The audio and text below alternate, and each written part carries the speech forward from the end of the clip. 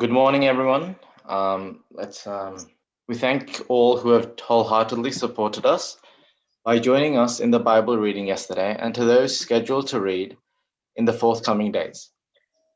May I also remind you that from today, our Bible reading and all the Amma Prathanas will be available on YouTube via live streaming. So, with the link has been forwarded in the WhatsApp group, so I just forward that to everyone as much as you can. May we grow in the love of Christ and seek His blessing. So let's start the Moonamani Pratana now.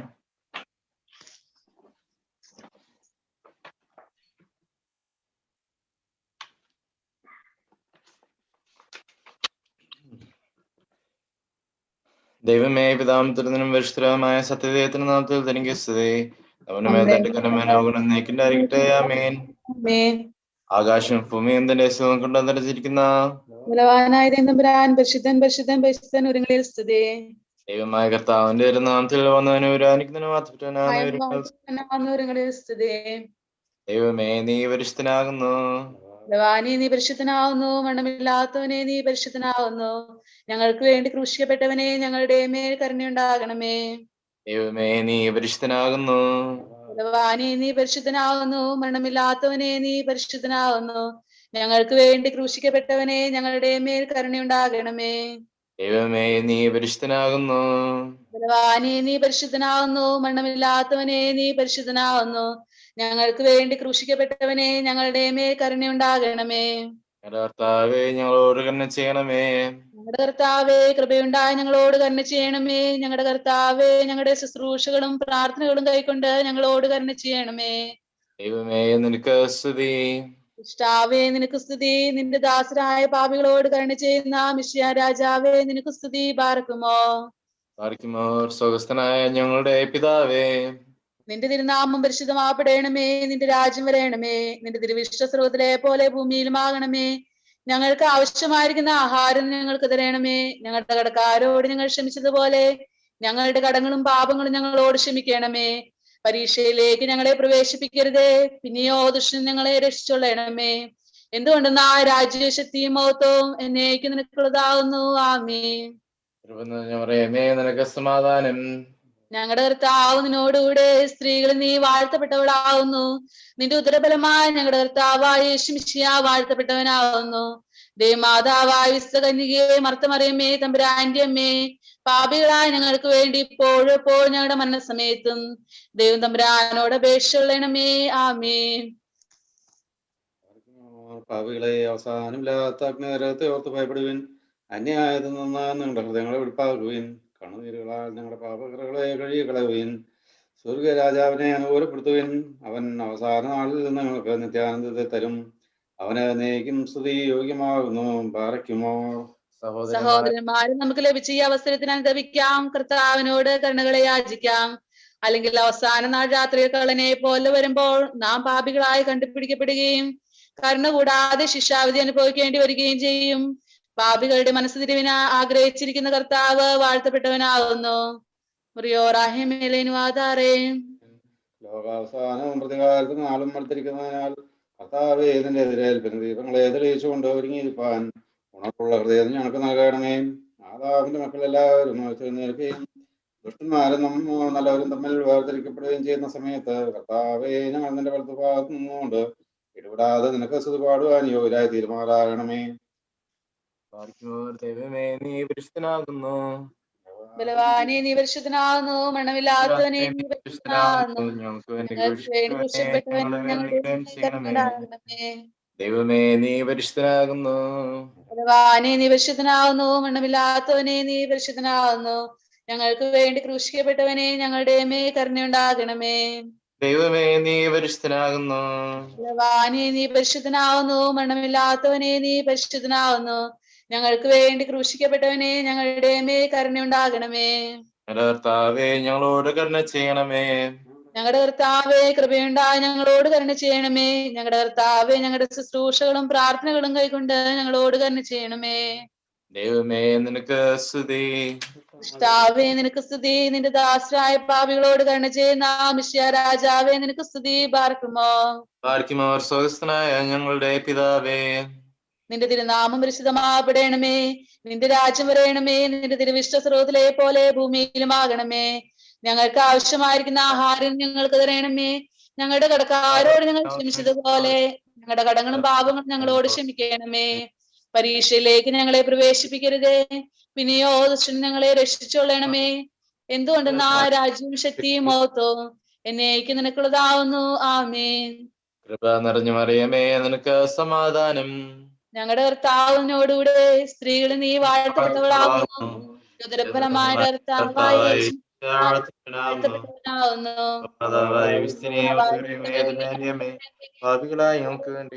സമയത്തും പാപികളായ ഞങ്ങൾക്ക് വേണ്ടി അപേക്ഷണമേ. ആമേൻ. സർവശക്തനായ പിതാവായ ആകാശത്തിന്റെ ഭൂമിയുടെയും കാണുന്നതും കാണാത്തതുമായ സകലത്തിന്റെയും സൃഷ്ടാവായ സത്യദൈവത്തിൽ ഞങ്ങൾ വിശ്വസിക്കുന്നു. ദൈവത്തിന്റെ ഏകപുത്രനും സർവ്വലോകങ്ങൾക്കു മുമ്പേ പിതാവിൽ നിന്ന് ജനിച്ചവനും പ്രകാശത്തിനുള്ള പ്രകാശവും സത്യദൈവത്തിനുള്ള സത്യദൈവവും ജനിച്ചനും ശിഷ്ടിയല്ലാത്തവനും സാരാംശത്തിൽ പിതാവിനോട് സമത്വനും ധനാസങ്ങൾ നീക്കിയവനും മനുഷ്യരായ ഞങ്ങൾക്കും നിരക്ഷിക്കും വേണ്ടി തിരുവിഷ്ടപ്രകാരം സ്വന്തം ഇറങ്ങി വിശുദ്ധരൂഹായിൽ നിന്നും ദൈവമാതാവായ വിശുദ്ധ പറയാമെന്നും ശരിയായി തീർന്ന മനുഷ്യനായി പൊന്തിയോസ് പീലാത്തോസ് ദിവസങ്ങളിൽ ഞങ്ങൾക്ക് വേണ്ടി ക്രൂശിൽ തിരിക്കപ്പെട്ട് കഷ്ടത്തിന് മനുഷ്യപ്പെട്ട് മൂന്നാം ദിവസം ഒരുത്തിനേറ്റ് സ്വത്തിലേക്ക് കയറി തന്റെ പിതാവിന്റെ വലതുഭാഗത്തിരുന്നവനും ജീവനുള്ളവരെയും മരിച്ചവരെയും വിധിപ്പാൻ തന്റെ വലിയ മഹത്വത്തോടെ ഇനി വരാനിരിക്കുന്നവനും തന്റെ രാജ്യത്തിന് അവസാനത്തിനുമായ യേശുമിശിഹായ കർത്താവിനും ഞങ്ങൾ വിശ്വസിക്കുന്നു. സകലത്തെയും ജീവിപ്പിക്കുന്ന കർത്താവും പിതാവിൽ നിന്ന് പുറപ്പെട്ട് പിതാവിനോടും ദ്രോണി കൂടെ വന്ദിക്കപ്പെട്ട് സ്ഥിതിക്കപ്പെടുന്നവനും ദിവ്യന്മാരും സ്നേഹന്മാരും മാത്രം സംസാരിഷ്ടമായ ജീവനും വിശുദ്ധമുള്ള ഗൃഹായാലും കാതോലിക്കും സ്ലൈഹവുമായ ഏക വിശുദ്ധ സഭയിലും ഞങ്ങൾ വിശ്വസിക്കുന്നു. പാപമത്സരമീസ ഒന്ന് മാത്രമാണ് നിങ്ങളായിട്ട് പറഞ്ഞ് മരിച്ചുപോലും വരുവാനിരിക്കുന്ന ലോകത്തിലെ പുതിയ ജീവനുമായി ഞങ്ങൾ നോക്കി പാർക്കുന്നു. ആമീൻ.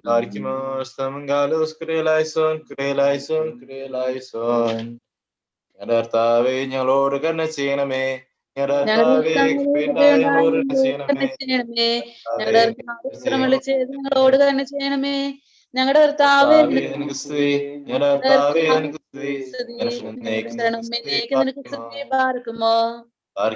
സ്വർഗസ്ഥനായ ഞങ്ങളുടെ പിതാവേ, നിന്റെ തിരുനാമം വിസ്താപ്പെടണമേ. നിന്റെ രാജ്യം വരണമേ. നിന്റെ തിരുവിഷ്ടം സ്വർഗ്ഗത്തിലെ പോലെ ഭൂമിയിലുമാകണമേ. ഞങ്ങൾക്ക് ആവശ്യമുള്ള ആഹാരം പോലെ ഞങ്ങളുടെ കടങ്ങളും പാപങ്ങളും ഞങ്ങൾ ക്ഷമിക്കണമേ.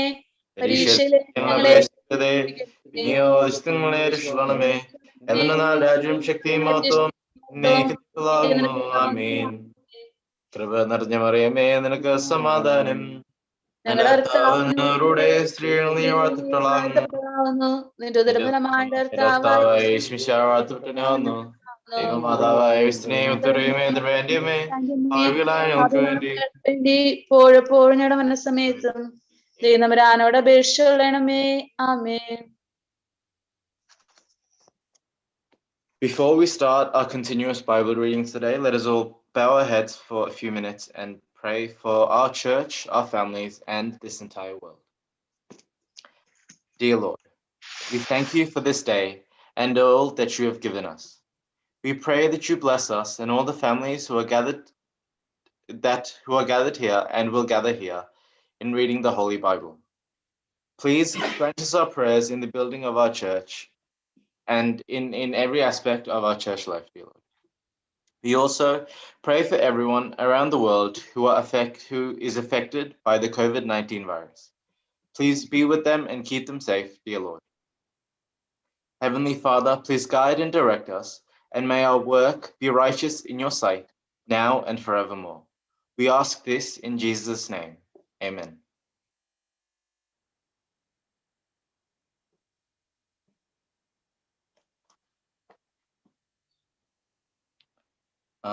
Let's now start the continuous Bible reading. കരുണയുള്ള ദൈവമേ, വിശുദ്ധ വേദപുസ്തകത്തെ വായിച്ച് മനസ്സിലാക്കാൻ ഞങ്ങളുടെ ഹൃദയങ്ങളെ പ്രകാശിപ്പിക്കണമേ. അതിൽ മറിഞ്ഞിരിക്കുന്നതും മുൾക്കുന്നതുമായ മാത്രമുള്ള കാര്യങ്ങളെ അറിയുവാനും അതിൽ നിന്ന് കണ്ടുപിടിപ്പാനും ഞങ്ങളുടെ ആയുഷ്കാലം എല്ലാം അതും പ്രകാരം ചെയ്യിപ്പാൻ ഞങ്ങൾക്ക് കൃപ നൽകണമേ. വാർക്കിമാർ.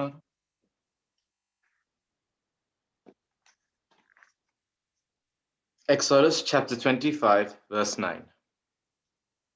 But those who died in the plague were 24,000.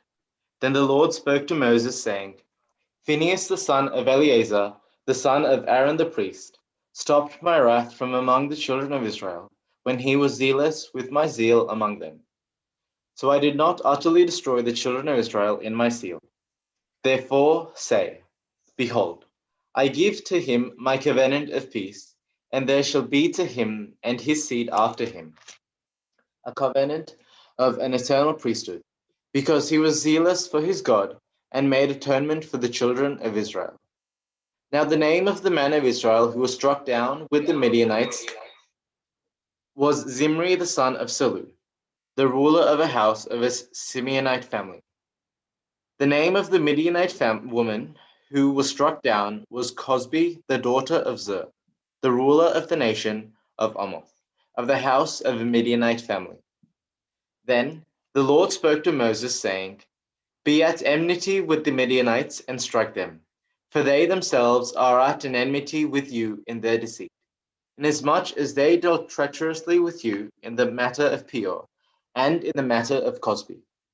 The daughter of a ruler of Midian, their sister, was struck down in the day because of the plague, because of Peor. Now it came to pass after the plague, Numbers chapter 26. Now it came to pass after the plague, that the Lord spoke to Moses and Eleazar the son of Aaron the priest, saying, Take a census of all the congregation of the sons of Israel, from 20 years old and above, by their fathers' houses, all able to go to war in Israel. So Moses and Eleazar the priest spoke with them in Araboth of Moab by the Jordan, across from Jericho, saying, Take a census from 20 years old and above, in the manner the Lord commanded Moses. Now the sons of Israel who came out of Egypt were Reuben the firstborn of Israel. The sons of Reuben were Enoch and the tribe of the Enochites, Palu and the tribe of the Pelusites, Hezron and the tribe of the Hezronites, Carmi and the tribe of the Carmites. These are the tribes of Reuben. For their census was 43,730.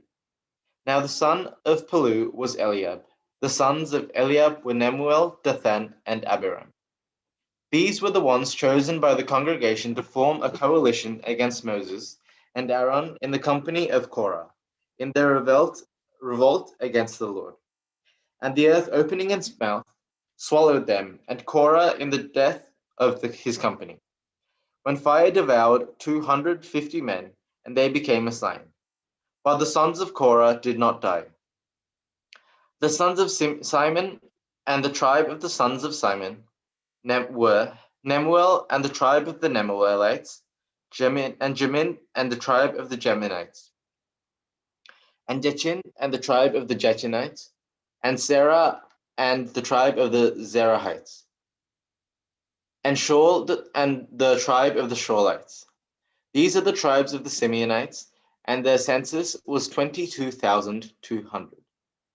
The sons of Judah were and Onan, but and Onan died in the land of Canaan. After this, Judah's sons, according to their tribes, were Shelah and the tribe of the Shelahites, and Perez and the tribe of the Perizzites, and Zerah and the tribe of the Zerahites. Now the sons of Perez were Hezron and the tribe of the Hezronites, and Hamul and the tribe of the Hamulites. These are the tribes of Judah according to their census, 26,500. The sons of Issachar according to their tribes were Tola and the tribe of the Tolites, and Pua and the tribes of the Puites, and Jashub and the tribe of the Jashubites, and Shimron and the tribe of the Shimronites. These are the tribes of Issachar from their census, 64,300. The sons of Zebulun according to their tribes were Sered and the tribe of the Seredites, and Elon and the tribe of the Elonites, and Jahleel and the tribe of the Jahleelites. These are the tribes of Zebulun from their census, 60,500. The sons of Gad, according to their tribes, were Zephon and the tribe of the Zephonites, and Hagi and the tribe of the Haggites, and Shuni and the tribe of the Shunites, and Ozni and the tribe of the Oznites, and Adi and the tribe of the Adites, and Arod and the tribe of the Arodites, and Areli and the tribe of the Arelites. These are the tribes of the sons of Gad from their census, 40,500. The sons of Asher, according to their tribes, were Jimnah and the tribe of the Jimnites, Jesui and the tribe of the Jesuites, and Beria and the tribes of the Beriahites, and Heber and the tribe of the Heberites, and Malkiel and the tribe of the Malkielites. And now the name of Asher's daughter was Sarah. These are the tribes of Asher from their census, 53,400. The sons of Joseph, according to their tribes, were Manasseh and Ephraim. The sons of Manasseh was Machir and the tribe of the Machirites, and Machir begot Gilead, and by Gilead the tribe of the Gileadites.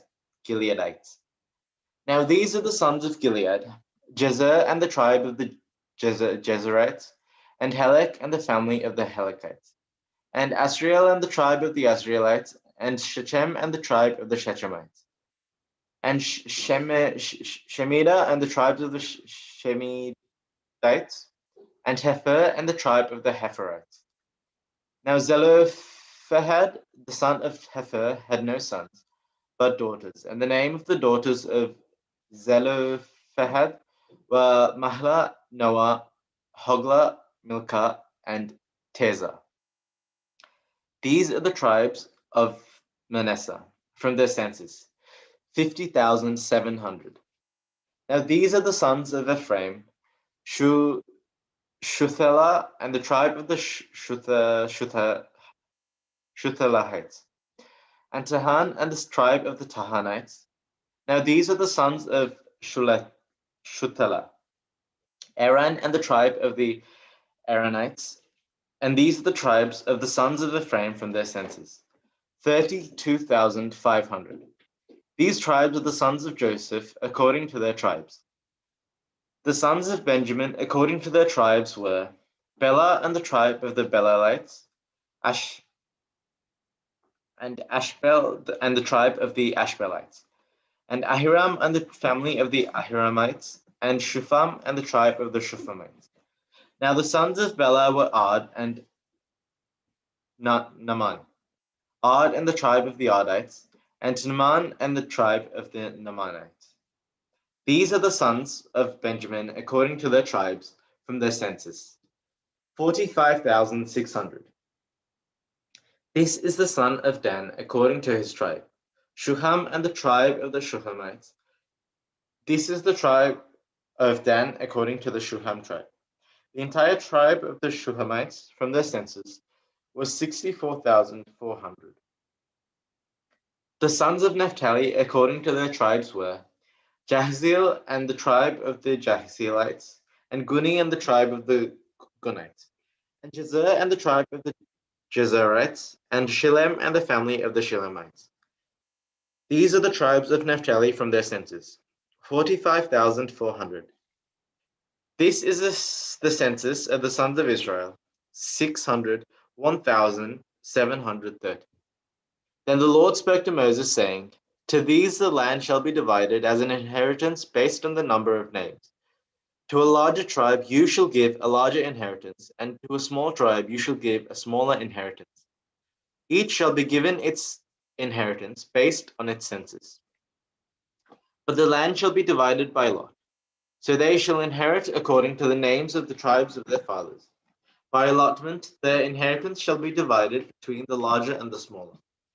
Now the sons of Levi according to their tribe were Gershon and the tribe of the Gershonites, and Kohath and the tribe of the Kohathites, and Merari and the tribe of the Merariites. These are the tribes of the sons of Levi: the tribe of the Libnites, the tribe of the Hebronites, and the tribe of the Koharites, and the tribe of the Moshites. Now Kohath begot Amram. The name of Amram's wife was Jochebed, the daughter of Levi, who was born to Levi in Egypt. And to Aram she bore Aaron and Moses their sister Miriam. To Aaron were born Nadab and Abihu, Eleazar and Ithamar. But Nadab and Abihu died when they offered strange fire before the Lord in the Sinai desert. Now based on their census, they numbered 23,000, every male from a month old and above. For a census was not taken of them among the sons of Israel, because there was no allotment given to them among the sons of Israel.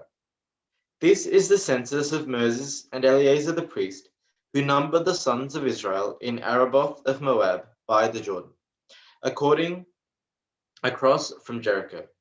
But among these there was not a man numbered by Moses and Aaron the priest when they took a census of the sons of Israel in the Sinai desert.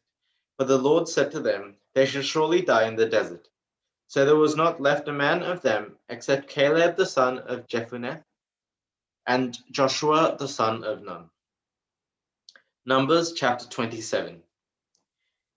Now came the daughters of Zelophehad, the sons of Hepher, the son of Gilead, the son of Machir, the son of Manasseh, from the tribe of Manasseh, the son of Joseph.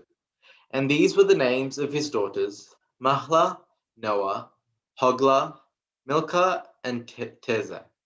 So they stood before Moses, before Eleazar the priest, and before the rulers and all the congregation by the door of the tabernacle of testimony, saying, Our father died in the desert, but he was not in the company of those who gathered together against the Lord, in company with Korah, but he died in his own sins and had no sons. Do not let the name of our father be wiped out from among his tribe, because he has no son.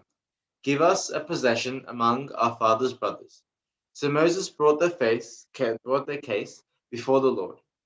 Then the Lord spoke to Moses, saying, The daughters of Zelophehad speak correctly.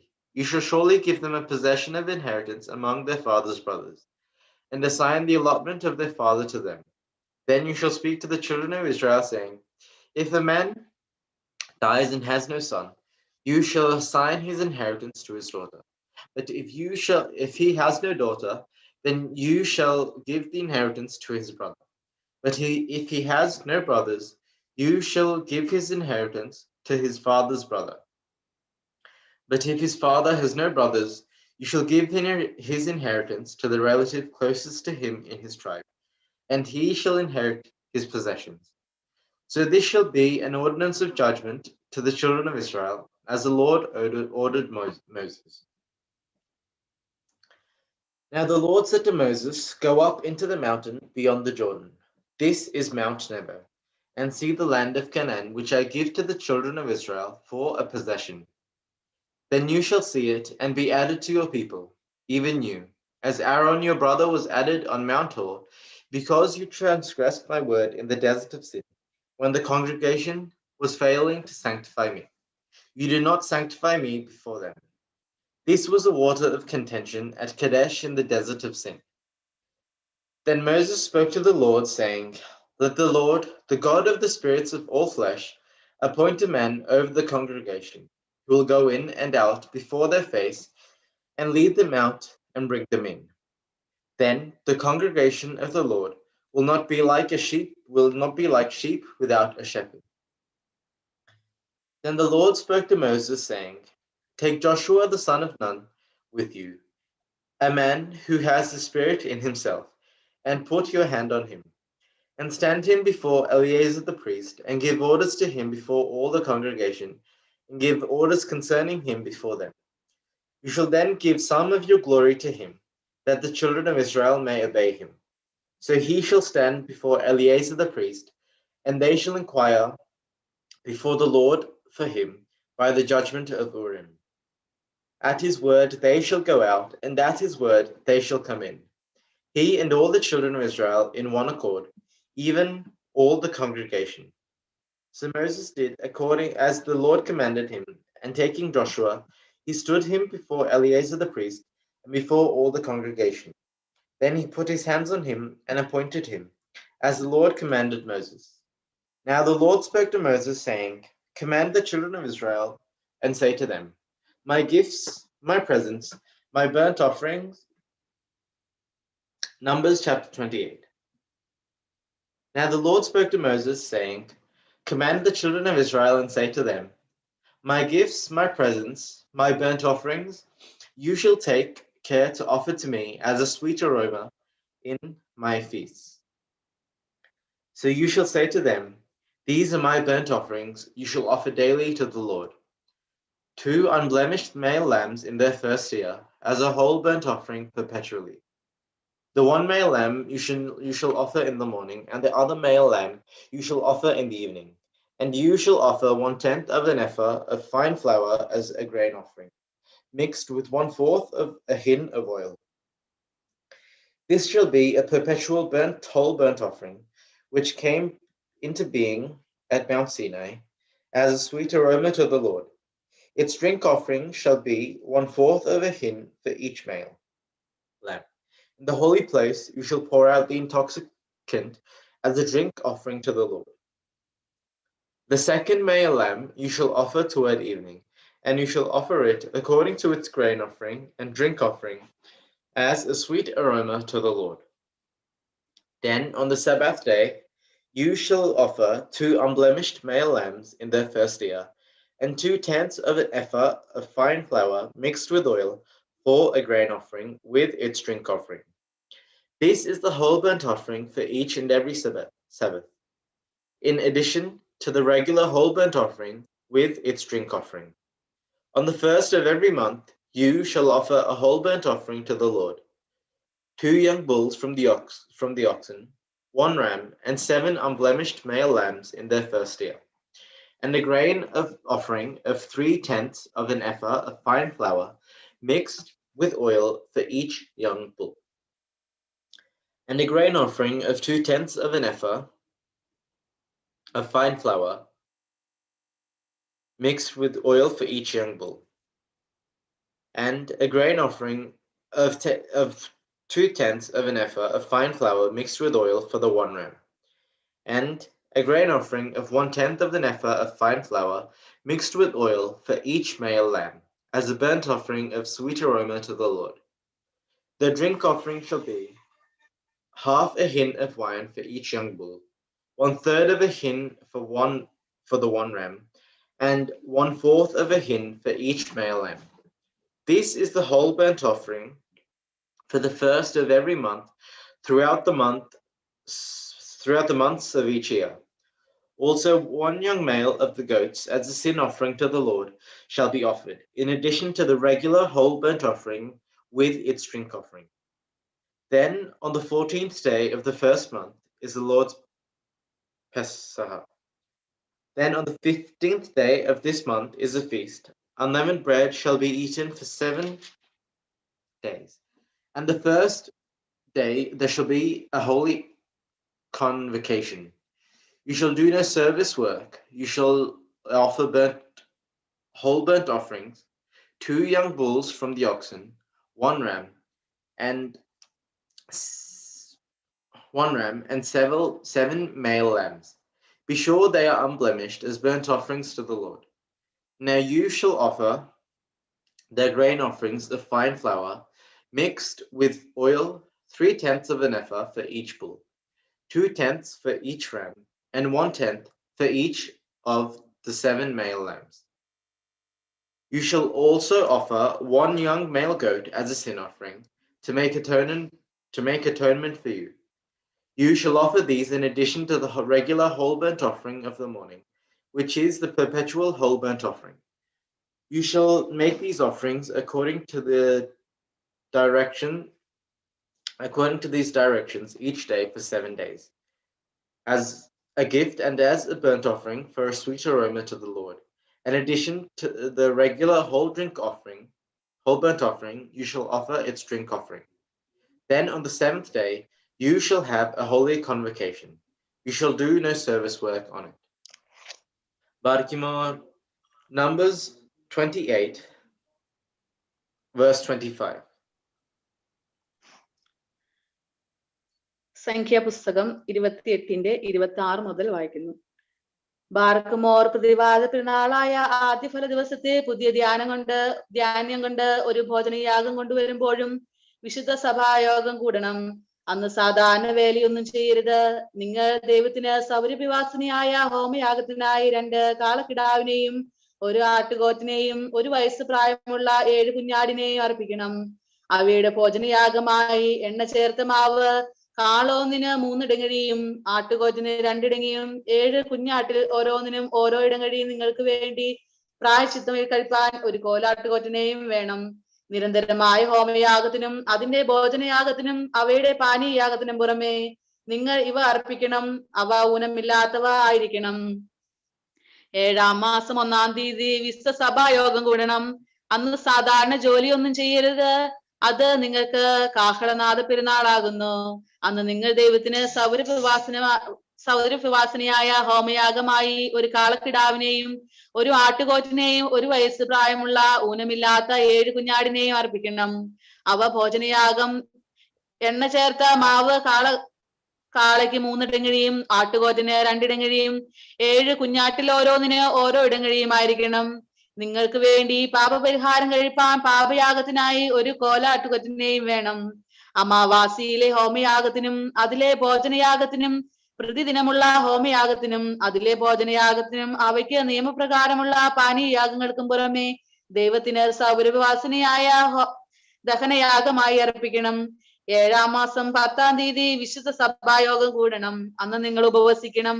വേലയൊന്നും ചെയ്യരുത്. എന്നാൽ ദൈവത്തിന് സുഗന്ധവാസനയായ ഹോമയാഗമായി 1 കാളക്കിടാവിനെയും 1 ആട്ടിൻകോറ്റിനെയും 1 വയസ്സ് പ്രായമുള്ള 7 കുഞ്ഞാടിനെയും അർപ്പിക്കണം. അവ ഊനമില്ലാത്തവയായിരിക്കണം.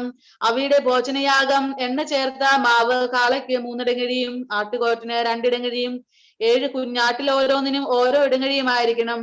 പ്രായശ്ചിത്തയാഗത്തിനും നിരന്തര ഹോമയാഗത്തിനും അതിന്റെ ഭോജനയാഗത്തിനും പാനീയാഗങ്ങൾക്കും പുറമെ പാപയാഗത്തിനായി 1 കോലാട്ടുകൊറ്റനെയും വേണം.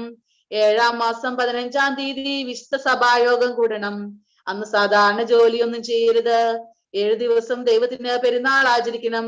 നിങ്ങൾ ദൈവത്തിന് സൗരഭവാസനയായ ദഹനയാഗമായി 13 കാളക്കിടാവിനെയും 2 ആട്ടുകോറ്റിനെയും 1 വയസ്സ് പ്രായമുള്ള 14 കുഞ്ഞാടിനെയും ഹോമയാഗം കഴിക്കണം.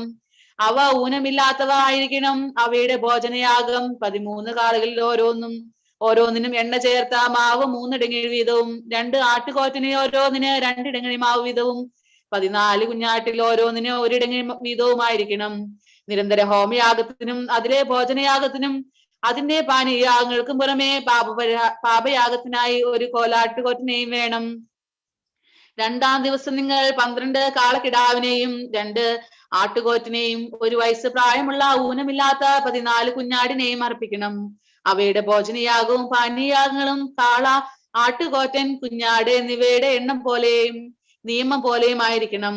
നിരന്തര ഹോമയാഗത്തിനും അതിന്റെ ഭോജനയാഗത്തിനും പാനീയാഗങ്ങൾക്കും പുറമെ പാപയാഗത്തിനായി 1 കോലാട്ടുകോറ്റിനെയും വേണം. 3-ാം ദിവസം 11 കാളയെയും 2 ആട്ടുകോറ്റിനെയും 1 വയസ്സ് പ്രായമുള്ള ഊനമില്ലാത്ത 14 കുഞ്ഞാടിനെയും അർപ്പിക്കണം. അവയുടെ ഭോജനയാഗവും പാനീയാഗവും കാള, ആട്ടുകോറ്റൻ, കുഞ്ഞാട് എന്നിവയുടെ എണ്ണം പോലെയും നിയമം പോലെയും ആയിരിക്കണം. നിരന്തര ഹോമയാഗത്തിനും അതിന്റെ ഭോജനയാഗത്തിനും പാനീയയാഗങ്ങൾക്കും പുറമെ പാപയാഗത്തിനായി ഒരു കോലാട്ടുകൊറ്റനെയും വേണം. 4-ാം ദിവസം 10 കാളയെയും 2 ആട്ടുകൊറ്റനെയും 1 വയസ്സ് പ്രായമുള്ള ഊനമില്ലാത്ത 14 കുഞ്ഞാടിനെയും അർപ്പിക്കണം. അവയുടെ ഭോജനയാഗവും പാനീയയാഗങ്ങളും കാള, ആട്ടുകൊറ്റൻ, കുഞ്ഞാട് എന്നിവയുടെ എണ്ണം പോലെയും നിയമമനുസരിച്ചും ആയിരിക്കണം. നിരന്തര ഹോമയാഗത്തിനും അതിന്റെ ഭോജനയാഗത്തിനും പാനീയയാഗങ്ങൾക്കും പുറമെ പാപയാഗത്തിനായി ഒരു കോലാട്ടുകൊറ്റനെയും വേണം. 5-ാം ദിവസം 9 കാളയെയും 2 ആട്ടുകൊറ്റനെയും 1 വയസ്സ് പ്രായമുള്ള ഊനമില്ലാത്ത 14 കുഞ്ഞാടിനെയും അർപ്പിക്കണം. അവയുടെ ഭോജനയാഗവും പാനീയയാഗങ്ങളും കാള, ആട്ടുകൊറ്റൻ, കുഞ്ഞാട് എന്നിവയുടെ എണ്ണം പോലെയും നിയമം പോലെയും ആയിരിക്കണം. നിരന്തര ഹോമയാഗത്തിനും അതിന്റെ ഭോജനയാഗത്തിനും പാനീയയാഗങ്ങൾക്കും പുറമെ പാപയാഗത്തിനായി ഒരു കോലാട്ടുകൊറ്റനെയും വേണം. 6-ാം ദിവസം 8 കാളയെയും 2 ആട്ടുകൊറ്റനെയും 1 വയസ്സ് പ്രായമുള്ള ഊനമില്ലാത്ത 14 കുഞ്ഞാടിനെയും അർപ്പിക്കണം. അവയുടെ ഭോജനയാഗവും പാനീയയാഗങ്ങളും കാള, ആട്ടുകൊറ്റൻ, കുഞ്ഞാട് എന്നിവയുടെ എണ്ണം പോലെയും നിയമം പോലെയും ആയിരിക്കണം. നിരന്തര ഹോമയാഗത്തിനും അതിന്റെ ഭോജനയാഗത്തിനും പാനീയയാഗങ്ങൾക്കും പുറമെ പാപയാഗത്തിനായി ഒരു കോലാട്ടുകൊറ്റനെയും വേണം. 7-ാം ദിവസം 7 കാളയെയും 2 ആട്ടുകൊറ്റനെയും 1 വയസ്സ് പ്രായമുള്ള ഊനമില്ലാത്ത 14 കുഞ്ഞാടിനെയും അർപ്പിക്കണം. അവയുടെ ഭോജനയാഗവും പാനീയയാഗങ്ങളും കാള, ആട്ടുകൊറ്റൻ, കുഞ്ഞാട് എന്നിവയുടെ എണ്ണം പോലെയും നിയമം പോലെയും ആയിരിക്കണം. നിരന്തര ഹോമയാഗത്തിനും അതിന്റെ ഭോജനയാഗത്തിനും പാനീയയാഗങ്ങൾക്കും പുറമെ പാപയാഗത്തിനായി ഒരു കോലാട്ടുകൊറ്റനും വേണം. 8-ാം ദിവസം നിങ്ങൾക്ക് അവസാന സഭായോഗം വേണം. അന്ന് സാധാരണ വേലയൊന്നും ചെയ്യരുത്.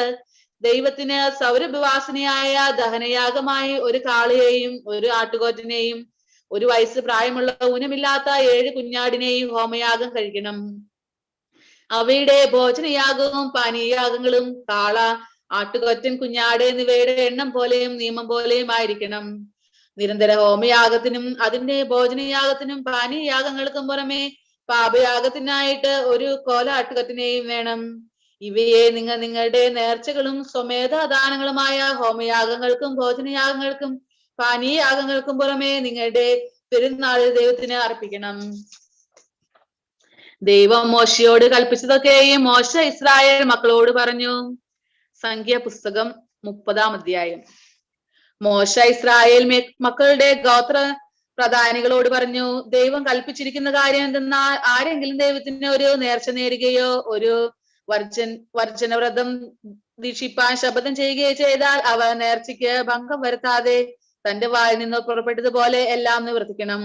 ഒരു സ്ത്രീ ബാല്യപ്രായത്തെ പിതൃഭവനത്തിലിരിക്കുമ്പോൾ ദൈവത്തിന് ഒരു നേർച്ച നേർന്ന് ഒരു വർജനവ്രതം നിശ്ചയിക്കുകയും അവളുടെ പിതാവ് അവളുടെ നേർച്ചയെയും അവൾ നിശ്ചയിച്ച വർജനവ്രതത്തെയും കുറിച്ച് കേട്ടിട്ട് മിണ്ടാതിരിക്കുകയും ചെയ്താൽ അവളുടെ എല്ലാ നേർച്ചകളും അവൾ നിശ്ചയിച്ച വർജനവ്രതമെല്ലാം സ്ഥിരമായിരിക്കും. എന്നാൽ അവളുടെ പിതാവ് അവളുടെ എല്ലാ നേർച്ചയെയും അവൾ നിശ്ചയിച്ച വർജനവ്രതത്തെയും കുറിച്ച് കേൾക്കുന്ന ദിവസം അവളോട് വിലക്കിയാൽ അവ സ്ഥിരമായിരിക്കുകയില്ല. അവളുടെ പിതാവ് അവളോട് വിലക്കുക മൂലം ദൈവം അവളോട് ക്ഷമിക്കും. അവൾക്ക് ഒരു നേർച്ചയോ വിചാരിക്കാത്ത നിശ്ചയിച്ചു പോയ വർജനവ്രതമോ ഉള്ളപ്പോൾ അവൾ ഒരുവന് ഭാര്യയാകുകയും ഭർത്താവ് അവനെ കുറിച്ച് കേൾക്കുന്ന ദിവസം മിണ്ടാതിരിക്കുകയും ചെയ്താൽ അവളുടെ നേർച്ചകളും അവൾ നിശ്ചയിച്ച വർജനവ്രതവും സ്ഥിരമായിരിക്കും. എന്നാൽ ഭർത്താവ് അത് കേട്ട നാളിൽ അവളെ വിലക്കിയാൽ അവളുടെ നേർച്ചയും അവൻ സ്വയം നിശ്ചയിച്ചു പോയ വർജനവ്രതവും അവൻ ദുർബലപ്പെടുത്തുന്നു. ദൈവം അവളോട് ക്ഷമിക്കും. വിധവയോ ഉപേക്ഷിക്കപ്പെട്ടവളോ ചെയ്യുന്ന നേർച്ചകളും വർജനവ്രതവും എല്ലാം അവളുടെ മേൽ സ്ഥിരമായിരിക്കും. അവൾ ഭർത്താവിന്റെ വീട്ടിൽ വെച്ച് നേരുകയോ ഒരു വർജന ശപഥം ചെയ്യുകയോ ചെയ്തിട്ട് ഭർത്താവ് അതിനെ കുറിച്ച് കേൾക്കുമ്പോൾ മിണ്ടാതെയും അവളോട് വിലക്കാതെയും ഇരുന്നാൽ അവളുടെ നേർച്ചകളെല്ലാം അവൾ നിശ്ചയിച്ച വർജനവ്രതവും എല്ലാം സ്ഥിരമായിരിക്കും. എന്നാൽ ഭർത്താവ് കേട്ട നാളിൽ അവയെ ദുർബലപ്പെടുത്തിയെങ്കിൽ നേർച്ചകളോ വർജനവ്രതമോ സംബന്ധിച്ച് അവളുടെ നാവിന്മേൽ നിന്ന് വീണതൊന്നും സ്ഥിരമായിരിക്കുകയില്ല. അവളുടെ ഭർത്താവ് അതിനെ ദുർബലപ്പെടുത്തിയിരിക്കുന്നു. ദൈവം അവളോട് ക്ഷമിക്കും. ആത്മദമനം ചെയ്യാനുള്ള ഏത് നേർച്ചയും പരിവർജന ശബ്ദവും സ്ഥിരപ്പെടുത്തുവാനോ ദുർബലപ്പെടുത്തുവാനോ ഭർത്താവിന് അധികാരമുണ്ട്. എന്നാൽ ഭർത്താവ് ഒരിക്കലും ഒന്നും മിണ്ടിയില്ല എങ്കിൽ അവൻ അവളുടെ എല്ലാ നേർച്ചയും അവൾ നിശ്ചയിച്ച സകല വർജനവ്രതവും സ്ഥിരപ്പെടുത്തിയിരിക്കുന്നു. എന്നാൽ കേട്ടിട്ട് കുറെ കഴിഞ്ഞ ശേഷം അവയെ ദുർബലപ്പെടുത്തിയാൽ അവൻ അവളുടെ കുറ്റം വഹിക്കേണ്ടി വരും. ഭാര്യ ഭർത്താക്കന്മാർ തമ്മിലും പിതാവിന്റെ വീട്ടിൽ കന്യകയായി കഴിയുന്ന മകളും പിതാവും തമ്മിലും പ്രമാണിക്കേണ്ടതിന് ദൈവം മോശയോട് കൽപ്പിച്ച ചട്ടങ്ങൾ ഇവയത്രേ. സംഖ്യാപുസ്തകം അധ്യായം 31. വീണ്ടും ദൈവം മോശയോട് അരുളി ചെയ്തു, ഇസ്രായേൽ മക്കൾക്ക് വേണ്ടി മിദ്യാന്യരോട് പ്രതികാരം നടത്തുക. അത് കഴിഞ്ഞ് നീ നിന്റെ ജനത്തോട് ചേരും. അപ്പോൾ മോശ ജനത്തോട് സംസാരിച്ചു, മിദ്യാന്യരുടെ നേരെ പുറപ്പെട്ട് ദൈവത്തിന് വേണ്ടി മിദ്യാനോട് പ്രതികാരം നടത്തുവാൻ നിങ്ങളിൽ നിന്ന് ആളുകളെ യുദ്ധത്തിന് സജ്ജമാക്കുവിൻ. നിങ്ങൾ ഇസ്രായേലിന്റെ സകല ഗോത്രങ്ങളിലും ഓരോന്നിൽ നിന്ന് 1000 പേരെ വീതം യുദ്ധത്തിന് അയക്കണം എന്ന് പറഞ്ഞു. അപ്രകാരം ഇസ്രായേലിലെ സഹസ്രങ്ങളിൽ നിന്ന് ഓരോ ഗോത്രത്തിൽ 1000 പേർ വീതം 12000 പേരെ യുദ്ധസന്നദ്ധരായി വേർതിരിച്ചു. മോശ ഓരോ ഗോത്രത്തിൽ നിന്ന് 1000 പേരെ വീതമുള്ള അവരെയും പുരോഹിതനായ എലിയാസറിന്റെ മകൻ ഫിനെഹാസിനെയും യുദ്ധത്തിന് അയച്ചു.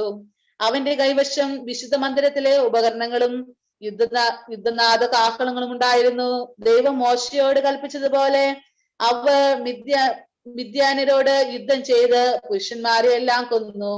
നിഹിതന്മാരുടെ കൂട്ടത്തിൽ അവൻ മിദ്യാന്യ രാജാക്കന്മാരായ ഏവി, രേക്കം, സൂർ, ഹൂർ, രേബ എന്നീ 5 രാജാക്കന്മാരെയും കൊന്നു. ബെയോരിന്റെ മകനായ ബലയാമിനെയും അവർ വാളുകൊണ്ട് കൊന്നു. ഇസ്രായേൽ മക്കൾ മിദ്യാന്യ സ്ത്രീകളെയും അവരുടെ കുഞ്ഞുങ്ങളെയും ബന്ധരാക്കി അവരുടെ സകല മൃഗങ്ങളെയും ആടുകളെയും അവരുടെ സമ്പത്തുമെല്ലാം കൊള്ളയിട്ടു. അവർ പാർത്തിരുന്ന എല്ലാ പട്ടണങ്ങളും എല്ലാ പാളയങ്ങളും അഗ്നിക്കിരയായി. അവർ എല്ലാ കൊള്ള മുതലും മനുഷ്യരും മൃഗങ്ങളുമായുള്ള അപഹൃതമൊക്കെയും എടുത്തു.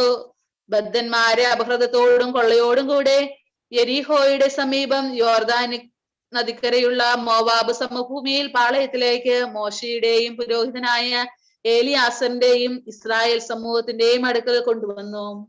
മോശയും പുരോഹിതൻ ഏലിയാസറും സമൂഹ പ്രമാണികളും പാളയത്തിന് പുറത്ത് അവരെ എതിരേറ്റ് ചെന്നു.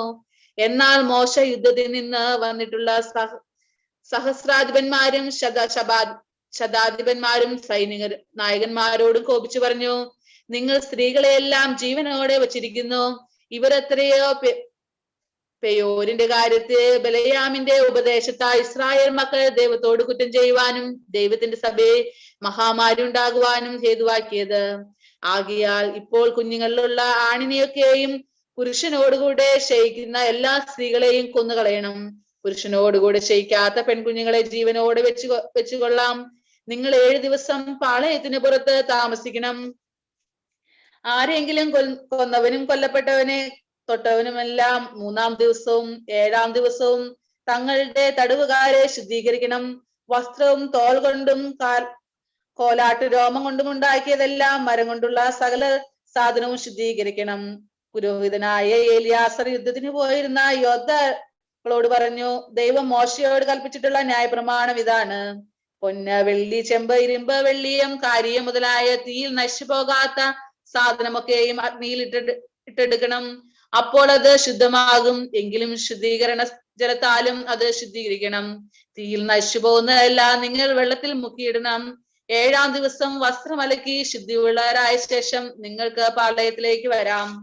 വീണ്ടും ദൈവം മോശയോട് അരുളി ചെയ്തു, നീയും പുരോഹിതനായ എലിയാസറും സഭയിലെ ഗോത്രപ്രധാനികളും കൊള്ളയായി പിടിക്കപ്പെട്ട മനുഷ്യരെയും മൃഗങ്ങളെയും കണക്കെടുത്ത് യുദ്ധത്തിന് പോയ യോദ്ധാക്കൾക്കും സഭയ്ക്കും ഇങ്ങനെ 2 ഓഹരിയായി കൊള്ള മുതൽ വിഭാഗിക്കണം.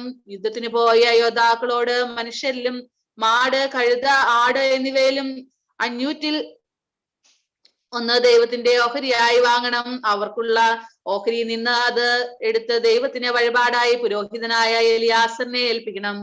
എന്നാൽ ഇസ്രായേൽ മക്കൾക്കുള്ള ഓഹരിയിൽ നിന്ന് മനുഷ്യരിലും മാട്, കഴുത, ആട് മുതലായ സകലവിധ മൃഗത്തിലും 50-ൽ 1 എടുത്ത് ദൈവത്തിന്റെ തിരുനിവാസത്തിലെ ജോലിക്കാരായ ലേവ്യർക്ക് കൊടുക്കണം.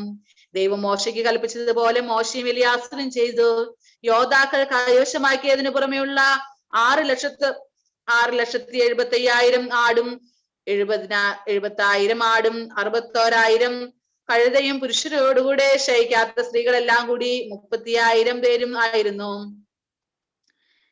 യുദ്ധത്തിന് പോയവരുടെ ഓഹരിയിൽ ആട് 3,37,500, ആടിൽ ദൈവത്തിലുള്ള ഓഹരി 675, കന്നുകാലി 36,000, അതിൽ ദൈവത്തിനുള്ള ഓഹരി 72, കഴുത 30,500, അതിൽ ദൈവത്തിനുള്ള ഓഹരി 610, ആൾ 16,000, അതിൽ ദൈവത്തിനുള്ള ഓഹരി 32. ദൈവത്തിന് വഴിപാടായിരിക്കുന്ന ഓഹരി ദൈവം മോശയ്ക്ക് കൽപ്പിച്ചതുപോലെ മോശ പുരോഹിതനായ എലിയാസറിന് കൊടുത്തു. മോശ യോദ്ധാക്കളിൽ നിന്ന് ഇസ്രായേൽ മക്കൾക്ക് വിഭാപിച്ചു കൊടുത്ത പാതിയിൽ നിന്ന് സഭയ്ക്കുള്ള പാതി 3,37,500 ആടും 36,000 ആടും 30,500 കഴുതയും 16,000 ആളുമായിരുന്നു. ഇസ്രായേൽ മക്കളുടെ ഓഹരിയിൽ നിന്ന് മോശ മനുഷ്യരിലും മൃഗങ്ങളിലും 50 എടുത്ത് ദൈവം മോശയോട് കൽപ്പിച്ചതുപോലെ ദൈവത്തിന്റെ തിരുനിവാസത്തിലെ ജോലിക്കാരായ ലേവ്യർക്ക് കൊടുത്തു. പിന്നെ സൈന്യ സഹസ്രങ്ങൾക്ക് നായകന്മാരായ സഹസ്രാധിപന്മാരും ശതാധിപന്മാരും മോശയുടെ അടുക്കൽ വന്നു മോശയോട്, അങ്ങയുടെ ദാസരായ ഞങ്ങളുടെ കീഴിലുള്ള യോദ്ധാക്കളുടെ എണ്ണം നോക്കി ഒരുവനും കുറഞ്ഞു പോയിട്ടില്ല. എന്നാൽ ഞങ്ങൾക്ക് ഓരോരുവന് കിട്ടിയ സ്വർണ്ണാഭരണങ്ങളായ മാല, കൈവള, മോതിരം, കുണുക്ക്, കടകം എന്നിവ ദൈവസന്നിധി ഞങ്ങൾക്ക് വേണ്ടി പാപപരിഹാരത്തിനായി ഞങ്ങൾ ദൈവത്തിന് വഴിപാടായി കൊണ്ടുവന്നിരിക്കുന്നു എന്ന് പറഞ്ഞു. മോശയും പുരോഹിതനായ എലിയാസറും വിചിത്രപ്പണിയുള്ള സ്വർണ്ണാഭരണങ്ങൾ അവരോട് വാങ്ങി. സഹസ്രാധിപന്മാരും ശതാധിപന്മാരും ദൈവത്തിന് വഴിപാട് സമർപ്പിച്ച ദൈവം സ്വർണം 16,750 ശേക്കലായിരുന്നു. യോദ്ധാക്കളിൽ ഓരോരുവനും അവനവന് വേണ്ടി കൊള്ള മുതൽ എടുത്തിട്ടുണ്ടായിരുന്നു. മോശയും പുരോഹിതനായ എലിയാസറും സഹസ്രാധിപന്മാരോട് ശതാധിപന്മാരോട് ആ സ്വർണം വാങ്ങി ദൈവസന്നിധി ഇസ്രായേൽ മക്കളുടെ ഓർമ്മയ്ക്കായി സമാഗമന കൂടാരത്തിലേക്ക് കൊണ്ടുപോയി. സംഖ്യാപുസ്തകം അധ്യായം 32. രൂബേന്യർക്കും ഗാദ്യർക്കും വളരെയേറെ ആടുമാടുകൾ ഉണ്ടായിരുന്നു. അവർ യാസേർ ദേശവും ഗിലെയാദ് ദേശവും ആടുമാടുകൾക്ക് നല്ല മേച്ച സ്ഥലം എന്ന് കണ്ടിട്ട് അന്ന് മോശയോട് പുരോഹിതനായ എലിയാസറിനോടും സഭയിലെ പ്രധാനികളോടും സംസാരിച്ചു. അദാരോത്ത്, Dibon, Jazer, Nimrah, Heshbon, എലയാലെ, സെബാം, Nebo, യബനിയോൻ എന്നിങ്ങനെ ദൈവം ഇസ്രായേൽ സഭയുടെ മുന്നേ ജയിച്ചടക്കിയ ദേശങ്ങൾ ആടുമാടുകൾക്ക് മേച്ചിലിന് കൊള്ളാവുന്ന പ്രദേശങ്ങൾ എത്രയും. അടിയങ്ങൾക്കോ ആടുമാടുകളുണ്ട്. അതുകൊണ്ട് അങ്ങേക്ക് അടിയങ്ങളോട് കൃപയുണ്ടെങ്കിൽ ഈ പ്രദേശം അടിയങ്ങൾക്ക് അവകാശമായി തരണമേ. ഞങ്ങളുടെ യോർദാനക്കരെ കൊണ്ടുപോകരുതേ എന്ന് പറഞ്ഞു. മോശ ഗാദ്യരോട് രൂബേന്യരോടും പറഞ്ഞു, നിങ്ങളുടെ സഹോദരന്മാർ യുദ്ധത്തിന് പോകുമ്പോൾ നിങ്ങൾക്ക് ഇവിടെ ഇരിക്കണമോ? ദൈവം ഇസ്രായേൽ മക്കൾക്ക് കൊടുത്തിട്ടുള്ള ദേശത്ത് അവർ കടക്കാതിരിപ്പാൻ തക്കവണ്ണം നിങ്ങൾ അവരെ അധൈര്യപ്പെടുത്തുന്നത് എന്തിന്? ഒറ്റുനോക്കേണ്ടതിന് ഞാൻ നിങ്ങളുടെ പിതാക്കന്മാരെ റക്കങ്കയിലെ നിന്ന് അയച്ചപ്പോ അവർ ഇങ്ങനെ തന്നെ ചെയ്തു.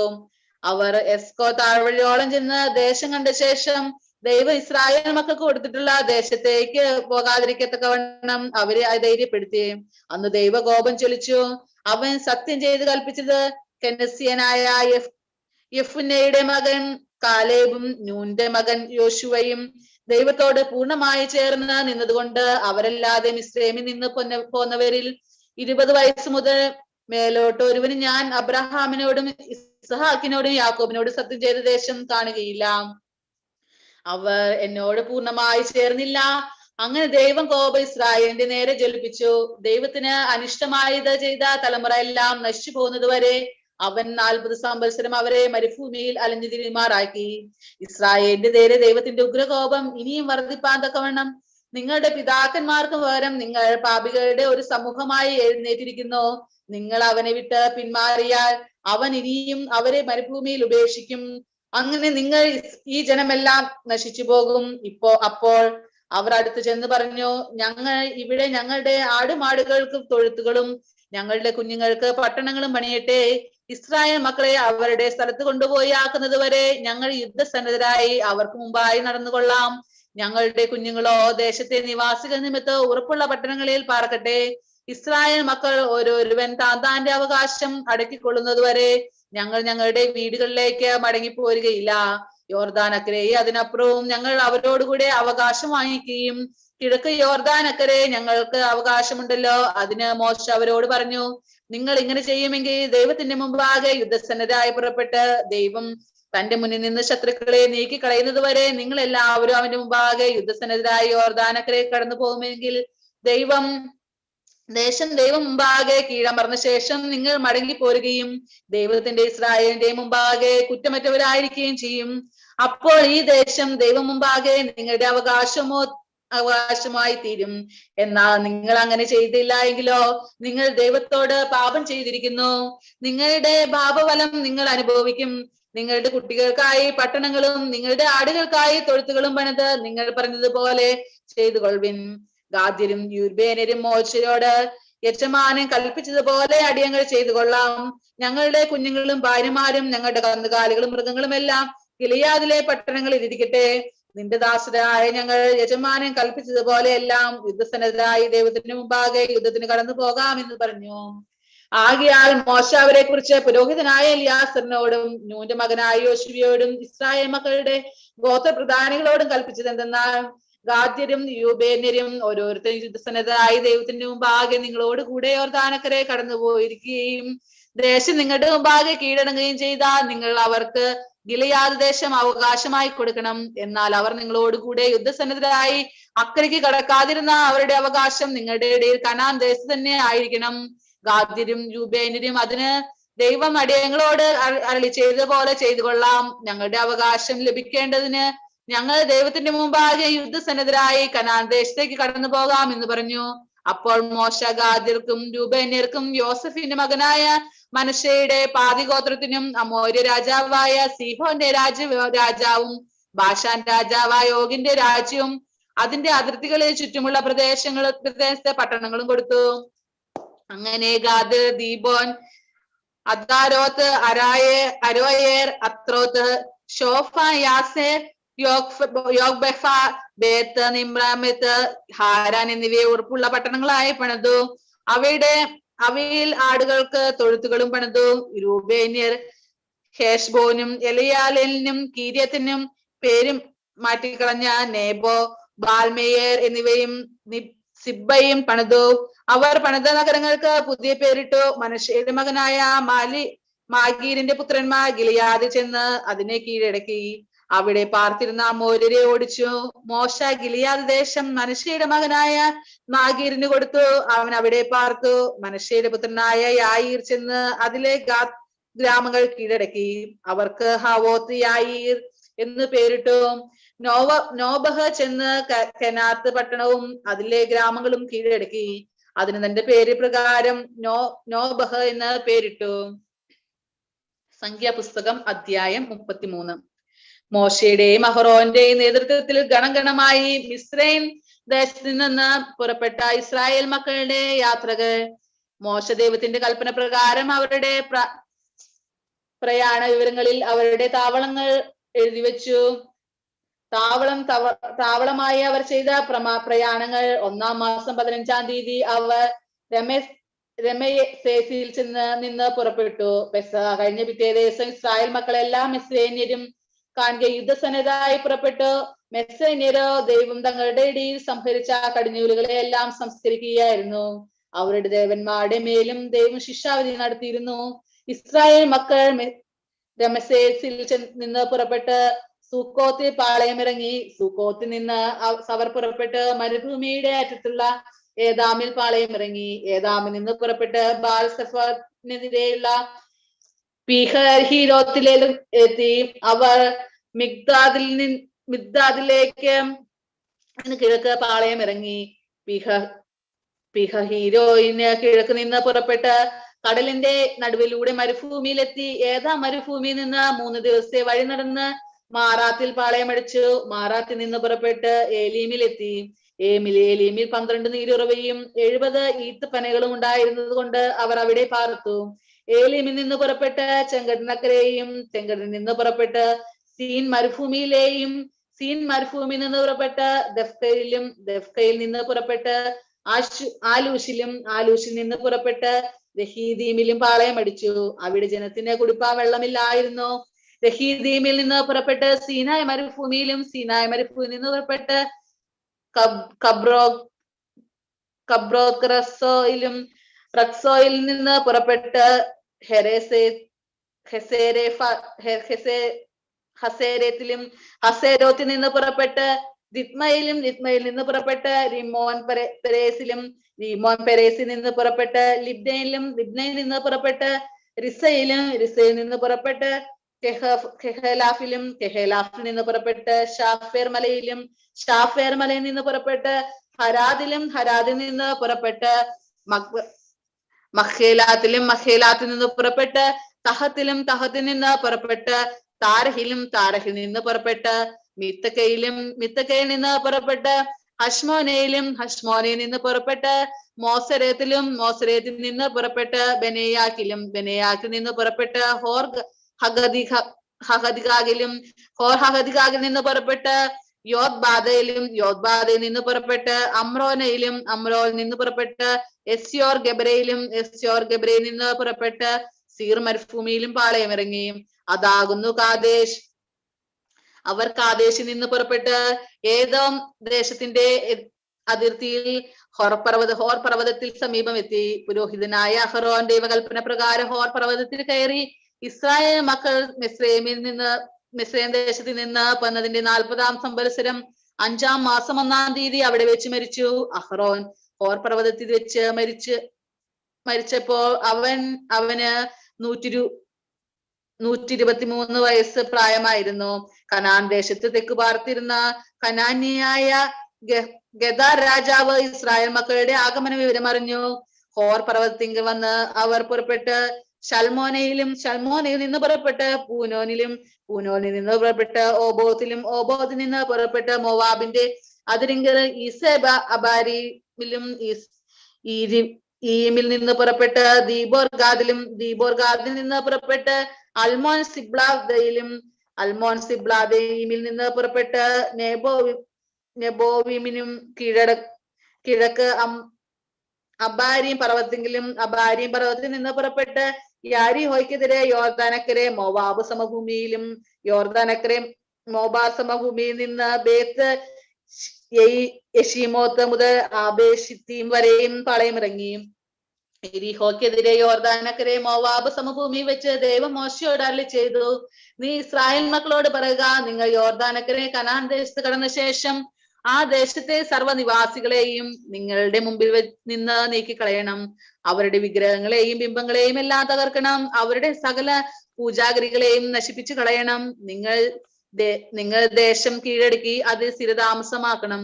നിങ്ങൾ കൈവശമാക്കേണ്ടതിന് ഞാൻ ആ പ്രദേശം നിങ്ങൾക്ക് തന്നിരിക്കുന്നു. നിങ്ങൾ കുടുംബമായി ദേശം നറുക്കിട്ട് അവകാശമാക്കണം. ആളേറെയുള്ളവർ ഏറെയും കുറെയുള്ളവർ കുറച്ചും അവകാശം കൊടുക്കണം. അവനവന് നറുക്ക് എവിടെ വീഴുന്നുവോ അത് അവന്റെ അവകാശമായിരിക്കണം. പിതൃഗോത്രമായി നിങ്ങൾക്ക് അവകാശം ലഭിക്കണം. എന്നാൽ ദേശത്തെ നിവാസികളെ നിങ്ങളുടെ മുമ്പിൽ നിന്ന് നീക്കിക്കളയാതിരുന്നാൽ അവരിൽ നിങ്ങൾ ശേഷിപ്പിക്കുന്നവർ നിങ്ങളുടെ കണ്ണുകളിൽ മുള്ളുകളും പാർശ്വങ്ങളെ മുള്ളുകളുമായി നിങ്ങൾ വസിക്കുന്ന ദേശത്ത് നിങ്ങളെ ഉപദ്രവിക്കും. അത്രയുമല്ല ഞാൻ അവരോട് ചെയ്യുവാൻ നിശ്ചയിച്ചതുപോലെ നിങ്ങളോടും ചെയ്യും. സംഖ്യാപുസ്തകം അധ്യായം 34. ദൈവം വീണ്ടും മോശയോട് അരുളി ചെയ്തു, ഇസ്രായേൽ മക്കളോട് നീ കൽപ്പിക്കുക, നിങ്ങൾ കാനാൻ ദേശത്തെത്തുമ്പോൾ നിങ്ങൾക്ക് അവകാശമായി തരുവാനിരിക്കുന്ന പ്രദേശത്തിന്റെ അതിരെ ഇങ്ങനെയായിരിക്കണം. തെക്കേ ഭാഗത്ത് സീൻ മരുഭൂമി തുടങ്ങി ഏദോമിന്റെ വശത്തു കൂടി ആയിരിക്കണം. നിങ്ങളുടെ തെക്കേ അതിര് കിഴക്ക് ഉപ്പുകടലിൽ അറ്റം തുടങ്ങി ആയിരിക്കണം. പിന്നെ നിങ്ങളുടെ അതിര് അക്രേംബിയും കയറ്റത്തിന് തെക്കോട്ട് തിരിഞ്ഞ് സീനിലേക്ക് കടന്ന് കാദേശ് ബർണേഹയുടെ തെക്ക് അവസാനിക്കണം.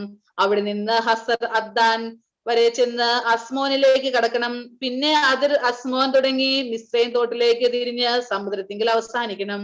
പടിഞ്ഞാറോസ് മഹാസമുദ്രം അതിർത്തിയായിരിക്കണം. അത് നിങ്ങളുടെ പടിഞ്ഞാറെ അതിർത്തി. വടക്കോ മഹാസമുദ്രം തുടങ്ങി ഹോർ പർവ്വതം നിങ്ങളുടെ അതിർത്തിയായിരിക്കണം. ഹോർ പർവ്വതം മുതൽ ഹമാത്ത് പർവ്വതം വരെ അതിർത്തി. സെദാദിൽ അതിര് അവസാനിക്കണം. പിന്നെ അതിര് നീഫ്രോൻ വരെ ചെന്ന് ഹാസാൻ ഏതാനിലെ അവസാനിക്കണം. അത് നിങ്ങളുടെ വടക്കേ അതിര്. കിഴക്കേ ഹാസാർ ഏതാൻ തുടങ്ങി ഷെഫാൻ വരെ നിങ്ങളുടെ അതിർത്തി ആയിരിക്കണം. ഷെഫാൻ തുടങ്ങി അതിര് അയിന്റെ കിഴക്ക് ഭാഗത്ത് റിബ്ല വരെ ഇറങ്ങിച്ചെന്ന് കിന്നേരത്ത് കടലിലെ കിഴക്കേ കരവശ ആയിരിക്കണം. അവിടെ നിന്ന് യോർദാൻ വഴിയായി ഇറങ്ങിച്ചെന്ന് ഉപ്പുകടലിൽ അവസാനിക്കണം. ഇതാണ് ചുറ്റും നിങ്ങളുടെ ദേശത്തിന്റെ അതിര്. മോശ ഇസ്രായേൽ മക്കളോട് കൽപ്പിച്ചു, നിങ്ങൾക്ക് ചീറ്റി വന്നാൽ അവകാശമായി ലഭിക്കാനുള്ളതായി ദൈവം 9 ഗോത്രങ്ങൾക്ക് കൊടുപ്പാൻ കൽപ്പിച്ചിട്ടുള്ള ദേശം ഇത് തന്നെ. രൂബേർ ഗോത്രക്കാരുടെ കുടുംബങ്ങൾക്കും ഗാദ് ഗോത്രക്കാരുടെ കുടുംബങ്ങൾക്കും മനശ്ശെയുടെ പാതി ഗോത്രത്തിനും അവരുടെ അവകാശം ലഭിച്ചുവല്ലോ. ഈ 2.5 ഗോത്രത്തിന് അവകാശം ലഭിച്ചത് നിങ്ങൾ കിഴക്കൻ പ്രദേശത്ത് എറിഹോയ്ക്ക് കിഴക്ക് യോർദാനക്കരെ ആയിരുന്നു. സംഖ്യാപുസ്തകം 34:15 അവസാനിച്ചിരിക്കുന്നു.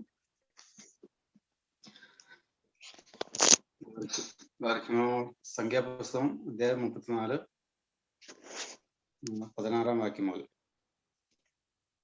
ദൈവം വീണ്ടും മോശയോട് അരുളി ചെയ്തു, നിങ്ങൾക്ക് ദേശം വിഭാഗിച്ച് തരേണ്ടുന്നവർ ഇവരാണ്.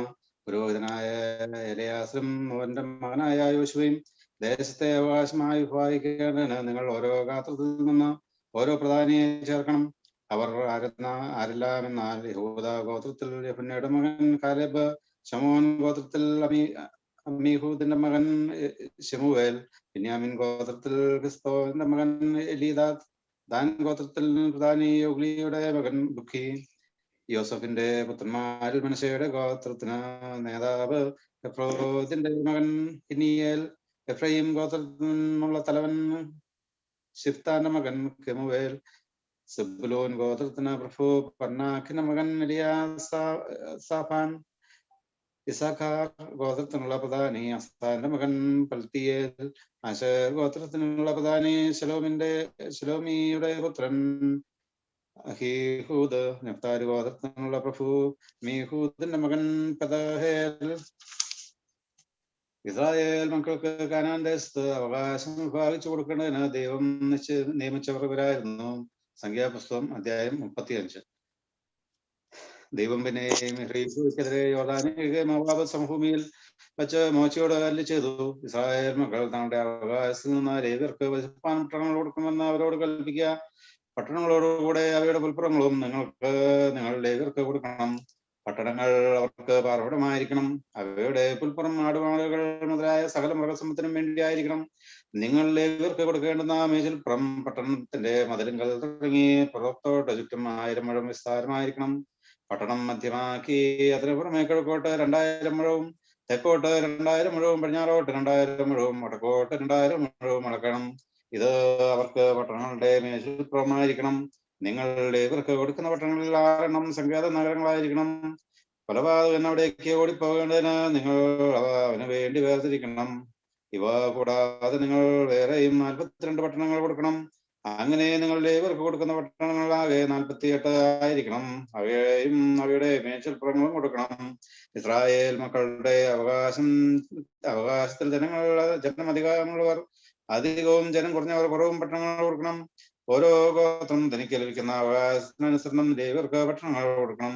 ദൈവം പിന്നെയും മോശയോട് അരുളി ചെയ്തു, നീ ഇസ്രായേൽ മക്കളോട് പറയുക, നിങ്ങൾ യോർദാൻ കടന്ന് കാനാൻ ദേശത്ത് എത്തിയ ശേഷം ചില പട്ടണങ്ങൾ സങ്കേത നഗരങ്ങളായി വേർതിരിക്കണം. അബദ്ധവശാൽ ഒരുവനെ കൊന്നുപോയവൻ അവിടേക്ക് ഓടിപ്പോകണം. കൊലപാതകൻ സഭയുടെ മുമ്പാകെ വിസ്താരത്തിൽ നിൽക്കുന്നതുവരെ അവൻ പ്രതികാരകന്റെ കയ്യാൽ മരിക്കാതിരിക്കേണ്ടതിന് അവ സങ്കേത നഗരങ്ങളായിരിക്കണം. നിങ്ങൾ കൊടുക്കുന്ന പട്ടണങ്ങളിൽ 6 എണ്ണം സങ്കേത നഗരമായിരിക്കണം. യോർദാനക്കരെ 3 പട്ടണവും കാനാൻ ദേശത്ത് 3 പട്ടണവും കൊടുക്കണം. അവ സങ്കേത നഗരങ്ങളാകുന്നു. അബദ്ധവശാൽ ഒരുവിനെ കൊല്ലുന്നവനും അവിടേക്ക് ഓടിപ്പോകേണ്ടതിന് ഈ പട്ടണം ഇസ്രായേൽ മക്കൾക്കും പരദേശികൾക്കും വന്ന് പാർക്കുന്നവർക്കും സങ്കേതമായിരിക്കണം. എന്നാൽ ആരെങ്കിലും ഇരുമ്പായുധം കൊണ്ട് ഒരുവിനെ അടിച്ചിട്ട് അവൻ മരിച്ചുപോയാൽ അവൻ കൊലപാതകൻ മരണശിക്ഷ അനുഭവിക്കണം. മരിപ്പാൻ തക്കവണ്ണം ആരെങ്കിലും ഒരുത്തനെ കല്ലെറിഞ്ഞിട്ട് അവൻ മരിച്ചു പോയാൽ അവൻ കൊലപാതകൻ മരണശിക്ഷ അനുഭവിക്കണം.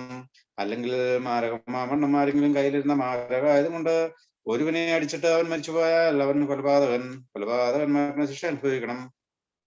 രക്തപ്രതികാരകൻ തന്നെ കൊലപാതകനെ കൊല്ലണം. അവനെ കണ്ടുകിട്ടുമ്പോൾ അവനെ കൊല്ലണം. ആരെങ്കിലും ദേഷം നിമിത്തം ഒരുവനെ കുത്തുകയോ കരുതി കൂട്ടി അവന്റെ മേൽ വല്ലതും എറിയുകയോ ചെയ്തിട്ട് അവൻ മരിച്ചുപോയാൽ, അല്ലെങ്കിൽ ശത്രുതയാൽ കൈകൊണ്ട് അവനെ അടിച്ചിട്ട് അവൻ മരിച്ചുപോയാൽ അവനെ കൊന്നവൻ മരണശിക്ഷ അനുഭവിക്കണം. അവൻ രക്തപ്രതികാരകൻ കൊലപാതകനെ കണ്ടുകിട്ടുമ്പോൾ കൊന്നുകളയണം. എന്നാൽ ആരെങ്കിലും ശത്രുത കൂടാതെ പെട്ടെന്ന് ഒരുവനെ കുത്തുകയോ കരുതാതെ വല്ലതും അവന്റെ മേൽ എറിഞ്ഞു പോവുകയോ അവന് ശത്രുവായിരിക്കാതെയും അവന് ദോഷം വിചാരിക്കാതെയും അവൻ മരിപ്പാൻ തക്കവണ്ണം അവനെ കാണാതെ കല്ലെറിയുകയോ ചെയ്തിട്ട് അവൻ മരിച്ചുപോയാൽ കൊല ചെയ്തവനും രക്തപ്രതികാരകനും മധ്യേ ഈ ന്യായങ്ങൾ അനുസരിച്ച് സഭ വിധിക്കണം. കൊല ചെയ്തവനെ സഭ രക്തപ്രതികാരകന്റെ കയ്യിൽ നിന്ന് രക്ഷിക്കണം. അവൻ ഓടിപ്പോകുന്ന സങ്കേത നഗരത്തിലേക്ക് അവനെ മടക്കി അയക്കണം. ഓടിപ്പോയിരുന്ന സങ്കേത നഗരത്തിലേക്ക് അവനെ മടക്കി അയക്കണം. വിശുദ്ധ തൈലത്താൽ അഭിഷിക്തനായ മഹാപുരോഹിതന്റെ മരണം വരെ അവൻ അവിടെ പാർക്കണം.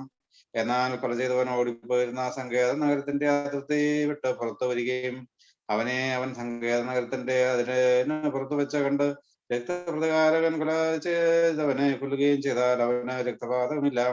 അവൻ മഹാപുരോഹിതന്റെ മരണം വരെ തന്റെ സങ്കേത നഗരത്തിൽ പാർക്കേണ്ടിയിരുന്നു.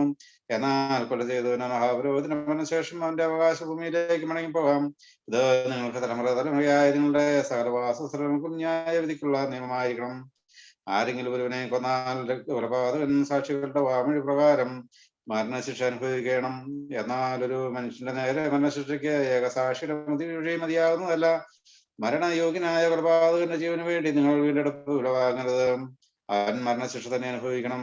സങ്കേത നഗരത്തിലേക്ക് ഓടിപ്പോവാൻ മഹാപുരോഹിതന്റെ മരണത്തിന് മുമ്പ് നാട്ടിൽ മടങ്ങി വന്ന് പാർക്കേണ്ടതിനും നിങ്ങൾ പുഴ വാങ്ങരുത്. നിങ്ങൾ വസിക്കുന്ന ദേശം അങ്ങനെ അശുദ്ധമാക്കരുത്.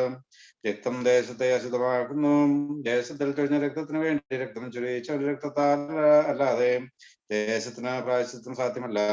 അതുകൊണ്ട് ഞാൻ അധിവസിക്കുന്ന നിങ്ങളുടെ വാസസ്ഥലമായ ദേശം അശുദ്ധമാക്കരുത്. ഇസ്രായേൽ മക്കളുടെ മധ്യദൈവമായ ഞാൻ അധിവസിക്കുന്നു. സംഖ്യാപുസ്തകം അധ്യായം 36. യോസഫിന്റെ മക്കളുടെ കുടുംബങ്ങളിൽ മനശ്ശെയുടെ മകനായ മാഖീരിന്റെ മകനായ ഗിലെയാദിന്റെ മക്കളുടെ കുടുംബം തലവന്മാരടുത്തു വന്ന് മോശയുടെയും ഇസ്രായേൽ മക്കളുടെയും ഗോത്രപ്രധാനികളായ പ്രമാണികളുടെയും മുമ്പാകെ പറഞ്ഞു, ഇസ്രായേൽ മക്കൾക്ക് ദേശം ചീട്ടിട്ട് അവകാശമായി കൊടുപ്പാൻ ദൈവം യജമാനോട് കൽപ്പിച്ചു. ഞങ്ങളുടെ സഹോദരനായ സഫലോഫാദിന്റെ അവകാശം അവന്റെ പുത്രിമാർക്ക് കൊടുപ്പാൻ യജമാന ദൈവകൽപ്പന ഉണ്ടായി. എന്നാൽ ഇവർ ഇസ്രായേൽ മക്കളുടെ മറ്റു ഗോത്രങ്ങളെ പുരുഷന്മാരിൽ വല്ലവർക്കും ഭാര്യമാരായാൽ അവരുടെ അവകാശങ്ങളുടെ പിതാക്കന്മാരുടെ അവകാശം നിന്ന് വിട്ടുപോവുകയും അവർ ചേരുന്ന ഗോത്രത്തിന്റെ അവകാശത്തോട് ചേരുകയും ചെയ്യുമല്ലോ. ഇങ്ങനെ ഇത് ഞങ്ങളുടെ അവകാശത്തിന്റെ ഓഹരിയിൽ നിന്ന് പോയി പോകുമല്ലോ. ഇസ്രായേൽ മക്കളുടെ യുബേൽ വർഷം വരുമ്പോൾ അവരുടെ അവകാശം അവർ ചേരുന്ന ഗോത്രത്തിന്റെ അവകാശത്തോട് ചേരുകയും അങ്ങനെ അവരുടെ അവകാശം ഞങ്ങളുടെ പിതൃഗോത്രത്തിന്റെ അവകാശം നിന്ന് വിട്ടുപോവുകയും ചെയ്യും. അപ്പോൾ മോശ ദൈവവചന പ്രകാരം ഇസ്രായേൽ മക്കളോട് കൽപ്പിച്ച് യോസഫിന്റെ പുത്രന്മാരുടെ ഗോത്രം പറഞ്ഞത് ശരി തന്നെ. ദൈവം സെലോഫാദിന്റെ പുത്രന്മാരെ കുറിച്ച് കൽപ്പിക്കുന്ന കാര്യം എന്തെന്നാൽ, അവർ തങ്ങൾക്ക് ബോധിച്ചവർക്ക് ഭാര്യമാരായിരിക്കട്ടെ, എങ്കിലും തങ്ങളുടെ പിതൃഗോത്രത്തിലെ കുടുംബങ്ങളിൽ അവർക്ക് മാത്രമേ ആകാവൂ. ഇസ്രായേൽ മക്കളുടെ അവകാശം ഒരു ഗോത്രത്തിൽ നിന്ന് മറ്റൊരു ഗോത്രത്തിലേക്ക് മാറരുത്. ഇസ്രായേൽ മക്കളിൽ ഓരോരുവൻ സ്വന്തം പിതൃഗോത്രത്തിന്റെ അവകാശത്തോട് ചേർന്നിരിക്കണം. ഇസ്രായേൽ മക്കൾ ഓരോരുത്തരും സ്വന്തം പിതാക്കന്മാരുടെ അവകാശം കൈവശമാക്കേണ്ടതിന് ഇസ്രായേൽ മക്കളുടെ ഏത് ഗോത്രത്തിലും അവകാശം ലഭിക്കുന്ന ഏത് കന്യകയും തന്റെ പിതൃഗോത്രത്തിലെ ഒരു കുടുംബത്തിൽ ഒരുവന് ഭാര്യയാകണം. അങ്ങനെ അവകാശം ഒരു ഗോത്രത്തിൽ നിന്ന് മറ്റു ഗോത്രത്തിലേക്ക് മാറാതെ ഇസ്രായേൽ മക്കളുടെ ഗോത്രങ്ങൾ ഓരോരുവൻ സ്വന്തം അവകാശത്തോട് ചേർന്നിരിക്കണം. ദൈവം മോശയോട് കൽപ്പിച്ചതുപോലെ സെലോഫാദിന്റെ പുത്രിമാർ ചെയ്തു. സെലോഫാദിന്റെ പുത്രിമാരായ മഹ്ലാ, തിർസ, ഹെബ്രാ, മിൽക്കാ, നോവ എന്നിവർ തങ്ങളുടെ പിതാക്കന്മാരുടെ സഹോദരന്മാരുടെ പുത്രന്മാർക്ക് ഭാര്യമാരായി. യോസഫിന്റെ മകനായ മനശ്ശെയുടെ പുത്രന്മാരുടെ കുടുംബങ്ങൾ അവർ ഭാര്യമാരാകുകയും അവരുടെ അവകാശം അവരുടെ പിതൃ കുടുംബത്തിന്റെ ഗോത്രത്തിൽ തന്നെ ഇരിക്കുകയും ചെയ്തു. എറിഹോയുടെ എതിരെ യോർദാനരികെ മോവാബ് സമഭൂമിയിൽ വെച്ച് ദൈവം മോശ വഴി ഇസ്രായേൽ മക്കളോട് കൽപ്പിച്ചവ ഇവ തന്നെ. ആവർത്തന പുസ്തകം അധ്യായം 1. സൂഫിനെതിരെ പാരാനും തെഫോലിനും ലാബാനും കസലേത്തിനും ദിസഹാബിനും നടുവേ യോർദാനക്കരെ മരുഭൂമിയിൽ ആരാബയിൽ വെച്ച് മോശ എല്ലാ ഇസ്രായേലിനോടും പറഞ്ഞത്, സോയീർ പർവ്വതം വഴിയായി ഹെറോബിൽ നിന്ന് റംഖദയിലേക്ക് 11 ദിവസത്തെ വഴിയുണ്ട്. 40-ാം സംവത്സരം 11-ാം മാസം 1-ാം തീയതി മോശ ഇസ്രായേൽ മക്കളോട് ദൈവം അവർക്ക് വേണ്ടി തന്നോട് കൽപ്പിച്ചതുപോലെ എല്ലാം പറഞ്ഞു.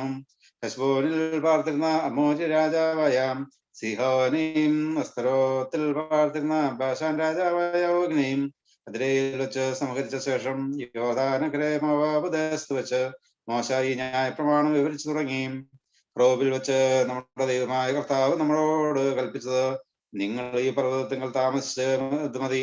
തിരിഞ്ഞ് യാത്ര ചെയ്ത് അമോര്യരുടെ മലനാട്ടിലേക്കും അതിന്റെ അയൽപ്രദേശങ്ങളായ അരാബ മലനാട്, താഴ്വീതി, ദക്ഷിണദേശം, കടൽക്കര എന്നിങ്ങനെയുള്ള കാനാന്യ ദേശത്തേക്കും ലബാനോനിലെ യൂഫ്രാത്തീസ് എന്നീ മഹാനദി വരെയും പോകുവിൻ. ഇതാ ഞാൻ ആ ദേശം നിങ്ങളുടെ മുമ്പിൽ വച്ചിരിക്കുന്നു. നിങ്ങൾ കടന്ന കർത്താവ് നിങ്ങളുടെ പിതാക്കന്മാരായ അബ്രാഹാമിനും ഇസ്ഹാക്കിനും യാക്കോബിനും അവരുടെ സന്തതിക്കും കൊടുക്കുന്ന അവരോട് സത്യം ചെയ്ത് ദേശത്തെ കൈവശമാക്കുവിൻ. അക്കാലത്ത് ഞാൻ നിങ്ങളോട് പറഞ്ഞത്, എനിക്ക് ഏകനായി നിങ്ങളെ നയിക്കുവാൻ കഴിയുകയില്ല. നിങ്ങളുടെ ദൈവമായ കർത്താവ് നിങ്ങളെ വർദ്ധിപ്പിച്ചിരിക്കുന്നു. ഇതാ നിങ്ങൾ ഇന്ന് ബാഹുല്യത്തിൽ ആകാശ നക്ഷത്രങ്ങൾ സമമിരിക്കുന്നു. നിങ്ങളുടെ പിതാക്കന്മാരായ ദൈവമായ കർത്താവ് നിങ്ങളെ ഇപ്പോഴുള്ളതിനേക്കാൾ ഇനിയും 1000 ഇരട്ടിയാക്കി ഞാൻ നിങ്ങളോട് കൽപ്പിച്ചതുപോലെ അനുഗ്രഹിക്കുമാറാകട്ടെ. ഞാൻ ഏകനായി നിങ്ങളുടെ ഭാരവും നിങ്ങളുടെ ചുമടും നിങ്ങളുടെ വ്യവഹാരങ്ങളും കൈകാര്യം ചെയ്യുന്നത് എങ്ങനെ? അതത് ഗോത്രത്തിൽ നിന്ന് ജ്ഞാനവും വിവേകവും പ്രസിദ്ധിയുമുള്ളവരെ തിരഞ്ഞെടുപ്പീൻ. അവരെ ഞാൻ നിങ്ങൾക്ക് തലവന്മാരാക്കാം. അതിന് നിങ്ങൾ എന്നോട് അങ്ങ് പറഞ്ഞ കാര്യം നല്ലത് തന്നെ എന്ന് പറഞ്ഞു.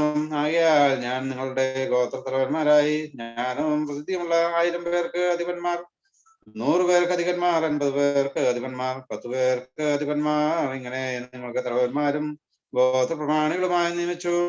അന്ന് ഞാൻ നിങ്ങളുടെ ന്യായാധിപന്മാരോട് കൽപ്പിച്ചു, നിങ്ങളുടെ സഹോദരന്മാർ തമ്മിലുള്ള കാര്യങ്ങൾ കേട്ടു. ആർക്കെങ്കിലും സഹോദരന്മാരോടോ പരദേശിയോടോ പല തർക്കവും ഉണ്ടായാൽ അതിനെ നീതിയോട് വിധിപ്പീൻ. ന്യായവിസ്താരത്തിൽ മുഖപക്ഷമില്ലാതെ ചെറിയവന്റെ കാര്യം വലിയവന്റെ കാര്യവും ഒരുപോലെ കേൾക്കണം. മനുഷ്യനെ ഭയപ്പെടരുത്, ന്യായവിധി ദൈവത്തിനുള്ളതാകുന്നു. നിങ്ങൾക്ക് അധികം പ്രയാസമുള്ള കാര്യം എന്റെ അടുക്കൽ കൊണ്ടുവരണം, അത് ഞാൻ തീരുമാനിച്ചുകൊള്ളാം. അങ്ങനെ നിങ്ങൾ ചെയ്യേണ്ട കാര്യങ്ങളെല്ലാം ഞാൻ അക്കാലത്ത് നിങ്ങളോട് കൽപ്പിച്ചു. പിന്നെ നമ്മുടെ ദൈവമായ കർത്താവ് നമ്മോട് കൽപ്പിച്ചതുപോലെ നാം ഹെറോബിൽ നിന്ന് പുറപ്പെട്ട് നിങ്ങൾ കണ്ട ഭയങ്കരമായ മഹാമരുഭൂമിയിൽ കൂടി നാം അമോന്യരുടെ നാട്ടിലേക്കുള്ള വഴി സഞ്ചരിച്ചു. യിലെത്തി. അപ്പോൾ ഞാൻ നിങ്ങളോട്, നമ്മുടെ ദൈവമായ കർത്താവ് നമുക്ക് തരുന്ന അമോന്യരുടെ മലനാട് വരെ നിങ്ങൾ എത്തിയിരിക്കുന്നു. ഇതാ നിന്റെ ദൈവമായ കർത്താവ് ആ ദേശം നിന്റെ മുമ്പിൽ വച്ചിരിക്കുന്നു. നിന്റെ പിതാക്കന്മാരുടെ ദൈവമായ കർത്താവ് നിന്നോട് ആജ്ഞാപിച്ചതുപോലെ നീ ചെന്ന് അത് കൈവശമാക്കിക്കൊള്ളുവാൻ. ഭയപ്പെടരുത്, അധൈര്യപ്പെടുകയും അരുത് എന്ന് പറഞ്ഞു. അപ്പോൾ നിങ്ങളെല്ലാവരും അടുത്തു വന്നു. നാം ചില ആളുകളെ മുൻകൂട്ടി അയക്കുക, അവർ ദേശം ഉറ്റുനോക്കിയിട്ട് നാം ചെല്ലേണ്ടുന്ന വഴി പോകേണ്ടുന്ന പട്ടണങ്ങളെ സംബന്ധിച്ച് വിവരം കൊണ്ടുവരട്ടെ എന്ന് പറഞ്ഞു. ആ വാക്ക് എനിക്ക് ബോധിച്ചു. ഞാൻ ഓരോ ഗോത്രത്തിൽ നിന്ന് ഓരോ ആൾ വീതം 12 പേരെ നിങ്ങളുടെ കൂട്ടത്തിൽ നിന്ന് തിരഞ്ഞെടുത്തു.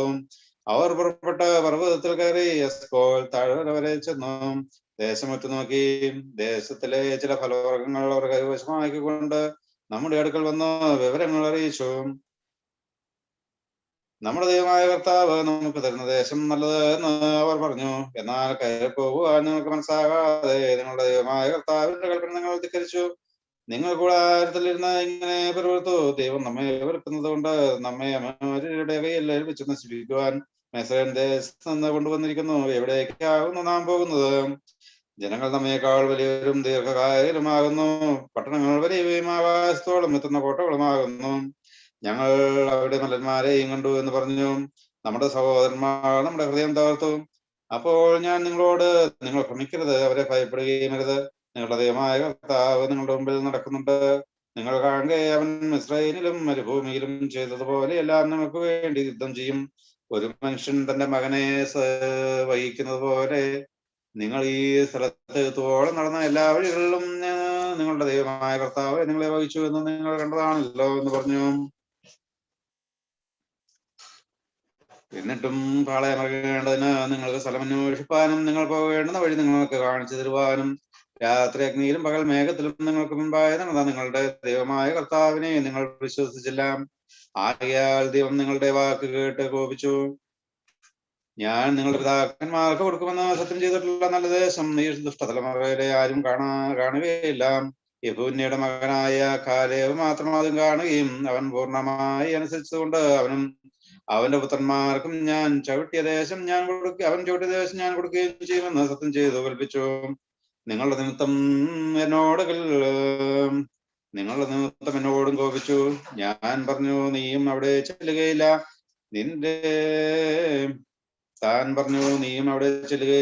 നിന്റെ ശുശ്രൂഷകനായ നൂന്റെ മകൻ യോശുവ അവിടെ എത്തും. അവനെ ധൈര്യപ്പെടുത്തുക. അവനാകുന്നു ഇസ്രായേലിന് അത് കൈവശമാക്കി കൊടുക്കേണ്ടതിന്. കൊള്ളയാകുമെന്ന് നിങ്ങൾ പറഞ്ഞ നിങ്ങളുടെ കുഞ്ഞുകുട്ടികളെയും നിന്ന് ഗുണദോഷങ്ങളെ തിരിച്ചറിയാൻ പ്രായമാകാത്ത നിങ്ങളുടെ മക്കളും അവിടെ എത്തും. അവർക്ക് ഞാനത് കൊടുക്കും. അവർ അത് കൈവശമാക്കും. നിങ്ങൾ തിരിഞ്ഞ ചെങ്കടൽ വഴിയായി മരുഭൂമിയിലേക്ക് യാത്ര ചെയ്യുവിൻ. അതിന് നിങ്ങൾ ഞങ്ങൾ കർത്താവിനോട് പാപം ചെയ്തിരിക്കുന്നു. നമ്മുടെ ദൈവമായ കർത്താവ് ഞങ്ങളോട് കൽപ്പിച്ചതുപോലെ എല്ലാം ഞങ്ങൾ പോയി യുദ്ധം ചെയ്യും എന്ന് ഉത്തരം പറഞ്ഞു. അങ്ങനെ നിങ്ങൾ ഓരോരുത്തൻ യുദ്ധായുധം ധരിച്ച് പർവ്വതത്തിൽ കയറുവാൻ തുടങ്ങി. എന്നാൽ കർത്താവിനോട്, നിങ്ങൾ പോകരുത്, യുദ്ധം ചെയ്യരുത്, ഞാൻ നിങ്ങളുടെ ഇടയിലില്ല, ശത്രുക്കളോട് നിങ്ങൾ തോറ്റുപോകുമെന്ന് അവരോട് പറയുക എന്ന് കൽപ്പിച്ചു. അങ്ങനെ ഞാൻ നിങ്ങളോട് പറഞ്ഞു, എന്നാൽ നിങ്ങൾ അനുസരിക്കാതെ കൽപ്പന ധിക്കരിച്ച് അഹംഭാവത്തോടെ പർവ്വതത്തിൽ കയറി. ആ പർവ്വതത്തിൽ വസിച്ചിരുന്ന അമോര്യർ നിങ്ങളുടെ നേരെ വന്നു.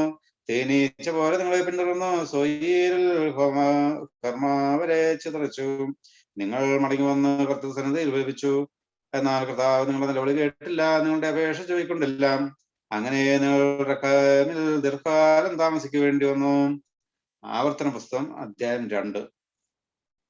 കർത്താവ് എന്നോട് കൽപ്പിച്ചതുപോലെ നാം തിരിഞ്ഞ് ചെങ്കടൽ വഴിയായി മരുഭൂമിയിലേക്ക് പുറപ്പെട്ടു. നാം അനേക ദിവസം സോയീർ പർവ്വതം ചുറ്റി നടന്നു.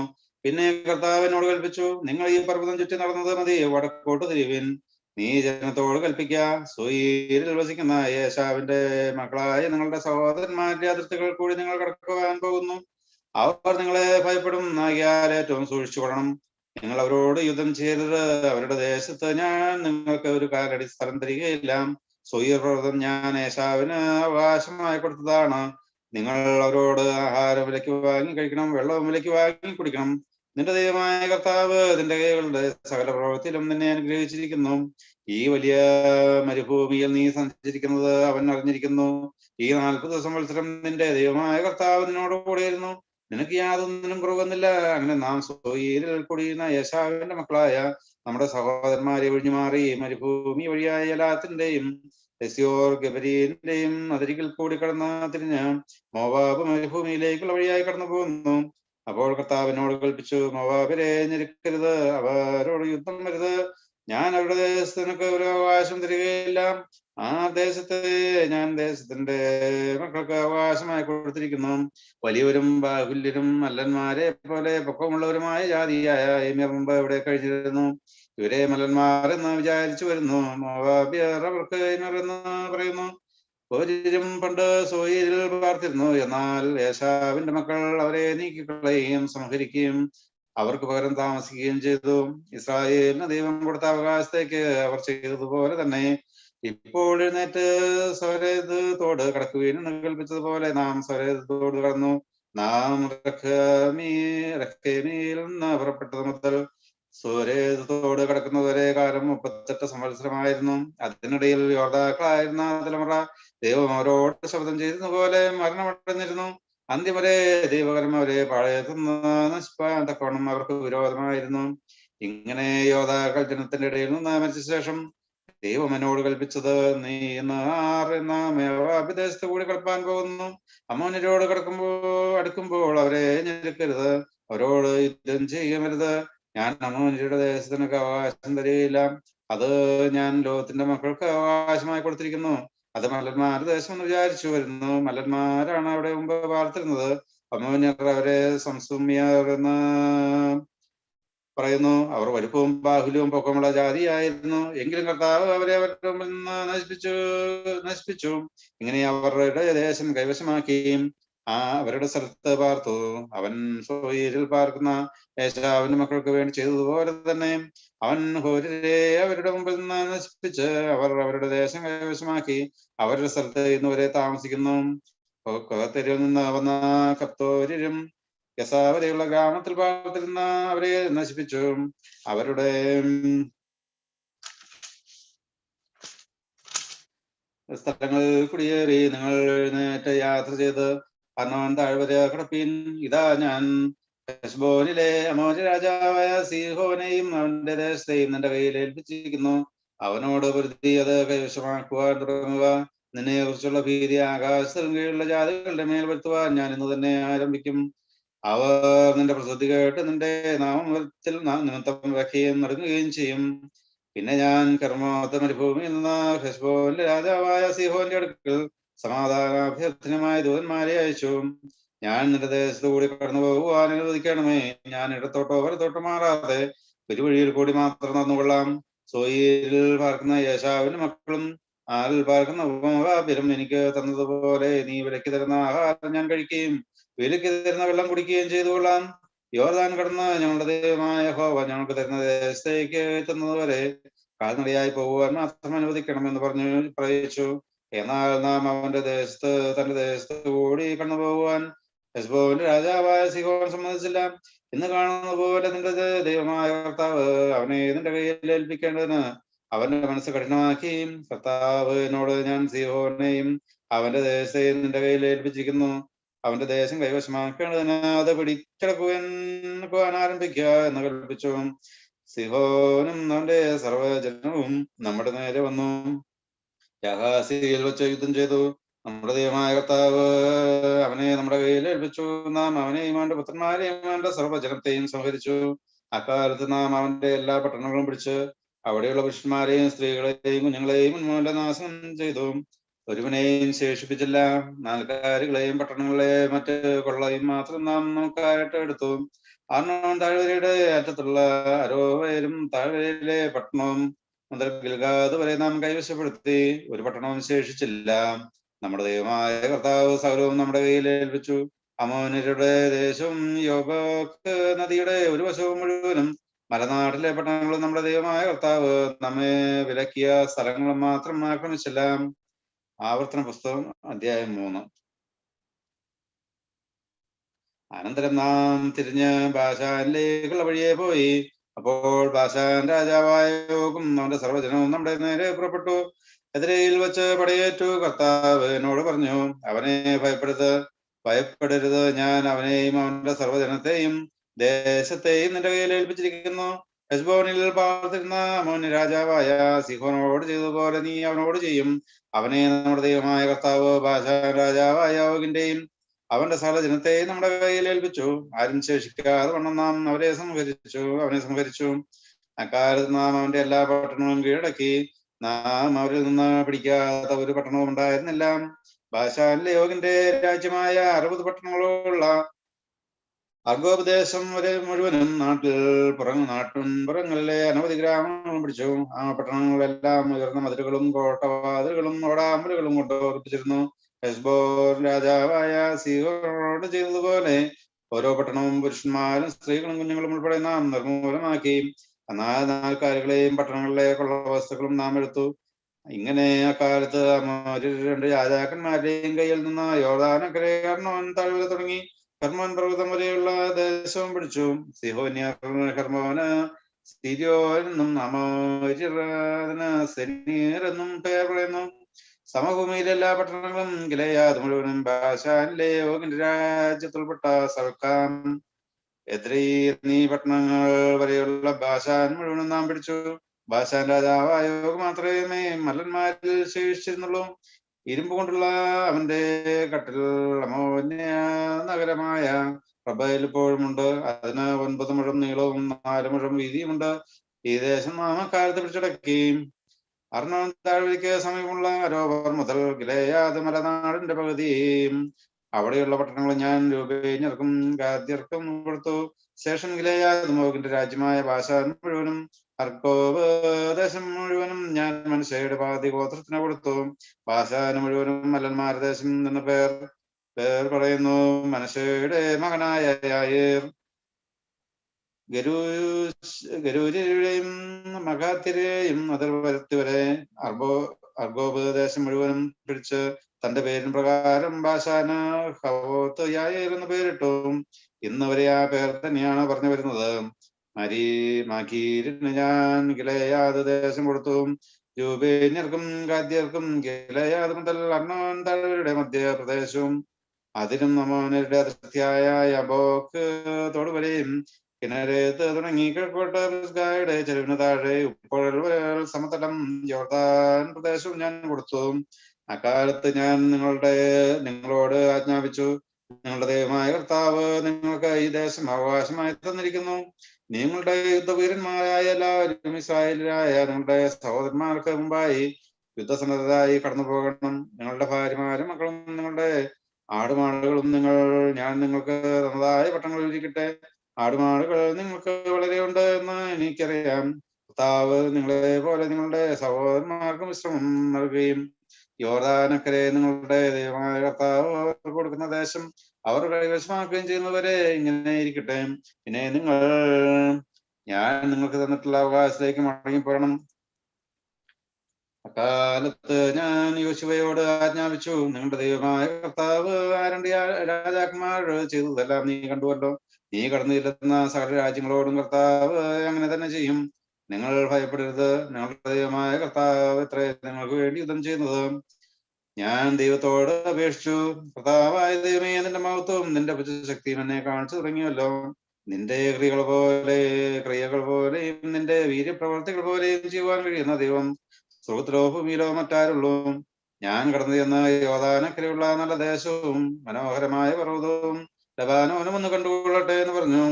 എന്നാൽ ദൈവം നിങ്ങളുടെ നിമിത്തം എന്നോട് കോപിച്ചിരുന്നു. എന്റെ അപേക്ഷ കേട്ടതുമില്ല. ദൈവം എന്നോട് മതി, ഈ കാര്യങ്ങളെ കുറിച്ച് ഇനി എന്നോട് സംസാരിക്കരുത്. പിസ്ഗയുടെ മുകളിൽ കയറിയ തലയുയർത്തി പടിഞ്ഞാറോട്ടും വടക്കോട്ടും തെക്കോട്ടും കിഴക്കോട്ടും നോക്കി കാണുക. യോർദാൻ നീ കടക്കുകയില്ല. യോശുവയോട് കൽപ്പിച്ച് അവനെ ധൈര്യപ്പെടുത്തി ഉറപ്പിക്കണം. അവൻ നേതാവായിട്ട് ജനത്തെ അക്കരെ കടത്തും. നീ കാണുന്ന ദേശം അവൻ അവർക്ക് അവകാശമായി ഭാഗിച്ചു കൊടുക്കുമെന്ന് അരുളി ചെയ്തു. അങ്ങനെ നാം ബത്പരിയോരിനെതിരെ താഴ്വരയിൽ പാർത്തു. ആവർത്തന പുസ്തകം അധ്യായം 4. ഇപ്പോൾ ഇസ്രായേലെ, നിങ്ങൾ ജീവിച്ചിരിക്കുവാനും നിങ്ങളുടെ പിതാക്കന്മാരുടെ ദൈവമായ കർത്താവ് നിങ്ങൾക്ക് തരുന്ന ദേശം കൈവശമാക്കുവാനും തക്കവണ്ണം നിങ്ങൾ അനുസരിച്ച് നടക്കുവാൻ ഞാൻ നിങ്ങളോട് ഉപദേശിക്കുന്ന നിയമങ്ങളും വിധികളും കൽപ്പീൻ. ഞാൻ നിങ്ങളോട് കൽപ്പിക്കുന്ന നിങ്ങളുടെ ദൈവമായ കർത്താവിന്റെ കൽപ്പനകൾ നിങ്ങൾ അനുസരിക്കണം. ഞാൻ നിങ്ങളോട് കൽപ്പിക്കുന്ന വചനത്തോട് കൂട്ടുകയോ അതിൽ നിന്ന് കുറയ്ക്കുകയോ ചെയ്യരുത്. പാൽപെരിയോറിന്റെ സംഗതിയിൽ കർത്താവ് ചെയ്തത് നിങ്ങൾ സ്വന്തം കണ്ടുകൊണ്ട് കണ്ടിരിക്കുന്നു. പാൽപെരിയോറിനെ പിന്തുടർന്നവരെല്ലാം നിങ്ങളുടെ ദൈവമായ കർത്താവ് നിങ്ങളുടെ ഇടയിൽ നിന്ന് നശിപ്പിച്ചു കളഞ്ഞു. എന്നാൽ നിങ്ങളുടെ ദൈവമായ കർത്താവിനോട് ചേർന്നിരുന്ന നിങ്ങളെല്ലാവരും ജീവനോടെ ഇരിക്കുന്നു. നിങ്ങൾ കൈവശമാക്കുവാനെത്തുന്ന ദേശത്ത് നിങ്ങൾ അനുസരിച്ച് നടപ്പാനായി എന്റെ ദൈവമായ കർത്താവ് എന്നോട് കൽപ്പിച്ചതുപോലെ ഞാൻ നിങ്ങളോട് നിയമങ്ങളും വിധികളും ഉപദേശിച്ചിരിക്കുന്നു. അവയെ പാലിച്ചു നടപ്പീൻ. ഇതായിരിക്കും ജാതികളുടെ ദൃഷ്ടിയിൽ നിങ്ങളുടെ ജ്ഞാനവും വിവേകവും. അവർ ഈ കൽപ്പനകളെല്ലാം കേട്ടിട്ട് ഈ ശ്രേഷ്ഠ ജാതി ജ്ഞാനവും വിവേകവും ഉള്ളവർ എന്ന് പറയും. നമ്മുടെ ദൈവമായ കർത്താവിനെ നാം വിളിച്ചപേക്ഷിക്കുമ്പോഴെല്ലാം അവൻ നമുക്ക് അടുത്തിരിക്കുന്നത് പോലെ ദൈവം എത്ര അടുത്തിരിക്കുന്ന ശ്രേഷ്ഠമായ ജാതി മറ്റേതുള്ളൂ. ഞാൻ ഇന്ന് നിങ്ങളുടെ മുമ്പിൽ വയ്ക്കുന്ന ഈ സകല ന്യായപ്രമാണം ഒരുപോലെ ഇത്ര നീതിയുള്ള നിയമങ്ങളും വിധികളുമുള്ള ശ്രേഷ്ഠ ജാതി ഏതുള്ളൂ.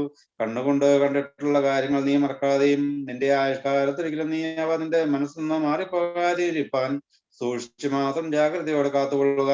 നിന്റെ മക്കളോടും മക്കളുടെ മക്കളോടും അവയെ ഉപദേശിക്കണം. വിശേഷാൽ ഹെറോബിൽ നിന്റെ ദൈവമായ കർത്താവിന്റെ സന്നിധിയിൽ നിന്ന ദിവസത്തിൽ ഉണ്ടായ കാര്യം മറക്കരുത്. അന്ന് ദൈവം എന്നോട്, ജനത്തെ എന്റെ അടുക്കൽ വിളിച്ചു കൂട്ടുക, ഞാൻ എന്റെ വചനങ്ങൾ അവരെ കേൾപ്പിക്കും. അവർ ഭൂമിയിൽ ജീവിച്ചിരിക്കുന്ന കാലമെല്ലാം എന്നെ ഭയപ്പെടുവാൻ പഠിക്കുകയും തങ്ങളുടെ മക്കളെ പഠിപ്പിക്കുകയും വേണം എന്ന് കൽപ്പിച്ചു. അങ്ങനെ നിങ്ങൾ അടുത്തു വന്നു. പർവ്വതത്തിന്റെ അടിവാരത്ത് നിന്നു അന്ധകാരവും മേഘവും ഉണ്ടായി ഇരിക്കെ പർവ്വതം ആകാശം മധ്യത്തോളം കത്തിജ്വലിച്ചുകൊണ്ടിരുന്നു.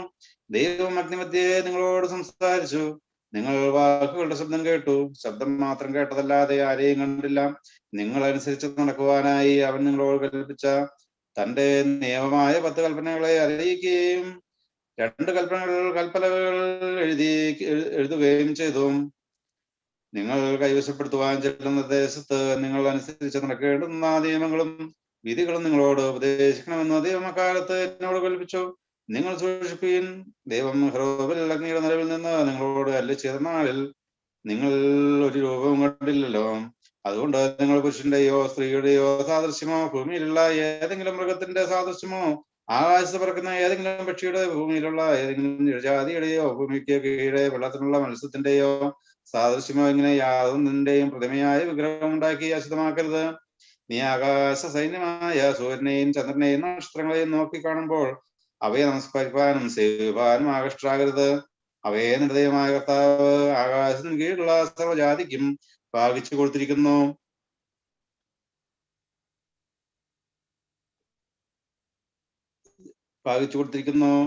നിങ്ങളെ എന്നുള്ളതുപോലെ തനിക്ക് സ്വന്തം ജനമാക്കിയിരിക്കുവാൻ ദൈവം നിങ്ങളെ തെരഞ്ഞെടുത്ത നിങ്ങളെ മിസ്രയീം എന്ന ഇരുമ്പുചൂളിൽ നിന്ന് പുറപ്പെടുവിച്ചു കൊണ്ടുവന്നിരിക്കുന്നു. എന്നാൽ ദൈവം നിങ്ങളുടെ നിമിത്തം എന്നോട് കോപിച്ചു. ഞാൻ യോർദാൻ കടക്കുകയില്ലെന്നും നിന്റെ ദൈവമായ കർത്താവ് നിനക്ക് അവകാശമായി തരുന്ന വിശിഷ്ടദേശത്തിൽ ഞാൻ കടക്കുകയില്ല എന്നും സത്യം ചെയ്തു. ബാറയ്ക്കുമോർ. ആവർത്തന പുസ്തകം 4-ാം അധ്യായം 20 വരെ വായിച്ചു. ഇനി 21-ാം വാക്യം മുതൽ വായിക്കണം. ആവർത്തന പുസ്തകം 4-ാം അധ്യായം 22-ാം വാക്യം. ആകയാൽ ഞാൻ യോർദാൻ കിടക്കാതെ ഈ ദേശത്ത് വെച്ച് മരിക്കും. നിങ്ങളോ കടന്നു ചെന്ന് ആ നല്ല ദേശം കൈവശപ്പെടുത്തും. നിങ്ങളുടെ ദൈവമായ കർത്താവ് നിങ്ങളോട് ചെയ്തിട്ടുള്ള അവന്റെ ഉടമ്പടി നിങ്ങൾ മറന്ന് നിന്റെ ദൈവമായ കർത്താവ് വിരോധിച്ചതുപോലെ യാതൊന്നിന്റെയും സാദൃശ്യമായ വിഗ്രഹം ഉണ്ടാക്കാതിരിപ്പാൻ സൂക്ഷിച്ചുകൊള്ളണം. നിന്റെ ദൈവമായ കർത്താവ് ദഹിപ്പിക്കുന്ന അഗ്നിയാണ്, തീക്ഷ്ണതയുള്ള ദൈവം തന്നെ. നിങ്ങൾ മക്കളെയും മക്കളുടെ മക്കളെയും ജനിപ്പിച്ചു ദേശത്ത് ദീർഘകാലം പാർത്ത് വഷളായി തീർന്നിട്ട് എന്തിന്റെയെങ്കിലും സാദൃശ്യമായ വിഗ്രഹം ഉണ്ടാക്കി നിന്റെ ദൈവമായ കർത്താവിന് അനിഷ്ടമായത് ചെയ്തു അവനെ കോപിപ്പിച്ചാൽ നിങ്ങൾ കൈവശമാക്കുവാൻ യോർദാൻ കടന്നു ചെല്ലുന്ന ദേശത്ത് നിന്ന് നിങ്ങൾ വേഗം നശിച്ചു പോകുമെന്ന് ഞാൻ ഇന്ന് ആകാശത്തെയും ഭൂമിയെയും നിങ്ങൾക്ക് വിരോധമായി സാക്ഷി നിർത്തി പറയുന്നു. നിങ്ങൾ അവിടെ ദീർഘകാലം ഇരിക്കാതെ നിർമൂലമാകും. ദൈവം നിങ്ങളെ ജാതികളുടെ ഇടയിൽ ചിത്രിക്കും. അവൻ നിങ്ങളെ കൊണ്ടുപോയി വർദ്ധിപ്പിക്കുന്ന ജാതികളുടെ ഇടയിൽ നിങ്ങൾ ചുരുക്കം പേരായി അവശേഷിക്കും. കാണാനും കേൾപ്പാനും ഭക്ഷിപ്പാനും കാണിക്കുവാനും പ്രാപ്തിയില്ലാത്ത മരവും കല്ലും കൊണ്ട് മനുഷ്യരുടെ കൈപ്പണിയായ ദേവന്മാരെ നിങ്ങൾ അവിടെ സേവിക്കും. എങ്കിലും അവിടെ വെച്ച് നിന്റെ ദൈവമായ കർത്താവിനെ നീ അന്വേഷിക്കുകയും പൂർണ്ണ ഹൃദയത്തോടും പൂർണ്ണ മനസ്സോടും കൂടെ ആരായുകയും ചെയ്താൽ അവനെ കണ്ടെത്തും. നീ ക്ലേശത്തിൽപ്പെട്ടു ഇവയെല്ലാം നിന്റെ മേൽ വരുമ്പോൾ നീ ഭാവി കാലത്ത് നിന്റെ ദൈവമായ കർത്താവിലേക്ക് തിരിഞ്ഞ് അവന്റെ വാക്ക് അനുസരിക്കും. നിന്റെ ദൈവമായ കർത്താവ് കരുണയുള്ള ദൈവമാകുന്നു. അവൻ നിന്നെ ഉപേക്ഷിക്കുകയില്ല, നശിപ്പിക്കുകയില്ല. നിന്റെ പിതാക്കന്മാരോട് സത്യം ചെയ്തിട്ടുള്ള തന്റെ ഉടമ്പടി മറക്കുകയുമില്ല. ദൈവം മനുഷ്യനെ ഭൂമിയിൽ സൃഷ്ടിച്ച നാൾ മുതൽ നിനക്ക് മുമ്പായിരുന്ന പൂർവ്വകാലത്തിലും ആകാശത്തിന്റെ ഒരു അറ്റം തുടങ്ങി മറ്ററ്റത്തോളം എവിടെയെങ്കിലും ഇങ്ങനെയുള്ള മഹാകാര്യം നടന്നിട്ടുണ്ടോ, കേട്ടിട്ടുണ്ടോ എന്ന് നീ അന്വേഷിക്കുക. ഏതൊരു ജാതിയെങ്കിലും നീ കേട്ടതുപോലെ അഗ്നി നടുവിൽ നിന്ന് സംസാരിക്കുന്ന ദൈവത്തിന്റെ ശബ്ദം കേൾക്കുകയും ജീവനോടിരിക്കുകയും ചെയ്തിട്ടുണ്ടോ?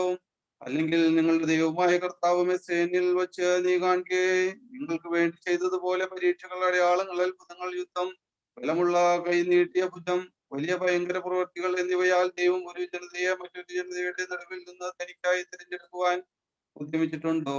നിനക്കോ ഇത് കാണുവാനിടയായി. കർത്താവ് മാത്രം ദൈവം, അവനല്ലാതെ മറ്റൊരുവനുമില്ല എന്ന് നീ അറിയേണ്ടതിന് തന്നെ അവൻ നിനക്ക് ബുദ്ധി ഉപദേശിക്കുവാൻ ആകാശത്തിൽ നിന്ന് തന്റെ ശബ്ദം നിന്നെ കേൾപ്പിച്ചു. ഭൂമിയിൽ തന്റെ മഹത്തായ അഗ്നിയും നിന്നെ കാണിച്ചു.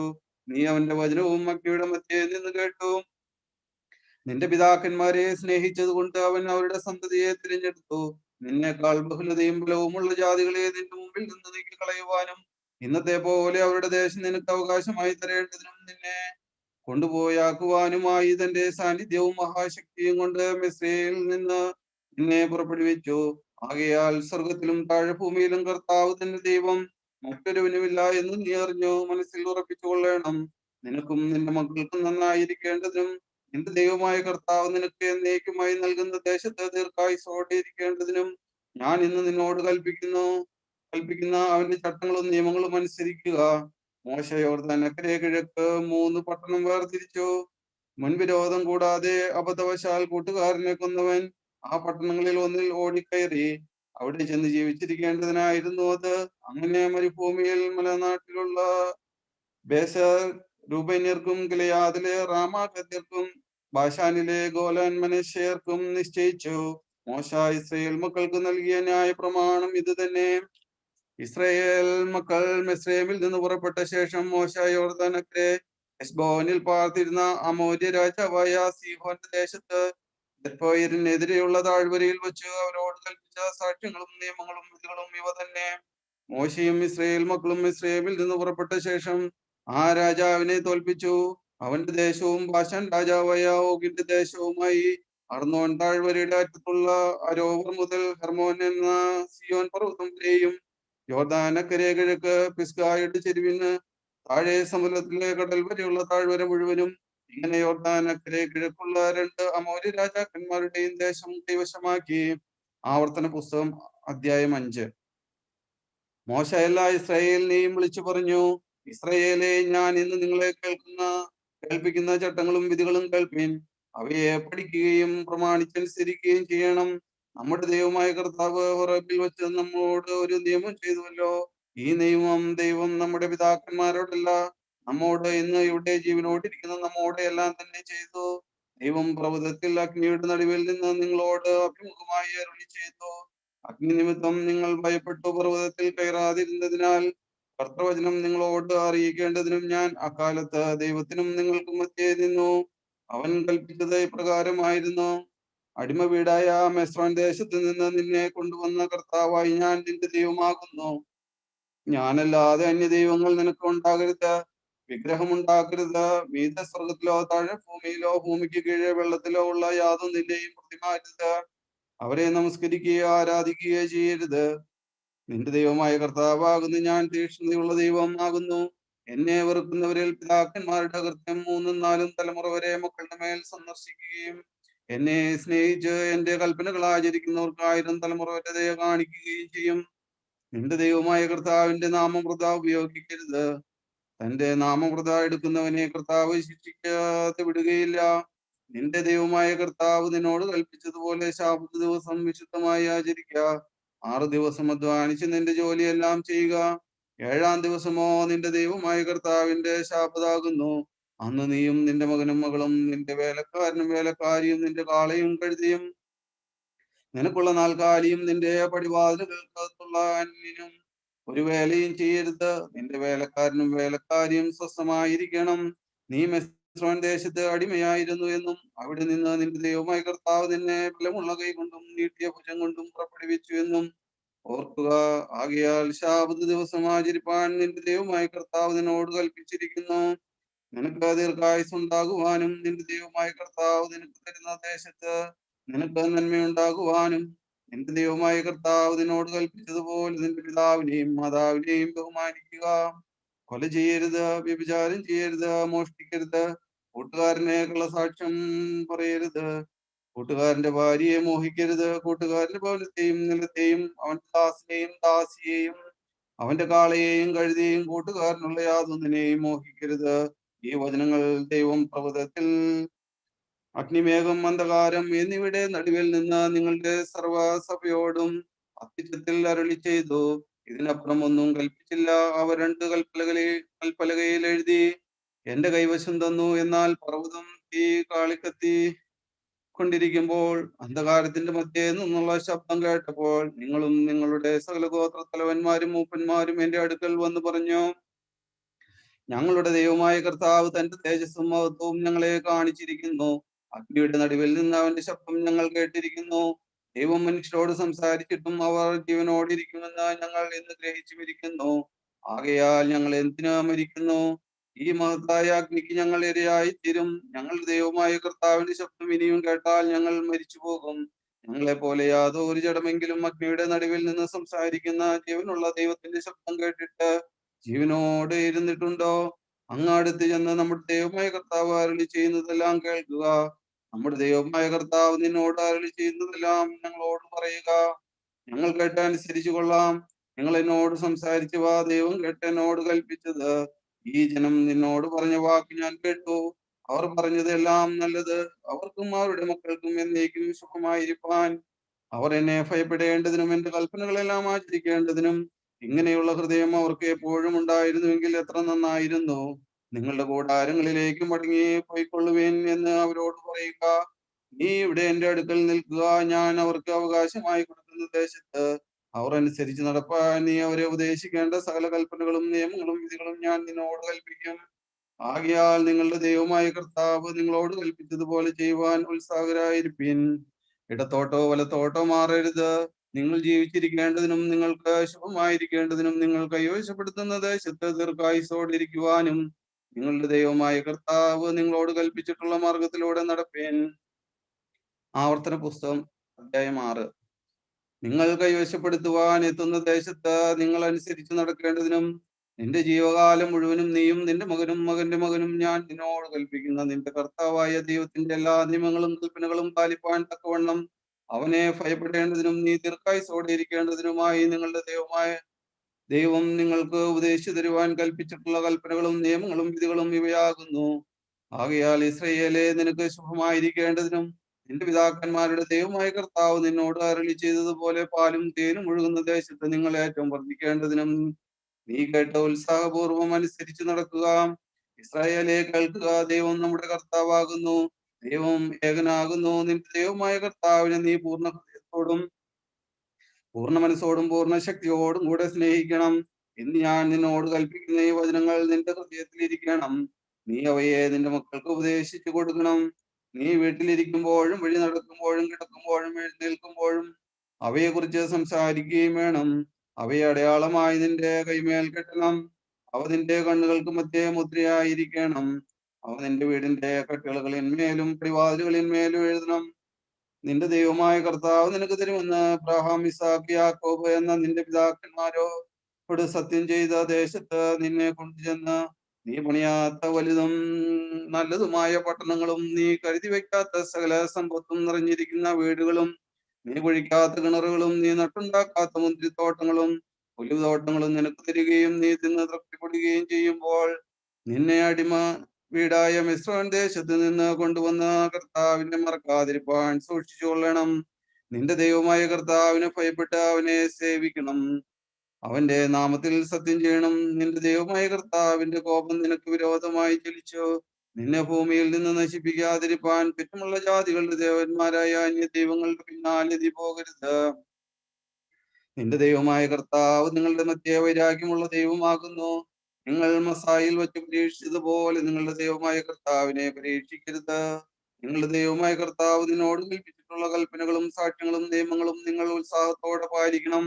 നിനക്ക് നന്നായിരിക്കുവാനും ദൈവം നിന്റെ പിതാക്കന്മാരോട് സത്യം ചെയ്ത നല്ല ദേശം നീ കൈവശമാക്കേണ്ടതിനും കർത്താവ് അരുളി ചെയ്തിരുന്നതുപോലെ നിന്റെ സകല ശത്രുക്കളെയും നിന്റെ മുമ്പിൽ നിന്ന് ഓടിച്ചു കളയേണ്ടതിനുമായി നീ ദൈവസന്നിധിയിൽ ന്യായവും ഹിതവുമായത് ചെയ്യണം.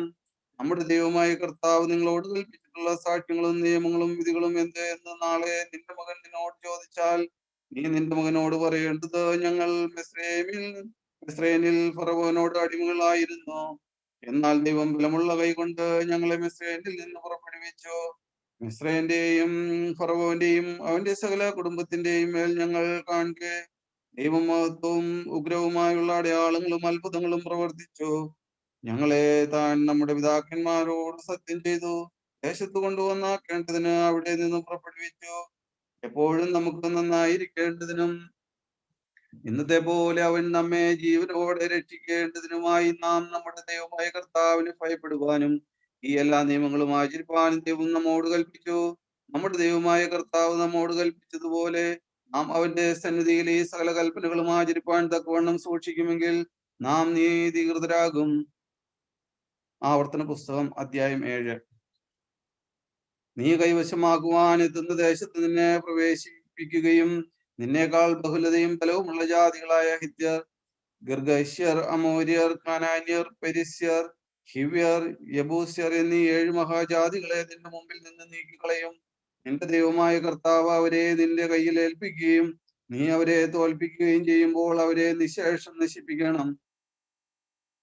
അവരോട് ഉടമ്പടി ചെയ്യുകയോ ദയ കാണിക്കുകയോ അരുത്.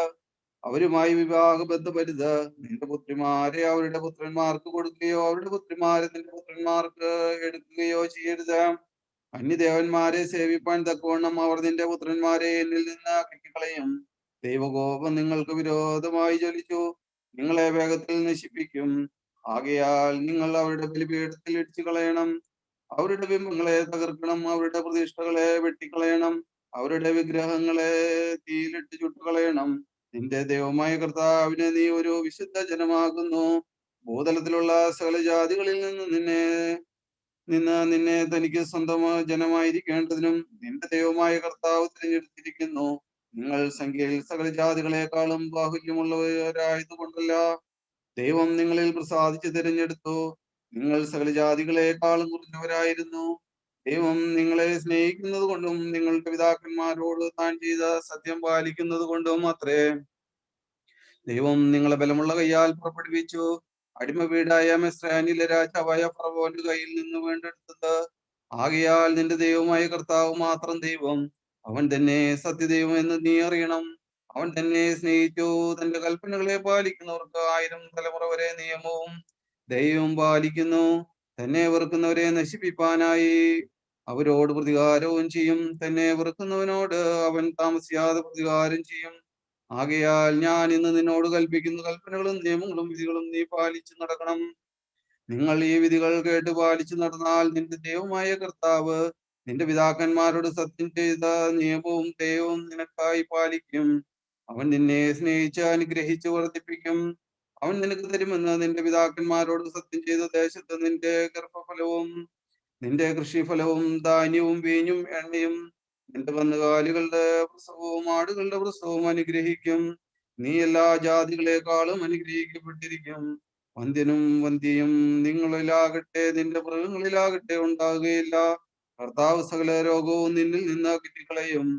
നീ അറിഞ്ഞിരിക്കുന്ന മിസ്രയീമ്യരുടെ ദുർവ്യാധികളിൽ ഒന്നും അവന്റെ മേൽ വരുത്താതെ നിന്നെ ദ്വേഷിക്കുന്ന എല്ലാവർക്കും അവയെ കൊടുക്കും. നിന്റെ ദൈവമായ കർത്താവ് നിന്റെ കയ്യിൽ ഏൽപ്പിക്കുന്ന സകല ജാതികളെയും നീ നശിപ്പിച്ചു കളയണം. നിനക്ക് അവരോട് കനിവ് തോന്നരുത്. അവരുടെ ദേവന്മാരെ നീ ആരാധിക്കരുത്. അത് നിനക്ക് കെണിയായിത്തീരും. ഈ ജാതികൾ എന്നേക്കാൾ ബാഹുല്യമുള്ളവർ.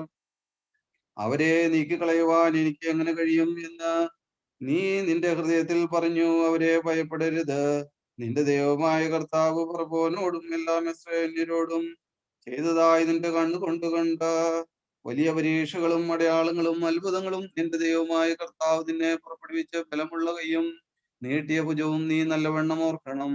നീ ഭയപ്പെടുന്ന സകല ജാതികളോടും നിന്റെ ദൈവമായ കർത്താവ് അങ്ങനെ തന്നെ ചെയ്യും.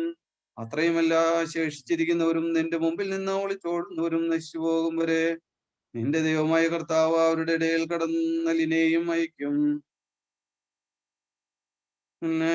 നീ അവരെ കൊണ്ട് ഭ്രമിക്കരുത്. നിന്റെ ദൈവമായ കർത്താവ് എന്ന വലിയവനും ഭയങ്കരനുമായ ദൈവം നിങ്ങളുടെ മധ്യേ ഉണ്ട്. ആ ജാതികളെ നിന്റെ ദൈവമായ കർത്താവ് അല്പാൽപമായി നിന്റെ മുമ്പിൽ നിന്ന് നീക്കിക്കളയും. കാട്ടുമൃഗങ്ങൾ വർദ്ധിച്ച് നിനക്ക് ഉപദ്രവമാകാതിരിപ്പാൻ അവരെ ക്ഷണത്തിൽ നശിപ്പിച്ചുകൂടാ. നിന്റെ ദൈവമായ കർത്താവ് അവരെ നിന്റെ കയ്യിൽ ഏൽപ്പിക്കുകയും അവർ നശിച്ചു പോകും വരെ അവർക്ക് മഹാഭീതി വരുത്തുകയും ചെയ്യും. അവരുടെ രാജാക്കന്മാർ നിന്റെ കയ്യിൽ ഏൽപ്പിക്കും. നീ അവരുടെ നാമം ആകാശത്തിന് കീഴിൽ നിന്നില്ലാതെയാക്കണം. അവരെ സംഹരിച്ച് തീരുന്നത് വരെ ഒരു മനുഷ്യനും നിന്റെ മുമ്പിൽ നിൽക്കുകയില്ല. അവരുടെ ദേവി വിഗ്രഹങ്ങളെ തീയിൽ ചുട്ടുകളയണം. നീ ആകർഷനാകാതിരിപ്പാൻ അവമേലുള്ള വെള്ളിയും പൊന്നും മോഹിച്ചെടുക്കരുത്. അത് നിന്റെ ദൈവമായ കർത്താവിന് അശുദ്ധമാകുന്നു. നീയും അതുപോലെ ശാപമായി തീരാതിരിക്കേണ്ടതിന് അശുദ്ധമായത് നിന്റെ വീട്ടിൽ കൊണ്ടുപോകരുത്. അത് നിനക്ക് തീരെ അറപ്പും വെറുപ്പുമായിരിക്കണം. അത് ശാപഗ്രസ്തമാകുന്നു. ആവർത്തന പുസ്തകം അധ്യായം 8. നിങ്ങൾ ജീവിച്ചിരിക്കുകയും വർദ്ധിക്കുകയും കർത്താവ് നിങ്ങളുടെ പിതാക്കന്മാരോട് വാഗ്ദാനം ചെയ്ത ദേശം കൈവശമാക്കുകയും ചെയ്യേണ്ടതിന് ഞാൻ ഇന്ന് നിങ്ങളോട് കൽപ്പിക്കുന്ന സകല കൽപ്പനകളും നിങ്ങൾ പാലിച്ചു നടക്കണം. നിന്റെ ദൈവമായ കർത്താവ് നിന്നെ താഴ്ത്തുവാനും അവന്റെ കൽപ്പനകൾ നിങ്ങൾ പാലിക്കുമോ ഇല്ലയോ എന്ന് നിന്നെ പരീക്ഷിച്ച് നിന്റെ ഹൃദയത്തിൽ ഇരിക്കുന്നത് അറിവാനുമായി നിന്നെ 40 സംവത്സരം മരുഭൂമിയിൽ നടത്തിയ സംഭവം നീ ഓർക്കണം.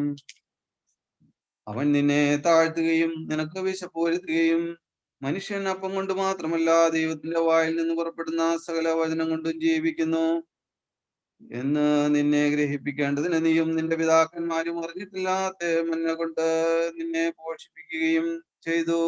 ഈ 40 സംവത്സരം നീ ധരിച്ച വസ്ത്രം ജീർണിച്ചു പോയില്ല.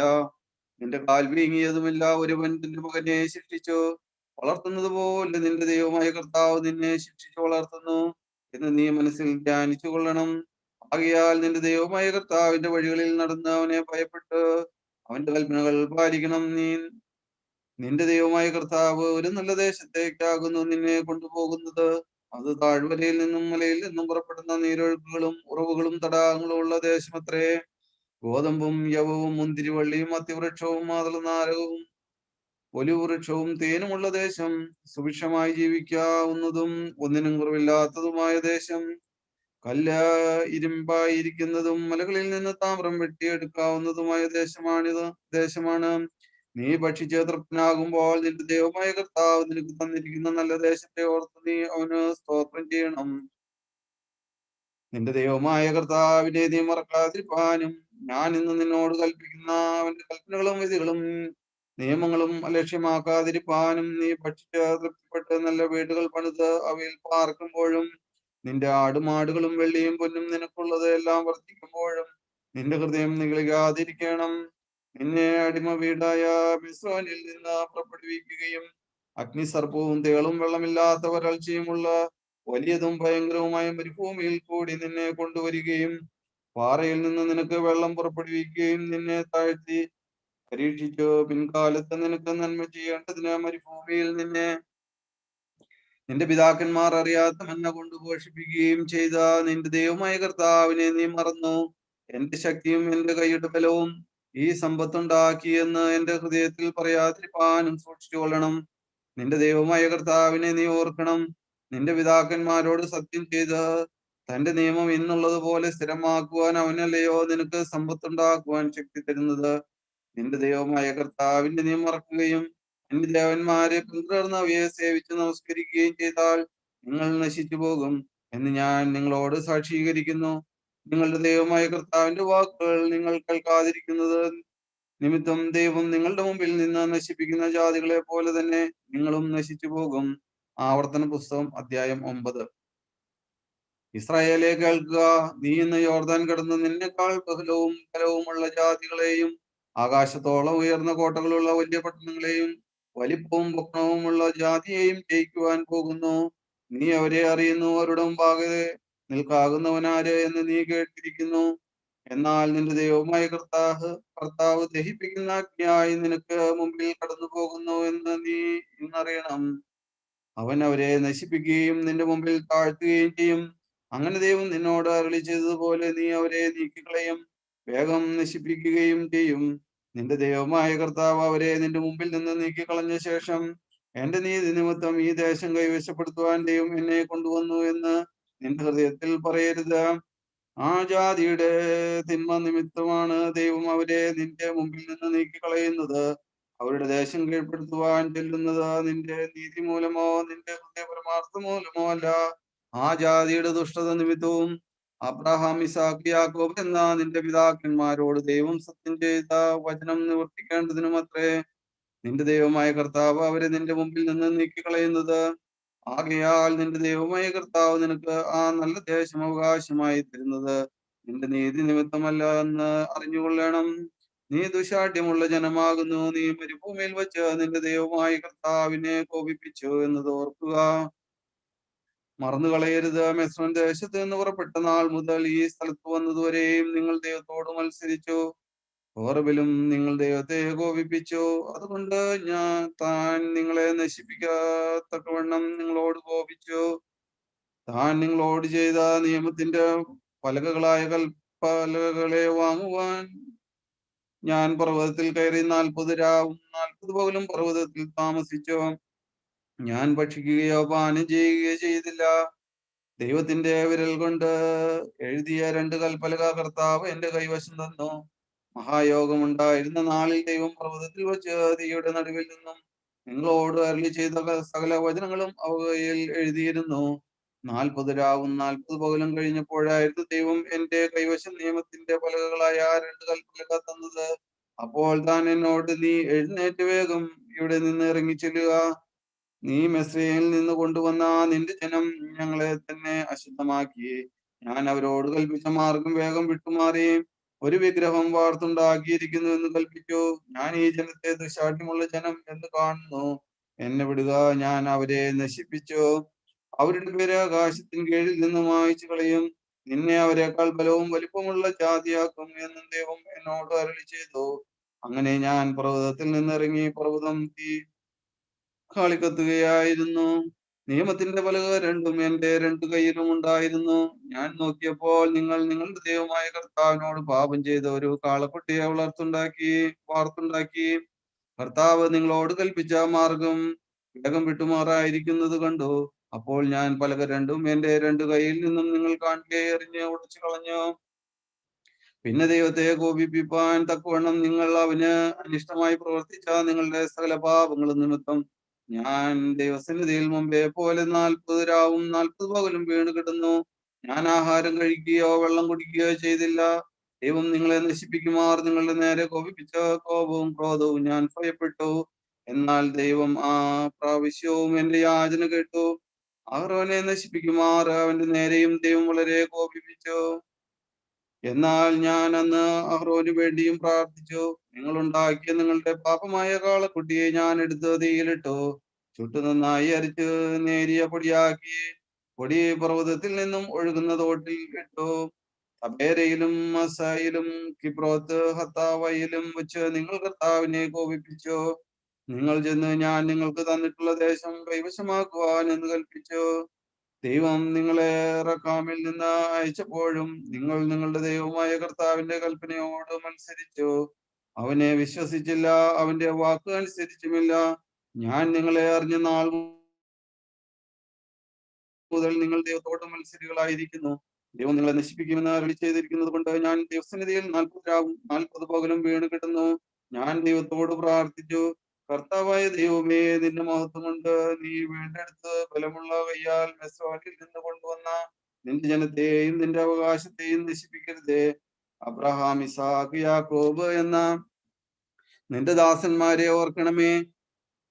താൻ അവർക്ക് വാഗ്ദത്തം ചെയ്തിരുന്ന ദേശത്ത് അവരെ എത്തിക്കുവാൻ തനിക്ക് കഴിയായികയാലും അവൻ അവരെ വെറുത്തതു മൂലവും അവരെ കൊണ്ടുപോയി മരുഭൂമിയിൽ വെച്ച് കൊന്നുകളഞ്ഞു എന്ന് നീ ഞങ്ങളെ സ്വതന്ത്രരായി കൊണ്ടുപോകുന്ന ദേശവാസികൾ പറയാതിരിപ്പാൻ ഈ ജനത്തിന്റെ ഷഡതയും അവരുടെ അകൃത്യവും പാപവും നോക്കരുതേ. അവർ നിന്റെ മഹാബലം കൊണ്ട് നീട്ടിയ ഭുജം കൊണ്ടും നീ പുറപ്പെടുവിച്ചു കൊണ്ടുവന്ന നിന്റെ ജനവും നിന്റെ അവകാശവുമാണല്ലോ. ആവർത്തന പുസ്തകം അധ്യായം 10. അക്കാലത്ത് കർത്താവ് എന്നോട്, നീ മുമ്പേ പോലെ 2 കൽപ്പലക വെട്ടിയെടുത്ത് എന്റെ അടുക്കൽ പർവ്വതത്തിൽ കയറി വരിക. തടി കൊണ്ട് ഒരു പെട്ടകവും ഉണ്ടാക്കുക. നീ ഉടച്ചു കളഞ്ഞ പലകകളിൽ ഉണ്ടായിരുന്ന വചനങ്ങൾ ഞാൻ ആ പലകകളിൽ എഴുതും. നീ അവയെ ആ പെട്ടകത്തിൽ വയ്ക്കണം എന്ന് കൽപ്പിച്ചു. അങ്ങനെ ഞാൻ കതിരമരം കൊണ്ട് ഒരു പെട്ടകമുണ്ടാക്കി ആദ്യത്തേതുപോലെ 2 കൽപ്പലക വെട്ടിയെടുത്തു. കയ്യിൽ ആ പലകയുമായി പർവ്വതത്തിൽ കയറി. മഹായോഗമുണ്ടായിരുന്ന ദിവസം കർത്താവ് പർവ്വതത്തിൽ തീയുടെ നടുവിൽ നിന്ന് നിങ്ങളോട് അരുളി ചെയ്ത 10 കൽപ്പനയും കർത്താവ് മുന്നെഴുത്തുപോലെ പലകകളിൽ എഴുതി അവയെ എന്റെ കൈവശം തന്നു. അനന്തരം ഞാൻ പർവ്വതത്തിൽ നിന്നിറങ്ങി ഞാൻ ഉണ്ടാക്കിയിരുന്ന പെട്ടകത്തിൽ പലക വെച്ചു. കർത്താവ് എന്നോട് കൽപ്പിച്ചതുപോലെ അവ അവിടെ തന്നെ ഉണ്ട്. ഇസ്രായേൽ മക്കൾ ബെനയാക്കാൻ എന്ന ബേരോത്തിൽ നിന്ന് മോസേരിയിലേക്ക് യാത്ര ചെയ്തു. അവിടെ വെച്ച് അഹ്റോൻ മരിച്ചു. അവിടെ അവനെ സംസ്കരിച്ചു. അവന്റെ മകൻ എലിയാസർ അവന് പകരം പുരോഹിതനായി. അവിടെ നിന്ന് അവർ ബുദ്ഗോദയിൽ നിന്ന് നീരൊഴുക്കുള്ള ദേശമായ യോത്ബത്തേക്കും യാത്ര ചെയ്തു. അക്കാലത്ത് കർത്താവ് ലേവി ഗോത്രത്തെ തന്റെ നിയമപ്പെട്ടകം ചുമപ്പാനും ഇന്നുവരെ തുടരുന്നത് പോലെ ദൈവസന്നിധിയിൽ നിന്ന് ശുശ്രൂഷ ചെയ്യുവാനും അവന്റെ നാമത്തിൽ അനുഗ്രഹിപ്പാനും വേർതിരിച്ചു. അതുകൊണ്ട് ലേവിക്ക് അവന്റെ സഹോദരന്മാരോടുകൂടെ ഓഹരിയും അവകാശവും കൊടുത്തില്ല. നിന്റെ ദൈവമായ കർത്താവ് അവന് വാഗ്ദത്തം ചെയ്തതുപോലെ ദൈവം തന്നെ അവന്റെ അവകാശം. ഞാൻ മുമ്പേ പോലെ 40 രാവും 40 പകലും പർവ്വതത്തിൽ താമസിച്ചു. ആ പ്രാവശ്യവും കർത്താവ് എന്റെ അപേക്ഷ കേട്ടു. എന്നെ നശിപ്പിക്കാതിരിപ്പാൻ ദൈവത്തിന് സമ്മതമായി. പിന്നെ കർത്താവ് എന്നോട്, നീ എഴുന്നേറ്റ് യാത്ര പുറപ്പെട്ട് ജനത്തെ നയിക്കുക. അവർക്ക് കൊടുക്കുമെന്ന് ഞാൻ അവരുടെ പിതാക്കന്മാരോട് സത്യം ചെയ്ത ദേശം അവർ ചെന്ന് കൈവശമാക്കട്ടെ എന്ന് കൽപ്പിച്ചു. ആകയാൽ ഇസ്രായേലേ, നിന്റെ ദൈവമായ കർത്താവിനെ ഭയപ്പെടുകയും അവന്റെ എല്ലാ മാർഗങ്ങളും നടക്കുകയും അവനെ സ്നേഹിക്കുകയും നിന്റെ ദൈവമായ കർത്താവിനെ പൂർണ്ണ മനസ്സോടെയും പൂർണ്ണ ഹൃദയത്തോടും കൂടെ സേവിക്കുകയും ഞാൻ ഇന്ന് നിന്നോട് ആജ്ഞാപിക്കുന്ന ദൈവകൽപ്പനകളും നിയമങ്ങളും നിന്റെ നന്മയ്ക്കായി അനുസരിക്കുകയും വേണം എന്നല്ലാതെ നിന്റെ ദൈവമായ കർത്താവ് നിന്നോട് മറ്റൊന്നും ചോദിക്കുന്നില്ല. ഇതാ സ്വർഗവും സ്വർഗാതിസ്വർഗവും ഭൂമിയും അതിലുള്ളതെല്ലാം നിന്റെ ദൈവമായ കർത്താവിൻ്റെതത്രേ. നിന്റെ പിതാക്കന്മാരോട് മാത്രം കർത്താവിന് പ്രീതി തോന്നി അവരെ സ്നേഹിച്ചു. അവരുടെ ശേഷം അവരുടെ സന്തതിയായ നിങ്ങളെ എന്നുള്ള രീതിയിൽ അവൻ സകല ജാതികളിലും വെച്ച് തിരഞ്ഞെടുത്തു. ആകയാൽ നിങ്ങൾ നിങ്ങളുടെ ഹൃദയത്തിന്റെ അഗ്രചർമ്മം പരിച്ഛേദന ചെയ്യുവിൻ. ഇനിമേൽ മത്സരികളാകരുത്. നിങ്ങളുടെ ദൈവമായ കർത്താവ് ദൈവാദി ദൈവവും കർത്താദി കർത്താവുമായി ശക്തനും ഭയങ്കരനുമായ മഹാദൈവം അത്രേ. അവന് ഉപപക്ഷമില്ല, പ്രതിഫലം വാങ്ങുന്നുമില്ല. അവൻ അനാഥർക്കും വിധവമാർക്കും ന്യായം പാലിക്കുന്നു. പരദേശിയെ സ്നേഹിച്ച് അവന് ഭക്ഷണവും വസ്ത്രവും നൽകുന്നു. ആകയാൽ നിങ്ങൾ പരദേശിയെ സ്നേഹിപ്പിൻ. നിങ്ങളും മിസ്രയീം ദേശത്തെ പരദേശികളായിരുന്നുവല്ലോ. നിന്റെ ദൈവമായ കർത്താവിനെ നീ ഭയപ്പെടണം, അവനെ സേവിക്കണം, അവനോട് ചേർന്നിരിക്കണം, അവന്റെ നാമത്തിൽ സത്യം ചെയ്യണം. അവനാകുന്നു നിന്റെ മഹിമ, അവനാകുന്നു നിന്റെ ദൈവം. നീ കണ്ണുകൊണ്ട് കണ്ടിട്ടുള്ള മഹത്വവും ഭയങ്കരവുമായ കാര്യങ്ങളെ നിനക്ക് വേണ്ടി ചെയ്തത് അവനത്രേ. നിന്റെ പിതാക്കന്മാർ 70 പേർ മിസ്രയീമിലേക്ക് ഇറങ്ങിപ്പോയി. ഇപ്പോഴോ നിന്റെ ദൈവമായ കർത്താവ് നിന്നെ വർദ്ധിപ്പിച്ച് ആകാശത്തിലെ നക്ഷത്രങ്ങളെ പോലെ ആക്കിയിരിക്കുന്നു. ബാറക്കുമോർ. അധ്യായം 10, ആവർത്തന പുസ്തകം അധ്യായം 10 ചാപ്റ്റർ കംപ്ലീറ്റ് ആയി. ഇനി 11 തുടങ്ങണം. ആവർത്തന പുസ്തകം അധ്യായം 11. ബാർക്കുമോർ. ആകയാൽ നിന്റെ ദൈവമായ കർത്താവിനെ സ്നേഹിച്ച് അവന്റെ പ്രമാണങ്ങളും നിയമങ്ങളും വിധികളും കൽപ്പനകളും എപ്പോഴും പാലിക്കണം. നിങ്ങളുടെ ദൈവമായ കർത്താവിന്റെ ശിക്ഷ, അവന്റെ മഹത്വം, അവന്റെ ബലമുള്ള കൈ, അവന്റെ നീട്ടിയ ഭുജം, അവൻ മിസ്രയീം മധ്യേ മിസ്രയീം രാജാവായ ഫറവോനോട് അവന്റെ സകല ദേശത്തോടും ചെയ്ത അവന്റെ അടയാളങ്ങൾ, അവന്റെ പ്രവൃത്തികൾ, അവൻ മിസ്രയീമ്യരുടെ സൈന്യത്തോടും കുതിരകളോടും രഥങ്ങളോടും ചെയ്തത്, അവൻ നിങ്ങളെ പിന്തുടർന്നപ്പോൾ അവൻ ചെങ്കടലിലെ വെള്ളം അവരുടെ മേലൊഴുക്കി ഇപ്പോഴും കാണുന്നത് പോലെ അവരെ നശിപ്പിച്ചത്, നിങ്ങൾ ഇവിടെ വരുന്നതുവരെ മരുഭൂമിയിൽ വച്ച് അവൻ നിങ്ങളോട് ചെയ്തത്, അവൻ രൂബേന്റെ മകനായ എലിയാബിന്റെ മകളായ ദാഥാനോടും അബീരാമിനോടും ചെയ്തത്, ഭൂമി വായ പിളർന്ന അവരെയും കുടുംബങ്ങളെയും കൂടാരങ്ങളെയും എല്ലാ ഇസ്രായേലരുടെയും മധ്യേ അവർക്കുള്ള സകല ജീവികളെയും വിഴുങ്ങിക്കളഞ്ഞത് എന്നിങ്ങനെയുള്ളവ അറിയാത്തവരും കാണാത്തവരുമായ നിങ്ങളുടെ മക്കളോടല്ല ഞാൻ സംസാരിക്കുന്നത് എന്ന് നിങ്ങൾ ഇന്ന് അറിഞ്ഞുകൊള്ളണം. ദൈവം ചെയ്ത വൻകാര്യങ്ങളെല്ലാം നിങ്ങൾ കണ്ടിട്ടുള്ളവരാണല്ലോ. ആകയാൽ നിങ്ങൾ ബലപ്പെടുവാനും നിങ്ങൾ കൈവശമാക്കുവാൻ പോകുന്ന ദേശം കീഴടക്കുവാനും ദൈവം നിങ്ങളുടെ പിതാക്കന്മാർക്കും അവരുടെ സന്തതിക്കും കൊടുക്കുമെന്ന് അവരോട് സത്യം ചെയ്ത ദേശമായി പാലും തേനും ഒഴുകുന്ന ദേശത്ത് നിങ്ങൾ ദീർഘായുസോടിരിപ്പാനുമായി ഇന്ന് ഞാൻ നിങ്ങളോട് ആജ്ഞാപിക്കുന്ന കൽപ്പനകളെല്ലാം അനുസരിച്ച് നടപ്പീൻ. നീ കൈവശമാകുന്ന ദേശം നീ വിട്ടുപോകുന്ന മിസ്രയീം ദേശം പോലെയല്ല. അവിടെ നീ വിത്ത് വിതച്ചിട്ട് പച്ചക്കറി തോട്ടം പോലെ നിന്റെ നീർച്ചാല് കൊണ്ട് നനയ്ക്കേണ്ടി വന്നു. നിങ്ങൾ കൈവശമാക്കുന്ന ദേശമോ മലകളും താഴ്വരകളും ഉള്ളതും ആകാശത്ത് നിന്ന് പെയ്യുന്ന മഴവെള്ളം കുടിക്കുന്നതും നിന്റെ ദൈവമായ കർത്താവ് പരിപാലിക്കുന്നതുമായ ദേശമാകുന്നു. സംവത്സരാരംഭം മുതൽ അവസാനം വരെ നിന്റെ ദൈവമായ കർത്താവിന്റെ ദൃഷ്ടി എപ്പോഴും അതിന്മേലിരിക്കുന്നു. നിങ്ങളുടെ ദൈവമായ കർത്താവിനെ നിങ്ങൾ സ്നേഹിക്കുകയും പൂർണ്ണ ഹൃദയത്തോടും പൂർണ്ണ മനസ്സോടും കൂടെ അവനെ സേവിക്കുകയും ചെയ്തുകൊണ്ട് ഞാൻ ഇന്ന് നിങ്ങളോട് കൽപ്പിക്കുന്ന എന്റെ കൽപ്പനകൾ ഉത്സാഹപൂർവ്വം അനുസരിച്ചാൽ ധാന്യവും വീഞ്ഞും എണ്ണയും ശേഖരിക്കേണ്ടതിന് ഞാൻ തത്സമയത്ത് നിങ്ങളുടെ ദേശത്തിന് ആവശ്യമായ മുൻമഴയും പിന്മഴയും പെയ്യും. ഞാൻ നിന്റെ വയലിൽ നിന്റെ നാൽക്കാലികൾക്ക് പുല്ല് തരും. നീ ഭക്ഷിച്ച് തൃപ്തനാകും. നിങ്ങളുടെ ഹൃദയത്തിൽ തിന്മ വരികയും നിങ്ങൾ നേർവഴി വിട്ട് അന്യദേവന്മാരെ സേവിക്കാൻ ആരാധിക്കുകയും ചെയ്യാതിരിക്കാൻ സൂക്ഷിച്ചു കൊള്ളണം. അല്ലെങ്കിൽ ദൈവക്രോധം നിങ്ങളുടെ നേരെ ജ്വലിച്ച് മഴ പെയ്യാതിരിക്കേണ്ടതിന് അവൻ ആകാശത്തെ അടച്ചു കളയും, ഭൂമി അനുഭവം തരാതിരിക്കും. ദൈവം നിങ്ങൾക്ക് തരുന്ന നല്ല ദേശത്ത് നിന്ന് നിങ്ങൾ വേഗം നശിച്ചു പോവുകയും ചെയ്യും. ആകയാൽ നിങ്ങൾ ഈ വചനങ്ങളെ നിങ്ങളുടെ ഹൃദയത്തിലും മനസ്സിലും സംഗ്രഹിച്ച് നിങ്ങളുടെ കൈമേൽ അടയാളമാക്കി കെട്ടുകയും അവ നിങ്ങളുടെ കണ്ണുകൾക്ക് മധ്യേ മുദ്രയായിരിക്കുകയും വേണം. വീട്ടിലിരിക്കുമ്പോൾ, യാത്ര ചെയ്യുമ്പോഴും കിടക്കുമ്പോൾ എഴുന്നേൽക്കുമ്പോഴും നിങ്ങൾ അവയെ കുറിച്ച് സംസാരിച്ചുകൊണ്ട് നിങ്ങളുടെ മക്കൾക്ക് അവ ഉപദേശിച്ചു കൊടുക്കണം. ദൈവം നിങ്ങളുടെ പിതാക്കന്മാർക്ക് കൊടുക്കുമെന്ന് അവരോട് സത്യം ചെയ്ത ദേശത്ത് നിങ്ങൾ നിങ്ങളുടെ മക്കളും ഭൂമിക്ക് മേൽ അവകാശമുള്ള കാലത്തോളം ദീർഘായുസോടിരിക്കുവാൻ അവയെ നിന്റെ വീടിന്റെ കട്ടിലുകളിന്മേലും പടിവാതിലുകളിലും എഴുതണം. ഞാൻ നിങ്ങളോട് ആജ്ഞാപിക്കുന്ന ഈ സകല കൽപ്പനകളും ജാഗ്രതയോടെ ആചരിച്ചുകൊണ്ട് നിങ്ങൾ നിങ്ങളുടെ ദൈവമായ കർത്താവിനെ സ്നേഹിക്കുകയും അവന്റെ എല്ലാ മാർഗങ്ങളിലും നടന്നവനോട് ചേർന്നിരിക്കുകയും ചെയ്താൽ ദൈവം ഈ ജാതികളെയെല്ലാം നിങ്ങളുടെ മുമ്പിൽ നിന്ന് നീക്കിക്കളയും. നിങ്ങളെക്കാൾ ബഹുലതയും ബലവുമുള്ള ജാതികളുടെ ദേശം നിങ്ങൾ കൈവശമാക്കും. നിങ്ങളുടെ ഉള്ളങ്കാൽ ചവിട്ടുന്ന സ്ഥലമെല്ലാം നിങ്ങൾക്ക് കിട്ടും. നിങ്ങളുടെ അതിർ മരുഭൂമി മുതൽ ലെബനോൻ വരെയും യൂഫ്രട്ടീസ് നദി മുതൽ പടിഞ്ഞാറേ കടൽ വരെയുമാകും. ഒരു മനുഷ്യന് നിങ്ങളുടെ നേരെ നിൽക്കുകയില്ല. നിങ്ങളുടെ ദൈവമായ കർത്താവ് നിങ്ങളോട് കൽപ്പിച്ചതുപോലെ അവൻ നിങ്ങളെയുള്ള ഭയവും ഭീതിയും നിങ്ങൾ ചെന്നെത്തുന്ന സകല ദിക്കിലും വരുത്തും. ഇതാ ഞാൻ ഇന്ന് അനുഗ്രഹവും ശാപവും നിങ്ങളുടെ മുമ്പിൽ വയ്ക്കുന്നു.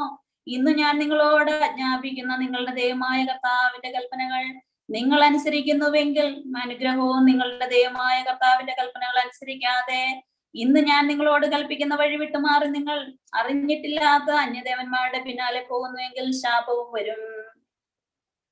നീ കൈവശമാക്കുന്ന ദേശത്ത് നിന്റെ ദൈവമായ കർത്താവ് നിന്നെ പ്രവേശിപ്പിച്ച ശേഷം ഗെരിസി മലമേൽ വെച്ച് അനുഗ്രഹവും ഏബാൻ മലമേൽ വെച്ച് ശാപവും പ്രസ്താവിക്കണം. അവ ഗിൽഗാലിനെതിരായി മോരേതൊപ്പിയരികെ സമതലത്തിന് പാർക്കുന്ന കനാന്യരുടെ ദേശത്ത് യോർദാനക്കഴി പടിഞ്ഞാറാകുന്നു. നിങ്ങളുടെ ദൈവമായ കർത്താവ് നിങ്ങൾക്ക് തരുന്ന ദേശം കൈവശമാക്കുവാൻ നിങ്ങൾ യോർദാൻ കടന്ന് അതിനെ കീഴടക്കി അവിടെ പാർക്കും. ഞാൻ ഇന്ന് നിങ്ങളുടെ മുമ്പിൽ വയ്ക്കുന്ന എല്ലാ നിയമങ്ങളും വിധികളും നിങ്ങൾ പാലിച്ചു നടക്കണം. ആവർത്തന പുസ്തകം അധ്യായം 12. നിന്റെ പിതാക്കന്മാരുടെ ദൈവമായ കർത്താവ് നിനക്ക് അവകാശമായി തരുന്ന ദേശത്ത് നിങ്ങൾ ഭൂമിയിൽ ജീവകാലമെല്ലാം പാലിച്ചു നടക്കേണ്ടുന്ന നിയമങ്ങളും വിധികളും. നിങ്ങൾ ദേശം കൈവശമാക്കുവാൻ പോകുന്നിടത്തെ ജാതികൾ ഉയർന്ന പർവ്വതങ്ങളിൽ മേലും കുന്നുകളിന്മേലും എല്ലാ പച്ചമരത്തിന് കീഴിലും അവരുടെ ദേവന്മാരെ സേവിച്ച സ്ഥലമെല്ലാം നിങ്ങൾ നശിപ്പിക്കണം. അവരുടെ ബലിപീഠങ്ങൾ ഇടിച്ചു കളയണം. അവരുടെ ബിംബങ്ങളെ തകർക്കണം. അവരുടെ പ്രതിഷ്ഠകളെ തീയിലിട്ട് ചുട്ടുകളയണം. അവരുടെ ദേവി വിഗ്രഹങ്ങളെ വെട്ടിക്കളഞ്ഞ് അവരുടെ പേര് ആ സ്ഥാനത്ത് നിന്ന് നശിപ്പിക്കണം. നിങ്ങളുടെ ദൈവമായ കർത്താവിന്റെ ആ വിധത്തിലല്ല സേവിക്കേണ്ടത്. നിങ്ങളുടെ ദൈവമായ കർത്താവിനെ തന്റെ നാമം സ്ഥാപിക്കേണ്ടതിന് നിങ്ങളുടെ സകല ഗോത്രങ്ങളിലും വെച്ച് തിരഞ്ഞെടുക്കുന്ന സ്ഥലത്ത് നിങ്ങൾ തിരുനിവാസ ദർശനത്തിനായി ചെല്ലണം. അവിടെ തന്നെ നിങ്ങളുടെ ഹോമയാഗങ്ങൾ, ഹനനയാഗങ്ങൾ, ദശാംശങ്ങൾ, നിങ്ങളുടെ നേർച്ചകൾ, സ്വമേധാദാനങ്ങൾ, നിങ്ങളുടെ ആടുമാടുകളുടെ കടിഞ്ഞൂലുകൾ എന്നിവ നിങ്ങൾ സമർപ്പിക്കണം. അവിടെ നിങ്ങളുടെ ദൈവമായ കർത്താവിന്റെ സന്നിധിയിൽ വെച്ച് നിങ്ങൾ ഭക്ഷിക്കുകയും നിങ്ങളുടെ സകല പ്രവൃത്തിയിലും നിന്റെ ദൈവമായ കർത്താവ് നിന്നെ അനുഗ്രഹിച്ചതിനെ കുറിച്ച് നിങ്ങളും നിങ്ങളുടെ കുടുംബങ്ങളും സന്തോഷിക്കുകയും വേണം. ഇന്ന് ഇവിടെ ഓരോരുവൻ ബോധിച്ച പ്രകാരം ചെയ്യുന്നത് പോലെ നിങ്ങൾ ചെയ്യരുത്. നിങ്ങളുടെ ദൈവമായ കർത്താവ് നിങ്ങൾ തരുന്ന സ്വസ്ഥതയും അവകാശത്തിലേക്ക് നിങ്ങൾ ഇതുവരെ എത്തിയിട്ടില്ലല്ലോ. എന്നാൽ നിങ്ങൾ യോർദാൻ കടന്ന് നിങ്ങളുടെ ദൈവമായ കർത്താവ് നിങ്ങൾക്ക് അവകാശമായി തരുന്ന ദേശത്ത് വസിക്കുകയും ചുറ്റുമുള്ള നിങ്ങളുടെ സകല ശത്രുക്കളെയും അവൻ നീക്കി നിങ്ങൾക്ക് വിശ്രമം തരികയും നിങ്ങൾ നിർഭയരായി വസിക്കുകയും ചെയ്യുമ്പോൾ നിങ്ങളുടെ ദൈവമായ കർത്താവ് തന്റെ നാമം സ്ഥാപിപ്പാൻ തിരഞ്ഞെടുക്കുന്ന സ്ഥലത്ത് നിങ്ങളുടെ ഹോമയാഗങ്ങൾ, ഹനനയാഗങ്ങൾ, ദശാംശങ്ങൾ, നിങ്ങളുടെ കയ്യിലെ ഉദർച്ചാർപ്പണങ്ങൾ, നിങ്ങൾ കർത്താവിന് നേരുന്ന വിശേഷമായ നേർച്ചകൾ എല്ലാം എന്നിങ്ങനെ ഞാൻ നിങ്ങളോട് ആജ്ഞാപിക്കുന്നതെല്ലാം നിങ്ങൾ കൊണ്ടുവരണം. നിങ്ങളുടെ ദൈവമായ കർത്താവിന്റെ സന്നിധിയിൽ നിങ്ങളും നിങ്ങളുടെ പുത്രന്മാരും നിങ്ങളുടെ ദാസന്മാരും ദാസിമാരും നിങ്ങളുടെ പട്ടണങ്ങളിൽ ഉള്ള ലേവിനും സന്തോഷിക്കണം. അവന് നിങ്ങളോടുകൂടെ ഓഹരിയും അവകാശവും ഇല്ലല്ലോ. നിനക്ക് തോന്നുന്നിടത്തെല്ലാം നിന്റെ ഹോമയാഗങ്ങൾ കഴിക്കാതിരിപ്പാൻ സൂക്ഷിച്ചു കൊള്ളണം. ദൈവം നിന്റെ ഗോത്രങ്ങളിൽ ഒന്നിൽ തിരഞ്ഞെടുക്കുന്ന സ്ഥലത്ത് നീ നിന്റെ ഹോമയാഗങ്ങൾ കഴിക്കണം. ഞാൻ നിന്നോട് ആജ്ഞാപിക്കുന്നതെല്ലാം നീ ചെയ്യണം. എന്നാൽ ദൈവമായ കർത്താവ് നിനക്ക് തന്നിരിക്കുന്ന അനുഗ്രഹത്തിന് തക്കവണ്ണം നിന്റെ ഏത് പട്ടണത്തിൽ വെച്ചും നിന്റെ മനസ്സിലെ ആഗ്രഹപ്രകാരം അറുത്ത് മാംസം തിന്നാം. അത് കലമാനിനെയും പുള്ളിമാനിനെയും പോലെ ശുദ്ധനും അശുദ്ധനും തിന്നാം. രക്തം മാത്രം നിങ്ങൾ ആഹാരം കഴിക്കരുത്. അത് വെള്ളം പോലെ നിലത്ത് ഒഴിച്ചു കളയണം. എന്നാൽ നിന്റെ ധാന്യം, വീഞ്ഞ്, എണ്ണ എന്നിവയുടെ ദശാംശം, നിന്റെ ആടുമാടുകളുടെ കടിഞ്ഞൂലുകൾ, നീ നേരുന്ന നേർച്ചകൾ, നിന്റെ സ്വമേധാദാനങ്ങൾ, നിന്റെ കയ്യിലെ ഉദർച്ചാർപ്പണങ്ങൾ എന്നിവ നിന്റെ പട്ടണങ്ങളെ വെച്ച് ഭക്ഷിക്കരുത്. അവയെ നിന്റെ ദൈവമായ കർത്താവ് തെരഞ്ഞെടുക്കുന്ന സ്ഥലത്ത് നിന്റെ ദൈവമായ കർത്താവിന്റെ സന്നിധിയിൽ നീയും നിന്റെ മകനും മകളും നിന്റെ ദാസനും ദാസിയും നിന്റെ പട്ടണങ്ങളിലുള്ള ലേവ്യനും ഭക്ഷിച്ച് നിന്റെ സകല പ്രയത്നങ്ങളെ കുറിച്ചും നിന്റെ ദൈവമായ കർത്താവിന്റെ സന്നിധിയിൽ നീ സന്തോഷിക്കുക. നീ ഭൂമിയിലുള്ള കാലം ലേവിനെ ഉപേക്ഷിക്കാതിരിപ്പാൻ സൂക്ഷിച്ചു കൊള്ളേണം. നിന്റെ ദൈവമായ കർത്താവ് നിന്നോട് വാഗ്ദത്തം ചെയ്തതുപോലെ അവൻ നിന്റെ അതിരുകൾ വിശാലമാക്കുമ്പോൾ നീ മാംസം തിന്നുവാൻ ആഗ്രഹിച്ചിട്ട് എനിക്ക് മാംസം തിന്നണം എന്ന് പറഞ്ഞാൽ നിന്റെ ഇഷ്ടം പോലെ നിനക്ക് മാംസം തിന്നാം. നിന്റെ ദൈവമായ കർത്താവ് തന്റെ നാമം സ്ഥാപിപ്പാൻ തെരഞ്ഞെടുത്ത സ്ഥലം ഏറെ വിദൂരം എങ്കിൽ ദൈവം നിനക്ക് തന്നിട്ടുള്ള നിന്റെ ആടുമാടുകളിൽ ഏതിനെങ്കിലും ഞാൻ നിന്നോട് കൽപ്പിച്ചതുപോലെ അറുക്കുകയും നിന്റെ പട്ടണങ്ങളിൽ വെച്ച് നിന്റെ ഇഷ്ടം പോലെ ഭക്ഷിക്കുകയും ചെയ്യാം. കലമാനിനെയും പുള്ളിമാനിനെയും തിന്നുന്നത് പോലെ നിനക്ക് അവയെ തിന്നാം. ശുദ്ധനും അശുദ്ധനും ഒരുപോലെ അത് ഭക്ഷിക്കാം. രക്തം മാത്രം ആഹാരം കഴിക്കാതിരിക്കാൻ സൂക്ഷിച്ചിരിക്കുക. രക്തം ജീവനാകുന്നുവല്ലോ. മാംസത്തോടുകൂടെ ജീവനെ ഭക്ഷിക്കരുത്. അതിനെ നീ ഉപയോഗിക്കാതെ വെള്ളം പോലെ നിലത്ത് ഒഴിച്ചു കളയണം. ദൈവത്തിന് ഹിതമായിട്ടുള്ള ചെയ്തിട്ട് നിനക്കും മക്കൾക്കും ശുഭമായിരിക്കേണ്ടതിന് നീ അത് അനുഭവിക്കരുത്. നിന്റെ കൈവശമുള്ള വിശുദ്ധ വസ്തുക്കളും നിന്റെ നേർച്ചകളും മാത്രം നീ എടുത്തുകൊണ്ട് ദൈവം തിരഞ്ഞെടുക്കുന്ന സ്ഥലത്തേക്ക് പോകണം. അവിടെ നിന്റെ ദൈവമായ കർത്താവിന്റെ യാഗപീഠത്തിന്മേൽ നിന്റെ ഹോമയാഗങ്ങൾ മാംസത്തോടും രക്തത്തോടും കൂടെ അർപ്പിക്കണം. നിന്റെ ഹന്യയാഗങ്ങളുടെ രക്തം നിന്റെ ദൈവമായ കർത്താവിന്റെ യാഗപീഠത്തിന്മേൽ ഒഴിക്കണം. അതിന്റെ മാംസം നിനക്ക് തിന്നാം. നിന്റെ ദൈവമായ കർത്താവിന് മുമ്പാകെയും ഹിതവും ഉത്തമമായത് ചെയ്തിട്ട് നിനക്കും മക്കൾക്കും നന്നായിരിക്കുന്നതിനായി ഞാൻ നിന്നോട് കൽപ്പിക്കുന്ന ഈ സകല വചനങ്ങളും കേട്ട് അനുസരിക്കുക. നീ കീഴടക്കുവാൻ എത്തുന്ന ദേശത്തെ ജാതികളെ നിന്റെ ദൈവമായ കർത്താവ് നിന്റെ മുമ്പിൽ വെച്ച് വിച്ഛേദിച്ചു കളയുമ്പോഴും നീ അവരെ നീക്കിക്കളഞ്ഞ് അവരുടെ ദേശത്ത് പാർക്കുമ്പോഴും അവർ നിന്റെ മുമ്പിൽ നിന്ന് നാമാവശേഷമായ ശേഷം നീ അവരുടെ രീതി അനുകരിച്ച് കെണിയിലകപ്പെടരുത്. ഈ ജാതികൾ അവരുടെ ദേവന്മാരെ സേവിച്ച വിധത്തിൽ ഞാനും ചെയ്യുമെന്ന് പറഞ്ഞ് അവരുടെ ദേവന്മാരെ കുറിച്ച് അന്വേഷിക്കുകയും അരുത്. നിന്റെ ദൈവമായ കർത്താവിനെ അങ്ങനെയല്ല സേവിക്കേണ്ടത്. ദൈവം വെറുക്കുന്ന സകല മ്ലേച്ഛതയും അവർ ദേവപൂജയിൽ ചെയ്തു തങ്ങളുടെ പുത്രന്മാരെ പോലും തങ്ങളുടെ ദേവന്മാർക്ക് അഗ്നിപ്രവേശം ചെയ്യിച്ചുവല്ലോ. ആവർത്തന പുസ്തകം അധ്യായം 13. ഞാൻ നിങ്ങളോട് ആജ്ഞാപിക്കുന്ന എല്ലാം അനുസരിച്ച് നടപ്പീൻ. അതിനോട് കൂട്ടരുത്, അതിൽ നിന്ന് കുറയ്ക്കുകയും അരുത്. നിങ്ങളുടെ ഇടയിൽ ഒരു പ്രവാചകനോ ദർശകനോ എഴുന്നേറ്റ് നീ അറിഞ്ഞിട്ടില്ലാത്ത അന്യ ദൈവങ്ങളെ നമുക്ക് ആരാധിക്കാം എന്ന് പറഞ്ഞ ഒരു അടയാളമോ അത്ഭുതമോ പ്രവചിക്കുകയും അവർ പറഞ്ഞ അടയാളമോ അത്ഭുതമോ സംഭവിക്കുകയും ചെയ്താൽ ആ പ്രവാചകന്റെയോ ദർശകന്റെയോ വാക്ക് നീ കേട്ടനുസരിക്കരുത്. നിങ്ങളുടെ ദൈവമായ കർത്താവിനെ പൂർണ്ണ ഹൃദയത്തോടും പൂർണ്ണ മനസ്സോടും കൂടെ നിങ്ങൾ സ്നേഹിക്കുന്നുണ്ടോ എന്ന് അറിയുവാൻ നിങ്ങളുടെ ദൈവമായ കർത്താവ് നിങ്ങളെ പരീക്ഷിക്കാനാകുന്നു. നിങ്ങളുടെ ദൈവമായ കർത്താവിനെ നിങ്ങൾ അനുസരിച്ച് ഭയപ്പെടുകയും അവന്റെ കൽപ്പന പാലിച്ച് അവന്റെ വാക്ക് കേൾക്കുകയും അവനെ ആരാധിച്ച് അവനോട് ചേർന്നിരിക്കുകയും വേണം. ആ പ്രവാചകനോ ദർശകനോ മിസ്രയീം ദേശത്തു നിന്ന് നിങ്ങളെ കൊണ്ടുവന്നവനും അടിമ വീട്ടിൽ നിന്ന് വീണ്ടെടുക്കുന്നവനുമായ നിങ്ങളുടെ ദൈവമായ കർത്താവിന് വിരോധമായി വ്യാജം സംസാരിച്ച് നീ അതിൽ നടക്കുവാൻ ദൈവമായ കർത്താവ് കൽപ്പിച്ച മാർഗത്തിൽ നിന്ന് നിന്നെ തെറ്റിപ്പാൻ ശ്രമിച്ചത് കൊണ്ട് അവനെ കൊല്ലണം. അങ്ങനെ നിന്റെ മധ്യയിൽ നിന്ന് ദോഷം നീക്കി കളയണം. നിങ്ങളുടെ ചുറ്റും ദേശത്തിന്റെ ഒരറ്റം മുതൽ മറ്റേ അറ്റം വരെ സമീപമോ ദൂരെയോ ഉള്ള ജാതികളുടെ ദേവന്മാരിൽ നീയോ നിന്റെ പിതാക്കന്മാരോ അറിഞ്ഞിട്ടില്ലാത്ത അന്യ ദൈവങ്ങളെ നമുക്ക് ചെന്ന് സേവിക്കാമെന്ന് നിന്റെ അമ്മയുടെ മകനായ നിന്റെ സഹോദരനോ നിന്റെ പുത്രനോ പുത്രിയോ നിന്റെ വത്സലയായ ഭാര്യയോ നിന്റെ ഉറ്റ സ്നേഹിതനോ രഹസ്യമായി പറഞ്ഞ് നിന്നെ ആകർഷിപ്പാൻ ശ്രമിച്ചാൽ അവനോട് യോജിക്കുകയോ അവന്റെ വാക്ക് കേൾക്കുകയോ ചെയ്യരുത്. അവനോട് ദയ തോന്നുകയോ അവനോട് ക്ഷമിക്കുകയോ അവനെ ഒളിപ്പിക്കുകയോ ചെയ്യാതെ അവനെ കൊന്നുകളയണം. അവനെ കൊല്ലുവാൻ ആദ്യം നിന്റെ കയ്യും നിന്റെ സർവ്വജനത്തിന്റെ കയ്യും അവന്റെ മേൽ വീഴണം. അടിമ വീടായ മിസ്രയീം ദേശത്ത് നിന്നെ കൊണ്ടുവന്ന ദൈവമായ കർത്താവിൽ നിന്ന് നിന്നെ അകറ്റുവാൻ അവൻ ശ്രമിച്ചത് കൊണ്ട് അവനെ കല്ലെറിഞ്ഞു കൊല്ലണം. ഇനി നിങ്ങളുടെ ഇടയിൽ ഈ കൊള്ളരുതാത്ത കാര്യം സംഭവിക്കാതിരിപ്പാൻ തക്കവണ്ണം ഇസ്രായേലെല്ലാം കേട്ട് ഭയപ്പെടേണം. നിങ്ങൾ അറിഞ്ഞിട്ടില്ലാത്ത അന്യദൈവങ്ങളെ നമുക്ക് ചെന്ന് ആരാധിക്കാമെന്ന് പറയുന്ന നീചന്മാർ നിങ്ങളുടെ മധ്യേ നിന്ന് പുറപ്പെട്ട് അവരുടെ പട്ടണവാസികളെ വശീകരിച്ചിരിക്കുന്നു എന്ന് നിന്റെ ദൈവമായ കർത്താവ് നിനക്ക് വസിപ്പാൻ തന്നിട്ടുള്ള നിന്റെ ഏതെങ്കിലും നഗരത്തെ കുറിച്ച് കേട്ടാൽ നീ നന്നായി അന്വേഷണവും പരിശോധനയും വിസ്താരവും കഴിക്കണം. അങ്ങനെയുള്ള മ്ലേച്ഛത നിങ്ങളുടെ ഇടയിൽ സംഭവിച്ച് എന്നത് സത്യവും യാഥാർത്ഥവുമെങ്കിൽ നീ ആ നഗരവാസികളെ വാളിന്റെ വായ്ത്തലയാൽ കൊന്ന് അതിലുള്ള മൃഗങ്ങളെയും വാളിന്റെ വായ്ത്തലയാൽ ശാപവസ്തുവായി സംഹരിക്കണം. അതിലെ കൊള്ള മുഴുവനും തെരുവിന്റെ നടുവിൽ കുട്ടി ആ പട്ടണവും അതിലെ കൊള്ളയെല്ലാം നിന്റെ ദൈവമായ കർത്താവിനെ ഓർത്ത് തീയിലിട്ട് ചുട്ടുകളയണം. അതെക്കാലവും പാഴ്വന്നായിരിക്കും. അതിനെ പിന്നീട് പണിയുമരുത്.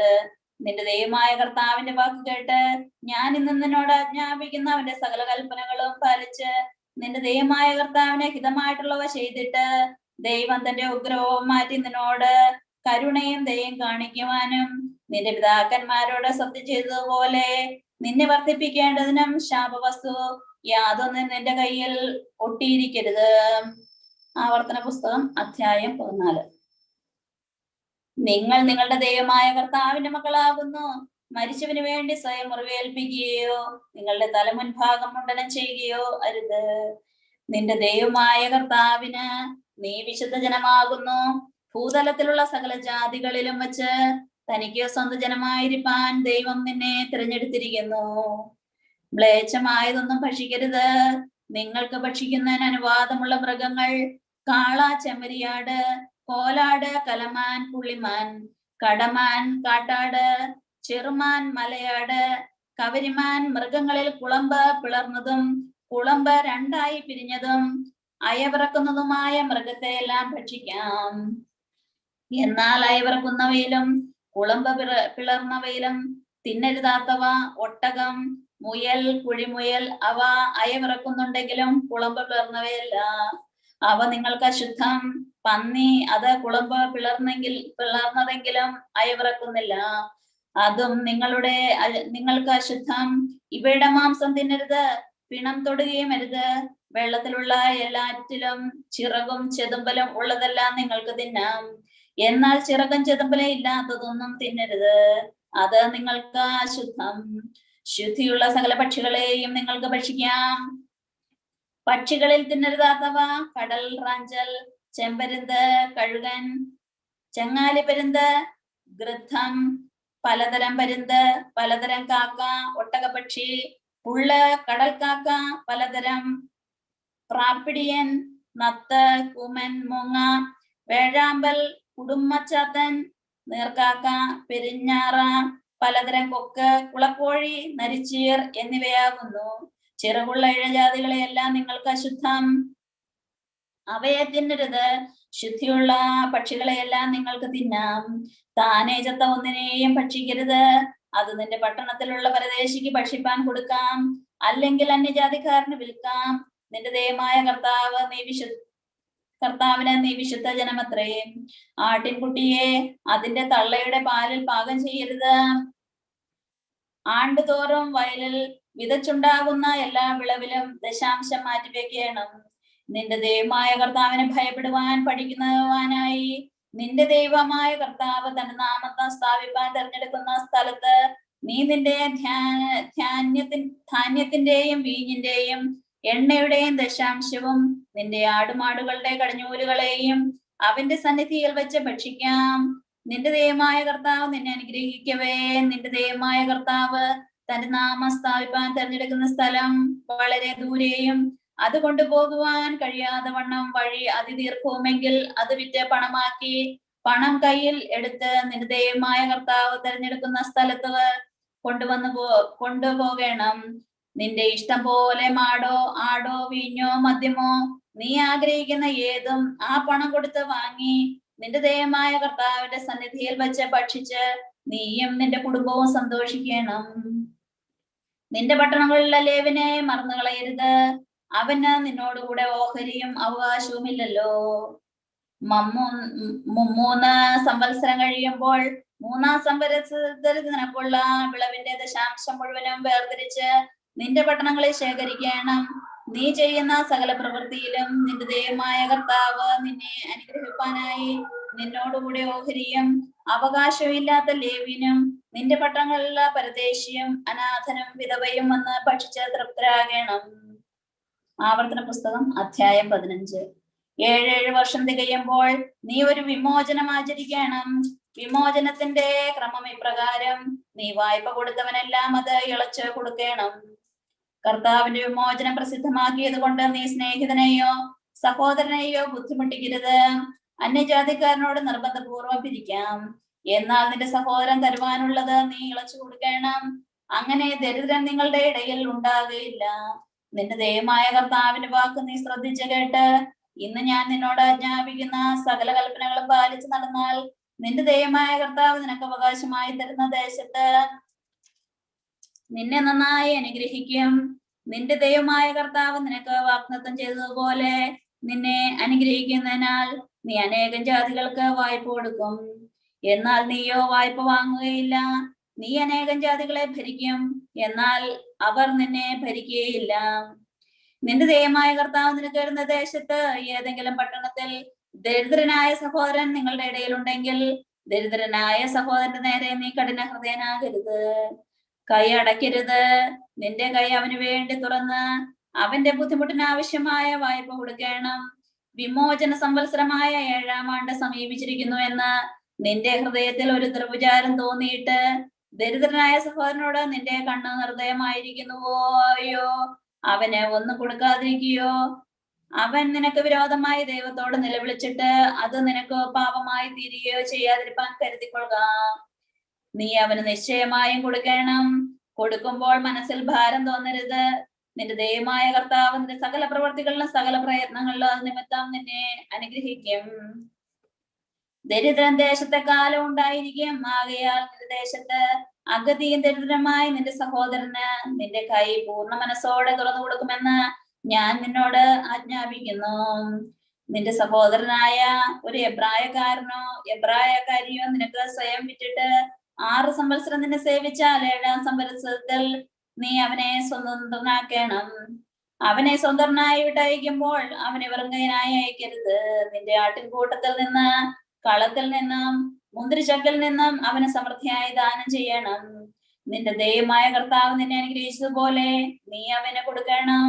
നീ മിസ്രയീം ദേശത്ത് അടിമയായിരുന്നു എന്നും നിന്റെ ദൈവമായ കർത്താവ് നിന്നെ വീണ്ടെടുത്തുമെന്നും ഓർക്കണം. ആകയാൽ ഞാൻ ഇന്ന് ഈ കാര്യം നിന്നോട് ആജ്ഞാപിക്കുന്നു. എന്നാൽ അവൻ നിന്നോടും നിന്റെ കുടുംബത്തോടുമുള്ള സ്നേഹം മൂലവും നിന്റെ അടുക്കൽ അവന് ആശ്വാസമുള്ളത് കൊണ്ടും ഞാൻ അങ്ങേ വിട്ട് പോകയില്ല എന്നും നിന്നോട് പറഞ്ഞാൽ നീ ഒരു സൂചി എടുത്ത് അവന്റെ കാത് വാതിലിനോട് ചേർത്ത് കുത്തി തുളയ്ക്കണം. പിന്നീട് അവൻ എന്നും നിനക്ക് ദാസനായിരിക്കണം. നിന്റെ ദാസിയോടും അങ്ങനെ തന്നെ ചെയ്യണം. അവൻ ഒരു കൂലിക്കാരന്റെ ഇരട്ടിക്കൂലിക്ക് തക്കതായി 6 സംവത്സരം നിന്നെ സേവിച്ചത് കൊണ്ട് അവനെ സ്വതന്ത്രനായി അയക്കുമ്പോൾ നിനക്ക് വ്യസനം തോന്നരുത്. നിന്റെ ദൈവമായ കർത്താവ് നീ ചെയ്യുന്ന സകല കാര്യങ്ങളിലും നിന്നെ അനുഗ്രഹിക്കും. നിന്റെ ആടുമാടുകളിൽ ഒന്നാമതായി പിറക്കുന്ന ആണിനെയെല്ലാം നിന്റെ ദൈവമായ കർത്താവിനായി ശുദ്ധീകരിക്കണം. നിന്റെ മാടുകളുടെ കടിഞ്ഞൂലിനെ കൊണ്ട് വേല ചെയ്യിക്കരുത്. നിന്റെ ആടുകളുടെ കടിഞ്ഞൂലിനെ രോമം കത്രിക്കുകയും അരുത്. കർത്താവ് തിരഞ്ഞെടുക്കുന്ന സ്ഥലത്ത് നീയും നിന്റെ കുടുംബവും നിന്റെ ദൈവമായ കർത്താവിന്റെ സന്നിധിയിൽ വെച്ച് അങ്ങനെയുള്ളതിനെ ആണ്ടുതോറും ഭക്ഷിക്കണം. എന്നാൽ അതിന് മുടന്തോ അന്ധതയോ എന്തെങ്കിലും ഊനമോ ഉണ്ടായിരുന്നാൽ നിന്റെ ദൈവമായ കർത്താവിന് അതിനെ യാഗം കഴിക്കരുത്. നിന്റെ പട്ടണങ്ങളിൽ വെച്ച് അത് ഭക്ഷിക്കാം.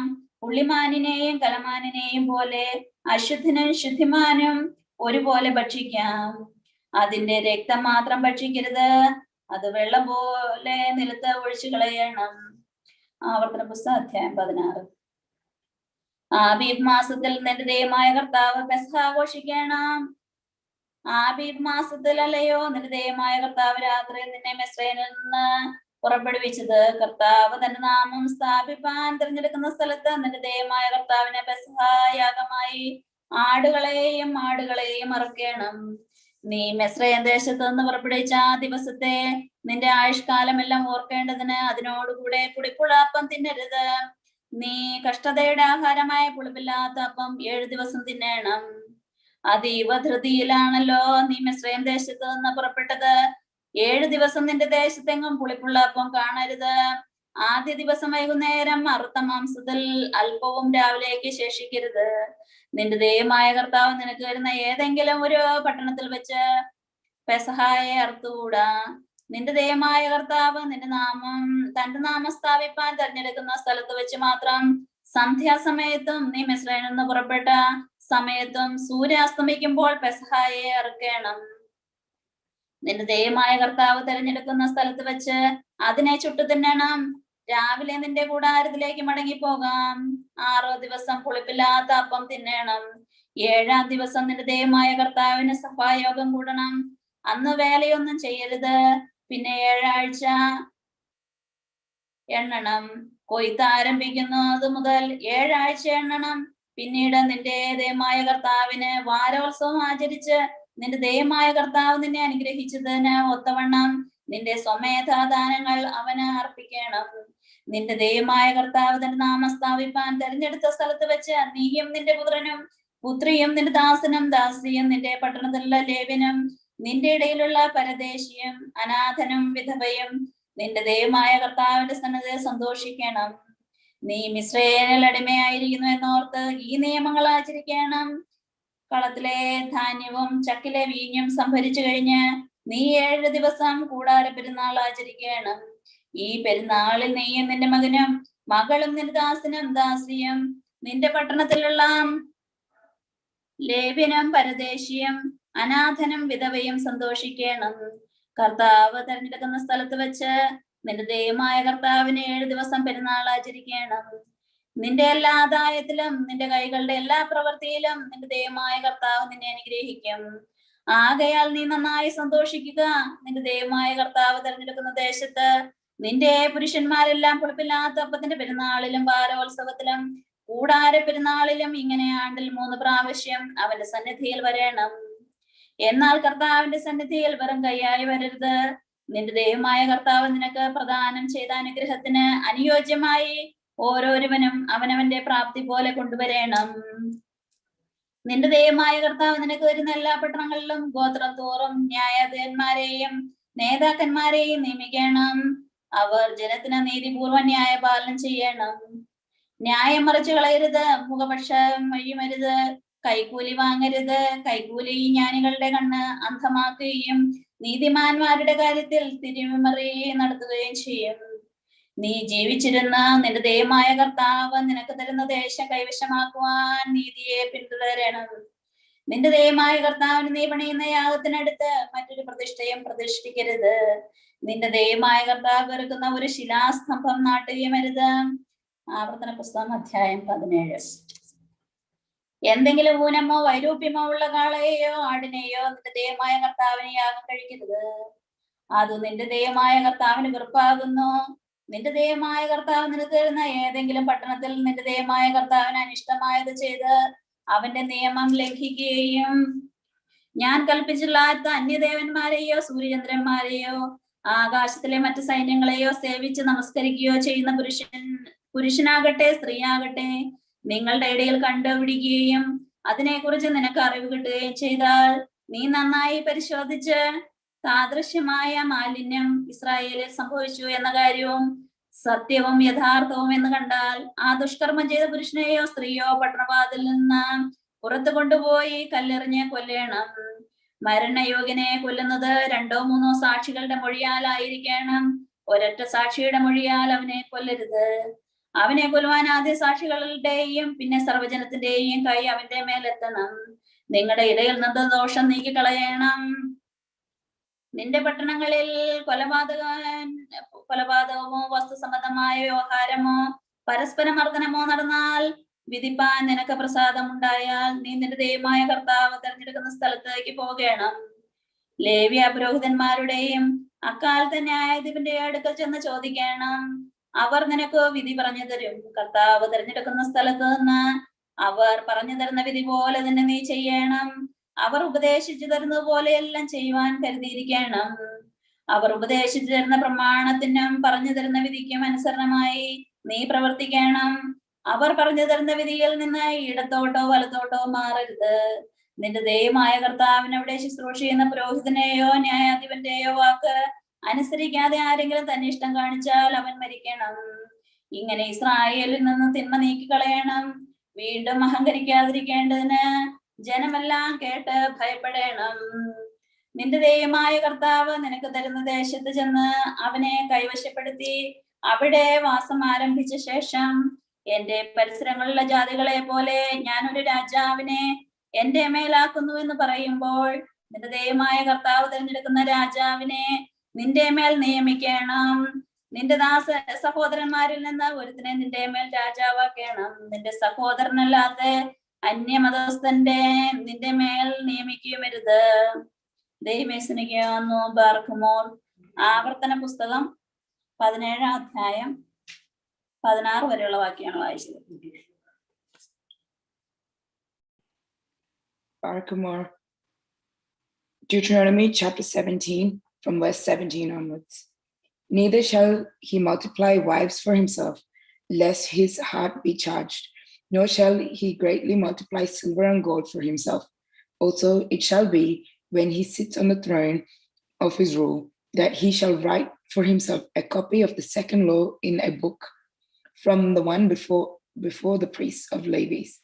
It shall be with him, and he shall read it all the days of his life, that he may learn to fear the Lord his God, and be careful to observe all the commandments and ordinances, that his heart may not be lifted above his brethren, that he may not turn aside from the commandment to the right hand or to the left, and may prolong his rule, he and his sons among the sons of Israel. Deuteronomy chapter 18. The priests, the Levites, all the tribes of Levi shall have no part, no inheritance with Israel. The burnt offering of the Lord shall be their portion. These they shall eat.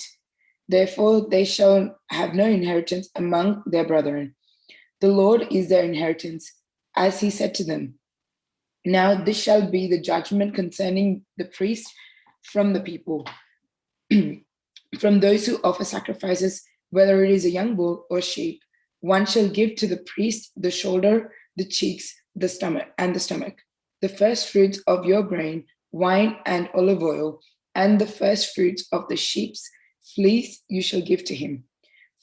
For the Lord your God chose him out of all your tribes to stand before the Lord your God, to minister and to bless in his name, he and his sons forever among the children of Israel. So if a Levite comes from one of your cities, from where he dwells among all the children of Israel, as his soul desires, to the place the Lord chooses, then he may minister in the name of the Lord his God, as do all the brethren, the Levites who stand before the Lord. They shall have equal portions to eat, besides what comes from the sale of his parental inheritance. Now, if you enter the land of the Lord your God, that the Lord your God gives you, you shall not learn to do the abominations of those nations. There shall not be found among you anyone who purifies his son or daughter in the fire, or one who practices divination or soothsayer, or one who interprets omens or sorcerer, or the one who conjures spells, or a medium or a spiritist, or the one who calls upon the dead. For all who do these things are an abomination to the Lord your God. And because of these abominations, the Lord your God will destroy them before you. You shall be perfect before the Lord your God. For all these nations which will dispossess listened to the soothsayers and the diviners. But as for you, the Lord your God has not appointed such for you. The Lord your God will raise up for you a prophet like me from your brethren. Him you shall hear, according to all you've asked from the Lord your God in Horeb, in the day of the assembly, saying, let us not hear again the voice of the Lord our God, nor let us see the great fire any more, lest we die. Then the Lord said to me, what they have spoken is good. I will raise up for them a prophet like you from among their brethren, and I will put my word in his mouth, and he shall speak to them all I command. Therefore, whatever man will not listen to whatever the prophet says in my name, I will require it to him. But whatever prophet speaks impulsively in my name, a word I have not ordered him to speak, or who speaks in the name of different gods, that prophet shall die. Now, if you stand, say in your heart, how shall we know that the word of the Lord has not spoken? Whatever word a prophet speaks in the name of the Lord, if the thing does not happen or comes to pass, that it is the thing that the Lord has not spoken, the prophet spoke that the word imperiously, you shall stay away from him. Deuteronomy chapter 19. Now, if the Lord your God removes the nations whose the land the Lord your God is giving to you, and you inherit them and dwell in their cities and in their houses, you shall separate 3 cities for yourselves in the midst of the land the Lord has given, the Lord gives you. You shall prepare roads for yourselves and divide them into 3 parts with boundaries of your land. The Lord your God divides into sections for you, that the manslayer may flee there. Now this shall be the ordinance of the manslayer who flees there, that he may live. Whoever strikes his neighbor involuntarily, not having hated him, inherit her up until now.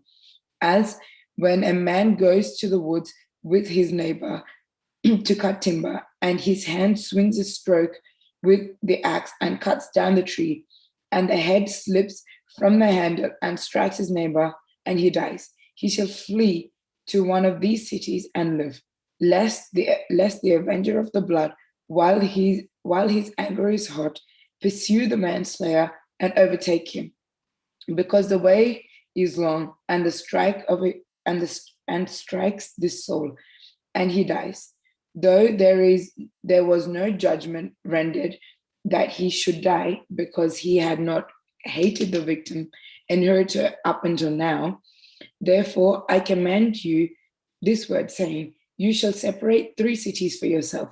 But if the Lord your God enlarges your territory in the manner he swore to your fathers, and the Lord gives you the land he promised to give your fathers, and if you hear and do all the commandments I command you today, to love the Lord your God and to walk in all his ways all the days, and then you shall add up 3 more cities for yourselves beside these 3, lest innocent blood be shed in the midst of your land.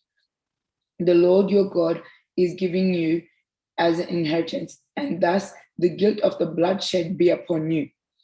But if there should be a man that hates his neighbor and lies in wait for him and races against him and strikes his soul, and he dies, and then this man flees to one of these cities, then the elders of the city shall send and bring him from there and deliver him over the hands of the avenger of the blood, that he may die.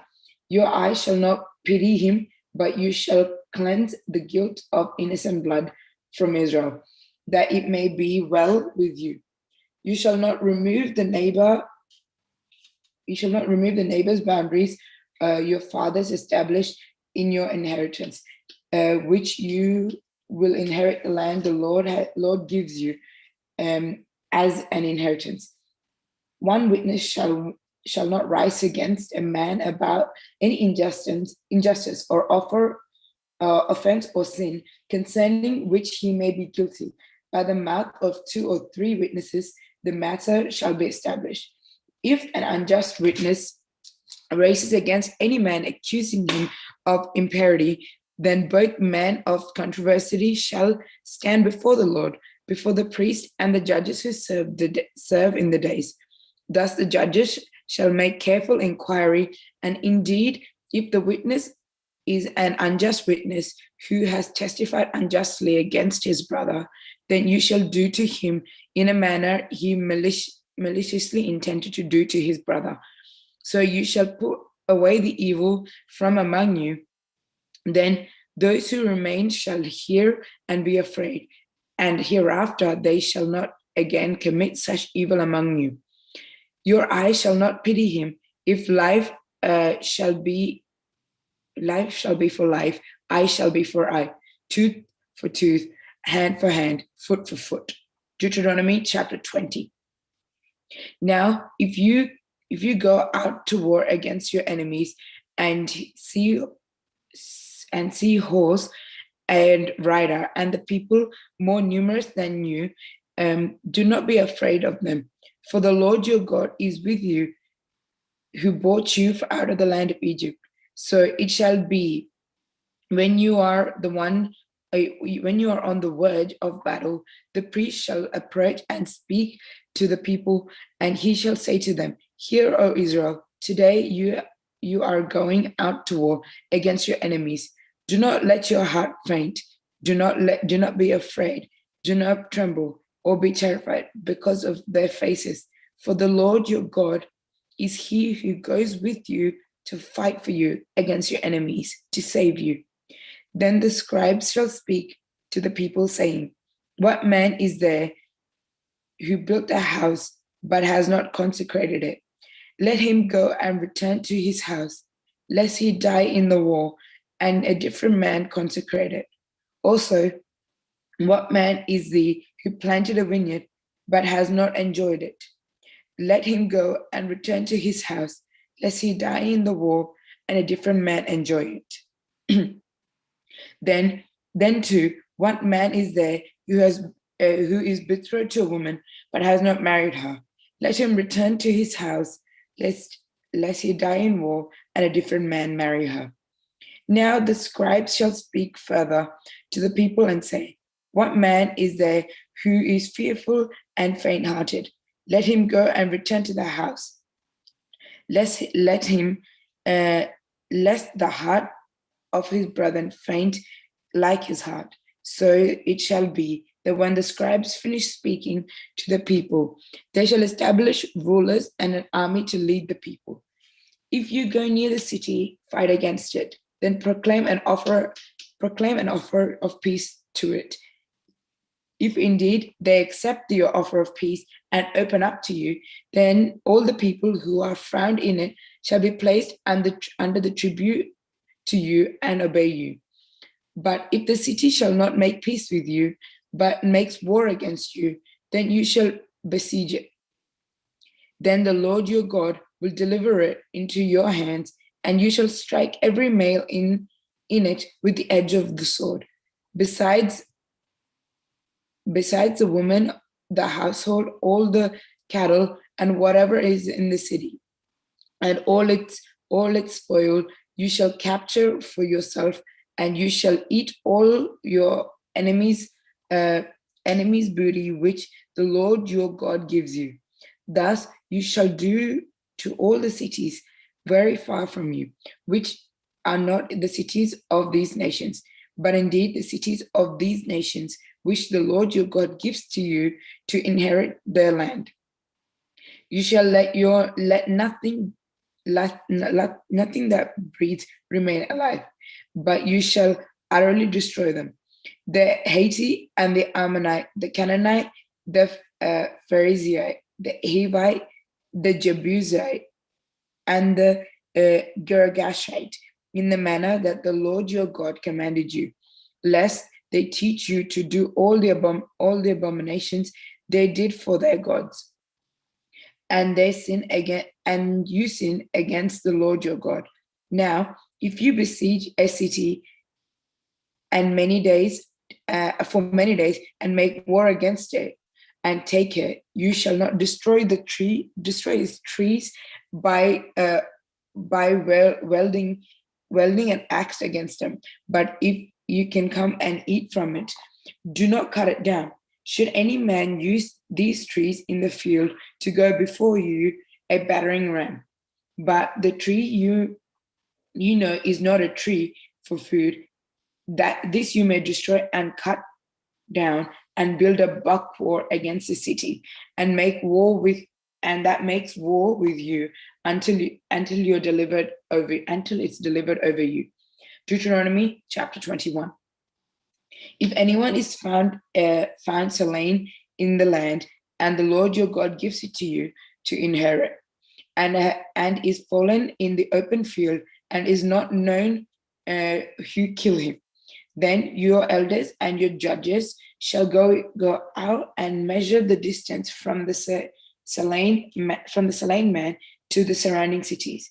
Then it shall be there the elders of the city nearest to the slain man will take the heifer from the oxen, which has not been worked and pulled with a yoke. The elders of the city shall bring the heifer down to the rocky valley, neither plow nor sawn, and they shall hamstring the heifer there in the valley. Then the priest and the Levites shall come near, for the Lord your God chose them to be present for him and bless his name by their word. Every controversy and every assault shall be settled. After this, all the elders of the cities nearest to the slain man shall wash their hands over the heifer which has hamstrung the valley. Then they shall answer and say, our hands have not shed the blood, nor have our eyes seen it. But the merciful, O Lord, to you, your people Israel, whom you redeemed from the land of Egypt, so that they may not be blood guiltiness among the people of Israel. Thus the blood shall atone them, and you shall put away the guilt of their innocent blood from among you, if you do what is good and pleasing to the Lord your God. Now, if you go out to war against your enemies, and the Lord your God delivers them into your hands, then you shall take them captive, and you see among the captives a beautiful woman, and desire her, and would take her for your wife. Then you shall bring her to your home of your house, and you shall shave her head and trim her nails. You shall take the clothes of her captivity from her, and she shall remain in your house and mourn her father and her mother for a full month. After that, you may go into her and dwell with her, that she may be your wife. But it shall be, if you do not want her, then you shall send her away free. But you certainly shall not sell her for money, and you shall not treat her brutally, because you humbled her. Now, if a man is married with two wives, one loved and the other one hated, then they have borne him children, both the loved one and the hated, and the firstborn son is of the hated, and the firstborn son is of who he hated. Then it shall be on the day he bequeaths his possessions to his sons, he must not bestow the firstborn status on the son that he loves, son of the loved wife, in the preference of the son of the unloved, the firstborn. But he shall acknowledge that the son of the unloved wife as the firstborn, by giving him double the possessions of all he has, for he is the beginning of his strength, and right of the firstborn is his.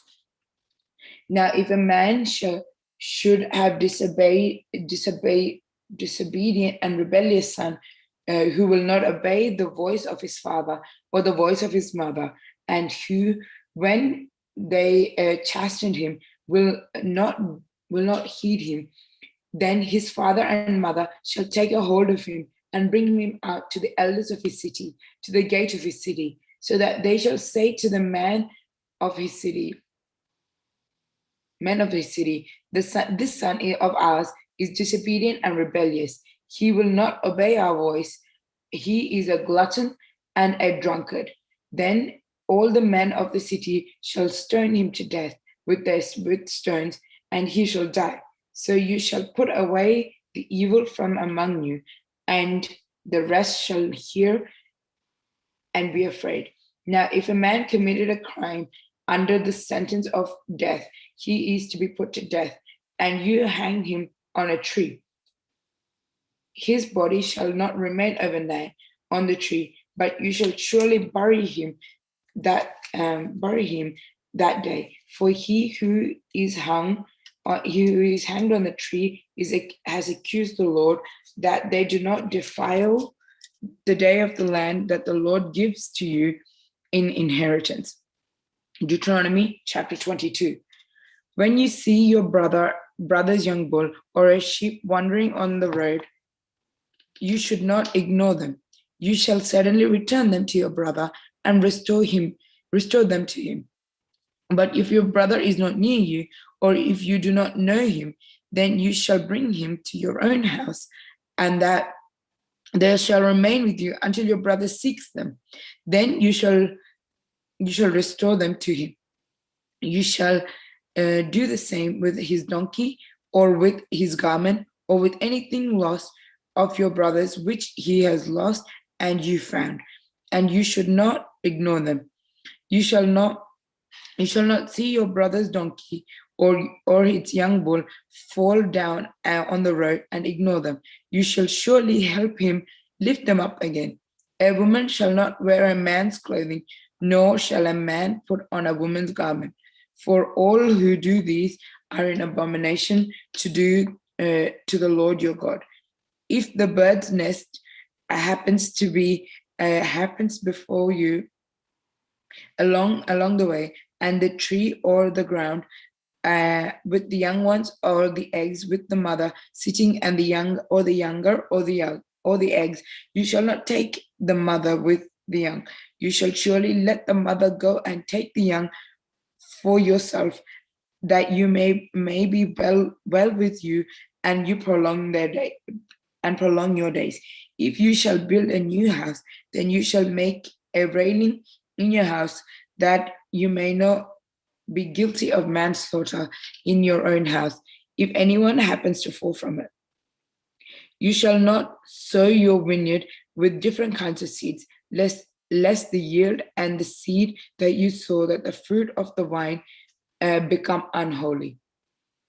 You shall not plow with a young bull and a donkey together.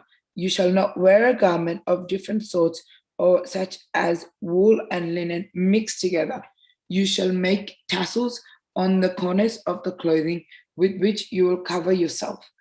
If any man takes a wife and dwells with her and hates her, and lays reproachful words upon her, and brings a bad name on her, and says, I took this woman, and when I came to her, I found that she was not a virgin. Then the father and mother of the young woman shall take her and bring her out, and the evidence of the young woman's virginity to the elders of the gate, so that the young woman's father shall say to the elders, I gave my daughter to this man as wife, and he hates her. Now he is lying reproachful words about her, saying, I found my daughter was not a virgin. And yet these are the evidences of my daughter's virginity. And all shall spread the clothing before the elders of the city. Then the elders of the city shall take the man and discipline him, and they shall fine him 100 shekels of silver, and give them to the father of the young woman, because he brought a bad name on the Virgin of Israel. And she shall be his wife. He cannot divorce her all his days. But if his word is true, and evidence of a virginity was not found for the young woman, then they shall bring her out, the young woman, to the doors of her father's house, and the men of her city shall stone her to death with the stones, and she shall die, because she did a foolish thing among the children of Israel, to commit a fornication in her father's house. So you shall put away the evil from among you. If a man is found lying with a married woman, and you shall kill both of them, then the man that lays with the woman and the woman, so that they shall be put away from the evil of Israel. If a young woman who is a virgin is betrothed to her husband, and the man finds her in the city and lies with her, then you shall bring them both out to the gate of the cities, and you shall stone them to death with the stones. The young woman, because she did not cry out in the city, and the man, because he humbled his neighbor's wife. So you shall put away the evil from among you. But if a man finds a betrothed young woman to be in the countryside, and the man forces her and lies with her, then you shall kill only that man who lay with her. But you shall do nothing to the young woman. There is in the woman no sin deserving of death. For just as when a man raises against his neighbor and murders him, even in its matter, for he found her in the countryside, and the betrothed young woman cries out, and there was no one to come to her aid. If a man finds a young woman who is a virgin, who is not betrothed, and seizes her and lies with her, and they are found out, then the man who lays with her shall give to the young woman's father 50 silver, 2 Darmaka coins, and she shall be his wife, because he humbled her, and he shall not be permitted to divorce her all his life. Deuteronomy chapter 23. A man who shall not take his father's wife, nor uncover what is covered of his father, and the eunuch and the castrated man shall not enter the assembly of the Lord. The child of the prostitute shall not enter the assembly of the Lord. An Ammonite or a Moabite shall not enter the assembly of the Lord. Even to the 10th generation, none of his descendants shall enter the assembly of the Lord forever, because they did not meet you with the bread and water when you came out of Egypt, and because they hired against you Balaam and the sons of Beor and from Mesopotamia to curse you. Nevertheless, the Lord your God would not listen to Balaam, but the Lord your God turned and cursed into blessing for you, because the Lord your God loved you. You shall not address them with peaceful words and good wishes all your days forever. You shall not abhor an Edomite, for he is your brother. You shall not abhor an Egyptian, because you were an alien in his land. The sons of the 3rd generation born to them may enter the assembly of the Lord. If you should go out and encamp against your enemies, then keep yourselves from every evil thing. If there should be any man among you who is not clean from a flow in the night, then he shall go outside the camp. He shall not come up inside the camp. But it shall be when evening comes, he shall wash his body with water, and when the sun sets, he may come into the camp. He also there shall be a place outside the camp that you shall defect there. You shall defect there, and you shall have a spike on your belt, and then you shall deflate outside. You shall ding with it and turn and cover your executement. For the Lord your God walks out amidst your camp to save you, to deliver you from your enemy, to deliver up your enemy to you.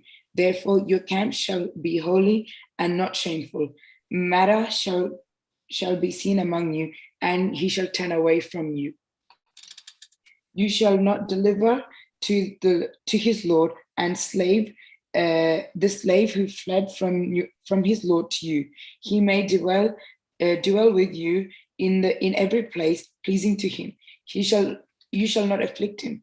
There shall be no female prostitute among the daughters of Israel, or a male prostitute among the sons of Israel. There shall be no female trample prostitute among the daughters of Israel, and there shall be no male temple prostitute among the sons of Israel. You shall not bring the wages of prostitutes or a piece of a dog into the house of the Lord your God, that any word offering for both an abomination of the Lord your God. Barakamor, I have read up to Deuteronomy chapter 23, verse 19. After prayer, we shall continue from Deuteronomy chapter 23, verse 20. ധ്യാന പ്രാർത്ഥന സമയമാണ്. നമുക്ക് പ്രാർത്ഥിക്കാം. ദൈവമേ, പിതാവും പുത്രനും പരിശുദ്ധനുമായ സത്യമുള്ള ഏക ദൈവത്തിന്റെ നാമത്തിൽ തനിക്ക് സ്തുതി. നമ്മുടെ മേൽ തന്റെ കരുണയും മനോഹരവും നീക്കിയുണ്ടായിരിക്കട്ടെ. ആമീൻ. ആകാശവും ഭൂമിയും തന്റെ സ്തുതികൾ കൊണ്ട് നിറഞ്ഞിരിക്കുന്ന ബലവാനായ ദൈവനമ്പുരാൻ പരിശുദ്ധൻ പരിശുദ്ധൻ പരിശുദ്ധങ്ങളിൽ സ്തുതി. ദൈവമായ കർത്താവിന്റെ തിരുനാമത്തിൽ ഒന്നവനൊരുവനായ വാഴ്ത്തപ്പെടുവനാകുന്നു ഉയരങ്ങളിൽ സ്തുതി. ദൈവമേ, നീ പരിശുദ്ധനാകുന്നു. ബലവാനെ, നീ പരിശുദ്ധനാകുന്നു. നീ പരിശുദ്ധനാകുന്നു. ഞങ്ങൾക്ക് വേണ്ടി കുരിശിക്കപ്പെട്ടവനെ, ഞങ്ങളുടെ മേൽ കരുണയുണ്ടാകണമേ. ദൈവമേ, നീ പരിശുദ്ധനാകുന്നു. ബലവാനെ, നീ പരിശുദ്ധനാകുന്നു. മനോലാത്തവനെ, നീ പരിശുദ്ധനാകുന്നു. ഞങ്ങൾക്ക് വേണ്ടി കുരിശിക്കപ്പെട്ടവനെ, ഞങ്ങളുടെ മേൽ കരുണയുണ്ടാകണമേ. ദൈവമേ, നീ പരിശുദ്ധനാകുന്നു.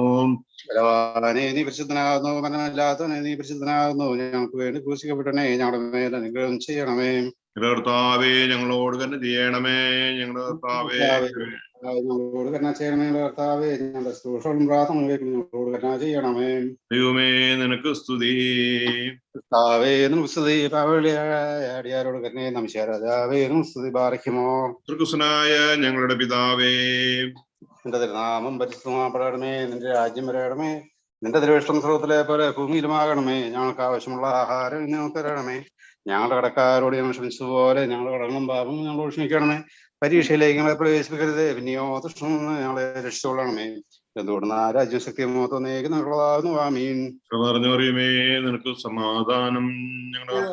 ഞങ്ങളുടെ സ്ത്രീകൾ നീ വാഴ്ത്തപ്പെട്ടവളാകുന്നു. നിന്റെ ഉദരഫലമായ കർത്താവേ വാഴ്ത്തപ്പെട്ടവനാകുന്നു. ദേവമാതാവായ വിശുദ്ധ കന്യാമത്തോറമേ, എല്ലാവരും ഭാവികളായ ഞങ്ങൾക്ക് വേണ്ടി ഇപ്പോഴും ഞങ്ങളുടെ മരണസമയത്തും ഞങ്ങൾക്ക് വേണ്ടി ദൈവങ്ങളാണ് അപേക്ഷകളാണമേ. ആമീൻ. കർത്താവേ, നിന്റെ സഭയുടെ നോമ്പും നമസ്കാരങ്ങളും നീ കൈക്കൊണ്ട് നാനാഭാഗങ്ങൾ അതിനെ സമാധാനപ്പെടുത്തണമേ. വിരുദ്ധതകളെയും വേദവിവരങ്ങളെയും തർക്കങ്ങളെയും കലഹങ്ങളെയും അതിൽ നിന്ന് നീക്കിക്കളയണമേ. നിന്റെ ഇഷ്ടപ്രകാരം ഭരിക്കുന്ന ഇടയന്മാരെ അതിൽ നിയമിക്കണമേ. അത് നിന്റെ രാജ്യത്തിൽ നിന്റെ പിതാവിന്റെ വലത്തുഭാഗത്ത് ആനന്ദിക്കുകയും ചെയ്യുമാറാകണമേ. ബാറക്കുമോ ലോകമേ, ഞാൻ നിന്നിലിരുന്നുകൊണ്ട് അനേകം പാപങ്ങളെ ചെയ്തു. നീ പാപങ്ങളുടെ സമുദ്രമാകുന്നു. ഞങ്ങളുടെ ദുഷ്ടമനസ് ഞങ്ങളെ വഴിയിൽ കൂടി നടത്തിയിരിക്കുന്നു. ന്യായവിധിയുടെ ദിവസത്തിൽ നിന്നും ഒഴുകുന്ന ആറിൽ നിന്നും ഞങ്ങൾ ഭയപ്പെടുന്നു. താവേ, അടയാളം ഞങ്ങൾക്ക് കൂട്ടായിരിക്കണമേ. അതുപോലെ ഞങ്ങൾ അഗ്നി നദിയെ കടന്ന് നിന്റെ കൃപയാൽ ജീവിക്കുമാറാകണമേ. ഇതർക്കും യാതൊരുക്കും കൊടുക്കാതെ ഭൂമിയിൽ ദ്രവ്യത്തെ ഒളിച്ചു വെക്കുന്നവർക്ക് കഷ്ടം. തീക്കനൽ വീണ് നശിച്ചു പോകുന്നതായ ദ്രവ്യത്തെ ആശ്രയിച്ച് അതിപലിശ വാങ്ങുന്നവർക്ക് കഷ്ടം. ഉടുപ്പില്ലാത്തവരെ ഉടുപ്പിക്കുന്നവർ ഭാഗ്യവാന്മാർ. അവർ പ്രകാശത്തിന്റെ മണവറയിൽ നാശമില്ലാത്ത മഹത്വം ധരിക്കും.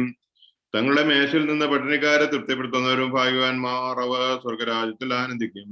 കർത്താവെ, ഞങ്ങൾ നിന്ന് വിട്ട് ദ്രവ്യത്തിൽ ആശ്രയിച്ചിട്ട് നിന്നിൽ നിന്നുള്ള കരുണകൾക്കായി തീരുമാറാകരുതേ. ദൈവമേ, നീ പരിശുദ്ധനാകുന്നു. ബലവാനെ, നീ പരിശുദ്ധനാകുന്നു. മനമില്ലാത്തവനെ, നീ പരിശുദ്ധനാകുന്നു. ഞങ്ങൾക്ക് വേണ്ടി ക്രൂശിക്കപ്പെട്ടണേ, ഞങ്ങളുടെ മേൽ അനുഗ്രഹം ചെയ്യണമേ. ദൈവമേ, നീ പരിശുദ്ധനാകുന്നു. ബലവാനെ, നീ പരിശുദ്ധനാകുന്നു. മനമില്ലാത്തവനെ, നീ പരിശുദ്ധനാകുന്നു. ഞങ്ങൾക്ക് വേണ്ടി ക്രൂശിക്കപ്പെട്ടണേ, ഞങ്ങളുടെ മേൽ അനുഗ്രഹം ചെയ്യണമേ. ദൈവമേ, നീ പരിശുദ്ധനാകുന്നു. ബലവാനെ, നീ പരിശുദ്ധനാകുന്നു. മനമില്ലാത്തവനെ, നീ പരിശുദ്ധനാകുന്നു. ഞങ്ങൾക്ക് വേണ്ടി ക്രൂശിക്കപ്പെട്ടണേ, ഞങ്ങളുടെ മേൽ അനുഗ്രഹം ചെയ്യണമേ.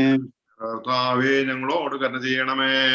കർത്താവേ, കൃപയുണ്ടായി ഞങ്ങളോട് കരുണ ചെയ്യണമേ. ഞങ്ങളുടെ കർത്താവേ, ഞങ്ങളുടെ ശുശ്രൂഷകളോട് കരുണ ചെയ്യണമേ.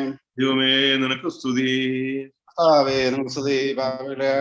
അടിയാരോട് കരുണയെ നമിച്ച രാജാവേ, നമുക്ക് സ്തുതി. ബാറയ്ക്കുമോ സ്വർഗ്ഗസ്ഥനായ ഞങ്ങളുടെ പിതാവേ, നിന്റെ നാമം പരിശുദ്ധമാകണമേ. നിന്റെ രാജ്യം വരണമേ. നിന്റെ തിരുവിഷ്ടം സ്രോതത്തിലെ പോലെ ഭൂമിയിലുമാകണമേ. ഞങ്ങൾക്ക് ആവശ്യമായിരിക്കുന്ന ആഹാരം ഞങ്ങൾക്ക് തരണമേ. ഞങ്ങളുടെ കടക്കാരോട് ഞങ്ങൾ ക്ഷമിച്ചതുപോലെ ഞങ്ങളുടെ കടങ്ങളും പാപങ്ങളും ഞങ്ങളോട് ക്ഷമിക്കണമേ. പരീക്ഷയിലേക്ക് ഞങ്ങളെ പ്രവേശിപ്പിക്കരുത്, പിന്നെയോ ദുഷ്ടം ഞങ്ങളെ രക്ഷിച്ചുകൊള്ളണമേ. എന്തുകൊണ്ടെന്നാൽ രാജ്യം ശക്തിയും മഹത്വവും എന്നേക്കും നിനക്കുള്ളതാകുന്നു. ആമീൻ. നിനക്ക് സമാധാനം. ഞങ്ങളുടെ കർത്താവ് നിന്നോടുകൂടെ സ്ത്രീകൾ നീ വാഴ്ത്തപ്പെട്ടവളാകുന്നു. നിന്റെ ഉദരഫലമായ ഞങ്ങളുടെ കർത്താവ് യേശു മിശിഹാ വാഴ്ത്തപ്പെട്ടവനാകുന്നു. ദൈവമാതാവായ വിശുദ്ധ കന്യാമറിയമേ, തമ്പുരാന്റമ്മേ, പാപികളായ ഞങ്ങൾക്ക് വേണ്ടി ഇപ്പോഴെപ്പോഴും ഞങ്ങളുടെ മരണസമയത്തും ദൈവം തമ്പുരാനോട് ഞങ്ങൾക്ക് വേണ്ടി അപേക്ഷിച്ചുകൊള്ളണമേ. ആമീൻ. സർവശക്തിയുള്ള പിതാവായ ആകാശത്തിന്റെയും ഭൂമിയുടെയും കാണപ്പെടുന്നതും കാണപ്പെടാത്തതുമായ സത്യത്തിന്റെ സൃഷ്ടാവായ സത്യത്തിൽ ഞങ്ങൾ വിശ്വസിക്കുന്നു. ദൈവത്തിന്റെ ഏകപുത്രനും സർവലോകം പിതാവിൽ ജനിച്ചവനും പ്രകാശം എന്നുള്ള പ്രകാശവും സത്യദൈവത്തിൽ നിന്നുള്ള സത്യദൈവവും ജനിച്ചവനും സൃഷ്ടിയരാത്തവനും സാരാംശത്തിൽ പിതാവിനോട് സമത്വമുള്ളവനും തന്നാസോട് നിർമ്മിച്ചവനും മനുഷ്യരായി ഞങ്ങൾക്ക് ഞാൻ രക്ഷിക്കാൻ വേണ്ടി തിരുവഷ്ടപ്രകാരം സുഹൃത്തിൽ നിന്നിറങ്ങി പരിശുദ്ധ റൂഹായിൽ നിന്നും ദൈവമാതാവായ വിശുദ്ധ കന്യാമറിയാമിൽ നിന്നും ശരീരത്തിരുന്ന മനുഷ്യനായ പന്തിലാത്ത ദിവസങ്ങളിൽ ഞങ്ങൾക്ക് വേണ്ടി കുരിശിൽക്കപ്പെട്ട് കഷ്ടത്തിനുഭവിച്ച് മരിച്ചടക്കപ്പെട്ട് മൂന്നാം ദിവസം എത്തുന്നേറ്റ് സുഹൃത്തിലേക്ക് കരേറി തന്റെ പിതാവിന്റെ ഉത്ഭാവത്തിൽ നിന്നും ജീവനുള്ളവരെ മനുഷ്യപ്പാൻ തന്റെ വലിയ മതത്തോടെ ഇനി വരുവാനിരിക്കുന്നവനും തന്റെ രാജ്യത്തിന് അവസാനം ഇല്ലാത്തതുമായ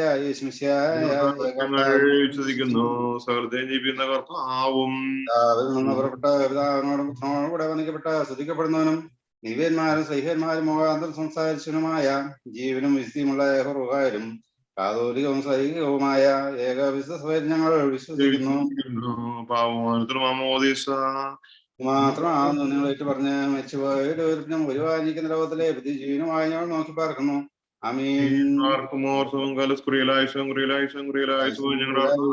ഞങ്ങളോട് തന്നെ ചെയ്യണമേ. ഞങ്ങളോട് തന്നെ ചെയ്യണമേ. ഞങ്ങളുടെ കർത്താവേ ഞങ്ങളോട് തന്നെ ചെയ്യണമേ. ഞങ്ങളുടെ കർത്താവേ നമുക്ക് സ്തുതി. ഞങ്ങളുടെ കർത്താവേ നമുക്ക് സ്തുതി. ഞങ്ങളുടെ ശരണമേ നീക്ക് നമുക്ക് സ്തുതി. ബാരക്കുമോ ഞങ്ങളുടെ പിതാവേ, പരിശുദ്ധമാകണമേ. നിന്റെ രാജ്യം വരണമേ. നിന്റെ തിരുവിഷ്ടം സ്രോതരെ പോലെ ഭൂമിയിലുമാകണമേ. ഞങ്ങൾക്ക് ആവശ്യമുള്ള ആഹാരം ഇന്ന് ഞങ്ങൾക്ക് തരണമേ. ഞങ്ങളുടെ കടക്കാരോട് ഞങ്ങൾ ക്ഷമിച്ച പോലെ ഞങ്ങളുടെ കടങ്ങളും ഭാഗങ്ങളോട് ക്ഷമിക്കണമേ. പരീക്ഷയിലേക്ക് ഞങ്ങളെ പ്രവേശിപ്പിക്കരുത്, പിന്നെയോ ദുഷ്ടം ഞങ്ങളെ രക്ഷിച്ചുകൊള്ളണമേ. എന്തുകൊണ്ടെന്നാ രാജ്യവും ശക്തിയും മഹത്വവും എന്നേക്ക് നിനക്കുള്ളതാകുന്നു. ആമീൻ. നിനക്ക് സമാധാനം. ഞങ്ങളുടെ കർത്താവിനോടുകൂടെ സ്ത്രീകൾ നീ വാഴ്ത്തപ്പെട്ടവളാകുന്നു. നിന്റെ ഉദരഫലമായ കർത്താവ് യേശു മിശിഹാ വാഴ്ത്തപ്പെട്ടവനാകുന്നു. ദേവമാതാവായ വിശുദ്ധ കന്യാമറിയമേ, തമ്പുരാന്റമ്മേ, പാപികളായ ഞങ്ങൾക്ക് വേണ്ടി ഇപ്പോഴും ഞങ്ങളുടെ മനസ്സമയത്തും ദൈവം തമ്പുരാനോട് ഞങ്ങൾക്ക് വേണ്ടി അപേക്ഷിച്ചുകൊള്ളണമേ. ആമീൻ. ആവർത്തന പുസ്തകം 23 അധ്യായം 19 പോലുള്ള വാക്യങ്ങൾ. പണത്തിനോ ആഹാരത്തിനോ വായ്പ കൊടുക്കുന്ന എന്തെങ്കിലും സാധനത്തിനോ സഹോദരനോട് പലിശ വാങ്ങരുത്. അന്യനോട് പലിശ വാങ്ങാം. നീ കിടക്കുവാൻ ചെല്ലുന്ന ദേശത്ത് നീ കൈവയ്ക്കുന്നതിനെല്ലാം നിന്ദയമായ കർത്താവ് നിന്നെ അനുഗ്രഹിക്കുവാനായി സഹോദരനോട് നീ പലിശ വാങ്ങരുത്. നിന്റെ ദൈവമായ കർത്താവിന് നേർച്ച നേർന്നാൽ അത് നിറവേറ്റുവാൻ വൈകരുത്. അങ്ങനെ ചെയ്താൽ നിന്റെ ദൈവമായ കർത്താവ് നിന്നോട് ചോദിക്കും, അത് നിനക്ക് പാപമായിരിക്കും. നേരാതിരിക്കുന്നത് എന്നത് പാപമാകില്ല. നിന്റെ നാവിന്മേൽ നിന്ന് വീണത് നിർവഹിക്കുകയും വായ്പ കൊണ്ട് കൊടുത്ത നേർച്ച നിന്റെ ദൈവമായ കർത്താവിന് നേരുന്നത് പോലെ നിറവേറ്റുകയും വേണം. കൂട്ടുകാരന്റെ മുന്തിരിത്തോട്ടത്തിലൂടെ പോകുമ്പോൾ ഇഷ്ടം പോലെ മുന്തിരിപ്പഴം തൃപ്തിയാവോളം നിനക്ക് തിന്നാം. എന്നാൽ നിന്റെ പാത്രത്തിൽ ഇടരുത്. കൂട്ടുകാരന്റെ വിളഭൂമിയിൽ കൂടി പോകുമ്പോൾ നിനക്ക് കൈകൊണ്ട കതിർ പറിക്കാം. എന്നാൽ കൂട്ടുകാരന്റെ വിളവിൽ നീ അരിവാൾ വെക്കരുത്. ആവർത്തന പുസ്തകം 24. ഒരു പുരുഷൻ ഒരു സ്ത്രീയെ വിവാഹം ചെയ്ത് അവളുടെ കൂടെ ശയിച്ച ശേഷം അവളിൽ ദോഷമായ വല്ലതും കണ്ട് അവന് അവളോട് പ്രിയം തോന്നിയാൽ ഒരു വേഷപത്രം എഴുതി കയ്യിൽ കൊടുത്ത് അവളെ വീട്ടിൽ നിന്ന് അയക്കാം. അവന്റെ ഭവനത്തിൽ നിന്ന് പോയ ശേഷം അവൾക്ക് മറ്റൊരു പുരുഷനെ ഭാര്യയായിരിക്കാം. എന്നാൽ രണ്ടാമത്തെ പുരുഷന് ഭർത്താവും അവളെ വെറുത്ത് ഒരു ഉപേക്ഷണപത്രം എഴുതി കയ്യിൽ കൊടുത്ത് അവളെ വീട്ടിൽ നിന്ന് അയക്കുകയോ അവളെ ഭാര്യയായി എടുത്ത രണ്ടാം ഭർത്താവ് മരിച്ചു പോവുകയോ ചെയ്താൽ അവളെ വീട്ടിലെ മുൻ ഭർത്താവ് അവളെ ശുദ്ധമായ ശേഷം അവളെ പിന്നെയും ഭാര്യയായി പരിഗ്രഹിച്ചുകൂടാ. അത് ദൈവമുമ്പാകെ അറപ്പാകുന്നു. നിന്റെ ദൈവമായ കർത്താവ് നിനക്ക് അവകാശമായി തരുന്ന ദേശം നീ പാപം കൊണ്ട് മലിനമാക്കരുത്. ഒരു പുരുഷൻ ഒരു സ്ത്രീയെ പരിഹരിച്ച ഉടനെ അവൻ യുദ്ധത്തിന് പോകരുത്. അവൻ യാതൊരു കാര്യത്തിനും പോകേണ്ടതില്ല. ഭാരവും ചുമക്കരുത്. അവൻ ഒരു സംവത്സരം വീട്ടിൽ സ്വതന്ത്രമായിരുന്നു. താൻ പരിഗ്രഹിച്ച ഭാര്യയെ സന്തോഷിപ്പിക്കണം. തീരിയല്ല അവന്റെ മേൽക്കല്ലോ ആരും പണം വാങ്ങിയും വരുത്. അത് ജീവനെ പണയം വെക്കുകയാണല്ലോ. ആരെങ്കിലും തന്റെ സഹോദരന്മാരായ ഇസ്രായേൽ മക്കൾ ഒരുവനെ മോഷ്ടിച്ച് അവളോട് കഠിനമായി പ്രവർത്തിക്കുകയോ അവനെ വിലക്ക് വിൽക്കുകയോ ചെയ്യുന്നത് കണ്ടാൽ മോഷ്ടാവ് മരണശിക്ഷ അനുഭവിക്കണം. ഇങ്ങനെ നിങ്ങളുടെ ഇടയിൽ നിന്ന് അധർമ്മം നീക്കിക്കളയണം. കുഷ്ഠരോഗബാധിതക്കാരിൽ വളരെ സൂക്ഷിച്ചിരിക്കണം. ലേവ്യരായ പുരോഹിതന്മാർ നിങ്ങൾക്ക് നിർദ്ദേശിച്ചു തരുന്നത് പോലെ ചെയ്യുവാനും ഉത്സുകരായിരിക്കണം. ഞാൻ അവരോട് കൽപ്പിച്ചതുപോലെ നിങ്ങൾ ചെയ്യണം. നിങ്ങൾ മിസ്രയീമിൽ നിന്ന് പുറപ്പെട്ട ശേഷം നിന്റെ ദൈവമായ കർത്താവ് വഴിയിൽ വെച്ച് മറിയയോട് ചെയ്തത് ഓർത്തുകൊള്ളണം. കൂട്ടുകാരൻ എന്തെങ്കിലും വായ്പ കൊടുക്കുമ്പോൾ അവന്റെ പണം വാങ്ങുവാൻ വീട്ടിനകത്ത് കടക്കരുത്. നീ പുറത്തു നിൽക്കണം. വായ്പ വാങ്ങുന്നവൻ പണം അവന്റെ അടുക്കൽ പുറത്തു കൊണ്ടുവരണം. അവൻ ധൈര്യത്തിനെങ്കിൽ നീ അവന്റെ പണം കൈവശം വെച്ചുകൊണ്ട് ഉറങ്ങരുത്. അവൻ തന്റെ വസ്ത്രം പുതച്ച് ഉറങ്ങിയിട്ട് നിന്നെ അനുഗ്രഹിക്കേണ്ടതിന് സൂര്യൻ അസ്തമിക്കുമ്പോൾ പണം നീ അവന് മടക്കി കൊടുക്കണം. അത് നിന്റെ ദൈവമായ കർത്താവിന്റെ മുമ്പാകെ നിനക്ക് നീതിയായിരിക്കും. നിന്റെ സഹോദരന്മാരാലോ നിന്റെ ദേശത്ത് നിന്റെ പട്ടണങ്ങളിലുള്ള പരദേശികളാലോ ദരിദ്രനും അഗതിമയുമായ കൂലിക്കാരെ നീ പീഡിപ്പിക്കരുത്. അവന്റെ കൂലി അതാത് ദിവസം തന്നെ കൊടുക്കണം. സൂര്യൻ അതിന്മേൽ അസ്തമിക്കരുത്.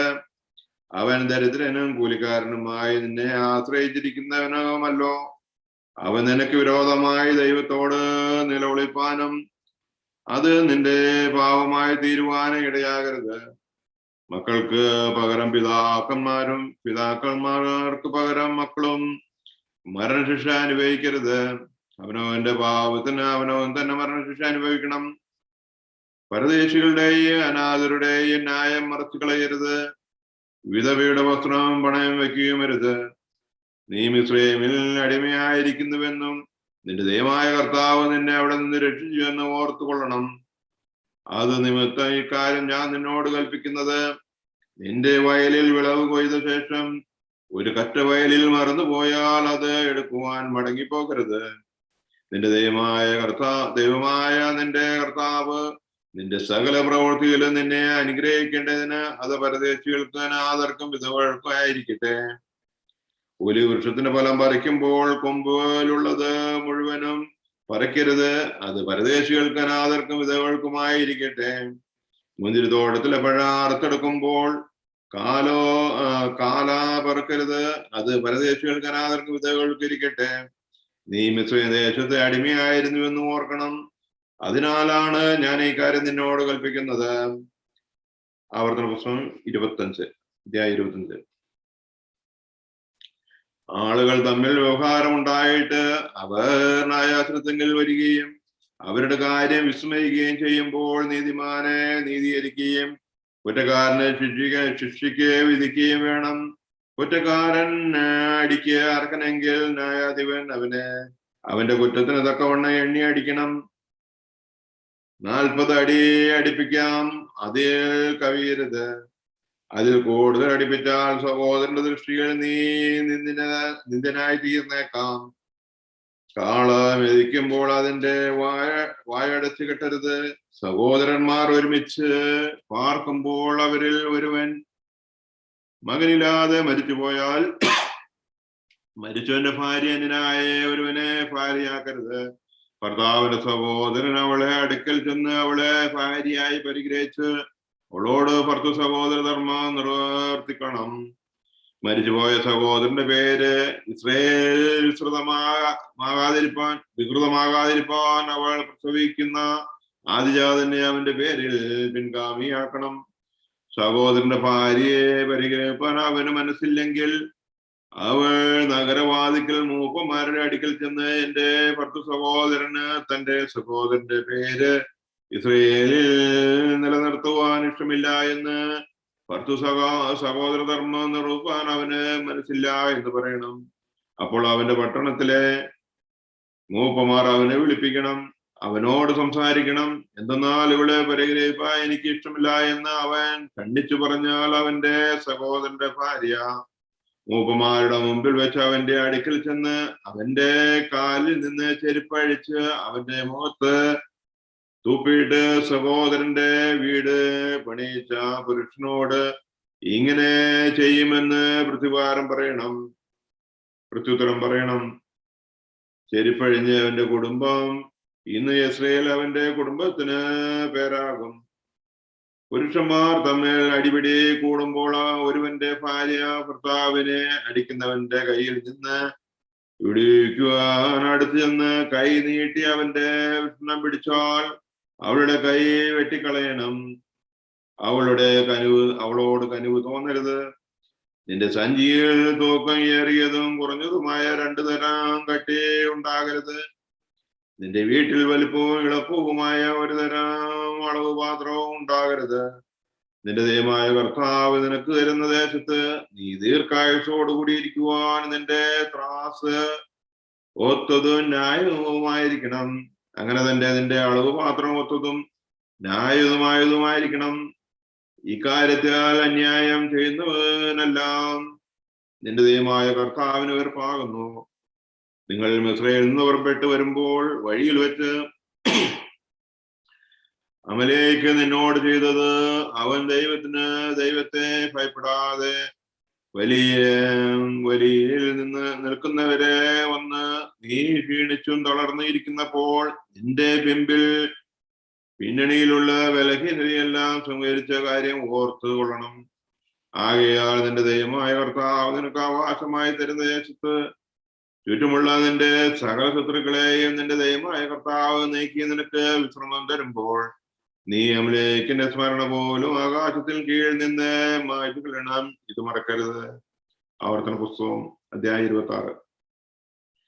നിന്റെ ദൈവമായ കർത്താവ് നിനക്ക് അവകാശമായി തരുന്ന ദേശത്ത് എത്തിച്ചേർന്ന് കൈവശമാക്കി അവിടെ പാർക്കുമ്പോൾ നിന്റെ ദൈവമായ കർത്താവ് നിനക്ക് തരുന്ന ദേശത്ത് നിന്റെ നിലത്തിൽ വിളയുന്ന നിലത്തിലെ എല്ലാ കൃഷികളുടെ ആദ്യഫലം ഏറെ എടുത്ത് ഒരു കൊട്ടയിൽ വെച്ച് നിന്റെ ദൈവമായ കർത്താവ് തന്റെ നാമം സ്ഥാപിപ്പാൻ തിരഞ്ഞെടുത്ത സ്ഥലത്തേക്ക് പോകണം.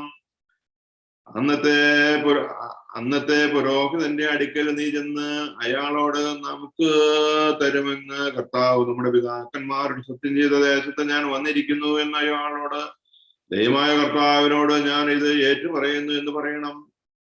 പുരോഹിതനാട്ടെ നിന്റെ കയ്യിൽ നിന്ന് വാങ്ങി നിന്റെ ദൈവമായ കർത്താവിന്റെ യാഗപീഠം മുമ്പാകെ വയ്ക്കണം. പിന്നെ നിന്റെ ദൈവമായ കർത്താവിന്റെ സന്നിധിയിൽ നീ ഇങ്ങനെ പറയണം: എന്റെ പിതാവ് ദേശം തോറും ചുറ്റിത്തിരിയുന്ന അരുമ്യാനായിരുന്നു.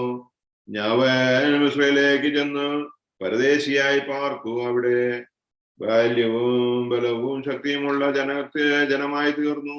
എന്നാൽ മിസ്രൈന്യർ ഞങ്ങളോട് തിന്മ ചെയ്തു, ഞങ്ങളെ പീഡിപ്പിച്ചു, ഞങ്ങളെ കൊണ്ട് കഠിന വേല ചെയ്യിച്ചു. അപ്പോൾ ഞങ്ങളുടെ പിതാക്കന്മാരുടെ ദൈവമായ കർത്താവിനോട് നിലവിളിച്ചു. ദൈവം ഞങ്ങളുടെ നിലവിളി കേട്ടു. ഞങ്ങളുടെ ദുരിതവും പ്രയാസവും ഞെരുക്കവും കണ്ടു. കർത്താവ് ബലമുള്ള കയ്യാലും ഉന്നത ഭുജത്താലും മഹാഭയങ്കരമായ പ്രവൃത്തിയാലും അടയാളങ്ങളാലും അത്ഭുതങ്ങളാലും കൂടെ ഞങ്ങളെ മിസ്രയീമിൽ നിന്ന് പുറപ്പെടുവിച്ചു. ഞങ്ങളെ ഈ സ്ഥലത്തേക്ക് കൂട്ടിക്കൊണ്ടുവന്നു. പാലും തേനും ഒഴുകുന്ന ഈ ദേശം ഞങ്ങൾക്ക് തന്നിരിക്കുന്നു. ഇതാ കർത്താവേ, നീ നിന്നോട് ചെയ്തു തന്നിട്ടുള്ള നിലത്തിലെ ആദ്യഫലം ഞാൻ ഇപ്പോൾ കൊണ്ടുവന്നിരിക്കുന്നു. പിന്നെ നീ അത് നിന്റെ ദൈവമായ കർത്താവിന്റെ സന്നിധിയിൽ വെച്ച് നിന്റെ ദൈവത്തിന്റെ സന്നിധിയിൽ നമസ്കരിക്കണം. നിന്റെ ദൈവമായ കർത്താവ് നിനക്കും നിന്റെ കുടുംബത്തിനും തന്നിട്ടുള്ള എല്ലാ നന്മയും നീയും ലേവിയും നിങ്ങളുടെ മധ്യയുള്ള പരദേശിയും സന്തോഷിക്കണം.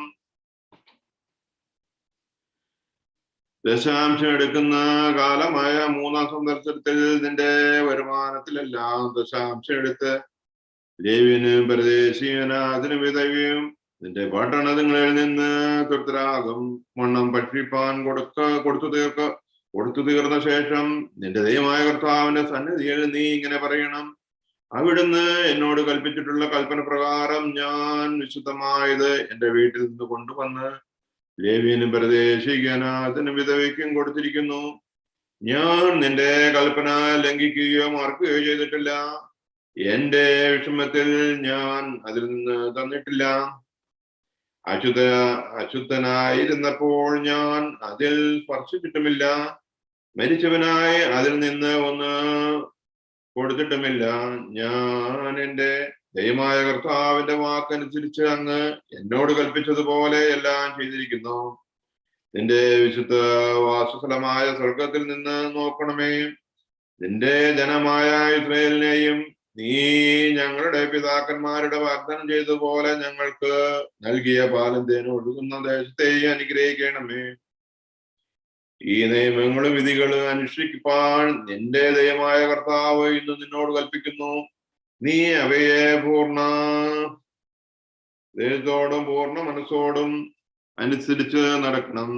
കർത്താവ് നിനക്ക് ദൈവമായിരിക്കുന്നുവെന്നും നീ അവന്റെ വഴിയിൽ നിന്ന് നടന്ന് അവന്റെ നിയമങ്ങളും കൽപ്പനകളും വിധികളും അനുസരിച്ച് അവന്റെ വചനം അനുസരിക്കണമെന്നും നീ ഇന്ന് തിരുദൃഷ്ടം കേട്ടിരിക്കുന്നു. കർത്താവ് അരുളിച്ചെന്ന പോലെ നീ അവന് പ്രിയജനമായി അവന്റെ കൽപ്പനകളെല്ലാം അനുസരിച്ച് നടക്കണം. താൻ സൃഷ്ടിച്ച സകല ജാതികൾക്കും ഉപരിയായി നിന്നെ മഹിമയും കീർത്തിക്കും ബഹുമാനത്തിനുമായി ഉയർത്തുവാൻ താൻ കൽപ്പിച്ചതുപോലെ നിന്റെ ദൈവമായ കർത്താവിന് നീ വിശുദ്ധ ജനമായിരിക്കണം. ആവർത്തന പുസ്തകം അധ്യായം 27. മോശ ഇസ്രായേൽ മൂപ്പന്മാരുടെ കൂടെ ജനത്തോട് കൽപ്പിച്ചു: ഞാൻ ഇന്ന് നിങ്ങളുടെ ആജ്ഞാപിക്കുന്ന സകല കൽപ്പനകളും അനുസരിക്കണം. നിങ്ങൾ ജോർദാൻ കടന്ന് നിന്റെ ദൈവമായ കർത്താവിന് നിനക്ക് തരുന്ന ദേശത്തേക്ക് എത്തുന്ന ദിവസം നീ വലിയ കല്ലുകൾ നീട്ടി അയക്കൂ കുമ്മായം പൂശണം. നിന്റെ പിതാക്കന്മാരുടെ ദൈവമായ കർത്താവ് നിന്നോട് വാഗ്ദാനം ചെയ്തതുപോലെ നിന്റെ ദൈവമായ കർത്താവ് നിനക്ക് തരുന്ന പാലും തേനും ഒഴുകുന്ന ദേശത്ത് എത്തുവാൻ കടന്ന ശേഷം നീ ഈ ന്യായപ്രമാണത്തിന്റെ വചനങ്ങളെല്ലാം അവയിന്മേൽ എഴുതണം. ആകയാൽ നിങ്ങൾ യോർദാൻ കടന്ന ശേഷം ഞാൻ ഇന്ന് നിങ്ങളോട് കൽപ്പിക്കുന്ന ഈ കല്ലുകൾ ഏബാൽ പർവ്വതത്തിൽ നാട്ടുകയും അവയ്ക്ക് കുമ്മായം പൂശുകയും വേണം. അവിടെ നിന്റെ ദൈവമായ കർത്താവിന് കല്ലുകൊണ്ട് ഒരു യാഗപീഠം പണിയണം. അതിന്മേൽ ഇരുമ്പ് തൊടരുത്. ചെത്താത്ത കല്ലുകൊണ്ട് നിന്റെ ദൈവമായ കർത്താവിന്റെ യാഗപീഠം പണിയണം. അതിന്മേൽ നിന്റെ ദൈവമായ കർത്താവിന് ഹോമയാഗങ്ങൾ അർപ്പിക്കണം. സമാധാനയാഗങ്ങൾ അർപ്പിച്ച് അവിടെ വെച്ച് ഭക്ഷിക്കുകയും നിന്റെ ദൈവമായ കർത്താവിന്റെ സന്നിധിയിൽ സന്തോഷിക്കുകയും വേണം. ആ കല്ലുകളിൽ ഈ ന്യായപ്രമാണത്തിന്റെ വചനങ്ങളെല്ലാം വ്യക്തമായി എഴുതണം. മോശയും ലേവ്യരുമായ പുരോഹിതന്മാരും എല്ലാ ഇസ്രായേലിനോടും പറഞ്ഞു: ഇസ്രായേലെ ശ്രദ്ധിച്ചു കേൾക്കുക. ഇന്ന് നീ നിന്റെ ദൈവമായ കർത്താവിന്റെ ജനമായി തീർന്നിരിക്കുന്നു. ആകയാൽ നിന്റെ ദൈവമായ കർത്താവിന്റെ വാക്കനുസരിച്ച് ഞാൻ ഇന്ന് നിന്നോട് ആജ്ഞാപിക്കുന്ന നിന്റെ കൽപ്പനകളെല്ലാം നിയമങ്ങളും ആചരിക്കണം. അന്ന് മോശ വീണ്ടും ജനത്തോട് കൽപ്പിച്ചത്: നിങ്ങൾ ജോർദാൻ കടന്ന ശേഷം ജനത്തെ അനുഗ്രഹിപ്പാൻ യെരൂശലേം പർവ്വതത്തിൽ താഴെ പറയുന്നവർ നിൽക്കണം. ശമോൻ, ലേവി, യെഹൂദ, ഇസാഖാർ, യൗസേപ്പ്, ബെന്യാമീൻ, ശപിപ്പാനായ എബ്രായർ പർവ്വതത്തിൽ നിന്ന് നിൽക്കുന്നുണ്ടെന്നവർ റൂബേൽ, ഗാദ്, ആസേർ, സെബുലോൻ, ദാൻ, നഫ്താലി. അപ്പോൾ ലേവ്യരെല്ലാം ഇസ്രായേലിയരോട് ഉറച്ചു വിളിച്ചു പറയേണ്ടത് എന്തെന്നാൽ: ശില്പിയുടെ പണിയായി കർത്താവിനോട് അർപ്പായ വല്ല വിഗ്രഹങ്ങളും കൊത്തിയോ വാർത്തോ ഉണ്ടാക്കി രഹസ്യമായി പ്രതീക്ഷിച്ചിട്ടുള്ളവർ ശപിക്കപ്പെട്ടവർ. ജനമെല്ലാം ആമീൻ എന്ന് ഉത്തരം പറയണം. അപ്പനെയോ അമ്മയെയോ നിന്ദിക്കുന്നവർ ശപിക്കപ്പെട്ടവർ. ജനമെല്ലാം ആമീൻ എന്ന് പറയണം. കൂട്ടുകാരന്റെ അതിർത്തി മാറ്റുന്നവർ ശപിക്കപ്പെട്ടവർ. ജനമെല്ലാം ആമീൻ എന്ന് പറയണം. കുരുടനെ വഴിതെറ്റിക്കുന്നവൻ ശപിക്കപ്പെട്ടവൻ. ജനമെല്ലാം ആമീൻ എന്ന് പറയണം. പരദേശിയുടെയും അനാഥന്റെയും വിധവിയുടെയും ന്യായം മറിച്ചു കളയുന്നവർ ശപിക്കപ്പെട്ടവൻ. യമനമല്ല ആമീൻ എന്ന് പറയണം. പിതൃസഹോദരിയോട് പിതൃഭാര്യയോടുകൂടെ ശയിക്കുന്നവൻ പിതൃവസ്ത്രം നീക്കിക്കളയുന്നത് കൊണ്ട് ശപിക്കപ്പെട്ടവൻ. ജനമെല്ലാം ആമീൻ എന്ന് പറയണം. ഏതെല്ലാം മൃഗങ്ങളോട് ശയിക്കുവാൻ ശ്രമിച്ചപ്പെട്ടവൻ ജനമെല്ലാം ശപിക്കപ്പെട്ടവൻ. ജനമെല്ലാം ആമീൻ എന്ന് പറയണം. അപ്പന്റെ മകളോ അമ്മയുടെ മകളോ ആയ സഹോദരിയോടുകൂടെ ശയിക്കുന്നവൻ ശപിക്കപ്പെട്ടവൻ. ജനമെല്ലാം ആമീൻ എന്ന് പറയണം. അമ്മായിയമ്മയോടുകൂടെ ശയിക്കുന്നവൻ ശപിക്കപ്പെട്ടവൻ. ജനമെല്ലാം ആമീൻ എന്ന് പറയണം. കുറ്റമില്ലാത്ത രക്തത്തെ കൊല്ലുവാൻ കൈക്കൂലി വാങ്ങുന്നവൻ ശപിക്കപ്പെട്ടവൻ. ജനമെല്ലാം ആമീൻ എന്ന് പറയണം. കൂട്ടുകാരനെ രഹസ്യത്തിൽ കൊല്ലുന്നവൻ ശപിക്കപ്പെട്ടവൻ. ജനമെല്ലാം ആമീൻ എന്ന് പറയണം. ഈ ന്യായ പ്രമാണത്തിലെ വചനങ്ങൾ പ്രമാണമാക്കി അനുസരിച്ച് അനുസരിച്ച് നടക്കാത്തവൻ ശപിക്കപ്പെട്ടവൻ. ജനമെല്ലാം ആമീൻ എന്ന് പറയണം. ആവർത്തന പുസ്തകം അധ്യായം 28. നിന്റെ ദൈവമായ കർത്താവിന്റെ വാക്ക് നീ സ്വഗ്രഹം കേട്ടു. ഞാൻ ഇന്ന് നിന്നോട് നിർദ്ദേശിക്കുന്ന അവന്റെ സകല കൽപ്പനകളും അനുസരിച്ച് നടന്നാൽ നിന്റെ ദൈവമായ കർത്താവ് നിന്നെ ഭൂമിയിലുള്ള സകല ജാതികൾക്കും ഉപരിയായി ഉന്നതനാക്കും.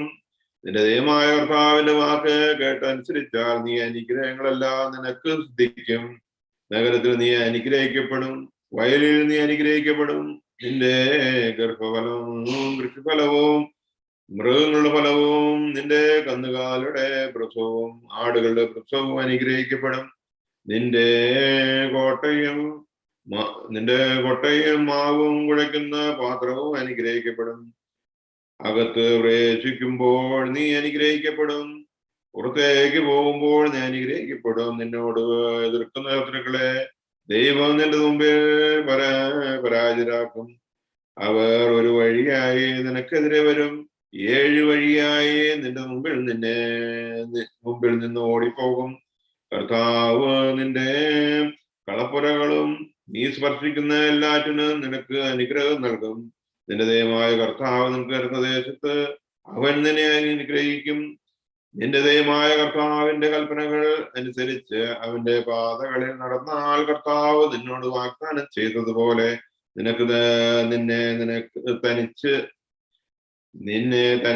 തനിക്ക് വിശുദ്ധ ജനമാക്കും. കർത്തൃനാമം നിന്റെ മേൽ വിളിച്ചിരിക്കുന്നു എന്നത് ഭൂമിയിലുള്ള സകല ജാതികളും കണ്ട് നിന്നെ ഭയപ്പെടും. നിനക്ക് തരുമെന്ന് ദൈവം നിന്റെ പിതാക്കന്മാരോട് വാക്ക് പറഞ്ഞ ദേശത്ത് കർത്താവ് നിന്നെ നന്മയ്ക്കായി ഗർഭഫലത്തിലും കന്നുകാലിയുടെ ഫലങ്ങളിലും നിന്റെ നിലത്തിലെ ഫലത്തിന് നിനക്ക് സമൃദ്ധിയേകും. വേണ്ട സമയത്ത് നിന്റെ ദേശത്ത് മഴ തരുവാനും നിന്റെ വേലയെല്ലാം അനുഗ്രഹിപ്പാനും കർത്താവ് നിനക്കായി തന്റെ നല്ല ഭണ്ഡാരമായ ആകാശം തുറക്കും. നീ അനേകം ജാതികൾക്ക് വായ്പ കൊടുക്കും. എന്തെന്നാൽ നീയോ വായ്പ വാങ്ങിയില്ല. ഞാൻ ഇന്ന് നിന്നോട് ആജ്ഞാപിക്കുന്ന നിന്റെ ദൈവമായ കർത്താവിന്റെ കൽപ്പനകൾ കേട്ട് അനുസരിച്ച് നടന്നാൽ കർത്താവ് നിന്നെ വാലല്ല ശിരസ്സായി തീർക്കും. നീ ഉന്നതനാകും, താഴുകയില്ല. ഇന്നു മുതൽ നിന്നോട് കൽപ്പിക്കുന്ന വചനങ്ങളിൽ ഏതെങ്കിലും തിരസ്കരിച്ച് അന്യദേവന്മാരെ അനുഗമിച്ച് ആരാധിപ്പാനായി നീ വലത്തോട്ടോ ഇടത്തോട്ടോ തിരിയരുത്.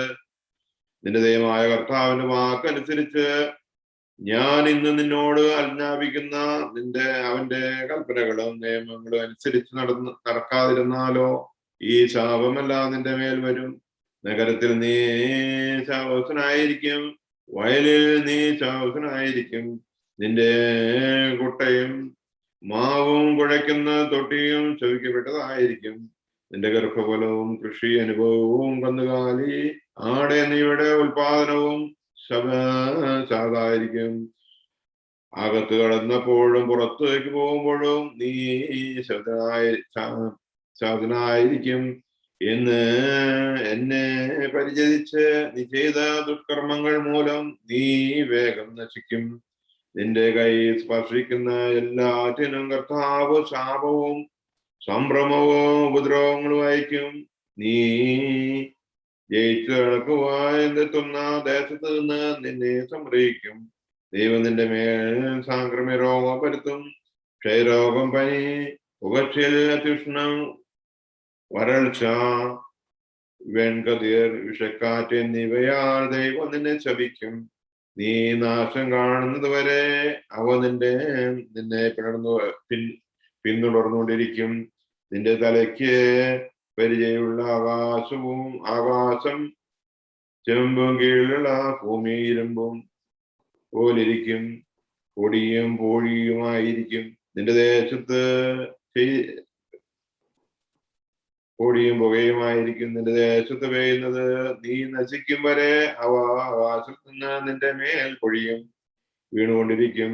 ശത്രുക്കൾ മുമ്പാകെ ദൈവം നിന്നെ വലിയ പരാജിതനാക്കും. നീ ഒരു വഴിയായി അവർക്കെതിരെ ചെല്ലും, എതിർവഴിയായി അവരുടെ മുമ്പിൽ നീ തോട്ടോടും. ദൈവം സർവ്വജനരാജ്യത്തിലേക്ക് നിന്നെ ചിതറിപ്പോകും. ആകാശത്തിലെ പക്ഷികളും ഭൂമിയിലെ മൃഗങ്ങളും നിന്റെ ശവം ഇരയാക്കും. അവയെ ആട്ടിയോടിക്കുവാൻ ആരും ഉണ്ടാകിയില്ല. ഇസ്രായേലിന്റെ ബാധകമായ പരുക്കുകൾ, മൂലവ്യാധി, കുഷ്ഠം, ചിരങ്ങ് എന്നിവയിൽ ദൈവം നിന്നെ ശിക്ഷിക്കും. അവ സൗഖ്യമാകുകയുമില്ല. ദൈവമേ, നിനക്ക് സ്തുതിയോഗ്യമാവുന്നു. പാർക്കുമോർ. ആവർത്തന പുസ്തകം 28-28 വാക്യങ്ങൾ വായിക്കണം. ബാറക്കുമോർ. ആവർത്തന പുസ്തകം അധ്യായം 28 വാക്യം 28. ഭ്രാന്തമന്ദതയും മനോവിഭ്രമവും കൊണ്ട് ദൈവം നിന്നെ ശിക്ഷിക്കും. അന്ധൻ അന്ധകാരത്തിൽ എന്നതുപോലെ നീ നട്ടുച്ചയ്ക്ക് തപ്പി നടക്കും. നീ പോകുന്നവരിടത്തും നിനക്ക് ശുഭം വരികയില്ല. സദാ നീ പീഡിതനും അപഹൃത്യനുമായി കഴിയും. നിനക്ക് രക്ഷയ്ക്ക് ആരും ഉണ്ടാകുകയില്ല. നീ ഒരു സ്ത്രീയുമായി വിവാഹ നിശ്ചയം നടത്തും, പക്ഷേ മറ്റാരെങ്കിലും ആയിരിക്കും അവളെ പരിഗ്രഹിക്കുന്നത്. നീ വീട് പണിയിക്കും, എന്നാൽ അതിൽ പാർപ്പുണ്ടാകുകയില്ല. നീ മുന്തിരിത്തോപ്പുണ്ടാക്കും, അതിന്റെ വീഞ്ഞ് നീ കുടിക്കുകയില്ല. നിന്റെ കൺമുമ്പിൽ വെച്ച് നിന്റെ കാളയെ അറുക്കും, എന്നാൽ നീയോ അതിന്റെ മാംസം ഭക്ഷിക്കുകയില്ല. നിന്റെ മുമ്പിൽ നിന്ന് തന്നെ നിന്റെ കഴുതയെ പിടിച്ചു കൊണ്ടുപോകും, അതിനെ തിരികെ കിട്ടുകയില്ല. നിന്റെ ആടുകൾ ശത്രുക്കളുടെ കൈവശമാകും, എന്നാൽ അവയെ വിടുവിച്ചെടുക്കുവാൻ ആരും സഹായത്തിനുണ്ടാകുകയില്ല. നിന്റെ പുത്രന്മാർ വിജാതികൾക്ക് അടിമകളാകും. എപ്പോഴും നിന്റെ കണ്ണ് അവരെ നോക്കിയിരുന്ന് വിഷാദിക്കും, പക്ഷേ നിനക്ക് യാതൊന്നും സാധ്യമാക്കുകയില്ല. നിന്റെ കൃഷിയിലെ വിളവും നിന്റെ സർവ്വ അധ്വാന ഫലവും നീ അറിഞ്ഞിട്ടില്ലാത്ത വിജാതീയർ അനുഭവിക്കും.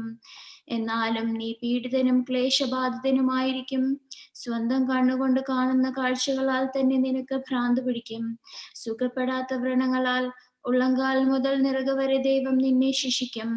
ദൈവം നിന്നെയും നിന്റെ മേൽ നിയമിതനായ രാജാവിനെയും നീയോ നിന്റെ പിതാക്കന്മാരോ അറിഞ്ഞിട്ടില്ലാത്ത ജാതിക്ക് അടിമകളാകും. അവിടെ തടിയും കല്ലുമായ ദേവന്മാരെ നീ ആരാധിക്കും. കർത്താവ് നിന്നെ ചിതറിക്കുന്ന സർവ്വജാതികളുടെയും മധ്യേ നീ സംഭ്രമത്തിനും പഴഞ്ചൊല്ലിനും പരിഹാസത്തിനും പാത്രമാകും. വിത്ത് ധാരാളമായി നീ നിലത്തിലേക്ക് കൊണ്ടുപോകും, പക്ഷേ വെട്ടുക്കിളി തിന്നു കളയുന്നത് കൊണ്ട് കൊയ്യുന്നത് അല്പം മാത്രമായിരിക്കും. നിന്റെ മുന്തിരിത്തോപ്പിൽ നീ വേണ്ട ശുശ്രൂഷകൾ ചെയ്യും, എന്നാൽ പുഴു നശിപ്പിക്കുന്നതിനാൽ പഴം ശേഖരിക്കുകയില്ല, വീഞ്ഞു കുടിക്കുകയില്ല. നാടാകെ ഒലിവ് മരങ്ങൾ ഉണ്ടായിരിക്കും, എന്നാലും നീ എണ്ണ തേക്കുകയില്ല. അതിന്റെ തളിര് കൊഴിഞ്ഞു പോകും. നീ പുത്രന്മാരെയും പുത്രിമാരെയും ജനിപ്പിക്കും, പക്ഷേ അവർ നിനക്ക് ഉപകരിക്കുകയില്ല. അവർ അടിമവാസത്തിന് പോകേണ്ടി വരും. നിന്റെ മരങ്ങളും കൃഷിഫലവും പുഴു തിന്നും. നിന്റെ മധ്യയുള്ള പരദേശി നിനക്കുപരിയായി ഉയരും, നീ താണുപോകും. അവൻ നിനക്ക് വായ്പ തരുന്ന കാലം വരും, അവന് വായ്പ കൊടുക്കുവാൻ നിനക്കോ ഒന്നും ഉണ്ടായിരിക്കുകയില്ല. അവൻ തല, നീ വാലായിരിക്കും. നിന്റെ ദൈവമായ കർത്താവിന്റെ കൽപ്പനകളും നിയമങ്ങളും അനുസരിച്ച് പ്രവർത്തിക്കായ നിമിത്തം ഈ ശാപമെല്ലാം നിന്റെ മേൽ വരും. നീ നശിക്കുന്നത് വരെ അവൻ നിന്നെ പിന്തുടരും. അവൻ നിനക്കും നിന്റെ സന്തതിക്കും അടയാളവും അത്ഭുതവുമായി സ്ഥിതി ചെയ്യും. വസ്തുവകകളുടെ അധിക്യം മൂലം നീ അഹങ്കരിച്ച് നിന്റെ ദൈവമായ കർത്താവിനെ ഉത്സാഹപൂർവവും ഹൃദയാനന്ദത്തോടും കൂടി ആരാധിക്കാതിരിക്കുന്നതിനാൽ ദൈവം നിനക്കെതിരായി അയക്കുന്ന ശത്രുക്കളെ നീ വിശപ്പോടും ദാഹത്തോടും നഗ്നതയോടും സർവ്വവിധ ദുരിതത്തോടും കൂടെ സേവിക്കേണ്ടി വരും. നിന്നെ നശിപ്പിക്കുന്നവരെ അവൻ നിന്റെ കഴുത്തിൽ ഒരു ഇരുമ്പ് നുകം വെക്കും. കഴുകൻ പറന്നു വരുന്നത് പോലെ ഒരു ജനതയെ ഭൂസീമകളിൽ നിന്ന് നിന്റെ മേൽ വരുത്തും. നിനക്കറിഞ്ഞുകൂടാത്ത ഭാഷ സംസാരിക്കുന്ന ജാതിയായിരിക്കും അത്. വൃദ്ധനെ ബഹുമാനിക്കുകയോ ബാലനോട് ദയ കാണിക്കുകയോ ഇല്ലാത്ത ഭയങ്കരമായ ഒരു ജാതിയാണ് അവർ. അവർ നിന്റെ കൃഷിവിളവും നിന്റെ മൃഗങ്ങളെയും നീ നശിക്കുന്നത് വരെ ഭക്ഷിക്കും. അവർ നിനക്കുന്മൂലനാശം വരുത്തുന്നത് വരെ ധാന്യം, വീഞ്ഞ്, എണ്ണ, നിന്റെ ആടുമാടുകൾ ഇവയൊന്നും നിനക്കായി ശേഷിപ്പിക്കുകയില്ല. നിന്റെ ദേശമാകെ നീ ആശ്രയിച്ചിരിക്കുന്ന ഉയർന്ന ശക്തമായ കോട്ടകൾ വീഴും വരെ അവർ നിന്റെ എല്ലാ നഗരങ്ങളിലും നിന്നെ ഉപദ്രവിക്കും. നിന്റെ ദൈവമായ കർത്താവ് നിനക്ക് നൽകിയ ദേശത്ത് എല്ലാ നഗരങ്ങളിലും അവർ നിന്നെ നിരോധിക്കും. ശത്രു നിന്നെ പീഡിപ്പിക്കുന്ന നിരോധത്തിലും വേദനയിലും നിന്റെ ദൈവമായ കർത്താവ് നിനക്ക് തന്നിരിക്കുന്നവരായി നിന്നിൽ നിന്ന് ജാതരായ പുത്രീപുത്രന്മാരുടെ മാംസവും നീ തിന്നേണ്ടി വരും. നിങ്ങളിൽ സുഭകനും സുഖഭോഗിയുമായവൻ അവന്റെ സഹോദരനോടും പ്രിയപ്പെട്ട ഭാര്യയോടും തനിക്ക് ശേഷിച്ചുള്ള മക്കളോടും പോലും ലുബ്ധ കാണിക്കും. അവൻ തിന്നുകൊണ്ടിരിക്കുന്ന സ്വന്തം മക്കളുടെ മാംസത്തിൽ തിന്നും. അവരിൽ ആർക്കും അല്പം പോലും കൊടുക്കുകയില്ല.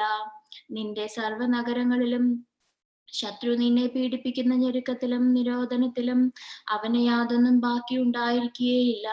സുഭകയും സുന്ദരിയും തന്റെ കാൽ നിലത്ത് വയ്ക്കുവാൻ മടിക്കുന്നവളുമായ സുഖഭോഗിനി തന്റെ പ്രിയ ഭർത്താവിനും തന്റെ മകനും മകൾക്കും പോലും കൊടുക്കാതെ തന്റെ കാലുകളുടെ മധ്യേ നിന്ന് പുറപ്പെടുന്ന മറുപിള്ളയെയും പ്രസവിച്ച കുഞ്ഞുങ്ങളെയും കൊടുക്കാതെ അവൾ ഞെരുക്കത്തിലും നിരോധത്തിലും കഴിയുന്ന അക്കാലത്ത് സർവ വസ്തുക്കളുടെയും ദൗർലഭ്യം നിമിത്തം അവരെ രഹസ്യമായി തനിയെ തിന്നു കളയും. നിന്റെ ദൈവമായ കർത്താവിന്റെ മഹത്വവും ഭയങ്കരവുമായ നാമത്തെ ഭയപ്പെട്ട് ഈ ഗ്രന്ഥത്തിൽ എഴുതിയിരിക്കുന്ന ന്യായപ്രമാണത്തിലെ സർവ്വവചനങ്ങളും പാലിച്ചനുസരിച്ച് നടക്കാതിരുന്നാൽ കർത്താവ് നിന്റെ മേലും സന്തതി മേലും നീണ്ടു നിൽക്കുന്ന തീരാബാധകളും തീരാരോഗങ്ങളും വരുത്തും.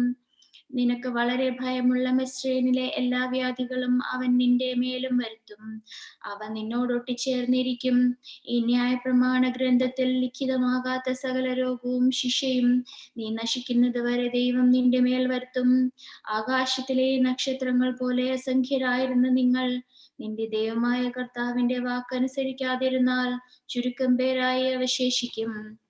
ദൈവം നിങ്ങൾക്ക് നന്മ ചെയ്യുവാനും നിങ്ങളെ വർദ്ധിപ്പിക്കുവാനും നിങ്ങളിൽ പ്രസാദിച്ചതുപോലെ തന്നെ നിങ്ങളെ നിർമൂലം നശിപ്പിക്കുവാനും അവന് പ്രസാദം തോന്നി നിങ്ങൾ കൈവശമാക്കുന്ന ദേശത്തു നിന്ന് നിങ്ങളെ സമൂലം പറ്റിച്ചു കളയും. ഭൂതലത്തിന്റെ അറ്റം മുതൽ അറ്റം വരെ ജാതികളുടെ മധ്യേ നിന്നെ ചിതറിക്കും. അവിടെ നീയും നിന്റെ പിതാക്കന്മാരും അറിഞ്ഞിട്ടില്ലാത്ത കല്ലും മരവും കൊണ്ട് ഉള്ള ദേവന്മാരെ നീ സേവിക്കും.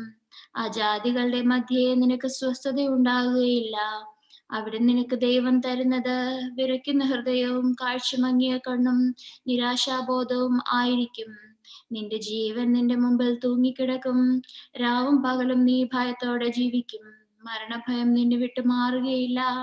നിന്റെ മനസ്സിലെ ഭയനിമിത്തവും കണ്ണു മങ്ങിക്കാണുന്ന കാഴ്ച മൂലവും പ്രഭാതത്തിൽ സന്ധ്യയായെങ്കിൽ മതിയായിരുന്നുവെന്നും സന്ധ്യയ്ക്ക് നേരം ഒന്ന് വെളുത്തെങ്കിൽ മതിയായിരുന്നുവെന്നും നീ പറയും.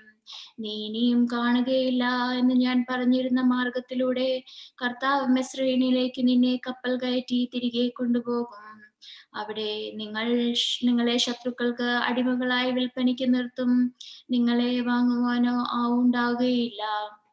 ഇസ്രായേൽ മക്കളോട് ഹോറേബിൽ വെച്ച് ദൈവം നൽകിയ നിയമത്തിന് പുറമെ മോവാബിൽ വെച്ച് നൽകുവാൻ ദൈവം മോശയോട് കൽപ്പിച്ച നിയമവചനങ്ങളാകുന്നു ഇവ.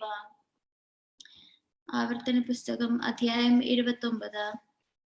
എല്ലാ ഇസ്രായേലരെയും വിളിച്ചുകൂട്ടി അവരോട് മോശ പറഞ്ഞു, മിസ്രയീം ദേശത്ത് നിങ്ങളുടെ കൺമുമ്പിൽ ഫറവോനോടും അവന്റെ ഭൃത്യസമൂഹത്തോടും രാജ്യത്തോടും ചെയ്തതെല്ലാം നിങ്ങൾ കണ്ടതാണല്ലോ. അവിടെ നിങ്ങൾ വലിയ പരീക്ഷകൾ, അടയാളങ്ങൾ, അത്ഭുതങ്ങൾ എല്ലാം സ്വന്തം കണ്ണുകൊണ്ട് തന്നെ കണ്ടു. പക്ഷേ വിവേകമുള്ള മനസ്സും കാഴ്ചയുള്ള കണ്ണും കേൾവിയുള്ള ചെവിയും ഇന്ന് വരെ ദൈവം നിങ്ങൾക്ക് തന്നിട്ടില്ല. 40 വർഷമാണ് അവൻ നിങ്ങളെ വനഭൂമിയിലൂടെ നയിച്ചത്. എന്നിട്ടും നിങ്ങൾ ധരിച്ചിരുന്ന വസ്ത്രം പഴകിയില്ല, കാലിലെ ചെരുപ്പുകൾ ജീർണിച്ചുമില്ല. ദൈവമായ ഞാനാകുന്നു നിങ്ങളുടെ കർത്താവ് എന്നറിയേണ്ടതിനായി ഇക്കാലമെല്ലാം അപ്പം തിന്നില്ല, വീഞ്ഞു കുടിച്ചുമില്ല. നിങ്ങൾ ഈ ദേശത്തെത്തിയപ്പോൾ ഹെശ്ബോൻ രാജാവായ സീഹോനും ബാശാൻ രാജാവായ ഓഗും നമ്മുടെ നേരെ യുദ്ധത്തിന് വന്നു. നാം അവരെ തോൽപ്പിച്ചു. അവരുടെ രാജ്യം പിടിച്ച രൂപേന്യർക്കും ഗാദ്യർക്കും മനുഷ്യരുടെ പാതിഗോത്രത്തിനും അവകാശമായി കൊടുത്തു. ആകയാൽ നിങ്ങൾക്ക് എല്ലാം സാധ്യതമാകുവാൻ ഈ നിയമത്തിന്റെ വചനങ്ങൾ അനുസരിച്ച് നടപ്പിൻ. ഇന്ന് നിങ്ങളുടെ ഗോത്രത്തലവന്മാരും മൂപ്പന്മാരും പ്രധാനികളും ഇസ്രായേൽ പുരുഷന്മാരെല്ലാം നിങ്ങളുടെ കുഞ്ഞുങ്ങൾ, ഭാര്യമാർ, നിന്റെ പാളയത്തിൽ വിറക് കീറുകയും വെള്ളം കോരുകയും ചെയ്യുന്ന പരദേശി ആദിയായ എല്ലാവരും നിന്റെ ദൈവമായ കർത്താവ് നിന്നോട് അരുളി ചെയ്തതുപോലെയും അബ്രഹാം, ഇസഹാക്ക്, യാക്കോബ് എന്ന നിന്റെ പിതാക്കന്മാരോട് അവൻ സത്യം ചെയ്തതുപോലെയും ഇന്ന് നിന്നെ തന്നെ തനിക്ക് ജനമാക്കുവാനും താൻ നിനക്ക് ദൈവമായിരിക്കുവാനും നിന്റെ ദൈവമായ കർത്താവ് ഇന്ന് നിന്നോട് ചെയ്യുന്ന ഉടമ്പടിയിലും സത്യത്തിലും പ്രവേശിപ്പാൻ അവന്റെ സന്നിധിയിൽ നിൽക്കുന്നു. ഞാൻ ഈ ഉടമ്പടിയും സത്യവും ചെയ്യുന്നത് നിങ്ങളോട് മാത്രമല്ല, ഇന്ന് നമ്മോടുകൂടെ നമ്മുടെ ദൈവമായ കർത്താവിന്റെ സന്നിധിയിൽ നിൽക്കുന്നവരോടും ഇന്നു ഇവിടെ നമ്മോടുകൂടെ ഇല്ലാത്തവരോടും കൂടെ അത്രേ. നാം മിസ്രയീം ദേശത്ത് എങ്ങനെ പാർത്തുവെന്നും നിങ്ങൾ ജാതികളുടെ നടുവിൽ കൂടി എങ്ങനെ കടന്നുവെന്നും നിങ്ങൾക്കറിയാമല്ലോ. അവരുടെ മ്ലേച്ഛതകളും അവരുടെ ഇടയിൽ തടിയും കല്ലും വെള്ളിയും പൊന്നും കൊണ്ടുള്ള വിഗ്രഹങ്ങളെയും നിങ്ങൾ കണ്ടിട്ടുണ്ട്. ആ ജാതികളുടെ ദേവന്മാരെ സേവിക്കുവാനായി ഇന്ന് നമ്മുടെ ദൈവമായ കർത്താവിനെ വിട്ടുമാറുവാൻ മനസ്സുള്ള ഒരു പുരുഷനും സ്ത്രീയും ഒരു വംശവും ഗോത്രവും നിങ്ങളിൽ ഉണ്ടാകരുത്. നഞ്ചും കയ്പുമുള്ള ഫലം കായ്ക്കുന്ന യാതൊരു പേരും അരുത്. അങ്ങനെയുള്ളവൻ ഈ ശാപവചനങ്ങൾ കേൾക്കുമ്പോൾ വരണ്ടതും നനവുള്ളതും ഒരുപോലെ നശിക്കേണ്ടതിന് ഞാൻ എന്റെ ഹൃദയകാഠിന്യ പ്രകാരം നടന്നാലും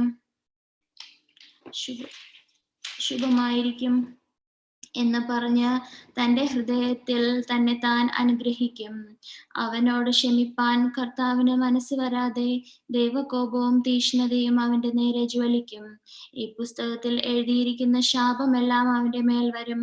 കർത്താവ് ആകാശത്തിൻ കീഴിൽ നിന്ന് അവന്റെ പേര് മായ്ച്ചു കളയും. ഈ ന്യായപ്രമാണ പുസ്തകത്തിൽ എഴുതിയിരിക്കുന്ന നിയമത്തിലെ സകല ശാപങ്ങൾക്കുമായി കർത്താവ് ഇസ്രായേലിന്റെ സകല ഗോത്രങ്ങളിൽ നിന്നും അനേനാശത്തിനായി വേർതിരിക്കും. നിങ്ങളുടെ ശേഷം വരുന്ന തലമുറയായ നിങ്ങളുടെ മക്കളും ദൂരദേശത്തു നിന്ന് വരുന്ന അന്യനും ദേശത്തിലെ ശിശുക്കളും കർത്താവ് അവിടെ വരുത്തിയ രോഗങ്ങളും കർത്താവ് തന്റെ കോപത്തിലും ക്രോധത്തിലും സൊദോം, ഓമോറ, അദമ, സെബോയിം എന്ന പട്ടണങ്ങളെ നശിപ്പിച്ചതുപോലെയും വിതയും വിളവുമില്ലാതെയും പുല്ലുപോലും മുളയ്ക്കാതെയും ഗന്ധകവും ഉപ്പും കത്തുന്ന ദേശമെല്ലാം കാണുമ്പോൾ കർത്താവ് ഈ ദേശത്തോട് ഇങ്ങനെ ചെയ്തത് എന്ത്? ഈ മഹാക്രോധാഗ്നിയുടെ കാരണം എന്ത് എന്ന് സകല ജാതികളും ചോദിക്കും. അതിന് മറുപടി പറഞ്ഞത് എന്തെന്നാൽ, അവരുടെ പിതാക്കന്മാരുടെ ദൈവമായ കർത്താവ് അവരെ മിസ്രയീം ദേശത്തു നിന്ന് പുറപ്പെടുവിച്ചപ്പോൾ അവരോട് ചെയ്തിരുന്ന നിയമം അവർ ഉപേക്ഷിച്ചു. തങ്ങൾ അറിയുകയോ തങ്ങൾക്ക് അനുവദിച്ചു കിട്ടുകയോ ചെയ്തിട്ടില്ലാത്ത ദേവന്മാരെ അവർ ചെന്ന് സേവിക്കുകയും ആരാധിക്കുകയും ചെയ്തു. അങ്ങനെ ഈ പുസ്തകത്തിൽ എഴുതിയിരിക്കുന്ന ശാപമെല്ലാം ഈ ദേശത്തിന്മേൽ വരുത്തക്കവണ്ണം ദൈവകോപം അതിനെതിരായി ജ്വലിച്ചു.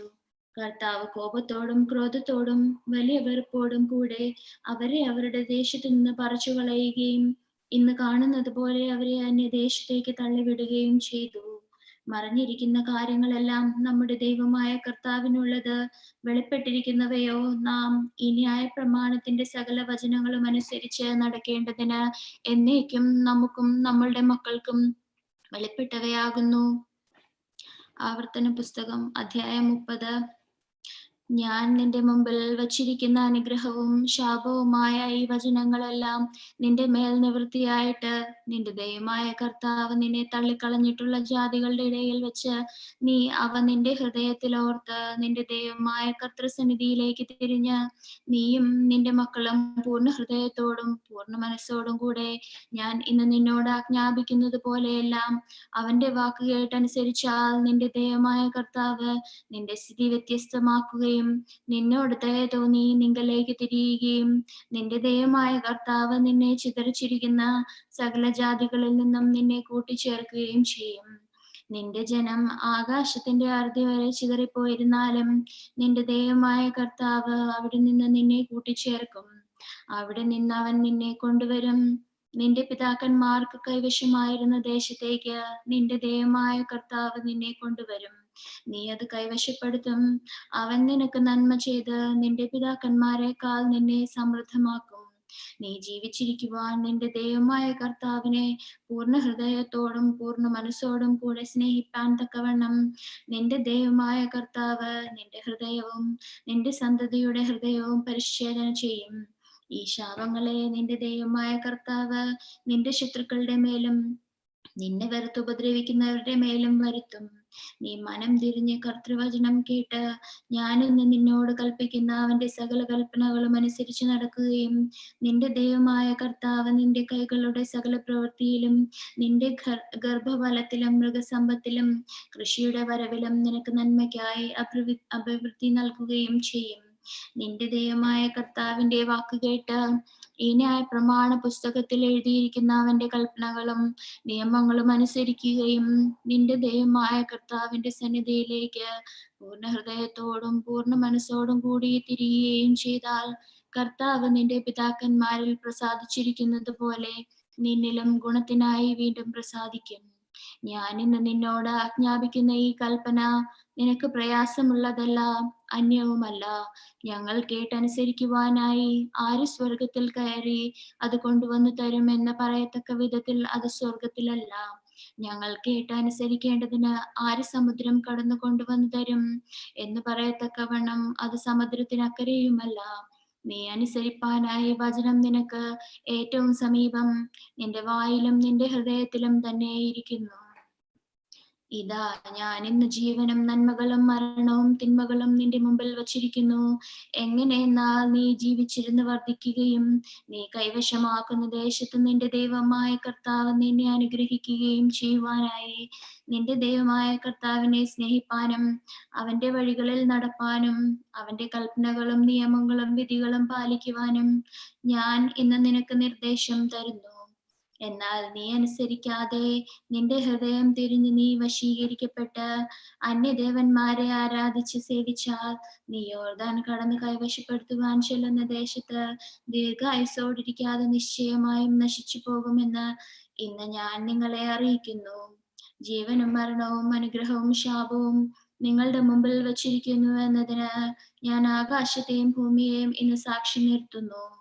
നീയും നിന്റെ സന്തതിയും ജീവിച്ചിരിക്കേണ്ടതിനും കർത്താവ് നിന്റെ പിതാക്കന്മാരായ അബ്രഹാമിനും ഇസഹാക്കിനും യാക്കോബിനും കൊടുക്കുമെന്ന് വാഗ്ദാനം ചെയ്ത ദേശത്ത് നീ വസിക്കത്തക്കവണ്ണം നിന്റെ ദൈവമായ കർത്താവിനെ സ്നേഹിക്കുകയും അവന്റെ വാക്ക് കേട്ടനുസരിക്കുകയും അവനോട് യോജിച്ചിരിക്കുകയും ചെയ്യേണ്ടതിനും ജീവനെ തിരഞ്ഞെടുത്തു കൊള്ളുക.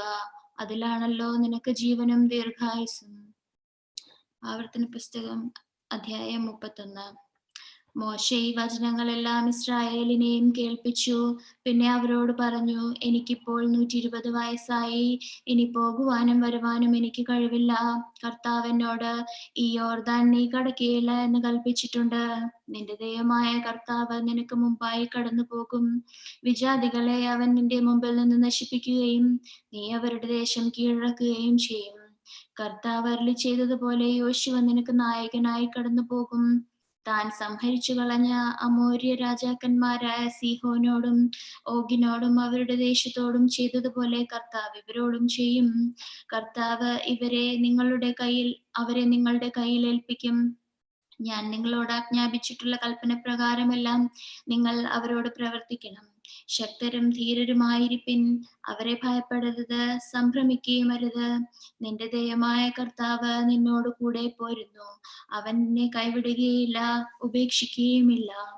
അനന്തരം മോശെ യോശുവയെ വിളിച്ച് എല്ലാ ഇസ്രായേലിന്റെ മുമ്പിൽ വെച്ച് അവനോട് പറഞ്ഞത്, ബലവും ധൈര്യവും ഉള്ളവനായിരിക്കുക. കർത്താവ് ഈ ജനത്തിന് കൊടുക്കുമെന്ന് അവരുടെ പിതാക്കന്മാരോട് വാഗ്ദാനം ചെയ്ത ദേശത്തേക്ക് നീ അവരോട് കൂടെ ചെല്ലും. അതിനെ അവർക്ക് വിഭാഗിച്ചു കൊടുക്കും. കർത്താവ് നിനക്ക് മുമ്പായി നടക്കുന്നു. അവൻ നിന്നോട് കൂടെ ഇരിക്കും. നിന്നെ കൈവിടുകയില്ല, ഉപേക്ഷിക്കുകയുമില്ല. ഭയപ്പെടരുത്, സംഭ്രമിക്കുകയും അരുത്. അനന്തരം മോശെ ന്യായപ്രമാണം എഴുതി ദൈവത്തിന്റെ നിയമപ്പെട്ടകം ചുമക്കുന്ന ലേവ്യരായ പുരോഹിതന്മാരെയും ഇസ്രായേലിന്റെ എല്ലാ മൂപ്പന്മാരെയും ഏൽപ്പിച്ച് മോശെ അവരോട് കൽപ്പിച്ചത്, 7 വർഷം കൂടുമ്പോൾ ഉള്ള വിമോചന സംവത്സരത്തിലെ കൂടാര പെരുന്നാളിൽ ഇസ്രായേൽ മുഴുവനും നിന്റെ ദൈവമായ കർത്താവിന്റെ സന്നിധിയിൽ അവൻ തിരഞ്ഞെടുക്കുന്ന സ്ഥലത്ത് വരുമ്പോൾ ഈ ന്യായ പ്രമാണം എല്ലാ ഇസ്രായേലിയരും കേൾക്കെ അവരുടെ മുമ്പിൽ വായിക്കണം.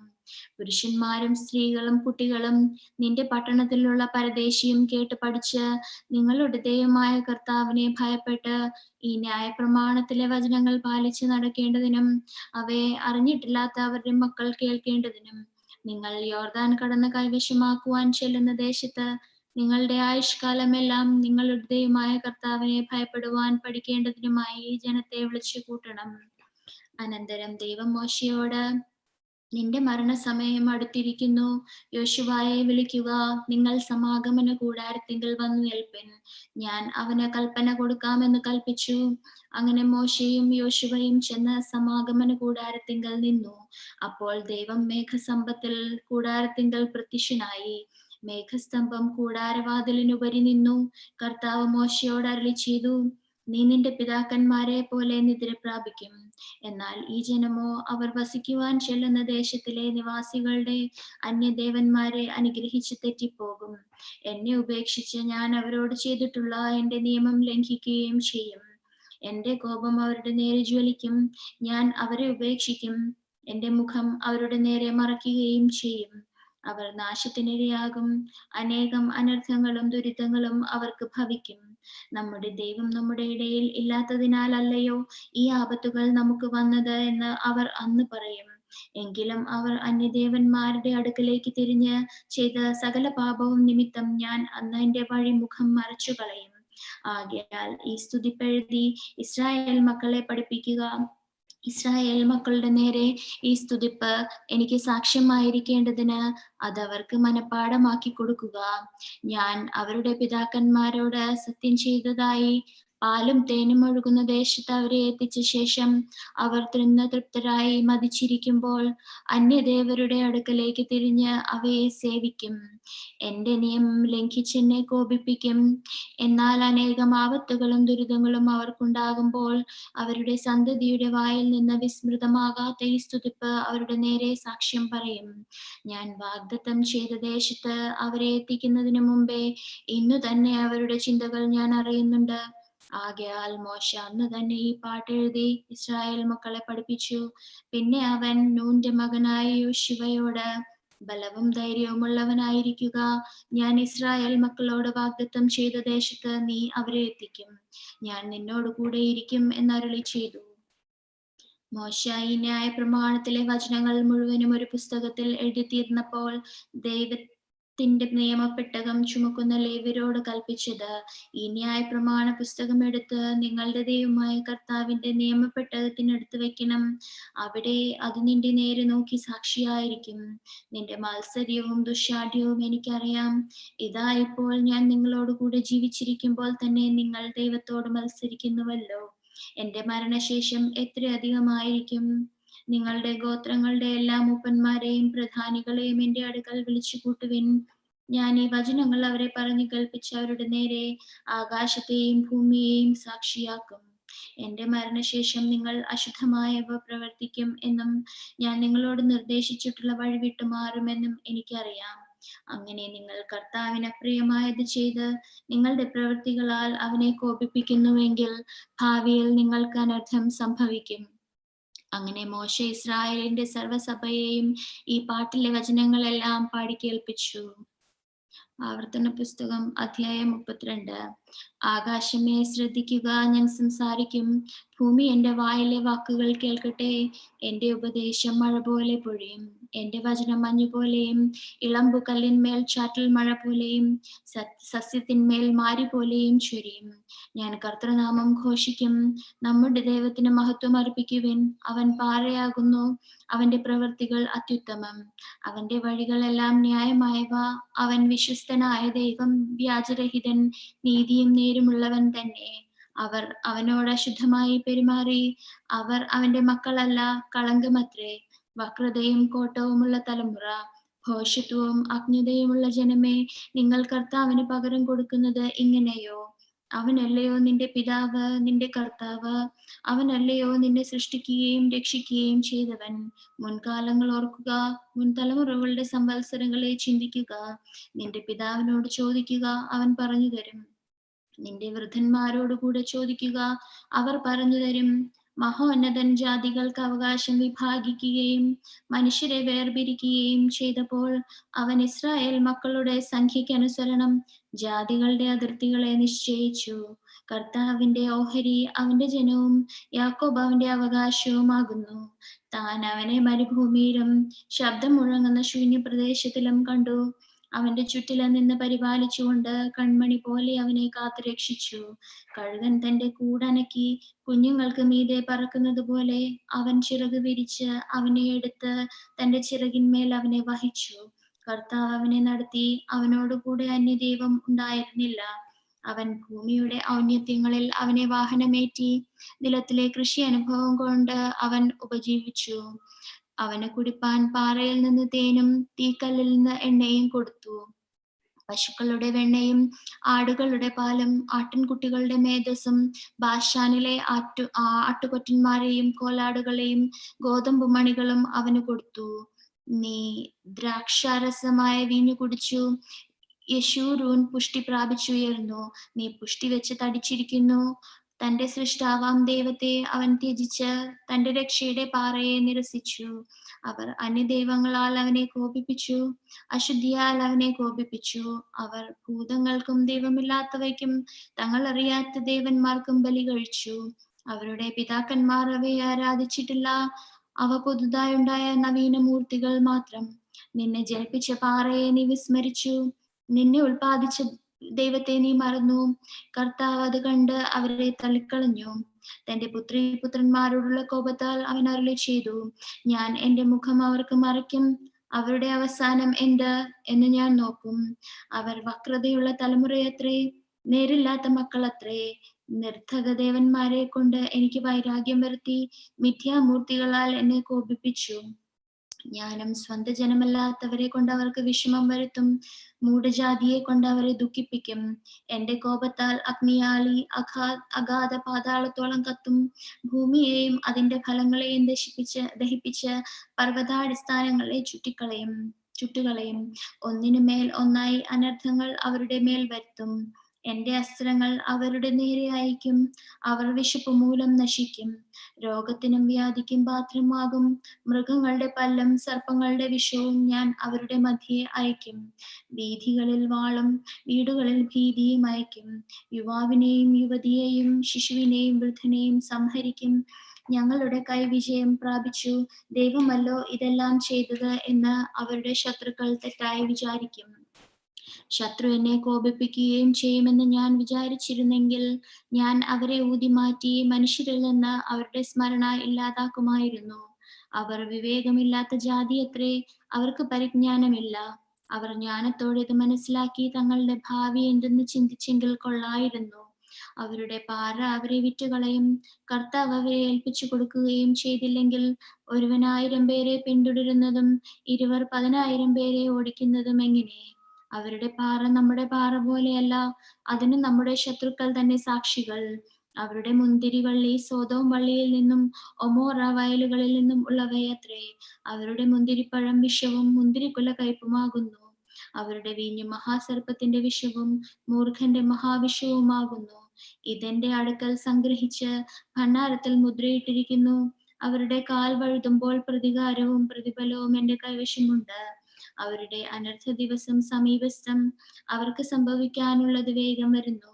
ദൈവം തന്റെ ജനത്തെ വിധിക്കും. അവരുടെ ബലം ക്ഷയിച്ചുപോയി. ബദ്ധനും സ്വതന്ത്രനും ഇല്ലാതെയായിത്തീർന്നു. അവൻ തന്റെ ദാസന്മാരെ കുറിച്ച് പശ്ചാത്തപിക്കും. അവരുടെ ബലിമേധസ് തിന്നുകയും പാനീയ ബലിയുടെ വീഞ്ഞു കുടിക്കുകയും ചെയ്ത് ദേവന്മാരും അവർ ആശ്രയിച്ചു പാറയും എവിടെ? അവർ എഴുന്നേറ്റ് നിങ്ങളെ സഹായിച്ച് നിങ്ങൾക്ക് താങ്ങായിരിക്കട്ടെ എന്ന് അവൻ അരുളി ചെയ്യും. ഞാൻ മാത്രമേയുള്ളൂ, ഞാനല്ലാതെ ദൈവമില്ല എന്നിപ്പോൾ കണ്ടുകൊള്ളുവിൻ. ഞാൻ കൊല്ലുന്നു, ഞാൻ ജീവിപ്പിക്കുന്നു, ഞാൻ തകർക്കുന്നു, ഞാൻ സൗഖ്യമാക്കുന്നു. എന്റെ കയ്യിൽ നിന്നും വിടുവിക്കുന്നവൻ ഇല്ല.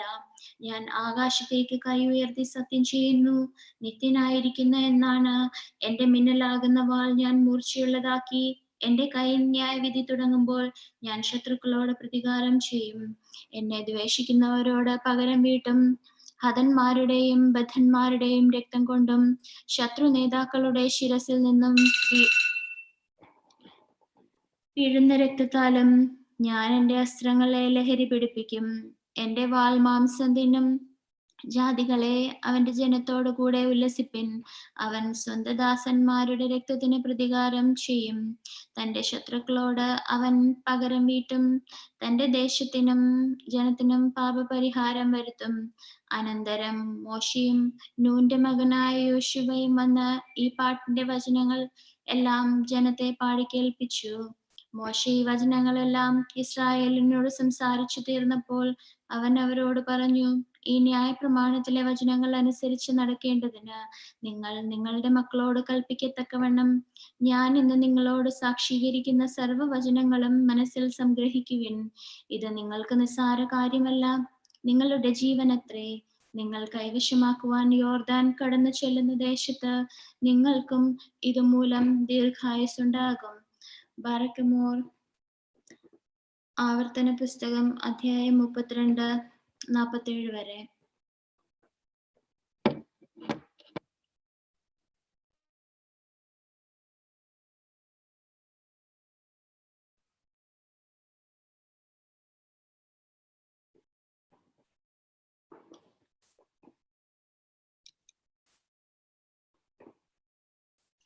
ഇനി ആവർത്തന പുസ്തകം അധ്യായം 32-48 മുതൽ വായിച്ചു തുടങ്ങാം.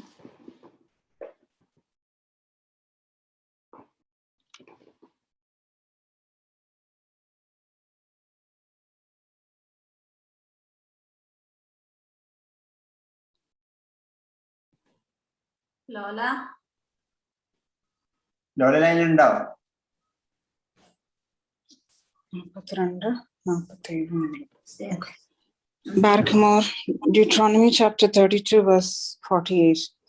Then the Lord spoke to Moses on that day, saying, "Go up this mountain of the Abarim, Mount Nebo in the land of Moab, across from Jericho, view the land of Canaan, which I gave to the children of Israel as a possession, and die on the mountain you ascend, and be added to your people, as Aaron your brother died on Mount Hor and was added to his people, because you disobeyed my word among the children of Israel during the water of contention at Kadesh in the desert of Sin, and because you did not sanctify me in the midst of the children of Israel, yet you shall see the land at a distance, though you shall not go there." Chapter 33. Now this is the blessing with which Moses, the man of God, blessed the sons of Israel before his death. Thus he said, "The Lord came down from Sinai and appeared to us from Seir. He hastened from Mount Paran along with my raids at Kadesh, angels with him at his right hand, and he spared his people and all the sanctified ones under your hands, and these are under you, and received the law from his words, which Moses commanded us, a heritage of the congregations of Jacob, and there shall be a ruler among the beloved people when the rulers of the people are gathered together with the tribes of Israel. Let Reuben live and not die, and let him be many in number." This he said of Judah, "Hear, O Lord, the voice of Judah, and let him visit his people. His hands will judge for him, and may you be a help against his enemies." To Levi he said, "Give to Levi, to the holy man, his Urim and Thummim, him whom they tested with testing, whom they reviled at the water of contention, who says to his father and mother, I have not seen you, nor did he know his brothers or his own children. They guarded your oracles and kept your covenant. They shall manifest your judgments to Jacob and your law to Israel. They shall lay incense when you are angry continually on your altar. Bless his strength, O Lord, and accept the works of his hands. Bring down the loins of those who rise against him, and of those who hate him, so they rise not again. To Benjamin he said, Beloved by the Lord, he shall dwell in hope, and God shall overshadow him all his days. And he rested between his shoulders. To Joseph he said, Blessed of the Lord is his land, of the seasons of heaven, of the dew, and of the deep springs lying beneath, and in due season of the produce of the solar cycle, and of the conjunction of the months, both from the top of the ancient mountains and from the top of the everlasting hills, and in due season of the fullness of the land, and the things acceptable to the one revealed in the bush. May these things come upon the head of Joseph and on the crown of the one glorified among his brothers. His beauty is like the firstborn of a bull, and his horns like the horns of the unicorn. With them he will gore nations together, even to the ends of the earth. They are the 10,000s of Ephraim, and they are the thousands of Manasseh. To Zebulun he said, Rejoice, Zebulun, in your going out, and Issachar in his tents. They shall annihilate nations, and there you will call upon the Lord and sacrifice the sacrifice of righteousness. For the wealth of the sea shall suckle you, and the trade of those dwelling by the sea. To Gad he said, Blessed is he who enlarges Gad. He rested as a lion and crushed the arm and the head. He saw his first fruit because the land of the rulers was apportioned there. When the rulers were gathered together with the rulers of the people, the Lord administered righteousness and his judgments with Israel. To Dan he said, Dan is a lion's cub, and he shall leap from Bashan. To Naphtali he said, Naphtali has an abundance of acceptable things, and let him be full of blessing from the Lord. He shall inherit the sea and the south. To Asher he said, Blessed is Asher beyond sons, and let him be acceptable to his brothers. He shall dip his foot in olive oil. His sandals shall be iron and bronze, and as your days, so shall your strength be. There is no one like the God of the beloved, who rides upon heaven and who is your help, and the magnificent one of the firmament, and the protection of the rule of God, and who is under the strength of the everlasting arms. He will cast out the enemy from before your face, saying, Destroy. Then Israel shall dwell in hope, alone in the land of Jacob, with grain and wine, and heaven is cloudy with dew for him. Blessed are you, O Israel, who is like you, a people saved by the Lord. Your helper will defend you as with a shield, and the sword shall be your boast. Your enemies shall speak falsely to you, and you shall tread on their neck. Chapter 34. Then Moses went up from the plains of Moab to Mount Nebo, to the top of Pisgah, which is across from Jericho, and the Lord showed him all the land of Gilead as far as Dan, and all the land of Naphtali, and all the land of Ephraim and Manasseh, and all the land of Judah, and as far as the western sea, and the desert, and the plain of the valley of Jericho, the city of palm trees, as far as Zoar. Then the Lord said to Moses, This is the land I swore to give Abraham, Isaac, and Jacob, saying, I will give it to your seed. I show it to your eyes, but you shall not go in there. So Moses, the servant of the Lord, died there in the land of Moab by the word of the Lord. Then he buried him in a valley in the land of Moab, opposite Beth Peor, but no one knows his grave to this day. Moses was 120 years old when he died. His eyes were not dim, nor his natural vigor diminished.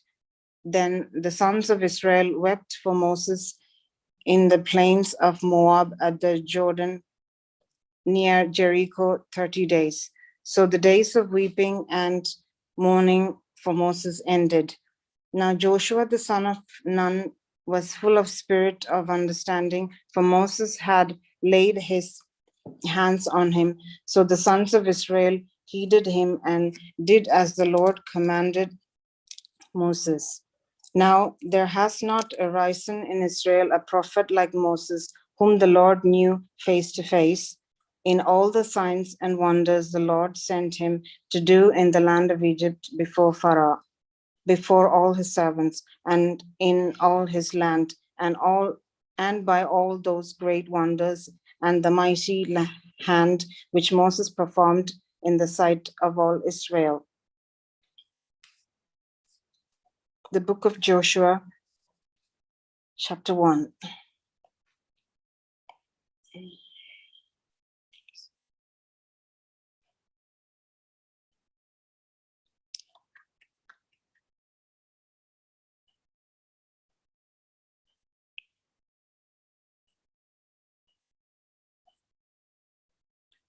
The book of Joshua, chapter 1. After the death of Moses, the Lord spoke to Joshua, the son of Nun, the assistant of Moses, saying, Moses, my servant, is dead.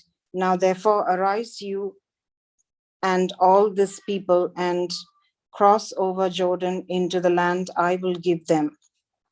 Every place on which you tread with your feet, I will give it to you, as I said to Moses. Your territory shall be the desert and Lebanon, as far as the great river, the Euphrates River, and from the setting of the sun to the farthest sea. No man shall be able to oppose you all the days of your life. And as I was with Moses, thus I will be also with you. I will not forsake you nor disregard you. Be strong and courageous, for you will divide this land which I swore to your fathers to give them. Be strong, therefore, and courageous to guard yourself and to do as Moses, my servant, commanded you.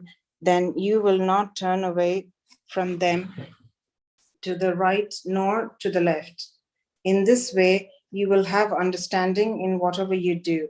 The book of this law shall not depart from your mouth, and you shall meditate in it day and night, that you may have the understanding to do all the things written therein.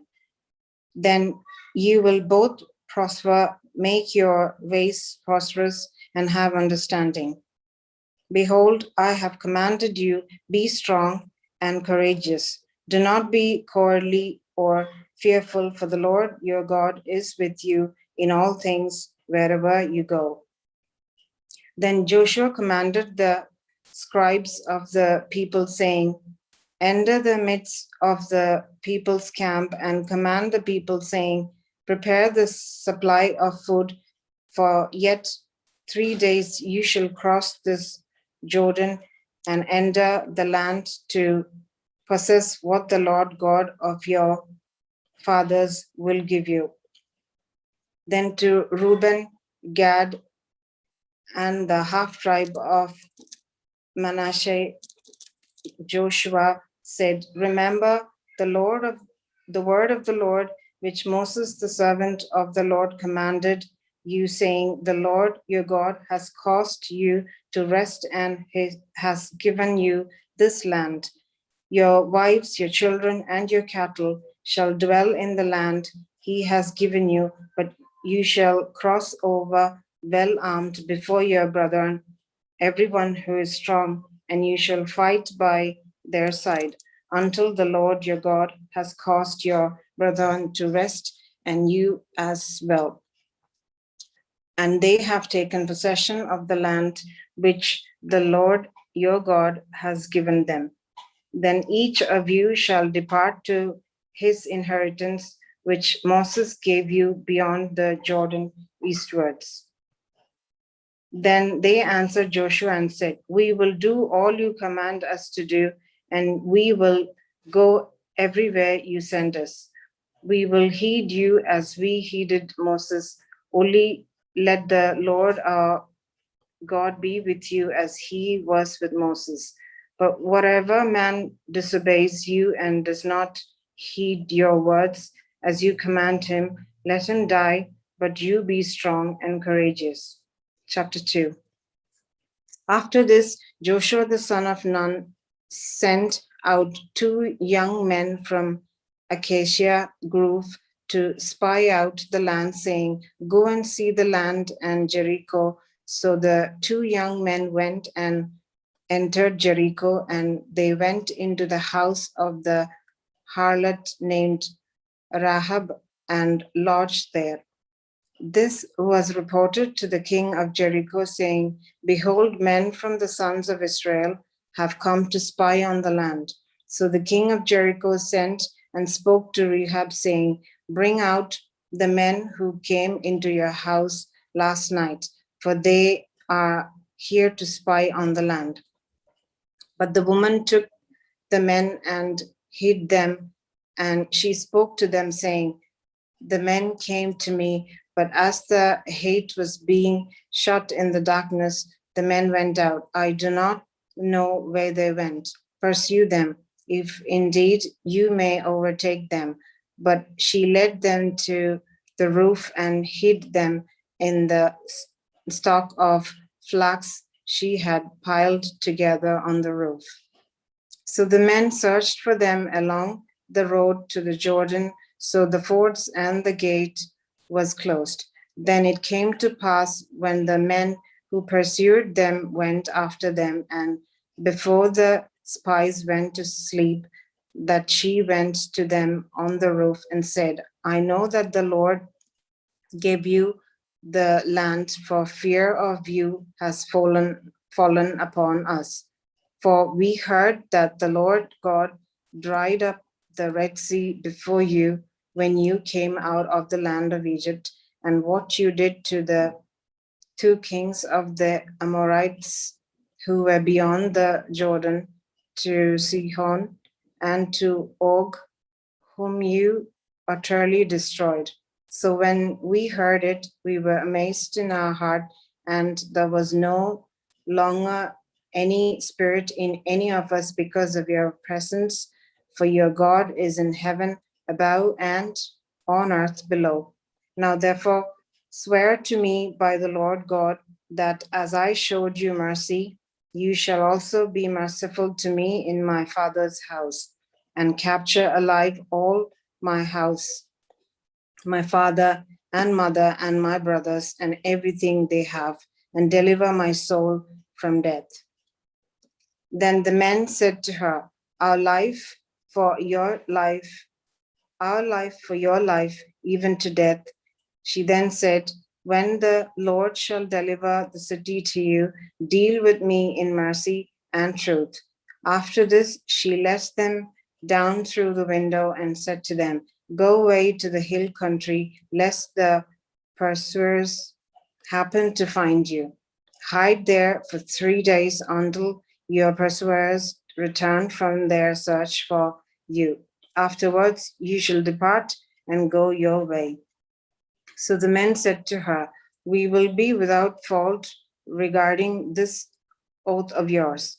For behold, we will come into a part of the city, and you will set a sign. You shall hang this scarlet cord in the window through which you let us down. Then you shall gather yourself and your father and mother and your brothers into your father's house. Whoever shall go outside the door of your house, his guilt shall be upon him, and we will be free of this oath of yours. But we will be responsible for whoever is with you in your house. But if anyone injures us or reveals these words of ours, we shall be free from this oath of yours. Then she said to them, let it be so according to your word. So she sent them away. They departed and went to the hill country and remained there for 3 days. And the pursuers searched all the roads but did not find them. So the 2 young men returned and came down from the mountain. They crossed over to Joshua, the son of Nun, and told him everything what happened to them. They said to Joshua, the Lord will deliver all the land into our hand, for everyone who inhabits that land cowers in fear because of us. Chapter 3. Then Joshua rose early in the morning and departed from Acacia Grove, and he came to the Jordan and lodged there before crossing over. After 3 days, it came to pass that the scribes went through the camp and commanded the people, saying, when you see the ark of the covenant of the Lord our God, and our priests and Levites who carry it, then you shall depart from your places and you shall go after it, but there shall be a distance between you and it. You shall stand as much as 2,000 cubits from it and do not come near it, that you may understand the way you are to go, for you have not gone this way before. Joshua then said to people, sanctify yourselves tomorrow, because tomorrow the Lord will do wonders among you. Joshua also said to the priests, take up the ark of the covenant of the Lord and go before the people. So the priests took up the ark of the covenant of the Lord and went before the people. Then the Lord said to Joshua, today I shall begin to exalt you in the sight of all the children of Israel, so they will know that I shall be with you as I was with Moses. Therefore, now command the priest who carry the ark of the covenant, saying, as soon as you enter a part of the water of the Jordan, then you shall stand in the Jordan. Joshua then said to the children of Israel, come here and hear the word of the Lord our God.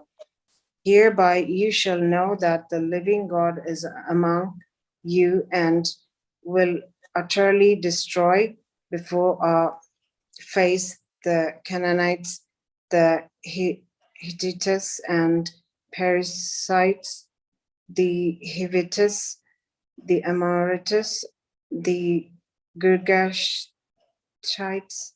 and the Jebusites. Behold, the ark of the covenant of the Lord of all the earth is crossing the Jordan. Choose for yourselves 12 men from the sons of Israel, 1 from each tribe. Then it shall come to pass that when the feet of the priests who carry the ark of the covenant of the Lord of all the earth rest in the water of the Jordan, the water of the Jordan will cease to flow, for the upstream water will stand still. So the people left their tents to cross over the Jordan, and the priests carried the ark of the covenant of the Lord before the people. Now when the priest who carried the ark of the covenant came to the Jordan, and the feet of the priest who carried the ark of the covenant of the Lord dipped in part of the water of the Jordan, now the Jordan overflowed all its banks about the time of wheat harvest. Then the upstream waters stopped flowing downstream, and a solid wall of water formed over a very great distance as far as the region of Adam. The lower part came down to the Sea of Araba, the salt sea, until it came to a complete stop, and the people stood opposite Jericho. So the priest who bore the ark of the covenant of the Lord stood on dry ground in the midst of the Jordan, and all the children of Israel crossed on dry ground until all people crossed the Jordan. Chapter 4. Now when all the people finished crossing the Jordan, the Lord spoke to Joshua, saying, "Take men from the people, one from each tribe, and command them, saying, Take 12 prepared stones from the midst of the Jordan, and carry these together with you. Put them in your encampment where you will set up camp tonight." So among the sons of Israel, Joshua called 12 men of high repute, one from each tribe. He said to them, "Draw near in front of me in the Lord's presence into the midst of the Jordan, and let each take up a stone and carry it on his shoulders according to the number of the 12 tribes of Israel. So these might be an appointed sign for you continually, that when your son asks you tomorrow, saying, What are these stones to you? Then you will declare to your son, saying, The Jordan River dried up before the ark of the covenant of the Lord of all the earth when it crossed over, and these stones shall be a memorial for you, for the sons of Israel forever. So the sons of Israel did as the Lord commanded Joshua, and they took 12 stones from the midst of the Jordan, as the Lord directed Joshua, from the children of Israel had completely crossed over, and carried these stones with them into the encampment and set them there. Then Joshua also set another 12 stones in the Jordan itself, in the place walked on by the feet of the priest who carried the ark of the covenant of the Lord. They are there to this day. The priest who carried the ark of the covenant stood in the Jordan until Joshua had completed all the Lord commanded him to proclaim to the people, and the people hastened and crossed over. Then it came to pass, when all the people finished crossing over, that the ark of the covenant of the Lord crossed over, and the stones before them. The sons of Reuben and the sons of Gad and the half tribe of Manasseh also crossed over, well armed before the sons of Israel, as Moses commanded them. 40,000 men armed for war crossed before the Lord and battled against the city of Jericho. On that day, the Lord magnified Joshua before all the nation of Israel, and they feared him as long as he lived, as they did Moses. Then the Lord spoke to Joshua, saying, Command the priest who bear the ark of the covenant of the testimony of the Lord to come up from the Jordan. So Joshua commanded the priest, saying, Go out from the Jordan. Then it came to pass, when the priest who carried the ark of the covenant of the Lord stepped out from the Jordan and set their feet on land, the water of Jordan returned to its place and went as before over all its banks. Now the people went up from the Jordan on the 10th day of the first month, and the children of Israel camped at Gilgal in the region eastward from Jericho. Then Joshua set up at Gilgal the 12 stones he took from the Jordan, saying, When your children ask you, What are these stones? Then tell your children that Israel crossed the Jordan on dry land, that the Lord our God dried up the water for the Jordan from before them until they all crossed over, as the Lord our God did to the Red Sea, which the Lord our God dried up before us until we crossed over, that all the nations of the land might know that the power of the Lord is mighty, and that you might worship the Lord your God in every age. Chapter 5. Then it came to pass, when the kings of the Amorites on the other side of the Jordan and the kings of the Phoenicians near the sea heard that the Lord God had dried up the Jordan River before the children of Israel when they crossed over, their minds fainted. they were panic-stricken, and there was no more sense left in them because of the presence of the children of Israel. At about this time, the Lord said to Joshua, "Make stone knives from yourself from a sharp rock, and sit down and circumcise the sons of Israel." So Joshua made sharp stone knives and circumcised the sons of Israel at the place called the Hill of Foreskins. In this manner, Joshua completely purified the sons of Israel, as many as were born at any time along the way, and as many as were uncircumcised after they came out of Egypt. Joshua circumcised all these. For Israel lived in the Madberite desert for 42 years. Therefore, most of their fighting men who came out of Egypt and who disobeyed the commands of God were uncircumcised. Concerning these, he also determined that they would not see the land which the Lord swore to give to their fathers, a land flowing with milk and honey. But in their place, he raised up their sons, whom Joshua circumcised, because they were born during the journey and thus were uncircumcised. Barkmore. It's chapter 5 from verse 8.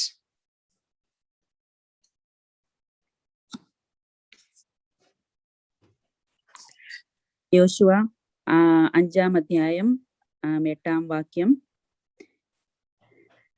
അവർ സർവ്വജനത്തെയും പരിച്ഛേദന ചെയ്തു തീർന്ന ശേഷം അവർക്ക് സൗഖ്യമായതുവരെ അവർ പാളയത്തിൽ താങ്കളുടെ സ്ഥലത്ത് പാർത്തു. ദൈവം യോശുവയോട്, "ഇന്ന് ഞാൻ മിസ്രൈനിന്റെ നിന്ന നിങ്ങളിൽ നിന്ന് നീക്കിക്കളഞ്ഞിരിക്കുന്നു" എന്ന് അരുളി ചെയ്തു. ആ സ്ഥലത്ത് ഇന്നുവരെ ഗിൽഗാൽ എന്ന് പേർ പറയുന്നു. ഇസ്രായേൽ മക്കൾ ഗിൽഗാലിൽ പാളയമിറങ്ങി 1-ാം മാസം 14-ാം തീയതി സന്ധ്യാസമയത്ത് യെറിഹോ സമഭൂമിയിൽ വെച്ച് പെസഹ കഴിച്ചു. പെസഹായുടെ പിറ്റേ ദിവസം തന്നെ അവർ ദേശത്തെ വിളവ് കൊണ്ടുള്ള പുളിപ്പില്ലാത്ത അപ്പവും മലരും തിന്നു. അവർ ദേശത്തെ വിളവ് അനുഭവിച്ചതിന്റെ പിറ്റേ ദിവസം മന്ന നിന്നുപോയി. ഇസ്രായേൽ മക്കൾക്ക് പിന്നെ മന്ന കിട്ടിയില്ല. ആ വർഷം അവർ കനാൻ ദേശത്തെ വിളവ് കൊണ്ട് ഉപജീവിച്ചു. യോശുവ എരിഹോയ്ക്ക് സമീപം ഇരിക്കുമ്പോൾ തല ഉയർത്തി നോക്കി. ഒരു ആൾ കയ്യിൽ വാൾ ഊരി പിടിച്ചുകൊണ്ട് അവന്റെ നേരെ നിൽക്കുന്നത് കണ്ടു. യോശുവ അവന്റെ അടുക്കൽ ചെന്ന് അവനോട്, "നീ ഞങ്ങളുടെ പക്ഷക്കാരനോ ശത്രുപക്ഷക്കാരനോ എന്ന് ചോദിച്ചു." അതിന് അവൻ, "അല്ല, ഞാൻ ദൈവത്തിന്റെ സൈന്യത്തിന്റെ അധിപതിയായി ഇപ്പോൾ വന്നിരിക്കുന്നു" എന്ന് പറഞ്ഞു. അപ്പോൾ യോശുവ സാഷ്ടാംഗം വീണ് നമസ്കരിച്ചു. അവനോട്, "കർത്താവിന് അടിയനോടുള്ള കൽപ്പന എന്ത്?" എന്ന് ചോദിച്ചു. ദൈവത്തിന്റെ സൈന്യത്തിന്റെ അധിപതി യോശുവയോട്, "നിന്റെ കാലിൽ നിന്ന് ചെരിപ്പ് അഴിച്ചു മാറ്റുക, നീ നിൽക്കുന്ന സ്ഥലം വിശുദ്ധമാകുന്നു" എന്ന് പറഞ്ഞു. യോശുവ അങ്ങനെ ചെയ്തു. അധ്യായം 6. എരിഹോയെ ഇസ്രായേൽ മക്കളുടെ നിമിത്തം ബലപ്പെടുത്തി ഉറപ്പാക്കിയിരുന്നു. ആരും പുറത്തിറങ്ങിയില്ല, അകത്ത് കയറിയതുമില്ല. ദൈവം യോശുവയോട് കൽപ്പിച്ചത്, "ഞാൻ എരിഹോയെയും അതിന്റെ രാജാവിനെയും യുദ്ധവീരന്മാരെയും നിന്റെ കയ്യിൽ ഏൽപ്പിച്ചിരിക്കുന്നു. നിങ്ങളിൽ യോദ്ധാക്കളായ എല്ലാവരും ഒരു പ്രാവശ്യം പട്ടണത്തെ ചുറ്റി നടക്കണം. ഇങ്ങനെ 6 ദിവസം ചെയ്യണം. 7 പുരോഹിതന്മാർ കാഹളങ്ങൾ പെട്ടകത്തിന്റെ മുമ്പിൽ ധ്വനിപ്പിക്കണം. 7-ാം ദിവസം 7 പ്രാവശ്യം പട്ടണത്തെ ചുറ്റുകയും പുരോഹിതന്മാർ കാഹളം ഊതുകയും വേണം. അവർ നീട്ടിയൂതുകയും നിങ്ങൾ കാഹളനാദം കേൾക്കുകയും ചെയ്യുമ്പോൾ ജനമൊക്കെയും ഉച്ചത്തിൽ ആർപ്പിടണം. അപ്പോൾ പട്ടണം അതിൽ വീഴും. ജനം ഓരോരുത്തരായി കയറി ചെല്ലണം. നൂന്റെ മകനായ യോശുവ പുരോഹിതന്മാരെ വിളിച്ച് അവരോട്, "നിയമപ്പെട്ടകം എടുപ്പിൻ." 7 പുരോഹിതന്മാർ ദൈവത്തിന്റെ പെട്ടകത്തിനു മുമ്പിൽ 7 കാഹളം ഊതിക്കൊണ്ടിരിക്കണം എന്ന് പറഞ്ഞു. ജനത്തോട് അവൻ, "നിങ്ങൾ ചെന്ന് പട്ടണത്തെ ചുറ്റി നടപ്പിൻ. ആയുധപാണികൾ ദൈവത്തിന്റെ പെട്ടകത്തിന്റെ മുമ്പിൽ നടക്കണം" എന്ന് പറഞ്ഞു. യോശുവ ജനത്തോട് പറഞ്ഞതുപോലെ 7 കാഹളം പിടിച്ചുകൊണ്ട് 7 പുരോഹിതന്മാർ ദൈവത്തിന്റെ പെട്ടകത്തിന്റെ മുമ്പിൽ നടന്ന് കാഹളം ഊതി. ദൈവത്തിന്റെ പെട്ടകം അവരുടെ പിന്നാലെ ചെന്നു. ആയുധപാണികൾ കാഹളം ഊതുന്ന പുരോഹിതന്മാരുടെ മുമ്പിൽ നടന്നു. ശേഷമുള്ള സമൂഹം പെട്ടകത്തിന്റെ പിന്നാലെ ചെന്നു. അങ്ങനെ അവർ കാഹളം ഊതിക്കൊണ്ട് നടന്നു. യോശുവ ജനത്തോട്, "ആർപ്പിടുവിൻ എന്ന് ഞാൻ നിങ്ങളോട് കൽപ്പിക്കുന്ന നാൾ വരെ നിങ്ങൾ ആർപ്പിടരുത്, ശബ്ദം കേൾപ്പിക്കരുത്, വായിൽ നിന്ന് ഒരു വാക്കും പുറപ്പെടുകയും അരുത്. അതിന്റെ ശേഷം ആർപ്പിടാമെന്ന് കൽപ്പിച്ചു. അങ്ങനെ ദൈവത്തിന്റെ പെട്ടകം ഒരു പ്രാവശ്യം പട്ടണത്തെ ചുറ്റി നടന്നു. പിന്നെ അവർ പാളയത്തിലേക്ക് വന്ന് പാളയത്തിൽ പാർത്തു. യോശുവ അതിരാവിലെ എഴുന്നേറ്റു. പുരോഹിതന്മാർ ദൈവത്തിന്റെ പെട്ടകം എടുത്തു. 7 പുരോഹിതന്മാർ ദൈവത്തിന്റെ പെട്ടകത്തിന്റെ മുമ്പിൽ 7 കാഹളം പിടിച്ചു. കാഹളം ഊതിക്കൊണ്ട് നടന്നു. ആയുധപാണികൾ അവരുടെ മുമ്പിൽ നടന്നു. ശേഷമുള്ള കൂട്ടം ദൈവത്തിന്റെ പെട്ടകത്തിന്റെ പിന്നാലെ നടന്നു. ഇങ്ങനെ അവർ കാഹളം ഊതിക്കൊണ്ട് നടന്നു. 2-ാം ദിവസവും അവർ പട്ടണത്തെ ഒരു പ്രാവശ്യം ചുറ്റിയിട്ട് പാളയത്തിലേക്ക് മടങ്ങിപ്പോന്നു. ഇങ്ങനെ അവർ 6 ദിവസം ചെയ്തു. 7-ാം ദിവസമോ അവർ അതികാലത്ത് എഴുന്നേറ്റ് പട്ടണത്തെ ചുറ്റി. ആ വിധത്തിൽ തന്നെ 7 പ്രാവശ്യം ചുറ്റി. അന്ന് മാത്രം അവർ പട്ടണത്തെ 7 പ്രാവശ്യം ചുറ്റി. 7-ാം പ്രാവശ്യം പുരോഹിതന്മാർ കാഹളം ഊതിയപ്പോൾ യോശുവ ജനത്തോട് പറഞ്ഞതെന്തെന്നാൽ, ആർപ്പിടുവിൻ, കർത്താവ് പട്ടണം നിങ്ങൾക്ക് തന്നിരിക്കുന്നു. ഈ പട്ടണവും അതിലുള്ളതൊക്കെയും ദൈവത്തിന് ശാപവസ്തുവായിരിക്കും. എങ്കിലും രാഹാബ് എന്ന വേശ്യ നാം അയച്ച ദൂതന്മാരെ ഒളിപ്പിച്ചതിനാൽ അവളും അവളോടുകൂടെ വീട്ടിലുള്ള എല്ലാവരും ജീവനോടിരിക്കട്ടെ. എന്നാൽ നിങ്ങൾ ശപഥം ചെയ്തിരിക്കെ ശാപവസ്തുവിൽ നിന്നും വല്ലതും എടുത്തിട്ട് ഇസ്രായേൽ പാളയത്തിന് ശാപവും അനർത്ഥവും വരുത്താതിരിക്കേണ്ടതിന് ശാപവസ്തു ഒന്നും തൊടാതിരിപ്പാൻ സൂക്ഷിച്ചുകൊള്ളുവിൻ. വെള്ളിയും പൊന്നും മുഴുവനും ചെമ്പും ഇരുമ്പും കൊണ്ടുള്ള പാത്രങ്ങളും ദൈവത്തിന് വിശുദ്ധം. അവ ദൈവത്തിന്റെ ഭണ്ഡാരത്തിൽ ചേരണം. അനന്തരം ജനം ആർപ്പിടുകയും പുരോഹിതന്മാർ കാഹളം ഊതുകയും ചെയ്തു. ജനം കാഹളനാദം കേട്ട് അത്യുച്ചത്തിൽ ആർപ്പിട്ടപ്പോൾ കോട്ട വീണു. ജനം ഓരോരുത്തൻ നേരെ മുമ്പോട്ട് പട്ടണത്തിലേക്ക് കടന്നു. പട്ടണം പിടിച്ചു. പുരുഷൻ, സ്ത്രീ, ബാലൻ, വൃദ്ധൻ, ആട്, മാട്, കഴുത എന്നിങ്ങനെ പട്ടണത്തിലുള്ള സകലത്തെയും അവർ വാളാൽ പൂർണ്ണമായി സംഹരിച്ചു. എന്നാൽ രാജ്യത്തെ ഒറ്റുനോക്കിയ 2 പുരുഷന്മാരോട് യോശുവ വേശ്യയുടെ വീട്ടിൽ ചെന്ന് അവിടെ നിന്ന് ആ സ്ത്രീയെയും അവൾക്കുള്ള സകലത്തെയും നിങ്ങൾ അവളോട് സത്യം ചെയ്തതുപോലെ പുറത്തു കൊണ്ടുവരുവിൻ എന്ന് പറഞ്ഞു. അങ്ങനെ ഒറ്റുകാർ ചെന്നു രാഹാബിനെയും അവളുടെ അപ്പനെയും അമ്മയെയും സഹോദരന്മാരെയും അവൾക്കുള്ള സകലത്തെയും പുറത്തു കൊണ്ടുവന്നു. അവളുടെ എല്ലാ ചാർച്ചക്കാരെയും പുറത്തു കൊണ്ടുവന്നു. ഇസ്രായേൽ പാളയത്തിന് പുറത്ത് പാർപ്പിച്ചു. പിന്നെ അവർ പട്ടണവും അതിലുള്ളതൊക്കെയും തീ വെച്ച് ചുട്ടുകളഞ്ഞു. എന്നാൽ വെള്ളിയും പൊന്നും ചെമ്പുകൊണ്ടും ഇരുമ്പുകൊണ്ടുമുള്ള പാത്രങ്ങളും അവർ ദൈവത്തിന്റെ ഭണ്ഡാരത്തിൽ വെച്ചു. യെറിഹോയെ ഒറ്റുനോക്കുവാൻ അയച്ച ദൂതന്മാരെ രാഹാബ് എന്ന വേശ്യ ഒളിപ്പിച്ചതുകൊണ്ട് യോശുവ അവളെയും അവളുടെ പിതൃഭവനത്തെയും അവൾക്കുള്ള സകലത്തെയും ജീവനോടെ രക്ഷിച്ചു. അവൾ ഇന്നുവരെയും ഇസ്രായേലിൽ പാർക്കുന്നു. അക്കാലത്ത് യോശുവ ശപഥം ചെയ്തു, ഈ യെരിഹോ പട്ടണത്തെ പണിയുവാൻ തുനിയുന്ന മനുഷ്യൻ ദൈവത്തിന്റെ മുമ്പാകെ ശപിക്കപ്പെട്ടവൻ. അവൻ അതിന്റെ അടിസ്ഥാനം ഇടുമ്പോൾ അവന്റെ മൂത്ത മകൻ നഷ്ടമാകും. അതിന്റെ കതക് തൊടുക്കുമ്പോൾ ഇളയ മകനും നഷ്ടമാകുമെന്ന് പറഞ്ഞു. അങ്ങനെ ദൈവം യോശുവയോട് കൂടെ ഉണ്ടായിരുന്നു. അവന്റെ കീർത്തി ദേശത്ത് എല്ലായിടത്തും വ്യാപിച്ചു. അധ്യായം 7. എന്നാൽ ഇസ്രായേൽ മക്കൾ ശാപവസ്തു സംബന്ധിച്ച് ഒരു അകൃത്യം ചെയ്തു. യഹൂദ ഗോത്രത്തിൽ സേരഹിന്റെ മകനായ സബ്ദിയുടെ മകനായ കർമ്മിയുടെ മകൻ ആഖാർ ശാപവസ്തുക്കളിൽ ചിലതെടുത്ത് ഒളിച്ചു വെച്ചു. ദൈവത്തിന്റെ കോപം ഇസ്രായേൽ മക്കളുടെ നേരെ ജ്വലിച്ചു. യോശുവ യെരിഹോയിൽ നിന്ന് ബഥേലിന് കിഴക്ക് ബഥാവന്റെ സമീപത്തുള്ള ഹായിലേക്ക് ആളുകളെ അയച്ചു. അവരോട്, നിങ്ങൾ ചെന്ന് ദേശം ഉറ്റുനോക്കുവിൻ എന്ന് പറഞ്ഞു. അവർ ചെന്ന് ഹായിയെ ഉറ്റുനോക്കി. യോശുവയുടെ അടുക്കൽ മടങ്ങി വന്ന അവനോട്, ജനം എല്ലാം പോകണമെന്നില്ല. ഹായിയെ ജയിച്ചടക്കുവാൻ 2000-ഓ 3000-ഓ പോയാൽ മതി. സർവ്വജനത്തെയും അവിടേക്ക് അയക്കേണ്ട, അവർ ആൾ ചുരുക്കമത്രേ എന്ന് പറഞ്ഞു.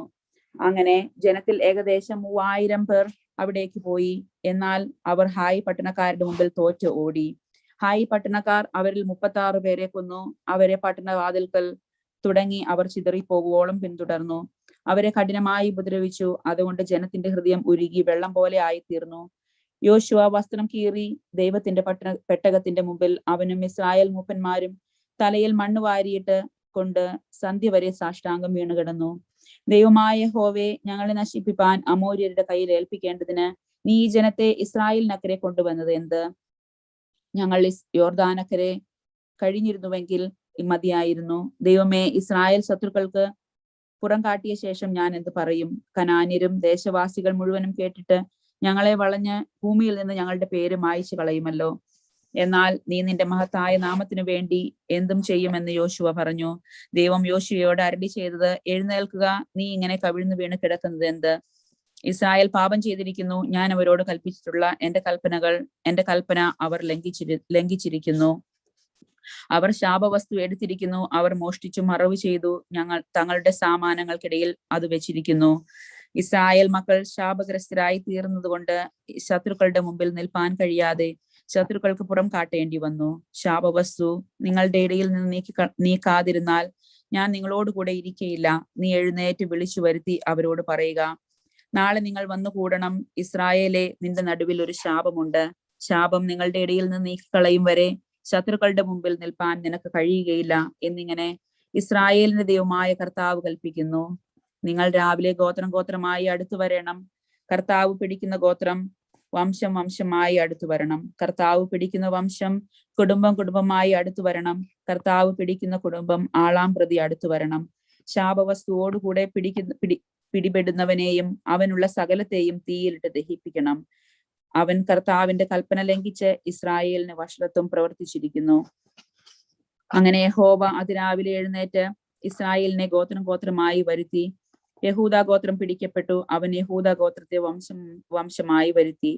സർഹ്യ വംശം പിടിക്കപ്പെട്ടു. അവൻ സർഹ്യ വംശത്തെ കുടുംബം കുടുംബമായി വരുത്തി. സബ്ദി പിടിക്കപ്പെട്ടു. അവന്റെ കുടുംബത്തെ ആളാം പ്രതി വരുത്തി.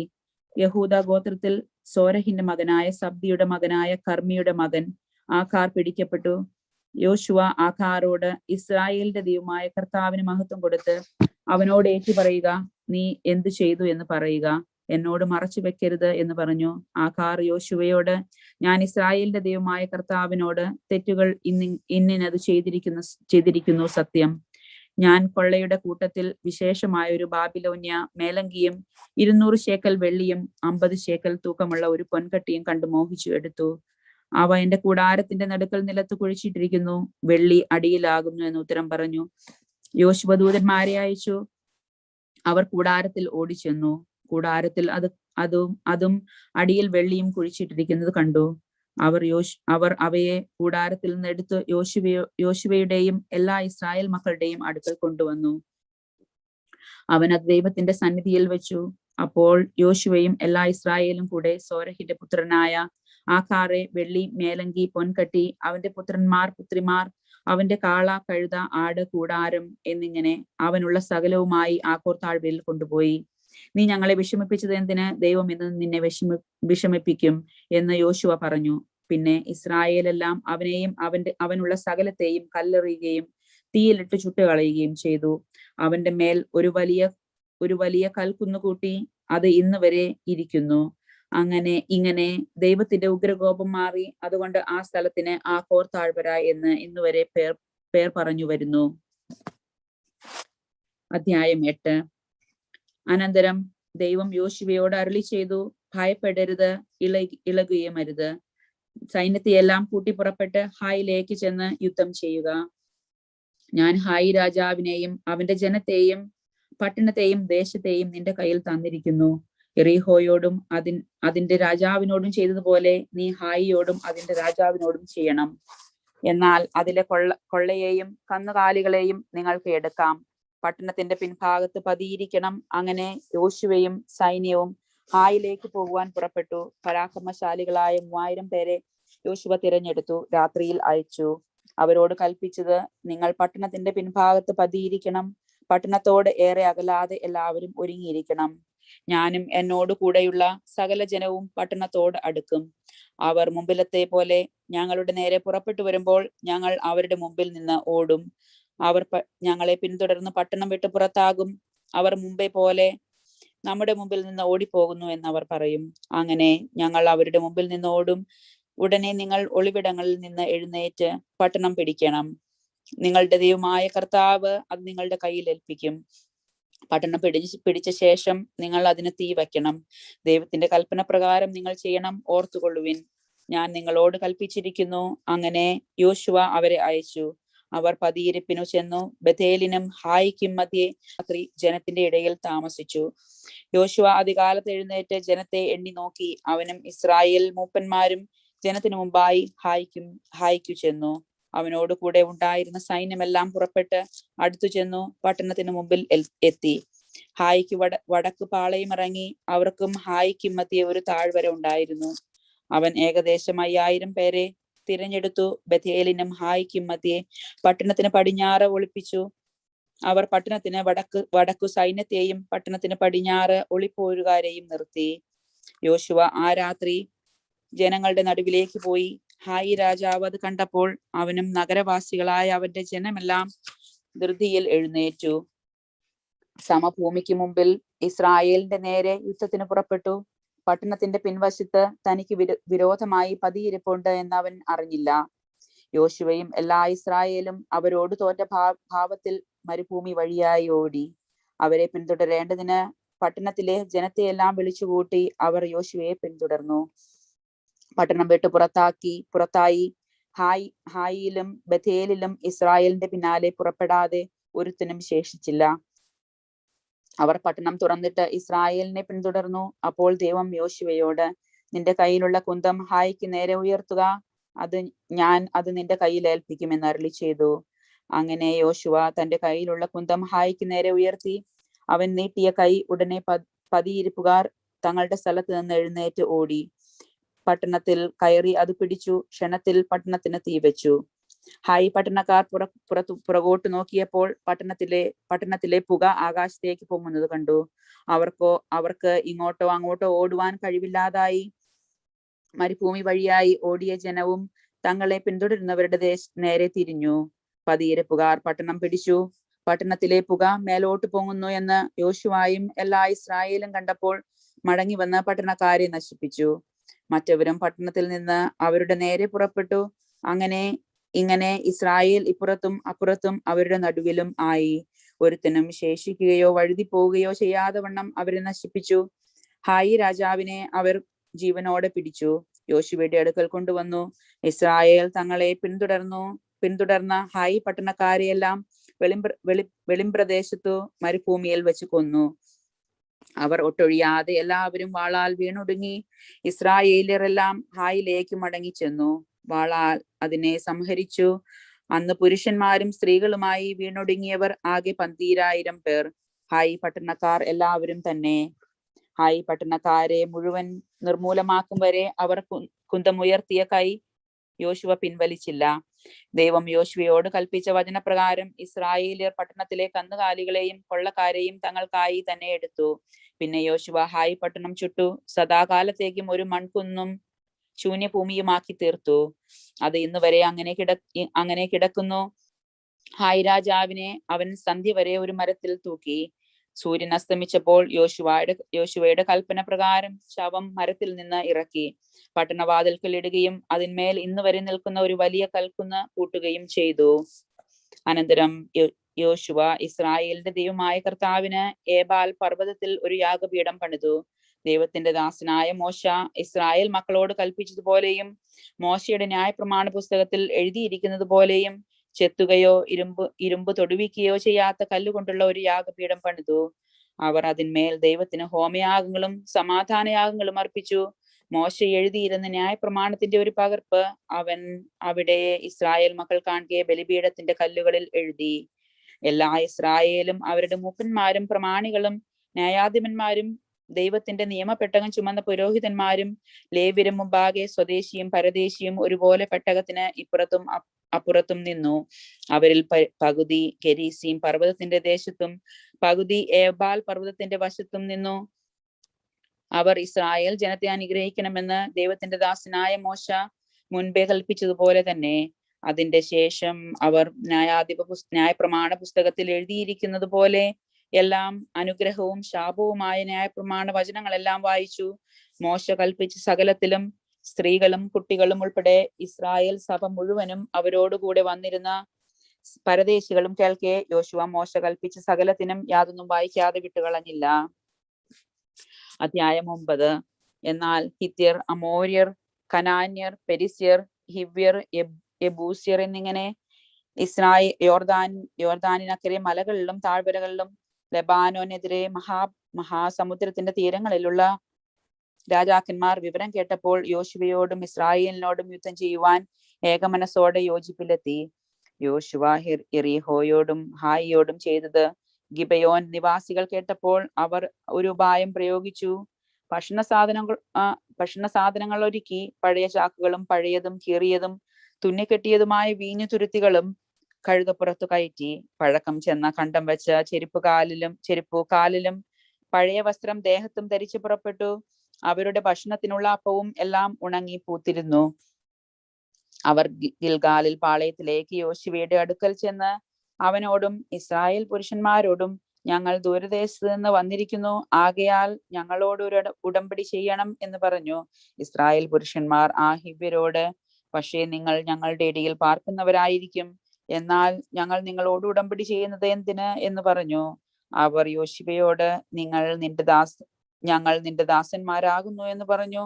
അപ്പോൾ യോശുവ അവരോട്, നിങ്ങൾ ആർ, എവിടെ നിന്ന് വരുന്നു എന്ന് ചോദിച്ചു. അവർ അവനോട്, അടിയങ്ങൾ നിന്റെ ദൈവമായ കർത്താവിന്റെ നാമനിമിത്തം ഏറ്റവും ദൂരദേശത്ത് നിന്ന് വന്നിരിക്കുന്നു. അവന്റെ കീർത്തിയും അവൻ മിസ്രയീമിൽ ചെയ്തതൊക്കെയും ഹെസ്ബോൻ രാജാവായ സീഹോൻ, അസ്തരോത്തിലെ ബാശാൻ രാജാവായ ഓഗ്, ഇങ്ങനെ യോർദാനക്കരെയുള്ള അമോര്യരുടെ 2 രാജാക്കന്മാരോടും അവൻ ചെയ്തതെല്ലാം ഞങ്ങൾ കേട്ടിരിക്കുന്നു. അതുകൊണ്ട് ഞങ്ങളുടെ മൂപ്പന്മാരും ദേശനിവാസികൾ എല്ലാവരും ഞങ്ങളോട് വഴിക്ക് വേണ്ടുന്ന ഭക്ഷണ സാധനം എടുത്ത് അവരെ ചെന്ന് കണ്ട്, ഞങ്ങൾ നിങ്ങളുടെ ദാസന്മാരായിക്കൊള്ളാം എന്ന് അവരോട് പറയണമെന്ന് പറഞ്ഞു. ആകയാൽ നിങ്ങൾ ഞങ്ങളോട് ഉടമ്പടി ചെയ്യണം. ഞങ്ങൾ നിങ്ങളുടെ അടുക്കൽ വരുവാൻ പുറപ്പെട്ട നാളിൽ ഭക്ഷണത്തിനായിട്ട് ഈ അപ്പം ചൂടോടെ ഞങ്ങളുടെ വീടുകളിൽ നിന്ന് എടുത്തതാകുന്നു. ഇപ്പോൾ ഇതാ ഉണങ്ങി പൂത്തിരിക്കുന്നു. ഞങ്ങൾ വീഞ്ഞു നിറച്ചു കൊണ്ടുപോകുന്ന ഈ തുരുത്തികൾ പുത്തനായിരുന്നു, ഇപ്പോൾ ഇതാ അവ കീറിയിരിക്കുന്നു. ഞങ്ങളുടെ വസ്ത്രങ്ങളും ചെരുപ്പും ദീർഘയാത്രയിൽ പഴക്കമായിരിക്കുന്നു. അപ്പോൾ ഇസ്രായേൽ പുരുഷന്മാർ കർത്താവിനോട് ചോദിക്കാതെ അവരുടെ ഭക്ഷണ സാധനം വാങ്ങി ആസ്വദിച്ചു. യോശുവ അവരോട് സഖ്യവും അവരെ ജീവനോടെ ഭക്ഷിക്കുമെന്ന് ഉടമ്പടിയും ചെയ്തു. സഭയിലെ പ്രഭുക്കന്മാരും അവരോട് സത്യം ചെയ്തു. ഉടമ്പടി ചെയ്തിട്ട് 3 ദിവസം കഴിഞ്ഞ ശേഷം അവർ സമീപസ്ഥർ എന്നും തങ്ങളുടെ ഇടയിൽ പാർക്കുന്നവരെന്നും അവർ കേട്ടു. ഇസ്രായേൽ മക്കൾ യാത്ര പുറപ്പെട്ടതിന്റെ 3-ാം ദിവസം അവരുടെ പട്ടണങ്ങളിലെത്തി. അവരുടെ പട്ടണങ്ങൾ ഗിബയോൻ, കെരീഫ, ബേരോത്ത്, കുര്യത്ത് യെയാരീം എന്നിവയായിരുന്നു. സഭയിലെ പ്രഭുക്കന്മാർ ഇസ്രായേലിന്റെ ദൈവമായ കർത്താവിനെ കൊണ്ട് അവരോട് സത്യം ചെയ്തിരിക്കയാൽ ഇസ്രായേൽ മക്കൾ അവരെ സംഹരിച്ചില്ല. എന്നാൽ സഭ മുഴുവനും പ്രഭുക്കന്മാരുടെ നേരെ പുറപ്പെടുത്തു. പ്രഭുക്കന്മാർ എല്ലാവരും സർവ്വസഭയോടും, ഇസ്രായേലിന്റെ ദൈവമായ കർത്താവിനെ കൊണ്ട് ഞങ്ങൾ അവരോട് സത്യം ചെയ്തിരിക്കയാൽ നാം അവരെ ഉപദ്രവിക്കരുത്. നാം അവരോട് ഇങ്ങനെ ചെയ്ത് അവരെ ജീവനോടെ രക്ഷിക്കണം, അല്ലെങ്കിൽ ചെയ്തു പോയ സത്യനിമിത്തം കോപം നമ്മുടെ മേൽ വരുമെന്ന് പറഞ്ഞു. അവർക്ക് വാക്ക് കൊടുത്തതുപോലെ പ്രഭുക്കന്മാർ അവരോട്, ഇവർ ജീവനോടിരിക്കട്ടെ, എങ്കിലും അവർ സർവ്വസഭയ്ക്കും വിറക് കീറുന്നവരും വെള്ളം കോരുന്നവരുമായിരിക്കണമെന്ന് പറഞ്ഞു. പിന്നെ യോശുവ അവരെ വിളിച്ച് അവരോട്, നിങ്ങൾ ഞങ്ങളുടെ അടുത്ത് പാർത്തിരിക്കെ ബഹുദൂരസ്ഥന്മാർ എന്ന് പറഞ്ഞു ഞങ്ങളെ വഞ്ചിച്ചത് എന്ത്? ആകയാൽ നിങ്ങൾ ശപിക്കപ്പെട്ടവർ. എന്റെ ദൈവത്തിന്റെ ആലയത്തിന് വേണ്ടി വിറക് കീറുന്നവരും വെള്ളം കോരുന്നവരുമായ അടിമകൾ നിങ്ങളിൽ ഒരിക്കലും ഇല്ലാതിരിക്കുകയില്ല എന്ന് പറഞ്ഞു. അവർ യോശുവയോട്, നിന്റെ ദൈവമായ കർത്താവ് നിന്റെ ദാസനായ മോശയോട് നിങ്ങൾക്ക് ഈ ദേശമെല്ലാം തരുമെന്നും നിങ്ങളുടെ മുമ്പിൽ നിന്ന് ഈ ദേശനിവാസികളെയൊക്കെ നശിപ്പിക്കുമെന്നും കൽപ്പിച്ച പ്രകാരം അടിയങ്ങൾക്ക് അറിവ് കിട്ടിയതിനാൽ നിങ്ങളുടെ നിമിത്തം ഞങ്ങളെയും ജീവനെ കുറിച്ച് ഞങ്ങളേറ്റവും ഭയപ്പെട്ടു ഈ കാര്യം ചെയ്തിരിക്കുന്നു. ഇപ്പോൾ ഇതാ ഞങ്ങൾ നിന്റെ കയ്യിലിരിക്കുന്നു. നിനക്ക് ഹിതവും യുക്തവുമായി തോന്നുന്നത് പോലെ ഞങ്ങളോട് ചെയ്തു കൊള്ളുക എന്ന് ഉത്തരം പറഞ്ഞു. അങ്ങനെ അവൻ അവരോട് ചെയ്തു. ഇസ്രായേൽ മക്കൾ അവരെ കൊല്ലാതെ വണ്ണം അവരുടെ കയ്യിൽ നിന്നും അവരെ രക്ഷിച്ചു. അന്ന് യോശുവ അവരെ സഭയ്ക്കും ദൈവം തെരഞ്ഞെടുത്തിരിക്കുന്ന സ്ഥലത്ത് അവന്റെ യാഗപീഠത്തിനും വേണ്ടി വിറക് കീറുന്നവരും വെള്ളം കോരുന്നവരുമായി നിയമിച്ചു. അങ്ങനെ ഇന്നുവരെയും ഇരിക്കുന്നു. അധ്യായം 10. യോശുവ ഹായി പട്ടണം പിടിച്ച് നിർമൂലമാക്കിയെന്നും അവർ എരിഹോയോടും അതിന്റെ രാജാവിനോടും ചെയ്തതുപോലെ ഹായിയോടും അതിന്റെ രാജാവിനോടും ചെയ്തു എന്നും ഗിബയോൻ നിവാസികൾ ഇസ്രായേലിനോട് സഖ്യം ചെയ്തു അവരുടെ കൂട്ടത്തിലായി എന്നും യെരൂശലേം രാജാവായ അദോനി സേദെക്ക് കേട്ടപ്പോൾ ഗിബയോൻ നഗരങ്ങളിൽ വലിയൊരു പട്ടണവും ഹായിയേക്കാൾ വലിയതും അവിടുത്തെ പുരുഷന്മാർ എല്ലാവരും പരാക്രമശാലികളുമായിരുന്നത് കൊണ്ടും അവർ ഏറ്റവും ഭയപ്പെട്ടു. ആകയാൽ ഹെബ്രോൻ രാജാവായ ഹേഹാമിന്റെയും യർമ്മഭൂത രാജാവായ പീരാമിന്റെയും ലാഖീം രാജാവായ യാഹിയയുടെയും എഗ്ലോൻ രാജാവായ ദെബീരിന്റെയും അടുക്കലായി ആളയച്ചു. ഗിബയോൻ യോശുവയോടും ഇസ്രായേൽ മക്കളോടും സഖ്യം ചെയ്യുക കൊണ്ട് നാം അതിനെ നശിപ്പിക്കേണ്ടതിന് എന്നെ സഹായിപ്പിൻ എന്ന് പറയിച്ചു. ഇങ്ങനെ യെരൂശലേം രാജാവ്, ഹെബ്രോൻ രാജാവ്, യർമ്മയൂത്ത് രാജാവ്, ലാഖീഷ് രാജാവ്, എഗ്ലോൻ രാജാവ് എന്നീ 5 അമോരി രാജാക്കന്മാരും ഒരുമിച്ച് കൂടി. അവരും അവരുടെ സൈന്യങ്ങളെല്ലാം ചെന്ന് ഗിബെയോന് നേരെ പാളയമിറങ്ങി അതിനോട് യുദ്ധം ചെയ്തു. അപ്പോൾ ഗിബെയോന്യർ ഗിൽഗാലിൽ പാളയത്തിലേക്ക് ആളയച്ചു. അടിയങ്ങളെ കൈവിടാതെ വേഗം ഞങ്ങളുടെ അടുക്കൽ വന്ന് ഞങ്ങളെ സഹായിച്ച് രക്ഷിക്കണമേ. മലകളിൽ പാർക്കുന്ന അമോര്യ രാജാക്കന്മാരെയെല്ലാം ഞങ്ങൾക്ക് വിരോധമായി ഒന്നിച്ചുകൂടിയിരിക്കുന്നു എന്ന് പറയിച്ചു. യോശുവയും സൈന്യമെല്ലാം സകല പരാക്രമശാലികളും ഗിൽഗാലിൽ നിന്ന് പുറപ്പെട്ടു. ദൈവം യോശുവയോട്, അവരെ ഭയപ്പെടരുത്, ഞാൻ അവരെ നിന്റെ കയ്യിൽ ഏൽപ്പിച്ചിരിക്കുന്നു. അവരിൽ ഒരുത്തനും നിന്റെ മുമ്പിൽ നിൽപ്പാൻ സാധ്യമാകുകയില്ല എന്ന് അരുളി ചെയ്തു. യോശുവ ഗിൽഗാലിൽ നിന്ന് പുറപ്പെട്ടു. രാത്രി മുഴുവനും നടന്നു. പിന്നെ പെട്ടെന്ന് അവരെ എതിർത്തു. ദൈവം ഇസ്രായേലിന്റെ മുമ്പിൽ ഗിബെയോനിൽ വെച്ച് അവരെ കഠിനമായി തോൽപ്പിച്ചു. ബെത്ഹോനിലേക്കുള്ള കയറ്റം വഴിയായി അവരെ ഓടിച്ചു. ആഖാർ വരെയും മക്കോറ വരെയും അവരെ സംഹരിച്ചു. അങ്ങനെ അവർ ഇസ്രായേലിന്റെ മുമ്പിൽ നിന്ന് ഓടി. ബെത്ഹോരോൻ ഇറക്കത്തിൽ വെച്ച് ആഖാർ വരെ ദൈവം ആകാശത്തിൽ നിന്ന് വലിയ കൽമഴ പെയ്ച്ച് അവരെ കൊന്നു. ഇസ്രായേൽ മക്കൾ വാൾ കൊണ്ട് കൊന്നവരെക്കാൾ കൽമഴയിൽ മരിച്ചുപോയവർ അധികമായിരുന്നു. ദൈവം അമോര്യരെ ഇസ്രായേൽ മക്കളുടെ കയ്യിൽ ഏൽപ്പിച്ചു കൊടുത്ത ദിവസം യോശുവ ദൈവത്തോട് പ്രാർത്ഥിച്ചു. ഇസ്രായേൽ മക്കൾ കേൾക്കെ, സൂര്യ നീ ഗിബെയോനിലും ചന്ദ്ര നീ അയ്യാലോൻ താഴ്വരയിലും നിൽക്ക എന്ന് പറഞ്ഞു. ജനം തങ്ങളുടെ ശത്രുക്കളോട് പ്രതികാരം ചെയ്യുവോളം സൂര്യൻ നിന്നു. ചന്ദ്രന് നിശ്ചലമായി. മഹാത്മ്യങ്ങളുടെ പുസ്തകത്തിൽ അങ്ങനെ എഴുതിയിരിക്കുന്നുവല്ലോ. ഇങ്ങനെ സൂര്യൻ ആകാശമധ്യേ ഒരു ദിവസം മുഴുവൻ അസ്തമിക്കാതെ നിന്നു. ദൈവം ഒരു മനുഷ്യന്റെ വാക്ക് കേട്ട് ആ ദിവസം പോലെ ഒരു ദിവസം അതിനു മുമ്പും ഉണ്ടായിട്ടില്ല. ദൈവം തന്നെയായിരുന്നു ഇസ്രായേലിനു വേണ്ടി യുദ്ധം ചെയ്തത്. അനന്തരം യോശുവയും ഇസ്രായേലെല്ലാം ഗിൽഗാലിൽ പാളയത്തിലേക്ക് മടങ്ങി വന്നു. എന്നാൽ ആ രാജാക്കന്മാർ 5 പേരും ഓടി മക്കേറയിലെ ഗുഹയിൽ ചെന്ന് ഒളിച്ചു. 5 രാജാക്കന്മാർ മക്കേറയിലെ ഗുഹയിൽ ഒളിച്ചിരിക്കുന്നതായി കണ്ടു എന്ന് യോശുവയ്ക്ക് അറിവ് കിട്ടി. അപ്പോൾ യോശുവ ഗുഹയുടെ വാതിൽക്കൽ വലിയ കല്ലുകൾ ഉരുട്ടി വെച്ചു. അവരെ സൂക്ഷിക്കുവാൻ ആളെയാക്കുവിൻ. നിങ്ങളോ നിൽക്കാതെ ശത്രുക്കളെ പിന്തുടർന്ന് അവരുടെ പിൻപടയെ സംഹരിപ്പിൻ. പട്ടണങ്ങളിൽ കടപ്പാൻ അവരെ സമ്മതിക്കരുത്. നിങ്ങളുടെ ദൈവമായ കർത്താവ് അവരെ നിങ്ങളുടെ കയ്യിൽ ഏൽപ്പിച്ചിരിക്കുന്നു എന്ന് പറഞ്ഞു. അങ്ങനെ അവരെ സംഹരിക്കും വരെ യോശുവയും ഇസ്രായേൽ മക്കളും അവരിൽ ഒരു മഹാസംഹാരം നടത്തി കഴിഞ്ഞപ്പോൾ ശേഷിച്ചവരെ ഗിബെയോനിലെ അവരുടെ കോട്ടയിൽ തന്നെ അടച്ചു. ജനമെല്ലാം സമാധാനത്തോടെ മക്കേറയിലെ പാളയത്തിൽ യോശുവയുടെ അടുക്കൽ മടങ്ങി വന്നു. ഇസ്രായേൽ മക്കളിൽ ഒരുത്തിന്റെയും നേരെ ആരും നാവു അനക്കിയതുമില്ല. പിന്നെ യോശുവ ഗുഹയുടെ ദ്വാരം തുറന്നു 5 രാജാക്കന്മാരെയും ഗുഹയിൽ നിന്ന് എന്റെ അടുക്കൽ പുറത്തു കൊണ്ടുവരുവിനെന്ന് പറഞ്ഞു. അവർ അങ്ങനെ ചെയ്തു. യെരൂശലേം രാജാവ്, ഹെബ്രോൻ രാജാവ്, യർമ്മയൂത്ത് രാജാവ്, ലാഖീഷ് രാജാവ്, എഗ്ലോൻ രാജാവ് എന്നീ 5 രാജാക്കന്മാരെയും ഗുഹയിൽ നിന്ന് അവന്റെ അടുക്കൽ കൊണ്ടുവന്നു. രാജാക്കന്മാരെ യോശുവയുടെ അടുക്കൽ കൊണ്ടുവന്നപ്പോൾ യോശുവ തന്നോടുകൂടെ പോയ സൈന്യത്തിന്റെ അധിപന്മാരെ വിളിച്ചു. അടുത്തു വന്നു ഈ രാജാക്കന്മാരുടെ കഴുത്തിൽ കാൽ വെപ്പിൻ എന്ന് പറഞ്ഞു. അവർ അടുത്തു ചെന്ന് അവരുടെ കഴുത്തിൽ കാൽ വെച്ചു. യോശുവ അവരോട്, ഭയപ്പെടരുത്, ശങ്കിക്കരുത്, ബലവും ധൈര്യവും ഉള്ളവരായിരിക്കും. നിങ്ങൾ യുദ്ധം ചെയ്യുന്ന സകല ശത്രുക്കളോടും ദൈവം ഇങ്ങനെ തന്നെ ചെയ്യുന്നു എന്ന് പറഞ്ഞു. അതിന്റെ ശേഷം യോശുവ അവരെ വെട്ടിക്കൊന്ന് 5 മരങ്ങളിൽ തൂക്കി. അവർ സന്ധ്യ വരെ തൂങ്ങിക്കിടന്നു. സൂര്യൻ അസ്തമിക്കുന്ന സമയത്ത് യോശുവയുടെ കൽപ്പന പ്രകാരം അവരെ മരത്തിൽ നിന്ന് ഇറക്കി അവർ ഒളിച്ചിരുന്ന ഗുഹയിലിട്ടു. ഗുഹയുടെ ദ്വാരത്തിങ്കൽ വലിയ കല്ല് ഉരുട്ടി വെച്ചു. അത് ഇന്ന് വരെയും അവിടെ ഇരിക്കുന്നു. അന്ന് യഹോവ മക്കേറ പിടിച്ചു വാളാൽ സംഹരിച്ചു. അതിനെയും അതിലെ രാജാവിനെയും അവിടെയുള്ള എല്ലാവരെയും നിർമൂലമാക്കി. ഒരുത്തനെയും ശേഷിപ്പിച്ചില്ല. അവൻ എറീഹോ രാജാവിനോട് ചെയ്തതുപോലെ തന്നെ മക്കേറ രാജാവിനോടും ചെയ്തു. യോശുവയും അവനോടുകൂടെ ഇസ്രായേലെല്ലാം മക്കേറയിൽ നിന്ന് ലിബ്നയ്ക്ക് ചെന്ന് ലിബ്നയോട് യുദ്ധം ചെയ്തു. ദൈവം അതിനെയും അതിലെ രാജാവിനെയും ഇസ്രായേലിന്റെ കയ്യിൽ ഏൽപ്പിച്ചു. അവർ അതിനെയും അതിലുള്ള എല്ലാവരെയും വാളിന്റെ വാഴ്ത്തലയാൽ സംഹരിച്ചു. അവൻ അവിടെ ഒരുവനെയും ശേഷിപ്പിച്ചില്ല. എറീഹോ രാജാവിനോട് ചെയ്തതുപോലെ അവർ അവിടുത്തെ രാജാവിനോടും ചെയ്തു. യോശുവയും അവനോടുകൂടെ ഇസ്രായേലെല്ലാം ലിബ്നയിൽ നിന്ന് ലാഖീശിനു ചെന്നു അതിന്റെ നേരെ പാളയമിറങ്ങി അതിനോട് യുദ്ധം ചെയ്തു. ദൈവം ലാഖീശിനെ ഇസ്രായേലിന്റെ കയ്യിൽ ഏൽപ്പിച്ചു. അവർ അതിനെ 2-ാം ദിവസം പിടിച്ചു. ലിബ്നയോട് ചെയ്തതുപോലെ അതിനെയും അതിലുള്ള എല്ലാവരെയും വാളിന്റെ വാഴ്ത്തലയാൽ സംഹരിച്ചു. അപ്പോൾ ഗോദാൻ രാജാവായ ഹെർമോൻ ലാഖീഷിനെ സഹായിപ്പാൻ വന്നു.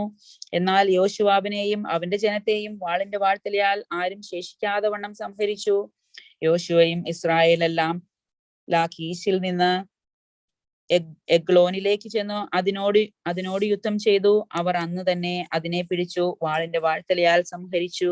ലാഖീശിനോട് ചെയ്തതുപോലെ അവൻ അതിലുള്ള എല്ലാവരെയും അന്ന് നിർമൂലമാക്കി. യോശുവയും ഇസ്രായേലെല്ലാം എഗ്ലോനിൽ നിന്ന് ഹെബ്രോനിൽ ചെന്ന് അതിന്റെ നേരെ യുദ്ധം ചെയ്തു. അവർ അതിനെ പിടിച്ചു വാളിന്റെ വാഴ്ത്തലയാൽ അതിനെയും അതിലെ രാജാവിനെയും അതിന്റെ എല്ലാ പട്ടണങ്ങളെയും അതിലുള്ള എല്ലാവരെയും സംഹരിച്ചു. അവർ എഗ്ലോനോട് ചെയ്തതുപോലെ അതിനെയും അതിലുള്ള സകലത്തെയും ആരും ശേഷിക്കാതെ വണ്ണം നിർമൂലമാക്കി. പിന്നെ യോശുവയും എല്ലാ ഇസ്രായേലും തിരിഞ്ഞ് ദബീരിൽ ചെന്ന് അതിന്റെ നേരെ യുദ്ധം ചെയ്തു. അവർ അതിനെയും അതിലെ രാജാവിനെയും അതിന്റെ എല്ലാ പട്ടണങ്ങളും പിടിച്ച് വാളിന്റെ വാഴ്ത്തയാൽ സംഹരിച്ചു. അതിലുള്ള എല്ലാവരെയും ആരും ശേഷിക്കാതെ വണ്ണം നിർമൂലമാക്കി. അവർ ഹെബ്രോനോട് ചെയ്തതുപോലെയും ലിബ്നയോടും അതിലെ രാജാവിനോടും ചെയ്തതുപോലെയും ദബീരിനോടും അതിലെ രാജാവിനോടും ചെയ്തു. ഇങ്ങനെ യോശുവ മലനാട്, തെക്കുദേശം, താഴ്വീതി, മലഞ്ചെരിവുകൾ എന്നിങ്ങനെയുള്ള ദേശമെല്ലാം അവിടങ്ങളിലെ സകല രാജാക്കന്മാരെയും ജയിച്ചു. ഇസ്രായേലിന്റെ ദൈവമായ കർത്താവ് കൽപ്പിച്ചതുപോലെ അവൻ ഒരുത്തിനെയും ശേഷിപ്പിക്കാതെ സകല ശക്തിയെയും നിർമൂലമാക്കി. യോശുവ കാദേശ് ബർനേയ ഗായ മുതൽ ഗസ വരെയും ഗിബയോൻ വരെയും ഗോശൻ ദേശമെല്ലാം ജയിച്ചടക്കി. ഈ രാജാക്കന്മാരെയും അവരുടെ ദേശത്തെയും യോശുവ ഒരേ സമയത്ത് പിടിച്ചു. ഇസ്രായേലിന്റെ ദൈവമായ കർത്താവായിരുന്നു ഇസ്രായേലിനു വേണ്ടി യുദ്ധം ചെയ്തത്. യോശുവ 10-ാം അധ്യായം കഴിഞ്ഞു.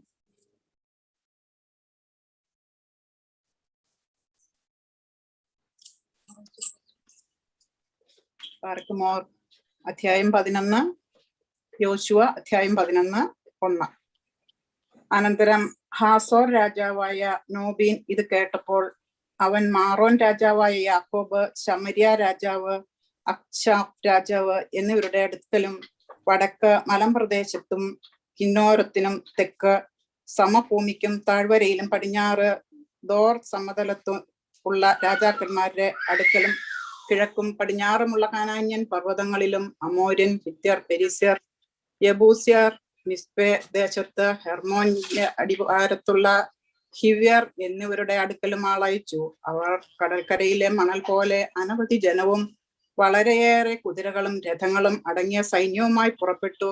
ആ രാജാക്കന്മാരെല്ലാവരും ഒന്നിച്ചുകൂടി ഇസ്രായേലിനോട് യുദ്ധം ചെയ്യുവാൻ മോരോം തടാകത്തിനരികെ വന്ന് പാളയമിറങ്ങി.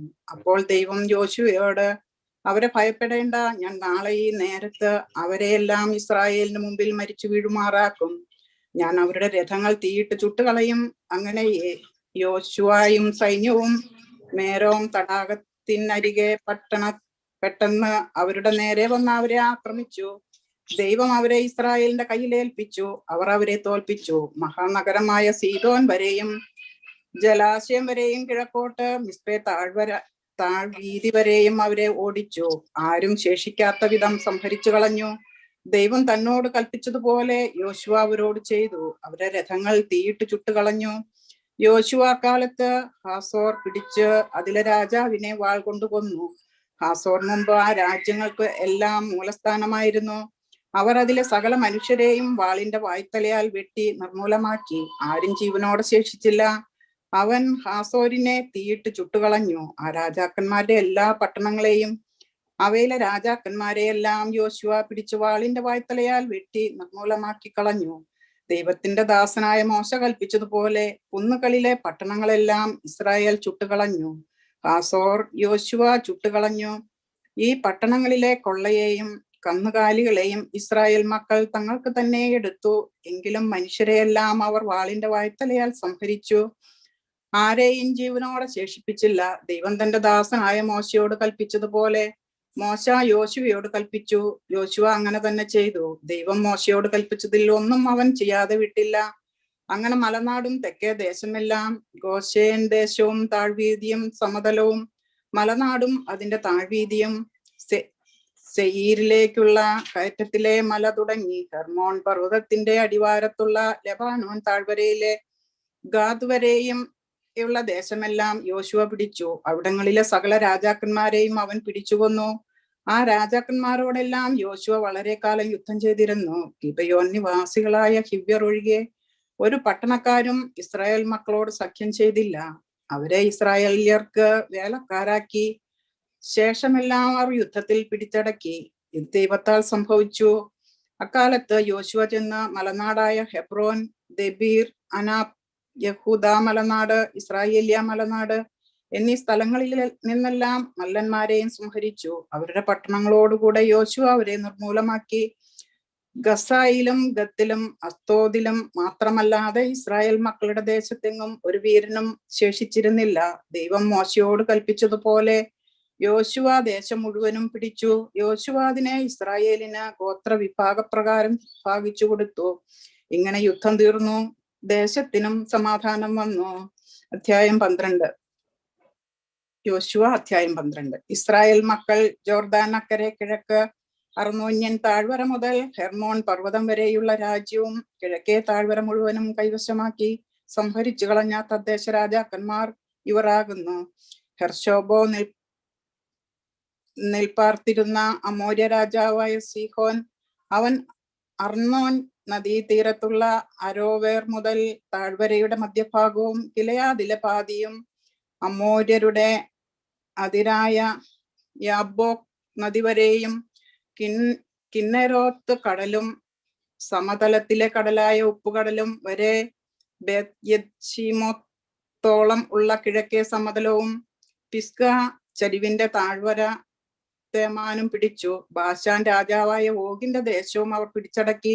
മല്ലന്മാരിൽ ശേഷിച്ച ഇവൻ അസ്തരോത്തിന്റെ എദ്രയിലുമാണ് പാർത്തിരുന്നത്. ഹെർമോൺ പർവ്വതവും സൽക്കയും ബാശാൻ മുഴുവനും ഗശൂര്യരുടെയും മാഖാത്യരുടെയും ദേശവും ഗിലെയാദിന്റെ പാതിയും ഹെശ്ബോൻ രാജാവായ സിഹോൻ അതിർവരെയും അവർ വാണിരുന്നു. അവരെ ദൈവദാസനായ മോശയും ഇസ്രായേൽ മക്കളും കൂടെ സംഹരിച്ചു. ദൈവദാസനായ മോശ അവരുടെ ദേശം രൂബേന്യർക്കും ഗത്യർക്കും മനശ്ശയുടെ പാതി ഗോത്രത്തിനും അവകാശമായി കൊടുത്തു.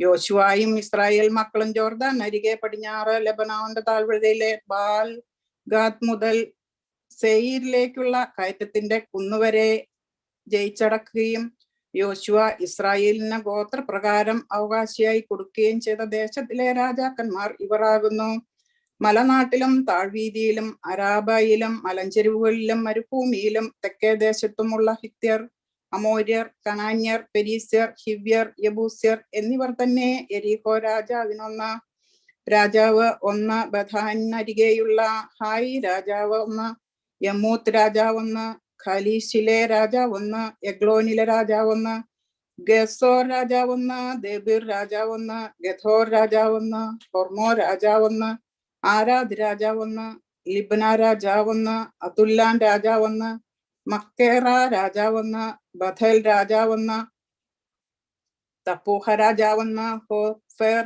രാജാവ് ഒന്ന്, അഫേക് രാജാവ് ഒന്ന്, ഷാരോൻ രാജാവ് ഒന്ന്, മാദോൻ രാജാവ് ഒന്ന്, ഹബേോർ രാജാവ് ഒന്ന്, മെരോൻ രാജാവ് ഒന്ന്, അക്ഷാപ് രാജാവ് ഒന്ന്, താനാക് രാജാവ് ഒന്ന്, മഗിദ്ദ രാജാവ് ഒന്ന്, കാദേശ് രാജാവ് ഒന്ന്, കർമ്മേലിലെ യാക്നയാൻ രാജാവ് ഒന്ന്, ദോർമേട്ടിലെ ദോർ രാജാവ് ഒന്ന്, ഗിൽഗലിലെ ജാതികളുടെ രാജാവ് ഒന്ന്, സിർദോസ രാജാവ് ഒന്ന്.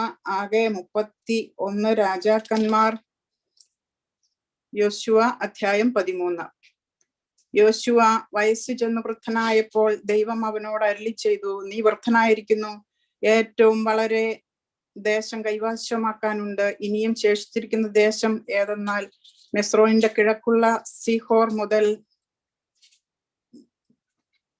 വടക്കോട്ട് കനാന്യർക്കുള്ളതെന്ന് കരുതുന്ന എക്രോന്റെ അതിർവരെയുള്ള ഫിലിസ്ത്യ ദേശങ്ങളെല്ലാം, ഗരൂര്യരും ഗസാത്യൻ, അസ്തോദ്യൻ, അസ്കലോന്യൻ, ഗിത്യൻ, എക്രോന്യൻ എന്നീ 5 ഫിലിസ്ത്യ പ്രഭുക്കന്മാരും തെക്കുള്ള അവ്യരും അഫെക്വരും അമോര്യരുടെ അതിർവരെയുള്ള കനാന്യരുടെ ദേശം മുഴുവനും സീദോന്യർക്കുള്ള മെയാരെയും ഗിബല്യരുടെ ദേശവും കിഴക്ക് ഹെർമോൺ പർവ്വതത്തിന്റെ അടിവാരത്തിലെ ബാൽഗാദ് മുതൽ ഹമാത്തിലേക്ക് തിരിയുന്ന സ്ഥലം വരെയുള്ള ലെബനോൻ മുഴുവൻ ഉഷ്ണജലാശയവും വളരെയുള്ള പർവ്വതവാസികൾ എല്ലാം സീദോന്യരും തന്നെ. ഇവരെ ഞാൻ ഇസ്രായേൽ മക്കളുടെ മുമ്പിൽ നിന്ന് നീക്കിക്കളയും. ഞാൻ നിന്നോട് കൽപ്പിച്ചതുപോലെ നീ ഇസ്രായേലിന് അത് അവകാശമായി വിഭാഗിക്കണം. ആകയാൽ ഈ ദേശം 9 ഗോത്രങ്ങൾക്കും മനശ്ശെയുടെ പാതി ഗോത്രത്തിനും അവകാശമായി വിഭാഗിക്കാം. അവനോടുകൂടെ രൂബേന്യരും ഗാദ്യരും മോശ അവർക്ക് ജോർദാൻ അക്കരെ കിഴക്ക് കൊടുത്തിട്ടുള്ള അവകാശം ദൈവദാസനായ മോശ കൊടുത്തതുപോലെ തന്നെ പ്രാപിച്ചിരിക്കുന്നു. അർണോന്യൻ താഴ്വരയുടെ അറ്റത്തുള്ള അരോവരും താഴ്വരയുടെ നടുവിലുള്ള പട്ടണം മുതൽ ദീബോൻ വരെയുള്ള മേധാബോ സമഭൂമി മുഴുവനും അമോര്യരുടെ അതിർവരെ ഹെശ്ബോനിൽ വാണിരുന്ന അമോന്യ രാജാവായ സീഹോന്റെ എല്ലാ പട്ടണങ്ങളും ഗിലയാദും ഗരൂശരുടെ മഹാത്യരുടെയും ദേശവും ഹെർമോൻ പർവ്വതം ഒക്കെയും സൽക്കാവരെയുള്ള ബാശാൻ മുഴുവനും അസ്തോര്യത്തിലും എദ്രയിലും വാണ ബാശാനിലെ ഓഗിന്റെ രാജ്യം മുഴുവനും തന്നെ ഇവരെ മോശ തോൽപ്പിച്ച് നീക്കിക്കളഞ്ഞിരുന്നു. എന്നാൽ ഇസ്രായേൽ മക്കൾ ഗശൂര്യരെയും മാഖാത്യരെയും നീക്കിക്കളഞ്ഞില്ല. അവർ ഇന്നുവരെയും ഇസ്രായേലരുടെ ഇടയിൽ പാർക്കുന്നു. ലേവി ഗോത്രത്തിന് അവൻ ഒരു അവകാശവും കൊടുത്തില്ല. ഇസ്രായേലിന്റെ ദൈവമായ കർത്താവിന്റെ ദഹനയാഗങ്ങൾ താൻ അവരോട് കൽപ്പിച്ചതുപോലെ അവരുടെ അവകാശമാകുന്നു. മോശ രൂബേൻ ഗോത്രത്തിന് കുടുംബമായി അവകാശം കൊടുത്തു. അവരുടെ ദേശം അർന്നോൻ താഴ്വരയുടെ അറ്റത്തെ അരോവേരും താഴ്വരയുടെ നടുവിലെ പട്ടണവും മുതൽ മേദേബായോട് ചേർന്ന സമഭൂമി മുഴുവനും ഹേഷ്ബോനും സമഭൂമിയിലുള്ള അതിന്റെ എല്ലാ പട്ടണങ്ങളും ദീബോനും ബാമോത്തുബാലും ബേത്ത്ബാൻ മേയോനും യാഹ്സയും കെദേമോത്തും മേഫാത്തും കുര്യത്തയീമും സിബ്മയും സമഭൂമിയിലെ മലയിലുള്ള സെരത് ഷഹരും ബേത് പേരും പിസ്ഗ ചെരിവുകളും ബേത് യെശീമോത്തും സമഭൂമിയിലെ എല്ലാ പട്ടണങ്ങളും ഹെഷ്ബോനിൽ വാണിരുന്ന അമോര്യ രാജാവായ സീഹോന്റെ രാജ്യവും തന്നെ. അവനെയും സീഹോന്റെ പ്രഭുക്കന്മാരായി ദേശത്ത് പാർത്തിരുന്ന ഏവി, രേക്കേം, സൂർ, ഹൂർ, രേബ എന്നീ മിദ്യാന്യ പ്രഭുക്കന്മാരെയും മോശ സംഹരിച്ചു. ഇസ്രായേൽ മക്കൾ കൊന്നവരുടെ കൂട്ടത്തിൽ ബെയോര്യന്റെ മകനായ ബിലയാം എന്ന പ്രശ്നക്കാരനെയും വാൾ കൊണ്ടു കൊന്നു. രൂബേന്യരുടെ പടിഞ്ഞാറെ അതിർ യോർദാനായിരുന്നു. ഈ പട്ടണങ്ങൾ അവരുടെ ഗ്രാമങ്ങൾ ഉൾപ്പെടെ രൂബേന്യർക്ക് കുടുംബമായി കിട്ടിയ അവകാശം. മോശ ഗാദ് ഗോത്രത്തിനും കുടുംബമായി അവകാശം കൊടുത്തു. അവരുടെ ദേശം യേസരും ഗലയാദിലെ എല്ലാ പട്ടണങ്ങളും റബ്ബായുടെ നേരെയുള്ള അരോവേർ വരെ അമോര്യരുടെ ദേശത്തിന്റെ പകുതിയും ഹെബ്ബോൻ മുതൽ രാമത് മിസ്പയും ബെത്തോനീമും വരെയും മഹനീം മുതൽ ദബീറിന്റെയും അതിർ വരെയും താഴ്വരയിൽ ഹസ്ബോൻ രാജാവായ സീഹോന്റെ രാജ്യത്തിന്റെ ശേഷിപ്പുള്ള ബേത്ത്ഹാരാം, ബേത്ത്നിമാം, സുക്കോത്ത്, സാഫോൻ എന്നിവയും തന്നെ. ജോർദാനക്കരെ കിഴക്ക് കിന്നേരോത്ത് തടാകത്തിന്റെ അതിർത്തി വരെ യോർദാൻ അതിരായിരുന്നു. ഈ പട്ടണങ്ങൾ അവരുടെ ഗ്രാമം ഉൾപ്പെടെ കുടുംബക്രമമായി ഗാദ്യർക്ക് കിട്ടിയ അവകാശം. പിന്നെ മോശ മനശ്ശെയുടെ പാതി ഗോത്രത്തിന് അവകാശം കൊടുത്തു. കുടുംബമായി മനശ്ശെയുടെ പാതി ഗോത്രത്തിൽ നിന്ന് അവകാശം ഇത്. അവരുടെ ദേശം മഹനീയും മുതൽ ബാശാൻ മുഴുവനും. ബാശാൻ രാജാവായ ഓഗിന്റെ രാജ്യമെല്ലാം ബാശാൻ യായീരിന്റെ നഗരത്തിലെല്ലാം കൂടി 60 പട്ടണങ്ങളും പാതി ഗലയാദും ബാശാനിലെ ഓഗിന്റെ രാജ്യത്തിന്റെ പട്ടണങ്ങളായ അസ്താരോത്തും എദ്രോദി എന്നിവയും തന്നെ. ഇവ മനശ്ശെയുടെ മകനായ മാഖീരിന്റെ മക്കളിൽ പകുതി പേർക്ക് കുടുംബമായി കിട്ടി. ഇത് മോശ യെരിഹോയ്ക്ക് കിഴക്ക് യോർദാൻ അക്കരെ മോവാബ് സമഭൂമിയിൽ വെച്ച് ഭാഗിച്ചു കൊടുത്ത അവകാശമാകുന്നു. ലേവി ഗോത്രത്തിനോ മോശ ഒരു അവകാശവും കൊടുത്തില്ല.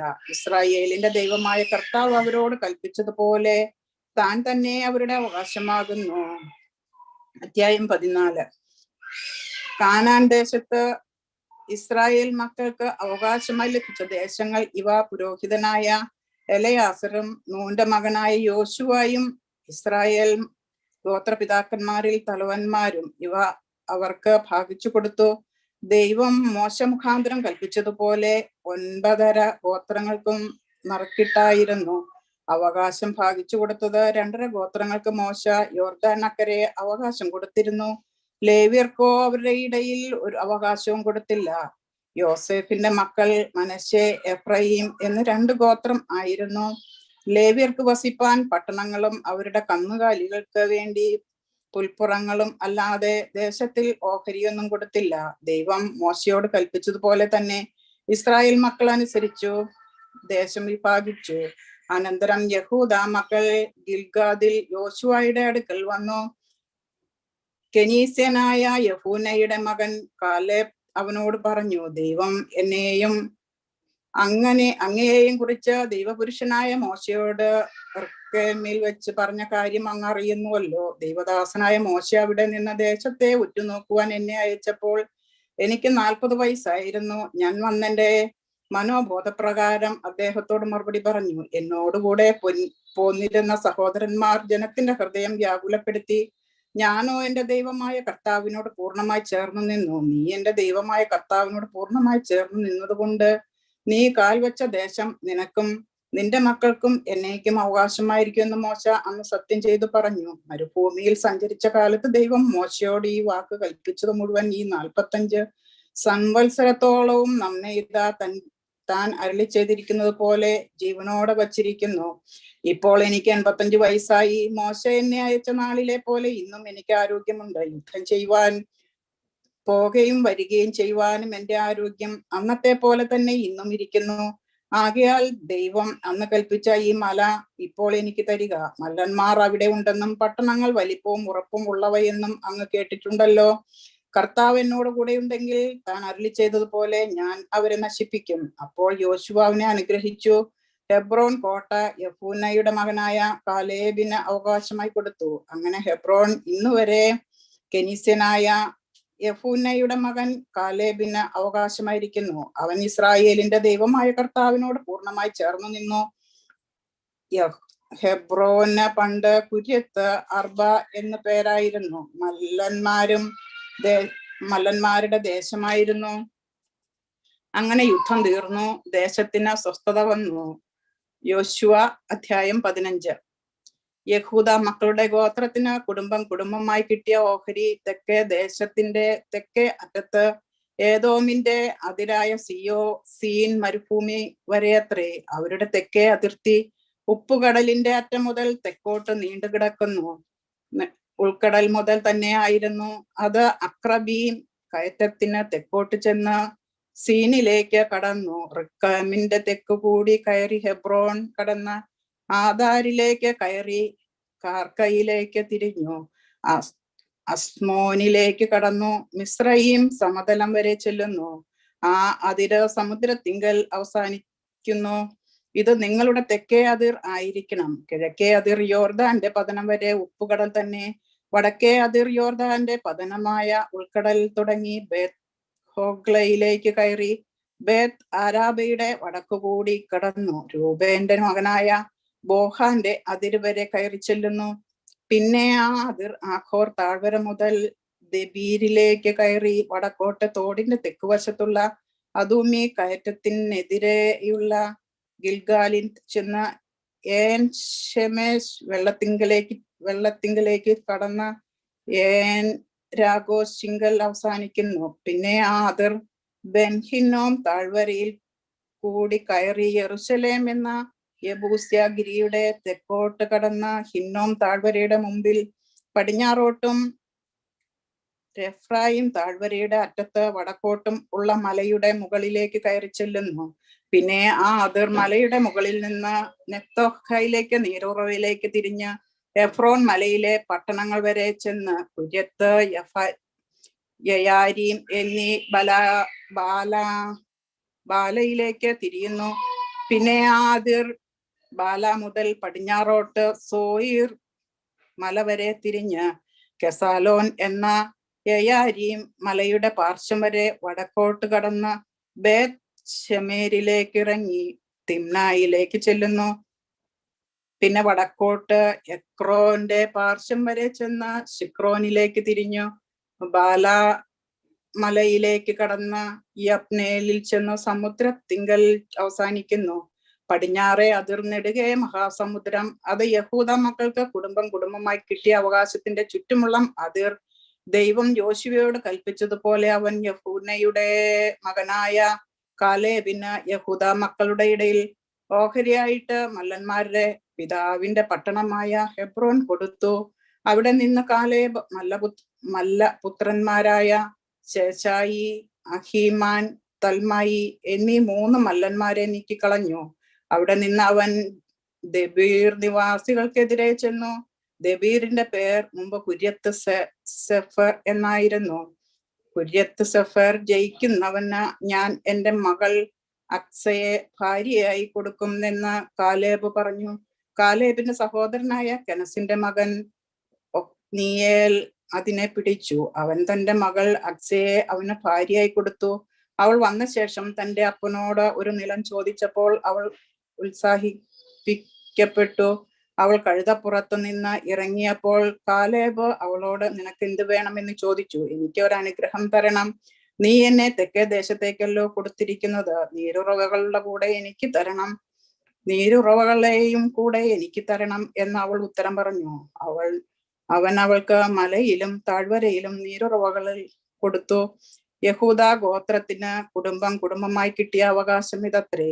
ഏദോമിന്റെ അതിരിങ്കൽ തെക്കേ അറ്റത്ത് യഹൂദ ഗോത്രത്തിനുള്ള പട്ടണങ്ങൾ കെബ്സയോൻ, ഏദർ, യാഹൂർ, കീന, ദിമോന, അദാദ, കേദേശ്, ഹാസോർ, യിത്നാർ, സീഫ്, തെലേം, ബയാലെറ്റ്, ഹാസോർ, ഹദത്ത, കുരിയോത്ത് ഹാസോർ എന്ന കുരിയോത്ത്, ഹെസ്രോ, അമാം, Shama, മോലാത്ത, ഹസർ, ഗദ്ദ, ഹസ്മോൻ, Beth പലെത്ത്, ഹസർ, Xuan, bare, Sheba, ബിസ്രോസ്ത്യ, ബാല, ഈം, എസ്സേം, എൽത്തോലത്ത്, കസീൽ, ഹോർമ, സിക്ലോത്ത്, മത്മന്ന, സൻസന്ന, ലെബായോത്ത, സിൽഹീം, അയീർ, ഹിമ്മോൻ. ഇങ്ങനെ ആകെ 36 പട്ടണവും അവയുടെ ഗ്രാമങ്ങളും.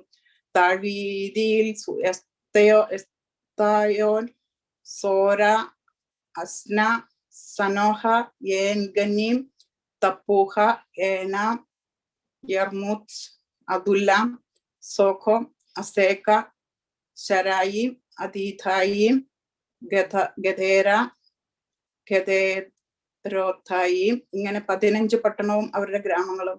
സെനാർ, ഹദാശ, മിഗ്ദൽ, ഗാദ്, ദിലാൻ, മിസ്പെ, യോക്തെയേൻ, ലഖിഷ്, ബോസ്കത്ത്, എക്ലോൻ, കബ്ബോൻ, ലക്മാസ്, കത്ലിഫ്, ഗദേരോത്ത്, ബേത്ത് ദാഗോൻ, നാമ, മക്കേദ.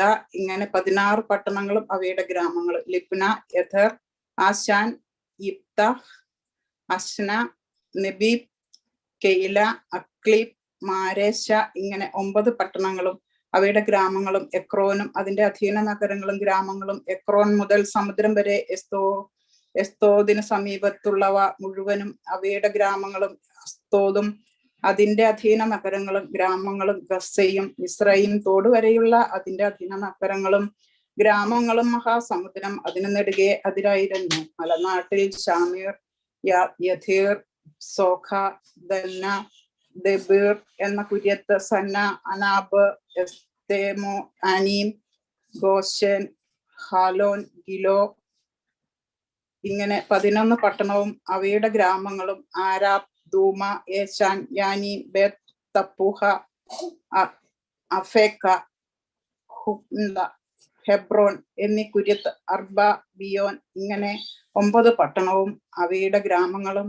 മാവോൻ, കർമേൽ, സീഫ്, യൂദ, ഇസ്രായേൽ, യോക്ദയാം, സനോഹ, കയീൻ, ഗിബയ, തിമ്ന. ഇങ്ങനെ 10 പട്ടണവും അവയുടെ ഗ്രാമങ്ങളും ഹൽഹൂൽ, ബേത്ത് സൂർ, ഗദോർ, മാരാത്ത്, ബേത്ത് അനോത്ത്, എൽത്തോക്കർ, ഇങ്ങനെ 6 പട്ടണവും അവയുടെ ഗ്രാമങ്ങളും, കുര്യത്ത് യായാരീം എന്ന കുര്യത്ത് ബാൽ റബ്ബ, ഇങ്ങനെ 2 പട്ടണവും അവയുടെ ഗ്രാമങ്ങളും, മരുഭൂമിയിൽ ബേത്ത് അരാബ, മിദ്ദീൻ, സെഖാക, നിഷ്ബാസ്,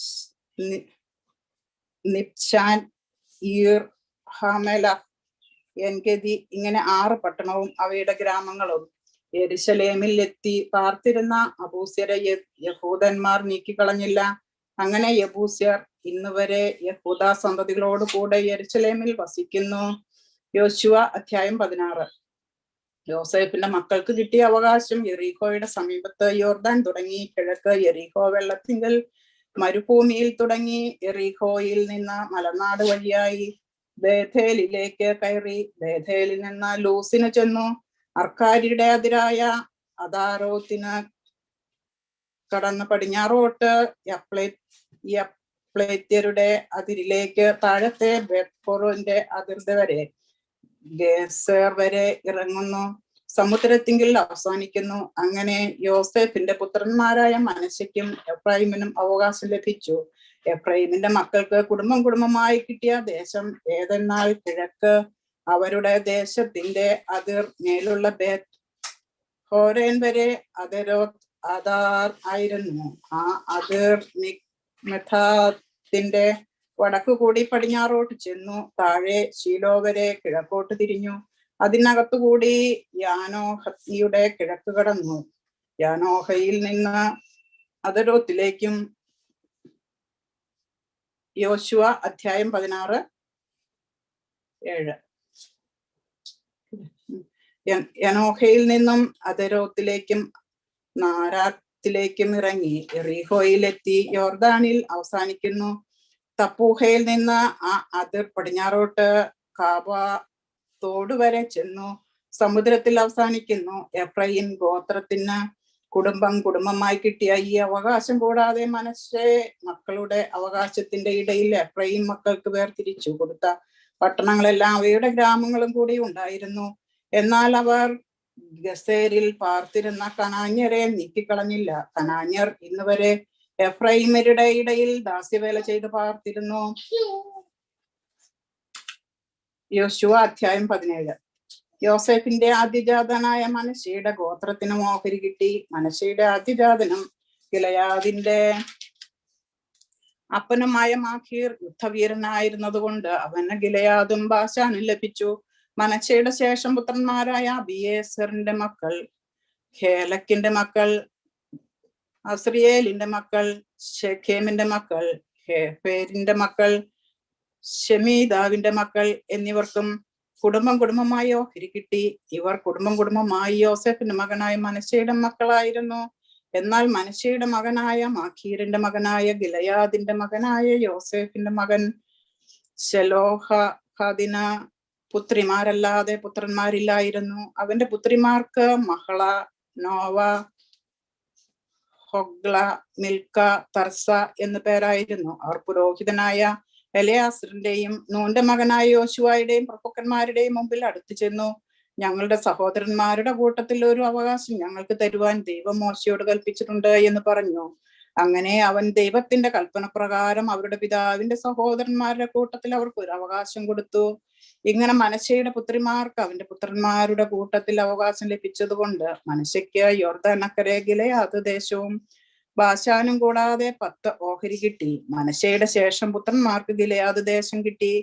മനശ്ശെയുടെ അതിരോ ആശേർ മുതൽ ശെഖേമിന് കിഴക്കുള്ള മിക്മാഥാത്ത് വരെ ചെന്നു. വലത്തോട്ട് തിരിഞ്ഞ ഏൻ തപ്പൂഹയിലും നിവാസികളുടെ അടുത്തുവരെ നീണ്ടുകിടക്കുന്നു.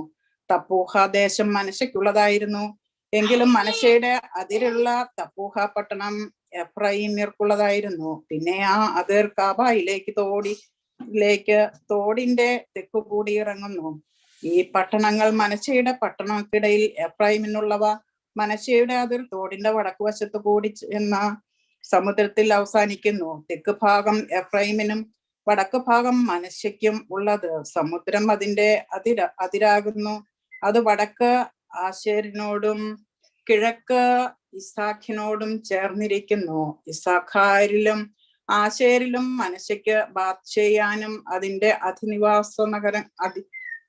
അധീന നഗരങ്ങളും ഇബ്ലയാമും അതിന്റെ അധീന നഗരങ്ങളും ദോർ നിവാസികളും അതിന്റെ അധീന നഗരങ്ങളും ദോർ നിവാസികളും അതിന്റെ അധീന നഗരങ്ങളും താനോക്ക് നിവാസികളും അതിന്റെ അധീന നഗരങ്ങളും മെഗീഥോ നിവാസികളും അതിന്റെ അധീന നഗരങ്ങളും ഉണ്ടായിരുന്നു.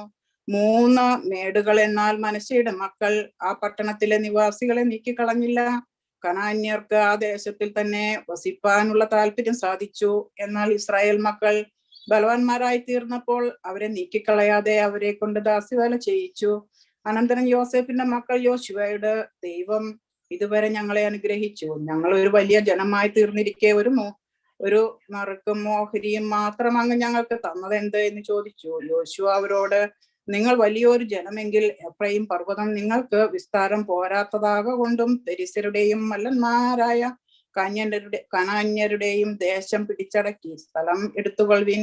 അതിന് യോസേഫിന്റെ മക്കൾ, മലനാട് ഞങ്ങൾക്ക് പോരാ, ബേത്സെയാനിലും അതിന്റെ അധീന നഗരങ്ങളും ഇസ്രായേൽ താഴ്വരയിലും ഇങ്ങനെ താഴ്വീതി പ്രദേശത്ത് പാർക്കുന്ന കന്യർക്കെല്ലാം ഇരുമ്പ് രഥങ്ങളുണ്ട് എന്ന് പറഞ്ഞു. യോശുവ യോസേഫിന്റെ കുലമായ എഫ്രൈമിനോടും മനശ്ശെയോടും പറഞ്ഞത്, നിങ്ങൾ വലിയൊരു ജനം തന്നെ, മഹാശക്തിയുമുണ്ട്. നിങ്ങൾക്ക് ഒരു ഓഹരി മാത്രമല്ല വരേണ്ടത്, മലനാട് നിനക്കുള്ളതായിരിക്കണം.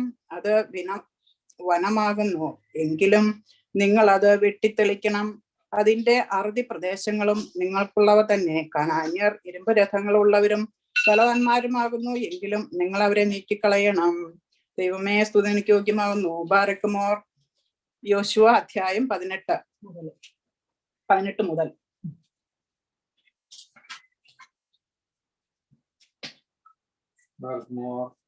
യോശുവ അധ്യായം 18 മുതൽ. അനന്തരം ഇസ്രായേൽ മക്കളുടെ സഭ മുഴുവൻ ശീലോവിൽ ഒന്നിച്ചുകൂടി അവിടെ സമാഗമന കൂടാരം ഉറപ്പിച്ചു.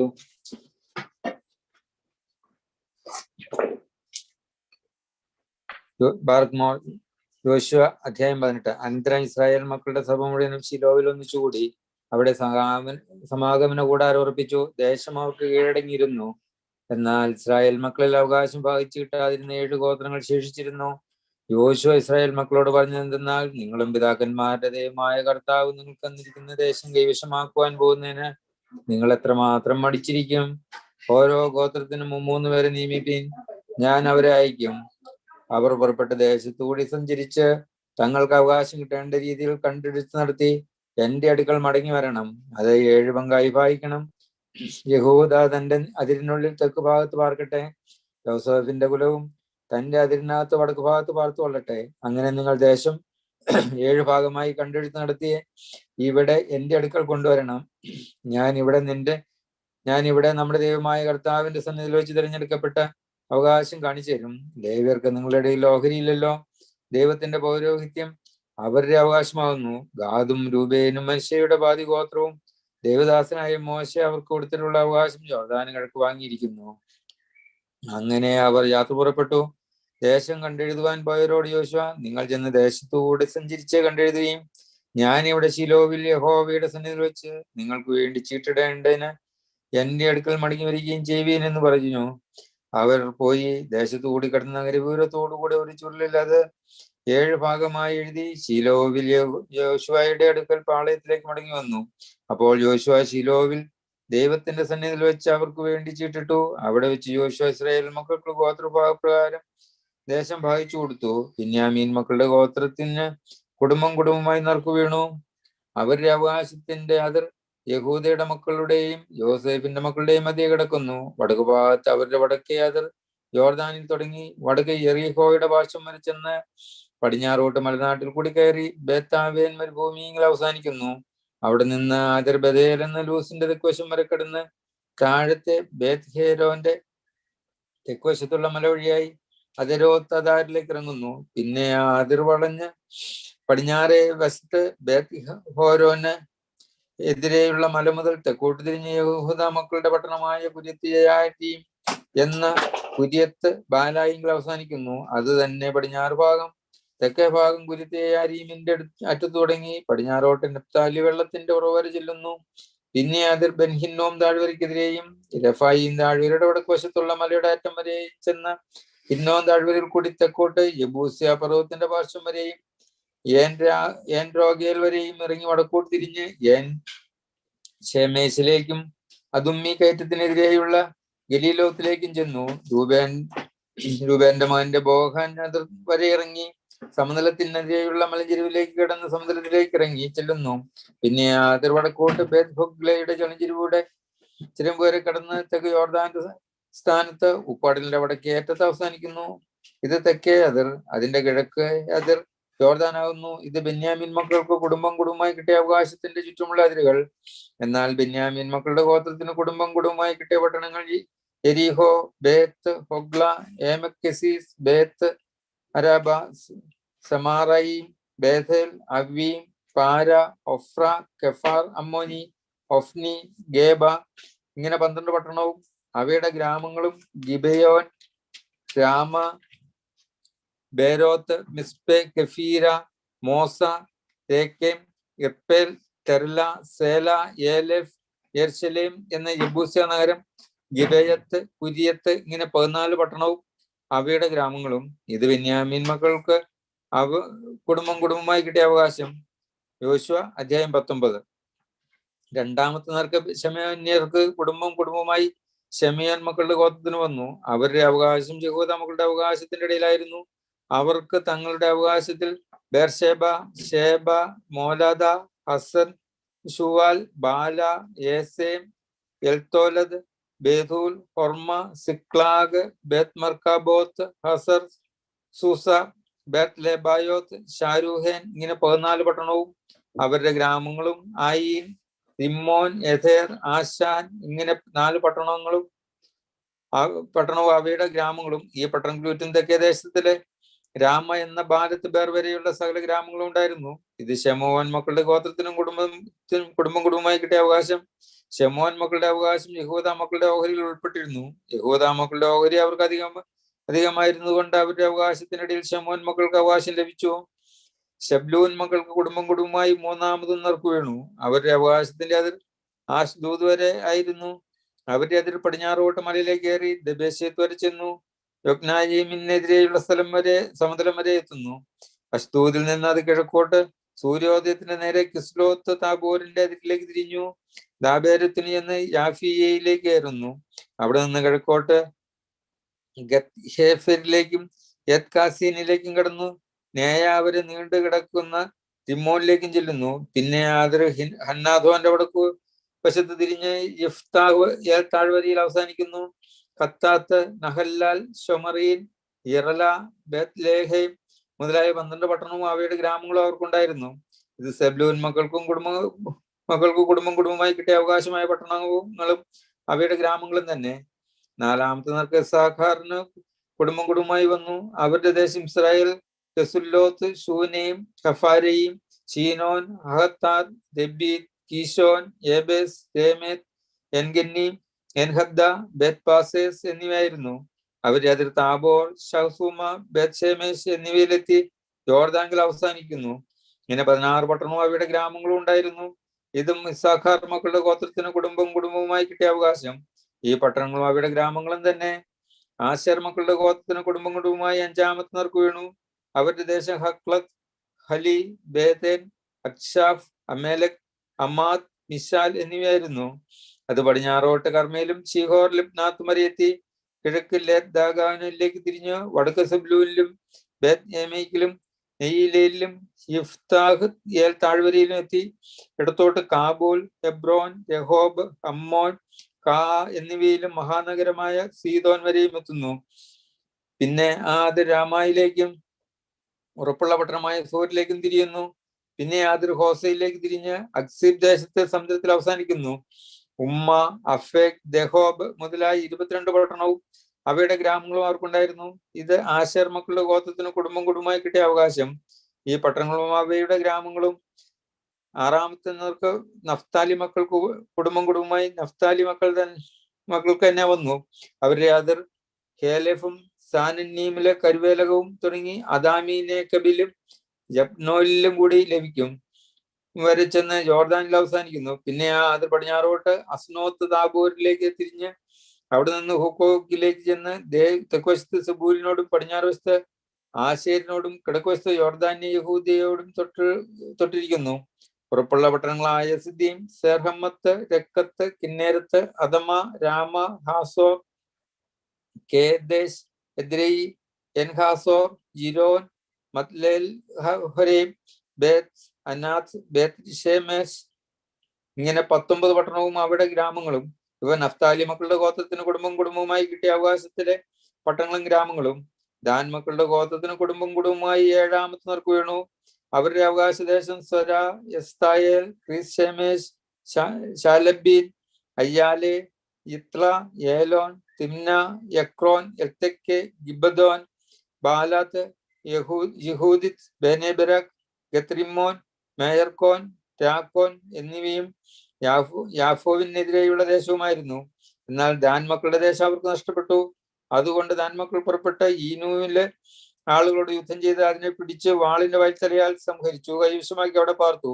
ഈനുവിന് തങ്ങളുടെ അപ്പനായ ദാന്റെ പേരിൻ പ്രകാരം ദാൻ എന്ന് പേരിട്ടു. ഇത് ദാൻ മക്കളുടെ ഗോത്രത്തിന് കുടുംബമായി കിട്ടിയ അവകാശ പട്ടണങ്ങളും ഗ്രാമങ്ങളുമാവുന്നു. അവർ ദേശത്തെ അതിർത്തിരിച്ചു കഴിഞ്ഞ ശേഷം ഇസ്രായേൽ മക്കൾ നൂന്റെ മകനായ യോശുവയ്ക്കും തങ്ങളുടെ ഇടയിൽ ഒരു അവകാശം കൊടുത്തു. അവൻ ചോദിച്ച പട്ടണമായി എഫ്രയീം മലനാട്ടിലുള്ള തിമ്നത്ത് സെരഹ് അവർ ദൈവകൽപ്പന പ്രകാരം അവന് കൊടുത്തു. അവൻ ആ പട്ടണം പണിത അവിടെ താമസിച്ചു. ഇവ പുരോഹിതനായ എലയസാരും നൂന്റെ മകനായ യോശുവയും ഇസ്രായേൽ മക്കളുടെ ഗോത്രപിതാക്കന്മാരിൽ പ്രധാനികളും ശീലോവിൽ സമാഗമന കൂടാരത്തിന്റെ വാതിൽക്കൽ ദൈവത്തിന്റെ സന്നിധിയിൽ വെച്ച് ചീട്ടിട്ടു അവകാശമായി ഉപയോഗിച്ചു കൊടുത്ത അവകാശങ്ങളാകുന്നു. ഇങ്ങനെ ദേശവിഭാഗം അവസാനിച്ചു. യോശുവ അധ്യായം 20. പിന്നെ ദൈവം യോശുവയോട് അരുളി ചെയ്തു, നീ ഇസ്രായേൽ മക്കളോട് പറയേണ്ടത് എന്തെന്നാൽ, അറിയാതെ അബദ്ധവശാൽ ഒരാളെ കൊണ്ടുപോയാൽ ഓടിപ്പോയി കഴിയേണ്ടതിന് ഞാൻ മോശെ മുഖാന്തരം നിങ്ങളോട് കൽപ്പിച്ച സങ്കേതം നിങ്ങൾ നിശ്ചയിക്കണം. രക്തപ്രതികാരകൻ കൊല്ലാതിരിപ്പാൻ അവ നിങ്ങൾക്ക് സങ്കേതമായിരിക്കണം. ആ പട്ടണങ്ങളിൽ ഒന്നിലേക്ക് ഓടിച്ചെല്ലുന്നവൻ പട്ടണത്തിന് പടിവാതിൽക്കൽ നിന്നുകൊണ്ട് തന്റെ കാര്യം നഗരപ്രമാണികളെ അറിയിക്കുകയും അവനെ പട്ടണം സ്വീകരിച്ച് തങ്ങളുടെ ഇടയിൽ പാർക്കുവാൻ അവന് ഒരു സ്ഥലം കൊടുക്കുകയും വേണം. രക്തപ്രതികാരകൻ അവനെ പിന്തുടർന്ന് എന്നാൽ കൊല ചെയ്തവൻ മനസ്സറിയാതെയും പൂർവ്വദ്വേഷം കൂടാതെയും തന്റെ കൂട്ടുകാരനെ കൊന്നുപോയതാകിയാൽ അവർ അവനെ അവന്റെ കയ്യിലേൽപ്പിക്കരുത്. അവൻ ന്യായസഭയുടെ മുമ്പാകെ ന്യായവിസ്താരത്തിൽ നിൽക്കുന്ന വരെയും അന്നുള്ള പുരോഹിതന്റെ മരണം വരെയോ ആ പട്ടണത്തിൽ പാർക്കണം. അതിന്റെ ശേഷം കൊല ചെയ്തവന് താൻ വിട്ടുകൂടിപ്പോൻ സ്വന്തം പട്ടണത്തിലേക്കും തന്റെ വീട്ടിലേക്കും മടങ്ങിച്ചെല്ലാം. അങ്ങനെ അവർ നഫ്താലി മലനാട്ടിൽ ഗലീലയിലെ റെക്കേമും എഫ്രയീം മലനാട്ടിലെ ശേഖേമും യഹൂദ മലനാട്ടിൽ ഹെബ്രോൻ എന്ന കുര്യത്തർബയും കിഴക്ക് യെരിഹോയ്ക്കെതിരെ യോർദാനക്കര മരുഭൂമിയിൽ രൂബേൻ ഗോത്രത്തിൽ സമഭൂമിയിലുള്ള ബസേരും ഗിലെയാദിൽ ഗാദ് ഗോത്രത്തിൽ രാമോത്തും ബാശാനിൽ മത്സ്യഗോത്രത്തിൽ ഗോലാൻ നിശ്ചയിച്ചു. അബദ്ധവശാൽ ഒരുത്തിനെ കൊന്നുപോയാൽ ന്യായസഭയുടെ മുമ്പാകെ നിൽക്കും വരെ രക്തപ്രതികാരകന്റെ കയ്യാൽ മരിക്കാതെ ഓടിപ്പോയി കഴിയേണ്ടതിന് ഇസ്രായേൽ മക്കൾക്കെല്ലാം അവരുടെ ഇടയിൽ വന്ന് പാർക്കുന്ന പരദേശിക്കും വേണ്ടി നിശ്ചയിച്ച പട്ടണങ്ങൾ അവ തന്നെ. യോശുവ അധ്യായം 21. അനന്തരം ലേവ്യരുടെ കുടുംബത്തലവന്മാർ പുരോഹിതനായ എലയസാറിന്റെയും നൂന്റെ മകനായ യോശുവയുടെയും ഇസ്രായേൽ ഗോത്രങ്ങളിലെ കുടുംബത്തലവന്മാരുടെയും അടുക്കൽ വന്നു. കനാൻ ദേശത്ത് ശീലോവിൽ വെച്ച് അവരോട് ദൈവം ഞങ്ങൾക്ക് പാർപ്പാൻ പട്ടണങ്ങളും ഞങ്ങളുടെ കന്നുകാലികൾക്ക് പുൽപ്പുറങ്ങളും തരുവാൻ മോശ മുഖാന്തരം കൽപ്പിച്ചുണ്ടല്ലോ എന്ന് പറഞ്ഞു. ഇസ്രായേൽ മക്കൾ തങ്ങളുടെ അവകാശത്തിൽ നിന്ന് കർത്താവിന്റെ കൽപ്പന പ്രകാരം ഈ പട്ടണങ്ങളും അവയുടെ പുൽപ്പുറങ്ങളും ലേവ്യർക്ക് കൊടുത്തു. കെഹാത്യരുടെ കുടുംബങ്ങൾക്ക് വന്ന നറുക്കുപ്രകാരം ലേവ്യരിൽ പുരോഹിതനായ അഹരോന്റെ മക്കൾക്ക് യഹൂദ ഗോത്രത്തിലും ശെമോൻ ഗോത്രത്തിലും ബെന്യാമിൻ ഗോത്രത്തിലും കൂടെ 13 പട്ടണം കിട്ടി. കെഹാത്തിന്റെ ശേഷം മക്കൾക്ക് എഫ്രയീം ഗോത്രത്തിലും ദാൻ ഗോത്രത്തിലും മനുഷ്യയുടെ പാതി ഗോത്രത്തിലും നറുക്കുപ്രകാരം 10 പട്ടണം കിട്ടി. ഗെർശോന്റെ മക്കൾക്ക് ഇസ്സാഖാർ ഗോത്രത്തിലും ആശേർ ഗോത്രത്തിലും നഫ്താലി ഗോത്രത്തിലും ബാശാനിലെ മനുഷ്യയുടെ പാതി ഗോത്രത്തിലും നറുക്കുപ്രകാരം 13 പട്ടണം കിട്ടി. മെരാരിയുടെ മക്കൾക്ക് കുടുംബമായി രൂബേൻ ഗോത്രത്തിലും ഗാദ് ഗോത്രത്തിലും സെബൂലൂൻ ഗോത്രത്തിലും കൂടെ 12 പട്ടണം കിട്ടി. ദൈവം മോശ മുഖാന്തരം കൽപ്പിച്ചതുപോലെ ഇസ്രായേൽ മക്കൾ ലേവ്യർക്ക് ഈ പട്ടണങ്ങളും അവയുടെ പുൽപ്പുറങ്ങളും നറുക്കുപ്രകാരം കൊടുത്തു. അവൻ യഹൂദ മക്കളുടെ ഗോത്രത്തിലും ശമോൻ മക്കളുടെ ഗോത്രത്തിലും താഴെ പേർ പറയുന്ന പട്ടണങ്ങളെ കൊടുത്തു. അവ ലേവി മക്കളിൽ ഗഹാത്യരുടെ കുടുംബങ്ങളിൽ അഹ്റോന്റെ മക്കൾ കിട്ടി. അവർക്കായിരുന്നു ഒന്നാമത്തെ നറുക്ക് വന്നത്.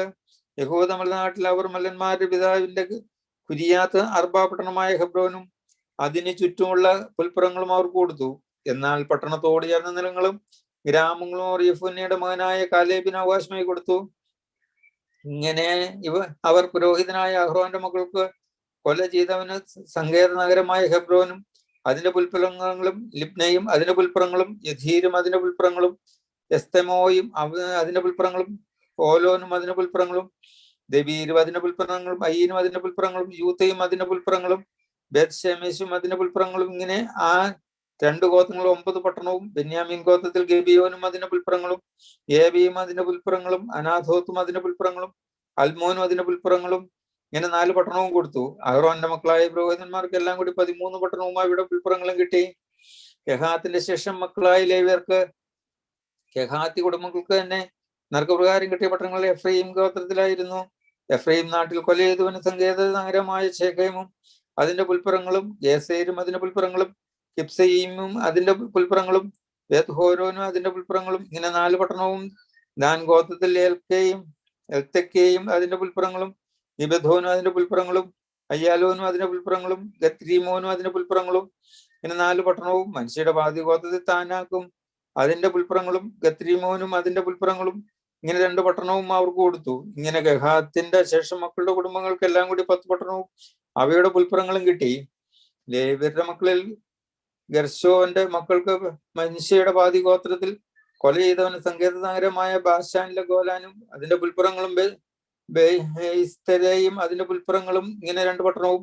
ഇസ്സാഖാർ ഗോത്രത്തിലെ ഗീശോനും അതിന്റെ പുൽപ്പുറങ്ങളും ദാബാരാത്തും അതിന്റെ പുൽപ്പുറങ്ങളും യർമൂത്തും അതിന്റെ പുൽപ്പുറങ്ങളും യൻഗന്നീമും അതിന്റെ പുൽപ്പുറങ്ങളും ഇങ്ങനെ 4 പട്ടണവും. ആശേർ ഗോത്രത്തിൽ മീശാലും അതിന്റെ പുൽപ്പുറങ്ങളും അക്രോനും അതിന്റെ പുൽപ്പുറങ്ങളും ഹെൽക്കത്തും അതിന്റെ പുൽപ്പുറങ്ങളും യഹോബും അതിന്റെ പുൽപ്പുറങ്ങളും ഇങ്ങനെ 4 പട്ടണവും. നഫ്താലി ഗോത്രത്തിൽ കൊല ചെയ്തവന് സങ്കേത നഗരമായ ഗലീലയിലെ കേദേശും അതിന്റെ പുൽപ്പുറങ്ങളും ഹമ്മോത്തുദോരും അതിന്റെ പുൽപ്പുറങ്ങളും കർദാനും അതിന്റെ പുൽപ്പുറങ്ങളും ഇങ്ങനെ 3 പട്ടണവും കൊടുത്തു.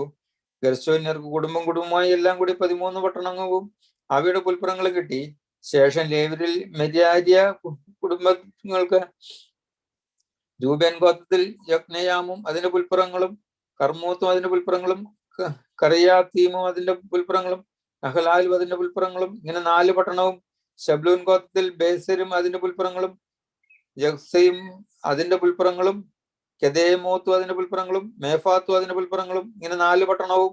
ഗാദ് ഗോത്രത്തിൽ കൊല ചെയ്തവന് സങ്കേത നഗരമായ ഗിലയാദിലെ രാമോത്തും അതിന്റെ പുൽപ്പുറങ്ങളും മഹനയീമും അതിന്റെ പുൽപ്പുറങ്ങളും ഹെസ്ബോനും അതിന്റെ പുൽപ്പുറങ്ങളും യേശേരും അതിന്റെ പുൽപ്പുറങ്ങളും ഇങ്ങനെ എല്ലാം കൂടി 4 പട്ടണവും കൊടുത്തു. അങ്ങനെ ശേഷം ലേവി കുടുംബങ്ങളെ മെരാര്യർക്ക് നറുക്കുപ്രകാരം കുടുംബമായി കിട്ടിയ പട്ടണങ്ങൾ എല്ലാം കൂടി 12 ഇസ്രായേൽ മക്കളുടെ അവകാശത്തിൽ ലേവിക്കെല്ലാം കൂടി 48 പട്ടണവും പുൽപ്പുറങ്ങളും കിട്ടി.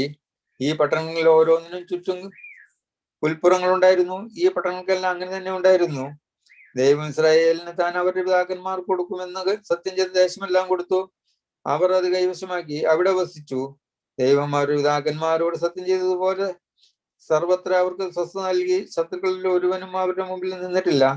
ദൈവം സകല ശത്രുക്കളെയും അവരുടെ കയ്യിലേൽപ്പിച്ചു. ദൈവം ഇസ്രായേൽ ഗൃഹത്തോട് അരുളി ചെയ്ത വാഗ്ദാനങ്ങളൊന്നും വൃഥാവാകാതെ സകലവും നിവൃത്തിയായി. യോശുവ അധ്യായം 27. അക്കാലത്ത് യോശുവ രൂബേന്യരെയും ഗാദ്യരെയും മനശ്ശെയുടെ പാതി ഗോത്രത്തെയും വിളിച്ചു. അവരോട് പറഞ്ഞു, കർത്താവിന്റെ ദാസനായ മോശെ നിങ്ങളോട് കൽപ്പിച്ചതെല്ലാം നിങ്ങൾ പ്രമാണിക്കുകയും ഞാൻ നിങ്ങളോട് കൽപ്പിച്ച സ്ഥലത്തിലെ എന്റെ വാക്ക് അനുസരിക്കുകയും ചെയ്തിരിക്കുന്നു. നിങ്ങൾ ഈ കാലമെല്ലാം നിങ്ങളുടെ സഹോദരന്മാരെ ഇന്നുവരെ വിട്ടുപിരിയാതെ നിങ്ങളുടെ ദൈവമായ കർത്താവിന്റെ കൽപ്പന അനുസരിച്ച് നടന്നിരിക്കുന്നു. ഇപ്പോൾ നിങ്ങളുടെ ദൈവമായ കർത്താവ് നിങ്ങളുടെ സഹോദരന്മാർക്ക് താൻ വാഗ്ദാനം ചെയ്തതുപോലെ സ്വസ്ഥ നൽകിയിരിക്കുന്നു.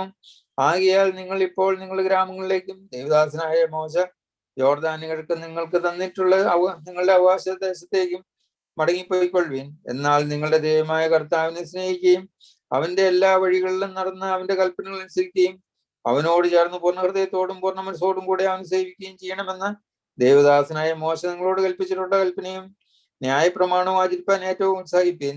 ഇങ്ങനെ യോശുവ അവരെ അനുഗ്രഹിച്ചു, യാത്ര അയച്ചു. അവർ തങ്ങളുടെ ഗ്രാമങ്ങളിലേക്ക് പോകുകയും ചെയ്തു. മനുഷ്യയുടെ ബാധിഗോത്രത്തിന് മോശ ബാശാനിൽ അവകാശം കൊടുത്തിരുന്നു. മറ്റേ ബാധിഗോത്രത്തിന് യോർദാന് പടിഞ്ഞാറ് അവരുടെ സഹോദരന്മാരുടെ ഇടയിൽ യോശുവ കൊടുത്തു. അവരെ അവരുടെ ഗ്രാമങ്ങളിലേക്ക് അയച്ചപ്പോൾ യോശുവ അവരെ അനുഗ്രഹിച്ചു. അവരോട് പറഞ്ഞു, അവരെ നാൽക്കാലികൾ, വെള്ളി, പൊന്ന്, ചെമ്പ്, ഇരുമ്പ്, വളരെ വസ്ത്രം എന്നിങ്ങനെ അനവധി സമ്പത്തോടും കൂടെ നിങ്ങൾ നിങ്ങളുടെ വീടുകളിലേക്ക് മടങ്ങിപ്പോകുകയും നിങ്ങളുടെ ശത്രുക്കളിൽ നിന്ന് കിട്ടിയ കൊള്ള നിങ്ങളുടെ സഹോദരന്മാരുമായി പങ്കിട്ടു കൊള്ളുകയും ചെയ്യുവീൻ. അങ്ങനെ രൂബേന്യരും ഗാദ്യരും മനുഷ്യയുടെ ബാധിഗോത്രവും മോശ മുഖാന്തരം കർത്താവ് കൽപ്പിച്ചതുപോലെ അവർ കീഴടക്കിയിരുന്ന അവകാശദേശമായ ഗിലെയാദ് ദേശത്തേക്ക് മടങ്ങിപ്പോകേണ്ടതിന് കനാൻ ദേശത്തിലെ ഗീലോവിൽ നിന്ന് ഇസ്രായേൽ മക്കളെ വിട്ടു പുറപ്പെട്ടു. അവർ കനാൻ ദേശത്തിലെ യോർദാന്യ പ്രദേശമായ ഗിൽഗാലിലെത്തിയപ്പോൾ രൂബേന്യരും ഗാദ്യരും മനുഷ്യയുടെ ബാധിഗോത്രവും യോർദാൻ സമീപത്ത് കാഴ്ചയ്ക്ക് വലുതായ ഒരു യാഗപീഠം പണിതു. രൂബേന്യരും ഗാദ്യരും മനുഷ്യയുടെ ബാധിഗോത്രവും കനാൻ ദേശത്തിന് കിഴക്കുപുറത്ത് യോർദാന്യ പ്രദേശങ്ങളിൽ ഇസ്രായേൽ മക്കൾക്ക് നേരെ ഇതാ ഒരു യാഗപീഠം പണിതിരിക്കുന്നു എന്ന് ഇസ്രായേൽ മക്കൾ കേട്ടു. ഇസ്രായേൽ മക്കൾ അത് കേട്ടപ്പോൾ ഇസ്രായേൽ മക്കളുടെ സഭ മുഴുവനും അവരോട് യുദ്ധത്തിന് പുറപ്പെടുവാൻ ശിലോവിൽ കൂടി.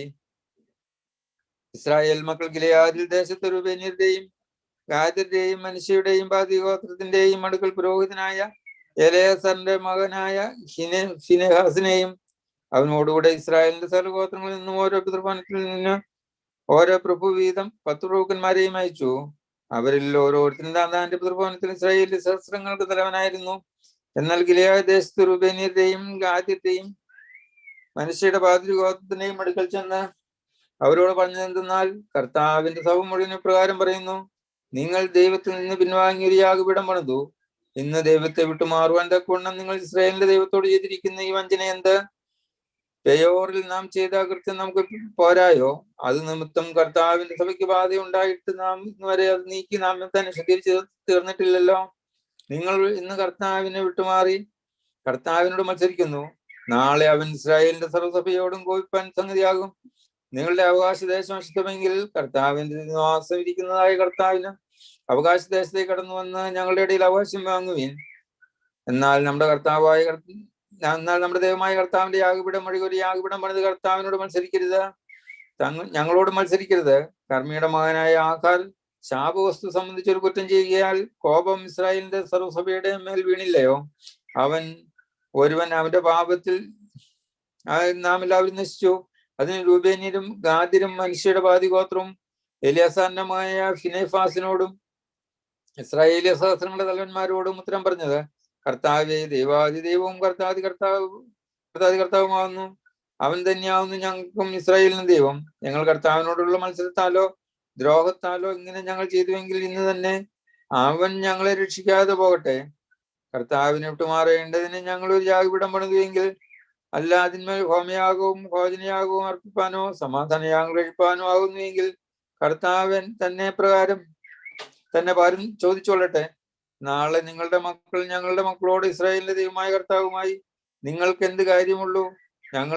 ഞങ്ങളുടെയും രൂബേന്യരും ഗാദ്യരുമായ നിങ്ങളുടെയും മധ്യ ദൈവം യോർദാനെ അതിരാക്കിയിരിക്കുന്നു. നിങ്ങൾക്ക് ദൈവത്തിൽ ഒരു ഓഹരിയില്ല എന്ന് പറഞ്ഞു. നിങ്ങളുടെ മക്കൾ ഞങ്ങളുടെ മക്കൾക്ക് ദൈവത്തെ ഭരിക്കാതിരിപ്പാൻ സംഗതി വരുത്തുമെന്നുള്ള ഭീതി കൊണ്ടത്രേ ഞങ്ങൾ ഇത് ചെയ്തത്. അതുകൊണ്ട് നാം ഒരു യാഗപീഠം പണിയുക എന്ന് ഞങ്ങൾ പറഞ്ഞു. ഹോമയാഗത്തിനല്ല, കന്യാഗത്തിനുമല്ല. ഞങ്ങൾ തന്റെ നാമം വസിപ്പാൻ തിരഞ്ഞെടുത്തിരിക്കുന്ന സ്ഥലത്ത് ഞങ്ങളുടെ ഹോമയാഗങ്ങളാലും കന്യാഗങ്ങളാലും സമാധാനയാഗങ്ങളാലും അവന്റെ ശുശ്രൂഷ അനുഷ്ഠിക്കുകയും നിങ്ങളുടെ മക്കൾ നാളെ ഞങ്ങളുടെ മക്കളോട് നിങ്ങൾക്ക് ദൈവത്തിൽ ഒരു ഓഹരിയില്ല എന്ന് പറയാതിരിക്കുകയും ചെയ്യേണ്ടതിന് ഞങ്ങൾക്കും നിങ്ങൾക്കും നമ്മുടെ ശേഷം നമ്മുടെ സന്തതികൾക്കും മധ്യ ഒരു സാക്ഷിയായിരിക്കേണ്ടതിനും അത്രേ. അതുകൊണ്ട് ഞങ്ങൾ പറഞ്ഞത്, നാളെ അവർ നമ്മോടോ നമ്മുടെ സന്തതികളോടോ അങ്ങനെ പറയുമ്പോൾ ഹോമയാഗത്തിനെന്നല്ല കന്യാഗത്തിനുമല്ല, ഞങ്ങൾക്കും നിങ്ങൾ മധ്യ സാക്ഷിയായിരിക്കേണ്ടതിന് തന്നെ ഞങ്ങളുടെ പിതാക്കന്മാർ ഉണ്ടാക്കിയിട്ടുള്ള ദൈവത്തിന്റെ യാഗപീഠത്തിന്റെ പ്രതിരൂപം കാണുമീൻ എന്ന് മറുപടി പറയാൻ ഇടയാകും. ഞങ്ങൾ നമ്മുടെ ദൈവമായ കർത്താവിന്റെ തിരുനിവാസത്തിന് മുമ്പാകെയുള്ള അവന്റെ യാഗപീഠം ഒഴികെ ഹോമയാഗത്തിനോ ഭോജനയാഗത്തിനോ കന്യാഗത്തിനോ വേറെ യാഗപീഠം ഉണ്ടാക്കി ദൈവത്തോട് മത്സരിക്കുകയും ഇന്ന് ദൈവത്തെ വിട്ടുമാറുകയും ചെയ്യാൻ ഞങ്ങൾക്കിടയാകരുതേ. രൂബേന്യരും ഗാദ്യരും മനുഷ്യയുടെ മക്കളും പറഞ്ഞ വാക്കുകൾ പുരോഹിതനായ ഫിനെഹാസും അവരോടുകൂടെ സഭയുടെ പ്രമുഖന്മാരായ ഇസ്രായേലിയ സഹസ്രങ്ങൾക്ക് തലവന്മാരും കേട്ടപ്പോൾ അവർക്ക് സന്തോഷമായി. പുരോഹിതനായ എലേസാറിന്റെ മകൻ ഫിനെഹാസ് രൂബേന്റെ മക്കളോടും ഗാദിന്റെ മക്കളോടും മനുഷ്യരുടെ മക്കളോടും നിങ്ങൾ കർത്താവിനോട് അകൃത്യം ചെയ്തിട്ടില്ലായകൊണ്ട് കർത്താവ് നമ്മുടെ മധ്യമുണ്ട് എന്ന് ഞങ്ങൾ ഇന്ന് അറിഞ്ഞിരിക്കുന്നു. അങ്ങനെ നിങ്ങൾ ഇസ്രായേൽ മക്കളെ കർത്താവിന്റെ കോപത്തിൽ നിരീക്ഷിച്ചിരിക്കുന്നു എന്ന് പറഞ്ഞു. പിന്നെ പുരോഹിതനായ എലെയാസാറിന്റെ മകൻ ഫിനെഹാസും പ്രഭുക്കന്മാരും രൂബേന്യരെയും ഗാദിരെയും വിട്ട് ഗിലെയാദ് പ്രദേശത്ത് നിന്ന് കനാൻ ദേശത്ത് ഇസ്രായേൽ മക്കളുടെ അടുക്കൽ മടങ്ങിച്ചെന്ന് അവരോട് കാര്യം അറിയിച്ചു. ഇസ്രായേൽ മക്കൾക്ക് ആ കാര്യം സന്തോഷമായി. അവർ ദൈവത്തെ സ്തുതിച്ചു. രൂബേന്യരും ഗാദിരും പാർത്തദേശം നശിപ്പിക്കേണ്ടതിന് അവരോട് യുദ്ധത്തിന് പുറപ്പെടുന്നതിനെ പറ്റി പിന്നെ മിണ്ടിയതേയില്ല. രൂബേന്യരും ഗാദിരും കർത്താവ് തന്നെ ദൈവം എന്നതിന് ഇത് നമ്മുടെ മധ്യ സാക്ഷി എന്ന് പറഞ്ഞ് ആ യാഗപീഠത്തിന് സാക്ഷി യാഗപീഠം എന്ന് പേര് വിളിച്ചു. യോശുവ അധ്യായം 23. കർത്താവ് ചുറ്റുമുള്ള സകല ശത്രുക്കളെയും കീഴടക്കി ഇസ്രായേലിന് സ്വസ്ഥത നൽകി. ഏറെക്കാലം കഴിഞ്ഞ് യോശുവ വൃദ്ധനായ ശേഷം യോശുവ എല്ലാ ഇസ്രായേലിനും അവരുടെ മൂപ്പന്മാരെയും പ്രധാനികളെയും ന്യായാധിപന്മാരെയും പ്രമാണികളെയും വിളിച്ച് അവരോട് പറഞ്ഞെന്നാൽ, ഞാൻ വൃദ്ധനായിരിക്കുന്നു. നിങ്ങളുടെ ദൈവമായ കർത്താവ് നിങ്ങളുടെ നിമിത്തം ഈ സകല ജാതികളോടും ചെയ്തതെല്ലാം നിങ്ങൾ കണ്ടിരിക്കുന്നു. നിങ്ങളുടെ ദൈവമായ കർത്താവ് തന്നെയല്ലോ നിങ്ങൾക്ക് വേണ്ടി യുദ്ധം ചെയ്തത്. ഇതാ യോർദാൻ മുതൽ പടിഞ്ഞാറോട്ട് മഹാസമുദ്രം വരെ ശേഷിപ്പുള്ള ജാതികളുടെയും താൻ സംഹരിച്ചു കളഞ്ഞിട്ടുള്ള സകല ജാതികളുടെയും ദേശം നിങ്ങളുടെ ഗോത്രങ്ങൾക്ക് അവകാശമായി നിർക്കിട്ട് വിഭാഗിച്ച് തന്നിരിക്കുന്നു. നിങ്ങളുടെ ദൈവമായ കർത്താവ് തന്നെ അവരെ നിങ്ങളുടെ മുമ്പിൽ നിന്ന് ഓടിച്ചു നിങ്ങളുടെ ദൃഷ്ടിയിൽ നിന്ന് നീക്കിക്കളയും. നിങ്ങളുടെ ദൈവമായ കർത്താവ് നിങ്ങൾക്ക് വാഗ്ദാനം ചെയ്തതുപോലെ നിങ്ങൾ അവരുടെ ദേശം കൈവശമാക്കുകയും ചെയ്യും.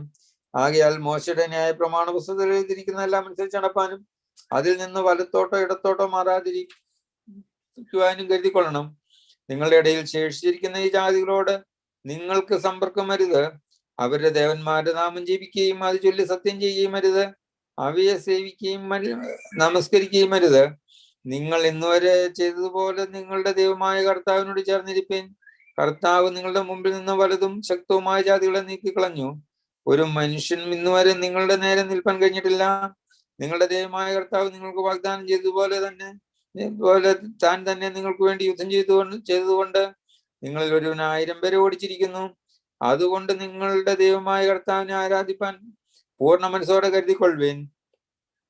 അല്ലാതെ നിങ്ങൾ പിന്തിരിഞ്ഞ് നിങ്ങളുടെ ഇടയിലുള്ള ഈ ശേഷം ജാതികളോട് ചേർന്ന് വിവാഹബന്ധം നടത്തുകയും അവർ നിങ്ങളോടും ഇടകലരുകയും ചെയ്താൽ നിങ്ങളുടെ ദൈവമായ കർത്താവ് ഇനിയും ഈ ജാതികളെ നിങ്ങളുടെ മുമ്പിൽ നിന്ന് നീക്കിക്കളയുകയില്ലെന്നും നിങ്ങളുടെ ദൈവമായ കർത്താവ് നിങ്ങൾക്ക് തന്നിരിക്കുന്ന ഈ നല്ല ദേശത്ത് നിന്ന് നിങ്ങൾ നശിച്ചു പോകും വരെ അവർ നിങ്ങൾക്ക് കുടുക്കും കെണിയും പുറത്ത് ചമ്മട്ടിയും കണ്ണിൽ മുള്ളുമായിരിക്കുമെന്നും അറിഞ്ഞുകൊള്ളണം.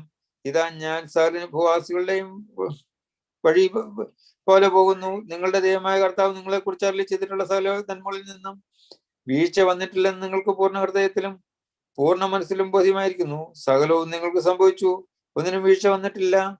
നിങ്ങളുടെ ദൈവമായ കർത്താവ് നിങ്ങളോട് അരുളി ചെയ്തിട്ടുള്ള എല്ലാ നന്മകളും നിങ്ങൾക്ക് സംഭവിച്ചതുപോലെ തന്നെ നിങ്ങളുടെ ദൈവമായ കർത്താവ് നിങ്ങളോട് കൽപ്പിച്ചിട്ടുള്ള അവന്റെ നിയമം നിങ്ങൾ ലംഘിക്കുകയും ചെന്ന് അന്യദൈവങ്ങളെ നമസ്കരിക്കുകയും ചെയ്താൽ നിങ്ങളുടെ ദൈവമായ കർത്താവ് നിങ്ങൾക്ക് തന്നിരിക്കുന്ന ഈ നല്ല ദേശത്ത് നിന്ന് നിങ്ങളെ നശിപ്പിക്കും വരെ കർത്താവില്ലാ ശാപങ്ങളും നിങ്ങളുടെ മേൽ വരുത്തും.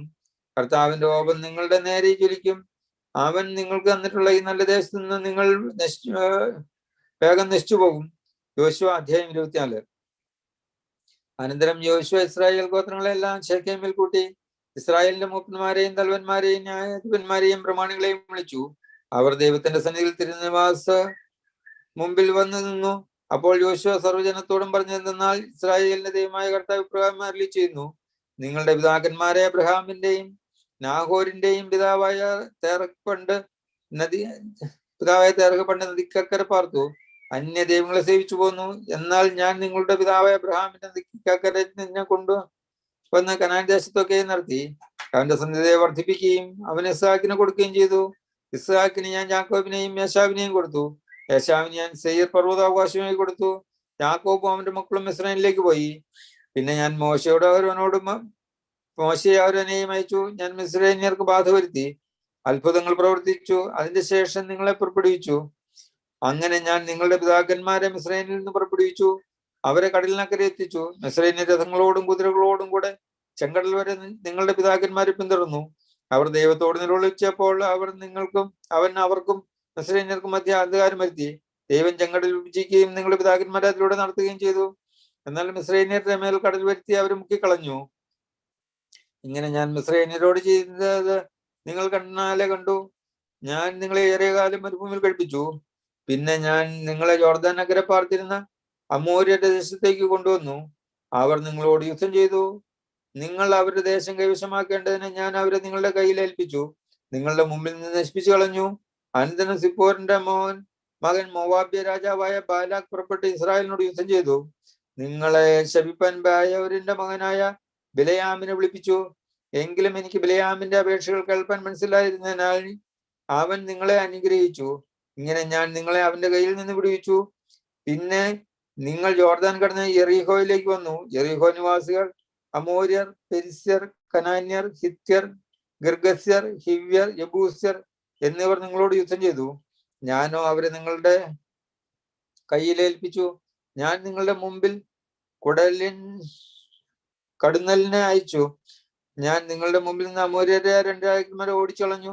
നിങ്ങളുടെ വാളുകൊണ്ടല്ല, നിങ്ങളുടെ വില്ലുകൊണ്ടും അല്ല. നിങ്ങൾ പ്രയത്നം ചെയ്യാത്ത ദേശവും നിങ്ങൾ പണിയാത്ത പട്ടണവും ഞാൻ നിങ്ങൾക്ക് വന്നു. നിങ്ങൾ അവയിൽ പാർക്കുന്നു. നിങ്ങൾ നട്ടിട്ടില്ലാത്ത മുന്തിരിത്തോട്ടങ്ങളിലും തോട്ടങ്ങളും നിങ്ങൾക്ക് അനുഭവമായിരിക്കുന്നു. ആകയാൽ നിങ്ങൾ കർത്താവിനെ ഭയപ്പെട്ടിട്ട് അവനെ പരമാർത്ഥതയോടും വിശ്വസതയോടും കൂടെ സേവിപ്പിൻ. നിങ്ങളുടെ പിതാക്കന്മാർ നദിക്കക്കരെയും മിസ്രൈനിലും വെച്ച് സേവിച്ച ദേവന്മാരെ ഉപേക്ഷിക്കുകയും കർത്താവിനെ തന്നെ സേവിക്കുകയും ചെയ്യണം. കർത്താവിനെ സേവിക്കുന്നത് നന്നല്ലെന്ന് നിങ്ങൾക്ക് തോന്നുന്നുവെങ്കിൽ നദിക്കക്കരെ വെച്ച് നിങ്ങളുടെ പിതാക്കന്മാർ സേവിച്ച ദേവന്മാരെയോ നിങ്ങൾ പാർത്തു വന്ന ദേശത്തിലെ അമൂര്യന്റെ ദേവന്മാരെയോ ആര് സേവിക്കുന്ന തിരഞ്ഞെടുത്തുകൊള്ളുവിൻ. ഞാനും എന്റെ കുടുംബവുമോ ഞങ്ങൾ കർത്താവിനെ സേവിക്കും. അതിന് ജനം ഉത്തരം പറഞ്ഞത്, കർത്താവിനെ ഉപേക്ഷിച്ച് അന്യ ദൈവങ്ങളെ സേവിപ്പാൻ ഞങ്ങൾക്ക് സംഗതി വരരുത്. ഞങ്ങളെയും ഞങ്ങളുടെ പിതാക്കന്മാരെയും ദാസ്യഭവനമായ മിസ്രൈം ദേശത്ത് നിന്ന് പുറപ്പെടുവിച്ച് ഞങ്ങൾ കാണുക വലിയ അത്ഭുതങ്ങൾ പ്രവർത്തിക്കുകയും ഞങ്ങൾ നടന്ന എല്ലാ വഴിയിലും ഞങ്ങൾ കടന്നു പോകുന്ന സകലജാതികളുടെ ഇടയിലും ഞങ്ങളെ രക്ഷിക്കുകയും ചെയ്യുവാൻ ഞങ്ങളുടെ ദൈവമായ കർത്താവ് തന്നെയല്ലോ. ബാർക്ക്മോർ. യോശുവ 24-ാം അധ്യായം 18-ാം വാക്യം.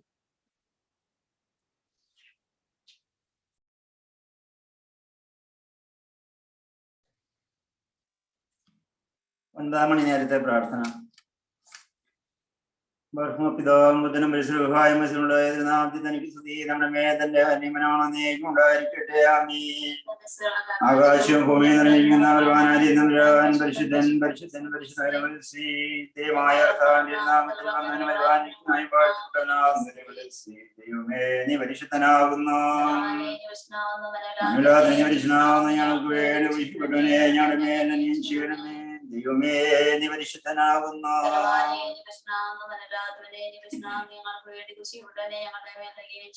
ദൈവമേ, നീ പരിശുദ്ധനാകുന്നു.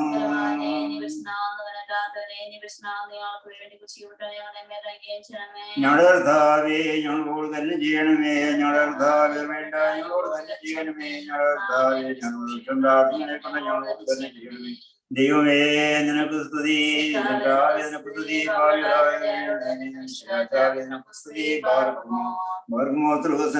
ഞങ്ങളുടെ പിതാവേ,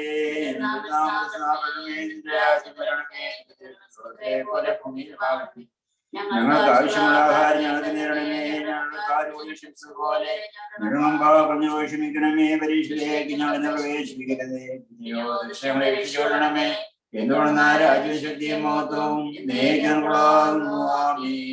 കൃപ നിറഞ്ഞവരേ, നിനക്ക് സമാധാനം. വാഴ്ത്തപ്പെട്ടതാവുന്നു. നിരന്തരമായ കർത്താവേ, ശിഷ്യ വാഴ്ത്തപ്പെട്ടവനാവുന്നു.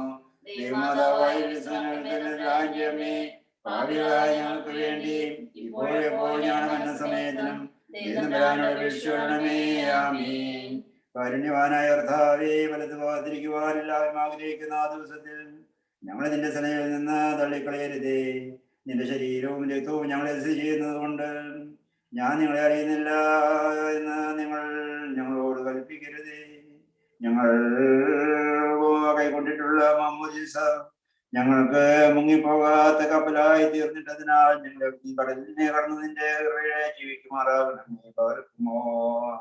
കർത്താവെ, ഞങ്ങളുടെ പാപങ്ങൾ ഞങ്ങളെ മൂടിയിരിക്കുന്നു. ഞങ്ങൾ ചെയ്തു പോയ കുറ്റങ്ങൾ എപ്പോഴും ഞങ്ങളുടെ നേരെ നിൽക്കുന്നു. ഞങ്ങൾ എങ്ങനെ സ്വർഗത്തിലേക്ക് നോക്കി മോചനത്തെ അപേക്ഷിക്കേണ്ടു? പാപിനിയായ സ്ത്രീയെ പോലെ ഞങ്ങൾ നിന്റെ കരുണയിൽ ആശ്രയിച്ചുകൊണ്ട് നിന്റെ വാതിൽക്കൽ മുട്ടി വിളിക്കുന്നു. ഞങ്ങളോട് ഉത്തരമല്ലിച്ചത് ഞങ്ങളുടെ പാപങ്ങൾക്ക് പരിഹാരം നൽകണമേ. കരുണിവാനായ ദൈവമേ, ഞങ്ങളിൽ നിന്ന് നിന്റെ തിരുമുഖത്തെ തിരിച്ചു കളയരുതേ. ഞങ്ങളുടെ പ്രാർത്ഥനകളെ നിരസിച്ചു കളയരുതേ. ഞങ്ങളെ നീ കൈവിട്ട് കളയരുതേ. ഞങ്ങൾ നിന്നിൽ മാത്രം ആശ്രയിക്കുന്നു. നിന്റെ കൃപ ഞങ്ങൾക്ക് രക്ഷിക്കുമാറാകണമേ കർത്താവേ. ഞങ്ങൾ പാപച്ചെടിയിൽ മുങ്ങിക്കിടക്കുന്നു. നിന്റെ വെടിപ്പുള്ള സോപ്പായ ഞങ്ങളെ തളിക്കണമേ. ഞങ്ങളെ മലിനതകളെ കൃപയോടെ കഴുകിക്കളയണമേ. ഞങ്ങൾ നിനക്കുള്ളവരായിരിക്കാനും നിന്റെ ഇഷ്ടപ്രകാരം നടപ്പാൻ ന്യായവിധിയുടെ ദിവസത്തിൽ നിന്റെ വലത്ത് ഭാഗത്ത് നിന്നുകൊണ്ട് സ്തുതി പാടുവാനും യോഗ്യരാക്കി തീർക്കുകയും ചെയ്യണമേ.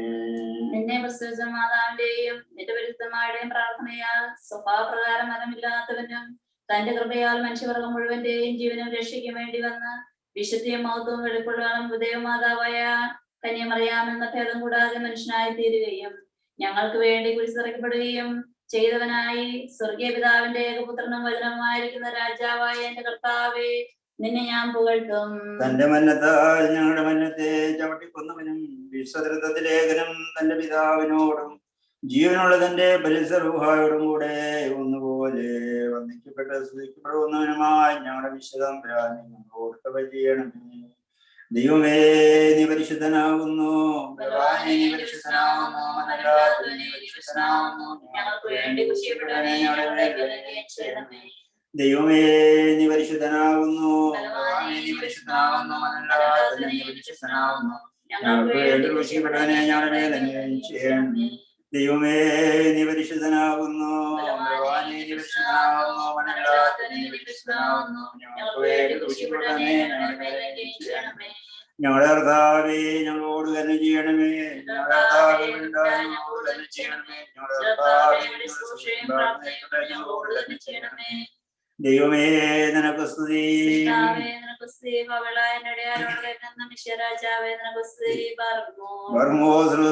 ഞങ്ങളുടെ പിതാവേ, നിന്റെ നാമം പൂജിതമാകണമേ. നിന്റെ രാജ്യം വരണമേ. നിന്റെ തിരുവിഷ്ടം സ്വർഗ്ഗത്തിലെ പോലെ ഭൂമിയിലുമാകണമേ.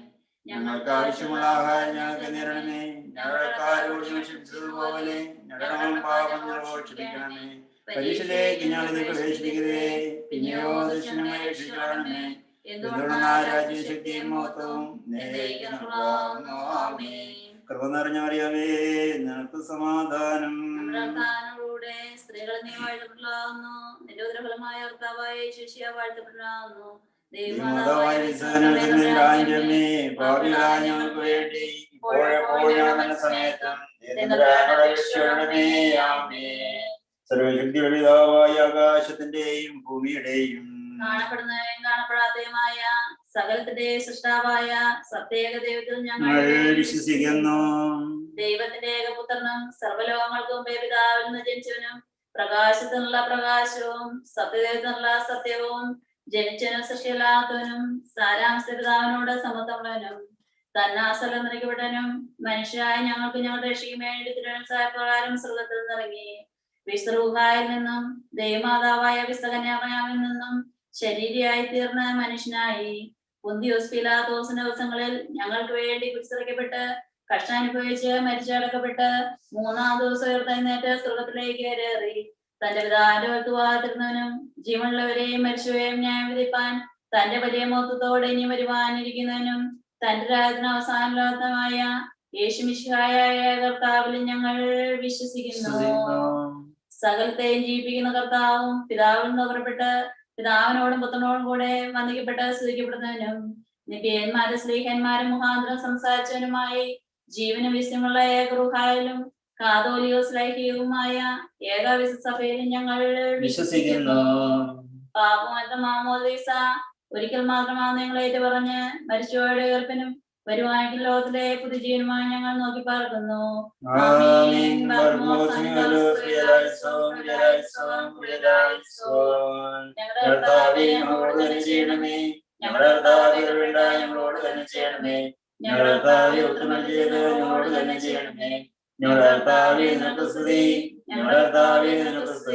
ഞങ്ങളുടെ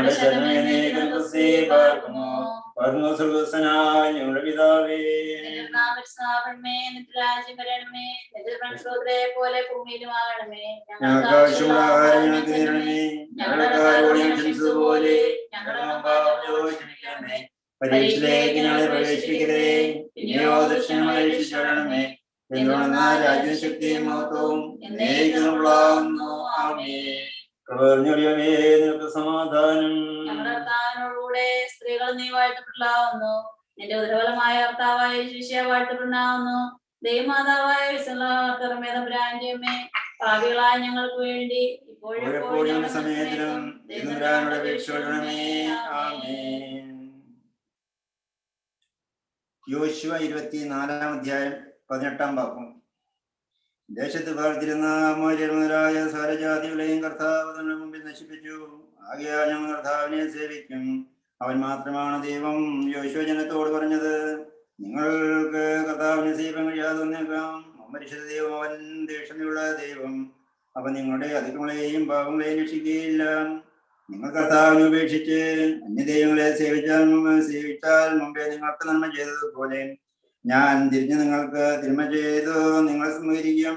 ജനം യേശുവിനോടല്ല, ഞങ്ങൾ കർത്താവിനെ തന്നെ സേവിക്കും, മറ്റാരെയും സേവിക്കുകയില്ല എന്ന് പറഞ്ഞു.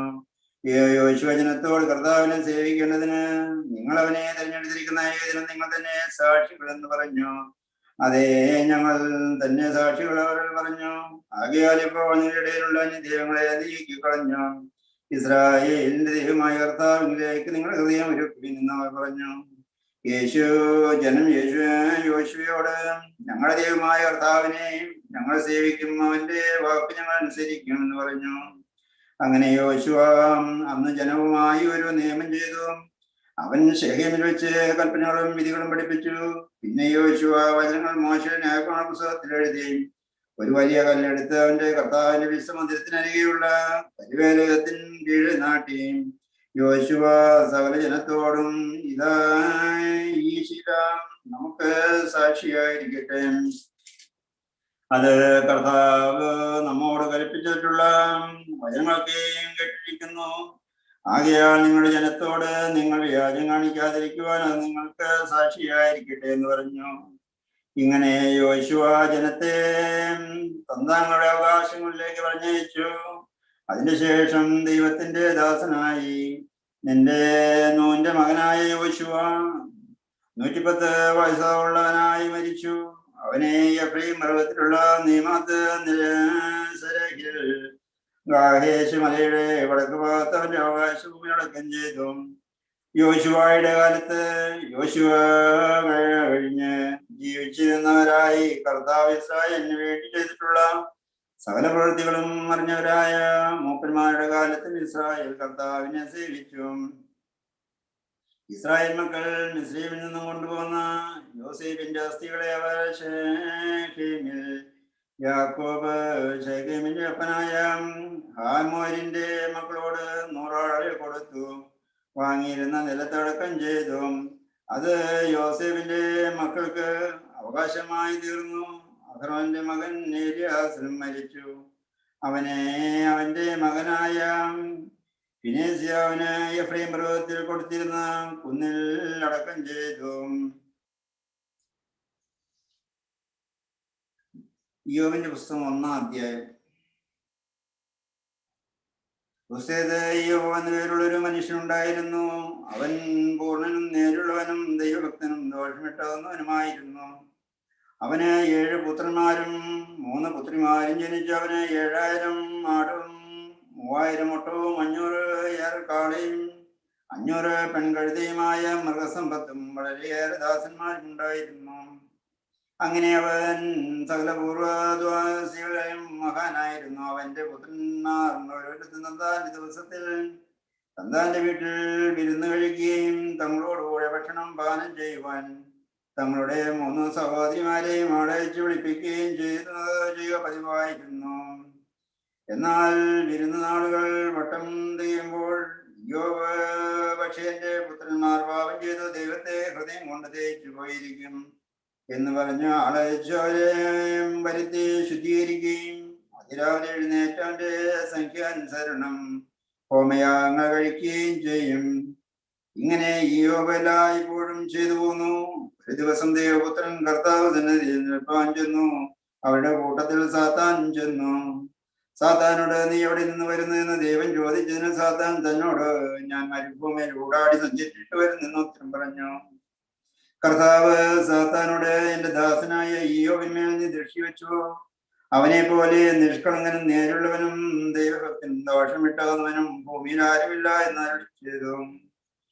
അതിന് സാത്താൻ കർത്താവിനോട് വെറുതെയോ ഇയ്യോബ് ദൈവഭക്തനായിരിക്കുന്നത്? നീ അവന്റെയും അവന്റെ ഭവനത്തിന്റെയും അവന്റെ മക്കളുടെയും എല്ലാ സ്ഥലത്തും അവനുള്ള സകലത്തിന്റെയും മേൽ നിന്റെ കൈ അവസാനിപ്പിച്ചിരിക്കുകയാണല്ലോ. നീ അവന്റെ പ്രവൃത്തിയെ അനുഗ്രഹിച്ചിരിക്കുന്നു. അവന്റെ മൃഗസമ്പത്ത് ദേശത്ത് വർദ്ധിപ്പിച്ചിരിക്കുന്നു. തൃക്കൈ നീട്ടി അവനുള്ളതൊക്കെ ഒന്ന് തൊടുക, അവൻ നിന്നെ മുഖത്ത് നോക്കി ദൂഷിക്കും എന്ന് ഉത്തരം പറഞ്ഞു.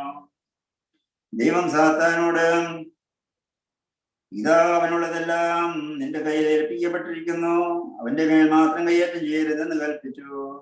അങ്ങനെ സാത്താൻ ദൈവസന്നിധി വിട്ട് പുറപ്പെട്ടു പോയി. ഒരു ദിവസം ഇയ്യോബിന്റെ പുത്രന്മാരും പുത്രിമാരും മൂത്ത ജ്യേഷ്ഠന്റെ വീട്ടിൽ ഭക്ഷിക്കുകയും വീഞ്ഞു കുടിക്കുകയും ചെയ്തുകൊണ്ടിരിക്കുമ്പോൾ ഒരു ദൂതൻ ഇയ്യോബിന്റെ അടുക്കൽ വന്ന് അവനോട് കാളുകളെ പൂട്ടുകയും പെൺകഴുതുകളരികെ മേഞ്ഞുകൊണ്ടിരിക്കുകയുമായിരുന്നു.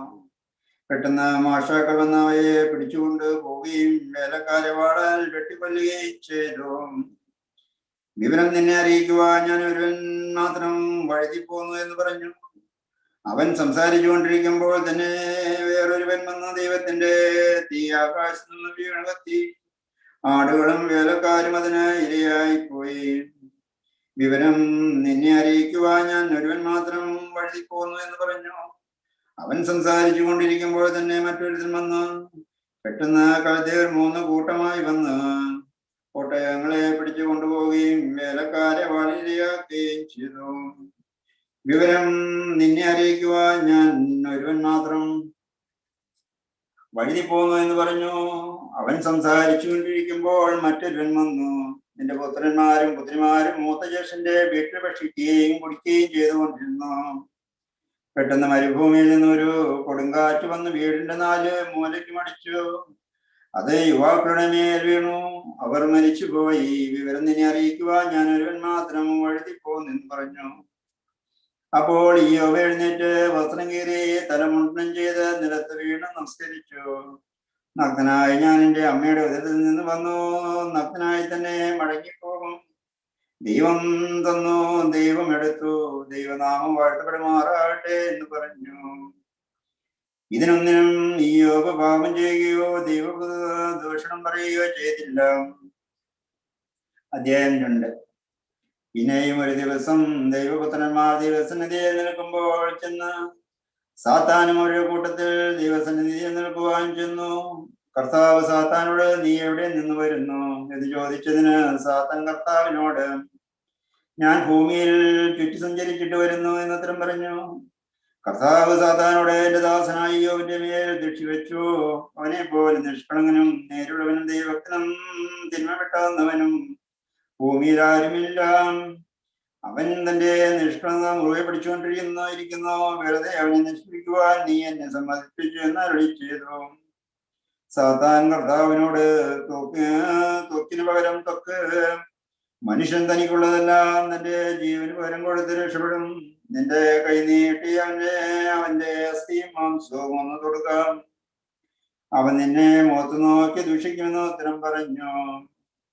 ദൈവം സാത്താനോട് ഇതാ അവൻ നിന്റെ കയ്യിൽ ഏൽപ്പിക്കപ്പെട്ടിരിക്കുന്നു, അവന്റെ പ്രാണനെ മാത്രം തുടരരുത് എന്ന് കൽപ്പിച്ചു. അവനെ സാത്താൻ ദൈവസന്നിധി വീട്ട് പുറപ്പെട്ടു. ഇയ്യോബിനെ ഉള്ളംകാലം മുതൽ നെറുകവരെ കഠിനാവരണത്താൽ വേദനിപ്പിച്ചു.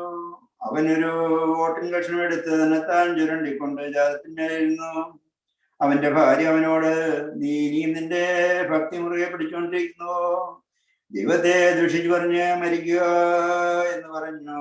അവൻ അവളോട് ഒരു ദോഷി സംസാരിക്കുന്ന പോലെ നീ സംസാരിക്കുന്നു. നാം ദൈവത്തിന്റെ നന്മകൾ സ്വീകരിച്ചു, ദുരിതങ്ങളും കൈക്കൊള്ളരുതോ എന്ന് പറഞ്ഞു. ഇതിൽ ഒന്നിനും ഇയ്യോബാദരങ്ങളാൽ പാപം ചെയ്തില്ല, ദൈവദൂഷണം പറഞ്ഞതുമില്ല. അനന്തരം തേമാന്യനായ എലിഫസ്, ശൂഹ്യനായ ബിൽദാദ്, നമാദ്യനായ സോഫർ എന്നിങ്ങനെ ഇയ്യോബിന്റെ 3 സ്നേഹിതന്മാർ ഈ അനർത്ഥമെല്ലാം അനുഭവിച്ചു കേട്ടപ്പോൾ അവർ അവരൊരുത്തൻ തന്റെ സ്ഥലത്ത് നിന്ന് പുറപ്പെട്ട് അവനോട് സഹതയിപ്പാനും അവനെ ആശ്വസിപ്പാനും പോകുമെന്ന് തമ്മിൽ പറഞ്ഞ് നിശ്ചയിച്ചു. അവർ ദൂരെ നിന്നും നോക്കിയപ്പോൾ അവനെ തിരിച്ചറിഞ്ഞില്ല. അവനുറക്കെ കരഞ്ഞ് വസ്ത്രം കീറി പൊടിവാരി മേലോട്ട് തലയിൽ വിതറി. അവന്റെ ശിക്ഷ അതികഠിനമെന്ന് കണ്ടിട്ട് അവനാരും ഒരു വാക്കുമിണ്ടാതെ 7 രാവും പകലും അവനോടുകൂടെ നിലത്തിരുന്നു. ഇയ്യോബ് അധ്യായം 3. അനന്തരം ഇയ്യോബ് വായ തുറന്ന് തന്റെ ജന്മദിവസത്തെ ശപിച്ചു. ഇയ്യോബ് പറഞ്ഞു, ഞാൻ ജനിച്ച ദിവസം ഒരു ആൺകുഞ്ഞ് ജാതനായെന്ന് പറഞ്ഞ് രാത്രി നശിച്ചു പോകട്ടെ, ആ ദിവസം ഇരുണ്ടു പോകട്ടെ. ഉയരത്തിൽ നിന്നും ദൈവം അതിനെ കടാക്ഷിക്കരുതേ, പ്രകാശം അതിന്റെ മേൽ ശോഭിക്കുകയരുതേ. ഇരുളും മരണനീളും അതിനെ മറയ്ക്കട്ടെ, ഒരു മേഘം അതിന്മേൽ വരട്ടെ. ദൈവത്തെ സങ്കടകരമാക്കുന്നതെല്ലാം അതിനെ ഭീകരമാക്കട്ടെ. രാത്രിയിൽ കുരിൽ പിടികൂടട്ടെ. അത് ആണ്ടിന്റെ ദിവസംഖ്യയിൽ ഗണിക്കപ്പെടരുത്, മാസങ്ങളുടെ എണ്ണത്തിൽ വരികയും അരുത്. അതേ ആ രാത്രി നിഷ്ഫലമായിരിക്കട്ടെ, ഉല്ലാസഘോഷം അതിലുണ്ടാകരുത്. ദേവയോധനെ ഇളക്കുവാൻ സമർത്ഥരായി ദിവസത്തെ ശപിക്കുന്നവർ അതിനെ ശപിക്കട്ടെ. അതിന്റെ പ്രഭാത നക്ഷത്രങ്ങൾ ഉരുണ്ടു പോകട്ടെ. അത് വെളിച്ചത്തിന് കരുത്ത കാത്തിരുന്നിട്ട് കിട്ടാതെ പോകട്ടെ. അത് ഉഷസിന്റെ കിരണങ്ങൾ ഒരിക്കലും കാണാതിരിക്കട്ടെ. അതെന്റെ മാതാവിന്റെ ഗർഭദ്വാരം അടച്ചില്ലല്ലോ, എന്റെ കണ്ണിന് കഷ്ടത മറച്ചില്ലല്ലോ. ഞാൻ ഗർഭാശയത്തിൽ വെച്ച് മരിക്കുന്നതെന്തിന്? ഉദരത്തിൽ നിന്ന് ഞാൻ പുറപ്പെട്ടത് എന്തിന്? മുഴങ്കാൽ എന്നെ വളർത്തിയതെന്തിന്? ഞാൻ എന്തിന് മുലപ്പാൽ കുടിച്ചു? ഞാനിപ്പോൾ കിടന്ന് വിശ്രമിക്കുമായിരുന്നു, ഞാൻ ഉറങ്ങി ആശ്വാസം പ്രാപിക്കുമായിരുന്നു. തങ്ങൾക്ക് ശൂന്യസ്ഥലങ്ങൾ പണിത രാജാക്കന്മാരോടും അധികാരികളോടും കൂടെ സ്വർണ്ണ സമ്പത്തുള്ളവരായി സ്വഭവനങ്ങൾ വെള്ളി നിറച്ചു വെച്ച് പ്രഭുക്കന്മാരോടും കൂടെ തന്നെ അല്ലെങ്കിൽ കുഴിച്ചിടപ്പെട്ട പിണ്ടങ്ങൾ പോലെയും വെളിച്ചം കണ്ടിട്ടില്ലാത്ത ശിശുക്കളെ പോലെയും ഞാനില്ലാതെ പോകുമായിരുന്നു. അവിടെ ദുർജനം പോലും കോപമില്ലാതെ ഇരിക്കുന്നു. അവിടെ ജീവിതത്തിൽ ക്ഷീണിതർ വിശ്രമിക്കുന്നു. അവിടെ ബദ്ധന്മാർ ഒരുപോലെ ശാന്തരായിരിക്കുന്നു. പീഡകന്റെ ശബ്ദം അവർ കേൾക്കാതിരിക്കുന്നു. ചെറിയവനും വലിയവനും അവിടെ ഒരുപോലെ. ദാസന് യജമാനന്റെ കീഴിൽ നിന്നും വിടുതൽ കിട്ടിയിരിക്കുന്നു. ദുരിതമുള്ളവന് ആ പ്രകാശവും ദുഃഖിതർക്ക് ജീവനും കൊടുക്കുന്നത് എന്തിന്? അവൻ മരണത്തിനായി കാത്തിരിക്കുന്നു, അത് വരുന്നതുമില്ല. നീതിക്കായി എന്ന വണ്ണം അവർ അതിനെ അന്വേഷിക്കുന്നു. അവർ ശവക്കുഴി കണ്ടാൽ സന്തോഷിച്ചുല്ലസിക്കും. വഴിമറിഞ്ഞിരിക്കുന്ന മനുഷ്യന്റെ മേൽ ദൈവം എന്തിനാ ആവസിക്കുന്നു? ഭക്ഷണത്തിന് മുമ്പായി എനിക്ക് നെടുവീർപ്പ് വരുന്നു, എന്റെ ഞരക്കങ്ങൾ വെള്ളം പോലെ ഒഴുകുന്നു. ഞാൻ ഭയപ്പെട്ടതെന്ന് തന്നെ എനിക്ക് സംഭവിച്ചിരിക്കുന്നു. ഞാൻ എന്തിനെ കുറിച്ച് ഭ്രമിച്ചുവോ അത് എന്നെ പിടികൂടി. ഞാൻ സ്വസ്ഥനായില്ല, വിശ്രമിച്ചില്ല, ആശ്വസിച്ചുമില്ല. ക്രോധം എന്റെ മേൽ വന്നു. ഇയ്യോബ് അധ്യായം 4. അതിന് ദേമാന്യനായ എലിഫ് സ്വപ്നം പറഞ്ഞു നിന്നാൽ നിന്നോട് സംസാരിപ്പാൻ തുനിഞ്ഞാൽ നിനക്ക് വെറുപ്പ് തോന്നുമോ? നിന്നോടുള്ള ഞങ്ങളുടെ വാക്കുകളെ തടസ്സം ചെയ്യുവാൻ ആർക്കും കഴിയും? നീ പലരെയും ഉപദേശിച്ചു തളർന്ന കൈകളെ ശശീരിച്ചു, രോഗികളെ നിന്റെ വാക്കുകൾ താങ്ങി കുഴമ്പുന്ന മുഴങ്കാൽ ഉറപ്പിച്ചു. ഇപ്പോൾ നിനക്കെന്ത് ഭവിച്ചിട്ട് നീ ദുഃഖിക്കുന്നു? നിനക്കെന്ത് സംഭവിച്ചിട്ട് നീ ഭ്രമിച്ചു പോകുന്നു? നിന്റെ ഭക്തിയും നിന്റെ പ്രത്യാശയും നീ നടപ്പിന്റെ നിഷ്പ്രമതയും നീ എന്നെ ബലപ്പെടുത്തുന്നില്ലേ? ഓർത്തു നോക്കുക, എങ്കിലും നിരപരാധി നശിച്ചിട്ടുണ്ടോ? നിഷ്കളങ്കനയുടെ ലജ്ജിതനായിട്ടുണ്ട്. ഞാൻ കണ്ടിടത്തോളം അനീതി ഉഴുത് തിന്മ വിതയ്ക്കുന്നവൻ അത് തന്നെ കൊയ്യുന്നു. ദൈവത്തിന്റെ ശ്വാസത്താൽ അവൻ നശിക്കും, അവന്റെ കോപത്തിന്റെ ഊത്തിനാൽ ഇല്ലാതാകും. സിംഹത്തിന്റെ ഗർജനവും ബാലസിംഹത്തിന്റെ അലർച്ചയും സിംഹങ്ങളുടെ ഭ്രംശങ്ങളും തകർക്കപ്പെട്ടു. സിംഹം ഇരയില്ലാതെ നശിക്കുന്നു, സിംഹത്തിന്റെ കുഞ്ഞുങ്ങൾ ചിതറിപ്പോകുന്നു. എന്റെ അടുക്കൽ ഒരു വചനമെത്തി, അതിന്റെ മന്ദസ്വരം എന്റെ ചെവിയിൽ കടന്നു. മനുഷ്യർക്ക് ഗാഠനിദ്ര ഉണ്ടാക്കുന്ന രാത്രിയിലെ ദർശനങ്ങളായുള്ള മനോവിശ്രമത്തിൽ എനിക്ക് ഭയവും നടുക്കവും ഉണ്ടായി. എന്റെ അസ്ഥികൾ എല്ലാം ഇളകി. ഒരാത്മാവ് എന്റെ മുഖത്തിനെതിരെ കടന്നുപോയി. എന്റെ ദേഹത്തിന് രോമാഞ്ചം കൊണ്ട് ഞാൻ എഴുന്നേറ്റു. എന്റെ കൺമുന്നിൽ ഒരു രൂപവും ഞാൻ കണ്ടില്ല. ഞാൻ ഒരു ശബ്ദം കേട്ട്, മനുഷ്യൻ ദൈവത്തെക്കാൾ നീതിമാനാകുമോ? മനുഷ്യൻ സൃഷ്ടാവിനേക്കാൾ നിർമ്മലനാകുമോ? ഇതാ സ്വദാസന്മാരിലും അവന് വിശ്വാസമില്ല. തന്റെ ദൂതന്മാരിലും അവന്റെ സംഭ്രമം വരുത്തും. പൊടിയിൽ നിന്നും രൂപം കൊണ്ടും മൺപുരകളിൽ വസിക്കുന്നവൻ വിഷത്തിനും സന്ധ്യയ്ക്ക് മധ്യേ തകർന്നു പോകുന്നു. ആരും ഗണ്യമാക്കാതെ അവർ എന്നേക്ക് നശിക്കുന്നു. അവരുടെ അവകാശം അവരിൽ നിന്ന് എടുത്തു. അവരുടെ പേരും അജ്ഞാനം മൂലം അവരോട് കൂടെ തന്നെ നാമവിശേഷമാകും. യോബ് അധ്യായം 5. വിളിച്ചു നോക്കുക, നിന്നോട് ഉത്തരം പറയുന്നുണ്ടോ? നീ വിശുദ്ധ മന്ദിരത്തിൽ ആരുടെ അടുക്കിലേക്ക് തിരിയും? കോപം ഘോഷനെ കൊല്ലുന്നു, അസൂയ മൂടനെ ഹിംസിക്കും. ദുഷ്ടൻ പ്രക്ഷോഭിക്കുന്നത് ഞാൻ കണ്ടു. പെട്ടെന്ന് അവന്റെ പാർപ്പിടം നശിക്കും. അവന്റെ മക്കൾ രക്ഷയോടെ വന്നിരിക്കുന്നു. അവൻ രക്ഷകനില്ലാതെ വാതിക്കൽ വെച്ച് തകർന്നു പോകും. അവന്റെ വിളവ് വിശപ്പുള്ളവൻ തിന്നുകളയും. അവരുടെ സമ്പത്ത് ദാഹമുള്ളവർ കുടിക്കും. വ്യാജം ഉത്ഭവിക്കുന്നത് പുഴയിൽ നിന്നല്ല, അനീതി മുളയ്ക്കുന്നത് മണ്ണിൽ നിന്നുമല്ല. തീപ്പൊരി മേലോട്ട് പറക്കുന്നത് പോലെ മനുഷ്യൻ കഷ്ടതയ്ക്കായി ജനിച്ചിരിക്കുന്നു. ഞാൻ ദൈവത്തിങ്കിലേക്ക് നോക്കും. എന്റെ കാര്യം ദൈവത്തിങ്കൽ ഏൽപ്പിക്കുമായിരുന്നു. അവൻ ആരാഞ്ഞുകൂടാത്ത വൻകാര്യങ്ങളും അസംഖ്യമായ അത്ഭുതങ്ങളും ചെയ്തു. അവൻ ഭൂമിയിൽ മഴ പെയ്യിക്കുന്നു, വയലുകളിലേക്ക് വെള്ളം ഒഴുക്കുന്നു. അവൻ താണവരെ ഉയർത്തുന്നു, ദുഃഖിക്കുന്നവരെ രക്ഷ കൊണ്ട് ശക്തരാക്കുന്നു. അവൻ ജ്ഞാനികളുടെ ചിന്തകൾ വിപുലമാക്കുന്നു, അവരുടെ കൈകൾ സമർത്ഥമാവുകയില്ല. അവൻ ജ്ഞാനികളെ അവരുടെ ജ്ഞാനത്തിന്റെ തന്നെ പിടിക്കുന്നു, വക്രബുദ്ധികളുടെ ആലോചന മറിച്ചിടുന്നു. പകൽ സമയത്ത് അവർക്ക് ഇരുളുണ്ടാകും, മധ്യാഹ്നത്തിന്മേൽ അവർ രാത്രി എന്ന പോലെ തപ്പി നടക്കുന്നു. അവൻ അവരുടെ വാളിൽ നിന്നും മതിയെ ബലവാന്റെ കയ്യിൽ നിന്നും രക്ഷിക്കുന്നു. അവന്റെ ദരിദ്രന് പ്രത്യാശയുണ്ട്. അനീതിയുള്ളവൻ വായു പൊത്തും. ദൈവം ശാസിക്കുന്ന മനുഷ്യൻ ഭാഗ്യവാൻ തന്നെ. സർവശക്തന്റെ ശിക്ഷ നീ നിരസിക്കരുത്. അവൻ മുറിവേൽപ്പിക്കുകയും വെച്ചുകെട്ടുകയും ചെയ്യും. അവൻ ദണ്ഡിക്കുകയും തൃക്കൈ തന്നെ സൗഖ്യമാക്കുകയും ചെയ്യും. 6 കക്ഷകളിൽ നിന്ന് അവൻ നിന്നെ വിടുവിക്കും. 7-ാമത്തെ തിന്മ നിന്നോടടുക്കുകയില്ല. ക്ഷാമകാലത്ത് അവൻ നിന്നെ മരണത്തിൽ നിന്നും യുദ്ധത്തിൽ നിന്നും രക്ഷിക്കും. നാവെന്ന ചമ്മട്ടിയിൽ നിന്ന് നീ മറിക്കപ്പെടും. നാശം വരുമ്പോൾ നീ ഭയപ്പെടുകയില്ല. ക്ഷാമവും കവർച്ചയും കണ്ട് നീ ചിരിക്കും. വന്യമൃഗങ്ങളെ നീ ഭയപ്പെടുകയില്ല. വനത്തിലെ കല്ലുകളോട് നിനക്ക് സഖ്യമുണ്ടാകും. വന്യമൃഗങ്ങൾ നിന്നോട് ഉണങ്ങും. നിന്റെ കൂടാരം സമാധാനത്തിൻ്റെത് എന്ന് നീ അറിയും. നിന്റെ കൂടാരത്തിലേക്ക് നീ തിരിച്ചെത്തും. നീ തെറ്റ് ചെയ്യുകയില്ല. നിന്റെ സന്താനം അസംഖ്യമെന്നും നിന്റെ സന്തതിയും നിലത്തെ പുല്ല് പോലെയെന്നും നീ അറിയും. കളത്തിൽ കറ്റടുക്കി വയ്ക്കുന്നത് പോലെ തക്ക സമയത്ത് നീ സമാധാനത്തോടെ കല്ലറയിൽ പ്രവേശിക്കും.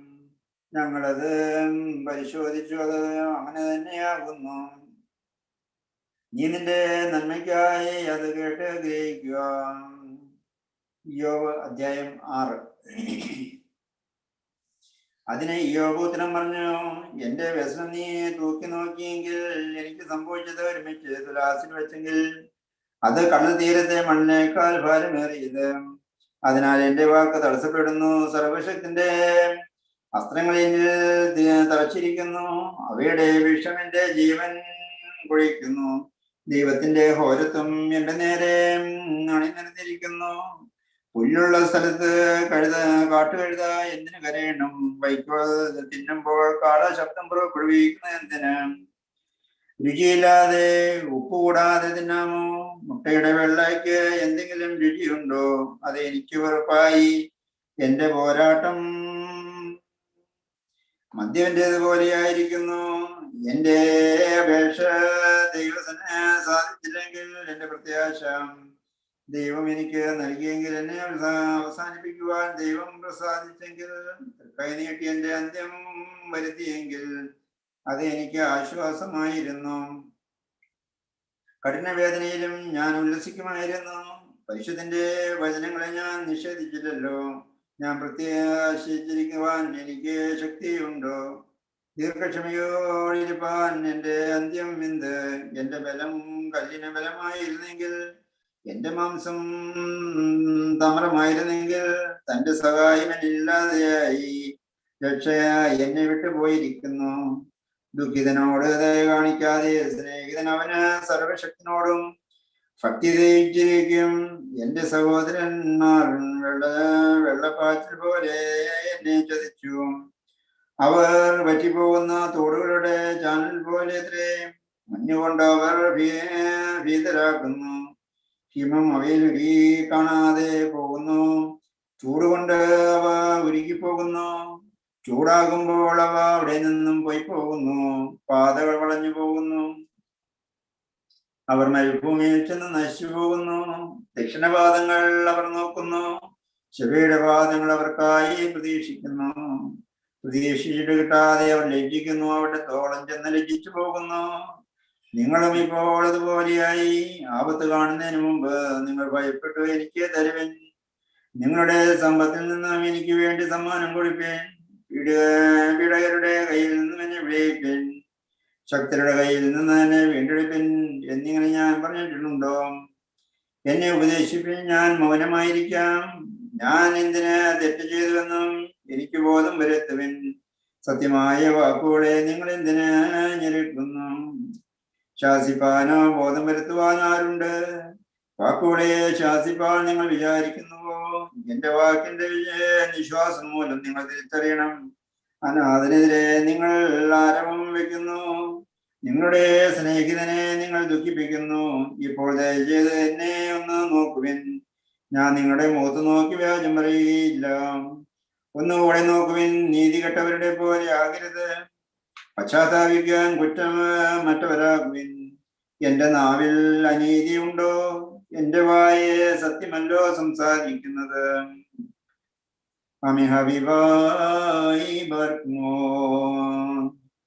യോബിന്റെ പുസ്തകം 6-ാം അധ്യായം വായിച്ചു കഴിഞ്ഞു. അടുത്ത 7 വായിക്കണം.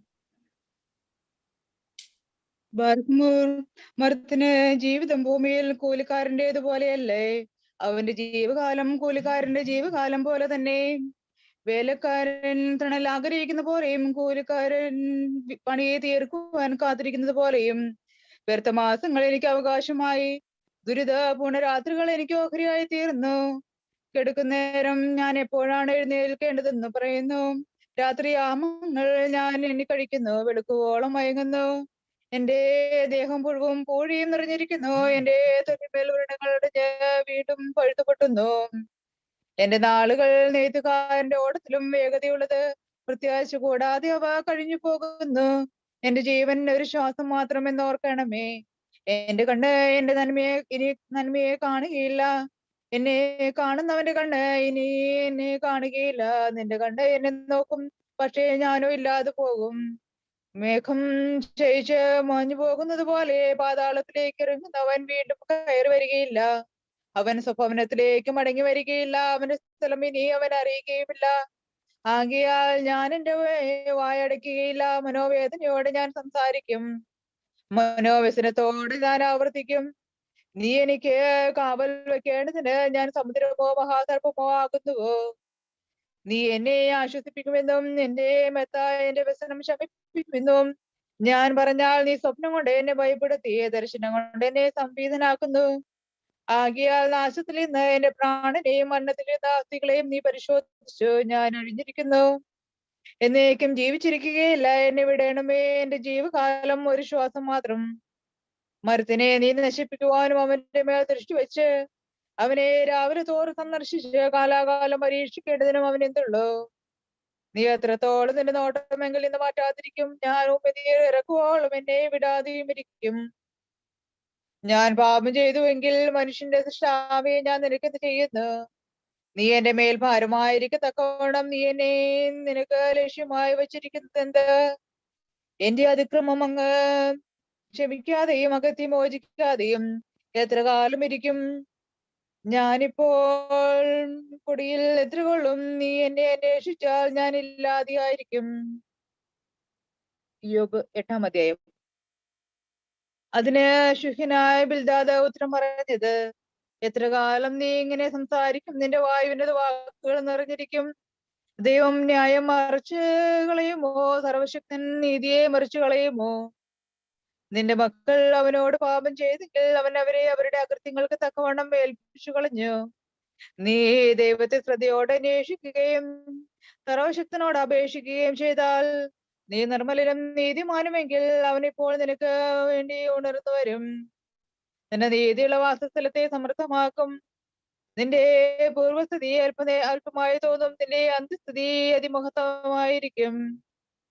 നീ പണ്ടത്തെ തലമുറയോട് ചോദിക്കുക, അവരുടെ പിതാക്കന്മാരുടെ അറിയിപ്പ് ഫലം ഗ്രഹിക്കുക.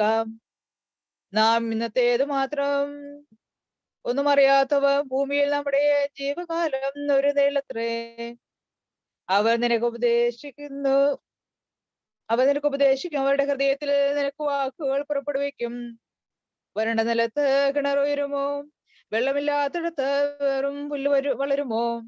അത് അറുത്തെടുക്കാതെ തണ്ടിലായിരിക്കുമ്പോൾ തന്നെ മറ്റെല്ലാ പുല്ലിനു മുമ്പേ വാടിപ്പോകുന്നു. ദൈവം മറിക്കുന്ന എല്ലാവരുടെയും ഗതി അങ്ങനെ തന്നെ. അവന്റെ പ്രത്യാശ നശിച്ചു പോകും. അവന്റെ ആശ്രയം മറ്റു പോകും. അവന്റെ ഭവനം ചിലന്തി വലയത്രേ. അവൻ നിന്റെ ഭവനത്തെ ആശ്രയിക്കും, അതോ ഉറച്ചു നിൽക്കുകയില്ല. അവൻ അതിനെ മുറുകെ പിടിക്കാതോ നിലനിൽക്കുകയില്ല. സൂര്യന്റെ മുമ്പിൽ അവൻ പച്ചപിടിച്ചിരുന്നേക്കാം. അവന്റെ ചില്ലുകൾ അവന്റെ തോട്ടത്തിൽ പടരുന്നു. കൽക്കെട്ടുള്ള ഭവനം അവൻ കാണും. അവൻ അതിൽ ഇടിച്ചു കളഞ്ഞാൽ ഞാൻ അതിനെ കണ്ടിട്ടേയില്ല എന്ന് വ്യാജം പറയും. അതിന്റെ സ്ഥലത്ത് നിന്ന് അതിനെ നശിപ്പിച്ചാൽ ഞാൻ നിന്നെ കണ്ടിട്ടില്ല എന്ന് അത് അവനെ തള്ളി പറയും. അവന്റെ ഗതി വഴിയെല്ലാം അവൻ പരിശോധിക്കും. പൊടിയിൽ നിന്ന് മറ്റൊന്ന് മുളച്ചു വരും. ദൈവം ദുഷ്കളരെ നിരസിക്കുകയില്ല, ദുഷ്കർമ്മികളെ താങ്ങുകയുമില്ല. അവനിനിയും നിന്റെ വായിൽ മന്ദഹാസവും നിന്റെ അന്തകരങ്ങളിൽ ഉല്ലാസഘോഷവും നിറയ്ക്കും. നിന്റെ ശത്രു ലജ്ജ ധരിക്കും, ദുഷ്ടന്മാരുടെ കൂടാരമില്ലാതെയാകും. യോബിന്റെ പുസ്തകം അധ്യായം 9. അതിന് യോബുത്തരം, അത് അങ്ങനെ തന്നെ ഇന്ന് എനിക്ക് നിശ്ചയമായും അറിയാം. ദൈവസന്നദ്ധയിൽ നീതിമാനാകുന്നത് എങ്ങനെ? ഒരുവൻ തന്നോട് പ്രതിവാദിക്കുവാൻ വിചാരിച്ചാൽ 1000-ൽ ഒന്നിനു പോലും ഉത്തരം പറയുവാൻ കഴിയുകയില്ല. ജ്ഞാനിയും മഹാശക്തനുമാകുന്നു. അവനോട് എതിർത്തിട്ട് ഹാനി വരുത്താത്തവനാരുണ്ട്? അവൻ പർവ്വതങ്ങളെ അവ അറിയാതെ നീക്കി കളയുന്നു. തന്റെ കോപത്തിൽ അവയെ മറിച്ചു കളയുന്നു. അവൻ ഭൂമിയെ സംസ്ഥാനത്ത് നിന്ന് ഇളക്കുന്നു. ഭൂവാസികൾ കുലുങ്ങിപ്പോകുന്നു. അവൻ സൂര്യനോട് കൽപ്പിക്കുന്നു, അത് ഉദിക്കാതിരിക്കുന്നു. അവൻ നക്ഷത്രങ്ങളെ മുദ്രയിടുന്നു. അവൻ തനിച്ച് ആകാശത്തെ വിരിച്ചു. സമുദ്രത്തിലെ തിരമാലകളിൽ മേൽ അവൻ നടക്കുന്നു. അവൻ സപ്തർഷി മകയിരം കാർത്തികയും തെക്കയും നക്ഷത്രമണ്ഡലത്തെയും സൃഷ്ടിച്ചു. അവൻ പരിശോധനാതീത അവൻ കാര്യങ്ങളെയും അസംഖ്യ അത്ഭുതങ്ങളെയും ചെയ്തു. അവൻ എന്റെ അടുത്തുകൂടി കടക്കുന്നു, ഞാൻ അവനെ കാണുന്നില്ല. അവൻ കടന്നുപോയാൽ ഞാൻ അവനെ അറിയുന്നുമില്ല. അവൻ തകർത്താൽ ആരവനെ തടസ്സം ചെയ്യും? നീ എന്ന് ചെയ്യുന്നു എന്ന് ആര് ചോദിക്കും? ദൈവം തന്റെ കോപത്തെ പിൻവലിക്കുന്നില്ല. അനേകരുടെ സഹായികൾ അവന് വഴങ്ങുന്നു. പിന്നെ ഞാൻ അവനോട് ഉത്തരം പറയുന്നതും അവനോട് വാദിപ്പാൻ വാക്ക് തിരഞ്ഞെടുക്കുന്നതും എങ്ങനെ? ഞാൻ നീതിമാനായിരുന്നില്ലെങ്കിൽ അവനോട് ഉത്തരം പറയാൻ സാധ്യമല്ല. എന്നെ കുറ്റമതിക്കുന്നവനോട് ഞാൻ യാചിക്കേണ്ടി വരും. ഞാൻ വിളിച്ചാൽ അവൻ ഉത്തരം വരളും. എന്റെ അപേക്ഷ കേൾക്കും എന്ന് ഞാൻ വിശ്വസിക്കുകയില്ല. എന്റെ ശിരസിലെ ഓരോ ഇഴമേലും ശക്തിയായി അവൻ എന്നെ അടിച്ചു. കാണും കൂടാതെ എന്റെ മുറിവുകളെ വർദ്ധിപ്പിച്ചു. എനിക്ക് മനഃശാന്തി ഉണ്ടാകുവാൻ പോലും എന്നെ സമ്മതിച്ചിട്ടില്ല. കയ്പ് കൊണ്ട് എന്റെ വയറ് നിറയ്ക്കുന്നു. ബലം നോക്കിയാൽ അവൻ തന്നെ ശക്തൻ. ന്യായവിധിയെങ്കിൽ ആര് അവനെ നേരിടും? ഞാൻ നീതിമാനായിരുന്നാലും എന്റെ വായ തന്നെ എന്നെ കുറ്റം വധിക്കും. ഞാൻ നിഷ്കളങ്കരായിരുന്നാലും എന്റെ വായ എനിക്ക് കുറ്റം ആരോപിക്കും. ഞാൻ നിഷ്കളങ്കൻ, ഞാൻ എന്റെ പ്രാണനെ കരുതുന്നില്ല. എന്റെ ജീവൻ എന്റെ ആയുസ്സിനെ നിരസിക്കുന്നു. എല്ലാം ഒരുപോലെ. അതുകൊണ്ട് ഞാൻ പറയുന്നത്, അവൻ നിഷ്കളങ്കനെയും ദുഷ്ടനെയും ഒരുപോലെ നശിപ്പിക്കും. അവന്റെ താടന പെട്ടെന്ന് മരണം വരുന്നുവെങ്കിൽ നിർദോഷികളുടെ നിരാശ കൊണ്ട് അവൻ ചിരിക്കും. ഭൂമി ദുഷ്ടന്മാരുടെ കയ്യിൽ ഏൽപ്പിച്ചിരിക്കുന്നു. അതിലെ ന്യായാധിപന്മാരുടെ മുഖം അവ മൂടിക്കളയുന്നു. അവന്റെ കോപന്മാര് സഹിക്കും. എന്റെ ആയുഷ്കാലം ഓട്ടക്കാരനേക്കാൾ വേഗം പായുന്നു. അത് നന്മ കാണാതെ ഓടിപ്പോകുന്നു. അത് ശത്രുക്കളുടെ അനേക കപ്പലുകൾ പോലെയും പെരിയ റാഞ്ചിയെടുക്കുന്ന കടുകിനെ പോലെയും കടന്നു പോകുന്നു. ഞാൻ എന്റെ സങ്കടം മറന്ന് മുഖവിഷാദം കളഞ്ഞ് പ്രസന്നതയോടെ ഇരിക്കുമെന്ന് പറഞ്ഞാൽ ഞാൻ എന്റെ വ്യസനമെല്ലാം ഓർത്ത് ഭീതനാകുന്നു. അവൻ എന്നെ നിർദോഷിയായി എണ്ണുകയില്ല എന്ന് ഞാൻ അറിയുന്നു. എന്നെ കുറ്റം വിധിക്കുകയേ ഉള്ളൂ. പിന്നെ ഞാൻ ശ്രമിക്കുന്നത് എന്തിന്? ഞാൻ ഹിമം കൊണ്ട് എന്നെ കഴുകിയാലും എന്റെ കൈ വെടുപ്പാക്കിയാലും നീ എന്നെ കുഴിയിൽ മുക്കിക്കളയും. എന്റെ വസ്ത്രം പോലും എന്നെ വെറുക്കും. ഞാൻ അവനോട് പ്രതിവാദിക്കേണ്ടതിന്, ഞങ്ങൾ ഒരുമിച്ച് ന്യായവിസ്താരത്തിന് ഹാജരാക്കേണ്ടതിനും അവൻ എന്നെ പോലെ മനുഷ്യനല്ലയോ? ഞങ്ങളെ ഇരുവരെയും പറഞ്ഞു നിർത്തേണ്ടതിന് ഞങ്ങളുടെ മധ്യേ ഒരു മധ്യസ്ഥനുമില്ല. അവൻ തന്റെ വടി എങ്കിൽ നിന്ന് നീക്കട്ടെ. അവന്റെ ഘോരത എന്നെ ഭീതനാക്കാതിരിക്കട്ടെ. അപ്പോൾ ഞാൻ അവനെ ഭയപ്പെടാതെ സംസാരിക്കും. എന്തെന്നാൽ ഞാൻ അവനെ എതിരായുള്ളവനല്ല.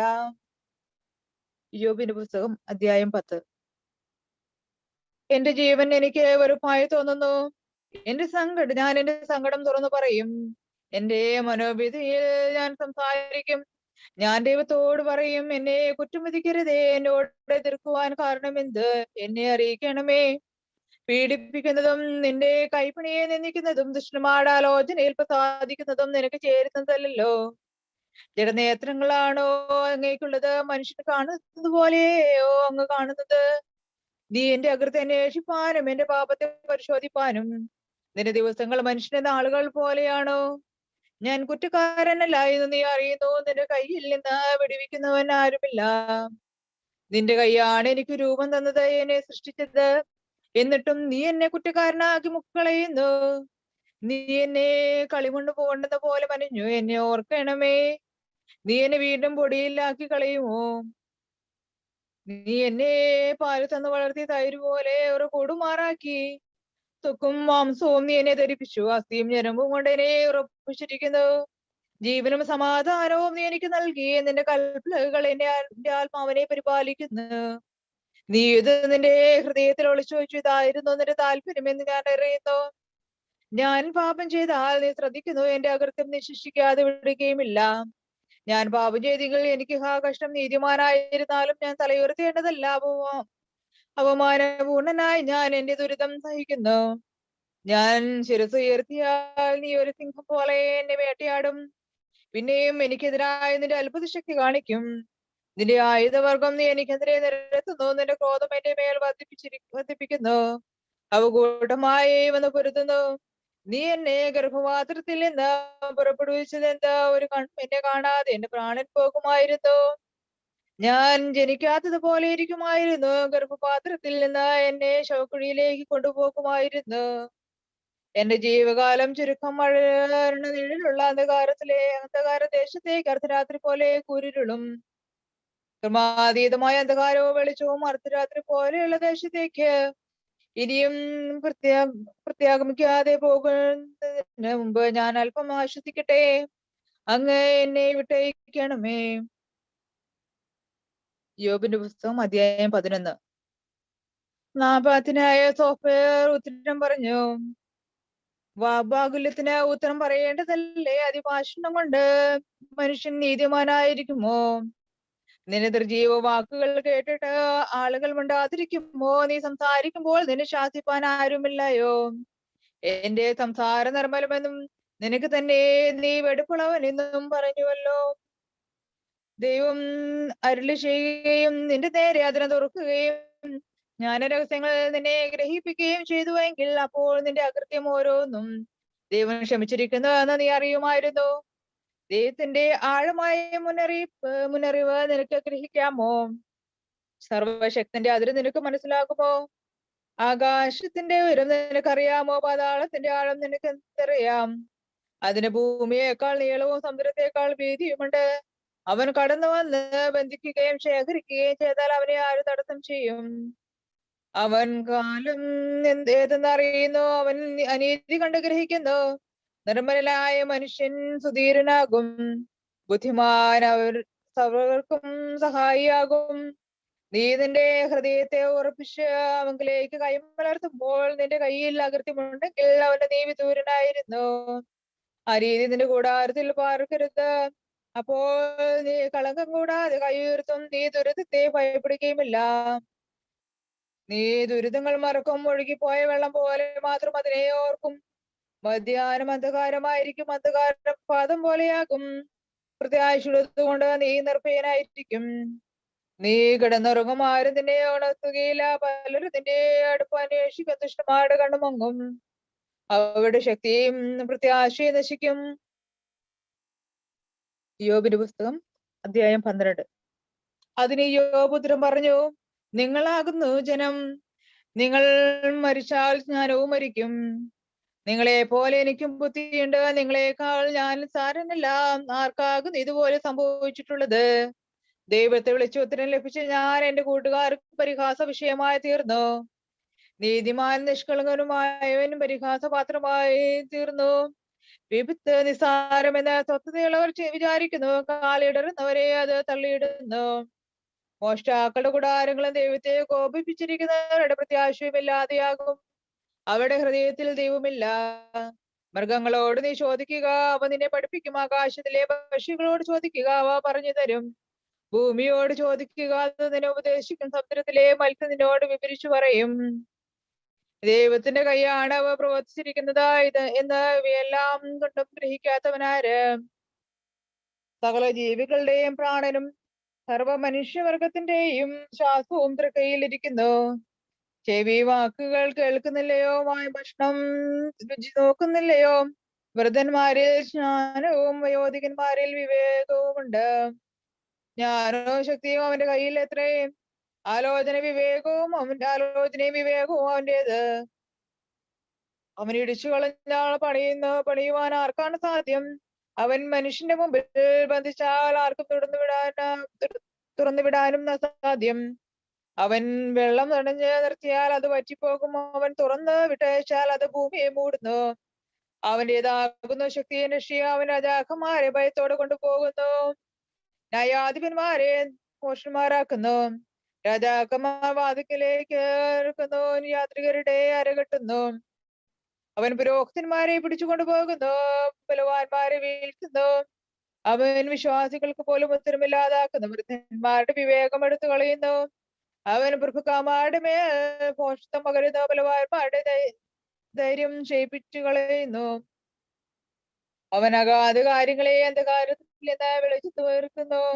മരണനിഴലുകളിൽ നിന്ന് പ്രകാശത്തിലേക്ക് വരുത്തുന്നു. അവൻ ജനതകളെ തെറ്റിപ്പിക്കുകയും നശിപ്പിക്കുകയും ചെയ്യുന്നു. അവൻ ജാതികളെ ചിതറിക്കുകയും ഉപേക്ഷിക്കുകയും ചെയ്യുന്നു. അവൻ ഭൂപതിമാരുടെ ധൈര്യം എടുത്തു കളയുന്നു. വഴിയില്ലാത്ത ശൂന്യ പ്രദേശത്ത് അവരെ അലയുമാറാക്കുന്നു. അവ വെളിച്ചമില്ലാതെ ഇരുട്ടിൽ തപ്പി നടക്കുന്നു. ഉത്തമന്മാരെ പോലെ അവരെ പ്രകാശരഹിതമായ ഇരുട്ടിൽ നടത്തുന്നു. യോബിന്റെ പുസ്തകം അധ്യായം 13. എന്റെ കണ്ണ് ഇതെല്ലാം കാണുകയും എന്റെ ചെവി ഇതെല്ലാം കേട്ട് ഗ്രഹിച്ചുമിരിക്കുന്നു. നിങ്ങൾ അറിയുന്നത് ഞാനും അറിയുന്നു. ഞാൻ നിങ്ങളെക്കാൾ താഴെയല്ല. സർവശക്തനോട് ഞാൻ സംസാരിക്കുന്നു. ദൈവത്തോട് പ്രതിവാദം ചെയ്യുവാൻ ഞാൻ ആഗ്രഹിക്കുന്നു. നിങ്ങളോ വ്യാജം സംസാരിക്കുന്നവർ. നിങ്ങൾ എല്ലാവരും ജ്ഞാനമില്ലാത്ത വൈദ്യന്മാരത്രേ. നിങ്ങൾ മൗനമായിരുന്നാൽ കൊള്ളാമായിരുന്നു. അത് നിങ്ങൾക്ക് ജ്ഞാനമായിരിക്കും. എന്റെ ന്യായവാദം കേൾക്കുവിൻ. എന്റെ അതിരങ്ങളുടെ പ്രതിവാദം ശ്രദ്ധിപ്പിൻ. നിങ്ങൾ ദൈവത്തെ പ്രതി നീതികേട് സംസാരിക്കുന്ന അവന് വേണ്ടി വ്യാജം പറയുന്നു. അവന്റെ പക്ഷം പിടിക്കുന്നുവോ? ദൈവത്തിന് വേണ്ടി വാദിക്കുന്നുവോ? അവൻ നിങ്ങളെ പരിശോധിച്ചാൽ കൊള്ളാമായിരുന്നു. മനുഷ്യനെ വിധിക്കുന്നത് പോലെ നിങ്ങൾ അവനാൽ വിധിക്കപ്പെടും. മുഖപുഷം കാണിച്ചാൽ അവൻ നിങ്ങളെ നിശ്ചയമായും ശാസിക്കും. അവന്റെ മഹിമ നിങ്ങളെ ഭയപ്പെടുത്തും. അവന്റെ ഭീതി നിങ്ങളുടെ മേൽ വീഴും. നിങ്ങളുടെ അധികാരം പൂഴിയില്ലെന്ന് എന്നോർക്കുവിൻ. നിങ്ങളുടെ വാസക്കോട്ടുകൾ മൺകോട്ടുകൾ മാത്രം. നിങ്ങൾ മൗനമായിരിപ്പിൻ, ഞാൻ സംസാരിക്കട്ടെ. എനിക്ക് സംഭവിച്ചതെല്ലാം ഞാൻ പറയാം. ഞാൻ എന്റെ മാംസത്തെ പല്ലുകൊണ്ട് കടിക്കുന്നതും എന്റെ ജീവനെ ഉപേക്ഷിച്ച് കളയുന്നതും എന്തിന്? അവൻ എന്റെ ജീവനെടുത്താലും ഞാൻ അവനെ മാത്രം കാത്തിരിക്കുന്നതിനാൽ എന്റെ വഴികൾ അവന്റെ മുമ്പാകെ അത്രേ. അധാർമികൻ അവന്റെ സന്നിധിയിൽ വരികയില്ല. അവൻ എനിക്ക് രക്ഷകനായിരിക്കും. എന്റെ വാക്ക് ശ്രദ്ധിച്ചു കേൾപ്പിൻ. എന്റെ തെളിവുകൾ നിന്റെ മുമ്പാകെ ഞാൻ പറയാം. ഇതാ ഞാൻ എന്റെ പ്രതിവാദം തയ്യാറാക്കിയിരിക്കുന്നു. ഞാൻ നീതീകരിക്കപ്പെട്ടവൻ എന്ന് ഞാൻ അറിയുന്നു. എന്നോട് വാദിപ്പാൻ ആരുതിനെയും ഞാൻ ഇപ്പോൾ മിണ്ടാതിരുന്നു. ഞാൻ എന്റെ ജീവൻ വിട്ടുപോകും. 2 കാര്യം മാത്രം എന്നോട് ചെയ്യരുതേ. ഞാൻ നിന്റെ സന്നദ്ധിയിൽ നിന്ന് വിസ്മൃതനാകില്ല. നിന്റെ കൈ എന്നിൽ നിന്ന് പിൻവലിക്കരുതേ. നിന്റെ ഘോരത്വം എന്നെ സംഭീതനാക്കരുതേ. നീ വിളിച്ചാലും ഞാൻ ഉത്തരം പറയാം, അല്ലെങ്കിൽ ഞാൻ സംസാരിക്കാം. നീ ഉത്തരം അരുളണമേ. എന്റെ അകൃത്യങ്ങളും പാപങ്ങളും എത്രേ! എന്റെ അകൃത്യവും പാപവും എന്നെ ഗ്രഹിപ്പിക്കണമേ. തിരുമുഖം മറയ്ക്കുന്നതും എന്നെ ശത്രുവായി ഗണിക്കുന്നതും എന്തിന്? കൊഴിയുന്നലയെ നീ ചവിട്ടിക്കളയുമോ? ഉണങ്ങിയ പതിരിനെ പിന്തുടരുമോ? നീ എനിക്കെതിരെ ശിക്ഷ നിശ്ചയിച്ചു. എന്റെ യൗവനത്തിലെ അകൃത്യങ്ങളുടെ ഫലം എന്നെ അനുഭവിക്കുമാറാക്കുന്നു. എന്റെ നീ ആമത്തിലിട്ടോ. എന്റെ പെരുമാറ്റമെല്ലാം നീ സൂക്ഷിച്ചു വെക്കുന്നു. എന്റെ കാലടികളുടെ ബലം നീ നോക്കും. അത് ചീഞ്ഞഴുകിയ വസ്തു പോലെയും പുഴുവരിച്ച വസ്ത്രം പോലെയും ഇരിക്കുന്നു. ഈ യോബിന്റെ പുസ്തകം 14-ാം അധ്യായം. സ്ത്രീ പ്രസവിച്ച മനുഷ്യൻ അല്പായുസുകാരനും ദുരിത സമ്പൂർണനുമാകുന്നു. അവൻ പൂ പോലെ വളർന്നു പൊഴിഞ്ഞു പോകുന്നു. നിലയ്ക്കാത്ത നിഴൽ പോലെ ഓടിപ്പോകുന്നു. അവൻ നേരെയാണോ തൃക്കണ്ണുകൾ നോക്കുന്നത്? അവനെയാണോ നീ ന്യായവിസ്താരത്തിലേക്ക് വരുത്തുന്നത്? അശുദ്ധനിൽ നിന്ന് നിർമ്മലനെ ആര് തരും? ഒരുവനുമില്ല. അവന് ജീവകാലത്ത് പരിധി ഉണ്ടല്ലോ. അവന്റെ മാംസങ്ങളുടെ സംഖ്യ നിന്റെ പക്കലിരിക്കുന്നു. അവന് ലംഘിച്ചുകൂടാതെ പ്രമാണം നീ വച്ചിരിക്കുന്നു. അവൻ ഒരു കൂലിക്കാരനെ പോലെ വിശ്രമിച്ചതിന്റെ ദിവസത്തിൽ ആശ്വസിക്കട്ടെ. ഒരു വർഷത്തിന് പോലും പ്രത്യാശയുണ്ട്. അതിനെ മുറിച്ചാൽ പിന്നെയും തളർക്കും.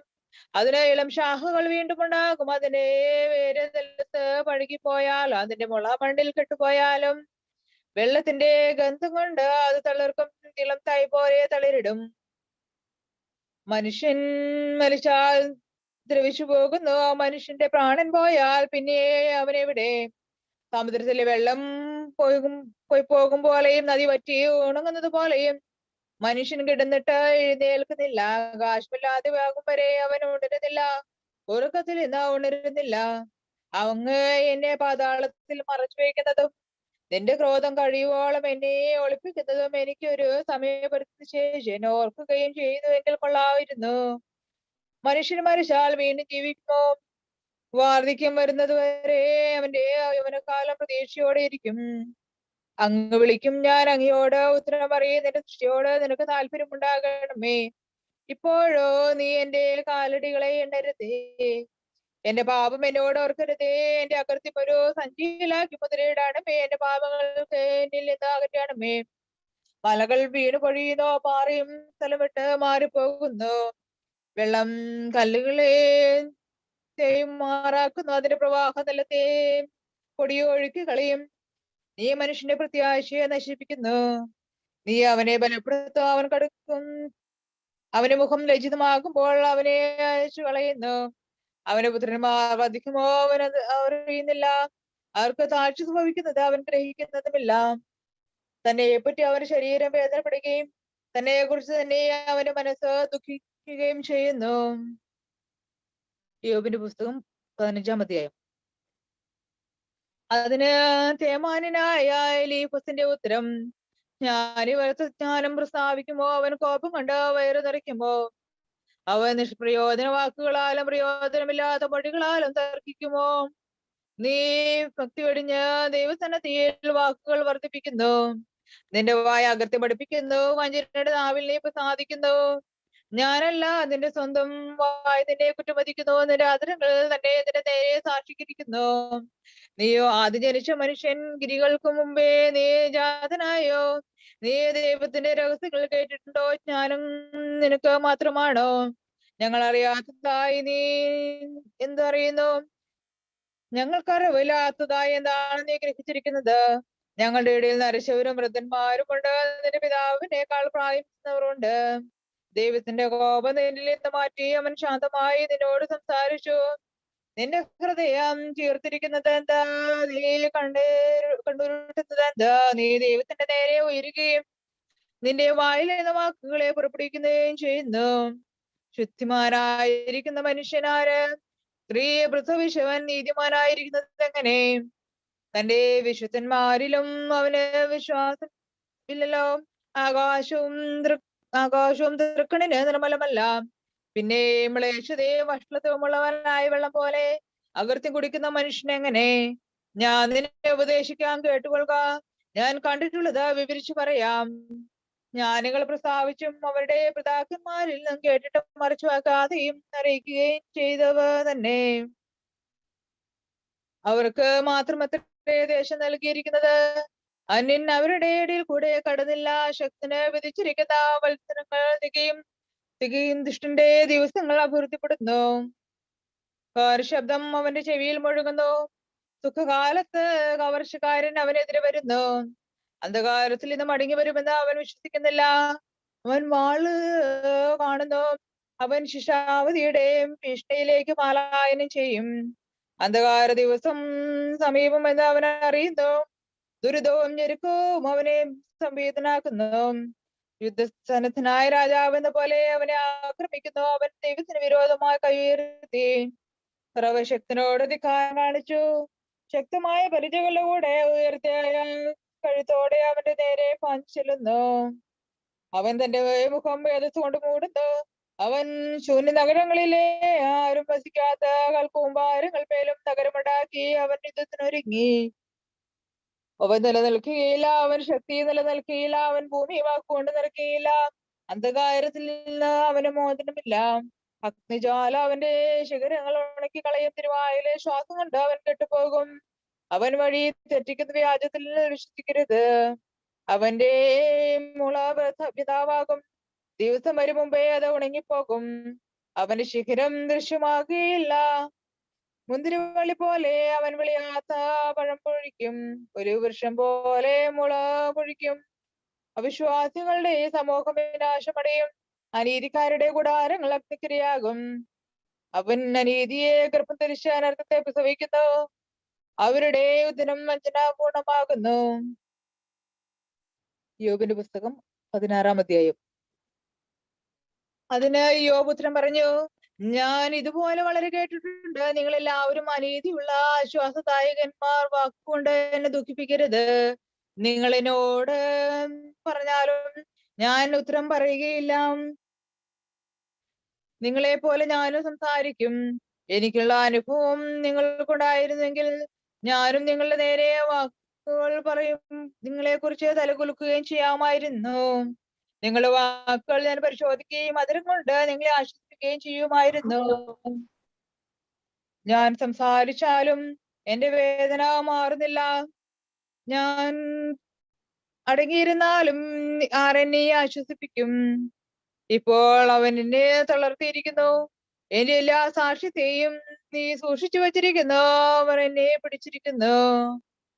അത് എന്റെ നേരെ സാക്ഷ്യമായിരിക്കുന്നു. എന്റെ വാക്കുകൾ എനിക്ക് വിരോധമായി എഴുന്നേറ്റ് എന്നിൽ വ്യാജ ചുമത്തിയിരിക്കുന്നു. അവന്റെ കോപം എന്നെ തകർത്തിരിക്കുന്നു. അവൻ എന്റെ നേരെ പല്ലുകടിക്കുന്നു. ശത്രുക്കൾ എന്റെ നേരെ നിന്ന് അപൂർവം കണ്ടുയർത്തുന്നു.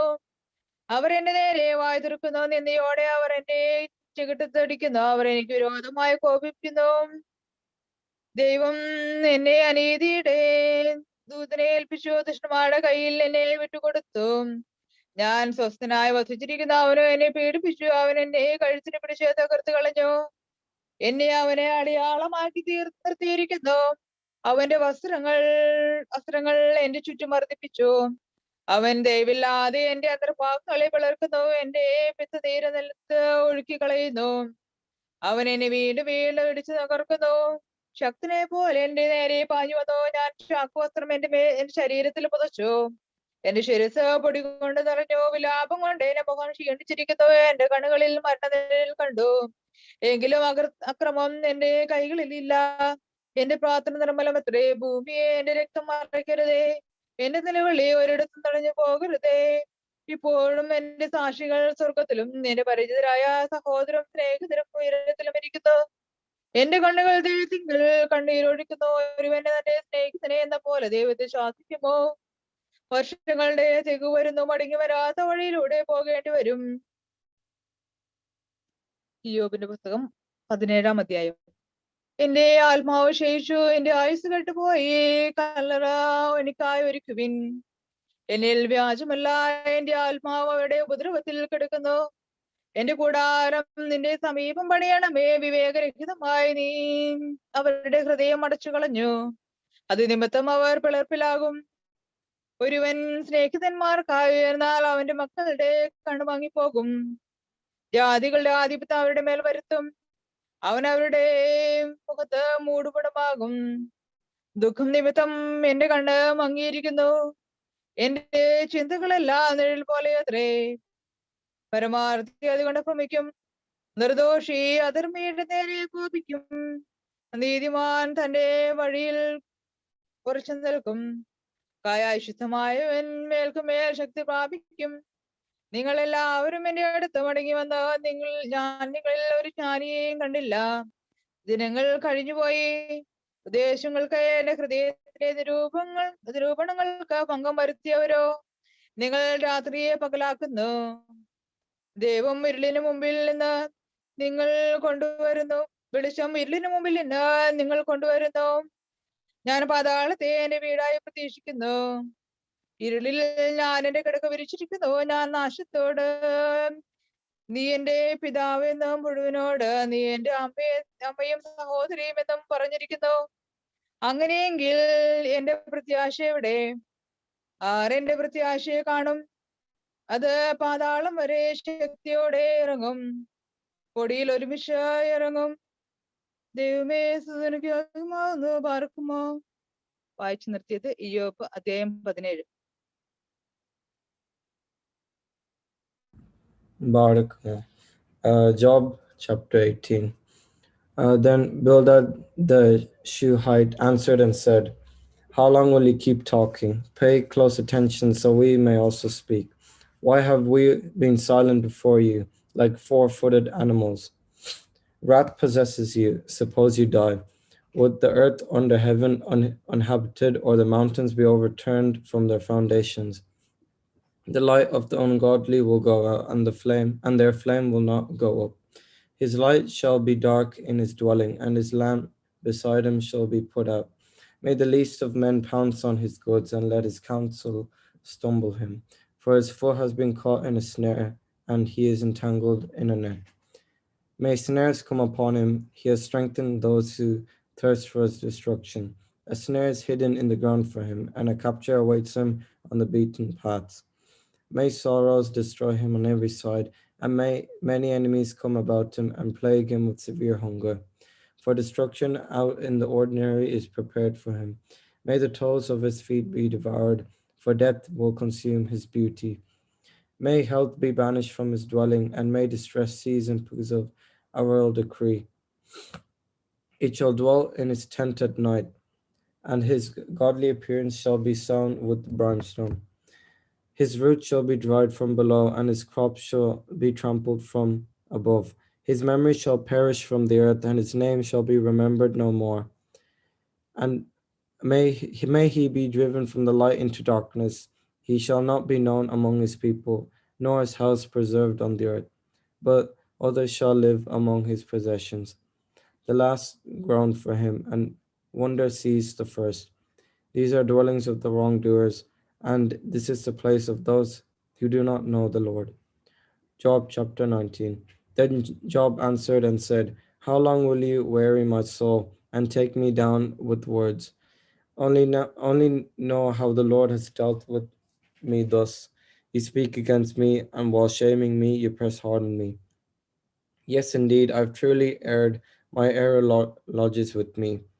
When I speak words which I should not have spoken, my words go astray and are unreasonable. Alas, ye exalt yourselves amongst me, and attack with me disgrace. Know therefore that the Lord has troubled me and raised his stronghold against me. Behold, I laugh at disgrace and I'll not speak. No, I'll cry out, for judgment is nowhere to be found. I am walled in round about, and I cannot cross over, for he set darkness before my face. He stripped me out of my glory and took the crown from my head. He has torn me apart on every side, and I am gone. He has uprooted my hope like a tree. He has handled me in wrath. He has counted me like an enemy. His raiders came against me with one accord. They encircled my paths and lay in wait. My brothers stood far from me and recognized strangers rather than me. So my friends became unmerciful. My relatives acted though they did not know me, and my close friends have forgotten me. As for my neighbors and maidservants of my house, a stranger before them. I called my servant, but he gave no answer, though I begged him with my mouth. I also entreated my wife, and summoned my children of my concubines and flattered them. But they rejected me forever. When I arise, they speak against me. Those who know me detest me, and those whom I truly love turned against me. The muscles of my body have decayed under my skin, and my bones are held in my teeth. Have mercy on me, O friends, for the hand of the Lord has touched me.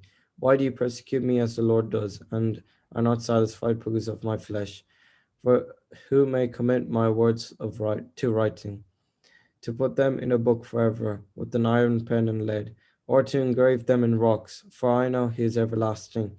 He is about to set me free on the earth, and to raise my skin that endures these things. For these have been accomplished for me by the Lord, which I myself am conscious of, and my eyes have beheld, and not those of another.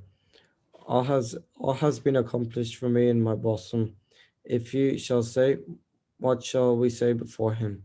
Then we will find him in the root of the matter. Indeed, be afraid to cover up your evil, for wrath will come upon lawless men. Then they will know where their substance is. Job chapter 20. Then Zophar the Naamathite answered and said, I did not suppose you would answer in this way, nor do you understand more than I.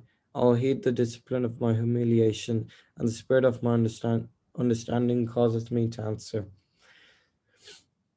Have you not heard these things of old, from the time man was put on earth? For the gladness of the ungodly is a disastrous fall, and the joy of transgressors is destruction. Those gifts ascend to heaven, and his sacrifice touches the clouds. Just when he already seems to be established, then he shall utterly perish. And those who knew him will say, where is he? Like a dream he flew away and cannot be found, and he fled like a vision of the night. The eye observed him, but will not see him no more, nor his place any longer behold him. May his children perish, and may his vile hands kindle of the fire of sorrows. His bones are full of his youthful vigor, which will lie down with him in the dust. Though evil is sweet in his mouth, and he will hide it under his tongue, though he will not spare it and will not forsake it, but he will hold it fast in the midst of his throat. Yet he shall be unable to help himself, for all the gall of an asp in his belly. The wealth gathered unjustly shall be vomited up, and a messenger will drag him out of his house. May he nurse on the anger of serpents, and may a snake's tongue kill him. May he not see the milk of pastures, nor his supplies of honey and butter. In vain he has labored unprofitably for wealth, of which he will not taste. For it is like tough meat that he cannot chew. For he crushed the houses of many weak people. He plundered their dwelling, and it caused it to cease. There is no salvation in his possessions, for he will not be saved by what he desired. Nothing is left for him to eat, therefore his good things will not flourish. When he at least seems to be satisfied, he will be distressed. For every trouble will come upon him. If he were to satisfy his stomach in some way, let God send the fury of wrath upon him, and may he bathe him in sorrows. He will not be saved for the power of the sword. May a bronze bow wound him. May an arrow pass through his body, and may lightning strike in his dwelling. May terrors come upon him. May total darkness await him. A fire that will not go out will consume him. May a stranger ruin his house. May heaven uncover his lawlessness, and may the earth rise up against him. May destruction bring the house to an end, and may a death of wrath come upon him. This is the portion of an ungodly man from the Lord, and the heritage appointed to him from the one who watches him. Job chapter 21. Then Job answered and said, listen carefully to my words, then I may not have this consolation from you. Bear with me and I'll speak, and then will you stop laughing at me? What, is there anyone who does not blame me? Or why should I not be furious? Look at me and be astonished, and put your hand over your mouth, for even when I remember I am alarmed, and pains take hold of my flesh. Why do the ungodly live and become old, even in wealth? The offspring is according to the desire, and the children are before their eyes. The houses flourish, and they have no cause for fear, neither is there any affliction from the Lord upon them. Their ox does not miscarry, for it is preserved safe during pregnancy, and does not suffer a mishap. They remain in an unfailing herd, and their children dance, taking up the psalterian harp.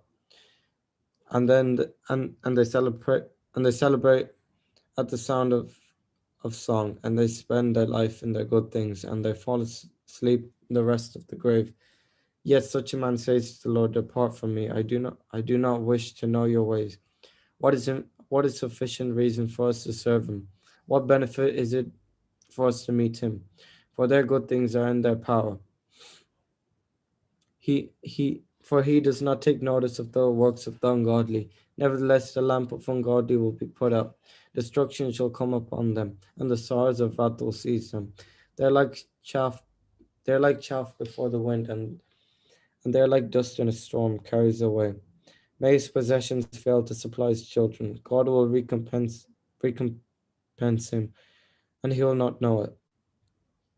May his eyes see his own slaughter, and may he not be saved by the Lord, for he will not in the house with himself, but the number of his months has been apportioned.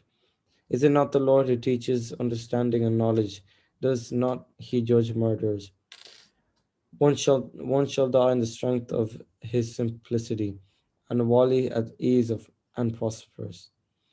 His innards are full of stiff fat, and the marrow of his bones dissipated. Another dies under the bitterness of soul, not eating any good thing. They lie down together in the earth, and decay covers him. Thus I know you press me recklessly. You will say, where's the house of the ruler? Where's the shelter of the dwelling place of the ungodly? Ask those who travel the road, and do not overlook their signs, for the evil man makes light of the day of destruction, but they shall be led away in the day of his wrath.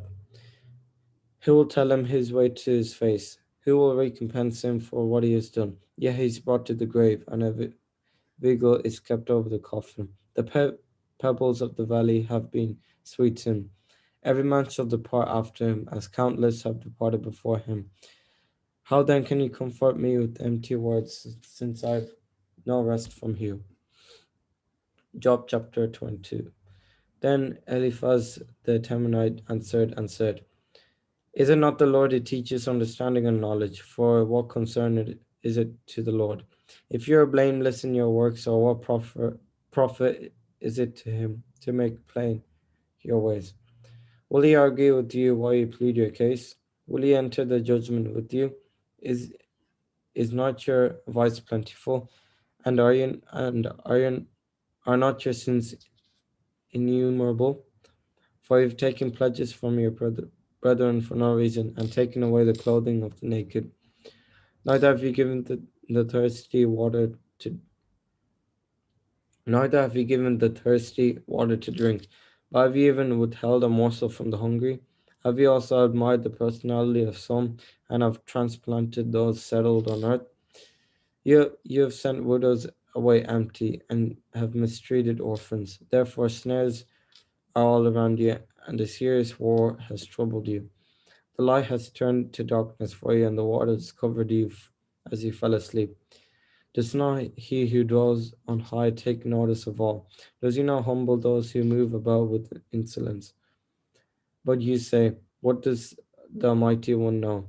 Will he judge down into the darkness? A cloud in his hiding place so he cannot see as he travels through the circle of heaven. Will he keep to the old path which wrongdoers have trod, who were seized before their time and whose foundations were swept away by a flood? Who said, what will the Lord do to us, or what will the Almighty bring upon us? Yeah, he filled their house with good things, but the counsel of the ungodly is far from him. The righteous have seen it and laughed, and the innocent mocked them. Surely their substance has perished, and the fire will consume what is left. Be strong, therefore, if you endure, then your fruit shall be in good things. Receive utterance from his mouth, and lay up his words in your heart. If you return and humble yourself before the Lord, you have caused wrongdoing to be far from your dwelling. Then you will lay up treasure for yourself like a mound on a rock, and you'll be like the gold of Ophir on a rock in the brooks. So the Almighty will be a helper from enemies, and he'll restore you as pure silver purged by fire. For then you'll speak freely before the Lord, looking up cheerfully to heaven. When you pray to him, he will hear you, and he will allow you to pay your vows. He will restore righteousness to your dwelling, and there shall be light in your paths. You will say, he behaved arrogantly, but he humbled himself, and he will save him with bows down to his eyes. He will deliver the innocent, and you will save yourself in the purity of your hands. Job chapter 23. Then Job answered and said, indeed, I know pleading is out of my reach, for his hand is heavy upon my groaning. Who then will know that I might find him, and might bring his matter to an end? I would state my case before him, and fill my mouth with arguments. Would that I knew his words would never answer me, and could understand what he would tell me. Though he would come on me in his great strength, he will not use the occasion to threaten me. For truth and rebuke are from him, and he will not bring any judgment to an end. Though I should proceed to his important end, until I no longer exist. Still, what would I know about the last things? Then he worked on his left hand. I could not understand it. His right hand will encompass me, but I will not see it. For he knows my way already, and he has weighed me as gold. I will go forth in his commandments, for I have kept his ways and will not turn aside. I will not disregard his commandments, but have hidden his words in my bosom. If he too has judged, who is he that has opposed him? Whatever he has willed that he has done, therefore I pursue him zealously. When I was instructed, I thought of him. Therefore I'll be serious before his face. I'll consider and be afraid of him. For the Lord softened my heart, and the Almighty has allowed me. For I do not know darkness will come upon me, but thick darkness covered my face. Job chapter 24. Why have the times escaped the Lord's notice? Why have the ungodly stepped over the boundary, snatching away the flock with the shepherd? They have led away the donkey of the orphans. They've taken the widow's ox as a pledge. They've turned aside the weak from the right way. The gentle of the land have hidden themselves together. They departed like donkeys in the field. Contrary to me, they went forth to their own pursuits. Their bread is sweet to the little ones, for they've harvested a field that was not their own before the time. And the weak worked the vineyard of the ungodly without pay or food. They caused many naked to sleep without clothing, and they took away the covering of their life. They are wet with the showers of the mountains, and have huddled around the rock for want of shelter. They've snatched the orphans from the breast and have humiliated the banished. They have unjustly caused them to sleep without clothing, and they've taken away the morsel from the hungry.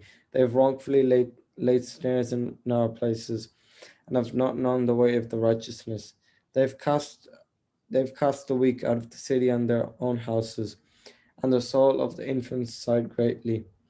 Why then has he not visited them?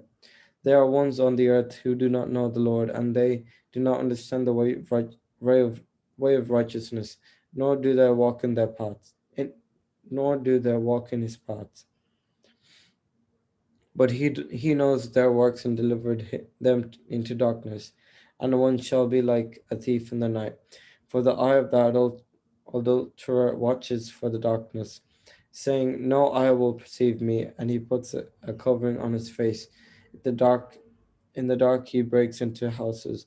In the daytime they seal themselves up. They do not know the light. For in due time the shadow of death will be the same to them, because they shall know the troubles of the shadow of death. He is swift on the face of the waters. May his portion be cursed on earth. May their plants wither on earth, for they have taken away from their orphans, even the smallest portions. Then his sin is recalled to memory, and he vanishes like a mist of dew. But what he has done may be recompensed to him. And may every wrongdoer be crushed like rotten wood, for he has not treated the barren woman well, and showed no mercy to the feeble woman. In his anger he overturns the weak. Therefore, when he rises up, no one believes his own life is safe. When he falls sick, let him not hope to recover, but let him perish by disease. For his exaltation mistreated many, but is withered as mallows in the heat, or as an ear of corn falling on its own from the stalk. If it is not so, who says, I speak falsely, and will make my speech worth nothing? Job chapter 25. Then Bildad and Shuhite answered and said, what beginning or fear is his? He who makes all things in the highest heaven, for many no one imagine there is respite for pirates. Upon whom will there not be an ambush from him? How shall a mortal be righteous before the Lord, or how may he who is born of a woman purify himself? If he orders the moon, then it does not shine, and the stars are not pure in his sight. Job chapter 26. But Job answered and said, to whom are you attached, or whom are you going to help? Is it not he who has great strength, and whose arm is powerful, to whom you have given counsel? Is it not to him who is all wisdom, or whom you will follow? Is it not one who is the greatest power, to whom you've spoken words whose breath come forth from you? Will giants be born under the water, and those inhabiting them? Hades is naked before him, and destruction has no covering. He stretches out to the north wind upon nothing. He hangs the earth on nothing. He binds up the water in his clouds, yet the cloud is not broken under it. He grasps the face of his throne and spreads its cloud over it. He encompasses the face of the water by an ordinance until the end of the light and darkness. The pillars of heaven have spread all over, and stood amazed at his rebuke. He checked the sea with his power, and by his understanding he wandered the sea monster. For the bars of heaven fear him, because he put the rebellious dragon by command. Behold, these are parts of his way, and we will hearken to the last of his words. But who knows when he'll bring about the strength of his thunder? Job chapter 27. Moreover, Job continued his speech and said, as the Lord lives, who thus judges me, and the Almighty who embittered my soul. Surely as long as my breath is in me, and the divine breath is in my nostrils, my lips will not speak lawless things, nor shall my soul practice wrongdoings. May it not be I who set forth the opinion that you are righteous. Until the day I die, I will not put away my integrity from me. I hold fast to my righteousness, and I'm not letting it go, for I'm conscious of myself, of having done anything wrong. Surely not, but rather may my enemies be as the destruction of the ungodly, and those who rise up against me as the destruction of the lawless. For what hope is there for an ungodly man that he holds to it? Will he trust in the Lord and be saved? Will the Lord hear his prayer? When distress comes upon him, has he any confidence before him? Or will the Lord hear him when he calls on him? But indeed I'll tell you what is the hand of the Lord. I'll not lie concerning what is the Almighty. Behold, therefore, all of you, you are adding vanity to vanity. This is the portion from the Lord for the ungodly man, and the possessions of oppressors shall come, and the possessions of the oppressors shall call upon them from the Almighty. If their children be many, they will be for slaughter, and if they reach manhood, they will beg.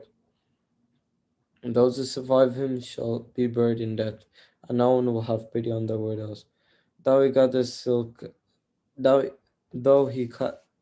silver like dust, and shall prepare God like clay, the righteous will acquire these things, and the true ones will possess his wealth. His health goes away like a moth, and like a spider's web. The rich man will lie down and not continue.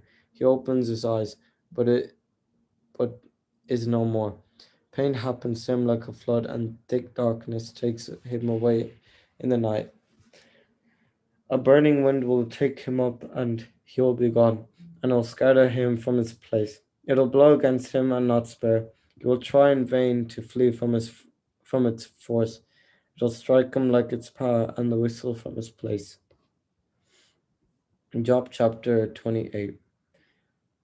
Indeed, there is no place for silver from whence it comes, and a place of gold whence it is refined. Certainly iron is taken from the earth, and copper is hewn out like a stone. He set an order to darkness, and examines accurately every limit. A stone is darkness, and the shadow of death. There is a narrow channel of the brook because of dust. So those who forget the right way are weakened because of mortal men. As for the earth, from it will come bread, but underneath it is turned up as by fire. Its stones are the source of sapphires. The dust contains gold. There is path no bird knows, nor has the eye of the watcher seen it. The sons of the arrogant have not trodden it, nor has the lion passed over it. He has stretched forth his hand to quarry stones, and is overturned by the mountains by the roots. He has broken as under the whirlpool of rivers, and my eye has seen every valley thing. He has uncovered the depths of the rivers, and has brought his power to light. But where can wisdom be found? What is the place of understanding? Mortal man has not known its way, nor is it found among men. The deep said, it is not in me, and the sea said, it is not with me. Nor shall not give massive piles of gold instead of it. Nor can silver be weighed in exchange for it. It cannot be compared to the gold of Ophir, with the precious onyx or sapphire. Neither gold nor crystal will equal it, nor can it be exchanged for vessels of gold. No mention shall be made of the coral and quartz, but you must hold up your wisdom above the most valued things. The topaz of Ethiopia cannot equal it, nor can it be compared with pure gold. For where then is the wisdom found, and what is the place of understanding? It has been hidden from every man, and concealed from the birds of the sky. Destruction and death said to me, Destruction and death said, we have heard about its fame. God has well established its way, and he knows its place. For he watches over the whole earth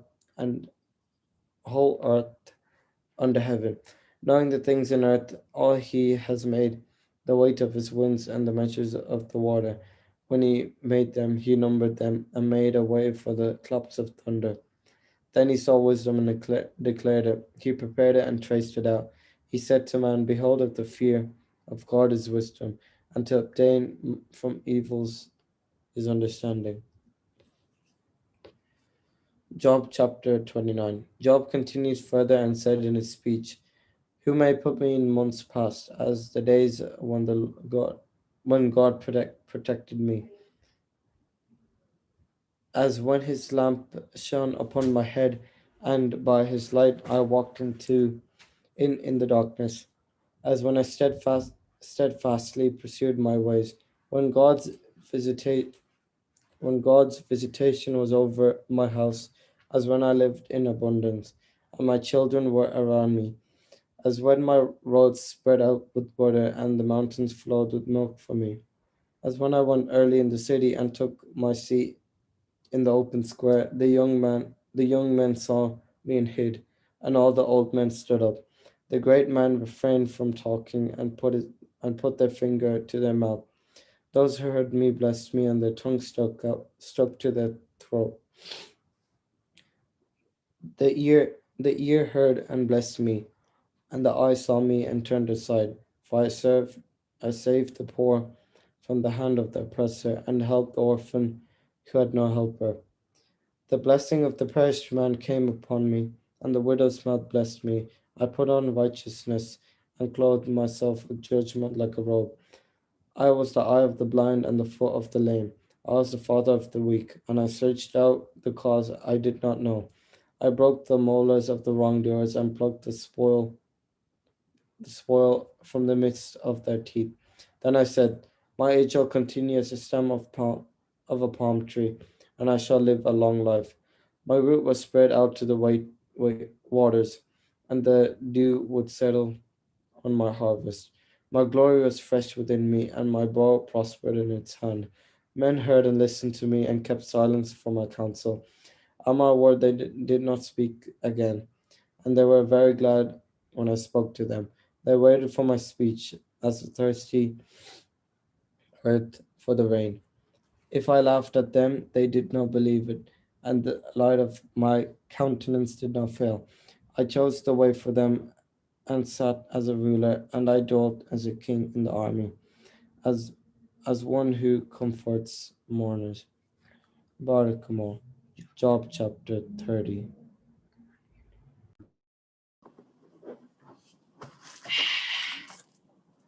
ബാറക്മോർ ഇയ്യോബ് അധ്യായം 30. ഇപ്പോഴോ എന്നിലും പ്രായം കുറഞ്ഞവർ എന്നെ നോക്കിച്ചിരിക്കുന്നു. അവരുടെ പിതാക്കന്മാരെ എന്റെ ആട്ടിൻകൂട്ടത്തിന്റെ നായ്ക്കളോടുകൂടെ ആക്കുവാൻ പോലും ഞാൻ നിരസിച്ചിരിക്കുന്നു. അവരുടെ ഭുജബലം കൊണ്ടു എനിക്കെന്തു പ്രയോജനം? അവരുടെ ശക്തി നശിച്ചു പോയല്ലോ. ശക്തമായ പ്രവാഹം കൊണ്ടു അവർ ക്ഷീണിച്ചിരിക്കുന്നു. ശൂന്യത്തിന്റെയും നിർജ്ജന ദേശത്തിന്റെയും ഇരുട്ടിൽ അവർ വരണ്ട നിലത്ത് കഴിച്ചുകൂട്ടുന്നു. പാറപിളർപ്പുകളിൽ അവർ പാർക്കേണ്ടി വരുന്നു. മൺകുഴികളും പാറയുടെ ഗഹ്വരങ്ങളിലും തന്നെ. ഭോഷന്മാരുടെ മക്കൾ നീചന്മാരുടെ മക്കളോടൊപ്പം മറച്ചിടപ്പെടും. അവർ ദേശത്ത് താഴ്ത്തപ്പെടും. ഇപ്പോഴോ ഞാൻ അവരുടെ പാട്ടായി തീർന്നു. അവർക്ക് പഴഞ്ചൊല്ലായി തീർന്നിരിക്കുന്നു. അവർ എന്നെ വെറുത്ത് അകന്നു നിൽക്കുന്നു. എന്നെ കണ്ടു തുപ്പുവാൻ ശങ്കിക്കുന്നില്ല. അവർ എന്നെ അഴിച്ചു. എന്നെ ക്ലേശിപ്പിച്ചതുകൊണ്ടു അവർ എന്റെ വായിൽ കടിഞ്ഞാണിട്ടിരിക്കുന്നു. എന്റെ വലതുഭാഗത്തു അവർ എഴുന്നേറ്റു എന്റെ കാൽ ബന്ധിച്ചു. അവരുടെ മാർഗങ്ങളിൽ എന്നെ ബന്ധിച്ചു. എനിക്ക് സംഭവിച്ചവയിൽ അവർ സന്തോഷിച്ചു. അവർക്കോ തുണയില്ല. വിസ്താരമുള്ള പിളർപ്പിൽ കൂടി എന്നെ പോലെ അവർ ആക്രമിച്ചു വരുന്നു.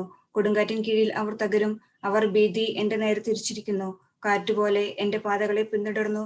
എന്റെ രക്ഷ മേഘം പോലെ കടന്നു പോകുന്നു. ഇപ്പോൾ എന്റെ പ്രാണൻ എന്റെ ഉള്ളിൽ വിഷാദിച്ചിരിക്കുന്നു. കഷ്ടകാലം എന്നെ വളഞ്ഞിരിക്കുന്നു. രാത്രിയിൽ എന്റെ അസ്ഥികൾ എന്റെ മേൽ ഭാരമായിരിക്കുന്നു. എന്റെ ശരീരം ദുർബലമായി. ഞാൻ എന്റെ വസ്ത്രം ധരിച്ചു. അങ്കിയുടെ മേൽ ഞാൻ അരകെട്ടി.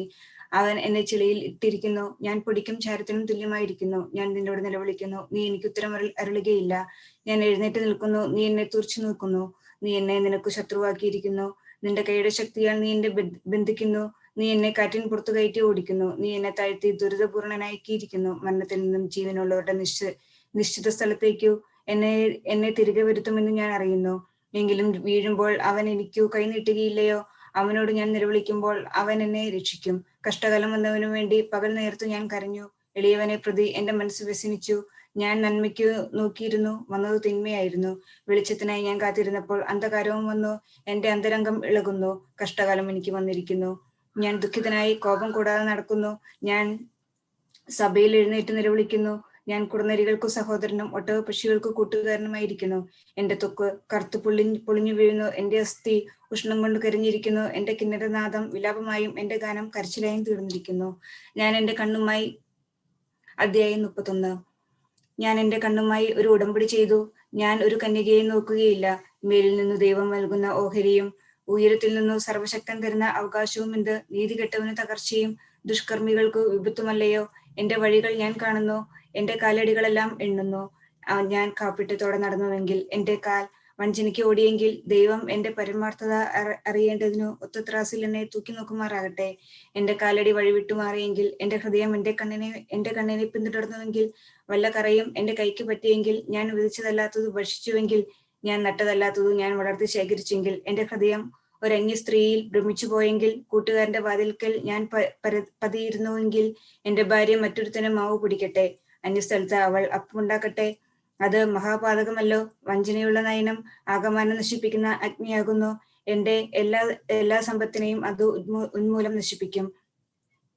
എന്റെ ദാസനോ ദാസിയോ എനിക്കെതിരായി വ്യവഹരിക്കുമ്പോൾ അവർക്ക് ഞാൻ നീതി നിഷേധിക്കുകയും, ദൈവം നിലകൊള്ളുമ്പോൾ ഞാൻ എന്തു ചെയ്യേണ്ടു? അവൻ കൽപ്പിക്കുമ്പോൾ ഞാൻ എന്തു മറുപടി പറയേണ്ടു എന്ന് ഞാൻ പറയുകയോ ചെയ്തിട്ടുണ്ടെങ്കിൽ, അവനെ ഗർഭപാത്രത്തിൽ നിർമ്മിച്ചവനല്ലയോ എന്നെയും നിർമ്മിച്ചത്? ഒരേ ഗർഭാശയത്തിലല്ലോ ഞങ്ങളെ നിർമ്മിച്ചത്. അവൻ ഞങ്ങളെ നിർമ്മിച്ചത്. ദരിദ്രന് ആഗ്രഹമുള്ളത് ഞാൻ വിരോധിച്ചിട്ടുണ്ടെങ്കിൽ, വിധവയുടെ കണ്ണുകളെ ഞാൻ അന്ധകാരപ്പെടുത്തിയിട്ടുണ്ടെങ്കിൽ, അനാഥർക്കൊന്നും കൊടുക്കാതെ എന്റെ ഭക്ഷണം ഞാൻ സ്വയം ഭക്ഷിച്ചെങ്കിൽ, എന്റെ മാതാവിന്റെ ഉദരം മുതൽ നെടുവീർപ്പുകളും എന്റെ ചെറുപ്പം മുതൽ വേദനകളും എന്നെ വളർത്തി.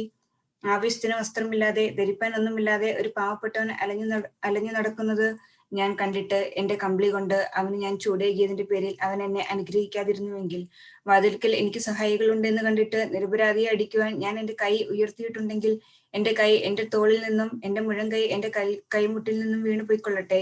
ദൈവത്തെയുള്ള ഭയം എന്റെ മേലുണ്ട്. അവന്റെ പ്രഭാവം എന്നെ അശക്തനാക്കും.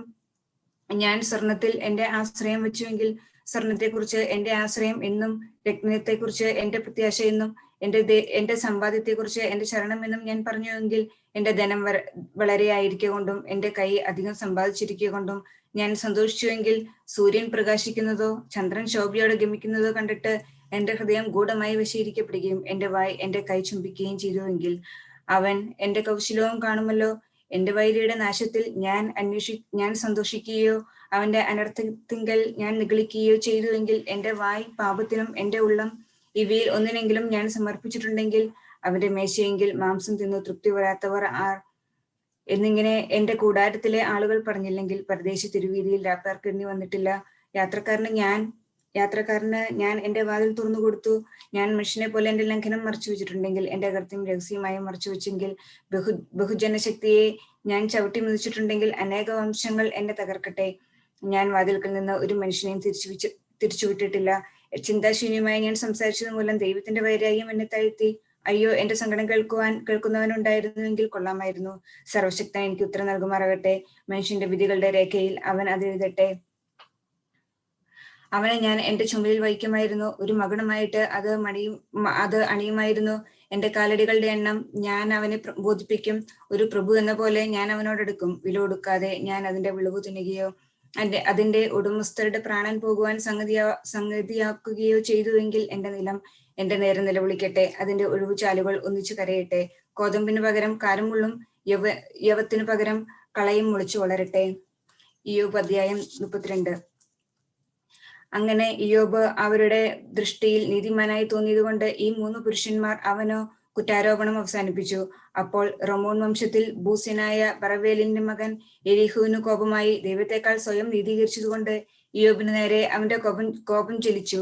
അവന്റെ മൂന്ന് സ്നേഹിതന്മാർ ഇയ്യോബിന്റെ കുറ്റം തെളിയിക്കത്തക്ക കുറ്റം കാണായികയാൽ അവരുടെ നേരെയും അവന്റെ കോപം ജ്വലിച്ചു. എന്നാൽ അവർ തന്നെക്കാൾ പ്രായമുള്ളവരാകൊണ്ട് എലീഹു ഇയ്യോബിനോട് സംസാരിപ്പാൻ താമസിച്ചു. ആ 3 പേർക്കും ഉത്തരം മുട്ടി എന്ന് കണ്ട് എലീഹുവിന്റെ കോപം ജ്വലിച്ചു. ബൂസ്യനായ ബറവേലിന്റെ മകൻ എലീഹു പറഞ്ഞു, ഞാൻ പ്രായം കുറഞ്ഞവനും നിങ്ങൾ വൃദ്ധരുമാകുന്നു. അതുകൊണ്ട് ഞാൻ ശങ്കിച്ചു അഭിപ്രായം പറവാൻ ഉദ്ദേശിച്ചില്ല. പ്രായം സംസാരിക്കുകയും വാർദ്ധക്യം ഞാനും ഉപദേശിക്കുകയും ചെയ്യട്ടെ എന്ന് ഞാൻ വിചാരിച്ചു. എന്നാൽ മനുഷ്യരിൽ ആത്മാവുണ്ടല്ലോ, സർവശക്തന്റെ ശ്വാസം അവർക്ക് വിവേകം നൽകുന്നു. പ്രായം ചെന്നവർ മാത്രമാണ് ജ്ഞാനികളെന്നില്ല, വൃദ്ധന്മാരത്രേ ന്യായബോധമുള്ളവർ എന്നുമില്ല. അതുകൊണ്ട് ഞാൻ പറയുന്നു, എന്റെ വാക്കു ശ്രദ്ധിക്കുവാൻ ഞാനും എന്റെ അഭിപ്രായം പറയാം. ഞാൻ നിങ്ങളുടെ വാക്ക് ശ്രദ്ധിച്ചുകൊണ്ടിരിക്കുന്നു. നിങ്ങൾ തക്കതായ ഉത്തരം കണ്ടെത്തുമോ എന്ന് നിങ്ങളുടെ ഉപദേശങ്ങൾക്കു ഞാൻ ശ്രദ്ധിച്ചു. നിങ്ങൾ പറഞ്ഞത് ഞാൻ ശ്രദ്ധിച്ചു. ഇയ്യോബിന് ബോധം വരുത്തുവാനോ അവന്റെ മൊഴികൾക്ക് ഉത്തരം പറയുവാനോ നിങ്ങളിൽ ആരുമില്ല. നിങ്ങൾ ജ്ഞാനം കണ്ടുപിടിച്ചിരിക്കുന്നു എന്ന് നിങ്ങൾ പറയുന്നു. മനുഷ്യനല്ല, ദൈവമത്രേ അവനെ ശിക്ഷിച്ചിരിക്കുന്നത്. ഞാൻ വാക്ക് സംസാരിക്കുന്നില്ല, നിങ്ങളുടെ വചനങ്ങൾ കൊണ്ട് ഞാൻ അവനോട് ഉത്തരം പറയുകയുമില്ല.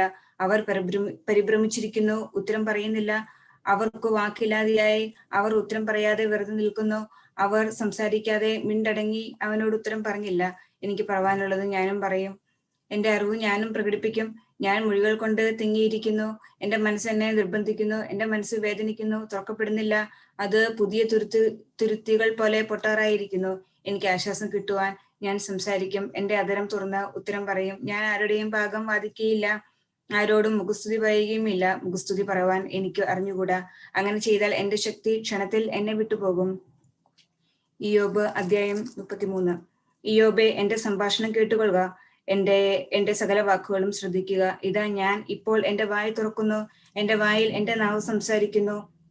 എന്റെ വചനങ്ങൾ നേരുള്ളവയും എന്റെ അധരങ്ങളുടെ സംസാരം തിരഞ്ഞെടുക്കപ്പെട്ടതുമാവുന്നു. ദൈവത്തിന്റെ ആത്മാവ് എന്നെ ഉണർത്തി, സർവശക്തന്റെ ശ്വാസം എനിക്ക് ജീവനെ തന്നു. നിനക്ക് കഴിവുണ്ടെങ്കിൽ എന്നോട് പ്രതിപാദിക്കുക, എന്റെ മുമ്പാകെ ഒരുങ്ങി നിൽക്കുക. ഇതാ നിന്നെ പോലെ ഞാനും ദൈവത്തിനുള്ളവൻ. എന്നെയും മണ്ണുകൊണ്ട് നിർമ്മിച്ചിരിക്കുന്നു. എന്റെ ഭീഷണി നിന്നെ ഭയപ്പെടുത്തുകയില്ല, എന്റെ ലംഘനം നിനക്ക് ഭാരമായിരിക്കുകയില്ല. ഞാൻ കേൾക്കെ നീ പറഞ്ഞതും നിന്റെ വാക്കു ഞാൻ കേട്ടതും എന്തെന്നാൽ, ഞാൻ പ്രമാണലംഘനമില്ലാത്ത നിർമ്മലൻ, ഞാൻ നിർദോഷി, എന്നിൽ അകൃത്യവുമില്ല. അവൻ എന്റെ നേരെ കാരണങ്ങൾ കണ്ടുപിടിക്കുന്നു, എന്നെ തനിക്ക് ശത്രുവായി വിചാരിക്കുന്നു. അവൻ എന്റെ കാലുകളെ ആമത്തിൽ ഇടുന്നു, എന്റെ വഴികളെല്ലാം സൂക്ഷിച്ചു നോക്കുന്നു. ഇത് ഞാൻ നിന്നോട് ഉത്തരം പറയാം. ഇതിൽ നീ നീതിമാനല്ല, ദൈവം മനുഷ്യനേക്കാൾ വലിയവനത്രേ. നീ അവനോട് വാദിക്കുന്നത് എന്തിന്? തന്റെ കാര്യങ്ങളിൽ ഒന്നിനും അവൻ കാരണം പറയുന്നില്ലല്ലോ. 1 or 2 പ്രാവശ്യം ദൈവം അരുളി ചെയ്യുന്നു, അവൻ ആവർത്തിക്കുകയില്ല. ഗാഠനിദ്ര മനുഷ്യർക്കുണ്ടാകുമ്പോൾ, അവർ ശയ്യമേൽ നിദ്ര കൊള്ളുമ്പോൾ, സ്വപ്നത്തിൽ രാത്രി ദർശനത്തിൽ അവൻ മനുഷ്യരുടെ ചെവി തുറക്കുന്നു. അവരോടുള്ള പ്രബോധനത്തിനു അവരെ താഴ്ത്തുന്നു. മനുഷ്യനെ അവന്റെ തിന്മയിൽ നിന്ന് അകറ്റുവാനും മനുഷ്യനെ നിഗളത്തിൽ നിന്ന് രക്ഷിപ്പാനും തന്നെ. അവൻ ക്ഷയത്തിൽ നിന്നും അവന്റെ പ്രാണനെയും നാശത്തിൽ നിന്നും അവന്റെ ജീവനെയും സംരക്ഷിക്കുന്നു. അവന്റെ കിടക്കമേൽ അവൻ വേദനയാൽ ശിക്ഷിക്കപ്പെടുന്നു. അവന്റെ അസ്ഥികളിൽ ക്ഷയവും അവന്റെ ജഡത്തിൽ ഭീതിയും ഉണ്ട്. അതുകൊണ്ട് അപ്പം അവനെ തൃപ്തിയാകുകയില്ല. അവന്റെ പ്രാണൻ ഭക്ഷണം ആഗ്രഹിക്കും, അവന്റെ മാംസം ഭീതിയോടെ ഭക്ഷിക്കും. കാണാനില്ലാതിരുന്ന അവന്റെ വസ്തുക്കൾ പൊങ്ങി നിൽക്കുന്നു. അവന്റെ പ്രാണൻ നാശത്തിനും അവന്റെ ജീവൻ മരണത്തിനും എടുത്തിരിക്കുന്നു. മനുഷ്യനോട് അവന്റെ ധർമ്മം അറിയിക്കേണ്ടതിന് അവനെ അനുസരിക്കുന്ന 1000-ൽ 1 ദൂതൻ അവന് വേണ്ടി ഉണ്ടെങ്കിൽ അവൻ മനുഷ്യനെ അവന്റെ പരമാർത്ഥത കാണിക്കും. പാതാളത്തിൽ ഇറങ്ങാതെ വണ്ണം ഇവനെ രക്ഷിക്കണമേ. ഞാൻ ഒരു മറുവില കണ്ടിരിക്കുന്നു എന്ന് പറയും. അപ്പോൾ അവന്റെ ദേഹം യൗവനത്തിൽ എന്ന പോലെ വ്യത്യാസപ്പെടും. അവൻ ബാല്യത്തിലേക്ക് തിരിയും. അവൻ ദൈവത്തോട് പ്രാർത്ഥിക്കും. അവനെ കേട്ട് അവനിൽ പ്രസാദിക്കും. തിരുമുമ്പിൽ അവൻ ശോഭയോടെ കാണപ്പെടും. അവൻ മനുഷ്യന് അവന്റെ പുണ്യത്തിന് പകരം കൊടുക്കും. അവൻ മനുഷ്യരുടെ മുമ്പിൽ പാടിപ്പറയും, ഞാൻ പാപം ചെയ്ത് സത്യമായും തെറ്റു ചെയ്തു, എന്നിട്ടും എനിക്ക് പ്രയോജനം ഉണ്ടായില്ല. എന്റെ പ്രാണനെ കുഴിയിലെ നാശത്തിൽ നിന്നും രക്ഷിക്കണമേ. എന്റെ ജീവൻ പ്രകാശത്തെ കണ്ടുകൊള്ളട്ടെ. ഇതാ ദൈവം 2-3 പ്രാവശ്യം ഇവയെല്ലാം മനുഷ്യനോട് ചെയ്യുന്നു. അവന്റെ പ്രാണനെ നാശത്തിൽ നിന്ന് കരയറ്റി ജീവന്റെ പ്രകാശം കൊണ്ട് അവനെ പ്രകാശിപ്പിക്കും. ഇയ്യോബേ, ശ്രദ്ധിച്ചു കേൾക്കുക, മൗനമായിരിക്കുക. ഞാൻ സംസാരിക്കാം, നിനക്ക് ഉത്തരം പറവാനുണ്ടെങ്കിൽ പറയുക, സംസാരിക്കുക. നിന്നെ നീതീകരിപ്പാനാകുന്നു എന്റെ ആഗ്രഹം. ഇല്ലെങ്കിൽ നീ എന്റെ വാക്ക് കേൾക്കുക, മിണ്ടാതിരിക്കുക, ഞാൻ നിനക്ക് ജ്ഞാനം ഉപദേശിച്ചു തരാം. ഇയ്യോബ് അധ്യായം 34. എലീഹു പറഞ്ഞു, ജ്ഞാനികളെ എന്റെ വചനം കേൾപ്പിൻ, ശ്രോതാക്കളെ എന്നെ ശ്രദ്ധിപ്പിൻ. അണ്ണാക്ക് ആഹാരത്തെ രുചി നോക്കുന്നു, ചെവി വചനങ്ങളെ ശോധന ചെയ്യുന്നു. ന്യായമായത് നമുക്ക് തിരഞ്ഞെടുക്കാം, നന്മയായത് നമുക്ക് ആലോചിച്ചറിയാം.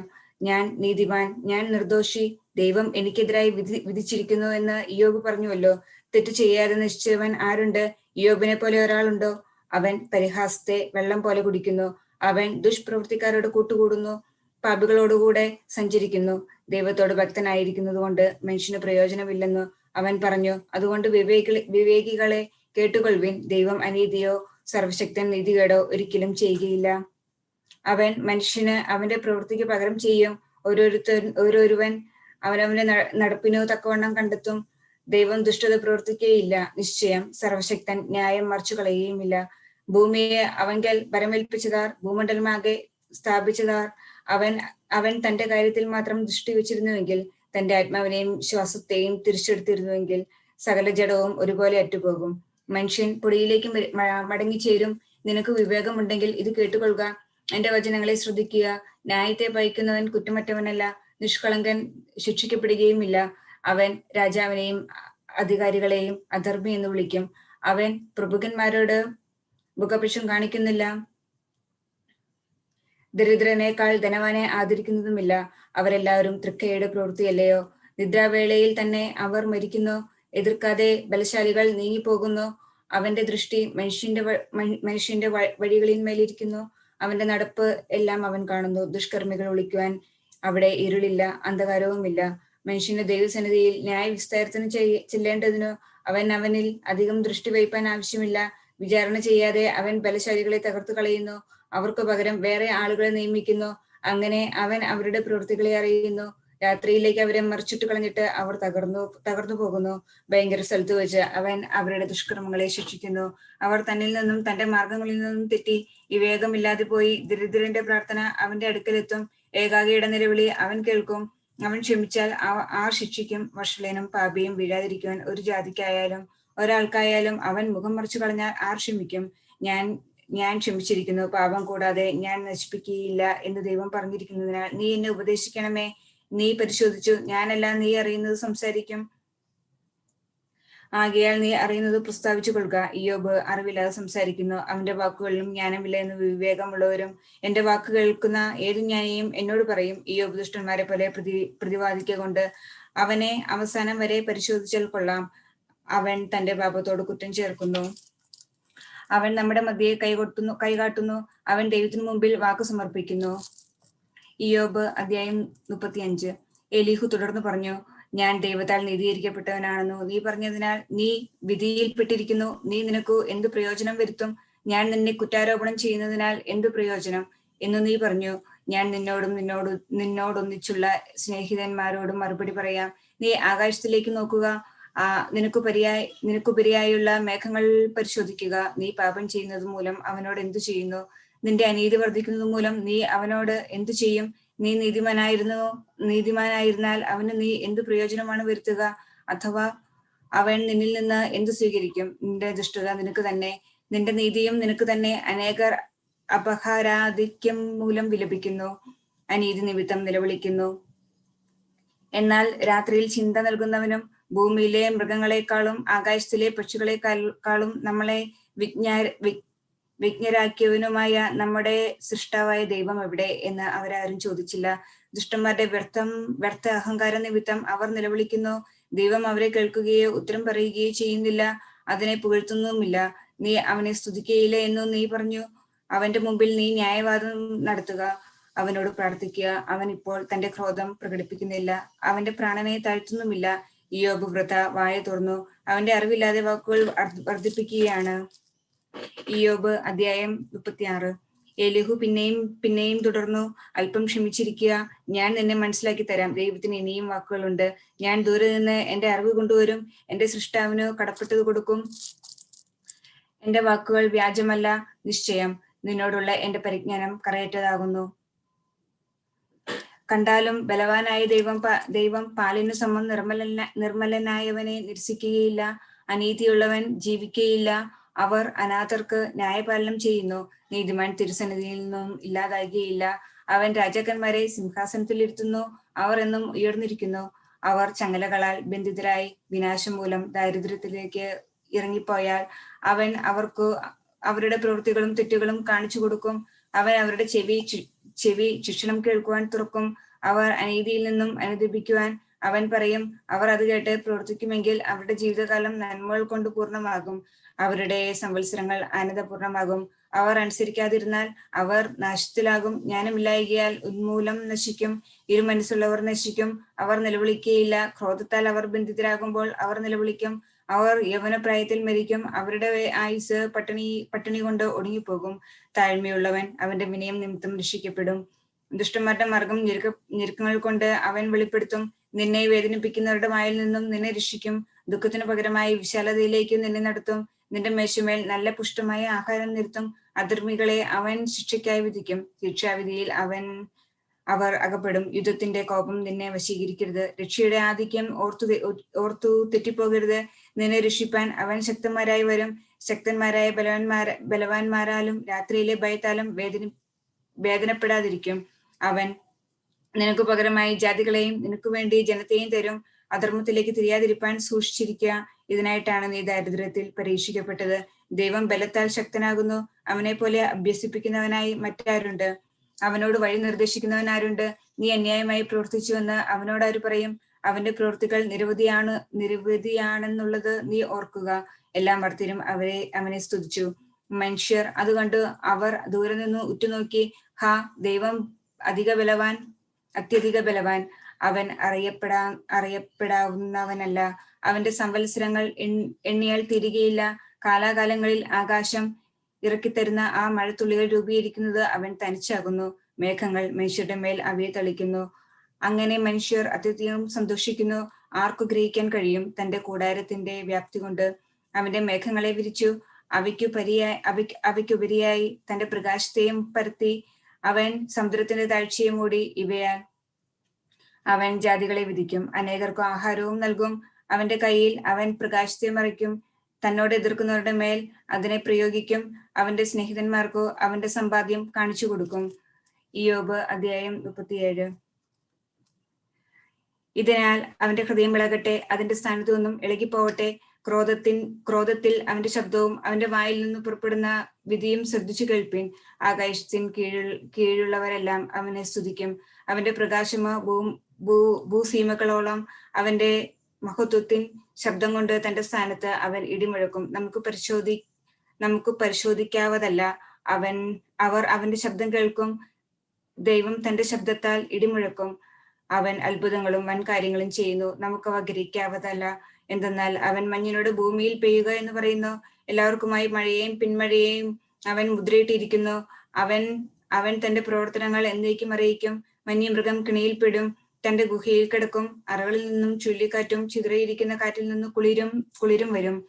ദൈവനിശ്വാസം മൂലം ഹിമഗണവും വരും. അവൻ ധാരാളമായി വെള്ളം വീഴ്ത്തുന്നു. മേഘങ്ങളെ മൃദുലമായി ഇറക്കുന്നു. അവന്റെ പ്രകാശം മേഘങ്ങളെ വ്യാപിപ്പിക്കുന്നു. അവന്റെ ചിന്തകളെല്ലാം നിർവഹിക്കുവാൻ അവ ചുറ്റി സഞ്ചരിച്ച് പ്രവർത്തിക്കുന്നു. അവൻ കൽപ്പിക്കുന്നതെല്ലാം ഭൂതലത്തിൽ അധികാരികൾക്കാകട്ടെ ഭൂമിക്കാകട്ടെ അതിൽ ദൃശ്യമാവുന്ന നിന്ദയ്ക്കാകട്ടെ അത് വരുത്തുന്നു. ഇയ്യോബേ, ഇത് ശ്രദ്ധിച്ചു കേട്ടാലും ദൈവത്തിന്റെ അത്ഭുതം മനസ്സിലാക്കുക. ദൈവം അവയുടെ മേൽ നിശ്ചയിച്ചതും തന്റെ മേഘങ്ങളുടെ ശോഭ കാണിച്ചതും എങ്ങനെയൊന്നും നിനക്കറിയാമോ? മേഘങ്ങളുടെ ചലനവും വിശ്വാസത്തിന് കളങ്കമില്ലാത്തവന്റെ അത്ഭുതങ്ങളും നിനക്കറിയാമോ? ഭൂമിയിൽ നിന്ന് തെക്കൻ കാറ്റ് മാറുമ്പോൾ നിന്റെ വസ്ത്രങ്ങൾക്ക് ചൂടുപിടിക്കും. ശക്തമായ ആകാശ വിധാനത്തെ ഒരുമിച്ച് താങ്ങി നിർത്തുവാനായി അവനോടുകൂടെ നിനക്ക് അതിനെ വിരിക്കാമോ? ഞാൻ അവനോട് എന്തു പറയണമെന്ന് നീ എന്നെ അറിയിച്ചാലും അന്ധകാരത്താൽ ഞങ്ങൾ മറയ്ക്കപ്പെട്ടിരിക്കുന്നു. അവൻ പറയുന്നത് ഞാൻ ബോധിപ്പിക്കാം. അവൻ സംസാരിച്ചാൽ മനുഷ്യൻ കുറ്റക്കാരനാകും. ഇപ്പോൾ അവർ പ്രകാശം ദർശിച്ചില്ല. അവൻ ആകാശത്തിൽ പ്രശോഭിച്ചിരിക്കുന്നു. കാറ്റടിച്ചും മേഘങ്ങളെ മാറ്റും. ഉത്തരദിക്കിൽ നിന്നും സ്വർണം വരും. ദൈവത്തെങ്കിൽ നിന്നു ശക്തമായ പ്രകാശവും. അവൻ അതിശക്തനും ന്യായാധിപനുമാകുന്നു. കുറ്റമറ്റവരെന്നു ഭാവിക്കുന്നവരോട് താൻ ഉത്തരം അരുളുകയില്ല. ആകയാൽ മനുഷ്യർ തന്നെ ഭയപ്പെടും. ഹൃദയ വിജ്ഞാനമുള്ളവരെല്ലാം അവന്റെ സന്നിധിയിൽ വിറയലോടെ നിൽക്കും. ഇയ്യോബ് അധ്യായം 38. കർത്താവ് ചുഴലിക്കാറ്റിൽ നിന്നും ഇയ്യോബിന് ഉത്തരം അരുളി അവനോട് പറഞ്ഞു, അറിവില്ലാത്ത വാക്കുകളാൽ ചിന്തിക്കുന്ന ഇവൻ ആരാകുന്നു? ശക്തനെ പോലെ നീ അരമുറുക്കുക. ഞാൻ നിന്നോട് ചോദ്യം ചെയ്യും, നീ എന്നോട് ഉത്തരം പറയുക. ഞാൻ ഭൂമിക്ക് അടിസ്ഥാനം ഉറപ്പിച്ചപ്പോൾ നീ എവിടെയായിരുന്നു? നിനക്ക് അറിവുണ്ടെങ്കിൽ പറയുക. അതിന്റെ മേൽ അളവുനൂൽ ഇട്ടുകാരാണ്. അതിന്റെ അളവ് നിശ്ചയിച്ചതും ആരാണ്? നിനക്കറിയാമോ? അതിന്റെ അതിരുകൾ എന്തിന്മേലാണ് നിലകൊള്ളുന്നത്? അഥവാ അതിന്റെ മൂലശിലകൾ സ്ഥാപിച്ചത് ആരാണ്? പ്രഭാത നക്ഷത്രങ്ങളെയെല്ലാം അവൻ സൃഷ്ടിച്ചു. മാലാഖമാരെല്ലാം സന്തോഷിച്ചാർത്തു. ഗർഭാശയത്തിൽ നിന്ന് എന്നതുപോലെ സമുദ്രം ചാടി പുറപ്പെട്ടപ്പോൾ അതിന്റെ വാതിലുകൾ ആരാണ് ബന്ധിച്ചത്? അവൻ മേഘങ്ങളെ തന്റെ വസ്ത്രവും അന്ധതമസിനെ തന്റെ മേലങ്കിയുമാക്കി.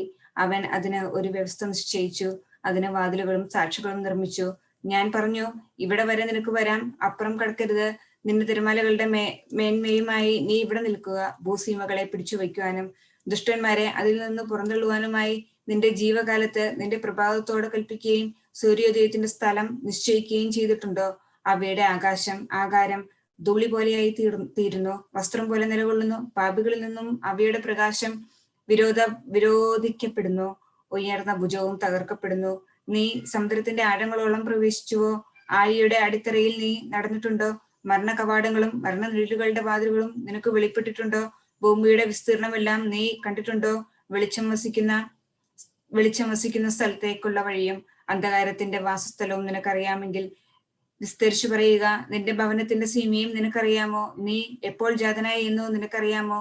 നിന്റെ ജീവിതകാലം വളരെയുണ്ടോ എന്ന് നിനക്കറിയാമോ? നീ ഹിമത്തിന്റെ അറകളിലേക്കും തീമഴയുടെ ഉള്ളറകളിലേക്കും കടന്നു നോക്കിയിട്ടുണ്ടോ? അവ ഞെരുക്കകാലത്തേക്കും യുദ്ധകാല ദിവസത്തേക്കുമായി സംഗ്രഹിച്ചു വച്ചിരിക്കുന്നു. വെളിച്ചം വിഭജിച്ചു പരക്കുന്നത് ഏതു വഴി? ഭൂമിയിൽ കാറ്റ് പുറപ്പെടുന്ന വഴിയും എന്ത്? ആരുമില്ലാത്ത ദേശത്തും മനുഷ്യവാസമില്ലാത്ത മരുഭൂമിയിലും മഴ പെയ്യിക്കുവാനും എല്ലാ മുള്ളുമരങ്ങളെയും തൃപ്തിപ്പെടുത്തി ഇളമ്പുല്ലുകൾ മുളപ്പിക്കുവാനുമായി മിന്നലും ഇടിമുഴക്കവും ഉണ്ടാക്കുന്നത് ആരാണ്? മഴയ്ക്ക് പിതാവുണ്ടോ? അഥവാ മഴത്തുള്ളികളെയും മഞ്ഞുക്കും ഹിമക്കട്ടയും ജനിപ്പിച്ചതാര്? ആരുടെ ഉദരത്തിൽ നിന്നാണ് അവ പുറത്തു വന്നത്? അന്തരീക്ഷത്തിലെ ആവിയെ ജനിപ്പിച്ചതാര്? വെള്ളം കല്ലുപോലെ ഉറച്ചു പോകുന്നു, ആഴിയുടെ മുഖങ്ങൾ അടഞ്ഞിരിക്കുന്നു. കാർത്തികയെ നിനക്ക് ബന്ധിക്കാമോ? മകീരത്തിന്റെ പാത നീ കണ്ടിട്ടുണ്ടോ? നിനക്ക് രാശിചക്രത്തെ അതിന്റെ കാലത്ത് പുറപ്പെടുവിക്കാമോ? നക്ഷത്രജാലത്തെ നിനക്ക് നിയന്ത്രിക്കാമോ? ആകാശത്തിലെ നിയമങ്ങളെ നീ അറിയുന്നുവോ? ഭൂമിക്ക് നീ നിയമം ഉണ്ടാക്കുമോ? ആകാശത്തിന്റെ പ്രമാണം നിനക്കറിയുമോ? ഭൂമിയിൽ നിയമങ്ങൾ വയ്ക്കുന്നത് നീയാണോ? മേഘങ്ങളുടെ മേൽ നിന്റെ ശബ്ദം ഉയർത്താമോ?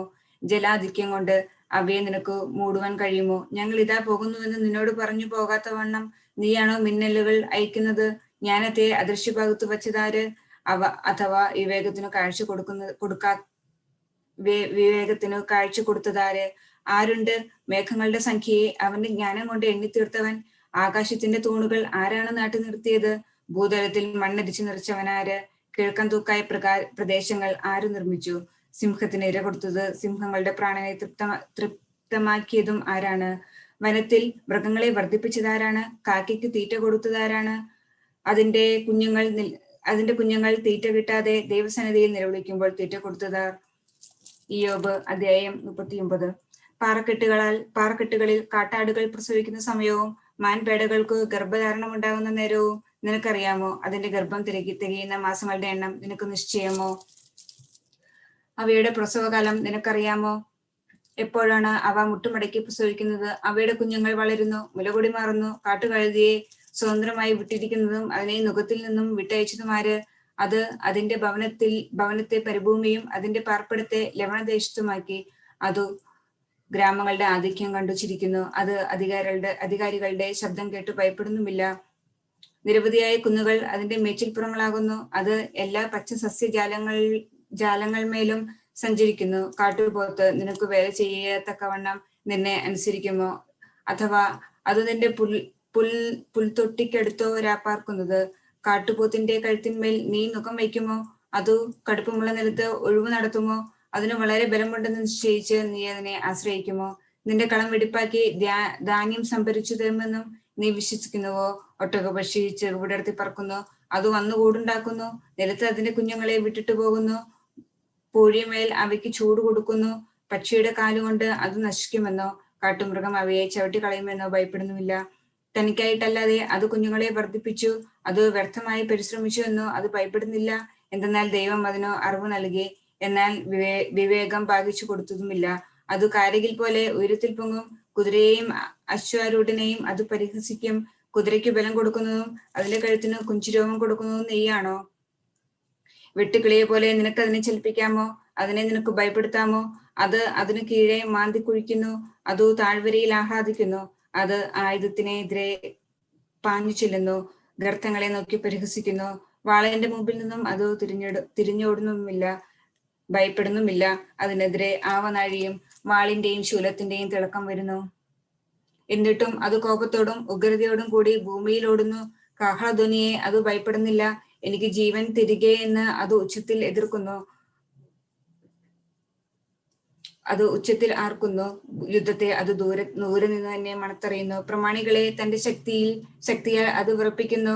നിന്റെ ജ്ഞാനം കൊണ്ടാണോ പരുന്ത് ഉത്ഭവിക്കുകയും അതിന് ചിറകു തെക്കോട്ട് വിടർത്തുകയും ചെയ്യുന്നത്? നിന്റെ വായിലെ വചനത്താലാണോ കഴുകൻ മേലോട്ട് ഉയരുന്നതും പാറക്കെട്ടിൽ കൂട് ചമയ്ക്കുന്നതും കിഴക്കാൻ തൂക്കായ പാറമേൽ അത് പറന്നിറങ്ങി രാപ്പാർക്കുന്നതും? അതിന്റെ അടുത്തു നിന്ന് അത് ഇര തേടുന്നു, വിദൂരത്തേക്ക് അത് സൂക്ഷിച്ചു നോക്കുന്നു. അതിന്റെ കുഞ്ഞുങ്ങൾ ചോര നുണയുന്നു. നിഹതന്മാർ എവിടെയുണ്ടോ അവിടെ അവയുമുണ്ട്. ഇയ്യോബ് അധ്യായം 40. ദൈവം പിന്നെയും ഇയ്യോബിനോട് പറഞ്ഞു, ദൈവത്തിന്റെ ആലോചനകൾ അനവധിയാണ്. ദൈവത്തെ കുറ്റപ്പെടുത്തുന്നവൻ ഉത്തരം പറയട്ടെ. ഇയ്യോബ് ഉത്തരമായി പറഞ്ഞു, ഞാൻ കുറവുള്ളവൻ, ഞാൻ അങ്ങയോട് എന്ത് പ്രതിവചിക്കേണ്ടു? ഞാൻ എന്റെ വായ് പൊത്തി 1 പ്രാവശ്യം ഞാൻ സംസാരിച്ചു, ഇനി ഞാൻ ഉത്തരം പറയുകയില്ല. 2 പ്രാവശ്യം സംസാരിച്ചു, ഇനിയും ഞാൻ സംസാരിക്കുകയില്ല. ദൈവം അപ്പോൾ ചുഴലിക്കാറ്റിൽ നിന്നും ഇയ്യോബിനോട് പ്രതിവചിച്ചു, നീ ശക്തനെ പോലെ അരമുറുക്കുക, ഞാൻ നിന്നോട് ചോദിക്കും, നീ ഉത്തരം പറയണം. നിനക്ക് കുറ്റമറ്റവനാകുവാൻ വേണ്ടി നീ എന്നെ മായ്ച്ച് കുറ്റപ്പെടുത്തുമോ? നിനക്ക് ദൈവത്തെ പോലെ ഭുജമുണ്ടോ? ദൈവത്തെ പോലെ നിനക്ക് ശബ്ദം മുഴക്കാമോ? നീ മഹിമയും ശക്തിയും ധരിക്കുക, ശോഭയും കാന്തിയും അണയുക. നിന്റെ കോപവും ക്രോധവും ഒഴുക്കുക. ഏതുന്നതനെയും നോക്കി അവനെ താഴ്ത്തുക, ഏത് പാപിയെയും അവരവരുടെ സ്ഥാനത്ത് വീഴ്ത്തുക. അവരെ ഒരുമിച്ചു പൂഴിയിൽ മറവ് ചെയ്യുക, അവരുടെ മുഖങ്ങളെ പൊടിമണ്ണ് കൊണ്ടു ബന്ധിക്കുക. നിന്റെ വലം കൈ നിന്നെ രക്ഷിക്കുമ്പോൾ ഞാനും നിന്നെ പുകഴ്ത്തും. ഞാൻ നിന്നോടൊപ്പം നിർമ്മിച്ച ബഹുമൂത്ത് കാളയെ പോലെ പുല്ല് തിന്നുന്നു. അതിന്റെ ശക്തി അതിന്റെ വിലാവ പുറത്ത്, അതിന്റെ വാൽ ദേവദാരു പോലെ ഉയർത്തുന്നു. അതിന്റെ തുടഞ്ഞെരുമ്പുകൾ ഉയർന്നിരിക്കുന്നു. അതിന്റെ അസ്ഥികൾ പിച്ചളയ്ക്കും ഇരുമ്പിനും തുല്യം കടുപ്പമേറിയതാണ്. അത് ദൈവത്തിന്റെ സൃഷ്ടികളിൽ പ്രാധാന്യമുള്ളതാണ്. ദൈവം ചെയ്യുവാൻ അതിനെ ഉണ്ടാക്കി, കുന്നുകളെ അത് വഹിക്കുന്നു. കാട്ടും മൃഗക്കൂട്ടമെല്ലാം അതിന്റെ നിഴലിൽ നിദ്രിതരാകുന്നു. ഞാങ്ങണയുടെ മറവിൽ അത് പതുങ്ങിക്കിടക്കുന്നു. തണൽ വൃക്ഷങ്ങൾ അതിന് ചുറ്റുമുണ്ട്. സമതലത്തെ അലരിയും ചുറ്റുമുണ്ട്. നദീജലം ഉയർന്നാലും അതിന് ഇളക്കമില്ല. അതിന്റെ വായിലേക്ക് യോർദാനാൽ ഒഴുകി വീണാലും അതിന് ധൈര്യമുണ്ട്. അതിന്റെ മുകിലുകളാൽ അത് വലയിൽ പിടിക്കപ്പെടുമോ? മഹാസർപ്പത്തെ നിനക്ക് വലയിൽ പിടിക്കാമോ? അതിന്റെ നാവിൽ ചൂണ്ടൽ കടത്തി പിടിക്കാമോ? അതിന്റെ വായിൽ കടിഞ്ഞാണിടാമോ? കൊളുത്തുകൊണ്ട് അതിന്റെ ചെകിട് പിടിച്ചെടുക്കാമോ? അത് നിന്നോട് വളരെയേറെ യാചന കഴിച്ചു മൃദു സംഭാഷണം നടത്തുമോ? അത് നിന്നോട് ഉടമ്പടി ചെയ്യുമോ? അഥവാ എന്നേക്കും ദാസനായി നിനക്ക് അതിനെ ഗണിക്കാമോ? ഒരു പക്ഷി എന്ന പോലെ നീ അതിനോടുകൂടെ വിനോദിക്കുമോ? നിന്റെ യൗവനകാലമെല്ലാം നീ അതിനെ സൂക്ഷിക്കുമോ? കൂട്ടുകാർ ഒരുമിച്ച് കൂട്ടി അനേകർക്കായി അതിനെ പകുത്തു കൊടുക്കുമോ? അതിന്റെ തോലിനുള്ളിൽ മാംസവും അതിന്റെ തല അഗ്നിതണൽ കൊണ്ടും നിറയ്ക്കാമോ? നീ അതിന്റെ മേൽ കൈവയ്ക്കുമോ? യുദ്ധമായിരിക്കും തുടരുന്നത്, നിന്റെ കാൽ കൊഴിയും. ദൈവം അതിന്റെ വിഷം എടുത്തു കളയും. ദൈവമേ സ്തുതി, എനിക്ക് യോഗ്യമാകുന്നു. പാർക്കുമോ?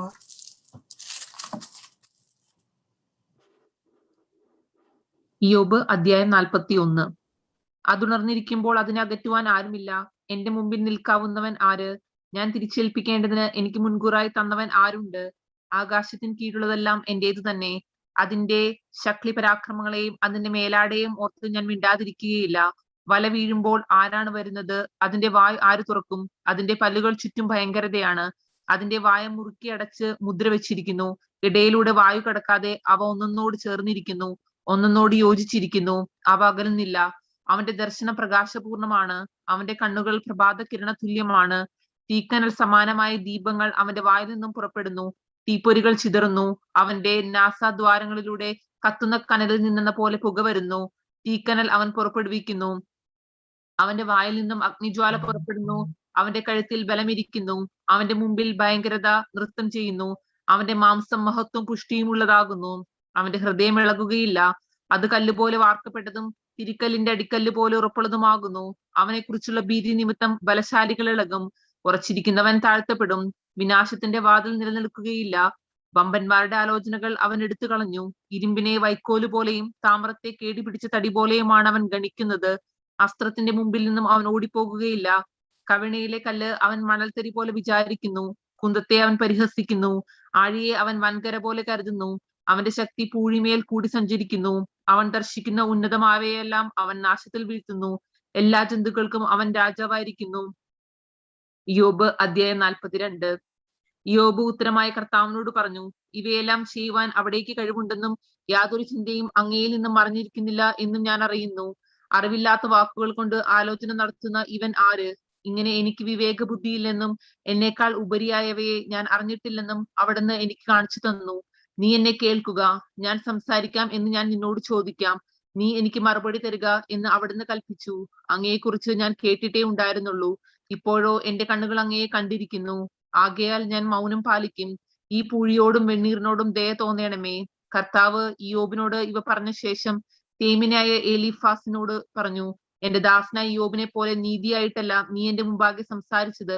അതിനാൽ എന്റെ കോപം നിന്റെ മേലും നിന്റെ 2 കൂട്ടുകാരുടെ മേലും ജ്വലിച്ചിരിക്കുന്നു.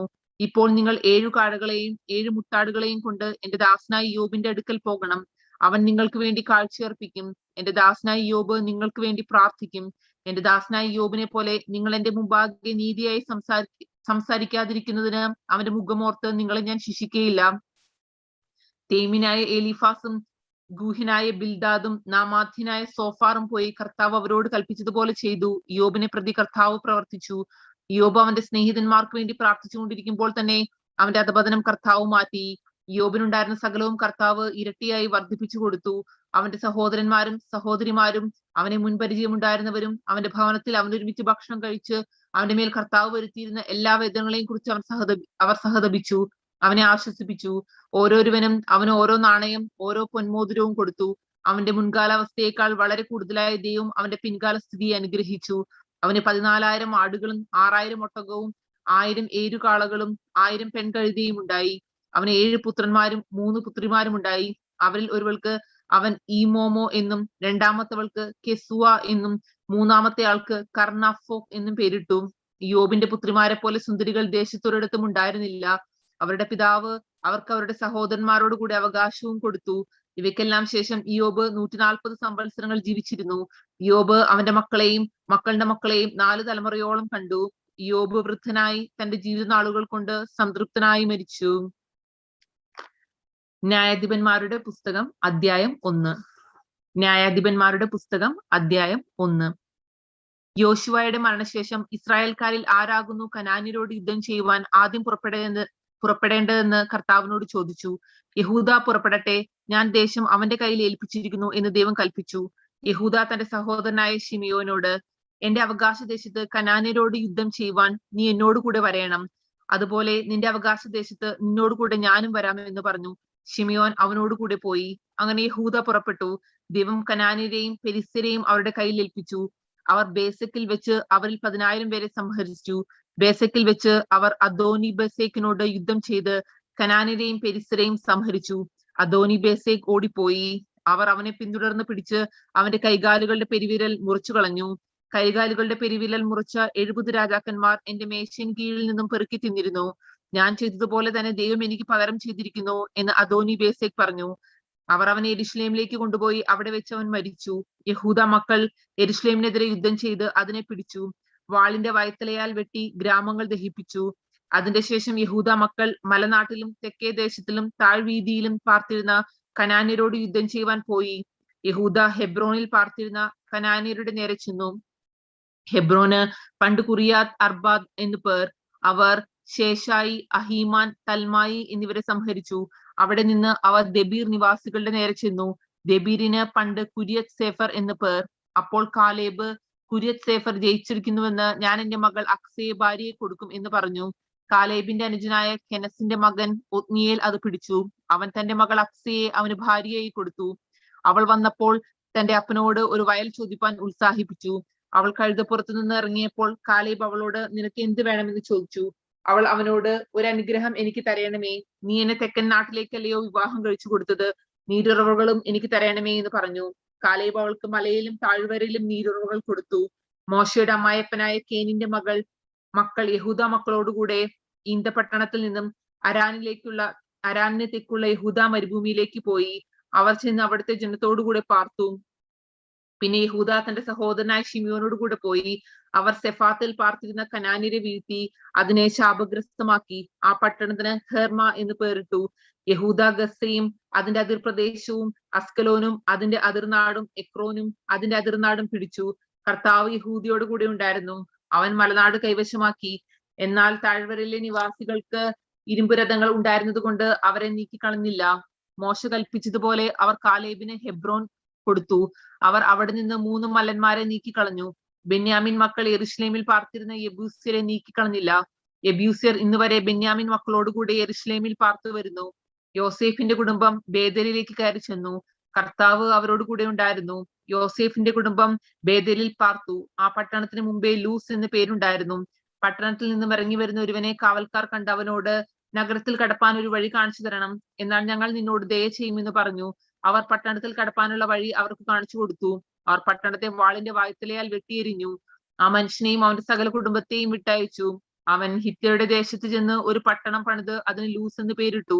അതിന് ഇന്നുവരെ അത് തന്നെയാണ് പേർ. മനശ്ശെ ബേത്ത്ശെയാനിലും അതിന്റെ ഗ്രാമങ്ങളിലും, താനാക്കിലും അതിന്റെ ഗ്രാമങ്ങളിലും, ദോരിലും അതിന്റെ ഗ്രാമങ്ങളിലും, ഇബ്ലയാമിലും അതിന്റെ ഗ്രാമങ്ങളിലും, മെഗിദ്ദോയിലും അതിന്റെ ഗ്രാമങ്ങളിലും പാർത്തിരുന്നവരെ നീക്കിക്കളഞ്ഞില്ല. കനാന്യർക്ക് ആ ദേശത്ത് തന്നെ പാർപ്പാനുള്ള താല്പര്യം സാധിച്ചു. എന്നാൽ ഇസ്രായേലിന് ശക്തി കൂടിയപ്പോൾ അവർ കനാന്യരെ മുഴുവനും നീക്കിക്കളയാതെ അവരെ കൊണ്ട് ദാസ്യവേല ചെയ്യിപ്പിച്ചു. എഫ്രൈം ഗേസറിൽ വസിച്ചിരുന്ന കനാന്യരെ നീക്കിക്കളഞ്ഞില്ല. കനാന്യർ ഗേസറിൽ അവരുടെ ഇടയിൽ വസിച്ചു. സെബുലൂൻ കിത്രോനിലും നെഹലോലിലും പാർത്തിരുന്നവരെ നീക്കിക്കളഞ്ഞില്ല. കനാന്യർ ദാസ്യവേലക്കാരായി തീർന്ന് അവരുടെ ഇടയിൽ പാർത്തു. ആശേർ അക്കോവിലും സീദോനിലും അഹ്ലാബിലും അക്സീബിലും ഹെൽബയിലും അഫീക്കിലും രഹോബിലും വസിച്ചിരുന്നവരെ നീക്കിക്കളഞ്ഞില്ല. അവരെ നീക്കിക്കളയാതെ അശേര്യർ ദേശനിവാസികളായ കനാന്യരുടെ ഇടയിൽ പാർത്തു. നഫ്താലി, ബേത് ഷേമെഷ്, ബേത് അനാത്ത് വാസികളെ പുറത്താക്കാതെ ദേശനിവാസികളായ കനാന്യരുടെ ഇടയിൽ പാർത്തു. ബെത് ഷേമേഷിലെയും ബെത് അനാത്തിലെയും നിവാസികൾ അവർക്ക് ദാസ്യവേലക്കാരായി തീർന്നു. അമോര്യരെ ദാൻ മക്കൾ ഓടിച്ചു. മലനാട്ടിൽ കയറ്റി താഴ്വരയിലേക്ക് ഇറങ്ങുവാൻ അവരെ സമ്മതിച്ചില്ല. അങ്ങനെ അമോര്യർ ഹർഹരേസിലും അയ്യാലോനിലും ഷൽബീമിലും പാർക്കുവാൻ അനുവദിക്കപ്പെട്ടു. യോസേഫിന്റെ ഗൃഹത്തിന് ബലം വർദ്ധിച്ചു. അവരെ ദാസ്യവേലക്കാരായി തീർത്തു. അമോര്യരുടെ അതിർ അക്രോൻ കയറ്റം മുതൽ പിന്നെയും മേലോട്ടുണ്ടായിരുന്നു. ന്യായാധിപന്മാർ 2-ാം അധ്യായം. അനന്തരം കർത്താവിന്റെ മാലാഖ ഗിൽഗാലിൽ നിന്നും ബോഖീമിലേക്ക് വന്ന് പറഞ്ഞത്, ഞാൻ നിങ്ങളെ മിസ്രയീമിൽ നിന്നും പുറപ്പെടുവിച്ചു. നിങ്ങളുടെ പിതാക്കന്മാർക്ക് വാഗ്ദാനം ചെയ്ത ദേശത്തേക്ക് നിങ്ങളെ കൊണ്ടുവന്നു.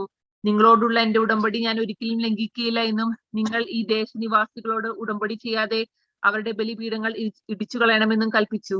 എന്നാൽ നിങ്ങൾ എന്റെ വാക്ക് അനുസരിച്ചില്ല. ഇങ്ങനെ നിങ്ങൾ ചെയ്തത് എന്ത്? അതുകൊണ്ട് ഞാൻ അവരെ നിങ്ങളുടെ മുമ്പിൽ നിന്നും നീക്കിക്കളയുകയില്ല. അവർ നിങ്ങളുടെ ഹൃദയത്തിൽ മുള്ളായിരിക്കും. അവരുടെ ദേവന്മാർ നിങ്ങൾക്ക് കെണിയായി ഇരിക്കും എന്ന് ഞാൻ പറയുന്നു.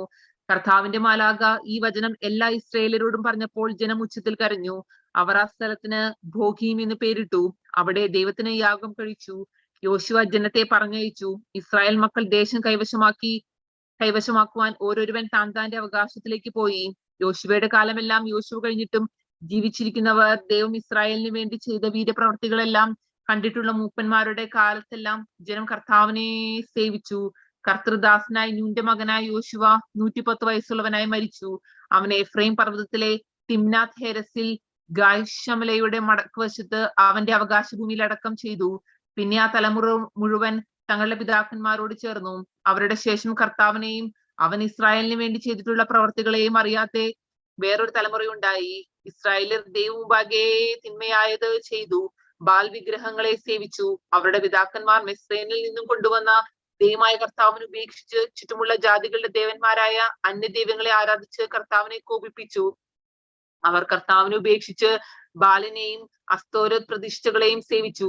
ദൈവകോപം ഇസ്രായേലിന്റെ നേരെ ജ്വലിച്ചു. അവരെ കവർച്ച ചെയ്യുവാൻ അവൻ അവരെ കവർച്ചക്കാരുടെ കയ്യിൽ ഏൽപ്പിച്ചു. അവർ അവരെ കവർച്ച ചെയ്ത് ശത്രുക്കൾക്ക് അവരെ വിറ്റുകളഞ്ഞു. ശത്രുക്കളുടെ മുമ്പാകെ നിൽപ്പാൻ അവർക്ക് കഴിഞ്ഞില്ല. കർത്താവ് അരുളി ചെയ്തതുപോലെയും താൻ അവരോട് സത്യം ചെയ്തിരുന്നത് പോലെയും ദൈവത്തിന്റെ കൈ അവർ ചെന്നിടത്തൊക്കെയും അനർത്ഥം വരയ്ക്കത്തക്കവണ്ണം അവർക്ക് വിരോധമായിരുന്നു. അവർക്ക് മഹാദുരിതമുണ്ടായി. ദൈവം ന്യായാധിപന്മാരെ എഴുന്നേൽപ്പിച്ചു. അവർ കവർച്ചക്കാരുടെ കയ്യിൽ നിന്നും അവരെ രക്ഷിച്ചു. അവരോ തങ്ങളുടെ ന്യായാധിപന്മാരെയും അനുസരിക്കാതെ അന്യദൈവങ്ങളുടെ കൂടെ തെറ്റിപ്പോയി അവയെ നമസ്കരിച്ചു. പിതാക്കന്മാർ നടന്ന വഴിയിൽ നിന്നും വേഗം മാറിക്കളഞ്ഞു. അവർ കർത്തൃകൽപ്പനകൾ അനുസരിച്ച് നടന്നതുപോലെ നടന്നതുമില്ല. ദൈവം അവർക്ക് ന്യായാധിപന്മാരെ എഴുന്നേൽപ്പിച്ചപ്പോൾ താൻ അതത് ന്യായാധിപനോട് കൂടിയിരുന്ന് അവന്റെ കാലത്തെല്ലാം അവരെ ശത്രുക്കളുടെ കയ്യിൽ നിന്നും രക്ഷിച്ചു. തങ്ങളെ ഉപദ്രവിച്ച് പീഡിപ്പിക്കുന്നവരുടെ നിമിത്തമുള്ള അവരുടെ നിലവിളി കർത്താവ് കേട്ടിരുന്നു. എന്നാൽ ആ ന്യായാധിപന്മാർ മരിച്ച ശേഷം അവർ തിരിഞ്ഞ് അന്യദൈവങ്ങളെ ചെന്ന് സേവിച്ചും ആരാധിച്ചും കൊണ്ട് തങ്ങളുടെ പിതാക്കന്മാരെക്കാൾ അധികം വഷളത്വം പ്രവർത്തിച്ചു. അവർ തങ്ങളുടെ പ്രവർത്തികളും ദുർനടപ്പും വിടാതിരുന്നു. അങ്ങനെ ദൈവകോപം ഇസ്രായേലിന്റെ നേരെ ജ്വലിച്ചു. ഈ ജാതി അവരുടെ പിതാക്കന്മാരോട് ഞാൻ കൽപ്പിച്ചിട്ടുള്ള എന്റെ ഉടമ്പടി ലംഘിച്ച് എന്റെ വാക്ക് കേൾക്കാകിയാൽ അവരുടെ പിതാക്കന്മാർ അനുസരിച്ച് നടന്ന ദൈവത്തിന്റെ വഴിയിൽ ഇവരും അനുസരിച്ച് നടക്കുമോ ഇല്ലയോ എന്ന് ഇസ്രായേലിനെ പരീക്ഷിക്കേണ്ടതിനും ഞാനും യോശുവയും ഇരിക്കുമ്പോൾ വിട്ടേച്ചു പോയ ജാതികളിൽ ഒന്നിനെയും ഇനി അവരുടെ മുമ്പിൽ നിന്നും നീക്കിക്കളയുകയില്ല എന്ന് അവൻ അരുളി ചെയ്തു. അങ്ങനെ കർത്താവ് ആ ജാതികളെ വേഗത്തിൽ നീക്കിക്കളയാതെയും യോശുവയുടെ കയ്യിൽ ഏൽപ്പിക്കാതെയും വെച്ചിരുന്നു. ന്യായാധിപന്മാർ 3-ാം അധ്യായം. കനാനിലെ യുദ്ധങ്ങളൊന്നും അറിഞ്ഞിട്ടില്ലാത്ത ഇസ്രായേലിനെ പരീക്ഷിക്കേണ്ടതിനും യുദ്ധം അറിഞ്ഞിട്ടില്ലാത്ത ഇസ്രായേൽ മക്കളുടെ തലമുറകളെ യുദ്ധം അഭ്യസിക്കേണ്ടതിനുമായി ദൈവം നിശ്ചയിച്ച ജാതികൾ. ഫിലിസ്ത്യരുടെ 5 ദുഷ്പ്രഭുക്കന്മാരും എല്ലാ കനാന്യരും സീദോന്യരും ബാൽ ഹെർമോൻ പർവ്വതം മുതൽ ഹമാത്തിലേക്കുള്ള പ്രവേശനം വരെ ലെബനോൻ പർവ്വതത്തിൽ പാർത്തിരുന്ന ഹിവ്യരും തന്നെ. മോശ മുഖാന്തരം കർത്താവ് അവരുടെ പിതാക്കന്മാരോട് കൽപ്പിച്ച കൽപ്പനകൾ അനുസരിക്കുമോ എന്ന് അവരെ കൊണ്ട് ഇസ്രായേലിനെ പരീക്ഷിച്ചറിയുവാനായിരുന്നു ഇവരെ വെച്ചിരുന്നത്. കനാന്യർ, ഹിത്യർ, അമോര്യർ, പെരിസ്യർ, ഹിവ്യർ, യെബൂസ്യർ എന്നിവരുടെ ഇടയിൽ ഇസ്രായേൽ മക്കൾ വസിച്ചിരുന്നു. അവരുടെ പുത്രിമാരെ തങ്ങൾക്ക് ഭാര്യമാരെ എടുക്കുകയും തങ്ങളുടെ പുത്രിമാരെ അവരുടെ പുത്രന്മാർക്ക് കൊടുക്കുകയും അവരുടെ ദേവന്മാരെ ആരാധിക്കുകയും ചെയ്തു. ഇങ്ങനെ ഇസ്രായേലിയർ കർത്താവിന് അനിഷ്ടമായുള്ളത് ചെയ്ത് തങ്ങളുടെ ദൈവമായ കർത്താവിനെ മറന്ന് ബാൽ വിഗ്രഹങ്ങളെയും അശേര പ്രതിഷ്ഠകളെയും സേവിച്ചു. അതുകൊണ്ട് ദൈവകോപം ഇസ്രായേലിന്റെ നേരെ ജ്വലിച്ചു. അവൻ അവരെ മെസോപ്പൊത്യാമയിലെ ഒരു രാജാവായ അനീതിക്കാരനായ കൂശിനെ വിറ്റുകളഞ്ഞു.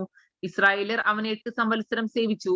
എന്നാൽ ഇസ്രായേലർ ദൈവത്തോട് നിലവിളിച്ചപ്പോൾ ദൈവം കാലേബിന്റെ അനുജനായ കെനസിന്റെ മകൻ ഒത്നിയേലിനെ ഇസ്രായേൽ മക്കൾക്ക് രക്ഷകനായി എഴുന്നേൽപ്പിച്ചു. അവൻ അവരെ രക്ഷിച്ചു. അവന്റെ മേൽ ദൈവത്തിന്റെ കൈ ഉണ്ടായിരുന്നു. അവൻ ഇസ്രായേലിൽ നിന്നും ന്യായാധിപനായി യുദ്ധത്തിന് പുറപ്പെട്ടപ്പോൾ ദൈവം മെസൊപ്പൊത്യാമയിലെ രാജാവായ അനീതിക്കാരൻ കൂശിനെ അവന്റെ കയ്യിൽ ഏൽപ്പിച്ചു. അവൻ കൂശിനെ ജയിച്ചു. ദേശത്തിന് 40 സംവത്സരം സ്വസ്ഥതയുണ്ടായി. കെനസിന്റെ മകനായ ഒത്നിയേൽ മരിച്ച ശേഷം ഇസ്രായേൽ മക്കൾ വീണ്ടും കർത്താവിന് അനിഷ്ടമായുള്ളത് ചെയ്തു. അവർ തനിക്ക് അനിഷ്ടമായുള്ളത് ചെയ്തതുകൊണ്ട് മോവാബ് രാജാവായ എഗ്ലോനെ ഇസ്രായേലിന് വിരോധമായി ബലപ്പെടുത്തി. അവൻ അമ്മോന്യരെയും അമാലേക്കരെയും കൂട്ടിക്കൊണ്ടുവന്ന് ഇസ്രായേലിനെ തോൽപ്പിച്ചു. അവർ ഈന്തപ്പട്ടണവും കൈവശമാക്കി. അങ്ങനെ ഇസ്രായേൽ മക്കൾ മോവാബ് രാജാവായ എഗ്ലോനെ 18 സംവത്സരം സേവിച്ചു. ഇസ്രായേൽ മക്കൾ ദൈവത്തോട് നിലവിളിച്ചപ്പോൾ താൻ അവർക്ക് ബെന്യാമീനായ ഗേരയുടെ മകനായി വലങ്കൈ സ്വാധീനമില്ലാതിരുന്ന ഏഹൂറിനെ രക്ഷകനായി എഴുന്നേൽപ്പിച്ചു. അവന്റെ കൈവശം ഇസ്രായേൽ മക്കൾ മോവാബ് രാജാവായ എഗ്ലോന് കാഴ്ച കൊടുത്തയച്ചു. എന്നാൽ ഇരുവായ്ത്തലയും 1 മുഴം നീളവുമുള്ള ഒരു വാളുണ്ടാക്കി അത് വസ്ത്രത്തിന്റെ ഉള്ളിൽ വലത്തെ തുടക്കി കെട്ടി അവൻ മോവാബ് രാജാവായ എഗ്ലോന്റെ അടുക്കൽ കാഴ്ച കൊണ്ടു ചെന്നു. എഗ്ലോൻ ഏറ്റവും സ്ഥൂലിച്ചവനായിരുന്നു. കാഴ്ച വെച്ച് കഴിഞ്ഞ ശേഷം കാഴ്ച ചുമന്നു കൊണ്ടുവന്നവരെ അവൻ അയച്ചു കളഞ്ഞു. എന്നാൽ അവൻ ഗിൽഗാലിനരികെയുള്ള വിഗ്രഹങ്ങളുടെ അടുക്കൽ നിന്നും മടങ്ങി ചെന്നു. രാജാവെ, എനിക്ക് നിന്നോട് മാത്രമായ ഒരു സ്വകാര്യം പറയുവാനുണ്ട് എന്ന് പറഞ്ഞു. എല്ലാവരും പുറത്തു പോകൂ എന്ന് അവൻ പറഞ്ഞു. ഉടനെ അടുക്കൽ നിന്നിരുന്ന എല്ലാവരും അവനെ വിട്ടു പുറത്തു പോയി. ഏഹൂർ അടുത്ത് ചെന്ന് അവൻ തന്റെ ഗ്രീഷ്മ മാളികയിൽ തനിക്കിരിക്കുകയായിരുന്നു. എനിക്ക് ദൈവത്തിന്റെ അരുളപ്പാട് അറിയിപ്പാനുണ്ട് എന്ന് ഏഹൂർ പറഞ്ഞു. ഉടനെ അവൻ പീഠത്തിൽ നിന്ന് എഴുന്നേറ്റു. ഏഹൂർ ഇടങ്കൈ നീട്ടി വലത്തെ തുടയിൽ നിന്നും വാൾ ഊരി അവന്റെ വയറ്റിൽ കുത്തിക്കടത്തി. അലകോട് കൂടെ പിടിയും അകത്ത് ചെന്ന് അവന്റെ വയറ്റിൽ നിന്ന് വാൾ അവൻ വലിച്ചെടുക്കായികയാൽ മേധസ് അലകിന്മേൽ പൊതിഞ്ഞടഞ്ഞു. പിന്നെ ഏഹൂർ പൂമുഖത്തിറങ്ങി മാളികയുടെ വാതിൽ അടച്ചുപൂട്ടി. അവൻ പുറത്തിറങ്ങിപ്പോയ ശേഷം എഗ്ലോന്റെ ഭൃത്യന്മാർ വന്നു. അവർ നോക്കി മാളികയുടെ വാതിൽ പൂട്ടിയിരിക്കുന്നത് കണ്ടപ്പോൾ അവൻ ഗ്രീഷ്മഗൃഹത്തിൽ വിസർജനത്തിന് ഇരിക്കുകയായിരിക്കും എന്ന് അവർ പറഞ്ഞു. അവർ കാത്തിരുന്ന് വിഷമിച്ചു. അവൻ മുറിയുടെ വാതിൽ തുറക്കായ കൊണ്ട് അവർ താക്കോൽ എടുത്തു തുറന്നു. യജമാനൻ നിലത്ത് മരിച്ചു കിടക്കുന്നത് കണ്ടു. എന്നാൽ അവർ കാത്തിരിക്കുന്നതിനിടയിൽ ഏഹൂർ ഓടിപ്പോയി കൽക്കനികൾ കടന്ന സെയീരയിൽ ചെന്നു ചേർന്നു. അവിടെ എത്തിയ ശേഷം ഇവൻ എഫ്രൈം പർവ്വതത്തിൽ കാഹളമൂതി. ഇസ്രായേലർ അവനോടുകൂടെ പർവ്വതത്തിൽ നിന്നും ഇറങ്ങി. അവൻ അവർക്ക് നായകനായി. അവൻ അവരോട്, എന്റെ പിന്നാലെ വരുവിൻ, ശത്രുക്കളായ മോവാബിരെ ദൈവം നിങ്ങളുടെ കയ്യിൽ ഏൽപ്പിച്ചിരിക്കുന്നു എന്ന് പറഞ്ഞു. അവർ അവന്റെ പിന്നാലെ ഇറങ്ങി ചെന്നു മോവാബിന് നേരെയുള്ള യോർദാന്റെ കടവുകൾ പിടിച്ചും ആരെയും കടപ്പാൻ സമ്മതിച്ചില്ല. അവർ ആ സമയം മോവാബിരിൽ ഏകദേശം 10,000 പേരെ സംഹരിച്ചു. അവരെല്ലാവരും ബലവാന്മാരും യുദ്ധവീരന്മാരുമായിരുന്നു. ഒരുത്തിനും രക്ഷപ്പെട്ടില്ല. അങ്ങനെ ആ കാലത്ത് മോവാബ് ഇസ്രായേലിന് കീഴടങ്ങി. ദേശത്തിന് 80 സംവത്സരം സ്വസ്ഥയുണ്ടാകുകയും ചെയ്തു. അവന്റെ ശേഷം അനാത്തിന്റെ മകനായ ശങ്കർ എഴുന്നേറ്റു. അവൻ ഒരു കാളയുടെ ചാട്ടം കൊണ്ട് ഫിലിസ്തീനിൽ 600 പേരെ കൊന്നു. അവനും ഇസ്രായേലിനെ രക്ഷിച്ചു. ന്യായാധിപന്മാർ അധ്യായം 4. ഏഹൂർ മരിച്ച ശേഷം ഇസ്രായേൽ മക്കൾ വീണ്ടും ദൈവത്തിന് അനിഷ്ടമായത് ചെയ്തു. ദൈവം അവരെ ഹാസോരിൽ വാണ കാനാന്യ രാജാവായ യാബീന് വിറ്റുകളഞ്ഞു. അവന്റെ നായകൻ ജാതികളുടെ ഹരോശോത്തിൽ പാർത്തിരുന്ന സിസേരയായിരുന്നു. അവന് 900 ഇരുമ്പ് രഥമുണ്ടായിരുന്നു. അവർ ഇസ്രായേലരെ 20 സംവത്സരം കഠിനമായി ഞെരുക്കിയത് കൊണ്ട് ഇസ്രായേലർ ദൈവത്തോട് നിലവിളിച്ചു. ആ കാലത്ത് ലപ്പീദോത്തിന്റെ ഭാര്യയായ ദെബോര എന്ന പ്രവാചകി ഇസ്രായേൽ ന്യായപാലനം ചെയ്തു. അവൾ എഫ്രൈം പർവ്വതത്തിൽ റാമേക്കും ബേഥേലിനും മധ്യയുള്ള ദെബോരയുടെ ഈന്തപ്പനയുടെ തോട്ടത്തിൽ പാർത്തിരുന്നു. ഇസ്രായേലർ ന്യായപാലത്തിന് അവളുടെ അടുക്കൽ ചെല്ലുക പതിവായിരുന്നു. അവൾ അബീനോവാമിന്റെ മകനായ ബാരാക്കിനെ റഖേം നഫ്താലിയിൽ നിന്ന് വിളിപ്പിച്ചു. അവനോട്, നീ പുറപ്പെട്ട് താബോർ പർവ്വതത്തിൽ ചെന്ന് നഫ്താലിയുടെയും സെബുലൂന്റെയും മക്കളിൽ 10,000 പേരെ കൂട്ടുക.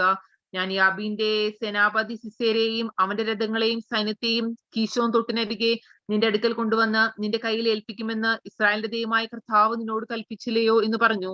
ബാരാക്ക് അവളോട്, നീ എന്നോടുകൂടെ വന്നിരുന്നെങ്കിൽ ഞാൻ പോകാം, നീ വരുന്നില്ലെങ്കിൽ ഞാൻ പോകുകയില്ല എന്ന് പറഞ്ഞു. അതിനവൾ, ഞാൻ നിന്നോടുകൂടെ പോരാം, എന്നാൽ നീ പോകുന്ന യാത്രയിൽ ഉണ്ടാകുന്ന ബഹുമാനം നിനക്ക് വരികയില്ല. കർത്താവ് സിസേരയുടെ ഒരു സ്ത്രീയുടെ കയ്യിൽ ഏൽപ്പിച്ചു കൊടുക്കുമെന്ന് പറഞ്ഞു. അങ്ങനെ ദെബോര എഴുന്നേറ്റ് ബാരാക്കിനോട് കൂടെ ഖേദേശിലേക്ക് പോയി. ബാരാക്ക് സെബുലൂനെയും നഫ്താലിയെയും റഖേമിൽ വിളിച്ചുകൂട്ടി. അവനോടുകൂടെ 10,000 പേർ ചെന്നു. ദെബോരയും കൂടെ കയറി ചെന്നു. എന്നാൽ കേന്യനായ ഹേബർ മോശയുടെ അമ്മായപ്പൻ ഹോബാബിന്റെ മക്കളായ കേന്യരെ വിട്ടുപിരിഞ്ഞ് ഖേദേശിനരികെയുള്ള സാനന്നീമിലെ കരിവേലകം വരെ കൂടാരമടിച്ചിരുന്നു. അബിനോവാമിന്റെ മകനായ ബാരാക്ക് താബോർ മലയിൽ കയറിയിരിക്കുന്നു എന്ന് സിസേരയ്ക്ക് അറിവ് കിട്ടി. സിസേര തന്റെ 900 ഇരുമ്പ് രഥങ്ങളുമായി എല്ലാ സൈന്യത്തെയും ജാതികളുടെ ഹരോശത്തിൽ നിന്നും കീശോൻ തൊട്ടിനരികെ വിളിച്ചുകൂട്ടി. അപ്പോൾ ദെബോര ബാരാക്കിനോട്, പുറപ്പെട്ടുകൊള്ളുക, കർത്താവ് എന്ന് സിസേരയെ നിന്റെ കയ്യിൽ ഏൽപ്പിക്കും, ഞാൻ നിനക്ക് മുമ്പായി പുറപ്പെട്ടിരിക്കുന്നു എന്ന് പറഞ്ഞു. അങ്ങനെ ബാരാക്കും അവന്റെ പിന്നാലെ 10,000 പേരും താബോർ മലയിൽ നിന്ന് ഇറങ്ങിച്ചെന്നു. കർത്താവ് സിസേരയെയും അവന്റെ സകല രഥങ്ങളെയും സൈന്യത്തെയും ബാരാക്കിന് മുമ്പിൽ വാളിന്റെ വായ്ത്തലയാൽ തോൽപ്പിച്ചു. സിസേര രഥത്തിൽ നിന്നും ഇറങ്ങി ഓടിപ്പോയി. ബാരാക്ക് രഥങ്ങളെയും സൈന്യത്തെയും ജാതികളുടെ ഹരോശത് വരെ ഓടിച്ചു. സിസേരയുടെ സൈന്യമെല്ലാം വാളിന്റെ വായ്ത്തലയാൽ നശിച്ചു, ഒരുവനും അവശേഷിച്ചില്ല. എന്നാൽ സിസേര കേന്യനായ ഹേബറിന്റെ ഭാര്യ ആനിയേലിന്റെ കൂടാരത്തിലേക്ക് ഓടിപ്പോയി. കേന്യനായ ഹേബറിന്റെ ഗൃഹവും ഹാസോർ രാജാവായ യാബിനും തമ്മിൽ സമാധാനമുണ്ടായിരുന്നു. ആനിയേൽ സിസേരയെ എതിരേറ്റ് ചെന്നു. അവനോട്, ഇങ്ങോട്ട് കയറിക്കൊള്ളുക, യജമാനനെ ഇങ്ങോട്ട് കയറിക്കൊള്ളുക, ഭയപ്പെടേണ്ട എന്ന് പറഞ്ഞു. അവൻ അവളുടെ അടുക്കൽ കൂടാരത്തിൽ ചെന്നു. അവൾ അവനെ ഒരു പരവതാനി കൊണ്ട് മൂടി. അവൻ അവളോട്, എനിക്ക് ദാഹിക്കുന്നു, കുടിപ്പാൻ കുറെ വെള്ളം തരണമെന്ന് പറഞ്ഞു. അവൾ പാൽ തുരുത്തി തുറന്ന് അവന് കുടിപ്പാൻ കൊടുത്തു. പിന്നെയും അവനെ മൂടി. അവൻ അവളോട്, നീ കൂടാരവാതിൽക്കൽ നിൽക്കുക, വല്ലവനും വന്ന് ഇവിടെ ആരെങ്കിലും ഉണ്ടോ എന്ന് ചോദിച്ചാൽ ഇല്ല എന്ന് പറയണമെന്ന് പറഞ്ഞു. എന്നാൽ ഹേബറിന്റെ ഭാര്യ ആനിയേൽ കൂടാരത്തിന്റെ ഒരു കുറ്റിയെടുത്ത് കയ്യിൽ ചുറ്റുകയെ പിടിച്ച് പതുക്കെ അവന്റെ അടുക്കൽ ചെന്ന് കുട്ടി അവന്റെ ചെന്നിയിൽ തറച്ചു. അത് നിലത്ത് ചെന്ന് ഉറച്ചു. അവന് ഗാഠനിദ്രയായിരുന്നു. അവൻ ബോധം കെട്ട് മരിച്ചുപോയി. ബാരാക്ക് സിസേരയെ തിരിഞ്ഞു ചെല്ലുമ്പോൾ ആനിയേൽ അവനെതിരേറ്റ് അവനോട്, വരിക, നീ അന്വേഷിക്കുന്ന ആളെ ഞാൻ കാണിച്ചു തരാമെന്ന് പറഞ്ഞു. അവൻ അവളുടെ അടുക്കൽ ചെന്നപ്പോൾ സിസേര ചെന്നിയിൽ കുറ്റിയുമായി മരിച്ചു കിടക്കുന്നത് കണ്ടു. അങ്ങനെ ദൈവം അന്ന് കനാനി രാജാവായ യാബീനെ ഇസ്രായേൽ മക്കൾക്ക് കീഴടക്കി. ഇസ്രായേൽ മക്കൾ കനാനി രാജാവായ യാബീനെ നിർമൂലമാക്കും വരെ അവരുടെ കൈ കനാനി രാജാവായ യാബീന് മേൽക്കുമേൽ ഭാരമായിരുന്നു. ന്യായാധിപന്മാർ 5-ാം അധ്യായം. അന്ന് ദെബോരയും അബിനോമിന്റെ മകനായ ബാരാക്കും പാട്ടുപാടിയതെന്നാൽ, നായകന്മാർ ഇസ്രായേലിനെ നയിച്ചതിനും ജനം സ്വമേധയാ സമർപ്പിച്ചതിനും ദൈവത്തെ വാഴ്ത്തുവിൻ. രാജാക്കന്മാരെ കേൾപ്പിൻ, പ്രഭുക്കന്മാരെ ശ്രദ്ധിപ്പിൻ. ഞാൻ പാടും, കർത്താവിന് പാടും. ഇസ്രായേലിൻ ദൈവമായ കർത്താവിന് കീർത്തനം ചെയ്യും. കർത്താവെ, നീ സേയിരിൽ നിന്ന് പുറപ്പെട്ടപ്പോൾ ഏദോമി ദേശത്തു കൂടെ നീ കടന്നപ്പോൾ ഭൂമി കുലുങ്ങി, ആകാശം പൊഴിച്ചു, മേഘങ്ങൾ വെള്ളം ചൊരിഞ്ഞു, ദൈവസന്നിധിയിൽ മലകൾ കുലുങ്ങി. ഇസ്രായേലിന്റെ ദൈവമായ കർത്താവിന് മുമ്പിൽ ആ സീനായി തന്നെ. അനാത്തിന്റെ പുത്രനായ ശങ്കരിന്റെ കാലത്തും ആനിയേലിൻ കാലത്തും പാതകൾ ശൂന്യമായി, പതികൾ വളഞ്ഞ വഴികളിൽ നടന്നു. ദെബോരയായ ഞാൻ എഴുന്നേൽക്കും വരെ, ഇസ്രായേലിൽ മാതാവായി എഴുന്നേൽക്കും വരെ, ഇസ്രായേലിന്റെ 40,000 മധ്യേ പരിചയം കുന്തവും കണ്ടതേയില്ല. എന്റെ ഹൃദയം ഇസ്രായേൽ നായകന്മാരോട് കൂടെ ചേരുന്നു. ജനത്തിന്റെ പ്രതിഷ്ഠാ സേവകരെ കർത്താവിനെ വാഴ്ത്തുവിൻ. വെള്ളക്കഴുതപ്പുറത്ത് കയറുന്നവരെ, ഭവനങ്ങളിൽ ഇരിക്കുന്നവരെ, കാൽനടയെ പോകുന്നവരെ വർണ്ണിപ്പിൻ.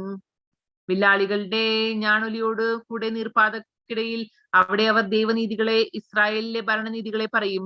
ദൈവജനമെന്ന് ഗോപുരദ്വാരത്തിൽ ചെന്ന്, ഉണരുക ദെബോരയെ, ഉണരുക, ഉണരുക, ഉണർന്നു പാട്ടുപാടുക. എഴുന്നേൽക്ക ബാരാക്കെ, അബിനോവിന്റെ പുത്ര, നിന്റെ ഭദ്രയെ പിടിച്ച് കൊണ്ടുപോകുക. അന്ന് ശ്രേഷ്ഠന്മാരുടെ കൂട്ടവും സൈന്യവും ഇറങ്ങി വന്നു. വീരന്മാരുടെ മധ്യ കർത്താവും എനിക്കായി ഇറങ്ങി വന്നു. എഫ്രൈമിൽ നിന്നും അമ്മേലേക്കിൽ വേരുള്ളവരും ബെന്യാമീനെ നിന്റെ പിന്നാലെ നിന്റെ ജനസമൂഹത്തിൽ മാഖീരിൽ നിന്നും അധിപന്മാരും സെബനൂലിൽ നിന്നും ഇല്ലേഖനം വന്നു. ഇസാഖാർ പ്രഭുക്കന്മാർ ദെബോരയോടുകൂടെ, ഇസാഖാർ ബാരാക്കിനോടുകൂടെ. രൂപന്റെ നീർച്ചാലുകൾക്കരികെ ശക്തമായ മനോനിശ്ചയമുണ്ടായി. ആട്ടിൻകൂട്ടങ്ങൾക്കരികെ കുഴലൂത്ത് കേൾപ്പാൻ നീ തൊഴുത്തുകൾക്കിടയിൽ പാർക്കുന്നത് എന്ത്? രൂപന്റെ അണികളിൽ ഘനമേറിയ ഹൃദയ പരിശോധനയുണ്ടായി. ഗാദ് യോർദാനക്കരെ പാർത്തു. ദാൻ കപ്പലുകൾ തുറമുഖത്ത് ആശയ സമുദ്രത്തിരുത്ത് ഇരുന്നു, തുറമുഖങ്ങളിൽ പാർത്തുകൊണ്ടിരുന്നു. സെബുലൂൻ പ്രാണനെ ത്യജിച്ച ജനം. നഫ്താലി വയലിന്റെ ഉന്നത ഭാഗങ്ങളിലും പ്രാണൻ ത്യജിച്ചു. രാജാക്കന്മാർ വന്ന് പൊരുതു. താനാക്കിൽ വെച്ച് മെഗിദ്ദോ വെള്ളത്തിനരികെ കനാന് രാജാക്കന്മാർ അന്ന് യുദ്ധം ചെയ്തു. വെള്ളി അവർക്ക് കൊള്ളയായി തീർന്നില്ല. ആകാശത്ത് നിന്ന് നക്ഷത്രങ്ങൾ പൊരുതു. അവ സിസേരയുമായി ഗതികളിൽ എതിർത്തു. കീശോൻ തോട്, പുരാതന നദിയാകുന്ന കീശോൻ തോട് അവരെ തള്ളി ഒഴുക്കിക്കൊണ്ടുപോയി. എൻ മനമേ, നീ ബലത്തോടെ നടന്നു. അവന് അന്ന് ശൂരന്മാരുടെ ശക്തിയുടെ നിശ്വാസത്താൽ കുതിരക്കുളമ്പുകൾ ശബ്ദമുയർത്തി. മേരോസ് നഗരത്തെ ശപിക്കുവിൻ, അതിലെ നിവാസികളെ ഉഗ്രമായി ശപിപ്പിനെന്ന് കർത്തൃദൂതൻ അരുളി ചെയ്തു. അവർ കർത്താവിന്റെ ഭാഗത്ത് വന്നില്ലല്ലോ. ശൂരന്മാർക്കെതിരെ കർത്താവിന്റെ ഭാഗത്ത് വന്നില്ല. കേന്യനായ ഹെബ്രിൻ ഭാര്യയായ അനിയേലെ നാരീജനത്തിൽ നീ അനുഗ്രഹം ലഭിച്ചവളായിരിക്കും. കൂടാര നിവാസിനി ജനത്തിൽ അനുഗ്രഹം ലഭിച്ചവൾ. വെള്ളം അവൻ ചോദിച്ചു, പാൽ അവൾ കൊടുത്തു. രാജകീയ പാത്രത്തിൽ അവൾ വെണ്ണ കൊടുത്തു. കുറ്റിയെടുപ്പാൻ അവൾ കൈ നീട്ടി, തന്റെ വലങ്കൈ പണിക്കാരുടെ ചുറ്റി കൈക്ക് നീട്ടി. സിസേരയെ അടിച്ച് അവന്റെ തല തകർത്തു, അവന്റെ ചെന്നി കുത്തി തുളച്ചു. അവളുടെ കാൽക്കൽ അവൻ കുനിഞ്ഞു വീണു കിടന്നു. വീണെടുത്ത് തന്നെ അവൻ മരിച്ചു കിടന്നു. സിസേരയുടെ അമ്മ കിളിവാതിലൂടെ കുനിഞ്ഞു നോക്കിക്കൊണ്ടിരുന്നു. ജാലകത്തിലൂടെ വിളിച്ചു പറഞ്ഞത്, എന്റെ മകന്റെ തേര് വരുവാൻ വൈകുന്നത് എന്ത്? രഥചക്രങ്ങൾക്ക് താമസം എന്ത്? ജ്ഞാനമേറിയ നായികമാർ അതിനുത്തരം പറഞ്ഞു. അവളും തന്നോട് ആ മറുപടി ആവർത്തിച്ചു. കിട്ടിയ കൊള്ള അവർ പങ്കിടുകയില്ലയോ? പ്രഭുക്കന്മാർക്ക് 1 or 2 പെൺകിടാങ്ങൾ. സിസേരയ്ക്ക് കൊള്ള വിചിത്ര വസ്ത്രം, വിചിത്ര തയ്യലായ കൊള്ളയും കൂടെ. കൊള്ളക്കാരുടെ കഴുത്തിൽ 2 വശത്തും വിചിത്ര തയ്യലുള്ള ശീലകൾ ഓരോന്നും കാണും. കർത്താവേ, നിന്റെ ശത്രുക്കളെല്ലാം ഈ വണ്ണം നശിക്കട്ടെ. നിന്നെ സ്നേഹിക്കുന്നവരോ സൂര്യപ്രതാപത്തോടെ ഉദിക്കും. ദേശത്തിന് 40 സംവത്സരം സ്വസ്ഥതയുണ്ടായി. ന്യായാധിപന്മാർ 6-ാം അധ്യായം. ഇസ്രായേലർ വീണ്ടും ദൈവത്തിന് അനിഷ്ടമായത് ചെയ്തു. താൻ അവരെ 7 സംവത്സരം മിദ്യാന്റെ കയ്യിൽ ഏൽപ്പിച്ചു. മിദ്യാൻ ഇസ്രായേലിന്മേൽ ആധിപത്യം പ്രാപിച്ചു. ഇസ്രായേലർ മിദ്യാനരുടെ നിമിത്തം പർവ്വതങ്ങളിലെ ഗഹ്വരങ്ങളിലും ഗുഹകളിലും ദുർഗങ്ങളിലുമായി കഴിഞ്ഞു. ഇസ്രായേലർ വിതയ്ക്കുമ്പോൾ മിദ്യാനരും അമാലേക്കരും കിഴക്ക് ദേശക്കാരും വന്ന് അവർക്ക് വിരോധമായി പോരാടി. ഗസാവരെ നാട്ടിലെ വിളവ് നശിപ്പിക്കും. ഇസ്രായേലിന് ആഹാരമോ ആടോ മാടോ കഴുതയോ ഒന്നും ശേഷിപ്പിക്കുകയില്ല. അവർ തങ്ങളുടെ കന്നുകാലികളും കൂടാരങ്ങളുമായി വെട്ടുകിളി പോലെ കൂട്ടമായി വരും. അവരും അവരുടെ ഒട്ടകങ്ങളും വളരെയായിരുന്നു. അവർ ദേശത്ത് നാശം ചെയ്യും. ഇങ്ങനെ മിദ്യാനരാൽ ഇസ്രായേൽ ഏറ്റവും ക്ഷയിച്ചു. ഇസ്രായേലർ ദൈവത്തോട് നിലവിളിച്ചു. ഇസ്രായേൽ മക്കൾ മിദ്യാനരുടെ നിമിത്തം ദൈവത്തോട് നിലവിളിച്ചപ്പോൾ താൻ ഒരു പ്രവാചകനെ ഇസ്രായേലിന്റെ അടുക്കൽ അയച്ചു. അവൻ അവരോട് പറഞ്ഞത്, ഇസ്രായേലിന്റെ ദൈവമായ കർത്താവ് ഇപ്രകാരം അരുളി ചെയ്യുന്നു, ഞാൻ നിങ്ങളെ മിസ്രയീമിൽ നിന്നും പുറപ്പെടുവിച്ചു. ദാസ്യഭവനത്തിൽ നിന്നും നിങ്ങളെ കൊണ്ടുവന്നു. മിസ്രയീമ്യരുടെ കയ്യിൽ നിന്നും നിങ്ങളെ പീഡിപ്പിച്ച എല്ലാവരുടെയും കയ്യിൽ നിന്നും ഞാൻ നിങ്ങളെ രക്ഷിച്ചു. അവരെ നിങ്ങളുടെ മുമ്പിൽ നിന്നും നീക്കിക്കളഞ്ഞു. അവരുടെ ദേശം നിങ്ങൾക്ക് തന്നു. ദൈവമായ ഞാൻ നിങ്ങളുടെ ദൈവമാകുന്നു എന്നും നിങ്ങൾ പാർക്കുന്ന ദേശത്തുള്ള അമ്മോരുടെ ദേവന്മാരെ ആരാധിക്കരുതെന്നും ഞാൻ നിങ്ങളോട് കൽപ്പിച്ചു. നിങ്ങളോ എന്റെ ശബ്ദം കേട്ടില്ല. അനന്തരം ഒരു ദേവദൂതൻ വന്നു. ഒഫ്രയിൽ അബിയേസ്രനായ യോവാഷിന്റെ കരുവേലകത്തിന് കീഴെയിരുന്നു. അവന്റെ മകനായ ഗിദെയോൻ ഗോതമ്പ് മിദ്യാനരുടെ കയ്യിൽ പെടാതിരിക്കേണ്ടതിന് ഗാദിനരികെ വെച്ച് മെതിക്കുകയായിരുന്നു. ദേവദൂതൻ അവന് പ്രത്യക്ഷനായി, അല്ലയോ യോദ്ധാവേ, ദൈവം നിന്നോട് കൂടെയുണ്ട് എന്ന് അവനോട് പറഞ്ഞു. ഗിദെയോൻ അവനോട്, അയ്യോ യജമാനനെ, ദൈവം ഞങ്ങളോട് കൂടെ ഉണ്ടെങ്കിൽ ഞങ്ങൾക്ക് ഇങ്ങനെ സംഭവിച്ചത് എന്ത്? ദൈവം ഞങ്ങളെ മിസ്രയീമിൽ നിന്നും കൊണ്ടുവന്നു എന്ന് നമ്മുടെ പിതാക്കന്മാർ ഞങ്ങളോട് അറിയിച്ചിട്ടുള്ള അവന്റെ അത്ഭുതങ്ങളെല്ലാം എവിടെ? ഇപ്പോൾ ദൈവം ഞങ്ങളെ ഉപേക്ഷിച്ച് മിദ്യാനയുടെ കയ്യിൽ ഏൽപ്പിച്ചിരിക്കുന്നുവല്ലോ എന്ന് പറഞ്ഞു. അപ്പോൾ ദൈവം അവനെ നോക്കി, നിന്റെ ഈ ബലത്തോടെ പോയിക്കൊള്ളുക, നീ ഇസ്രായേലിനെ മിദ്യാനയുടെ കയ്യിൽ നിന്ന് രക്ഷിക്കും. ഞാനല്ലയോ നിന്നെ അയക്കുന്നത് എന്ന് പറഞ്ഞു. അവൻ അവരോട്, അയ്യോ കർത്താവേ, ഞാൻ ഇസ്രായേലിനെ എന്തിനാൽ രക്ഷിക്കും? മനശ്ശയിൽ എന്റെ കുലം നിസ്സാരവും എന്റെ കുടുംബത്തിൽ ഞാൻ ചെറിയവനുമല്ലോ എന്ന് പറഞ്ഞു. കർത്താവ് അവനോട്, ഞാൻ നിന്നോട് കൂടെ ഇരിക്കും. നീ മിദ്യാനരെ ഒരു ഒറ്റ മനുഷ്യനെ പോലെ നശിപ്പിക്കുമെന്ന് കൽപ്പിച്ചു. അതിന് അവൻ, അങ്ങയ്ക്ക് എന്നോട് കൃപയുണ്ടെങ്കിൽ എന്നോട് സംസാരിക്കുന്നത് അങ്ങ് തന്നെ എന്ന് ഞാൻ അറിയുവാൻ ഒരു അടയാളം കാണിച്ചു തരണമേ. ഞാൻ പോയി എന്റെ കാഴ്ച കൊണ്ടുവന്ന് അങ്ങേ മുമ്പാകെ വെക്കുവോളം ഇവിടെ നിന്നും പോകരുതേ എന്ന് അവനോട് പറഞ്ഞു. നീ മടങ്ങി വരുവോളം ഞാൻ ഇരിക്കാം എന്ന് അവൻ അരുളി ചെയ്തു. അങ്ങനെ ഗിദെയോൻ ചെന്ന് ഒരു കൊലാട്ടിൻ കുട്ടിയെയും ഒരു പടി മാവും കൊണ്ട് പുളിപ്പില്ലാത്ത അപ്പവും ഒരുക്കി മാംസം ഒരു പാത്രത്തിൽ വെച്ച് ചാറ് ഒരു പാത്രത്തിൽ പകർന്ന് കരുവേലകത്തിന് കീഴെ കൊണ്ടുവന്നു അവന്റെ മുമ്പിൽ വെച്ചു. അപ്പോൾ ദൈവത്തിന്റെ ദൂതൻ അവനോട് മാംസവും പുളിപ്പവും അല്ലാത്ത അപ്പവും എടുത്ത് ഈ പാറമേൽ വെച്ച് ചാറ് അതിന്മേൽ ഒഴിക്കുക എന്ന് കൽപ്പിച്ചു. അവൻ അങ്ങനെ ചെയ്തു. ദേവദൂതൻ കയ്യിലുള്ള വടിയുടെ അറ്റം കൊണ്ട് മാംസവും പുളിപ്പില്ലാത്ത അപ്പവും തൊട്ടു. ഉടനെ പാറയിൽ നിന്നും തീ പുറപ്പെട്ടു, മാംസവും പുളിപ്പില്ലാത്ത അപ്പവും ദഹിപ്പിച്ചു. ദൈവദൂതൻ അപ്രത്യക്ഷനായി. അവൻ യഹോവയുടെ ദൂതൻ എന്ന് ഗിദെയോൻ അറിഞ്ഞപ്പോൾ, അയ്യോ ദൈവമായ കർത്താവെ, ഞാൻ ദൈവദൂതനെ അഭിമുഖമായി കണ്ടുപോയല്ലോ എന്ന് പറഞ്ഞു. കർത്താവ് അവനോട്, നിനക്ക് സമാധാനം, ഭയപ്പെടേണ്ട, നീ മരിക്കയില്ല എന്ന് അരുളി ചെയ്തു. ഗിദെയോൻ അവിടെ കർത്താവിന് ഒരു യാഗപീഠം പണിതു. അതിന് യഹോവശോം എന്ന് പേരിട്ടു. അതിന്ന് വരെയും അബിയസ്രയരുടെ വയലായ ഒഫ്രയിലുണ്ട്. രാത്രിയിൽ ദൈവം അവനോട് കൽപ്പിച്ചത്, നിന്റെ പിതാവിന്റെ കാളയെയും 7 വയസ്സുള്ള മറ്റൊരു കാളയെയും കൊണ്ടുചെന്ന് നിന്റെ പിതാവിനുള്ള ബാലിന്റെ ബലപീഠം ഇടിച്ച് അതിനരികെയുള്ള പ്രതിഷ്ഠയെ നശിപ്പിക്കുക.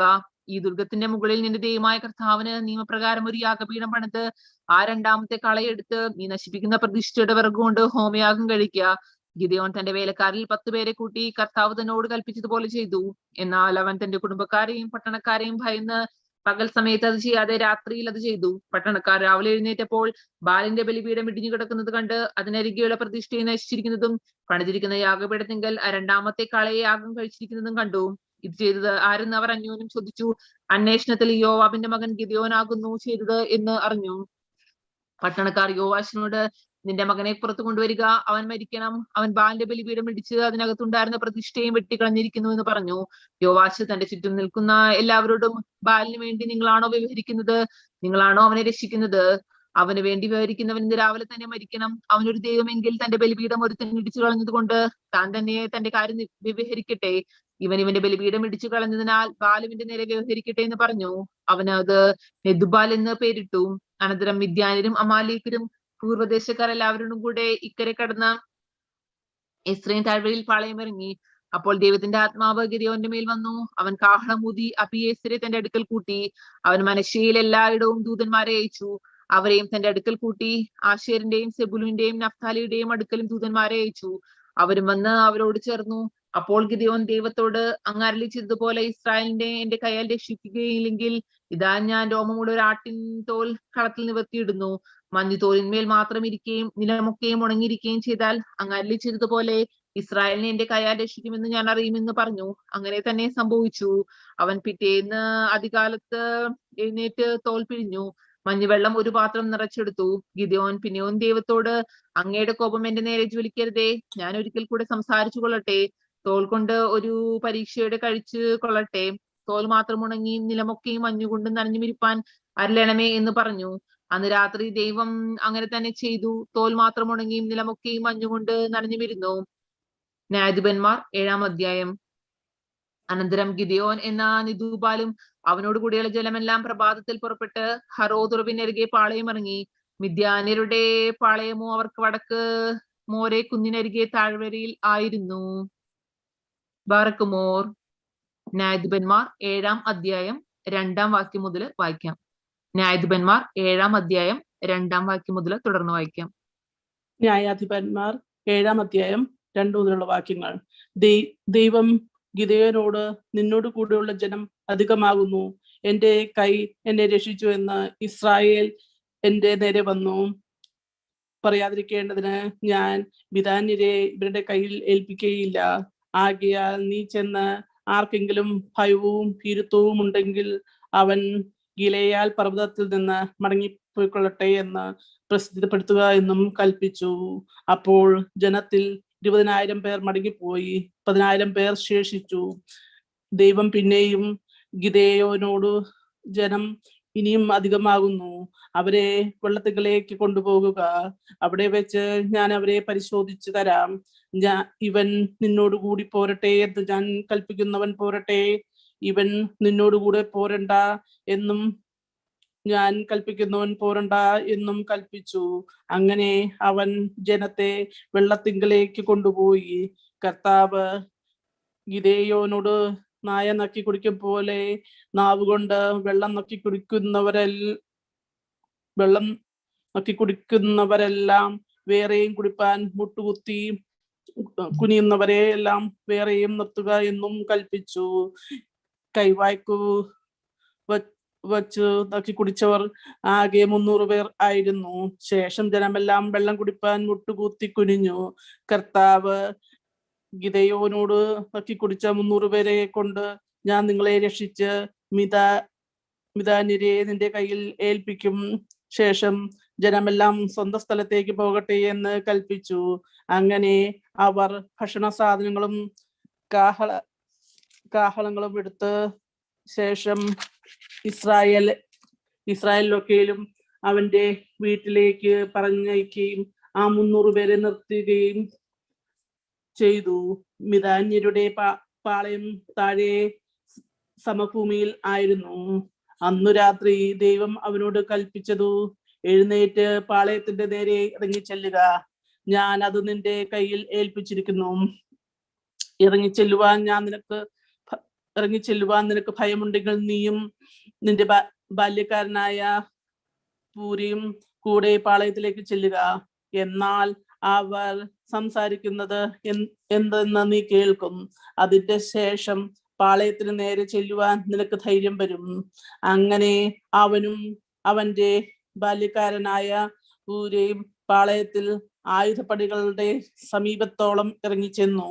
എന്നാൽ മിദ്യാന്യരും അമലേക്കിലും പൂർവദേശക്കാരെല്ലാം വെട്ടുക്കിളി എന്ന പോലെ അസഖ്യമായി താഴ്വരയിൽ കിടന്നിരുന്നു. അവരുടെ ഒട്ടകങ്ങളും കടൽക്കരയിലെ മണൽ പോലെ അസഖ്യം ആയിരുന്നു. ഗിദെയോൻ ചെല്ലുമ്പോൾ ഒരുത്തൻ മറ്റൊരുത്തനോട് ഒരു സ്വപ്നം വിവരിക്കുകയായിരുന്നു. ഞാൻ ഒരു സ്വപ്നം കണ്ടു.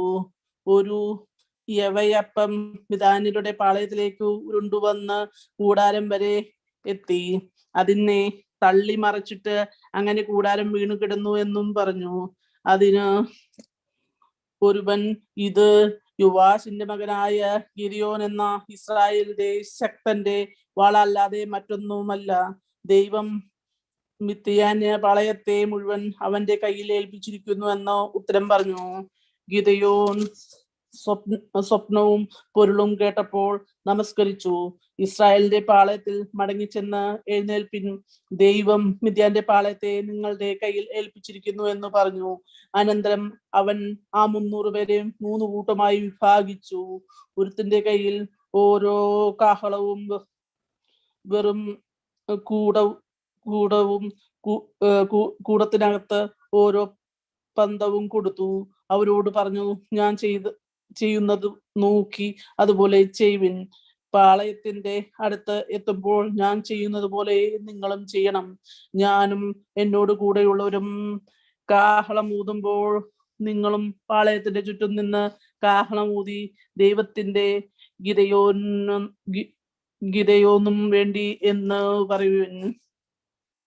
മധ്യാമത്തിന്റെ ആരംഭത്തിൽ അവർ കാവൽ മാറി നിർത്തിയ ഉടനെ ഗിദെയോനും കൂടെയുള്ള 100 പേരെയും പാളയത്തിന്റെ അടുത്ത് എത്തി കാഹളമൂതി കയ്യിൽ ഉണ്ടായിരുന്ന കൂടങ്ങൾ ഉടുപ്പും ഉടച്ചു. 3 സംഘവും കാഹളമൂതി കുടങ്ങൾ ഉടച്ചു.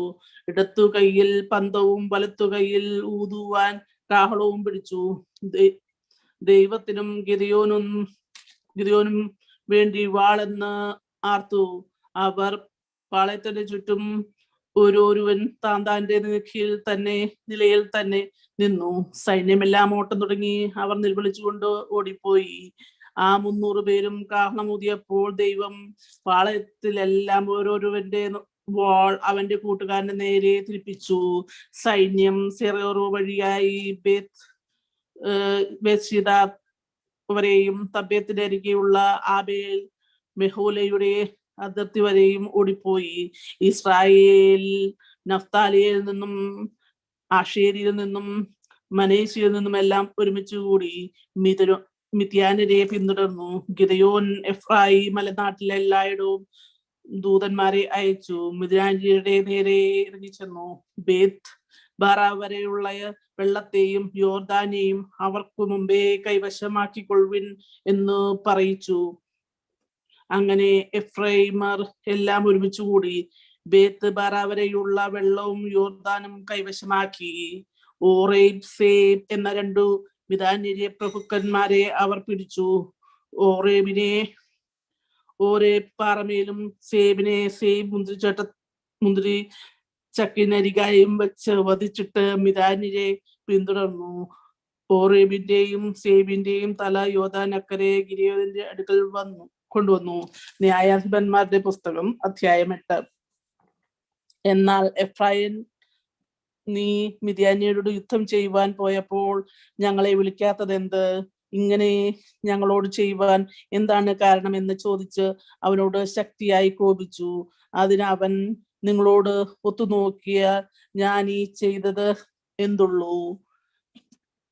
അബിയേരിസിന്റെ മുന്തിരി ശേഖരണത്തെക്കാൾ എഫ്രായിമിന്റെ കാലപെറുക്കിയല്ലയോ നല്ലത്? നിങ്ങളുടെ കയ്യിലല്ലോ ദൈവം മിതാന്യ പ്രഭുക്കളായ ഓരോവിനെയും സെവിയേനും ഏൽപ്പിച്ചത്. നിങ്ങളോട് താരതമ്യം ചെയ്താൽ എന്നെ കൊണ്ട് സാധിച്ചത് എന്തുള്ളൂ എന്ന് അവരോട് പറഞ്ഞു. ഇത് പറഞ്ഞപ്പോൾ അവർക്ക് അവനോടുള്ള കോപം ശമിച്ചു. അനന്തരം ഗിദെയോൻ യോർദാങ്കൽ എത്തി. അവനും കൂടെയുള്ള 300 പേരെയും ക്ഷീണിച്ചിരുന്നിട്ടും അവരെ പിന്തുടരുവാൻ അവിടെ അക്കരെ കടന്നു. അവൻ സുക്കോത്തിലെ നിവാസികളോട്, എന്റെ കൂടെയുള്ള സൈന്യത്തിന് അപ്പം കൊടുക്കണമേ, അവർ ക്ഷീണിച്ചിരിക്കുന്നു. ഞാൻ മിതാന്യ രാജാക്കന്മാരായ സേബഹിനെയും സൽമോനെയും പിന്തുടരുകയായിരുന്നു എന്നും പറഞ്ഞു. നിന്റെ സൈന്യത്തിന് ഞങ്ങൾ അപ്പം കൊടുക്കേണ്ടതിന് സേബഹിന്റെയും സൽമോനിന്റെയും കൈകൾ നിന്റെ കയ്യിൽ ആകുന്നുവോ എന്നും സുക്കോത്തിലെ പ്രഭുക്കന്മാർ ചോദിച്ചു. അതിന് ഗിദെയോൻ ആകട്ടെ, ദൈവം സെബഹിനെയും സൽമോനെയും എന്റെ കയ്യിൽ ഏൽപ്പിച്ച ശേഷം ഞാൻ നിങ്ങളുടെ മാംസം കാട്ടിലെ മുള്ളുകൊണ്ട് പറക്കാരെ കൊണ്ടു കുത്തി കീറും എന്നും പറഞ്ഞു. അവിടെ നിന്ന് അവൻ പെബുവേലിലേക്ക് ചെന്ന് അവരോട് അങ്ങനെ ചോദിച്ചു. സൂക്കോത്ത് നിവാസികൾ ഉത്തരം പറഞ്ഞതുപോലെ തന്നെ പെനുവേൽ നിവാസികളോടും പറഞ്ഞു. അവൻ പെനുവേൽ നിവാസികളോട്, ഞാൻ സമാധാനത്തോടെ മടങ്ങി വരുമ്പോൾ ഈ കോട്ട ഇടിച്ചു കളയും എന്നും പറഞ്ഞു. എന്നാൽ സിബേഹും സൽമോനിയും അവരോട് കൂടെ കിഴക്കുദേശക്കാരുടെ സൈന്യത്തിൽ ശേഷിച്ചത് ഏകദേശം 15,000 പേരായ അവരുടെ സൈന്യവും കൽക്കാറിൽ ആയിരുന്നു. വാൾധാരിക്കാരായ 120,000 പേർ വീണുപോയിരുന്നു. ഗിദെയോൻ നോബഹിമിൽ നിന്നു യോഗ്ബാഹിനും കിഴക്കുള്ള കൂടാരവാസികളുടെ വഴിയായി ചെന്ന് നിർഭയമായിരുന്ന ആ സൈന്യത്തെ തോൽപ്പിച്ചു. സേബേഹും സൽമുനയും ഓടിപ്പോയി. അവൻ അവരെ പിന്തുടർന്നു. സേബഹ്, സൽമുന എന്ന 2 മിതാന്യ രാജാക്കന്മാരെയും പിടിച്ച് സൈന്യത്തെ എല്ലാം പ്രവിപ്പിച്ച് ചിതറിച്ചു. അനന്തരം യോവാശിന്റെ മകനായ ഗിദെയോൻ യുദ്ധം കഴിഞ്ഞിട്ട് ഹോറീസ് കയറ്റത്തിൽ നിന്ന് പ്രഭാതത്തിൽ മടങ്ങി വരുമ്പോൾ സുക്കോത്ത് നിവാസികളിൽ ഒരു ബാല്യക്കാരനെ പിടിച്ചു. അവനോട് അന്വേഷിച്ചു. അവൻ സുക്കോത്തിലെ പ്രഭുക്കന്മാരും മൂപ്പന്മാരുമായ 77 പേർ അവന് എഴുതി കൊടുത്തു. അവൻ സുക്കോത്ത് നിവാസികളുടെ അടുക്കൽ ചെന്നു. ക്ഷീണിച്ചിരിക്കുന്ന നിന്റെ ആളുകൾക്ക് ഞങ്ങൾ അപ്പം കൊടുക്കേണ്ടത് സേബഹിന്റെയും സൽമുനയുടെയും കൈകൾ നിന്റെ കയ്യിൽ ആകുന്നുവോ എന്ന് നിങ്ങൾ എന്നെ ധിക്കരിച്ച് പറഞ്ഞ സേബഹും സൽമോനെയും ഇതാ എന്ന് പറഞ്ഞു. അവൻ പട്ടണത്തിലെ മൂപ്പന്മാരെ പിടിച്ച് കാട്ടിലെ മുള്ളും പറക്കാരെയും കൊണ്ട് സുക്കോത്തിലെ നിവാസികളെ ബുദ്ധി പഠിപ്പിച്ചു. അവൻ പെനുവേലിനെ കോട്ടയിടിച്ചു, പട്ടണത്തിലുള്ളവരെ കൊന്നു. പിന്നെ അവൻ സേബഹിനോടും സൽമോനയോടും, നിങ്ങൾ താബോരിൽ വെച്ച് കൊന്ന പുരുഷന്മാർ എങ്ങനെയുള്ളവർ ആയിരുന്നു എന്നും ചോദിച്ചു.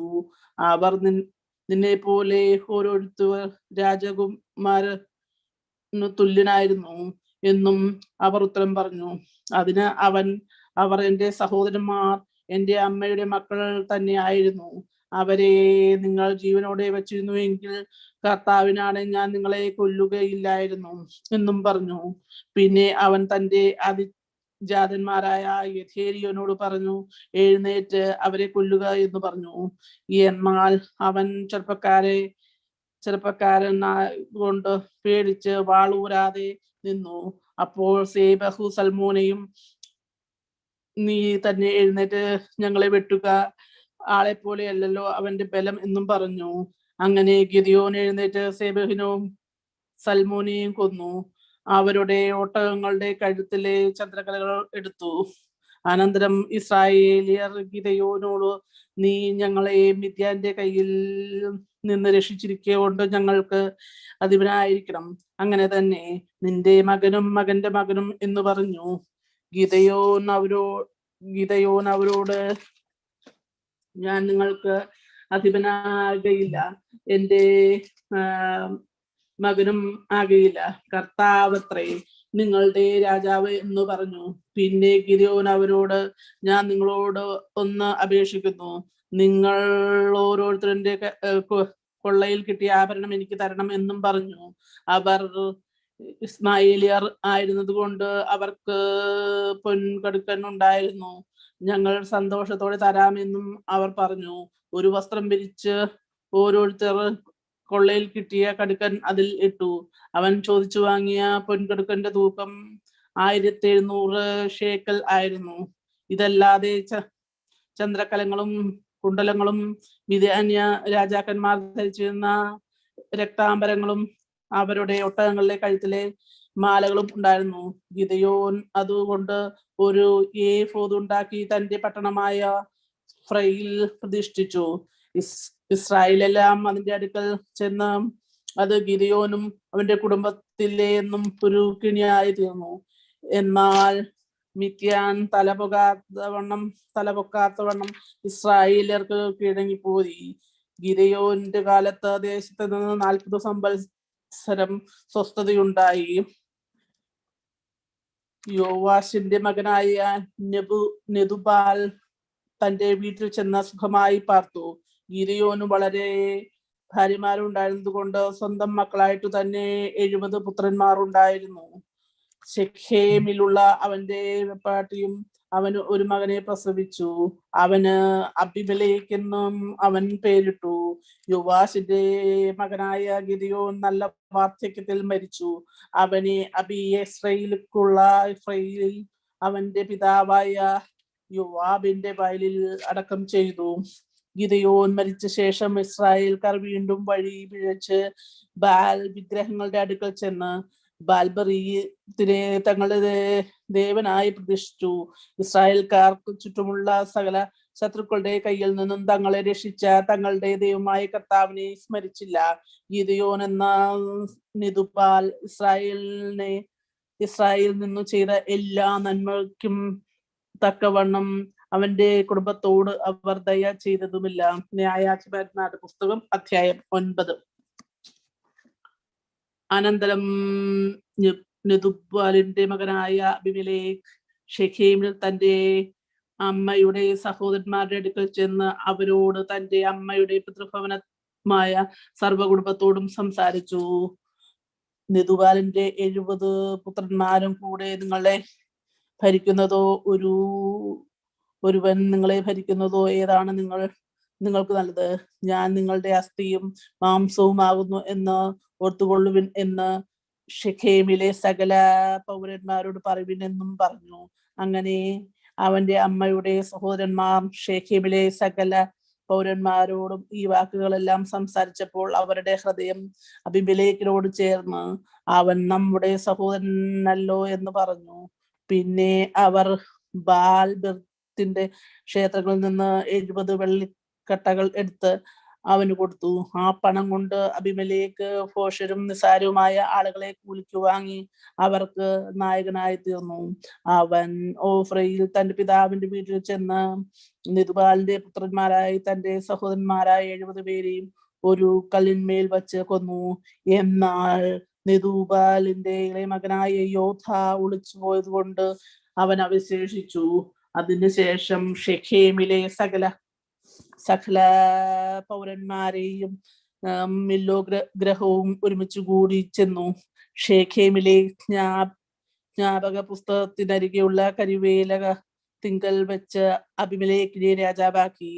ഇതിനെക്കുറിച്ച് യോഥാം എന്ന് അറിവ് കിട്ടിയപ്പോൾ അവൻ ഗെറീസീം മലമുകളിൽ ചെന്ന് ഉച്ചത്തിൽ അവരോട് വിളിച്ചു പറഞ്ഞു, ശെഖേം പൗരന്മാരെ, ദൈവം നിങ്ങളുടെ സങ്കടം കേൾക്കേണ്ടതിന് നിങ്ങൾ എന്റെ സങ്കടം കേൾപ്പിൻ. പണ്ടൊരിക്കൽ വൃക്ഷങ്ങൾ തങ്ങൾക്കൊരു രാജാവിനെ അഭിഷേകം ചെയ്യുവാൻ പോയി. അവ ഒലിവൃക്ഷത്തോട്, നീ ഞങ്ങൾക്ക് രാജാവായിരിക്ക എന്ന് പറഞ്ഞു. അതിന് ഒലിവൃക്ഷം, ദൈവം മനുഷ്യരും എന്നെ പുകഴ്ത്തുവാൻ ഹേതുവായിരിക്കുന്ന എന്റെ പുഷ്ടി ഞാൻ ഉപേക്ഷിച്ചു. വൃക്ഷങ്ങളുടെ മേൽ വാഴുവാനായി പോകുന്നു എന്ന് പറഞ്ഞു. പിന്നെ വൃക്ഷങ്ങൾ അത്തിവൃക്ഷത്തോട് നീ വന്ന് ഞങ്ങൾക്ക് രാജാവായിരിക്കുക എന്ന് പറഞ്ഞു. അതിന് അത്തിവൃക്ഷം, എന്റെ മധുരവും വിശേഷപ്പെട്ട പഴവും ഞാൻ ഉപേക്ഷിച്ചു, വൃക്ഷങ്ങളുടെ മേൽ വാഴുവാൻ പോകുമോ എന്ന് പറഞ്ഞു. പിന്നെ വൃക്ഷങ്ങൾ മുന്തിരിവള്ളിയോട് നീ വന്ന് ഞങ്ങൾക്ക് രാജാവായിരിക്കുക എന്ന് പറഞ്ഞു. മുന്തിരിവള്ളി അവയോട്, ദൈവത്തെയും മനുഷ്യരെയും ആനന്ദിപ്പിക്കുന്ന എന്റെ രസം ഞാൻ ഉപേക്ഷിച്ച് വൃക്ഷങ്ങളുടെ മേൽ വാഴുവാൻ പോകുമോ എന്ന് പറഞ്ഞു. പിന്നെ വൃക്ഷങ്ങളെല്ലാം കൂടെ മുൾപ്പടപ്പിനോട് നീ വന്ന് ഞങ്ങൾക്ക് രാജാവായിരിക്കുക എന്ന് പറഞ്ഞു. മുൾപ്പടർപ്പ് വൃക്ഷങ്ങളോട്, നിങ്ങൾ യഥാർത്ഥമായി എന്നെ നിങ്ങൾക്ക് രാജാവായി അഭിഷേകം ചെയ്യുന്നു എങ്കിൽ വന്ന് എന്റെ നിഴലിൽ ആശ്രയിപ്പിൻ. അല്ലെങ്കിൽ മുൾപ്പടർപ്പിൽ നിന്ന് തീ പുറപ്പെട്ടു ലെബനോനിലെ ദേവദാരുക്കളെ ദഹിപ്പിക്കട്ടെ എന്ന് പറഞ്ഞു. നിങ്ങളിപ്പോൾ അബിമലേക്കിനെ രാജാവാക്കിയതിൽ വിശ്വസ്തതയും പരമാർത്ഥതയും ആകുന്നുവോ പ്രവർത്തിച്ചത്? നിങ്ങൾ നെതുബാലിനോടും അവന്റെ കുടുംബത്തോടും നന്മയാകുന്നുവോ ചെയ്തത്? അദ്ദേഹത്തിന്റെ പ്രവൃത്തിയുടെ യോഗ്യതയ്ക്ക് തക്കവണ്ണമോ അദ്ദേഹത്തോട് പ്രവർത്തിച്ചത്? എന്റെ പിതാവ് തന്റെ ജീവനെ ഗണ്യമാക്കാതെ നിങ്ങൾക്ക് വേണ്ടി യുദ്ധം ചെയ്തു. മിദ്യാന്റെ കയ്യിൽ നിന്ന് നിങ്ങളെ രക്ഷിച്ചിരിക്കെ നിങ്ങൾ ഇന്ന് എന്റെ പിതാവിന്റെ ഗ്രഹത്തിൽ വിരോധമായി എഴുന്നേറ്റ് അവന്റെ പുത്രന്മാരായ 70 പേരെയും ഒരു കല്ലിൽ വെച്ച് കൊല്ലുകയും അവന്റെ ദാസിയുടെ മകനായ അബിമലേക്ക് നിങ്ങളുടെ സഹോദരനാകിയാൽ അവനെ ഷെഖേം പൗരന്മാർക്ക് രാജാവാക്കുകയും ചെയ്തുവല്ലോ. ഇങ്ങനെ നിങ്ങൾ ഇന്ന് നെതുബാലിനോടും അവന്റെ കുടുംബത്തോടും ചെയ്തത് വിശ്വസ്തതയും പരമാർത്ഥതയും ആണെങ്കിൽ നിങ്ങൾ അബിമലേക്കിൽ സന്തോഷിപ്പീൻ. അവൻ നിങ്ങളിലും സന്തോഷിക്കട്ടെ. അല്ലെങ്കിൽ അബിമലേക്കിൽ നിന്ന് തീ പുറപ്പെട്ടു ഷെഖേം പൗരന്മാരെ മില്ലോ ഗ്രഹത്തെയും ദഹിപ്പിക്കട്ടെ. ഷെഖേം പൗരന്മാരിൽ നിന്നും മില്ലോ ഗ്രഹത്തിൽ നിന്നും തീ പുറപ്പെട്ട് അബിമലേക്കിനെയും ദഹിപ്പിക്കട്ടെ. ഇങ്ങനെ പറഞ്ഞിട്ട് യോഥാം പേരിലേക്ക് പോയി തന്റെ സഹോദരനായ അബിമലേക്കിനെ പേടിച്ച് അവിടെ പാർത്തു. അബിമലേക്ക് ഇസ്രായേലിന് 3 സംവത്സരം ഭരിച്ച ശേഷം ദൈവം അബിമലേക്കിനെ ഷേഖേം പൗരന്മാർക്ക് തമ്മിൽ ഭിന്നത വരുത്തി. ഷേഖേം പൗരന്മാർ അബിമലേക്കിനോട് മത്സരം തുടങ്ങി. അങ്ങനെ നെബൂദാബിന്റെ 70 പുത്രന്മാരോട് ചെയ്ത പാതകത്തിന് പ്രതികാരം വരുകയും അവരുടെ രക്തം അവരെ കൊന്നവനായ അവരുടെ സഹോദരൻ അബിമലേക്കും അവരുടെ സഹോദരന്മാരെ കൊല്ലുവാൻ അവന് തുണയായിരുന്ന ഷേഖേം പൗരന്മാരെയും വഹിക്കുകയും ചെയ്തു. ഷേഖേം പൗരന്മാർ മലമുകളിൽ അവന് വിരോധമായി ഒളിപ്പോരുകാരെ ആക്കി. ഇവർ സമീപത്തോടു കൂടി പോകുന്ന എല്ലാവരോടും കവർച്ച തുടങ്ങി. ഇതിനെക്കുറിച്ച് അബിമേലെക്കിന് അറിവ് കിട്ടി. അപ്പോൾ ഏദോമിന്റെ മകനായ ഗാലും അവന്റെ സഹോദരന്മാരും വന്ന് ഷേഖമിൽ കടന്നു. ഷേഖേം പൗരന്മാർ അവനെ വിശ്വസിച്ചു.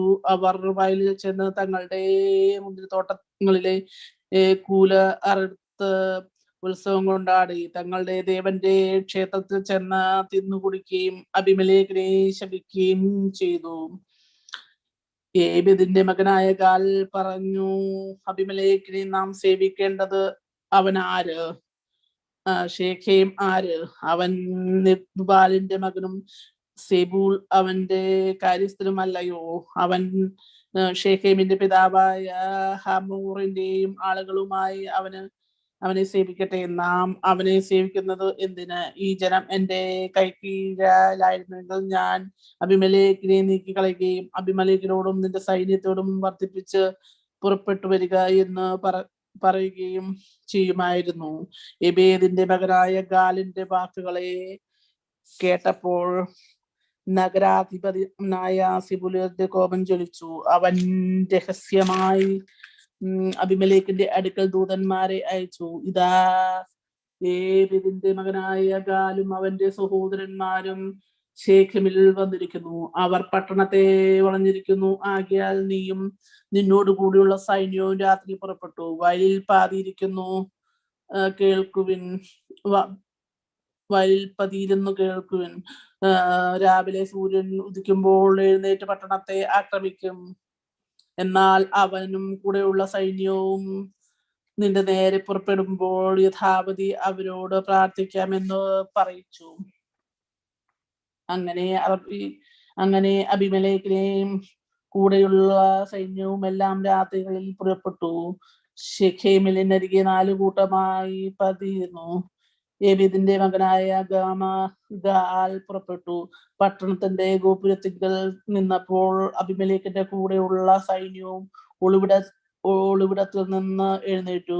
ഗാൽ സൈന്യത്തെ കണ്ടപ്പോൾ അതാ പർവ്വതങ്ങളുടെ മുകളിൽ നിന്ന് സൈന്യം ഇറങ്ങി വരുന്നു എന്ന് സെബൂലിനോട് പറഞ്ഞു. സെബൂൽ അവനോട്, പർവ്വതങ്ങളുടെ നിഴൽ കണ്ടിട്ട് മനുഷ്യരെന്ന് നിനക്ക് തോന്നുകയായിരുന്നു എന്നും പറഞ്ഞു. ഗാൽ പിന്നെയും, അതാ സൈന്യം ദേശമധ്യേ ഇറങ്ങി വരുന്നു, മറ്റൊരു കൂട്ടവും സമതലത്തോട് വരുന്നു എന്നും പറഞ്ഞു. സെബൂൽ അവനോട്, നാം അബിമേലെക്കിനെ സേവിക്കേണ്ടതിന് അവൻ അവരെ എന്ന് പറഞ്ഞു നിന്റെ വായ് ഇപ്പോൾ എവിടെ? ഇത് നീ പുച്ഛിച്ച സൈന്യമല്ലയോ?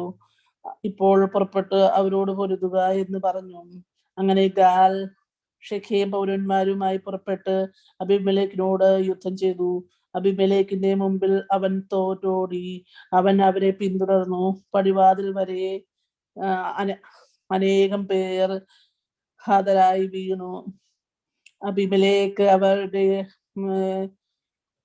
അബിമേലെക്ക് അദമിൽ താമസിച്ചു.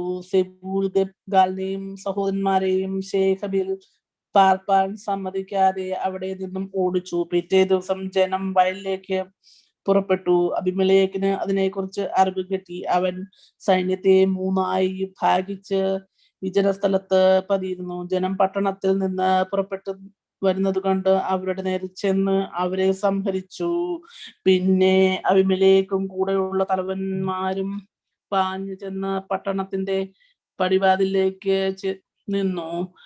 മറ്റേ കൂട്ടം 2 വിഭജന സ്ഥലത്തേക്കുള്ള സകല ജനത്തിന്റെയും നേരെ പാഞ്ഞു ചെന്ന് അവരെ സംഹരിച്ചു. അബിമേലെക്ക് മുഴുവനും പട്ടണത്തോട് പൊരുതി പട്ടണം പിടിച്ച് അതിലെ ജനത്തെയും കൊന്ന് പട്ടണത്തെ ഇടിച്ചു കളഞ്ഞ് അതിൽ ഉപ്പ് വിതറി.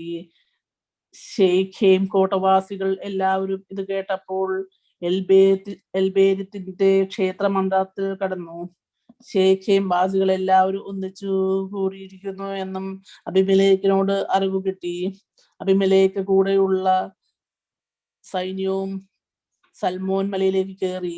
അബിമേലെക്ക് കോടാലി എടുത്ത് ഒരു മരക്കൊമ്പ് വെട്ടി ചുമലിൽ വെച്ചു. തന്റെ സേനയോട്, ഞാൻ ചെയ്തത് നോക്കി നിങ്ങളും വേഗം അതുപോലെ ചെയ്യുവിൻ എന്ന് പറഞ്ഞു. സൈന്യമെല്ലാം അതുപോലെ ഓരോരുത്തരും ഓരോ കൊമ്പ് വെട്ടി അബിമേലെക്കിന്റെ പിന്നാലെ ചെന്ന് മണ്ഡപത്തിനരികെ ഇട്ട് തീ കൊത്തി മണ്ഡപത്തോടുകൂടി അവരെ ദഹിപ്പിച്ചു. അങ്ങനെ ശെഖേം വാസികളെല്ലാം പുരുഷന്മാരും സ്ത്രീകളുമായി ഏകദേശം 1000 പേർ മരിച്ചുപോയി. അനന്തരം അബിമേലെക്ക് തേബേസിലേക്ക് ചെന്ന് പാളയം ഇറങ്ങി അതിനെ പിടിച്ച് പട്ടണത്തിനകത്തേക്ക് ഉറപ്പുള്ള ഒരു ഗോപുരം ഉണ്ടായിരുന്നു. അവിടേക്ക് സകല പുരുഷന്മാരെയും സ്ത്രീകളെയും പട്ടണത്തിലെ ഉള്ളവർ എല്ലാവരും ഓടിക്കടന്ന് വാതിൽ അടച്ച് ഗോപുരത്തിന്റെ മുകളിൽ കയറി. അബിമേലെക്ക് ഗോപുരത്തിനരികെ എത്തി അതിനെ ആക്രമിച്ചു. അതിന് തീ കൊടുത്ത് ചുട്ടുകളയേണ്ടതിന് ഗോപുര വാതിലിനടുത്ത് ചെന്നു. അപ്പോൾ ഒരു സ്ത്രീ തിരികല്ലിന്റെ മേൽക്കല്ല് അബിമേലെക്കിന്റെ തലയിലിട്ട് അവന്റെ തലയോട് തകർത്തു. ഉടനെ അവൻ തന്റെ ആയുധവാഹനായ ബാല്യക്കാരനെ വിളിച്ച്, ഒരു സ്ത്രീ എന്നെ കൊന്നു എന്ന് പറയാതിരിക്കണ്ട, അതിന് നിന്റെ വാൾ ഊരി എന്നെ കൊല്ലുക എന്ന് അവനോട് പറഞ്ഞു. അവന്റെ ബാല്യക്കാരൻ അവനെ കുത്തി. അങ്ങനെ അവൻ മരിച്ചു. അബിമേലെക്ക് മരിച്ചുപോയി എന്ന് കണ്ടപ്പോൾ ഇസ്രായേലിയർ മടങ്ങിപ്പോയി. അബിമേലെക്ക് തന്റെ 70 സഹോദരന്മാരെ കൊന്നതിനാൽ തന്റെ പിതാവിനോട് ചെയ്ത പാതകത്തിന് ദൈവം ഇങ്ങനെ പകരം ചെയ്തു. ശെഖേം നിവാസികളുടെ സകല പാതകങ്ങളുടെ ദൈവം അവരുടെ തലമേൽ വരുത്തി. അങ്ങനെ നെതുബൂലിന്റെ മകനായ യോഥാമിന്റെ ശാപം അവരുടെ മേൽ വന്നു. ന്യായാധിപന്മാരുടെ പുസ്തകം 10-ാം അധ്യായം.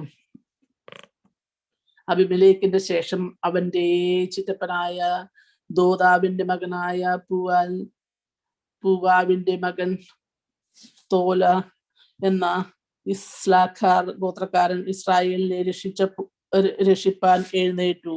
എഫ്രായിം നഗരത്തിലെ ഷാമീരിലായിരുന്നു അവന്റെ വാസം. അവൻ ഇസ്രായേലിന് 23 സംവത്സരം ന്യായാധിപന്മാരായിരുന്ന ശേഷം മരിച്ചു. ഷാമീരിൽ അവനെ അടക്കം ചെയ്തു.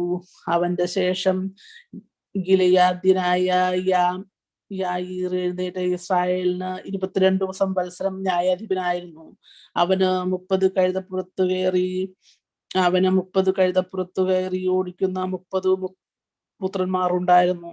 അവർക്ക് 30 ഊരുകളും ഉണ്ടായിരുന്നു.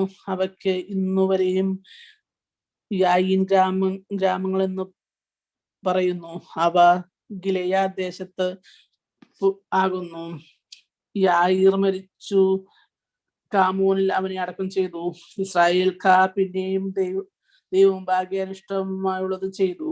ബാൽ വിഗ്രഹങ്ങളെയും അസ്തോരത്ത് പ്രതിഷ്ഠകളെയും ആരാമി ദേവന്മാരെയും സിദോന്യ ദേവന്മാരെയും മെവോബ്യ ദേവന്മാരെയും അമോന്യ ദേവന്മാരെയും ഫിലിസ്ത്യ ദേവന്മാരെയും സേവിച്ചു. കർത്താവിനെ സേവിക്കാതെ അവനെ ഉപേക്ഷിച്ചു.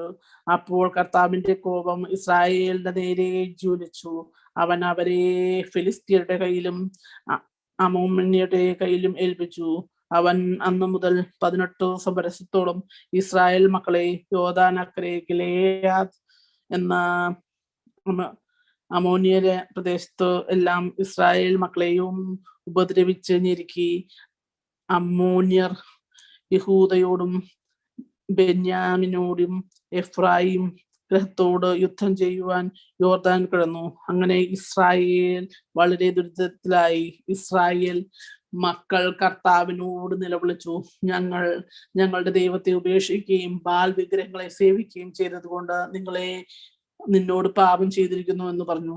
കർത്താവ് ഇസ്രായേൽ മക്കളോട് അരുളി ചെയ്തു, മിസ്രൈമ്യർ, അമോര്യർ, അമോന്യർ, ഫിലിസ്ത്യർ എന്നിവരുടെ കയ്യിൽ നിന്ന് ഞാൻ നിങ്ങളെ രക്ഷിച്ചിട്ടില്ലയോ? സീദോന്യരും അമലാക്കിരും മാവോബ്യരും അമ്മോന്യരും നിങ്ങളെ ഞെരുക്കി. നിങ്ങൾ എന്നോട് നിലവിളിച്ചു, ഞാൻ നിങ്ങളെ അവരുടെ കയ്യിൽ നിന്നും രക്ഷിച്ചു. നിങ്ങൾ എന്നെ ഉപേക്ഷിച്ചു, അന്യദേവന്മാരെ സേവിച്ചു. അതുകൊണ്ട് ഇനി ഞാൻ നിങ്ങളെ രക്ഷിക്കുകയില്ല.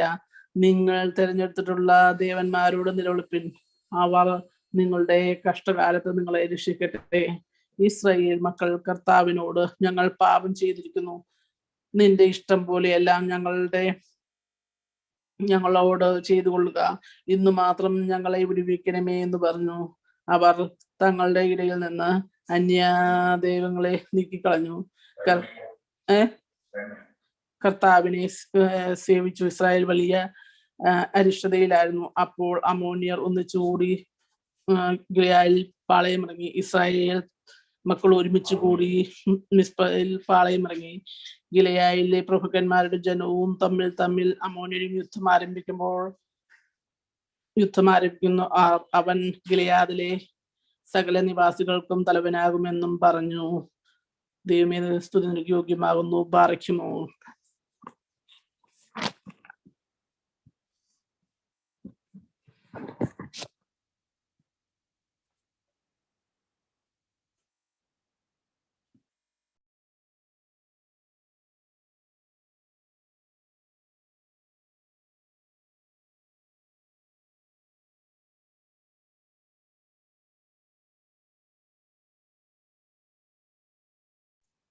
ന്യായാധിപന്മാരുടെ പുസ്തകം 10-ാം അധ്യായം.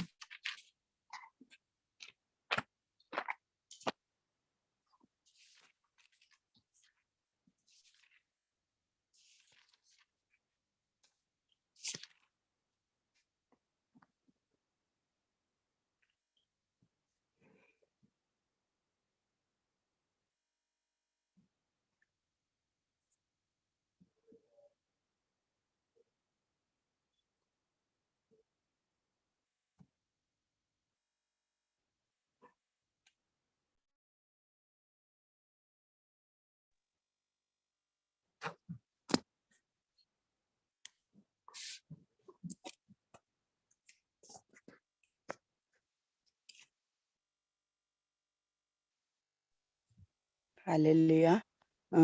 ഷെറിനെ അച്ഛൻ വന്നില്ല.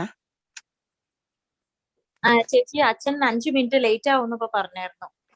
ഓക്കെ ഓക്കെ, എന്നാ രമ്യ അതിന്റെ അകത്തുണ്ടെ കണ്ടിന്യൂ ചെയ്തോളാൻ പറയാമായിരുന്നു വായിക്കാൻ. ഓക്കെ, കണ്ടിന്യൂ ആയിട്ട് തരണം. ഓക്കേടാ. ഓക്കെ, അധ്യായം ന്യായാധിപന്മാരുടെ പുസ്തകം അധ്യായം 11. ഗിലെയോദ്യനായ നഫ്താബ് പരാക്രമശാലി എങ്കിലും വേശ്യപുത്രനായിരുന്നു. നഫ്താബിന്റെ ജനകനോ ഗിലെയാദ് ആയിരുന്നു. ഗിലെയാദിന്റെ ഭാര്യയും അവന് പുത്രന്മാരെ പ്രസവിച്ചു. അവന്റെ ഭാര്യയുടെ പുത്രന്മാർ വളർന്ന ശേഷം അവർ നഫ്താബിനോട്, നീ ഞങ്ങളുടെ പിതൃഭവനത്തിൽ അവകാശം പ്രാപിക്കുകയില്ല, നീ പരസ്ത്രീയുടെ മകൻ എന്ന് പറഞ്ഞ് അവനെ നീക്കിക്കളഞ്ഞു. അങ്ങനെ നഫ്താബ് തന്റെ സഹോദരന്മാരെ വിട്ട് നല്ലൊരു ദേശത്ത് തോബിൽ ചെന്ന് പാർത്തു.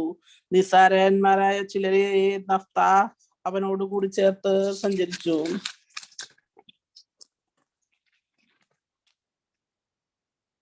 കുറെ കാലം കഴിഞ്ഞ് അമ്മോന്യർ ഇസ്രായേലിനോട് യുദ്ധം ചെയ്ത് അമ്മോന്യർ ഇസ്രായേലിനോട് യുദ്ധം തുടങ്ങിയപ്പോൾ ഗിലെയാദിലെ മൂപ്പന്മാർ നഫ്താബിനോട് തോബ് ദേശത്ത് നിന്ന് കൊണ്ടുചെന്നു. അവർ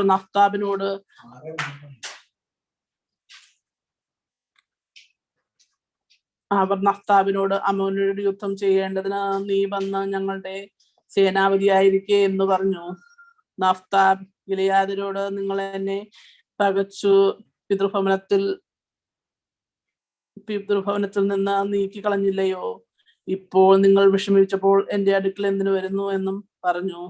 ഗിലെയാദിലെ മൂപ്പന്മാർ നഫ്താബിനോട്, നീ ഞങ്ങളോട് കൂടെ വന്ന് അമ്മോന്യരുടെ യുദ്ധം ചെയ്യുകയും ഗിലെയാദിലെ സകല നിവാസികൾക്കും തലവനായിരിക്കെ ചെയ്യേണ്ടതിന് ഞങ്ങൾ ഇപ്പോൾ നിങ്ങൾ അടുക്കൽ ഇങ്ങോട്ട് വന്നിരിക്കുന്നുവെന്നും പറഞ്ഞു. നഫ്താബ് ഗിലെയാദിലെ മൂപ്പന്മാരോട്, അമ്മോന്യരോട് യുദ്ധം ചെയ്യുവാൻ നിങ്ങൾ എന്നെ കൊണ്ടുപോയിട്ട് കർത്താവിന് അവരെ എന്റെ കയ്യിൽ ഏൽപ്പിച്ച നിങ്ങൾ എന്നെ തലവനാക്കുമോ എന്ന് ചോദിച്ചു. ഗിലെയാദിലെ മൂപ്പന്മാർ അവനോട്, കർത്താവ് നമ്മുടെ മധ്യേ സാക്ഷി, നീ പറഞ്ഞതുപോലെ ഞങ്ങൾ ചെയ്യുമെന്ന് പറഞ്ഞു. അങ്ങനെ നഫ്താബ് ഗിലെയാദിലെ മൂപ്പന്മാരുടെ കൂടെ പോയി. ജനം അവിടെ തലവനും സേനാപതിയുമാക്കി. നഫ്താബ് മിസ്പയിൽ വെച്ച് കർത്താവിന്റെ സന്നിധിയിൽ തന്റെ കാര്യമെല്ലാം പ്രസ്താവിച്ചു. അനന്തരം നഫ്താബ് അമ്മോന്യരുടെ രാജാവായി അടുക്കൽ ദൂതന്മാരെ അയച്ചു. നീ എന്നോട് യുദ്ധം ചെയ്യുവാൻ എന്റെ ദേശത്ത് വരേണ്ടതിന് എനിക്കും നിനക്കും എന്ത് എന്ന് പറയിച്ചു. അമ്മോന്യരുടെ രാജാവ് നഫ്താബിന്റെ ദൂതന്മാരോട് ഇസ്രായേലിൽ നിന്ന് പുറപ്പെട്ടു വന്നപ്പോൾ അവർ അർണോൾ മുതൽ യബ്കോ വരെയുള്ള യോദ്ധാന്മാരെയുമുള്ള എന്റെ ദേശം കീഴടക്കിയത് കൊണ്ട് തന്നെ ഇപ്പോൾ ഈ ദേശങ്ങളെ സമാധാനത്തോടെ മടക്കി തരിക എന്ന് പറഞ്ഞു. നഫ്താബ് പിന്നെയും അമ്മോന്യരുടെ രാജാവിന്റെ അടുക്കൽ ദൂതന്മാരെ അയച്ച് അവനോട് പറയിച്ചതെന്നാൽ, നഫ്താബ് പ്രകാരം പറയുന്നു, ഇസ്രായേൽ മെവാദുശമോ അമ്മോന്യരുടെ ദേശമോ കീഴടക്കിയില്ല. ദൈവമേ സ്തുതി നിൽക്കുമെന്ന് പാർക്കുമോ. ന്യായാധിപന്മാരുടെ പുസ്തകം 10-ാം അധ്യായം 11-ാം അധ്യായം 16 മുതൽ.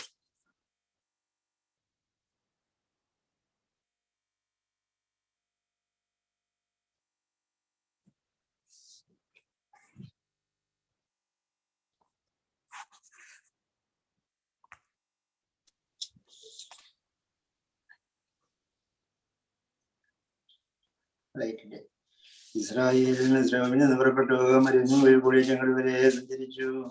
രാജ്യമിരുത്തി ഇസ്രായേൽ ഏതോ രാജാവിന്റെ അടുക്കൽ ദൂതന്മാരെ അയച്ചു. ഞാൻ നിന്റെ ദേശത്തൂടെ കടന്നു പോകുവാൻ അനുവാദം തരണമെന്ന് പറയിച്ചു. എങ്കിലും ഏതോ രാജാവ് കേട്ടില്ല. മോവാബ് രാജാവിന്റെ അടുക്കലും അവർ പറഞ്ഞയച്ചു. അവർ സമ്മതിച്ചില്ല. അങ്ങനെ ഇസ്രായേൽ രഗ്മയിൽ പാർത്തു. അവർ മരുഭൂമിയിൽ കൂടി സഞ്ചരിച്ച് ഏതോ ദേശത്ത് മോവാബ് ദേശം ചുറ്റിച്ചെന്നു. മോവാബ് ദേശത്തിന്റെ കിഴക്കെത്തി പാളയം ഇറങ്ങി അർന്നോൻ മോവാബിന്റെ എതിരായിരുന്നു. മോവാബിന്റെ അതിർത്തിക്കകത്ത് അവൻ കടന്നില്ല. പിന്നെ ഇസ്രായേൽ ഹെബ്രോനിൽ വാണിരുന്ന അമ്മോനി രാജാവായ സീഹോന്റെ അടുക്കൽ ദൂതന്മാരെ അയച്ചു.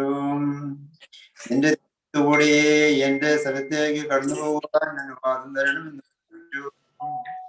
എങ്കിലും സിയോൻ ഇസ്രായേൽ തന്റെ ദേശത്തു കൂടി കടന്നു പോകാൻ തക്കവണ്ണം അവരെ വിശ്വസിക്കാതെ തന്റെ ജനത്തെ എല്ലാം വിളിച്ചുകൂട്ടി യാഹേസിൽ പാളയമിറങ്ങി ഇസ്രായേലിനോട് യുദ്ധം ചെയ്തു.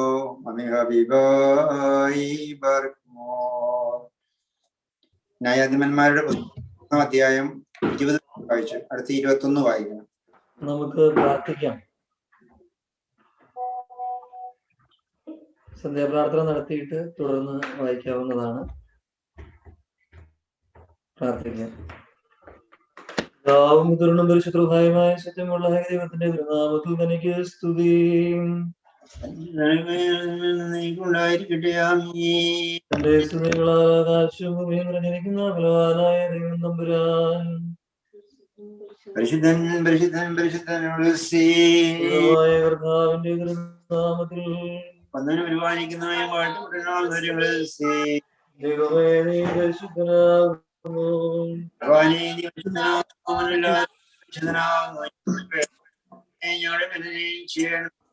ദൈവമേ നീ പരിശുദ്ധനാകുന്നു.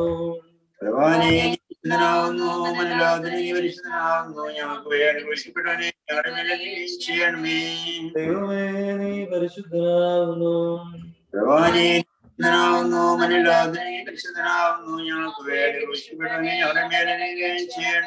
ഞങ്ങളുടെ കർത്താവേ ഞങ്ങളോട് കരുണ ചെയ്യണമേ.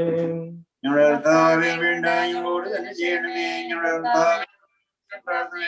ഞങ്ങളോട് തന്നെ ചെയ്യണമേ. ദൈവമേ നിനക്ക് സ്തുതി. ഞങ്ങളുടെ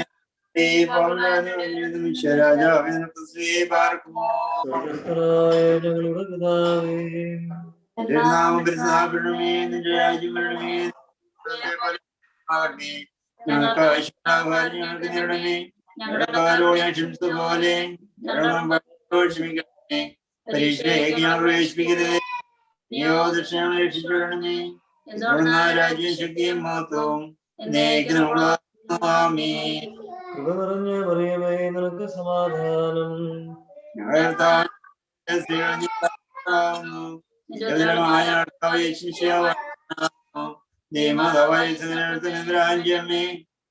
ഞങ്ങൾക്ക് വേണ്ടി ഇപ്പോഴെപ്പോഴും ഞങ്ങളുടെ സമയത്തും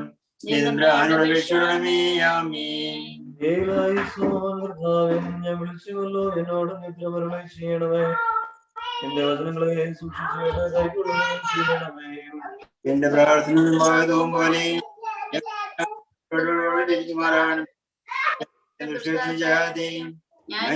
ചെയ്യാതിരിക്കത്തവണ്ണം എന്റെ വായിക്കുക ആൾക്കാരെയും നിയമിക്കണമേ. മനുഷ്യരോടുകൂടെ ഞാൻ തീരുമാനാകരുതേ. നീതിമാനെ പഠിപ്പിക്കുകയും ദുഷ്ടന്മാരുടെ നാടുകളൊക്കെ ഒഴിവാകാതിരിക്കട്ടെ. എന്നാൽ പ്രാർത്ഥന അവരുടെ ദോഷത്തെ കുറിച്ചാകുന്നു. അവരുടെ തീർത്ഥാക്കൾ പാറന്മയാൽ തടയപ്പെട്ടു. ഇമ്പമുള്ള എന്റെ വചനങ്ങളെ അവർ കേട്ടു. ഓരോ ഭൂമി വളർന്ന പോലെ ഞാൻ അടുക്കിലേക്ക് ഉയർത്തി ശരണപ്പെട്ടു. എന്റെ ആത്മാവിനെ തള്ളിക്കളയരുതേ. എനിക്കായകണികളെ മറച്ചു വെച്ചിരിക്കുന്ന പ്രശംസക്കാരുടെ വകയിൽ നിന്ന് എന്നെ കാത്തുകൊള്ളണമേ. ഞാൻ കടന്നു പോകുന്നത് വരെ അന്യായ കാരണങ്ങളുടെ വരകളിൽ വെച്ച് വീഴട്ടെ. ഞങ്ങൾ താഴ്ന്നു വിളിച്ചു. ഞങ്ങൾ താഴ്ന്നോട് പ്രാർത്ഥിച്ചു. അവന്റെ മുമ്പായി ഞാൻ സങ്കടം ബോധിപ്പിച്ചു. അവന്റെ മുമ്പായി ഞാൻ ജീവിതത്തെ അറിയിക്കുകയും ചെയ്തു. നീ എന്റെ കൂടുതൽ അറിയുന്നല്ലോ. എന്റെ നടപ്പുകളുടെ വഴിയിൽ അവനിക്കായിട്ട് ഗുണങ്ങളെ മറച്ചു വെച്ചു. ഞാൻ വലത്തോട്ട് നോക്കി എന്നറിയുന്നവരില്ലെന്ന് ഞാൻ കണ്ടു. സങ്കേതത്തിൽ അവനിക്കില്ലാതെയായി. എന്റെ ദയക്ക് വേണ്ടി പകരം ചോദിക്കുന്നവനുമില്ല. കർത്താവെ ഞാൻ നിന്റെ നിലവിളിച്ചു. കർത്താവെ ജീവിച്ചിരിക്കുന്നവരുടെ ദേശത്ത് എന്റെ ആശ്രയം എന്റെ ഓഹരിയാകുന്നുവെന്ന് ഞാൻ പറഞ്ഞു. ഞാൻ ഏറ്റവും താഴ്ത്തപ്പെട്ടിരിക്കുന്നതുകൊണ്ട് എന്റെ അപേക്ഷ ശ്രദ്ധിച്ചു. എന്നെ പേടിപ്പിക്കുന്നവർ എന്നെക്കാൾ ബലവാന്മാരായതുകൊണ്ട് അവരിൽ നിന്ന് എന്നെ വിളിയിക്കണമേ. ഞാൻ ഇന്ന് നാമത്തെ സ്വന്തം ചെയ്യുവാനായിട്ട് എന്റെ ആത്മാവിനെ കാരാഗ്രഹം പ്രകടിപ്പിക്കണമേ. നീ എന്നോട് ഉത്തരമൊഴി ചെയ്യുമ്പോൾ നിന്റെ നീതിമാന്മാർ എനിക്കായി കാത്തിരിക്കും. എന്റെ നാടുകളത് വിളക്കും എന്റെ വഴികൾക്ക് പ്രകാശമാകുന്നു. എന്റെ നീതിയുള്ളതുകളെ ആചരിപ്പാനായിട്ട് ഞാൻ ആണായിട്ട് നിശ്ചയിച്ചു. ഞാൻ ഏറ്റവും ക്ഷണിച്ചു. കർത്താവേ, നിന്റെ വചന പ്രകാരം എന്നെ ജീവിപ്പിക്കണമേ. കർത്താവേ, എന്റെ വായിലെ വചനങ്ങളിൽ നീ ഇഷ്ടപ്പെടണമേ. നിന്റെ ന്യായങ്ങളിൽ നിന്ന് എന്നെ പഠിപ്പിക്കണമേ. എന്റെ എല്ലായ്പ്പോഴും നിന്റെ കയ്യിലിരിക്കുന്നു. ഞാൻ മറന്നില്ല. പാപികൾ എനിക്കായിട്ട് കൈകളെ വെച്ചു, എന്നാൽ നിന്റെ കൽപ്പന മാറിപ്പോയില്ല. ഞാൻ നിന്റെ സാക്ഷി നീക്കും ആവശ്യമായി സ്വീകരിച്ചു. എന്നാൽ അതിന്റെ ഹൃദയത്തിൽ ആനന്ദമാവുന്നു. നിന്റെ കൽപ്പന നീക്ക് സത്യത്തോടെ നിർത്തിപ്പാനായിട്ട് ഞാൻ എന്റെ ഹൃദയത്തെ തിരിച്ചു. സകല ജാതികളുമേ കർത്താവിനെ സ്തുതിപ്പിൻ, സകല ജനങ്ങളുമേ അവനെ സ്തുതിപ്പിൻ. എന്തെന്നാൽ അവന്റെ കൃപ നമ്മുടെ മേൽ ബലപ്പെട്ടിരിക്കുന്നു. അവൻ സത്യമായിട്ട് നീക്കും കർത്താവുന്നു. ദൈവമേ, സ്തുതിയോഗ്യമാകുന്നു.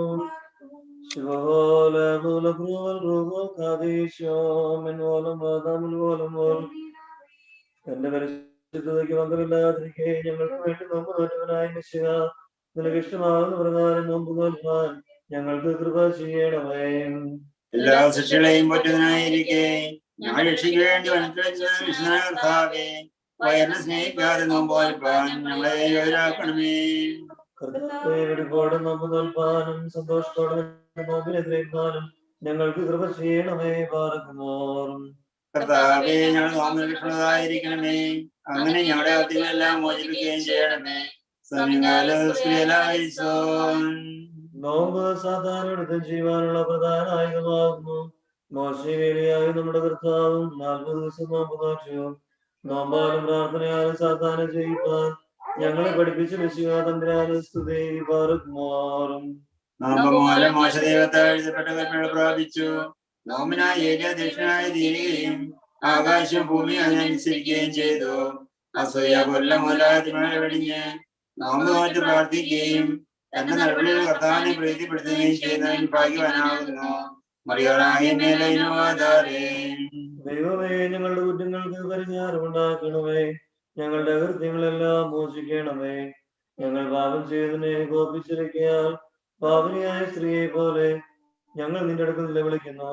മനുഷ്യ സ്നേഹമുള്ളവനെ, ഞങ്ങളെ കൈക്കൊണ്ട് ഞങ്ങളോട് കരുണ ചെയ്യണമേ. നീ വലിയ മഹത്വത്തോടെ നുള്ളുന്ന ദിവസത്തിൽ നിന്റെ ശുദ്ധിമാന്മാരോടുകൂടെ നിന്റെ കൃപയ്ക്ക് ഞങ്ങൾ സ്തുതി പാടുമാറാകണമേ. പാർക്കുമോറും പുത്രനെ പോലെ സങ്കടത്തോടെ നിന്റെ അടുക്കൽ നിലവിളിക്കുന്നു. ഞങ്ങളോട് കരുണ ചെയ്യണമേ. സ്വർഗത്തിനും നിനക്ക് വിരോധമായി ഞങ്ങൾ പാപം ചെയ്തു. കൂലിക്കാരെ പോലെ എങ്ങനെ ഞങ്ങളെ കൈക്കൊള്ളണമേ. നിന്റെ ഭവനത്തെ ദാസന്മാരെ പോലെ ഞങ്ങളെ വിചാരിക്കണമേ. നിനക്ക് വിരോധമായി ചെയ്തിട്ടുള്ള സർവ്വങ്ങളും ക്ഷമിക്കുകയും ചെയ്യണമേ. ആത്മാവും ശരീരവും ഒരുമിച്ച് നോമ്പ് നോൽക്കേണ്ടിയിരിക്കുന്നതിനാൽ ശരീരം ഭക്ഷണത്തെ വെടിയുമ്പോൾ ആത്മാവ് തന്മകളെയും വെടിയേണ്ടതാകുന്നു. ദുർവിചാരങ്ങളെ വെടിയാതെ ഭക്ഷണത്തെ മാത്രം വെടിഞ്ഞിട്ടുള്ള നോമ്പ് വ്യർത്ഥമായിട്ടുള്ളതാകുന്നു. കർത്താവേ, ആത്മാവിലും ശരീരത്തിലും ശരിയായിട്ട് നോമ്പ് നോൽപ്പാൻ നിന്റെ കൃപ ഞങ്ങൾക്ക് സഹായമായിരിക്കണമേ. ഞങ്ങളോട്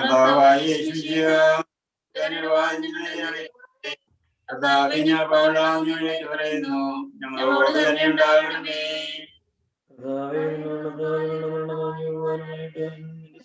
സ്ഥാനത്ത് നിന്ന്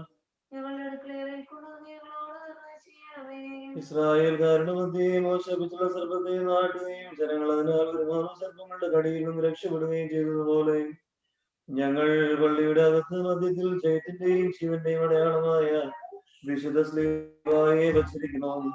കർത്താവെ, അതിനാൽ ഞങ്ങൾക്ക് രക്ഷ ഉണ്ടാകുവാനായിട്ട് നിന്റെ സ്ലീബായെ ഞങ്ങൾ വന്ദിക്കുന്നു. പാർക്കുമോറും തമ്പുരാനെ, നിന്റെ സുവിശേഷ നടപടിയുടെ കാലത്ത് അക്ബർ രാജാവ് നിന്നെ ക്ഷണിച്ച് എഴുതി അയച്ചതിന് മറുപടിയോടുകൂടി തിരുരൂപം അവന് നൽകിയതുപോലെ ഞങ്ങളുടെ പ്രാർത്ഥനാ ലേഖനങ്ങളെ നീ കൈക്കൊണ്ട് ഞങ്ങൾക്ക് അനുകൂലത്തിന്റെ മറുപടി തരികയും നിന്റെ പെരുമാറ്റവും സ്വഭാവവും താഴ്മയും ഞങ്ങളിൽ സ്ഥാപിക്കുകയും ഞങ്ങളെ നിനക്കുള്ളവരാക്കി തീർക്കുകയും ചെയ്യണമേ. അനുദപിക്കുന്ന ഭാവികളെ സ്നേഹത്തോടും കരുണയോടും കൂടെ കൈക്കൊള്ളുന്നവനായ രക്ഷിതാവേ, ഞങ്ങളെ നീ കൈക്കൊണ്ട് ഞങ്ങളോട് ഉത്തരമരുളി ചെയ്യണമേ. ദൈവമേ, നീ പരിശുദ്ധനാകുന്നു. പരിശുദ്ധനാകുന്നു, മനോല്ലാതനെ നീ പരിശുദ്ധനാകുന്നു. ഞങ്ങൾക്ക് വേണ്ടി കുരിശിക്കപ്പെടണമേ, ഞങ്ങളുടെ മേൽ ചെയ്യണമേ. ദൈവമേ നീ പരിശുദ്ധനാകുന്നു. മനോല്ലാതനെ നീ പരിശുദ്ധനാകുന്നു. ഞങ്ങൾക്ക് വേണ്ടി കുരിശിക്കപ്പെടണമേ, ഞങ്ങളുടെ മേൽ ചെയ്യണമേ. ദൈവമേ നീ പരിശുദ്ധനാകുന്നു, മനോല്ലാതനെ നീ പരിശുദ്ധനാകുന്നു. ഞങ്ങൾക്ക് വേണ്ടി കുരിശിക്കപ്പെടണമേ, ഞങ്ങളുടെ മേൽ ചെയ്യണമേ. ഞങ്ങളുടെ കർത്താവേ ഞങ്ങളോട് കരുണ ചെയ്യണമേ.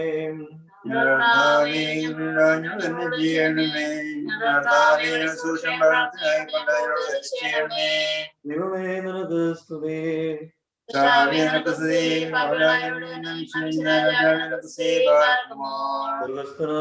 ഞങ്ങളുടെ പിതാവേ,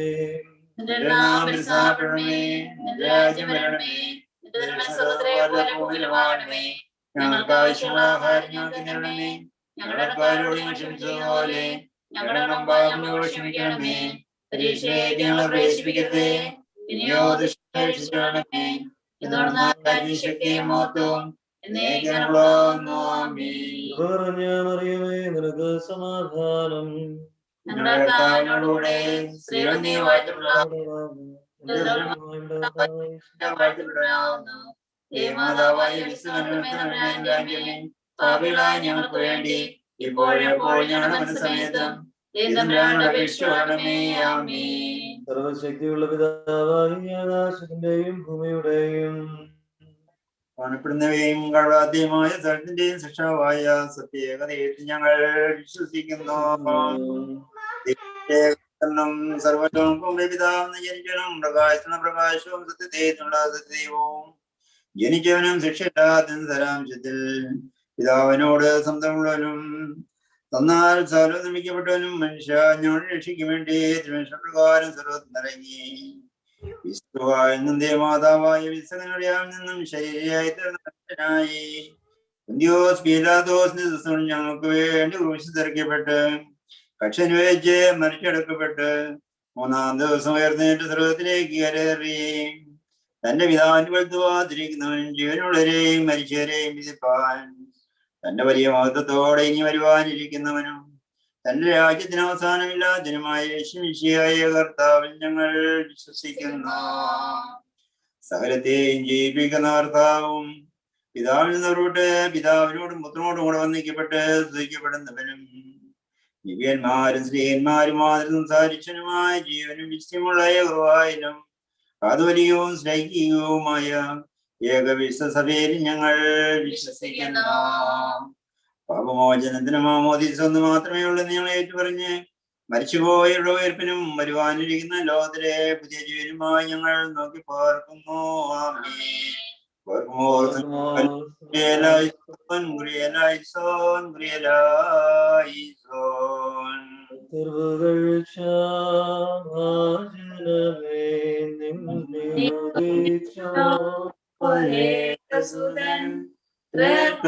ഞങ്ങളിൽ അലിവാനാൻ പകലപേക്ഷയണക്കേണം. നിർത്തിയിടരുതേ മാതാവേ, ഞങ്ങൾക്കായുള്ള ഞങ്ങളിലാഗ്രത തോന്നിടാം ഏകാത്മജനോട് ഇതുപോലിന്നും ഓർവസേവിയോ നിന്നോർമ്മ പ്രാർത്ഥന നീ ഓർമ്മയെ ബഹുമാനീശ്വരന്മാരെ നിങ്ങൾ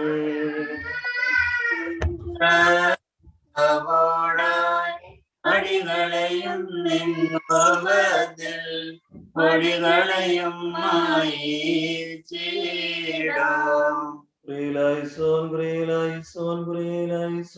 ഞങ്ങളുടെ കർത്താവേ ഞങ്ങളോട് കരുണ ചെയ്യണമേ. കർത്താവേ ഞങ്ങളോട് ഞങ്ങളോട് തന്നെ ചെയ്യണമേ. ഞങ്ങളോട് തന്നെ ചെയ്യണമേ. കർത്താവേ നിനക്ക് സ്തുതി. ഞങ്ങൾ ചെന്നമേ നയിക്കുന്ന സ്ത്രീ പാർക്കുമോ. സ്വർഗസ്ഥനായ ഞങ്ങളുടെ പിതാവേ, നിന്റെ നാമം പരിശുദ്ധപ്പെടണമേ, നിന്റെ രാജ്യം വരണമേ, നിന്റെ സ്രോതസ്സിലെ പോലെ ഭൂമിയിലുമാകണമേ.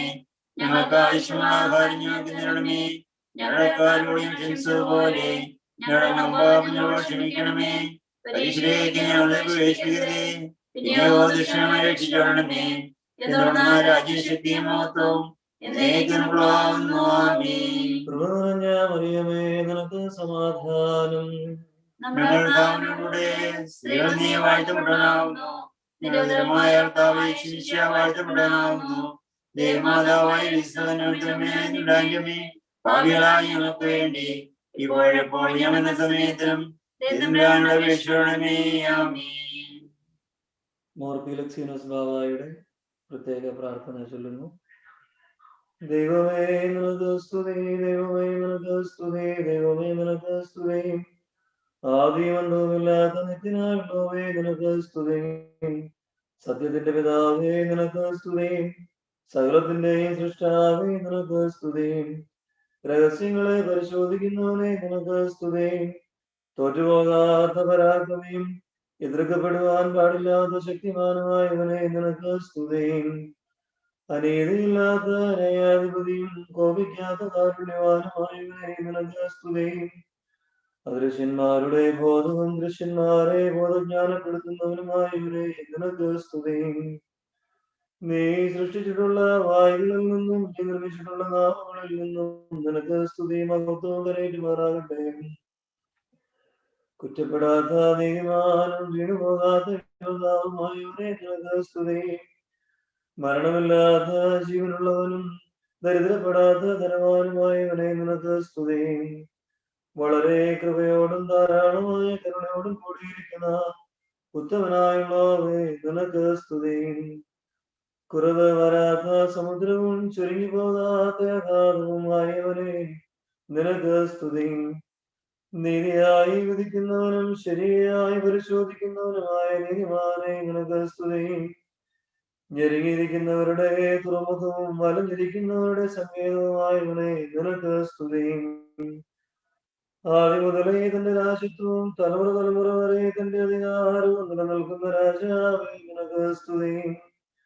കുരുടന്മാരുടെ പ്രകാശവും വഴിതെറ്റിപ്പോയവരെ വഴി കാണിക്കുന്നവനുമായവനെ നിനക്ക് സ്തുതി. നിരാശയിലിരിക്കുന്നവരുടെ ശരണവും നിരാശ്രിതരുടെ ആശ്രയവുമായവനെ നിനക്ക് സ്തുതി. മുട്ടുകാരുടെ ധനവും ഹീനരുടെ ഉയർച്ചയുമായവനെ നിനക്ക് സ്തുതി.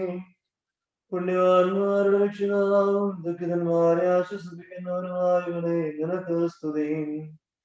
ഞങ്ങളുടെ അന്ധകാരാവസ്ഥയുടെ പ്രകാശവും ഞങ്ങളുടെ വൃദ്ധതയുടെ മടിയുമായവനെ നിനക്ക് സ്തുതി. ഭൗമികരാൽ സ്തുതിക്കപ്പെടുകയും ആത്മീയരാൽ ശുശ്രൂഷിക്കപ്പെടുകയും ചെയ്യുന്ന പരിശുദ്ധനായുള്ളവേ നിനക്ക് സ്തുതി. ചെറുതായി പോകാത്ത വലിയവനും കുറവ് കൂടാതെ കൊടുക്കുന്നവനുമായവനെ നിനക്ക് സ്തുതി. ഇരുണ്ടുപോകാത്ത സൂര്യനും കെട്ടുപോകാത്ത പ്രകാശവുമായവനെ നിനക്ക് സ്തുതി. നടപടികളിൽ വിസ്മയിക്കത്തക്കവനും പ്രവൃത്തികളിൽ അതിശയിക്കത്തക്കവനുമായവനെ നിനക്ക് സ്തുതി. നീ സൃഷ്ടിച്ച മാലാഖമാരിൽ നിന്ന് അവരുടെ കൂട്ടങ്ങളിലെ ആളുകൾ കണ്ട പ്രകാരം നിനക്ക് സ്തുതി. നീ നിർമ്മിച്ചിട്ടുള്ള മനുഷ്യരിൽ നിന്ന് അവരുടെ രോമങ്ങളിൽ നിഴകളുടെ എണ്ണ പ്രകാരം നിനക്ക് സ്തുതി. നീ സൃഷ്ടിച്ചിട്ടുള്ള പല ജാതി ജന്തുവർഗങ്ങളിൽ നിന്ന് അവയുടെ എണ്ണ പ്രകാരം നിനക്ക് സ്തുതി. സകല വൃക്ഷങ്ങളിൽ നിന്നും പുല്ലുകളിൽ നിന്നും അവയുടെ ഇലകളുടെ എണ്ണ പ്രകാരം നിനക്ക് സ്തുതി. പകലും രാവും നിനക്ക് സ്തുതി. സന്ധ്യയിലും പ്രഭാതത്തിലും ഉച്ചയിലും നിനക്ക് സ്തുതി. എല്ലാ കാലത്തും സദാ നേരത്തും നിനക്ക് സ്തുതി. എല്ലാ സമയങ്ങളിലും നിമിഷങ്ങളിലും നിനക്ക് സ്തുതി. സകല പ്രാണങ്ങളോടും ശ്വാസങ്ങളോടും കൂടെ നിനക്ക് സ്തുതി. നിന്നെ ഓർക്കുവാൻ ഞാൻ അയോഗ്യനെങ്കിലും എന്റെ പാപാവസ്ഥയിൽ നിന്ന് നിനക്ക് സ്തുതി. ഞാൻ നിന്നോട് ആവശ്യപ്പെടാതെ നീ എന്നെ സൃഷ്ടിച്ചതിനാൽ നിനക്ക് സ്തുതി. ഞാൻ നിന്നോട് അപേക്ഷിക്കാതെ നീ എന്നെ നിർമ്മിച്ചതിനാൽ നിനക്ക് സ്തുതി. പൂർണ്ണ ശരീരത്താലും സുഖേന്ദ്രിയങ്ങളാലും കേടില്ലാത്ത അവയവങ്ങളാലും നീ എന്നെ അലങ്കരിച്ചതിനാൽ നിനക്ക് സ്തുതി. സ്ഥിരമുള്ള ബോധങ്ങളാലും പൂർണ്ണ ബുദ്ധിയാലും തിരിച്ചറിവോടുകൂടിയ സ്നേഹത്താലും സ്വതന്ത്ര മനസ്സാലും നീ എന്നെ ബഹുമാനിച്ചതിനാൽ നിനക്ക് സ്തുതി. ശരീരസുഖത്താലും ആത്മപരിപാലനത്താലും നീ എന്നെ ഐശ്വര്യവാനാക്കിയതിനാൽ നിനക്ക് സ്തുതി. അതാത് സമയത്തെ ഭക്ഷണത്തിന് നീ എനിക്ക് ഗുരുവരുത്താത്തതിനാൽ നിനക്ക് സ്തുതി. ശരീരത്തിന്റെ ആവശ്യങ്ങളൊന്നിനും നീ എനിക്ക് മുട്ടുവരുത്താത്തതിനാൽ നിനക്ക് സ്തുതി. ഞാൻ വാങ്ങുന്നവനായിരിക്കാതെ കൊടുക്കുന്നവനായിരിക്കാൻ നീ എന്നെ യോഗ്യനാക്കിയതിനാൽ നിനക്ക് സ്തുതി. നിന്നെ സ്തുതിപ്പാൻ എന്റെ വായ്ക്ക് അറിഞ്ഞുകൂടാതെ വണ്ണമുള്ളവനായ നിനക്ക് സ്തുതി. നിന്റെ മഹത്വങ്ങളെ വർണ്ണിപ്പാൻ എന്റെ നാവിന് പ്രാപ്തിയില്ലാത്ത വണ്ണമുള്ളവനായ നിനക്ക് സ്തുതി. സ്വർഗത്തിലെ മാലാഖമാരും ഭൂമിയിലെ മനുഷ്യന്മാരും എനിക്ക് വേണ്ടി നിന്നെ സ്തുതിക്കും. നിന്നെ സ്നേഹിച്ച നീതിമാന്മാരും നിന്റെ പ്രിയപ്പെട്ട പുണ്യവാന്മാരുമായ സകലരും എനിക്ക് വേണ്ടി നിന്നെ സ്തുതിക്കും. നിന്നെ കോപിപ്പിക്കാത്തവരായ ശിശുക്കളും നിന്റെ സന്നിധിയിൽ അക്രമം പ്രവർത്തിക്കാത്തവരായ കുട്ടികളും എനിക്ക് വേണ്ടി നിന്നെ സ്തുതിക്കും. ഉണ്ടായിട്ടുള്ളവരും ഉണ്ടാകുമായിരിക്കുന്നവരുമായ സകല പരിശുദ്ധന്മാരും എനിക്ക് വേണ്ടി നിന്നെ സ്തുതിക്കും. നിന്നോട് പ്രാർത്ഥിക്കുകയും ചെയ്യും. ദൈവമാതാവായ മറിയാം എനിക്ക് വേണ്ടി നിന്നോട് അപേക്ഷിക്കും. അവളുടെ ബഹുമാനത്തിനായിട്ട് നിന്നെ സ്തുതിപ്പാൻ എന്നെ യോഗ്യനാക്കണമേ. മനസ്സ് തിരിഞ്ഞിട്ടുള്ള സകല നാവികളും പാപം ചെയ്യാതിരുന്നിട്ടുള്ള സകല വിശുദ്ധന്മാരും എനിക്ക് വേണ്ടി നിന്നോട് അപേക്ഷിക്കും. സന്യാസമഠങ്ങളിൽ ഇരിക്കുന്ന ഈ ഗീതായക്കാരും പർവ്വതങ്ങളിൽ ഇരിക്കുന്ന ആവീരന്മാരും എനിക്ക് വേണ്ടി നിന്നോട് അപേക്ഷിക്കും. പാറകളുടെ വിള്ളലുകളിൽ ഇരിക്കുന്ന സന്യാസിമാരും ഗുഹകളിലിരിക്കുന്ന താമസന്മാരും എനിക്ക് വേണ്ടി നിന്നോട് അപേക്ഷിക്കും. എന്റെ കർത്താവേ, ഇവരെല്ലാവരും എനിക്ക് വേണ്ടി നിന്നോട് അപേക്ഷിക്കുന്നത് കൊണ്ട് നീ എന്നോട് ദയവ് ചെയ്ത് എന്റെ പാപക്കറകളെ കഴുകിക്കളയുകയും എന്റെ കുറ്റങ്ങളെ മോചിക്കുകയും എന്റെ പാപങ്ങളെ പരിഹരിക്കുകയും ചെയ്യുമാറാകണമേ. ശപിക്കപ്പെട്ട പിശാചുകളുടെ യുദ്ധത്തിൽ നിന്നും ദുഷ്ടമനുഷ്യരുടെ ദുഷ്ടതകളിൽ നിന്നും അശുദ്ധമായ വികാരങ്ങളിൽ നിന്നും നിന്ദ്യമായ ആലോചനകളിൽ നിന്നും അശുദ്ധ മോഹത്തിൽ നിന്നും പൈശാചിക ചിന്തകളിൽ നിന്നും ഒളിച്ചു വെച്ചിരിക്കുന്ന കെണികളിൽ നിന്നും വ്യർത്ഥ സ്വപ്നങ്ങളിൽ നിന്നും വ്യർത്ഥവും നിഷ്പ്രയോജനവുമായ സംസാരത്തിൽ നിന്നും വക്രതയുള്ള വഴികളിൽ നിന്നും ശിക്ഷാകരമായ മാർഗങ്ങളിൽ നിന്നും പാപവിരുദ്ധതകളിൽ നിന്നും ദുർനടപ്പുകളിൽ നിന്നും ദുഷ്ടസംസർഗത്തിൽ നിന്നും ഭോഷന്മാരോടുള്ള ചേർച്ചയിൽ നിന്നും നിന്നിൽ നിന്ന് എന്നെ അകറ്റുന്നതും നിന്റെ സ്നേഹത്തിൽ നിന്ന് എന്നെ വേർതിരിക്കുന്നതുമായ സംഗതികളിൽ നിന്നും എന്നെ രക്ഷിക്കണമേ. കർത്താവെ, നിന്നെ വിളിച്ചപേക്ഷിച്ചിട്ട് നീ ഉത്തരവരുളിയിട്ടുള്ളവരും നിന്നിൽ ശരണം വച്ചിട്ട് നീ രക്ഷിച്ചിട്ടുള്ളവരുമായ എല്ലാവരുടെയും പ്രാർത്ഥന മൂലം ദുഷ്ടമനുഷ്യരിൽ നിന്നും വഞ്ചകനായ ശത്രുവിൽ നിന്നും വഞ്ചനയുള്ള നാവിൽ നിന്നും ആത്മനഷ്ടമുണ്ടാക്കുന്ന സംസാരത്തിൽ നിന്നും എന്നെ രക്ഷിക്കണമേ. നീ ലൗകികമായ പരീക്ഷണങ്ങളിൽ നിന്നും മനുഷ്യവഞ്ചനയിൽ നിന്നും നൈരാശ്യത്തിൽ നിന്നും ആത്മാവിന്റെ അന്ധകാരത്തിൽ നിന്നും വിചാരത്തിന്റെ കൂരുകെട്ടിൽ നിന്നും ആലോചനയുടെ അരിഷ്ടതയിൽ നിന്നും എന്റെ ശക്തിക്ക് അപരമായ സകല ശിക്ഷകളിൽ നിന്നും എന്നെ രക്ഷിക്കണമേ. എന്റെ കർത്താവേ, മഹാകാരുണ്യവാനായ കൈകളിൽ അല്ലാതെ ദുഷ്ടന്മാരുടെ കൈകളാലും വത്സലക്കാരായ പിശാചുക്കളുടെ കൈകളാലും എന്റെ ശിക്ഷ നടത്തരുതേ. എന്റെ കർത്താവേ, നിന്റെ നീതി പ്രകാരം എന്നെ ശാസിക്കരുതേ. നിന്റെ കോപത്താൽ എന്നെ ശിക്ഷിക്കുകയും അരുതേ. എന്നാലോ നിന്റെ കൃപയാൽ എന്നോട് ദയവ് ചെയ്യണമേ. നിന്റെ കരുണയാൽ എന്നെ സഹായിക്കണമേ. കരുണയോടുകൂടി സകലത്തെയും ഭരിക്കുന്ന ഉത്തമനായുള്ളവേ, തെറ്റിപ്പോകുന്ന മനുഷ്യനായ ഞാൻ നിന്റെ സന്നിധിയിൽ ചെയ്തിട്ടുള്ള തെറ്റുകളെയും ഞാൻ നിന്നെ കോപിപ്പിച്ചതിനെയും നീ മോചിക്കുകയും ക്ഷമിക്കുകയും അവയെ നീക്കിക്കളഞ്ഞ് പരിഹരിക്കുകയും ചെയ്യണമേ.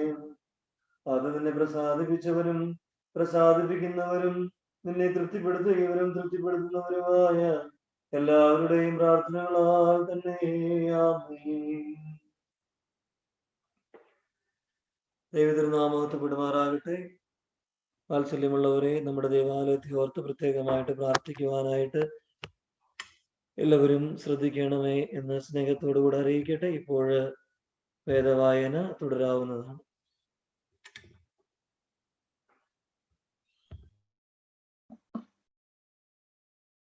ന്യായാധിപന്മാർ 11-ാം അധ്യായം 12-ാം വാക്യം. അനന്തരം നഫ്താൽ അമ്മോന്യരുടെ രാജാവിന്റെ അടുക്കൽ ദൂതന്മാരെ അയച്ചു. നീ എന്നോട് യുദ്ധം ചെയ്യുവാൻ എന്റെ ദേശത്ത് വരേണ്ടതിന് എനിക്കും നിനക്കും എന്ത് എന്ന് പറയിച്ചു. അമ്മോന്യരുടെ രാജാവ് നഫ്താഹിന്റെ ദൂതന്മാരോട്, ഇസ്രായേൽ മിസ്രയീമിൽ നിന്നും പുറപ്പെട്ടു വന്നപ്പോൾ അവർ അർന്നോൻ മുതൽ യബ്ബോക്ക് വരെയും യോർദാൻ വരെയുമുള്ള എന്റെ ദേശം കീഴടക്കിയത് കൊണ്ട് തന്നെ ഇപ്പോൾ ആ ദേശങ്ങളെ സമാധാനത്തോടെ മടക്കി തരിക എന്ന് പറഞ്ഞു. നഫ്താൽ പിന്നെയും അമ്മോന്യരുടെ രാജാവിന്റെ അടുക്കൽ ദൂതന്മാരെ അയച്ചു. അവനോട് പറയിച്ചതെന്തെന്നാൽ, നഫ്താൽ ഇപ്രകാരം പറയുന്നു, ഇസ്രായേൽ മോവാബ് ദേശമോ അമ്മോന്യരുടെ ദേശമോ കീഴടക്കിയിട്ടില്ല. ഇസ്രായേൽ മിസ്രയീമിൽ നിന്നും പുറപ്പെട്ട് മരുഭൂമിയിൽ കൂടി ചെങ്കടൽ വരെ സഞ്ചരിച്ച് റിക്കേമിൽ എത്തി.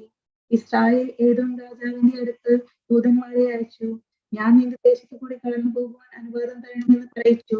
എങ്കിലും ഏദോം രാജാവ് കേട്ടില്ല. മോവാബ് രാജാവിന്റെ അടുക്കൽ അവർ പറഞ്ഞയച്ചു. അവനും സമ്മതിച്ചില്ല. അങ്ങനെ ഇസ്രായേൽ റിമേക്കൽ പാർത്തു. അവർ മരുഭൂമിയിൽ കൂടി സഞ്ചരിച്ചു. ഏദോം ദേശവും മോവാബ് ദേശവും ചെന്ന് മോവാബ് ദേശത്തിന്റെ കിഴക്കെത്തി അർന്നോക്കരെ പാളയമിറങ്ങി. അർന്നോൻ മോവാബിന്റെ അതിരായിരുന്നു. മോവാബിന്റെ അതിർക്കകത്ത് അവർ കടന്നില്ല. പിന്നെ ഇസ്രായേൽ ഹെശ്ബോനിൽ വാണിരുന്ന അമോര്യ രാജാവായ സീഹോന്റെ അടുത്ത് ദൂതന്മാരെ അയച്ചു. നിന്റെ ദേശത്ത് കൂടി എന്റെ സ്ഥലത്തേക്ക് കടന്നു പോകുവാൻ അനുവാദം തരണമെന്ന് പറയിച്ചു. എങ്കിലും സീഹോൻ ഇസ്രായേൽ തന്റെ ദേശത്ത് കൂടി കടന്നു പോകുവാൻ തക്കവണ്ണം അവരെ വിശ്വസിക്കാതെ തന്റെ ജനത്തെ എല്ലാം വിളിച്ചുകൂട്ടി യാസിൽ പാളയമിറങ്ങി ഇസ്രായേലിനോട് യുദ്ധം ചെയ്തു. ഇസ്രായേലിന്റെ ദൈവമായ കർത്താവ് സീഹോനെയും അവൻ സകല ജനത്തെയും ഇസ്രായേലിന്റെ കയ്യിൽ ഏൽപ്പിച്ചു. അവർ അവരെ തോൽപ്പിച്ചു. ഇങ്ങനെ ഇസ്രായേൽ ആ നിവാസികളായ അമോര്യരുടെ ദേശം മുഴുവൻ കൈവശമാക്കി. അർന്നോൻ മുതൽ യബ്ബോക്ക് വരെയും മരുഭൂമി മുതൽ യോർദാൻ വരെയുമുള്ള അമോര്യരുടെ ദേശമെല്ലാം അവർ പിടിച്ചടക്കി. ഇസ്രായേലിന്റെ ദൈവമായ കർത്താവ് തന്റെ ജനമായ ഇസ്രായേലിന്റെ മുന്നിൽ നിന്ന് അമോര്യരെ നീക്കിക്കളഞ്ഞിരിക്കെ നീ അവയുടെ അവകാശം അടക്കുവാൻ പോകുന്നുവോ? നിന്റെ ദേവനായ കെമോഷ് നിനക്ക് അവകാശമായി തരുന്ന ദേശത്തെ നീ അടക്കി കൊടുക്കുകയില്ലയോ? അങ്ങനെ തന്നെ ഞങ്ങളുടെ ദൈവമായ കർത്താവ് ഞങ്ങളുടെ മുൻപിൽ നിന്ന് നേടിക്കളയുന്നവരുടെ അവകാശം ഞങ്ങളും അടക്കി അനുഭവിക്കും. സിപ്പോരിയായ മകനായ ബലാക് എന്ന മോവാബ് രാജാവിനേക്കാൾ നീ യോഗ്യനോ? അവർ ഇസ്രായേലിനോട് എപ്പോഴെങ്കിലും വാഗ്ദാനം ചെയ്തിട്ടുണ്ടോ? എപ്പോഴെങ്കിലും അവരോട് യുദ്ധം ചെയ്തിട്ടുണ്ടോ?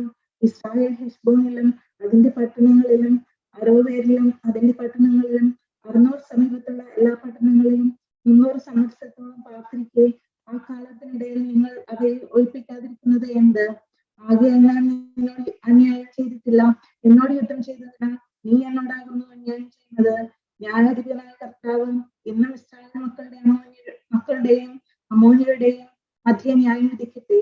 എന്നാൽ നഫ്താൽ പറഞ്ഞയച്ച വാക്ക് അമോന്യരുടെ രാജാവ് കൂട്ടാക്കിയില്ല. അപ്പോൾ കർത്താവിന്റെ ആത്മാവ് നഫ്താഹിന്മേൽ വന്നു. അവൻ ഗിലെയാദിലും മനേശയിലും കൂടി കടന്നു ഗിലെയാദിലെ മിസ്പയിലെത്തി. ഗിലെയാദിലെ മിസ്പയിൽ നിന്നും അമോന്യരുടെ നേരെ ചെന്നു. നഫ്താൽ കർത്താവിന് ഒരു നേർച്ച നേർന്ന് പറഞ്ഞത്, നീ അമോന്യരെ എന്റെ കയ്യിൽ ഏൽപ്പിക്കുമെങ്കിൽ ഞാൻ അമോന്യരെ ജയിച്ചു സമാധാനത്തോടെ മടങ്ങി വരുമ്പോൾ എന്റെ വീട്ടുവാതിൽ എന്നെ എതിരേറ്റ് വരുന്നത് എന്തോ അത് കർത്താവിനുള്ളതാകും. അത് ഞാൻ ഹോമയാഗമായി അർപ്പിക്കും. ഇങ്ങനെ നഫ്താൽ അമോന്യരോട് യുദ്ധം ചെയ്യുക അവരുടെ നേരെ ചെന്നു. കർത്താവ് അവരെ അവന്റെ കയ്യിൽ ഏൽപ്പിച്ചു. അവൻ അവർക്ക് അരോവർ മുതൽ നിമിത്ത വരെയും ആബേൽ കെരാം വരെയും ഒരു മഹാസംഹാരം വരുത്തി 20 പട്ടണം ജയിച്ചടക്കി. എന്നാൽ നഫ്താൽ മിസ്രയീമിൽ തന്റെ വീട്ടിലേക്ക് ചെല്ലുമ്പോൾ ഇതാ അവന്റെ മകൾ അപ്പോഴും നൃത്തത്തോടെ അവനെ എതിരേറ്റ് വന്നു. അവർ അവന് ഏകപുത്രിയായിരുന്നു. അവളല്ലാതെ അവന് മകനുമില്ല മകളുമില്ലായിരുന്നു. അവളെ കണ്ട ഉടനെ അവൻ തന്റെ വസ്ത്രം കീറി, അയ്യോ എന്റെ മകളെ, നീ എന്റെ തല കുനിച്ചു, നീ എന്നെ വ്യസനിപ്പിക്കുന്ന ഒരു കൂട്ടത്തിലായല്ലോ. കർത്താവിനോട് ഞാൻ പറഞ്ഞു പോയി, എനിക്ക് പിന്മാറിക്കൂടാ എന്ന് പറഞ്ഞു. അവൾ അവനോട്, അപ്പ എന്റെ ശത്രുക്കളായ അമ്മോന്യരോട് പ്രതികാരം നടത്തിയിരിക്കാൻ നിന്റെ വായിൽ നിന്ന് പുറപ്പെട്ട പോലെ എന്നോട് ചെയ്യുക എന്ന് പറഞ്ഞു. എന്നാൽ ഒരു കാര്യം എനിക്ക് വേണം, ഞാൻ മലകളിൽ ചെന്ന് എന്റെ സഖിമാരുമായി എന്റെ കന്യാത്തത്തെ കുറിച്ച് വിലാപം കഴിക്കേണ്ടതിന് എനിക്ക് 2 മാസത്തെ അവധി തരണം എന്ന് അവൾ തന്റെ പിതാവിനോട് പറഞ്ഞു. അതിന് അവൻ പോയിക്കൊള്ളുക എന്ന് പറഞ്ഞു. അവൾ 2 മാസത്തേക്ക് അയച്ചു. അവൾ തന്റെ സഖിമാരുമായി ചെന്ന് തന്റെ കന്യാത്തത്തെ കുറിച്ച് മലകളിൽ വിലാപം കഴിച്ചു. 2 മാസം കഴിഞ്ഞിട്ട് അവൾ തന്റെ പിതാവിന്റെ അടുക്കിലേക്ക് മടങ്ങി വന്നു. അവൾ നേർന്നിരുന്ന നേർച്ച പോലെ അവളോട് ചെയ്തു. അവൾ ഒരു പുരുഷനെ അറിഞ്ഞവളല്ലായിരുന്നു. പിന്നെ ആണ്ടുതോറും ഇസ്രായേലിലെ കന്യക 4 ദിവസം ഗിലെയാദ്യനായ നഫ്താലിന്റെ മക്കളെ കുറിച്ച് കരഞ്ഞു ലഭിക്കാൻ പോകുന്നതും ഇസ്രായേലിൽ ഒരു ആചാരമായി തീർന്നു. അധ്യായം 12. അനന്തരം എഫ്രൈമിൽ ഒന്നും കൂടി വടക്കോട്ട് ചെന്ന് നഫ്താലിനോട്, നീ അമ്മോന്യരോട് യുദ്ധം ചെയ്യുവാൻ പോയപ്പോൾ കൂടെ പോയതിന് ഞങ്ങളെ വിളിക്കാത്തത് എന്ത്? ഞങ്ങൾ നിന്നെ അകത്തിട്ട് വീടിന് തീ വെച്ച് ചുട്ടുകളയും എന്ന് പറഞ്ഞു. നഫ്താൽ അവരോട്, എനിക്കും എന്റെ ജനത്തിനും അമ്മോന്യരോടും വലിയ കലഹമുണ്ടായി. ഞാൻ നിങ്ങളെ വിളിച്ചപ്പോൾ നിങ്ങൾ അവരുടെ കയ്യിൽ നിന്ന് എന്നെ രക്ഷിച്ചില്ല. നിങ്ങൾ എന്നെ രക്ഷിക്കില്ലെന്ന് കണ്ടപ്പോൾ ഞാൻ എന്റെ ജീവനെ ഉപേക്ഷിച്ചുകൊണ്ട് അമ്മോന്യരുടെ നേരെ ചെന്നു. കർത്താവ് അവരെ എന്റെ കയ്യിൽ ഏൽപ്പിച്ചു. ഇങ്ങനെ ഇരിക്കെ നിങ്ങൾ എന്നോട് യുദ്ധം ചെയ്യുവാൻ ഇന്ന് എന്റെ നേരെ വരുന്നത് എന്ത് എന്ന് പറഞ്ഞു. അനന്തരം നഫ്താൽ ഗിലെയാദിനെയെല്ലാം വിളിച്ചുകൂട്ടി എഫ്രൈമിനോട് യുദ്ധം ചെയ്ത് അവരെ തോൽപ്പിച്ചു. ഗിലെയാദിനായ നിങ്ങൾ എഫ്രൈമിനെയും മനേശയെയും മതി എഫ്രൈം പലായുധന്മാരാകുന്നു എന്ന് എഫ്രൈമിൽ പറയുകയാൽ ഗിലെയാദ് അവരെ സംഹരിച്ചു കളഞ്ഞു. ഗിലെയാദ് എഫ്രൈം ഭാഗത്തുള്ള യോർദാന്റെ കടൽക്കൽ പിടിച്ചു. എഫ്രൈമിലെ പലായുധന്മാരിൽ ഒരുവൻ, ഞാൻ അക്കരയ്ക്ക് കിടക്കട്ടെ എന്ന് പറഞ്ഞപ്പോൾ ഗിലെയാദ് അവനോട്, നീ എഫ്രൈമിനോ എന്ന് ചോദിക്കും. അല്ല എന്ന് അവൻ പറഞ്ഞാൽ അവർ അവനോട് സിബോലത്ത് എന്ന് പറയുക എന്ന് പറയും. അപ്പോൾ അവൻ സിബോലത്ത് എന്ന് പറയും. അപ്പോൾ അവർ അവനെ പിടിച്ച് യോർദാന്റെ കടവിൽ വെച്ച് കൊന്നു. അങ്ങനെ ആ കാലത്ത് എഫ്രൈമിൽ 40,000 പേർ വീണു. നഫ്താൽ ഇസ്രായേലിന് 6 സംവത്സരം ന്യായാധിപനായിരുന്നു. പിന്നെ ഗിലെയാദിനായ നഫ്താൽ മരിച്ചു. ഗിലെയാദ്യ പട്ടണങ്ങളിൽ ഒന്നിൽ അവനെ അടക്കം ചെയ്തു. അവന്റെ ശേഷം ബെത്ലഹേമ്യനായ ഇബ്സാൻ ഇസ്രായേലിന് ന്യായാധിപനായിരുന്നു. അവന് 30 പുത്രന്മാരുണ്ടായിരുന്നു. അവൻ 30 പുത്രിമാരെ വിവാഹം ചെയ്തയക്കുകയും തന്റെ പുത്രന്മാർക്ക് 30 കന്യകമാരെ കൊണ്ടുവരികയും ചെയ്തു. അവർ ഇസ്രായേലിന് 7 സംവത്സരം ന്യായാധിപനായിരുന്നു. പിന്നെ ഇബ്സാൻ മരിച്ചു. ബെത്ലഹേമിൽ അവനെ അടക്കം ചെയ്തു. അവന് ശേഷം സെബൂല്യനായ ഏലോൻ ഇസ്രായേലിന് ന്യായാധിപനായി 10 സംവത്സരം ഇസ്രായേലിന് ന്യായപാലനം ചെയ്തു. പിന്നെ സെബൂല്യനായ ഏലോൻ മരിച്ചു. അവനെ സെബൂല്യൻ നാട്ടിൽ അയ്യലോനിൽ അടക്കം ചെയ്തു. അവന്റെ ശേഷം ഹില്ലേലിന്റെ മകനായ അബ്ദോൻ എന്ന ഒരു അഫ്രാത്യൻ ഇസ്രായേലിന് ന്യായാധിപനായിരുന്നു. 70 കഴുത പുറത്ത് കയറി ഓടിക്കുന്ന 40 പുത്രന്മാരും 30 പൗത്രന്മാരും അവനുണ്ടായിരുന്നു. അവൻ ഇസ്രായേലിന് 8 സംവത്സരം ന്യായാധിപനായിരുന്നു. പിന്നെ പ്രാപ്തിയനായ ഹില്ലേലിന്റെ മകനായ അബ്ദോൻ മരിച്ചു. അവനെ എഫ്രൈം ദേശത്ത് അമാലേക്കരുടെ മലനാട്ടിലെ പിരോദനിൽ അടക്കം ചെയ്തു. അധ്യായം 13. ഇസ്രായേൽ മക്കൾ പിന്നെയും കർത്താവിന് അനിഷ്ടമായുള്ളത് ചെയ്തു. കർത്താവ് അവരെ 40 സംവത്സരത്തോളം ഫെലിസ്ത്യരുടെ കയ്യിൽ ഏൽപ്പിച്ചു. എന്നാൽ ദാൻ ഗോത്രത്തിൽ ഉള്ളവനായ സ്വരാധ്യനായ ഒരുവനുണ്ടായിരുന്നു. അവന് മനോഹ എന്ന് പേർ. അവന്റെ ഭാര്യ വന്ധ്യയായിരുന്നതിനാൽ പ്രസവിച്ചിരുന്നില്ല. ആ സ്ത്രീക്ക് കർത്താവിന്റെ ദൂതൻ പ്രത്യക്ഷമായി അവളോട് പറഞ്ഞു, നീ വന്ധ്യയല്ലോ, പ്രസവിച്ചിട്ടുമില്ല. എങ്കിലും നീ ഗർഭം ധരിച്ച ഒരു മകനെ പ്രസവിക്കും. ആകയാൽ നീ സൂക്ഷിച്ചു കൊള്ളുക. വീഞ്ഞും മദ്യവും കുടിക്കരുത്, അശുദ്ധമായതൊന്നും തിന്നുകയും അരുത്. നീ ഗർഭം ധരിച്ച ഒരു മകനെ പ്രസവിക്കും. അവന്റെ തലയിൽ ശൗര്യക്കത്തി കടുവിക്കരുത്. ബാലൻ ഗർഭം മുതൽ ദൈവത്തിന്റെ നാസീരരായിരിക്കും. അവർ ഇസ്രായേലിനെ ഫെലിസ്ത്യരുടെ കയ്യിൽ നിന്ന് രക്ഷിക്കാൻ തുടങ്ങും. സ്ത്രീ ചെന്ന ഭർത്താവിനോട് പറഞ്ഞു, ഒരു ദേവപുരുഷൻ എന്റെ അടുക്കൽ വന്നു. അവന്റെ ആകൃതി ഒരു ദേവദൂതന്റെ ആകൃതി പോലെ ആയിരുന്നു. ഞാൻ പരിഭ്രമിച്ചു. അവൻ എവിടെ നിന്നെന്ന് ഞാൻ അവനോട് ചോദിച്ചില്ല. തന്റെ പേർ അവൻ എന്നോട് പറഞ്ഞതുമില്ല. അവൻ എന്നോട്, നീ ഗർഭം ധരിച്ച ഒരു മകനെ പ്രസവിക്കും. ആകയാൽ നീ വീഞ്ഞും മദ്യവും കുടിക്കരുത്, ഉചിതമായതൊന്നും തിന്നുകയും അരുത്. ബാലൻ ഗർഭം മുതൽ ജീവപര്യന്തം ദൈവത്തിന്റെ നാസീരായിരിക്കും എന്ന് പറഞ്ഞു. മനോഹ കർത്താവിനോട് പ്രാർത്ഥിച്ചു, കർത്താവേ, നീ അയച്ച ദൈവപുരുഷൻ വീണ്ടും ഞങ്ങളുടെ അടുക്കൽ വന്ന് ജനിപ്പാനിരിക്കുന്ന ബാലന്റെ കാര്യത്തിൽ ഞങ്ങൾക്ക് ഉപദേശകരമാരാകണമേ എന്ന് പറഞ്ഞു. ദൈവം മനോഹയുടെ പ്രാർത്ഥന കേട്ടു. ദൈവദൂതൻ വീണ്ടും അവളുടെ അടുത്ത് വന്നു. അവൾ വയലിൽ ഇരിക്കുകയായിരുന്നു. അവളുടെ ഭർത്താവ് മനോഹ കൂടെ ഉണ്ടായിരുന്നില്ല. ഉടനെ ആ സ്ത്രീ ഓടിച്ചെന്ന് ഭർത്താവിനെ അറിയിച്ചു. അന്ന് എന്റെ അടുക്കൽ വന്ന ആൾ ഇതാ എനിക്ക് പ്രത്യക്ഷനായി വന്നിരിക്കുന്നു എന്ന് അവനോട് പറഞ്ഞു. മനോഹ ഉടനെ എഴുന്നേറ്റ് ഭാര്യയോട് കൂടെ ചെന്നു ആ പുരുഷന്റെ അടുക്കലെത്തി. ഈ സ്ത്രീയോട് സംസാരിച്ച ആൾ അങ്ങോ എന്ന് അവനോട് ചോദിച്ചു. ഞാൻ തന്നെ എന്ന് അവൻ പറഞ്ഞു. മനോഹ അവനോട്, നിന്റെ വചനം നിവൃത്തിയാകുമ്പോൾ ബാലന്റെ കാര്യത്തിൽ ഞങ്ങൾ എങ്ങനെ ആചരിക്കണം? അവനെ സംബന്ധിച്ച് എന്ത് ചെയ്യണമെന്ന് ചോദിച്ചു. കർത്താവിന്റെ ദൂതൻ മനോഹയോട്, ഞാൻ സ്ത്രീയോട് പറഞ്ഞതെല്ലാം നീയും സൂക്ഷിച്ചു കൊള്ളണം. മുന്തിരിവള്ളിയിൽ ഉണ്ടാകുന്ന യാതൊന്നും നീ തിന്നരുത്. വീഞ്ഞും മദ്യവും കുടിക്കരുത്. അശുദ്ധമായതൊന്നും തിന്നുകയും അരുത്. ഞാൻ അവളോട് കൽപ്പിച്ചതൊക്കെയും നീയും ആചരിക്കണം എന്ന് പറഞ്ഞു. മനോഹ കർത്താവിന്റെ ദൂതനോട്, ഞങ്ങൾ ഒരു കൊലാട്ടിൻ കുട്ടിയെ നിനക്ക് പാകം ചെയ്യുമ്പോൾ താമസിക്കുമെന്ന് പറഞ്ഞു. കർത്താവിന്റെ ദൂതൻ മനോഹയോട്, നീ എന്നെ താമസിപ്പിച്ചാലും ഞാൻ നിന്റെ ആഹാരം കഴിക്കില്ല. ഒരു ഹോമയാഗം കഴിക്കുമെങ്കിൽ അത് കർത്താവിന് കഴിച്ചു കൊള്ളുക എന്ന് പറഞ്ഞു. അവൻ കർത്താവിന്റെ ദൂതൻ എന്ന് മനോഹ അറിഞ്ഞിരുന്നില്ല. മനോഹ കർത്താവിന്റെ ദൂതനോട്, നിന്റെ വചനം നിവൃത്തിയാകുമ്പോൾ ഞങ്ങൾ നിന്നെ ബഹുമാനിക്കേണ്ടതിന് നിന്റെ പേരെന്തെന്ന് ചോദിച്ചു. കർത്താവിന്റെ ദൂതൻ അവനോട്, എന്റെ പേർ ചോദിക്കുന്നത് എന്താ? അത് സുഖമായത് എന്ന് പറഞ്ഞു. അങ്ങനെ മനോഹ ഒരു കൊലാട്ടിൻ കുട്ടിയെയും ഭോജനയാഗത്തെയും കൊണ്ടുവന്ന് ഒരു പാറമേൽ കർത്താവിനെ യാഗം കഴിച്ചു കുടിച്ചു. മനോഹയും ഭാര്യയും നോക്കിക്കൊണ്ടിരിക്കെ അവർ കണ്ടത് അഗ്നിജ്വാല യാഗപീഠത്തിന്മേൽ നിന്നും ആകാശത്തിലേക്ക് പൊങ്ങിയപ്പോൾ കർത്താവിന്റെ ദൂതൻ യാഗപീഠത്തിന്റെ ജ്വാലയോടുകൂടെ കയറിപ്പോയി. മനോഹയും ഭാര്യയും കണ്ട് സാഷ്ടാംഗം വീണു. കർത്താവിന്റെ ദൂതൻ മനോഹയ്ക്കും ഭാര്യയ്ക്കും പിന്നെ പ്രത്യക്ഷനായില്ല. അങ്ങനെ അത് കർത്താവിന്റെ ദൂതൻ എന്ന് അവർ അറിഞ്ഞു. ദൈവത്തെ കണ്ടതുകൊണ്ട് നാം മരിച്ചു പോകുമെന്ന് മനോഹ ഭാര്യയോട് പറഞ്ഞു. ഭാര്യ അവനോട്, നമ്മെ കൊല്ലുവാൻ കർത്താവിന് ഇഷ്ടമായിരുന്നുവെങ്കിൽ അവൻ നമ്മുടെ കയ്യിൽ നിന്നും ഹോമയാകോ ഭോജനയാകോ കൈക്കൊള്ളുകയോ ഇവയൊക്കെയും നമുക്ക് കാണിച്ചു തരികയോ ഈ സമയത്ത് ഇതുപോലെയുള്ള കാര്യം നമ്മളെ അറിയിക്കുകയോ ചെയ്യുകയില്ലായിരുന്നു എന്ന് പറഞ്ഞു. അനന്തരം സ്ത്രീ ഒരു മകനെ പ്രസവിച്ചു. അവന് ശിംശോൻ എന്ന് പേരിട്ടു. ബാലൻ വളർന്നു. കർത്താവ് അവനെ അനുഗ്രഹിച്ചു. സോരേക്കും എസ്കായോലിനും മധ്യയുള്ള മഹദേനാനിൽ കർത്താവിന്റെ ആത്മാവ് അവനെ നടത്തുവാൻ തുടങ്ങി. അധ്യായം 14. അനന്തരം ശിംശോൻ തിമ്നയിലേക്ക് ചെന്നു. തിമ്നയിൽ ഒരു ഫെലിസ്ത്യ കന്യകയെ കണ്ടു.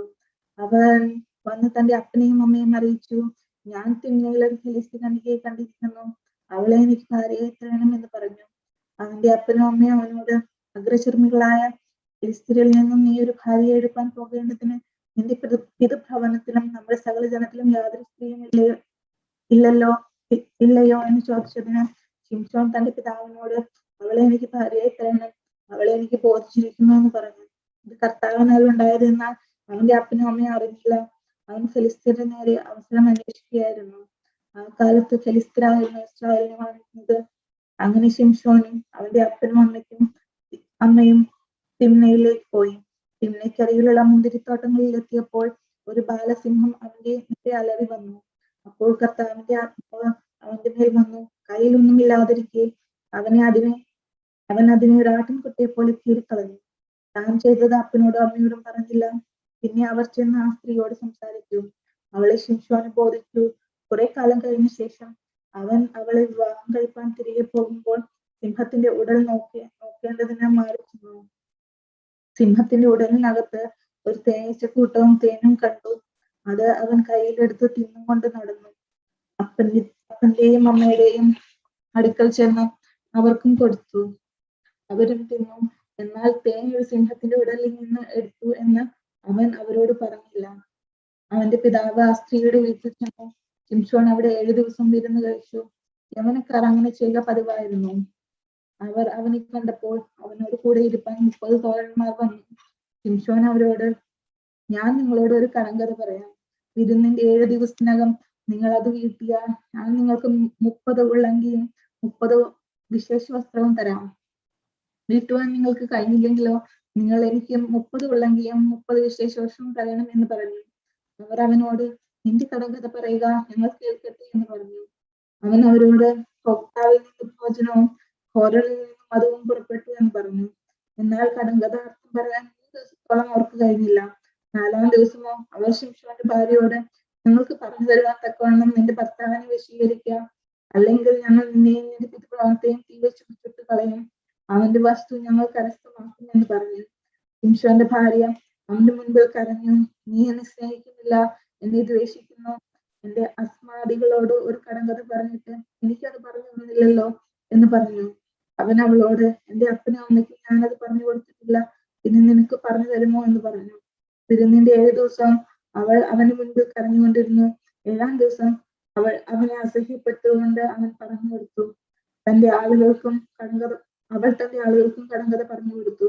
7-ാം ദിവസം സൂര്യൻ അസ്തമിക്കുമ്പോൾ പട്ടണക്കാർ അവരോട്, തേനിനേക്കാൾ മധുരമുള്ളത് എന്ത്, സിംഹത്തെക്കാൾ ബലമുള്ളത് എന്ത് എന്ന് പറഞ്ഞു. അതിന് അവൻ അവരോട്, നിങ്ങൾ എന്റെ പശുക്കിടാവിനെ വശീകരിച്ചില്ലായിരുന്നെങ്കിൽ എന്റെ കടം വീട്ടുകയില്ലായിരുന്നു എന്ന് പറഞ്ഞു. പിന്നെ കർത്താവിന്റെ ആത്മാവ് അവന്റെ മേൽ വന്നു. അവൻ അസ്കലോത്തിൽ ചെന്ന് 30 പേരെ കൊന്ന് അളവി ഉടുപ്പൂരി കടം വീട്ടിയവർക്ക് വസ്ത്രം കൊടുത്തു. അവന്റെ കോപം ജ്വലിച്ചു. അവൻ തന്റെ പിതൃഭവനത്തിൽ പോയി ശിംശോന്റെ പ്രിയ ഭാര്യ അവന്റെ കൂട്ടുകാരനായിരുന്ന തോഴന്റെ ഭാര്യയായി തീർന്നു. അധ്യായം 15. കുറെ കാലം കഴിഞ്ഞ് ഗോതമ്പ് കൊയ്ത്ത് കാലത്ത് ശിംശോൻ അവന്റെ ഭാര്യയെ ഓർത്തു. ഒരു കോലാട്ടും കുട്ടിയെയും കൊണ്ട് തന്റെ ഭാര്യയെ കാണുവാൻ ചെന്നു. ശയനഗൃഹത്തിൽ എന്റെ ഭാര്യയുടെ അടുക്കൽ ഞാൻ കടന്നു ചെല്ലട്ടെ എന്ന് പറഞ്ഞു. അവളുടെ പിതാവ് അവനെ അകത്ത് കിടക്കാൻ സമ്മതിക്കാതെ, നിനക്ക് അവളോട് തീരെ അനിഷ്ടമായി എന്ന് ഞാൻ വിചാരിച്ചത് കൊണ്ട് അവളെ നിന്റെ തോഴന് കൊടുത്തുപോയി. അവളുടെ അനുജത്തി അവളേക്കാൾ സുന്ദരി അത്രയും, അവൾ മറ്റവൾക്ക് പകരം നിനക്കിരിക്കട്ടെ എന്ന് പറഞ്ഞു. അതിന് ശിംശോൻ, ഇപ്പോൾ ഫെലിസ്ത്യർക്ക് ഒരു ദോഷം ചെയ്താൽ ഞാൻ കുറ്റക്കാരനല്ല എന്ന് പറഞ്ഞു. ശിംശോൻ പോയി 300 കുറുക്കന്മാരെ പിടിച്ച് വാളോട് വാൾ ചേർത്ത് പന്തമെടുത്ത് ഈ 2 വാലിനിടയിൽ ഓരോ പന്തവും വെച്ച് കെട്ടി പന്തത്തിന് തീ കൊളുത്തി ഫെലിസ്ത്യരുടെ വിളവിലേക്ക് വിട്ടു. കറ്റയും വിളവും ഒലിവ് തോട്ടങ്ങളും എല്ലാം ചുട്ടുകളഞ്ഞു. ഇത് ചെയ്തത് ആരെന്ന് ഫെലിസ്ത്യർ അന്വേഷിച്ചപ്പോൾ തിമ്നക്കാരന്റെ മരുമകൻ ശിംശോൻ അവന്റെ ഭാര്യയെ അവൻ എടുത്ത് തോഴന് കൊടുത്തു കളഞ്ഞു എന്ന് അവർക്ക് അറിവ് കിട്ടി. ഫെലിസ്ത്യർ ചെന്ന് അവളെയും അവളുടെ പിതാവിനെയും വീട്ടുകാരെയും തീയിലിട്ട് ചുട്ടുകളഞ്ഞു. അപ്പോൾ ശിംശോൻ അവരോട്, നിങ്ങൾ ഈ വിധം ചെയ്യുന്നുവെങ്കിൽ ഞാൻ നിങ്ങളെ പ്രതികാരം ചെയ്യാതെ വിടുകയില്ല എന്ന് പറഞ്ഞു. അവരെ കഠിനമായി അടിച്ചു, തുടയും നടുവും തകർത്തു കളഞ്ഞു. പിന്നെ അവൻ ചെന്ന് എത്താം പാറയുടെ ഗർഭത്തിൽ പാർത്തു. ഫെലിസ്ത്യർ ചെന്ന് യഹൂദയിൽ പാളയം ഇറങ്ങി. നിങ്ങൾ ഞങ്ങളുടെ നേരെ വന്നിരിക്കുന്നത് എന്തിനു എന്ന് യഹൂദർ ചോദിച്ചു. ശിംശോൻ ഞങ്ങളോട് ചെയ്തതുപോലെ ഞങ്ങൾ അവനോടും ചെയ്യേണ്ടതിന് അവനെ പിടിച്ചു കെട്ടുവാൻ വന്നിരിക്കുന്നു എന്ന് അവർ ഉത്തരം പറഞ്ഞു. അപ്പോൾ യഹൂദയിൽ നിന്ന് 3000 പേർ എത്താം പാറയുടെ ഗർഭത്തിൽ ചെന്ന് ശിംശോനോട്, ഫെലിസ്ത്യർ നമ്മെ വാഴുന്നു, നീ അറിയുന്നില്ലയോ? നീ ഞങ്ങളോട് ചെയ്തത് എന്ത് എന്ന് ചോദിച്ചു. അവർ എന്നോട് ചെയ്ത പോലെ ഞാൻ അവരോട് ചെയ്തു എന്ന് അവൻ അവരോട് പറഞ്ഞു. അവർ അവനോട്, ഫെലിസ്ത്യരുടെ കയ്യിൽ ഏൽപ്പിക്കേണ്ടതിന് നിന്നെ പിടിച്ചു കെട്ടുവാൻ ഞങ്ങൾ വന്നിരിക്കുന്നു എന്ന് പറഞ്ഞു. ശിംശോൻ അവരോട്, നിങ്ങൾ തന്നെ എന്നെ കൊല്ലുകയില്ല എന്ന് എന്നോട് സത്യം ചെയ്യുവിൻ എന്ന് പറഞ്ഞു. അവർ അവനോട്, ഇല്ല, ഞങ്ങൾ നിന്നെ കൊല്ലുകയില്ല, നിന്നെ പിടിച്ചു കെട്ടി അവരുടെ കയ്യിൽ ഏൽപ്പിക്കുകയേ ഉള്ളൂ എന്ന് പറഞ്ഞു. അങ്ങനെ അവർ 2 പുതിയ കയർ കൊണ്ട് അവനെ കെട്ടി പാറയിൽ കൊണ്ടുപോയി. അവൻ ലേഹിയിലെത്തിയപ്പോൾ ഫെലിസ്ത്യർ അവനെതിരെ ആർത്തു വിളിച്ചു. അപ്പോൾ കർത്താവിന്റെ ആത്മാവ് അവന്റെ മേൽ വന്നു. അവന്റെ കൈ കെട്ടിയിരിക്കുന്ന കയർ തീ കൊണ്ട് കരിഞ്ഞ ചണനൂൽ പോലെ ആയി. അവന്റെ ബന്ധനങ്ങൾ കൈമേൽ നിന്ന് ദ്രവിച്ചു പോയി. അവൻ ഒരു കഴുതയുടെ പച്ച താടിയല് കൊണ്ട് കൈ നീട്ടിയെടുത്ത് അതുകൊണ്ട് 1000 പേരെ കൊന്നുകളഞ്ഞു. കഴുതയുടെ താടിയല് കൊണ്ട് കുന്നായിട്ട് കഴുതയുടെ താടിയല് കൊണ്ട് 1000 പേരെ ഞാൻ സംഹരിച്ചു എന്ന് ശിംശോൻ പറഞ്ഞു. ഇങ്ങനെ പറഞ്ഞു കഴിഞ്ഞിട്ട് അവൻ താടിയല് കയ്യിൽ നിന്നും ഇറങ്ങി കളഞ്ഞു. ആ സ്ഥലത്തിന് മോദ്ഫാക്കോ എന്ന് പേരായി. പിന്നെ അവൻ വളരെ ദാഹിച്ച് കർത്താവിനോട് നിലവിളിച്ചു, അടിയന്റെ കയ്യാൽ ഈ മഹാജയം നീ നൽകിയല്ലോ, ഇപ്പോൾ ഞാൻ ദാഹം കൊണ്ട് മരിച്ചു അഗ്രചർമ്മികളുടെ കയ്യിൽ വീഴണമോ എന്ന് പറഞ്ഞു. അപ്പോൾ ദൈവം അവിടെ ഒരു കുഴി പിളർമാറാക്കി അതിൽ നിന്നും വെള്ളം പുറപ്പെട്ടു. അവൻ കുടിച്ച് ചൈതന്യം പ്രാപിച്ച് വീണ്ടും സജീവനായി. അതുകൊണ്ട് അതിന് കഴുതയുടെ താടിയലിന്റെ എന്ന് പേരായി. അത് ഇന്ന് വരെയും ഉണ്ട്. അവർ ഫെലിസ്ത്യരുടെ കാലത്ത് ഇസ്രായേൽ 20 സംവത്സരം ന്യായപാലനം ചെയ്തു. അധ്യായം 16. അനന്തരം ശിംശോൻ എസ്ലാത്തിൽ ചെന്ന് അവിടെ ഒരു വേശ്യയെ കണ്ടു. അവളുടെ അടുക്കൽ ചെന്നു, ശിംശോൻ ഇവിടെ വന്നിരിക്കുന്നു എന്ന് സാത്യർക്ക് അറിവ് കിട്ടി. അവർ വന്ന് വളഞ്ഞ് അവനെ പിടിക്കുവാൻ രാത്രി മുഴുവനും പട്ടണവാതിൽക്കൽ കാവലിരുന്നു. നേരം വെളുക്കുമ്പോൾ അവനെ കൊന്നുകളയാം എന്ന് പറഞ്ഞു രാത്രി മുഴുവൻ അനങ്ങാതെ ഇരുന്നു. ശിംശോൻ അർദ്ധരാത്രി കിടന്നുറങ്ങി. അർദ്ധരാത്രിയിൽ എഴുന്നേറ്റ് പട്ടണവാതിലിന്റെ കതകും കട്ടിളക്കാൽ രണ്ടും ഒടാമ്പലോടുകൂടി പറിച്ചിട്ട് ചുമലയിൽ വെച്ച് പുറപ്പെട്ടു. എബ്രോനെതിരെയുള്ള മലമുകളിൽ കൊണ്ടുപോയി. അതിനുശേഷം അവൻ സ്വരേ താഴ്വരയിൽ എലീല എന്ന പേരുള്ള ഒരു സ്ത്രീയെ സ്നേഹിച്ചു. ഫെലിസ്ത്യ പ്രഭുക്കന്മാർ അവളുടെ അടുക്കൽ വന്നു അവളോട്, നീ അവനെ വശീകരിച്ച് അവന്റെ മഹാശക്തി ഏതിൽ നിന്നാണ് ഞങ്ങൾക്ക് അവനെ എങ്ങനെ പിടിച്ചു ഒതുക്കാൻ സാധിക്കുമെന്ന് അറിയണം. ഞങ്ങൾ ഓരോരുത്തരായി 300 വെള്ളിപ്പണം വീതം നിനക്ക് നൽകാം എന്ന് പറഞ്ഞു.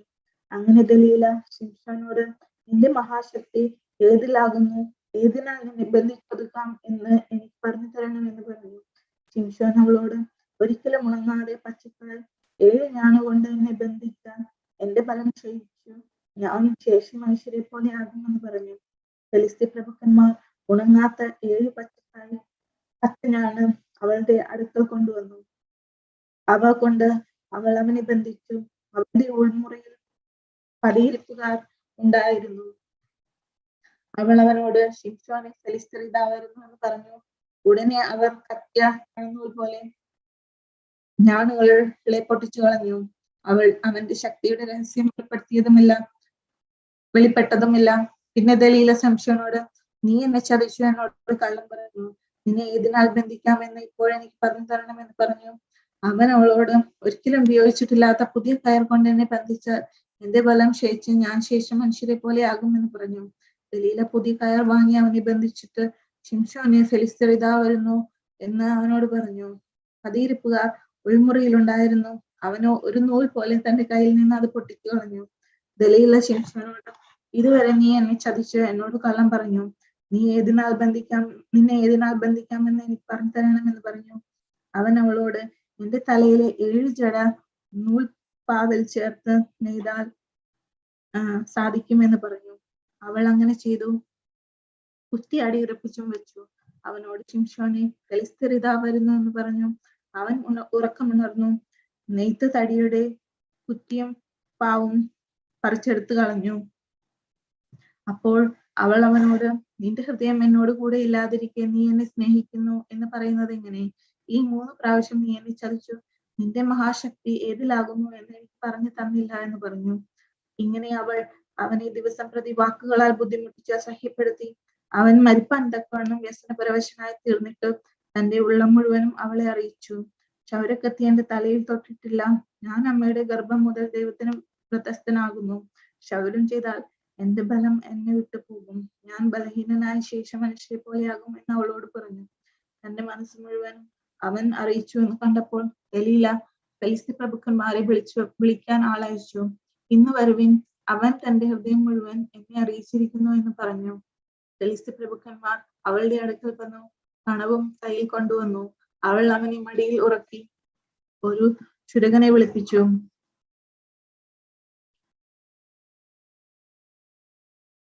അവന്റെ ശക്തി അവനെ വിട്ടുപോയി.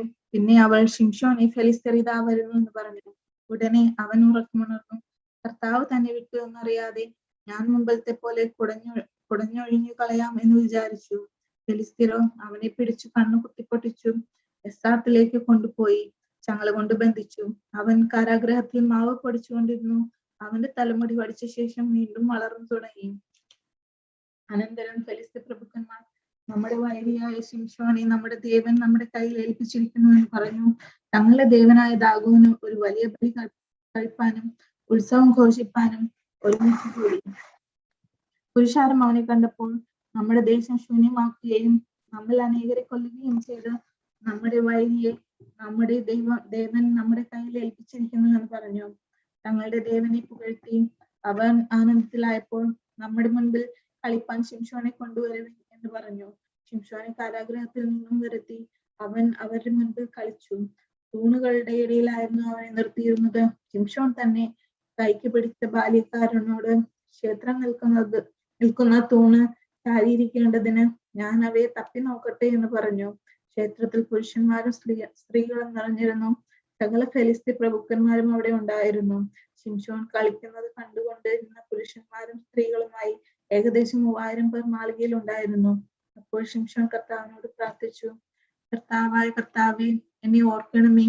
ദൈവമേ, ഞാൻ എന്റെ 2 കണ്ണിനും വേണ്ടി ഫെലിസ്ത്യരോട് പ്രതികാരം ചെയ്യേണ്ടതിന് ഈ ഒരു പ്രാവശ്യം മാത്രം എനിക്ക് ശക്തി നൽകണമേ എന്ന് പറഞ്ഞു. ക്ഷേത്രം നിൽക്കുന്ന 2 നടുത്തൂണും ഒന്ന് വലങ്കൈ കൊണ്ടും മറ്റേത് ഇടങ്കൈ കൊണ്ടും ശിംശോൻ പിടിച്ചു. അവയോട് ചാരി, ഞാൻ ഫെലിസ്തരോട് കൂടെ മരിക്കട്ടെ എന്ന് ശിംശോൻ പറഞ്ഞു. ശക്തിയോടെ കുനിഞ്ഞു. ഉടനെ ക്ഷേത്രം അതിലുള്ള പ്രഭുക്കന്മാരുടെയും സകല ജനത്തിന്റെയും മേൽ വീണു. അങ്ങനെ അവൻ മരണസമയത്ത് കൊന്നവർ ജീവകാലത്ത് കൊന്നവരെക്കാൾ അധികമായിരുന്നു. അവന്റെ സഹോദരന്മാരും പിതൃഭവനമൊക്കെയും ചെന്ന് അവനെ എടുത്ത് സോരേക്കും എസ്കായോലിനും മധ്യേ അവന്റെ പിതാവായ മനോഹയുടെ ശ്മശാനകാലത്ത് അടക്കം ചെയ്തു. അവർ ഇസ്രായേലിന് 20 സംവത്സരം ന്യായവിളക്കം ചെയ്തിരുന്നു. അധ്യായം 17. എഫ്രൈം മലനാട്ടിൽ മീഖ എന്ന പേരുള്ളവനുണ്ടായിരുന്നു. അവൻ തന്റെ അമ്മയോട്, നിനക്ക് കളവ് പോയതും നീ ഒരു ശപഥം ചെയ്തു ഞാൻ കേൾക്കി പറഞ്ഞതുമായ 1700 വെള്ളിപ്പണം ഇതാ എന്റെ കൈവശമുണ്ട്. ഞാനാകുന്നു ഇത് എടുത്തത് എന്ന് പറഞ്ഞു. എന്റെ മകനെ, നീ കർത്താവിനാൽ അനുഗ്രഹിക്കപ്പെട്ടവനെന്ന് അവന്റെ അമ്മ പറഞ്ഞു. അവൻ 1700 വെള്ളിപ്പണം അമ്മയ്ക്ക് മടക്കി കൊടുത്തപ്പോൾ അവന്റെ അമ്മ, കൊത്തുപണിയും വാർപ്പുപണിയുമുള്ള ഒരു വിഗ്രഹം ഉണ്ടാക്കുവാൻ ഞാൻ ഈ വെള്ളി എന്റെ മകന് വേണ്ടി കർത്താവിനെ നടന്നിരിക്കുന്നു. ആകയാൽ ഞാൻ നിനക്ക് മടക്കി തരുന്നു എന്ന് പറഞ്ഞു. അവൻ വെള്ളി തന്റെ അമ്മയ്ക്ക് മടക്കി കൊടുത്തപ്പോൾ അവന്റെ അമ്മ 200 വെള്ളിപ്പണം എടുത്ത് തട്ടാന്റെ കയ്യിൽ കൊടുത്തു. അവൻ അതുകൊണ്ട് കൊത്തുപണിയും വാർപ്പുപണിയുമുള്ള ഒരു വിഗ്രഹം ഉണ്ടാക്കി. അത് മീഖയുടെ വീട്ടിലുണ്ടായിരുന്നു. മീഖയ്ക്ക് ഒരു ദേവമന്ദിരം ഉണ്ടായിരുന്നു. അവൻ ഒരു എഫോദും ഗ്രഹബിംബവും ഉണ്ടാക്കി വെച്ചു. തന്റെ പുത്രന്മാരിൽ ഒരുവനെ കരപൂരണം കഴിച്ചു. അവൻ അവന്റെ പുരോഹിതനായി തീർന്നു. അക്കാലത്ത് ഇസ്രായേലിൽ രാജാവില്ലായിരുന്നു. ഓരോരുത്തൻ ബോധിച്ചതുപോലെ നടന്നു. യഹൂദയിലെ ബെത്ലഹേമ്യനായി യഹൂദ ഗോത്രത്തിൽ നിന്നും വന്നിരുന്ന ഒരു യുവാവുണ്ടായിരുന്നു. അവൻ ലേവി എന്ന പേരുള്ളവനും അവിടെ വന്ന് പാർത്തവനും അത്രേ. സൗകര്യം കിട്ടുന്നിടത്ത് ചെന്ന് പാർപ്പാൻ വേണ്ടി അവൻ യഹൂദയിലെ ബെത്ലഹേം പട്ടണം വിട്ട് പുറപ്പെട്ട് തന്റെ പ്രയാണത്തിൽ എഫ്രൈം മലനാട്ടിൽ മീഖയുടെ വീട് വരെ എത്തി. മീഖ അവനോട്, നീ എവിടെ നിന്ന് വരുന്നു എന്ന് ചോദിച്ചു. ഞാൻ യഹൂദയിലെ ബെത്ലഹേമിൽ നിന്നും വരുന്ന ഒരു ലേവ്യനാകുന്നു. സൗകര്യം കിട്ടുന്നിടത്ത് പാർപ്പാൻ പോവുകയായിരുന്നു എന്ന് ഉത്തരം പറഞ്ഞു. മീഖ അവനോട്, നീ എന്നോട് കൂടെ പാർത്ത് എനിക്ക് പിതാവും പുത്രനും പുരോഹിതനുമായിരിക്കാം. ഞാൻ നിനക്ക് 10 വെള്ളിപ്പണം, ഉടുപ്പും ഭക്ഷണവും തരാം എന്ന് പറഞ്ഞു. അങ്ങനെ ലേവ്യൻ അകത്തു ചെന്നു. അവനോട് കൂടെ പാർക്കാൻ ലേവ്യൻ സമ്മതിച്ചു. ആ യുവാവ് അവന് സ്വന്തം പുത്രന്മാരിൽ ഒരുത്തനെ പോലെ ആയിത്തീർന്നു. മീഖ ലേവ്യനെ കരപൂരണം കഴിച്ചു. യുവാവ് അവന് പുരോഹിതനായി തീർന്നു. മീഖയുടെ വീട്ടിൽ പാർത്തു. ഒരു ലേവ്യൻ എനിക്ക് പുരോഹിതനായി ഇരിക്കാൻ കർത്താവ് എനിക്ക് നന്മ ചെയ്യുമെന്ന് ഇപ്പോൾ നിശ്ചയിക്കാം എന്ന് മീഖ പറഞ്ഞു. ന്യായാധിപന്മാർ അധ്യായം 17-13. ന്യായാധിപന്മാരുടെ പുസ്തകം അധ്യായം 18. അക്കാലത്ത് ഇസ്രായേലിൽ രാജാവ് ഇല്ലായിരുന്നു. ധൻഗോത്രക്കാർ അകലന്തങ്ങൾക്ക് വാസത്തിനൊരു അവകാശം അന്വേഷിച്ചു. ഇസ്രായേൽ ഗോത്രയിടയിൽ അവർക്ക് അന്നുവരെ അവകാശം സ്വാധീനമായി ലഭിച്ചിരുന്നില്ല. അങ്ങനെയിരിക്കെ ദേശം ഉറ്റുനോക്കി പരിശോധിക്കേണ്ടതിന് ധന്യതങ്ങളുടെ ഗോത്രത്തിൽ നിന്നും കൂട്ടത്തിൽ പരാക്രമശാലികളായ 5 പേരെയും സോരയിൽ നിന്നും എസ്കായോലിൽ നിന്നും അയച്ചു. അവരോട്, നിങ്ങൾ ചെന്ന് ദേശം ശോധന ചെയ്യുവീൻ എന്ന് പറഞ്ഞു. അവർ എഫ്രൈം മലനാട്ടിൽ മീഖയുടെ വീട് വരെ എത്തി. രാത്രി അവിടെ പാർത്തു. മീഖയുടെ വീടിനരികെ എത്തിയപ്പോൾ അവർ ലേവ്യ യുവാവിന്റെ ശബ്ദം കേട്ടറിഞ്ഞു. അവിടെ കയറി ചെന്ന് അവനോട്, നിന്നെ ഇവിടെ കൊണ്ടുവന്നത് നീ ഇവിടെ എന്ത് ചെയ്യുന്നു? നിനക്ക് ഇവിടെ എന്ത് കിട്ടുമെന്ന് ചോദിച്ചു.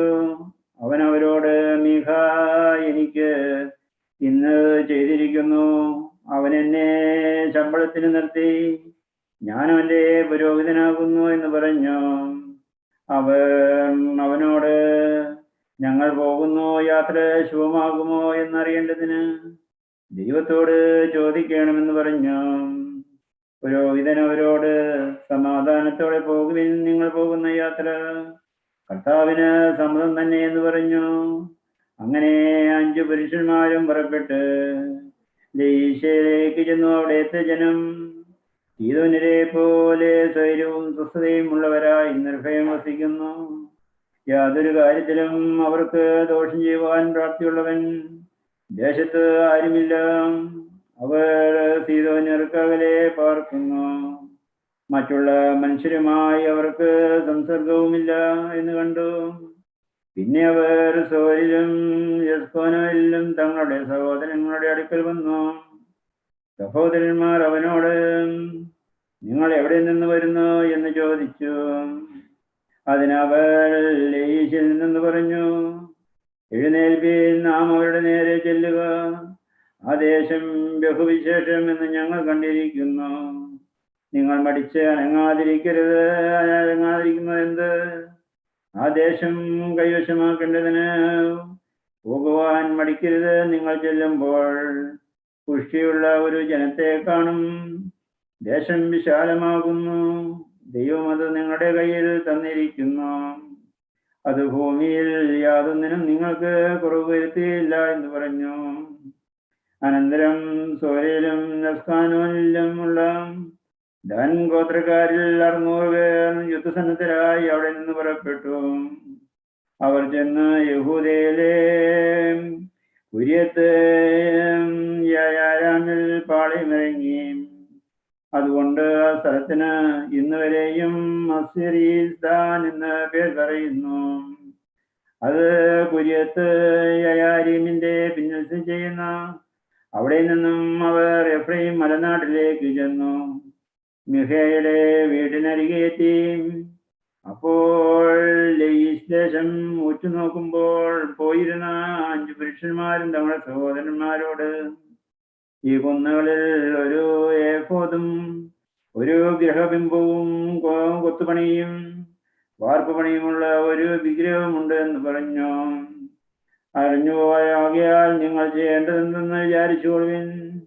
അവർ അങ്ങോട്ട് തിരിഞ്ഞ് മീഖയുടെ വീടിനോട് ചേർന്ന് ലേവ്യ യുവാവിന്റെ വീട്ടിൽ ചെന്ന് അവനോട് കുശലം ചോദിച്ചു. യുദ്ധസന്നദ്ധരായ ധന്യർ 600 പേരും വാതിക്കൽ നിന്നും ദേശം ഉറ്റുനോക്കുവാൻ പോയിരുന്നവർ 5 പേരും അകത്ത് കടന്ന് കൊത്തുപണിയായ വിഗ്രഹവും ഏഫോദും ഗൃഹബിംബവും വാർപ്പുപണിയായ വിഗ്രഹവും ആഭരണങ്ങളും എടുത്തു. പുരോഹിതൻ യുദ്ധസന്നദ്ധരായ 600 പേരുടെ അടുക്കൽ നിന്നിരുന്ന ഇവർ മീഖായുടെ വീടിനകത്ത് കടന്ന് കൊത്തുപണിയായ വിഗ്രഹവും ഏഫോദും ഗൃഹബിംബവും വാർപ്പുപണിയുമായ വിഗ്രഹവും എടുത്തപ്പോൾ പുരോഹിതൻ അവരോട്, നിങ്ങൾ എന്ത് ചെയ്യുന്നു എന്ന് ചോദിച്ചു. അവർ അവനോട്, മിണ്ടരുത്, നിന്റെ വായ്പൊത്തി ഞങ്ങളോടുകൂടെ വന്ന് ഞങ്ങൾക്ക് പിതാവും പുരോഹിതനുമായിരിക്കുക. ഒരുവന്റെ വീടിന് മാത്രം പുരോഹിതനായിരിക്കുന്നതോ ഇസ്രായേലിയൊരു ഗോത്രത്തിനും കുലത്തിനും പുരോഹിതനായിരിക്കുന്നതോ ഏതാണ് നിനക്ക് നല്ലത് എന്ന് ചോദിച്ചു. അപ്പോൾ പുരോഹിതന്റെ മനം തെളിഞ്ഞു. അവൻ ഏഫോദും ഗൃഹബിംബവും ഒത്തുപണിയുമായ വിഗ്രഹവും എടുത്ത് സേനയുടെ നടുവിൽ നടന്നു. ഇങ്ങനെ അവ പുറപ്പെട്ട് കുഞ്ഞുകുട്ടികളെയും ആടുമാടുകളെയും സമ്പത്തുകളെയും തങ്ങളുടെ മുമ്പിലാക്കി പ്രയാണം ചെയ്തു. അവർ മീഖായുടെ വീട്ടിൽ നിന്നും കുറെ ദൂരത്തായപ്പോൾ മീഖായുടെ വീടിനോട് ചേർന്ന വീടുകളിലുള്ളവർ ഒരുമിച്ചുകൂടി ദാനിയേലെ പിന്തുടർന്നു. അവർ ദാനിയേലെ കൂക്കി വിളിച്ചപ്പോൾ അവർ തിരിഞ്ഞു നോക്കി മീഖായോട്, നീ ഇങ്ങനെ ആൾക്കൂട്ടത്തോടുകൂടെ വരുന്നത് എന്തെന്ന് ചോദിച്ചു. ഞാൻ ഉണ്ടാക്കിയ എൻ്റെ ദേവന്മാരെയും എൻ്റെ പുരോഹിതനെയും നിങ്ങൾ അപഹരിച്ചു കൊണ്ടുപോകുന്നു. ഇനി എനിക്ക് എന്തുള്ളൂ? നിനക്ക് എന്ത് എന്ന് നിങ്ങൾ എന്നോട് ചോദിക്കുന്നത് എങ്ങനെയെന്ന് അവർ പറഞ്ഞു. ദാനിയേൽ അവനോട്, നിന്റെ ശബ്ദം ഇവിടെ കേൾക്കരുത്, അല്ലെങ്കിൽ കോപിഷ്ഠൻ നിങ്ങളോട് എതിർത്തിട്ട് നിന്റെ ജീവനും നിന്റെ വീട്ടുകാരുടെ ജീവനും നഷ്ടമാകുവാൻ ഈ സംഗതി വരുത്തും എന്ന് പറഞ്ഞു. അങ്ങനെ ദാനിയേൽ തങ്ങളുടെ വഴിക്ക് പോയി. അവർ തന്നിലും ബലവാന്മാർ എന്ന മീഖ കണ്ട് വീട്ടിലേക്ക് മടങ്ങിപ്പോന്നു. മീഖ തീർപ്പിച്ചവരെയും അവനുണ്ടായിരുന്ന പുരോഹിതനെയും അവർ കൊണ്ടുപോയി ലയീശിൽ ധൈര്യവും നിർഭയമായിരുന്ന ജനത്തിന്റെ അടുക്കലെത്തി അവരെ വാളിന്റെ വായ്ത്തലയാൽ വെട്ടി. പട്ടണം തീ വെച്ച് ചുട്ടുകളഞ്ഞു. അത് സീദോനും അകലെയായിരുന്നു. മറ്റു മനുഷ്യരുമായവർക്ക് സംസർഗമില്ലാകിയാൽ അവരെ വിളിപ്പാൻ ആരും ഉണ്ടായിരുന്നില്ല. അത് ബത്ലേഹേം താഴ്വരയിലായിരുന്നു. അവർ പട്ടണം വീണ്ടും പണിതോടെ താമസിക്കുകയും ഇസ്രായേലിൽ ജനിച്ച തങ്ങളുടെ പിതാവായ ദാസന്റെ പേരിൻ പ്രകാരം നഗരത്തിന് താൻ പേരിടുകയും ചെയ്തു. പണ്ട് ആ പട്ടണത്തിന് ലയീശ് എന്ന പേരായിരുന്നു. ധന്യാർ കൊത്തുമണിയാകായ വിഗ്രഹം പ്രതിഷ്ഠിച്ചു. മനശ്ശെയുടെ മകനായ ഗേർശോമിന്റെ മകൻ യോനാഥാനും അവന്റെ പുത്രന്മാരും ആ ദേശത്തിന്റെ പ്രവാസകാലം വരെ ദാൻ ഗോത്രക്കാർക്ക് പുരോഹിതനായിരുന്നു. ദൈവത്തിന്റെ ആലയം ശീലോവിലായിരുന്ന കാലത്തൊക്കെയും മീഖ തീർപ്പിച്ച വിഗ്രഹം അവർ വെച്ച് പൂജിച്ചു പോന്നു. ന്യായാധിപന്മാരുടെ പുസ്തകം അധ്യായം 19. ഇസ്രായേലിൽ രാജാവില്ലാത്ത ആ കാലത്ത് എഫ്രൈം മലനാട്ടിൽ താഴ്വര പ്രദേശത്ത് വന്ന് പാർത്തിരുന്ന ഒരു ലേവ്യരുണ്ടായിരുന്നു. അവൻ യഹൂദയിലെ ബേത്ലഹേമിൽ ഒരു വെപ്പാട്ടിയെ പരിഗ്രഹിച്ചു. അവന്റെ വെപ്പാട്ടി അവനോട് വിട്ട് വ്യഭിചാരം ചെയ്തു. അവനെ വിട്ട് യഹൂദയിലെ ബേത്ലഹേമിൽ തന്റെ അപ്പന്റെ വീട്ടിൽ പോയി 4 മാസത്തോളം അവിടെ പാർത്തു. അവളുടെ ഭർത്താവ് അവളോട് നല്ല വാക്ക് പറഞ്ഞ് കൂട്ടിക്കൊണ്ടുവരുവാൻ അവളെ അന്വേഷിച്ചു ചെന്നു. അവനോടുകൂടെ ഒരു ബാല്യക്കാരനും 2 കഴുതയും ഉണ്ടായിരുന്നു. അവർ അവനെ തന്റെ അപ്പന്റെ വീട്ടിൽ കൈക്കൊണ്ട് യുവതിയുടെ പിതാവ് അവനെ കണ്ടപ്പോൾ അവന്റെ വരവിങ്കിൽ സന്തോഷിച്ചു. യുവതിയുടെ പിതാവായ അവന്റെ അമ്മായി അപ്പൻ അവനെ സ്വീകരിച്ചു. അങ്ങനെ അവൻ 3 ദിവസം അവനോടുകൂടെ പാർത്തു. അവൻ തിന്നും കുടിച്ച് അവിടെ പാർത്തു. 4-ാം ദിവസം അവൻ അതികാലത്ത് എഴുന്നേറ്റ് യാത്ര പുറപ്പെടുവാൻ തുടങ്ങിയപ്പോൾ യുവതിയുടെ അപ്പൻ മരുമകനോട് അല്പം വല്ലതും കഴിച്ചിട്ട് പോകാമല്ലോ എന്ന് പറഞ്ഞു. അങ്ങനെ അവൻ ഇരുന്ന് 2 പേരും കൂടെ തിന്നുകയും കുടിക്കുകയും ചെയ്തു. യുവതിയുടെ പിതാവ് അവനോട് ദയചെയ്ത് രാപാർത്ത് സൂചിച്ചു കൊള്ളുക എന്ന് പറഞ്ഞു. അവൻ പോകേണ്ടതിന് എഴുന്നേറ്റപ്പോൾ അവന്റെ അമ്മായി അപ്പൻ അവനെ നിർബന്ധിച്ചു. ആ രാത്രിയും അവൻ അവിടെ പാർത്തു. 5-ാം ദിവസം അവൻ പോകുവാൻ അതികാലത്ത് എഴുന്നേറ്റപ്പോൾ യുവതിയുടെ പിതാവ് അല്പം വല്ലതും കഴിച്ചിട്ട് വെയിലാറും വരെ താമസിച്ചു കൊള്ളുക എന്ന് പറഞ്ഞു. അവർ 2 പേരും ഭക്ഷണം കഴിച്ചു. പിന്നെ അവനും അവന്റെ വെപ്പാട്ടിയും ബാല്യക്കാരനും എഴുന്നേറ്റപ്പോൾ യുവതിയുടെ പിതാവായ അവന്റെ അമ്മായി അപ്പൻ അവനോട്, ഇതാ നേരം അസ്തമിക്കാറായി, ഈ രാത്രിയും താമസിക്കാൻ നേരം വൈകിയല്ലോ. രാപാർത്ത് സൂക്ഷിക്കാൻ നാളെ അതിരാവിലെ എഴുന്നേറ്റ് വീട്ടിലേക്ക് പോകാമെന്ന് പറഞ്ഞു. എന്നാൽ അന്നും രാപാർപ്പാൻ മനസ്സില്ലാതെ അവൻ എഴുന്നേറ്റ് പുറപ്പെട്ടു. യെരൂശലേം എന്ന യെബൂസിന് സമീപമെത്തി. കോപ്പിട്ട 2 കഴുതയും അവന്റെ വെപ്പാട്ടിയും അവനോടുകൂടെ ഉണ്ടായിരുന്നു. അവൻ യെബൂസിന് സമീപമെത്തിയപ്പോൾ നേരം നന്നായി വൈകിയിരുന്നു. ബാല്യക്കാരൻ യജമാനനോട്, നാം യെബൂസ നഗരത്തിൽ കയറി രാപാർക്കുന്നതോ എന്ന് ചോദിച്ചു. യജമാനൻ അവനോട്, ഇസ്രായേൽ മക്കളില്ലാത്ത ഈ അന്യനഗരത്തിൽ നാം കയറരുത്, നമുക്ക് ഗിബെയയിലേക്ക് പോകാമെന്ന് പറഞ്ഞു. അവൻ പിന്നെയും തന്റെ ബാല്യക്കാരനോട്, നമുക്ക് ഈ ഊരുകളിൽ ഒന്നിൽ ഗിബെയയിലോ റാമയിലോ രാപാർക്കാമെന്ന് പറഞ്ഞു. അങ്ങനെ അവർ മുന്നോട്ട് പോയി. ബെന്യാമിൻ ദേശത്തിന്റെ ഗിബെയ്ക്ക് സമീപമെത്തിയപ്പോൾ സൂര്യൻ അസ്തമിച്ചു. അവർ ഗിബെയയിൽ രാപാർക്കാൻ കയറി. അവൻ ചെന്ന് നഗരവീതിയിൽ ഇരുന്ന് രാപാർക്കേണ്ടതിന് അവരെ വീട്ടിൽ സ്വീകരിക്കുവാൻ ആരെയും കണ്ടില്ല. അനന്തരം ഇതാ ഒരു വൃദ്ധൻ വൈകുന്നേരം വേല കഴിഞ്ഞിട്ട് വയലിൽ നിന്ന് വരുന്നു. അവൻ എഫ്രയീം മലനാട്ടുകാരനും ഗിബെയയിൽ വന്ന് പാർക്കുന്നവനുമായിരുന്നു. ആ ദേശക്കാരോ ബെന്യാമിനായിരുന്നു. വൃദ്ധൻ തലയുയർത്തി നോക്കിയപ്പോൾ നഗരവീതിയിൽ വഴിയാത്രക്കാരനെ കണ്ടു. നീ എവിടെ നിന്ന് വരുന്നു, എവിടേക്ക് പോകുന്നു എന്ന് ചോദിച്ചു. അതിനവൻ, ഞങ്ങൾ യഹൂദയിലെ ബേത്ലഹേമിൽ നിന്നും എഫ്രൈം മലനാട്ടിൽ ഉൾപ്രദേശത്തേക്ക് പോകുന്നു എന്നും പോകുന്നു. ഞാൻ അവിടെ എത്തുവാനാകുന്നു.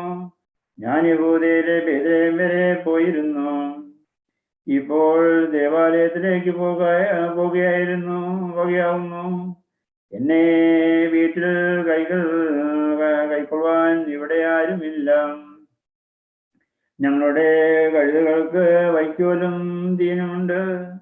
എനിക്ക് നിന്റെ ദാസിക്കും അടിയങ്ങളോടുകൂടെയുള്ള ബാല്യക്കാരനും അപ്പവും വീഞ്ഞും കൈവശമുണ്ട്, ഒന്നിനും കുറവില്ല എന്ന് പറഞ്ഞു. അതിന് വൃദ്ധൻ, നിനക്ക് സമാധാനം, നിനക്ക് വേണ്ടതെല്ലാം ഞാൻ തരും, വീതിയിൽ വ്യാപാർക്ക് മാത്രമരുത് എന്ന് പറഞ്ഞു. അങ്ങനെ അവനെ തന്റെ വീട്ടിൽ കൂട്ടിക്കൊണ്ടുപോയി കഴുതകൾക്ക് തീൻ കൊടുത്തു. അവരും കാലുകൾ കഴുകി ഭക്ഷണപാനീയങ്ങൾ കഴിച്ചു. ഇങ്ങനെ അവർ സുഖിച്ചു കൊണ്ടിരിക്കുമ്പോൾ പട്ടണത്തിലെ ചില നീചന്മാർ വീട് വളഞ്ഞ് വാതിലിന് മുട്ടി, നിന്റെ വീട്ടിൽ വന്നിരിക്കുന്നു, പുരുഷനെ പുറത്തു കൊണ്ടുവരിക, ഞങ്ങൾ അവനെ ഭോഗിക്കട്ടെ എന്ന് വീട്ടുടയനായ വൃദ്ധനോട് പറഞ്ഞു. വീട്ടുടയനായ പുരുഷൻ അവനോട് അവരുടെ അടുക്കൽ പുറത്തു ചെന്ന് അവരോട്, അരുതേ, എന്റെ സഹോദരന്മാരെ, ഇങ്ങനെ ദോഷം ചെയ്യരുതേ. ഈ നാളിന്റെ വീട്ടിൽ വന്നിരിക്കൊണ്ട് ഈ വഷളത്വം പ്രവർത്തിക്കരുതേ. ഇതാ കന്യകയായ എന്റെ മകളും ഇയാളുടെ വെപ്പാട്ടിയും ഇവിടെയുണ്ട്. അവരെ ഞാൻ പുറത്തു കൊണ്ടുവരാം. അവരെ എടുത്ത് നിങ്ങൾക്ക് ബോധിച്ചതുപോലെ അവരോട് ചെയ്യുവിൻ. ഈ ആളോടോ ഈ വഷളത്വം പ്രവർത്തിക്കരുതേ എന്ന് പറഞ്ഞു. എന്നാൽ അവർ അവനെ കൂട്ടാക്കിയില്ല. ആകയാൽ ആ പുരുഷൻ തന്റെ വെപ്പാട്ടിയെ പിടിച്ച് അവളെ അവരുടെ അടുക്കൽ പുറത്താക്കി കൊടുത്തു. അവർ അവളെ പുണർന്നു. രാത്രി മുഴുവനും പ്രഭാതം വരെ അവളെ ബലാത്കാരം ചെയ്തു. നേരം വെളുക്കാറായപ്പോൾ അവളെ വിട്ടുപോയി. പ്രഭാതത്തിങ്കൽ സ്ത്രീ വന്നു തന്റെ യജമാനൻ വാർത്ത മനുഷ്യന്റെ വീട്ടുവാതിക്കൽ വീണ് കിടന്നു. അവളുടെ യജമാനൻ രാവിലെ എഴുന്നേറ്റ് വീട്ടിൽ വാതിൽ തുറന്നു തന്റെ വഴിക്ക് പോകുവാൻ പുറത്തിറങ്ങിയപ്പോൾ ഇതാ അവന്റെ വെപ്പാട്ടി വീട്ടുവാതിക്കൽ കൈ മരപ്പടിയിൽ മേൽ വീണ് കിടക്കുന്ന അവളോട്, എഴുന്നേൽക്കാൻ നാം പോക എന്ന് പറഞ്ഞു. അതിന് മറുപടി ഉണ്ടായില്ല. അവൻ അവളെ കഴുതപ്പുറത്ത് വെച്ച് പുറപ്പെട്ടു. തന്റെ സ്ഥലത്തേക്ക് പോയി വീട്ടിലേക്ക് എത്തിയ ശേഷം ഒരു കത്തിയെടുത്ത് അംഗമായി തന്റെ വെപ്പാട്ടിയെ 12 ഖണ്ഡമാക്കി വിഭാഗിച്ചു. ഇസ്രായേലിന്റെ സകല ദിക്കുകളിലും കൊടുത്തയച്ചു. അത് കണ്ടവർ എല്ലാവരും ഇസ്രായേൽ മക്കൾ നസ്രാൻ ദേശത്ത് നിന്നും പുറപ്പെട്ടു വന്ന നാൾ മുതൽ ഇന്ന് വരെയും ഇങ്ങനെയുള്ള പ്രവൃത്തി നടന്നിട്ടില്ല, കണ്ടിട്ടുമില്ല.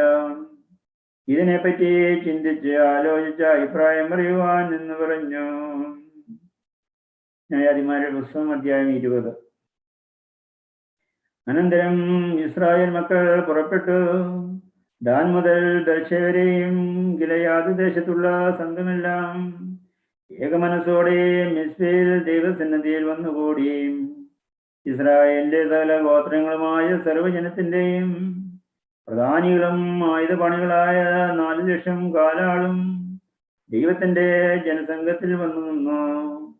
ഇസ്രായേൽ മക്കൾ മിസ്പയിലേക്ക് പോയി എന്ന് ബെന്യാമിനാർ കേട്ടപ്പോൾ ഇസ്രായേൽ മക്കൾ, ഈ ദോഷം എങ്ങനെ സംഭവിച്ചു എന്ന് പറയുവിനെന്ന് പറഞ്ഞതിന് കൊല്ലപ്പെട്ട സ്ത്രീയുടെ ഭർത്താവായ ലേവ്യർ ഉത്തരം പറഞ്ഞത്, ഞാനും എൻ്റെ വെപ്പാട്ടിയും ബെന്യാമിൻ ദേശത്ത് ഗിബെയിന്റെ രാപാർപ്പാൻ ചെന്നു.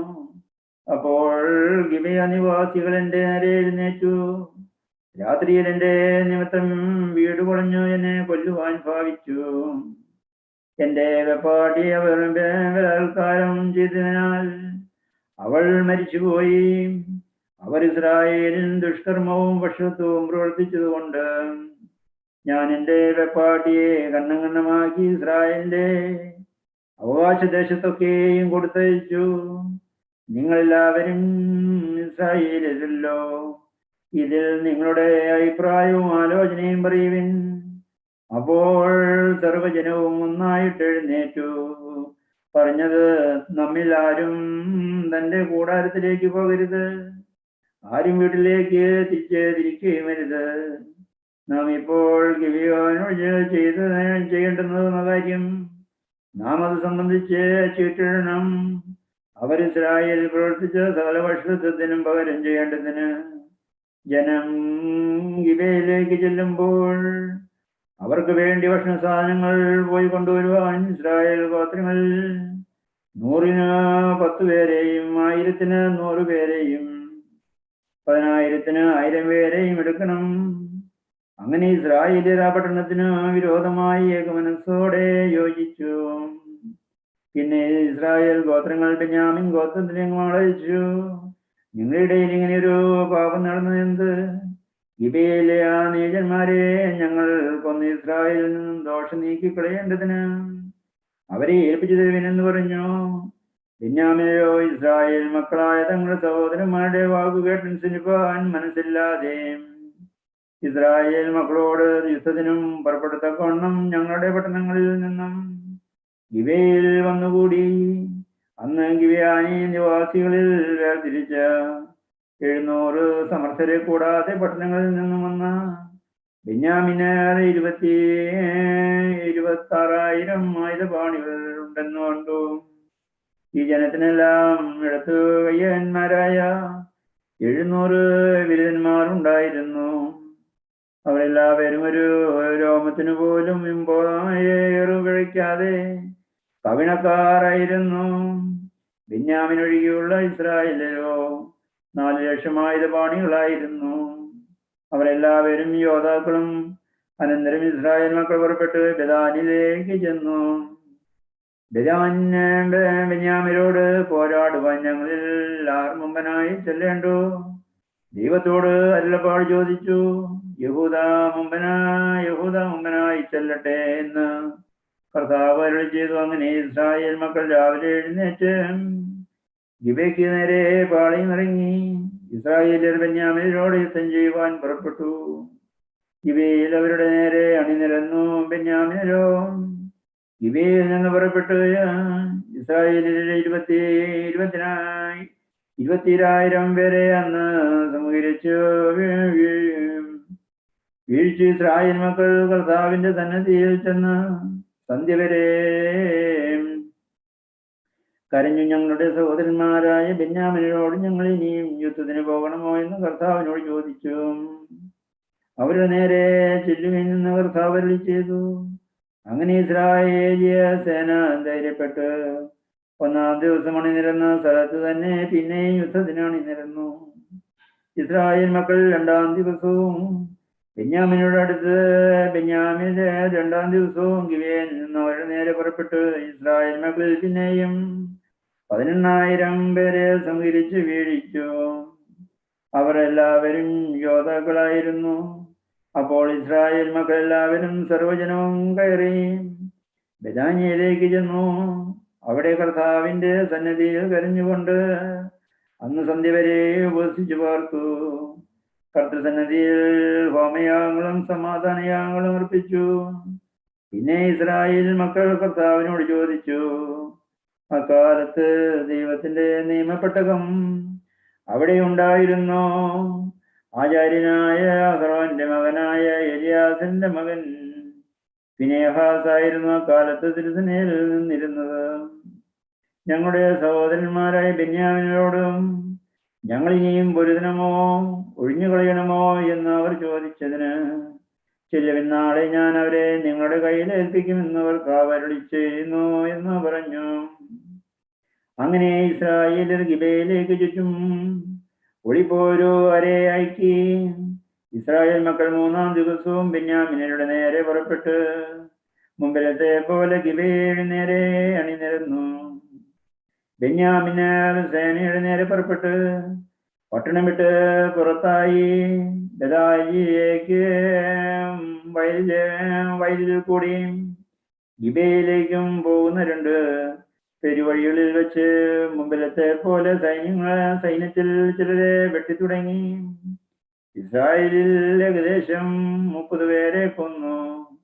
അവർ മുമ്പിലത്തെ പോലെ നമ്മുടെ മുമ്പിൽ തോറ്റോടുന്നെന്ന ബെന്യാമീൻ പറഞ്ഞു, ഇസ്രായേൽ മക്കളോ, നാം ഓടി അവരെ പട്ടണത്തിൽ നിന്ന് പെരുവഴികളിലേക്ക് ആകർഷിക്കുക എന്ന് പറഞ്ഞിരുന്നു. ഇസ്രായേലിൽ തങ്ങളുടെ സ്ഥലത്തു നിന്നും പുറപ്പെട്ട് ബാൽദമാരിൽ പടയ്ക്ക് അണിനിരുന്നു. ഇസ്രായേലിയുടെ പന്തിയിരുപ്പുകാരും ഗിബയുടെ പുൽപ്പുറത്ത് തങ്ങൾ ഇരുന്നിടത്ത് നിന്ന് പുറപ്പെട്ടു. എല്ലാം ഇസ്രായേലിൽ നിന്നും തിരഞ്ഞെടുത്തിരുന്ന 10,000 പേർ ഗിബയുടെ നേരെ ചെന്ന് യുദ്ധം കഠിനമായി മുറുകിയെങ്കിലും ആപത്തടുത്തിരിക്കുന്നു എന്ന് അവർ അറിഞ്ഞില്ല. ദൈവം ബെന്യാമിനെ ഇസ്രായേലിന് മുമ്പിൽ തകർത്തു. അന്ന് ഇസ്രായേൽ മക്കൾ ബെന്യാമിനിൽ 25,200 പേരെ സംഹരിച്ചു. അവർ എല്ലാവരും ആയുധപാണികളായിരുന്നു. ഇങ്ങനെ ബെന്യാമിൻ തങ്ങൾ തോറ്റു എന്ന് കണ്ട്, എന്നാൽ ഇസ്രായേലിയർ ഗിബയിലേക്ക് ആക്കിയിരുന്ന ഒളിപ്പോരുകാരെ വിശ്വസിച്ചിരിക്കുന്നതുകൊണ്ട് ബെന്യാമിർക്ക് സ്ഥലം കൊടുത്തു. ഉടനെ പന്തിരിപ്പുകാർ ഗിബയിൽ പാഞ്ഞു കയറി. പാതിരിപ്പുകാർ നീളെ നടന്നു പട്ടണത്തെ ആകെ വാളിന്റെ വായ്ത്തലയാൽ സംഗ്രഹിച്ചു കളഞ്ഞു. പട്ടണത്തിൽ നിന്നും അടയാളമായിട്ട് ഒരു വലിയ പുക പൊങ്ങുമാറാകണമെന്ന് ഇസ്രായേൽ പതിയിരിപ്പുകാരുമായി ഏർപ്പാട് ചെയ്തിരുന്നു. ഇസ്രായേലിൽ പിൻവാങ്ങിയപ്പോൾ ബെന്യാമിൻ ഇസ്രായേലിലെ വെട്ടിത്തുടങ്ങി. ഏകദേശം 30 പേരെ കൊന്നു. കഴിഞ്ഞതുപോലെ നമ്മുടെ മുമ്പിൽ തോറ്റോടുന്നു എന്ന് അവർ പറഞ്ഞു. എന്നാൽ പട്ടണത്തിൽ നിന്നും അടയാളം ഒരു വലിയ പുക തൂണായി പൊങ്ങി തുടങ്ങിയപ്പോൾ ബെന്യാമിൻ പിന്നോട്ട് നോക്കി പട്ടണം മുഴുവനും ആകാശത്തോളം കത്തി പൊങ്ങുന്നത് കണ്ടു. ഇസ്രായേലിൽ തിരിഞ്ഞപ്പോൾ ബെന്യാമിൻ തങ്ങൾക്ക് ആപത്ത് ഭവിച്ചു എന്ന് കണ്ടു. അവർ ഇസ്രായേൽ മക്കളുടെ മുമ്പിൽ നിന്നും മരുഭൂമിയിലേക്കുള്ള വഴിക്ക് തിരിഞ്ഞു. സൈന്യം അവരെ പിന്തുടർന്നു. പട്ടണങ്ങളിൽ നിന്നുമുള്ളവരെ അവർ അതിന്റെ മധ്യേ വെച്ച് സംഹരിച്ചു. അവർ ബെന്യാമിനെ വളഞ്ഞു ഓടിച്ചു. ഗിബെയാദിനെതിരെ കിഴക്ക് അവരുടെ വിശ്രമ സ്ഥലത്ത് വെച്ച് പിടികൂടി. അങ്ങനെ ബെന്യാമിനിൽ 18,000 പേർ മരിച്ചു വീണു. അവരെല്ലാവരും പരാക്രമശാലികളായിരുന്നു. അപ്പോൾ അവർ തിരിഞ്ഞ് മരുഭൂമിയിൽ ഈമോൻ പാറ വരെ ഓടി. അവരിൽ 5,000 പേരെ പെരുവഴികളിൽ വെച്ച് ഒറ്റയ്ക്കൊറ്റയ്ക്കായി പിടിച്ചു കൊന്നു. മറ്റവരെ ഗിബെയോനോളം പിന്തുടർന്ന് അവരിലും 2,000 പേരെ വെട്ടിക്കളഞ്ഞു. അങ്ങനെ ബെന്യാമിനിലാകെ 25,000 ആയുധപാണികൾ അന്ന് മരിച്ചുപോയി. അവരെല്ലാവരും പരാക്രമശാലികളായിരുന്നു. എന്നാൽ 600 പേർ തിരിഞ്ഞ് മരുഭൂമിയിൽ ഈമോൻ പാറ വരെ ഓടി. അവിടെ 4 മാസം പാർത്തു. ഇസ്രായേൽ പിന്നെയും ബെന്യാമിന്റെ നേരെ തിരിഞ്ഞ ഓരോ പട്ടണം മുഴുവനെയും മൃഗങ്ങളെയും കണ്ട് സകലത്തെയും വാളിന്റെ വായ്ത്തലയാൽ സംഹരിച്ചു. അവർ കണ്ട് എല്ലാ പട്ടണങ്ങളും തീ വെച്ച് ചുട്ടുകളഞ്ഞു. ന്യായാധിപന്മാരുടെ പുസ്തകം അധ്യായം 21. നമ്മിലാരും തന്റെ മക്കളെ ഒരു ബെന്യാമിനും ഭാര്യയായി കൊടുക്കരുത് എന്ന് ഇസ്രായേലിൽ മിസ്രയിൽ വെച്ച് ശപഥം ചെയ്തു. ആകയാൽ ജനം ബേഥേലിൽ ചെന്നവിടെ ദൈവസന്നിധിയിൽ സന്ധ്യ ഇരുന്ന ഉച്ചത്തിൽ മഹാവിലാപം കഴിച്ചു. ഇസ്രായേലിന്റെ ദൈവമായ കർത്താവേ, ഇന്ന് ഇസ്രായേലിൽ ഒരു ഗോത്രമില്ലാതെ പോകുവാൻ തക്കവണ്ണം ഇസ്രായേലിൽ ഇങ്ങനെ സംഭവിച്ചുവല്ലോ എന്ന് പറഞ്ഞു. പിറ്റേന്നാൾ ജനം അധികാലത്ത് എഴുന്നേറ്റ് അവിടെ ഒരു യാഗപീഠം പണിത് ഹോമയാഗങ്ങളും സമാധാനയാഗങ്ങളും അർപ്പിച്ചു. പിന്നെ ഇസ്രായേൽ മക്കളെല്ലാം ഇസ്രായേൽ ഗോത്രങ്ങളിലും കർത്താവിന്റെ അടുക്കൽ സഭയ്ക്ക് വരാതെ ആരെങ്കിലും ഉണ്ടോ എന്ന് ചോദിച്ചു. ഇസ്രായേൽ കർത്താവിന്റെ അടുക്കൽ വരാത്തവൻ മരണശിക്ഷ അനുഭവിക്കണമെന്നവർ അവർ ഒരു ഉഗ്രശപഥം ചെയ്തിരുന്നു. എന്നാൽ ഇസ്രായേൽ മക്കൾ തങ്ങളുടെ സഹോദരന്മാരെ ബെന്യാമിനെ കുറിച്ച് അനുദപിച്ചു. ഇന്ന് ഇസ്രായേലിൽ നിന്നും ഒരു ഗോത്രം മറ്റുപോയിരിക്കുന്നു. ശേഷിച്ചിരിക്കുന്നവർക്ക് നമ്മുടെ വിധവരം പുത്രന്മാരെ ഭാര്യമാരായി കൊടുക്കരുത് എന്ന് കർത്താവിന്റെ നാമത്തിൽ സത്യം ചെയ്തിരിക്കൊണ്ട് അവർക്ക് ഭാര്യമാരെ കിട്ടുവാൻ നാം എന്ത് ചെയ്യേണ്ടു എന്ന് പറഞ്ഞു. ഇസ്രായേൽ ഗോത്രങ്ങളിൽ നിന്നും മിസ്രയേൽ കർത്താവിന്റെ അടുക്കൽ വരാത്ത ആരെങ്കിലും ഉണ്ടോ എന്ന് അവർ അന്വേഷിച്ചപ്പോൾ ഗിലെയാദിലെ യാബേശിൽ നിന്നും ആരും പാളയത്തിൽ സഭയ്ക്ക് വന്നിട്ടില്ല എന്ന് കണ്ടു.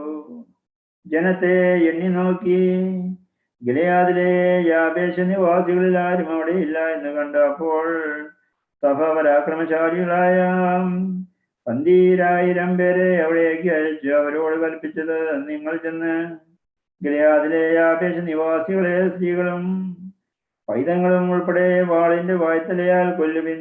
അതിൽ നിങ്ങൾ പ്രവർത്തിക്കേണ്ടത് സകല പുരുഷന്മാരെയും പുരുഷനോടുകൂടെ ശയിച്ച സകല സ്ത്രീകളെയും നിങ്ങൾ നിർമൂലമാക്കണം. അങ്ങനെ ചെയ്തതിൽ ഗിലെയാദിലെ യാബേശ് നിവാസികളുടെ പുരുഷ സംസർഗം ചെയ്തിട്ടില്ലാത്ത 400 കന്യകമാരെ കണ്ടെത്തി. അവരെ കാനാൻ ദേശത്തിലെ ശീലോവിൻ പാളയത്തിലേക്ക് കൊണ്ടുവന്നു. സർവസഭയും ലീമോൻ പാറയിലെ ബെന്യാമിനോട് സംസാരിച്ചു, സമാധാനം അറിയിപ്പാനോട് അയച്ചു. അപ്പോൾ ബെന്യാമിനർ മടങ്ങി വന്ന് ഗിലെയാദിലെ യാബേശത്തിലുള്ള സ്ത്രീകളിൽ വെച്ച് അവർ ജീവനോടെ രക്ഷിക്കുന്നവരെ അവർക്ക് കൊടുത്തു. അവർ അവരെ കൊണ്ട് തികഞ്ഞില്ല. കർത്താവ് ഇസ്രായേൽ ഗോത്രങ്ങളിൽ ഒരു ഛേദം വരുത്തിയിരിക്കുന്നതുകൊണ്ട് ജനം ബെന്യാമിനെ കുറിച്ച് ദുഃഖിച്ചു. ശേഷിച്ചവർക്ക് സ്ത്രീകളെ കിട്ടേണ്ടതിന് നാം എന്ത് ചെയ്യേണ്ടു? ബെന്യാമിൻ ഗോത്രങ്ങളിൽ നിന്നും സ്ത്രീകൾ അറ്റുപോയിരിക്കുന്നുവല്ലോ എന്ന് സഭയിലെ മൂപ്പന്മാർ പറഞ്ഞു. ഇസ്രായേലിൽ നിന്നും ഒരു ഗോത്രം നശിച്ചു പോകാതിരിക്കേണ്ടതിന് ബെന്യാമിനിൽ രക്ഷപ്പെട്ടവർക്കും അവരുടെ അവകാശം നിൽക്കണമെങ്കിലും നമുക്ക് നമ്മുടെ പുത്രന്മാരെ അവർക്ക് ഭാര്യമാരാക്കി കൊടുത്തുകൂടാം. ബെന്യാമിനർക്ക് സ്ത്രീയെ കൊടുക്കുന്നവൻ ശപിക്കപ്പെട്ടവൻ എന്ന് ഇസ്രായേൽ മക്കൾ ശബ്ദം ചെയ്തിരിക്കുന്നുവല്ലോ എന്ന് അവർ പറഞ്ഞു. അപ്പോൾ അവർ ബെഥാനിലേക്ക് വടക്കും ബെഥേലിൽ നിന്നും ശെഖേമിലേക്ക് പോകുന്ന പെരുവഴിക്ക് കിഴക്കും ലെബാനിലേക്ക് തെക്കും ശീലോവിൽ ആണ്ടുതോറും കർത്താവിന്റെ പെരുന്നാളുണ്ടല്ലോ എന്ന് പറഞ്ഞു. ആകയാൽ അവർ ബെന്യാമിനോട്, നിങ്ങൾ ചെന്ന് മുന്തിരിത്തോട്ടങ്ങളിൽ പന്തിയിരിപ്പിൻ. ശീലോവിലെ കന്യകമാർ നിരനിരയായി നൃത്തം ചെയ്യുവാൻ പുറപ്പെട്ടു വരുന്നത് നിങ്ങൾ കാണുമ്പോൾ മുന്തിരിത്തോട്ടങ്ങളിൽ നിന്നും പുറപ്പെട്ട് ഓരോരുത്തൻ ശീലോവിലെ കന്യകമാരിൽ നിന്നും ഭാര്യയെ പിടിച്ച് ബെന്യാമിൻ ദേശത്തേക്ക് പൊയ്ക്കൊള്ളുവീൻ എന്ന് കൽപ്പിച്ചു. അവരുടെ അപ്പന്മാരോ സഹോദരന്മാരോ ഞങ്ങളുടെ അടുക്കൽ വന്ന് സങ്കടം പറഞ്ഞാൽ നിങ്ങൾ അവരോടും കരുണ കാണിപ്പിക്കുന്ന യുദ്ധത്തിൽ അവർക്കെല്ലാവർക്കും ഭാര്യമാരെ പിടിച്ച് കൊണ്ടുവന്നില്ല. നിങ്ങൾ കുറ്റക്കാരാകുവാൻ നിങ്ങൾ ഇക്കാലത്ത് അവർക്ക് കൊടുത്തിട്ടുമില്ലല്ലോ എന്ന് പറഞ്ഞു കൊള്ളാം. അമീൻ ഹബീബായി ബാർക്കുമോ. ന്യായാധിപന്മാരുടെ പുസ്തകം 21-ാം അധ്യായം 22 വരെ വായിച്ചു. ഇനി 23 വായിച്ചു തുടങ്ങാം. ബാർക്കുമോർ. ന്യായാധിപന്മാരുടെ പുസ്തകം 21-ാം അധ്യായം 23 മുതൽ.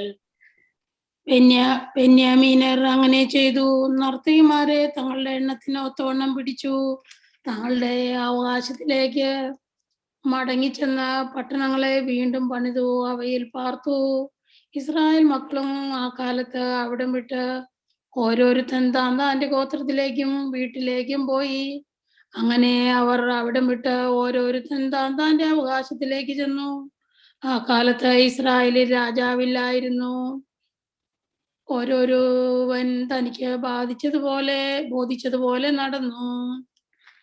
ദീർഘശിയായ ശമൂവേലിന്റെ 1-ാം പുസ്തകം അധ്യായം 1. എഫ്രൈം നാട്ടിലെ റോദോം ദൗക്കയിൽ എൽക്കാന എന്നു പേരുള്ള ഒരുവൻ ഉണ്ടായിരുന്നു. അവൻ ഏലിഹൂവിന്റെ മകനായ യെരോഹാമിന്റെ മകനായിരുന്നു. ഏലിഹൂ എഫ്രാത്തുകാരൻ സൂഫിന്റെ മകനായ തോഹൂവിന്റെ മകനായിരുന്നു. എൽക്കാനയ്ക്ക് 2 ഭാര്യമാർ ഉണ്ടായിരുന്നു. ഒരുത്തിക്ക് ഹന്ന എന്നും മറ്റേവൾക്ക് പെനീന എന്നും പേർ. പെനീനയ്ക്ക് മക്കളുണ്ടായിരുന്നു, ഹന്നായ്ക്കോ മക്കളില്ലായിരുന്നു. അവൻ ശീലോവിൽ ബലവാനായ കർത്താവിന് നമസ്കരിപ്പാനും അവന് യാഗം കഴിപ്പാനും തന്റെ പട്ടണത്തിൽ നിന്ന് ആണ്ടുതോറും ശീലോവിലേക്ക് പോവുക പതിവായിരുന്നു. ഏലിയുടെ 2 പുത്രന്മാരായി കർത്താവിന് പുരോഹിതന്മാരായിരുന്ന ഹൊഫ്നിയും ഫിനഹാസും അവിടെ ഉണ്ടായിരുന്നു. എൽക്കാന യാഗം കഴിക്കുമ്പോൾ എല്ലാം തന്റെ ഭാര്യയായ പെനീനയ്ക്കും അവളുടെ സകല പുത്രന്മാർക്കും ഓഹരി കൊടുത്തു.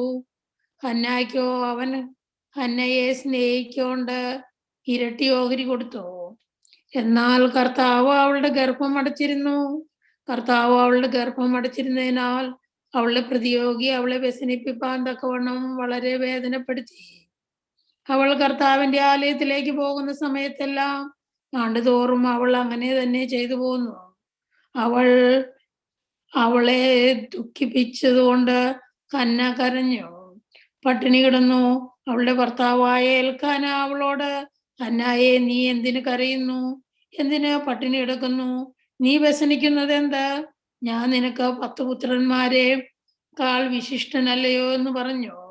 അവർ ശീലോവിൽ വച്ച് ഭക്ഷിക്കുകയും കുടിക്കുകയും ചെയ്ത ശേഷം ഹന്ന എഴുന്നേറ്റ് പോയി. പുരോഹിതനായ ഏലി കർത്താവിന്റെ മന്ദിരത്തിന്റെ വാതിൽക്കൽ പീഠത്തിന്മേൽ ഇരിക്കുകയായിരുന്നു. അവൾ മനോവ്യസനത്തോടെ കർത്താവിനോട് പ്രാർത്ഥിച്ചു, വളരെ കരഞ്ഞു. അവൾ ഒരു നേർച്ച നേർന്നു. ബലവാനായ കർത്താവേ, അടിയന്റെ സങ്കടം നോക്കി അടിയനെ ഓർക്കുകയും അടിയനെ മറക്കാതെ ഒരു പുരുഷ സന്താനത്തെ നൽകുകയും ചെയ്താൽ അടിയൻ അവനെ അവന്റെ ജീവപര്യന്തം കർത്താവിന് കൊടുക്കും. അവന്റെ തലയിൽ ക്ഷൗരക്കത്തി തൊടുകയില്ല എന്ന് പറഞ്ഞു. അങ്ങനെ അവൾ കർത്താവിന്റെ സന്നിധിയിൽ പ്രാർത്ഥിച്ചു കൊണ്ടിരിക്കുമ്പോൾ ഏലി അവളുടെ വായെ സൂക്ഷിച്ചു നോക്കി. ഹന്ന ഹൃദയം കൊണ്ട് സംസാരിച്ചതിനാൽ അവളുടെ അധരം അനങ്ങിയതല്ലാതെ ശബ്ദം കേൾപ്പാനില്ലായിരുന്നു. ആകിയാൽ അവൾക്ക് ലഹരി പിടിച്ചിരിക്കുന്നു എന്ന് ഏലി വിചാരിച്ചു. ഏലി അവളോട്, നീ എത്രത്തോളം ലഹരി പിടിച്ചിരിക്കും?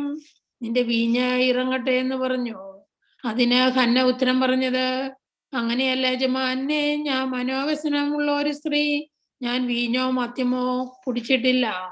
കർത്താവിന്റെ സന്നിധിയിൽ എന്റെ ഹൃദയം പകരുക അത്രേ ചെയ്തത്. അടിയനെ ഒരു നീച സ്ത്രീയായി വിചാരിക്കരുതേ. അടിയൻ സങ്കടത്തിന്റെയും വ്യസനത്തിന്റെയും ആധിക്യം കൊണ്ടാകുന്നു സംസാരിച്ചത്. അതിന് ഏലി, സമാധാനത്തോടെ പോയിക്കൊള്ളുക. ഇസ്രായേലിന്റെ ദൈവത്തോട് നീ കഴിച്ച അപേക്ഷ അവൻ നിനക്ക് നൽകുമാറാകട്ടെ എന്ന് ഉത്തരം പറഞ്ഞു. അടിയന് തൃക്കണ്ണിൽ കൃപ ലഭിക്കുമാറാകട്ടെ എന്ന് പറഞ്ഞു. സ്ത്രീ തന്റെ വഴിക്ക് പോയി. അവളുടെ മുഖം പിന്നെ വാടിയതുമില്ല. അനന്തരം അവർ അതികാലത്ത് എഴുന്നേറ്റ് കർത്താവിന്റെ സന്നിധിയിൽ ആരാധിച്ച ശേഷം റാമയിൽ തങ്ങളുടെ വീട്ടിലേക്ക് പോയി. ഏൽക്കാന തന്റെ ഭാര്യയായ ഹന്നയെ പരിഗ്രഹിച്ചു. കർത്താവ് അവളെ ഓർത്തു. ഹന്ന ഗർഭം ധരിച്ച് ഒരു മകനെ പ്രസവിച്ചു. ഞാൻ അവനെ കർത്താവിനോട് അപേക്ഷിച്ചു വാങ്ങി എന്ന് പറഞ്ഞു.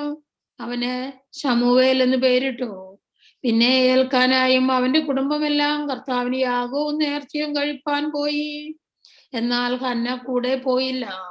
അവൾ ഭർത്താവിനോടും, ശിശുവിന്റെ മുലകുടി മാറട്ടെ, പിന്നെ അവൾ കർത്തൃസന്നിധിയിൽ ചെന്ന് അവിടെ എന്നും പാർക്കേണ്ടതിന് ഞാൻ അവനെയും കൊണ്ടുപോരാ എന്ന് പറഞ്ഞു. അവളുടെ ഭർത്താവായ ഏൽക്കാന അവളോട്, നിന്റെ ഇഷ്ടം പോലെയാകട്ടെ, അവന്റെ മുലകുടി മാറും വരെ താമസിക്ക. കർത്താവ് തന്റെ വചനം നിവർത്തിക്കുമാറാകട്ടെ എന്ന് പറഞ്ഞു. അങ്ങനെ അവൾ വീട്ടിൽ താമസിച്ചു. മുലകുടി മാറും വരെ മകന് മുല കൊടുത്തു. അവന് മുലകുടി മാറിയ ശേഷം അവൾ 3 വയസ്സ് പ്രായമുള്ള ഒരു കാളക്കുട്ടിയും ഒരു പറ മാവും ഒരു തുരുത്തി വീഞ്ഞുമായി അവനെ ശീലോവിൽ കർത്താവിന്റെ ആലയത്തിലേക്ക് കൊണ്ടുചെന്നു. ബാലനോ ചെറുപ്പമായിരുന്നു. അവർ കാളയെ അറുത്തിട്ട് ബാലനെ ഏലിയുടെ അടുക്കൽ കൊണ്ടുചെന്നു. അവൾ അവനോട് പറഞ്ഞത്, യജമാനനാണ് കർത്താവിനോട് പ്രാർത്ഥിച്ചുകൊണ്ട് ഇവിടെ സമീപത്തു നിന്നിരുന്ന സ്ത്രീ ഞാനാകുന്നു. ഈ ബാലന് വേണ്ടി ഞാൻ പ്രാർത്ഥിച്ചു. ഞാൻ കഴിച്ച അപേക്ഷ ദൈവം എനിക്ക് നൽകിയിരിക്കുന്നു. അതുകൊണ്ട് ഞാൻ അവനെ കർത്താവിന് നിവേദിച്ചിരിക്കുന്നു. അവൻ ജീവപര്യന്തം കർത്താവിന് നിവേദിതനായിരിക്കും. അവർ അവിടെ കർത്താവിനെ നമസ്കരിച്ചു. 1 ശമൂവേൽ അധ്യായം 2.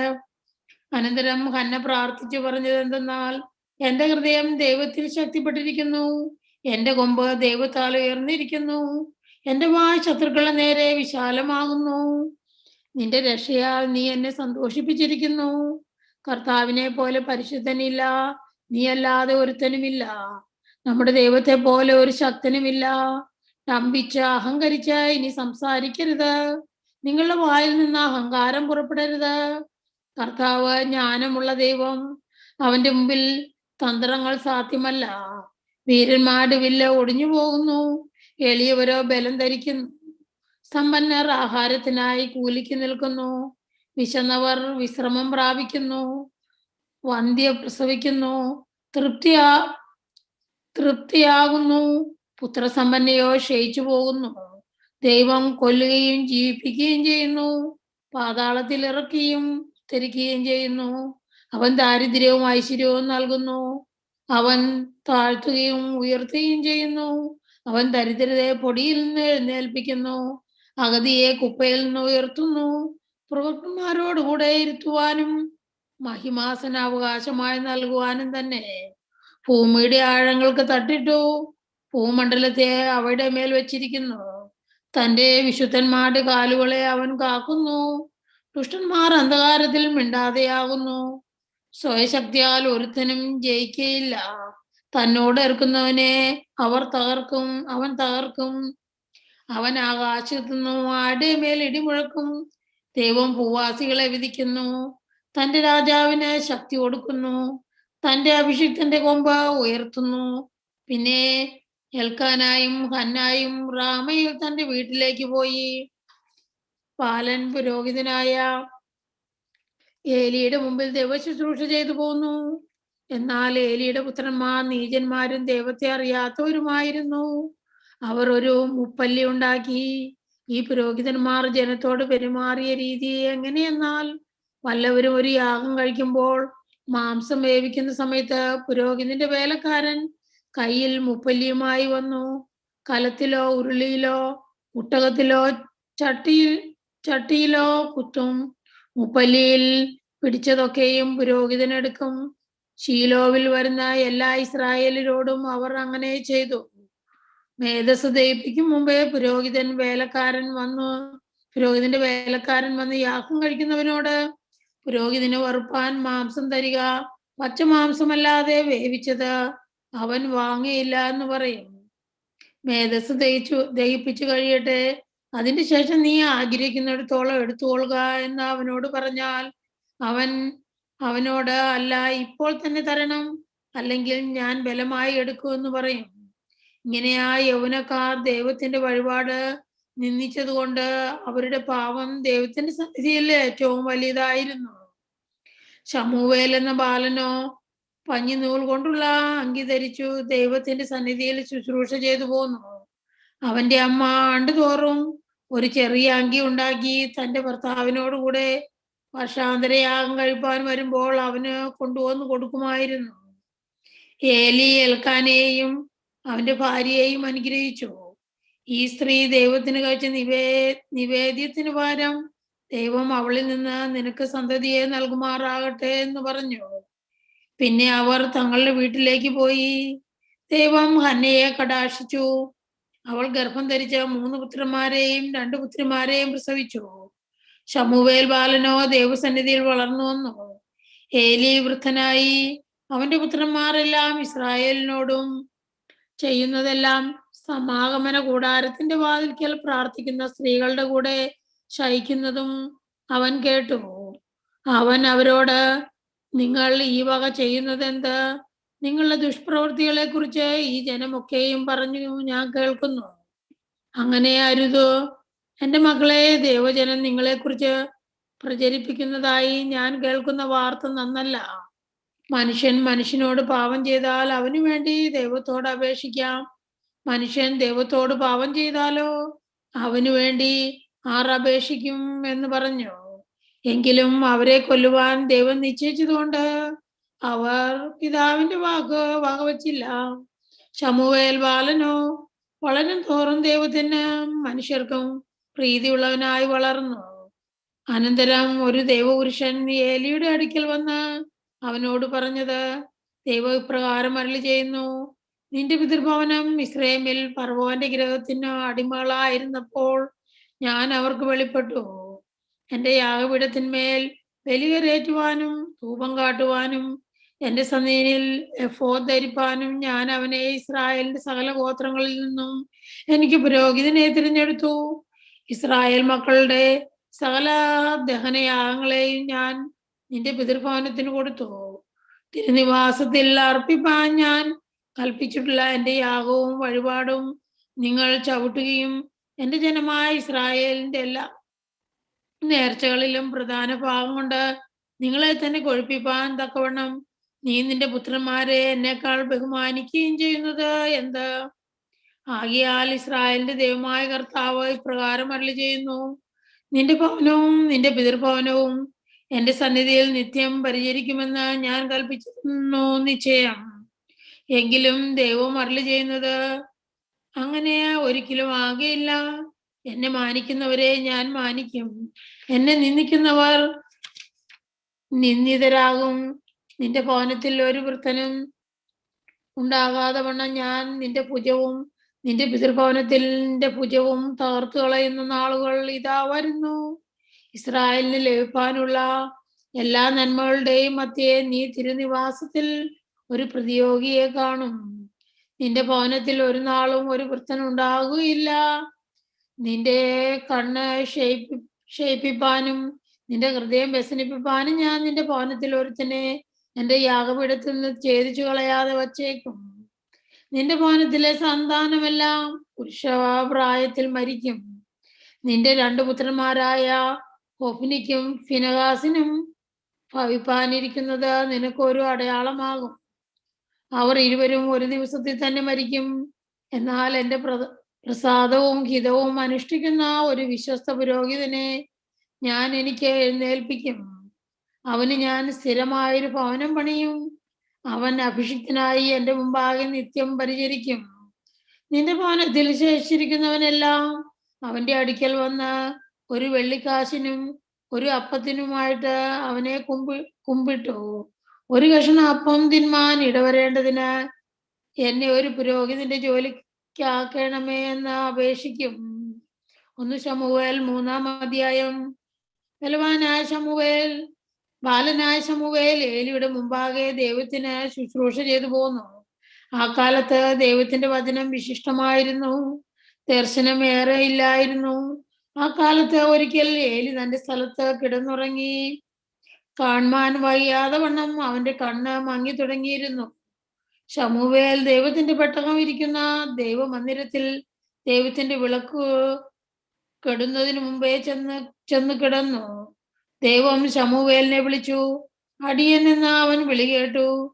ഏലിയുടെ അടുക്കൽ ഓടിച്ചെന്നു, അടിയൻ ഇതാ, എന്നെ വിളിച്ചുവല്ലോ എന്ന് പറഞ്ഞു. ഞാൻ വിളിച്ചില്ല, പോയി കിടന്നുകൊള്ളുക എന്ന് അവൻ പറഞ്ഞു. അവൻ പോയി കിടന്നു. ദൈവം പിന്നെയും ശമൂവേലേ എന്ന് വിളിച്ചു. ശമൂവേൽ എഴുന്നേറ്റ് ഏലിയുടെ അടുക്കൽ ചെന്നു. അടിയൻ ഇതാ, എന്നെ വിളിച്ചുവല്ലോ എന്ന് പറഞ്ഞു. ഞാൻ വിളിച്ചില്ല മകനെ, പോയി കിടന്നുകൊള്ളുക എന്ന് അവൻ പറഞ്ഞു. ശമൂവേൽ അന്നുവരെ ദൈവത്തെ അറിഞ്ഞിരുന്നില്ല. ദൈവവചനം അവന് അന്നുവരെ വെളിപ്പെട്ടിരുന്നില്ല. ദൈവം ശമൂവേലിനെ 3-ാം പ്രാവശ്യം വിളിച്ചു. അവൻ എഴുന്നേറ്റ് ഏലിയുടെ അടുക്കൽ ചെന്നു. അടിയൻ ഇതാ, എന്നെ വിളിച്ചുവല്ലോ എന്ന് പറഞ്ഞു. അപ്പോൾ ദൈവമായിരുന്നു ബാലനെ വിളിച്ചത് എന്ന് ഏലിക്ക് മനസ്സിലായി. ഏലി ശമൂവേലിനോട്, പോയി കിടന്നുകൊള്ളുക, ഇനിയും നിന്നെ വിളിച്ചാൽ ദൈവമേ അരുളി ചെയ്യണമേ, അടിയൻ കേൾക്കുന്നു എന്നു പറഞ്ഞുകൊള്ളണമെന്ന് പറഞ്ഞു. അങ്ങനെ ശമൂവേൽ തന്റെ സ്ഥലത്ത് ചെന്ന് കിടന്നു. അപ്പോൾ ദൈവം വന്നു നിന്നു. മുമ്പത്തെ പോലെ 2 പ്രാവശ്യം ശമൂവേലേ ശമൂവേലേ എന്ന് വിളിച്ചു. അതിന് ശമൂവേൽ അരുളി ചെയ്യണമേ, അടിയൻ കേൾക്കുന്നു എന്ന് പറഞ്ഞു. കർത്താവ് ശമൂവേലിനോട് അരുളി ചെയ്തത്, ഇതാ, ഞാൻ ഇസ്രായേൽ ഒരു കാര്യം ചെയ്യും, അത് കേൾക്കുന്നവന്റെ ചെവി 2 മുഴങ്ങും. ഞാൻ ഏലിയുടെ ഭവനത്തെ കുറിച്ച് അരുളി ചെയ്തതെല്ലാം ഞാൻ അന്ന് അവന്റെ മേൽ ആദ്യന്തം വരുത്തും. അവന്റെ പുത്രന്മാർ ദൈവദൂഷണം പറയുന്ന അകൃത്യം അവൻ അറിഞ്ഞിട്ടും അവരെ ശാസിച്ചമർത്തായക കൊണ്ട് ഞാൻ അവന്റെ ഭവനത്തിന് എന്നേക്ക് ശിക്ഷ വിധിക്കും എന്ന് ഞാൻ അവനോട് കൽപ്പിച്ചിരിക്കുന്നു. ഏലിയുടെ ഭവനത്തിന്റെ അകൃത്യത്തിന് യാഗത്താലും വഴിപാടിനാലും ഒരു നാളും പരിഹാരം വരികയില്ല എന്ന് ഞാൻ ഏലിയുടെ ഭവനത്തോട് സത്യം ചെയ്തിരിക്കുന്നു. പിന്നെ ശമൂവേൽ രാവിലെ വരെ കിടന്നുറങ്ങി. രാവിലെ ദൈവത്തിന്റെ ആലയത്തിന്റെ വാതിലുകൾ തുറന്നു. എന്നാൽ ഈ ദർശനം ഏലിയെ അറിയിപ്പാൻ ശമൂവേൽ ശങ്കിച്ചു. ഏലി ശമൂവേലിനെ വിളിച്ചു. ശമൂവേലെ മകനെ എന്ന് പറഞ്ഞു. അടിയൻ ഇതാ എന്ന് അവൻ പറഞ്ഞു. അപ്പോൾ അവൻ, നിനക്കുണ്ടായ അരുളപ്പാട് എന്ത്? എന്നെ ഒന്നും മറക്കരുതേ. നിന്നോട് അരുളി ചെയ്തത് സകലത്തിൽ ഒരു വാക്കെങ്കിലും മറച്ചാൽ ദൈവം നിന്നോട് തക്കവണ്ണവും അധികവും ചെയ്യട്ടെ എന്ന് പറഞ്ഞു. അങ്ങനെ ശമൂവേൽ സകലവും അവനെ അറിയിച്ചു, ഒന്നും മറച്ചില്ല. എന്നാൽ അവൻ, ദൈവമല്ലോ തന്റെ ഇഷ്ടം പോലെ ചെയ്യട്ടെ എന്ന് പറഞ്ഞു. എന്നാൽ ശമൂവേൽ ദൈവം അവനോടുകൂടെ ഉണ്ട് എന്ന് അറിഞ്ഞു. അവന്റെ വചനങ്ങളിൽ ഒന്നും നിഷ്ഫലമാകുവാൻ ഇടവരുത്തിയില്ല. താൻ മുതൽ ബെർശേബ വരെയുള്ള ഇസ്രായേലൊക്കെയും ശമൂവേൽ ദൈവത്തിന്റെ വിശ്വസ്ത പ്രവാചകൻ എന്ന് ഗ്രഹിച്ചു. ഇങ്ങനെ ദൈവം ശീലോവിൽ വച്ച് ശമൂവേലിന് ദൈവത്തിന്റെ വചനത്താൽ വെളിപ്പെട്ട ശേഷം ദൈവം വീണ്ടും വീണ്ടും ശീലോവിൽ വച്ച് പ്രത്യക്ഷനായി. 1 ശമൂവേൽ അധ്യായം 4. ശമൂവേലിന്റെ വചനമെല്ലാം ഇസ്രായേലിനും വന്നിട്ടു. ഇസ്രായേൽ ഫെലിസ്ത്യരുടെ നേരെ യുദ്ധത്തിന് പുറപ്പെട്ടു. സഹായപാറയുടെ അടുക്കൽ പാളയമിറങ്ങി. ഫെലിസ്ത്യർ അഫേക്കിലും പാളയമിറങ്ങി. ഫെലിസ്ത്യർ ഇസ്രായേലിന്റെ നേരെ അണിനിരന്നു. ഇസ്രായേൽ സൈന്യം ഫെലിസ്ത്യരോട് തോറ്റുപോയി. സൈന്യത്തിൽ ഏകദേശം 4000 പേരെ അവർ യുദ്ധഭൂമിയിൽ വച്ച് സംഹരിച്ചു. സൈന്യം പാളയത്തിൽ വന്നപ്പോൾ ഇസ്രായേൽ മൂപ്പന്മാർ, ഇന്ന് ദൈവം നമ്മെ ഫെലിസ്ത്യരോട് തോൽക്കുമാറാക്കിയതെന്ത്? നാം ശീലോവിൽ നിന്ന് ദൈവത്തിന്റെ നിയമപെട്ടകം നമ്മുടെ അടുക്കൽ വരുത്തുക. അത് നമ്മുടെ ഇടയിൽ വന്നാൽ നമ്മെ നമ്മുടെ ശത്രുക്കളുടെ കയ്യിൽ നിന്നും രക്ഷിക്കുമെന്ന് പറഞ്ഞു. അങ്ങനെ ജനം ശീലോവിലേക്ക് ആളയച്ചു. അവർ കെരൂബുകളുടെ മധ്യേ അധിവസിക്കുന്നവനായ സർവശക്തനായ കർത്താവിന്റെ നിയമപെട്ടകം അവിടെ നിന്ന് കൊണ്ടുവന്നു. ഏലിയുടെ 2 പുത്രന്മാരായ കൊഫ്നിയും ഫിനെഹാസും ദൈവത്തിന്റെ സന്നിധിയിൽ പെട്ടകത്തോടുകൂടെ ഉണ്ടായിരുന്നു. ദൈവത്തിന്റെ നിയമപെട്ടകം പാളയത്തിലെത്തിയപ്പോൾ ഭൂമി ഉലുങ്ങുവണ്ണം ഇസ്രായേലെല്ലാം ഉച്ചത്തിൽ ആർപ്പിട്ടു. ഫെലിസ്ത്യർ ആർപ്പിന്റെ ശബ്ദം കേട്ടിട്ട് എബ്രായരുടെ പാളയത്തിൽ ഈ വലിയ ആർപ്പിന്റെ കാരണം എന്തെന്ന് അന്വേഷിച്ചു. ദൈവത്തിന്റെ പെട്ടകം പാളയത്തിൽ വന്നിരിക്കുന്നു എന്ന് ഗ്രഹിച്ചു. ദൈവം പാളയത്തിൽ വന്നിരിക്കുന്നു എന്ന് ഫെലിസ്ത്യർ പറഞ്ഞു ഭയപ്പെട്ടു. നമുക്ക് അയ്യോ കഷ്ടം! ശക്തിയുള്ള ഈ ദൈവത്തിന്റെ കയ്യിൽ നിന്നു നമ്മെ ആർ രക്ഷിക്കും? ഇസ്രായേലോ ഫെലിസ്ത്യരോ ധൈര്യം കൊണ്ട് പുരുഷത്വം കാണിപ്പാൻ എബ്രായർ നിങ്ങൾക്ക് ദാസന്മാർ ആയിരിക്കുന്നത് പോലെ നിങ്ങൾ അവർക്ക് ആകരുത്. പുരുഷത്വം കാണിച്ച് പൊരുതുവിൻ എന്ന് പറഞ്ഞു. അങ്ങനെ ഫെലിസ്ത്യർ യുദ്ധം തുടങ്ങിയപ്പോൾ ഇസ്രായേൽ തോറ്റു. ഓരോരുത്തൻ താന്താന്റെ വീട്ടിലേക്ക് ഓടി. ഇസ്രായേലിൽ 30,000 കാലാൽ വീണുപോകത്തക്കവണ്ണം ഒരു മഹാസംഹാരമുണ്ടായി. ദൈവത്തിന്റെ പെട്ടകം പിടിക്കപ്പെട്ടു. ഏലിയുടെ 2 പുത്രന്മാരായ കൊഫ്നിയും ഫിനെഹാസും മരിച്ചു. യുദ്ധഭൂമിയിൽ നിന്ന് ഒരു ബെന്യാമിനൻ വസ്ത്രം കീറിയും തലയിൽ പൂഴി വാരിയിട്ടും കൊണ്ട് ഓടി അന്ന് തന്നെ ശീലോവിൽ വന്നു. അവൻ വരുമ്പോൾ ഏലി നോക്കിക്കൊണ്ട് വഴിയരികെ തന്റെ പീഠത്തിന്മേൽ ഇരിക്കുകയായിരുന്നു. ദൈവത്തിന്റെ പെട്ടകത്തെ കുറിച്ച് അവന്റെ ഹൃദയം വ്യാകുലപ്പെട്ടിരുന്നു. ആ മനുഷ്യൻ പട്ടണത്തിൽ എത്തി വസ്തുത പറഞ്ഞപ്പോൾ പട്ടണത്തിലെല്ലാം നിലവിളിയായി. ഏലി നിലവിളി കേട്ടപ്പോൾ ഈ ആരവം എന്തെന്ന് ചോദിച്ചു. ആ മനുഷ്യൻ ബന്ധപ്പെട്ട് വന്ന് ഏലിയോടും അറിയിച്ചു. ഏലിയോ 98 വയസ്സുള്ളവനും കാണുവാൻ വയ്യാതെ വണ്ണം കണ്ണ് മങ്ങിയവനുമായിരുന്നു. ആ മനുഷ്യൻ ഏലിയോട്, ഞാൻ യുദ്ധഭൂമിയിൽ നിന്ന് വന്നവനാവുന്നു, ഇന്ന് തന്നെ ഞാൻ പോർക്കളത്തിൽ നിന്ന് ഓടിപ്പോന്നു എന്ന് പറഞ്ഞു. വാർത്ത എന്താവുന്നു മകനെ എന്ന് അവൻ ചോദിച്ചു. അതിന് ആ ദൂതൻ, ഇസ്രായേൽ ഫെലിസ്ത്യരുടെ മുമ്പിൽ തോറ്റോടി, ജനത്തിൽ ഒരു മഹാസംഹാരമുണ്ടായി. അങ്ങനെ അങ്ങയുടെ 2 പുത്രന്മാരായ കോഫ്നിയും ഫിനെഹാസും മരിച്ചു. ദൈവത്തിന്റെ വെട്ടവും പിടിപ്പെട്ടു പോയി എന്ന് പറഞ്ഞു. അവൻ ദൈവത്തിന്റെ പെട്ടകത്തിന്റെ വസ്തുത പറഞ്ഞപ്പോൾ ഏലി പടിവാതിക്കൽ പീഠത്തിന്മേൽ നിന്ന് പിറകോട്ട് വീണു, കഴുത്തൊടിഞ്ഞ് മരിച്ചു. അവൻ വൃത്തനും സ്ഥൂലിച്ചവനുമായിരുന്നു. അവൻ 40 സംവത്സരം ഇസ്രായേലിന് ന്യായപാലനം ചെയ്തു. അവന്റെ മരുമകൾ ഫിനെഹാസിന്റെ ഭാര്യ പ്രസവിക്കാറായ ഗർഭിണിയായിരുന്നു. ദൈവത്തിന്റെ പെട്ടകം പിടിവിട്ടു പോയതും മാവിയപ്പനും ഭർത്താവും മരിച്ചതും കേട്ടപ്പോൾ അവൾക്ക് പ്രസവവേദന തുടങ്ങി. അവൾ നിലത്ത് വീണ് പ്രസവിച്ചു. അവൾ മരിപ്പാറായപ്പോൾ അരികെ നിന്ന സ്ത്രീകൾ അവളോട്, ഭയപ്പെടേണ്ട, നീ ഒരു മകനെ പ്രസവിച്ചുവല്ലോ എന്ന് പറഞ്ഞു. എന്നാൽ അവൾ ഉത്തരം പറഞ്ഞില്ല, ശ്രദ്ധിച്ചതുമില്ല. ദൈവത്തിന്റെ പെട്ടകം പിടിപെട്ടു പോവുക കൊണ്ടും അമ്മാവിയപ്പനെയും ഭർത്താവിനെയും ഓർത്തിട്ടും മഹത്വം ഇസ്രായേലിൽ നിന്ന് പോയി എന്ന് പറഞ്ഞു. അവൾ കുഞ്ഞിന് ഈഹാബോധ് എന്ന് പേരിട്ടു. ദൈവത്തിന്റെ പെട്ടകം പിടിപെട്ടു പോകുകൊണ്ട് മഹത്വം ഇസ്രായേലിൽ നിന്നും പോയി എന്ന് അവൾ പറഞ്ഞു. 1 ശമൂവേൽ അധ്യായം 5.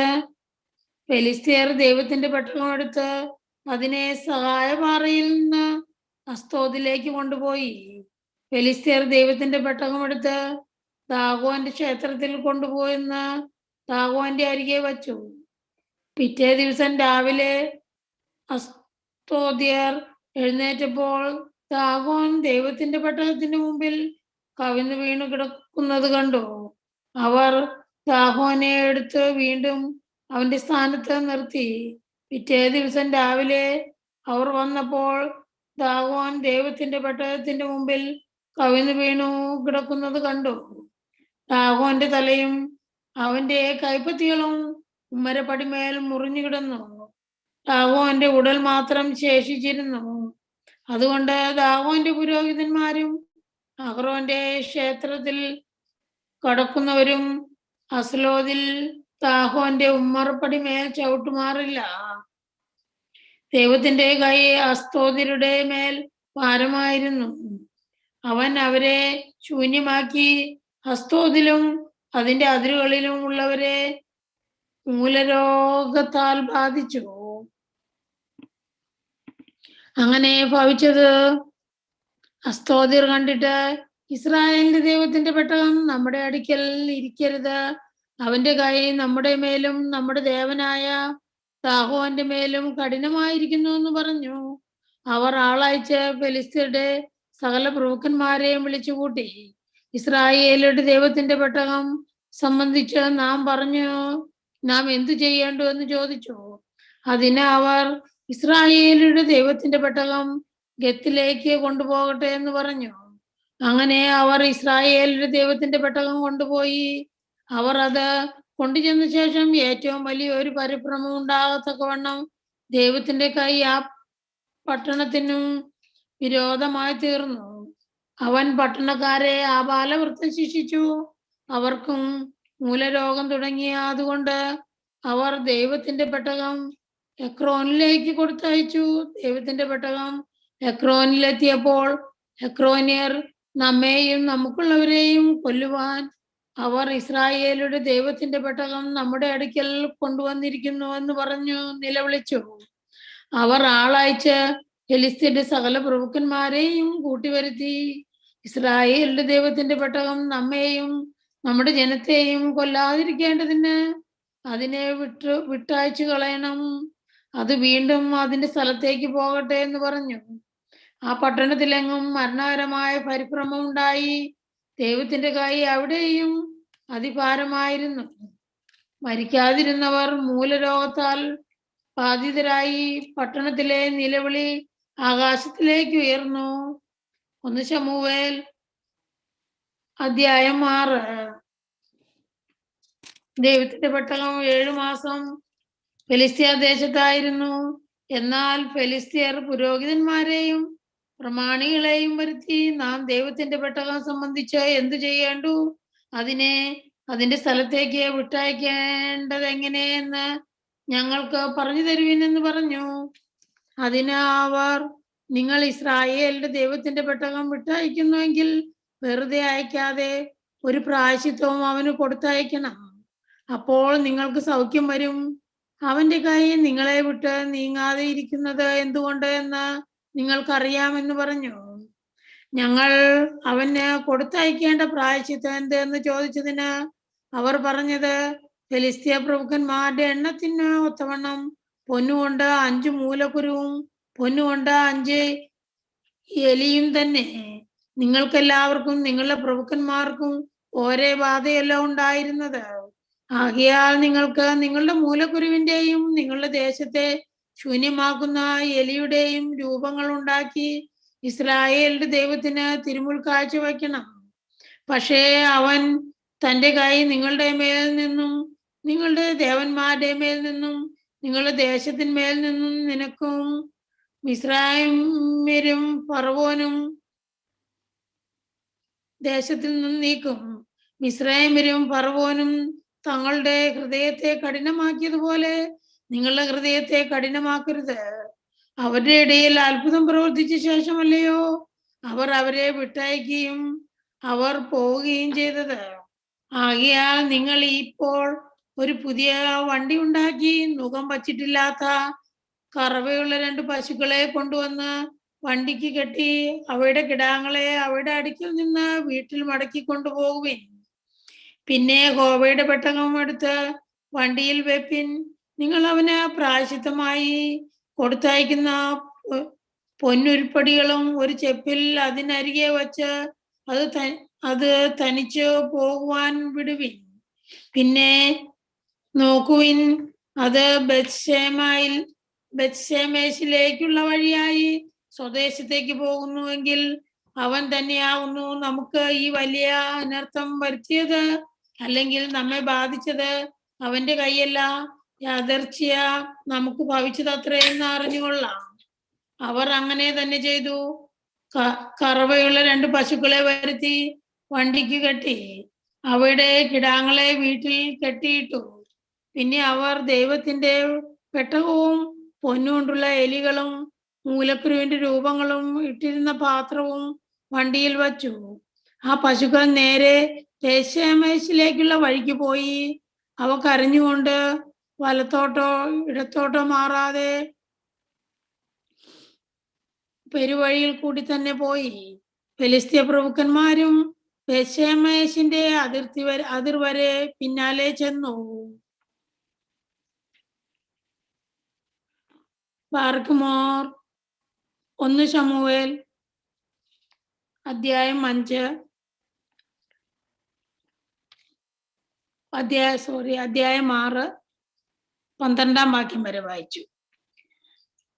Barkumor, 1 Samuel chapter 6 verse 13. Now the men of Beth Shemesh were in the valley to reap the harvest of their wheat. They lifted up their eyes and saw the ark of the Lord, and they rejoiced to greet it. The wagon came to a stop in the field of Joshua of Beth Shemesh, and next to the wagon they set a large stone. They split the wood of the wagon and offered the cows as a whole burnt offering to the Lord. The Levites took up the ark of the Lord, and with it the chest and the gold vessels, and put them on the large stone. And on this day the men of Beth Shemesh offered burnt offerings and made sacrifices to the Lord. So when the 5 lords of the Philistines saw it, they turned on the same day to Askelon. These are the places of the gold emeralds were given as an offering to the Lord. 1 for Ashdod, 1 for Gaza, 1 for Ashkelon, 1 for Gath, and 1 for Ekron. And the gold mines were according to the number of all the cities of the Philistines belonging to the 5 lords. from the cities being fortified as far as the villages of the Perizzites, and as far as the great stone where they placed the ark of the covenant of the Lord in the field of Joshua of Bethshemesh. Now the sons of Jeconiah were not pleased, nor were the people of Bethshemesh, because they looked at the ark of the Lord. The Lord smote 50,070 men from among them. And the Lord mourned, and the people mourned because of the people. The Lord smote such a deadly vow. And the men of Bethshemesh said, who shall be able to come before his holy Lord? And whom shall the ark of the Lord go up from us? So they sent messengers to the inhabitants of Kirjath Jearim, saying, the Philistines have brought back the ark of the Lord, so come down and take it up with you. 1 Samuel chapter 7. Then the men of Kirjath Jearim came and brought up the ark of the covenant of the Lord and brought it into the house of Abinab on the hill. They consecrated Eleazar, his son, to keep the ark of the covenant and the Lord safe. It came to pass that from that very day the ark was in Kirjath Jearim. The days multiplied to become 20 years, and all the house of Israel watched for the Lord. Then Samuel spoke to all the house of Israel, saying, if you return to the Lord with all your hearts, if you put away the foreign gods and the sacred groves from among you, and if you prepare your hearts for the Lord and serve him alone, he will deliver you from the hand of the Philistines. So the sons of Israel removed the Baals and the sacred groves for the Ashtorians and served the Lord alone. And Samuel said, gather all Israel to Mizpah, and I will pray to the Lord for you. So they gathered at Mizpah, drew water, and poured it out upon the earth before the Lord. And they were fasted on that day and said, we sinned against the Lord. And Samuel judged the sons of Israel at Mizpah. When the Philistines heard that the sons of Israel had gathered at Mizpah, the lords of the Philistines marched up against Israel. And when the sons of Israel heard of it, they were afraid before the Philistines. So the sons of Israel came to Samuel, do not cease to cry out to the Lord our God for us, and he will save us from the hand of the Philistines. And Samuel took one suckling lamb and offered it with all the people as a whole burnt offering to the Lord. Then Samuel cried out to the Lord concerning Israel, and the Lord heard him. Now, as Samuel was offering the burnt offering, the Philistines drew near to do battle against Israel. But the Lord thundered with a loud noise against the Philistines that day, so confused them that they were overcome before Israel.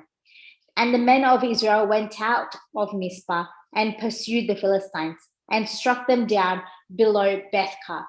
Then Samuel took one stone and set it up between Mizpah and the older one and called it Ebenezer, a stone of help, saying, the Lord helped us here. So the Lord humbled the Philistines, and they no longer came into the territory of Israel. And the hand of the Lord was against the Philistines all the days of Samuel, and the cities which the Philistines took from the children of Israel were returned. They returned them to Israel from Ekron to Gath, and they took the coast of Israel out of the hand of the Philistines. There was peace between Israel and the Amorites, and Samuel judged Israel all the days of his life. He went yearly on a circuit to Bethel, Gilgal, and Mizpah, and he judged Israel in all those holy places. But he always returned to Ramah, for his home was there, and there he judged Israel, and there he built an altar to the Lord. 1 Samuel chapter 8. Now when Samuel was old, he made his sons judge over Israel, and these were the names of his sons. The firstborn was Joel, and the name of his second son Abijah, and they were judges in Beersheba. But his sons did not walk in his ways. They turned aside after dishonest gain, took bribes, and perverted justice. Then all the men of Israel gathered together and came to Samuel at Ramah, and said to him, look, you have become old, and your sons do not walk in your ways. Now establish a king for us to judge us like all the rest of the nations.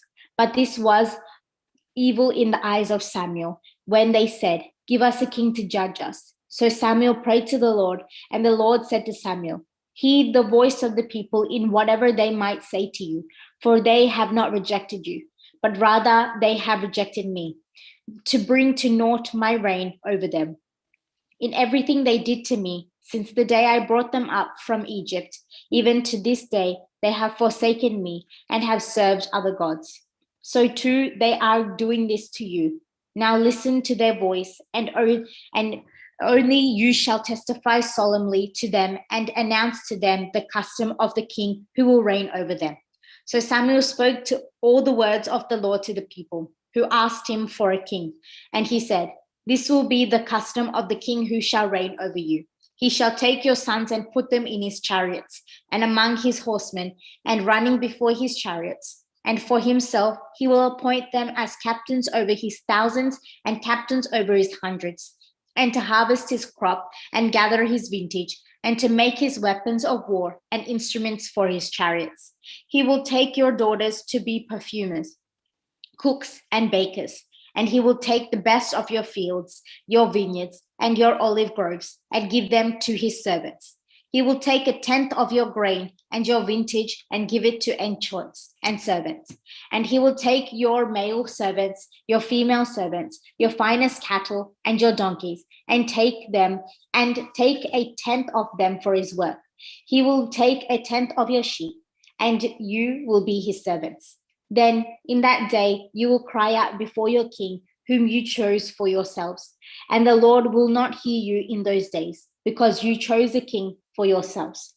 But the people were unwilling to listen to Samuel, and they said to him, "No, rather it is that we want a king to be over us. Then we will be like all other nations, and our king will judge us and go out before us and fight our battles."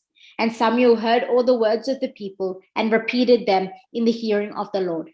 So the Lord said to Samuel, "Heed their voice and make them a king." And Samuel said to the men of Israel, "Let every man go to his city." 1 Samuel chapter 9. There was a man from the sons of Benjamin, whose name were Kish, and the son of Abiel, the son of Sapporah, the son of Bechok, and the son of Aphiah, a Benjamite, a man of power. And he had a tall and handsome son whose name was Saul. There was no more handsome person than he among the children of Israel. He was a head taller than anyone else in the land. Now the donkeys of Kish, Saul's father, were lost. And Kish said to his son, "Saul, take one of the servants with you and arise, go and look for the donkeys." So they passed through the mountain of Ephraim and through the land of Shalisha, but they did not find them. Then they passed through the land of Salem, and they were not there. Then he passed through the land of Benjamites, but they did not find them. When they had come to the land of Sub, Saul said to his servant who was with them, "Come, let us return, or my father will stop worrying about the donkeys and become worried about us." And the servant said to him, "Look now, in the city there is a man of God, and he is an honorable man. All that he says surely comes to pass. So now let us go there. Perhaps he can tell us the way we should go."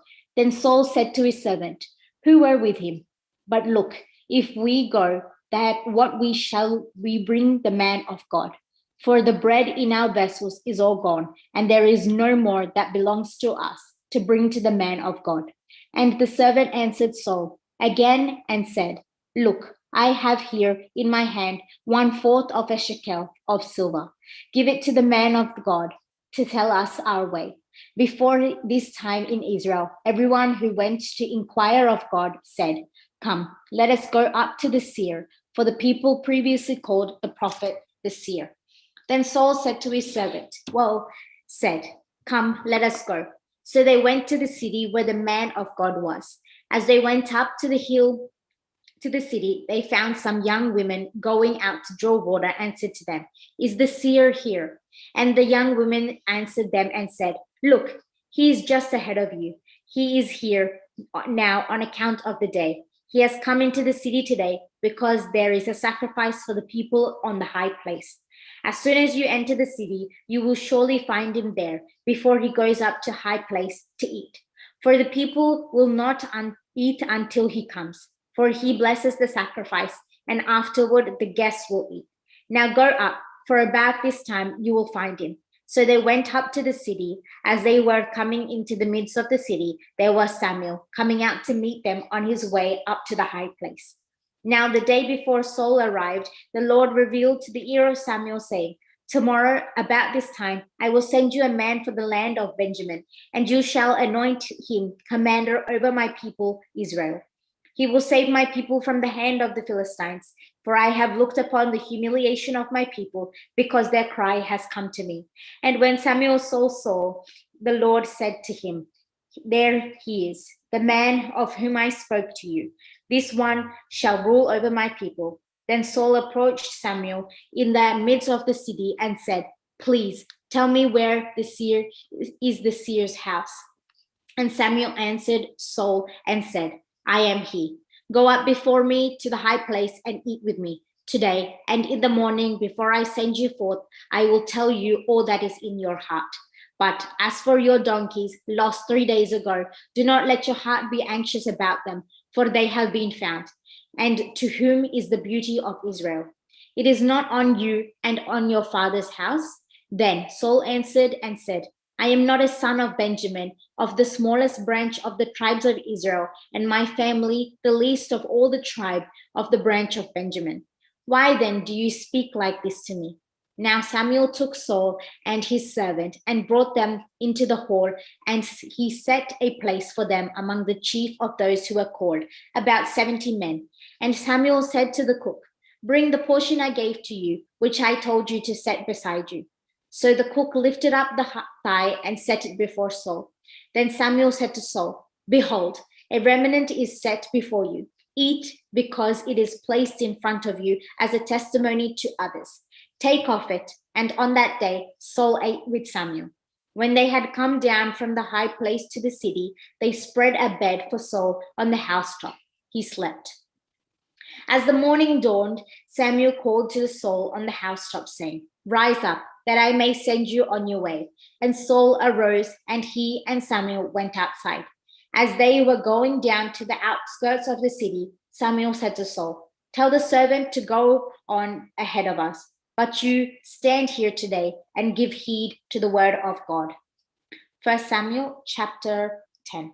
Then Samuel took a vial of olive oil and poured it on his head and kissed him and said to him, has not the Lord anointed you as ruler to his people over Israel? You shall rule among the people of the Lord, and you shall save them from the hand of their enemies round about them. For you, this shall be the sign that the Lord anointed you as a ruler for his inheritance. As you depart from me, today you shall come to find 2 men by Rachel's tomb in the territory of Benjamin, who are jumping out ecstatically, and they will say to you, the donkeys you searched for are found. But take notice, your father stopped worrying about news concerning the donkeys, and is anxious is about you, saying, what shall I do about my son? Then you shall go on from there and come to the oak tree of Tabor. There you will find 3 men going up to God at Bethel, one carrying 3 young goats, one carrying 3 containers of bread, and one carrying a skin of wine. And they will entreat you in peace and give you 2 loaves of bread, which you shall take from their hands. After this, you shall come to the hill of God, which for the Philistines is the high place there. The Philistine Nasib is located there, and when you enter the city, you will meet a band of prophets coming down from the high place with stringed instrument and a tambourine, a flute, and a harp before them. They will be prophesying. The Spirit of the Lord will come upon you, and you shall prophesy with them, and you shall be turned into another man. And when these signs shall come to pass for you, do all the many things your hand finds to do, because God is with you. You shall go down before me to Gilgal, and I will come down to offer burnt sack offerings and peace offerings. You shall wait for 7 days till I come to you and show you what to do.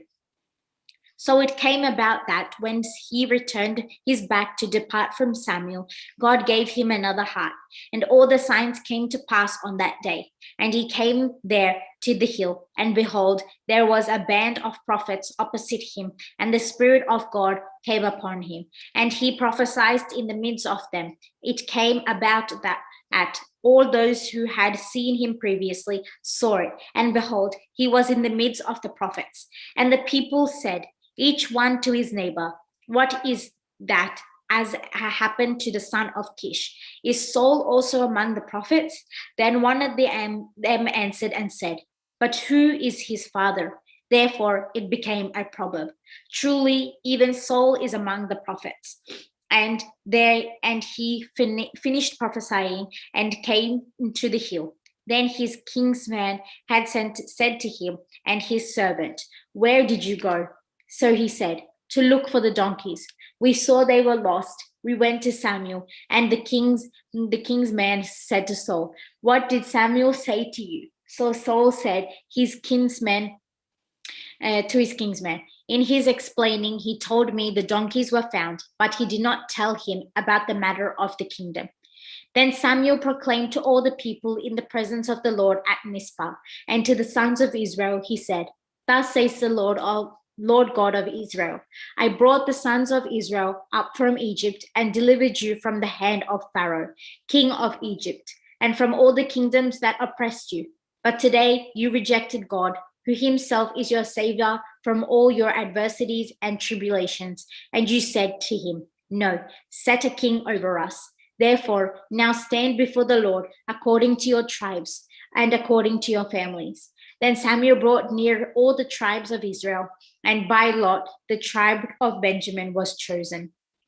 And he brought near the tribe of Benjamin by families, and by lot the family of Matri was chosen. And the men of the family of Matri came near, and by lot Saul, the son of Kish, was chosen. But when Samuel sought to him, he could not be found. So Samuel asked yet again of the Lord, has this man come here yet? And the Lord answered, look, he is there, hidden among the equipment. So they ran and brought him from there. When Saul stood among the people, he was head taller than all the people. Then Samuel said to all the people, do you see him who the Lord has chosen for himself, that there is no one like him among all of you? All of the people recognized and understood and said, long live the king. Then Samuel explained to the people the custom of the king, and he wrote it in a book and placed it before the Lord. And Samuel sent all the people away, and every man went to his place. And Saul also went to home Gibeah, and with Saul the sons of Valor, whose hearts the Lord inspired. But perverse men said, how shall this man save us? So they despised him and brought him no gifts. 1 Samuel chapter 11. It came to be about a month later, Nahash the Ammonite marched up and encamped against Jabesh Gilead, and all the men of Jabesh said to Nahash this Ammonite, make a covenant with us, and we will serve you. As Nahash the Ammonite answered them, I will make a covenant with you on this one condition, that I should put out all your right eyes, and I will lay a reproach upon Israel. Then the men of Jabesh said to him, hold off 7 days for us, so we may send messengers to all the territory of Israel. And if there is no one to save us, we will come out to you. So the messengers came to Saul at Gibeah, and in the hearing of the people, they told the news. And all the people lifted up their voices and wept. And behold, after the early morning, Saul came forth from the field and said, what makes the people weep? So they explained to him in detail the words of the sons of Jabesh. And as Saul heard these words, the Spirit of the Lord came upon him, and his anger was greatly aroused. Then he took 2 oxen and cut them in pieces and sent the territory of Israel by the hands of the messengers, saying, whoever does not follow Saul and Samuel, so shall it be done to his oxen. And the fear of the Lord fell upon the people of Israel, and they cried out as one man. When Saul numbered them in Bezek on the high place, The men of Israel were 600,000, and the men of Judah were 70,000. And they said to the messengers who came, thus you shall say to the men of Jabesh, tomorrow by the time the sun is hot, you shall have deliverance. So the messengers came into the city and reported it to the men of Jabesh, and they were glad. Therefore the men of Jabesh said to Nahash the Ammonite, tomorrow we will come out to you, and you may do with us whatever seems good to you. And it came out on the next day that Saul first divided the people of the army into 3 companies, and then in the morning watched they entered into the midst of the camp and struck the sons of Ammon until the heat of the day. And those who survived scattered, so no 2 men of them were left together. Then the people said to Samuel, who was saying, Saul shall not reign over us. Bring the men so we may put them to death. But Saul said, no one shall be put to death today, for today the Lord has accomplished salvation in Israel. Then Samuel said to the people, let us go to Gilgal and restore the kingdom there. So all the people went to Gilgal, and there Samuel anointed Saul king before the Lord in Gilgal. And there they sacrificed the meat offering and the peace offerings before the Lord, and Samuel rejoiced, as did all Israel exceedingly. 1 Samuel chapter 12. Now Samuel said to all the men of Israel, indeed, I heeded your voice in all the many things you said to me, and I appointed a king to reign for you. Now, behold, the king goes before you, and I may grow old and will rest. And behold, my sons are with you. And behold, I have walked before you from my youth to this day. Behold, here I am. Answer against me before my Lord and before his anointed one. Whose calf I have taken, or whose donkey have I taken? Or whom of you have I oppressed, or whom have I cheated? From whose hand have I taken any bribe, even a sandal? Bear witness against me, and I will pay it back to you. And they said to Samuel, you have not wronged us, or oppressed us, or crushed us, nor taken anything from anyone's hand. Then Samuel said to the people, the Lord is witness among you, and he anointed one. He is witness this day, and you have not found anything in my hand. And they answered, he is a witness. Then Samuel said to the people, it is the Lord who appointed Moses and Aaron as witness. It is the Lord who brought your fathers up from Egypt. Now, therefore, stand still, and I will judge you before the Lord and relate to you all the righteous acts of the Lord did for you and your fathers. Thus, when Jacob and his sons went into Egypt, and Egypt humbled them, and our fathers cried out to the Lord, and the Lord sent Moses and Aaron. He brought your fathers out of Egypt and settled them in this place. And they forgot the Lord their God, and he delivered them over the hands of Sisera, commander of Jabin, king of Hazor, in the hands of the Philistines, and into the hands of the king of Moab, and they waged their war against them. Then they cried out to the Lord and said, we have sinned because we have forsaken the Lord. We serve the Baals and the sacred groves, but now deliver us from the hand of our enemies, and we will serve you.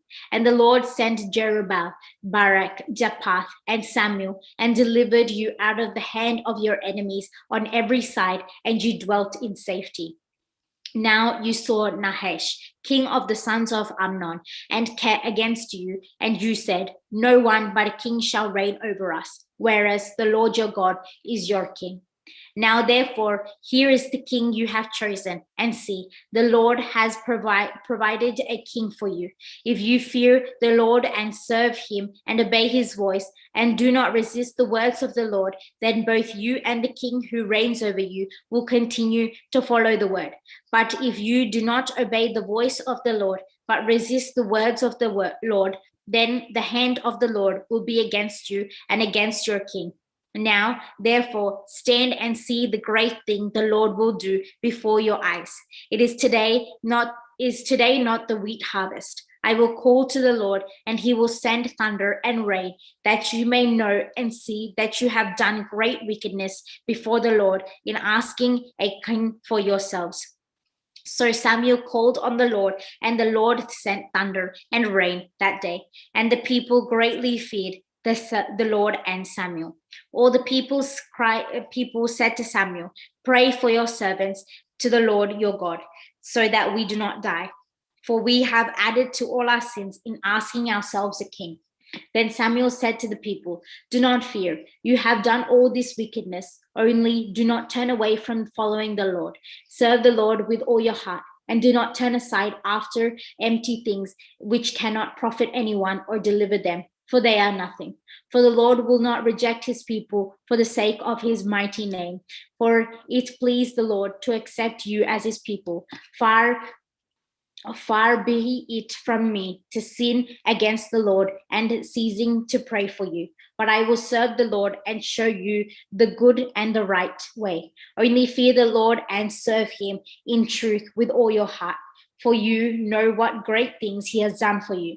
But if you still do wickedly, you shall be joined together in death, both you and your king."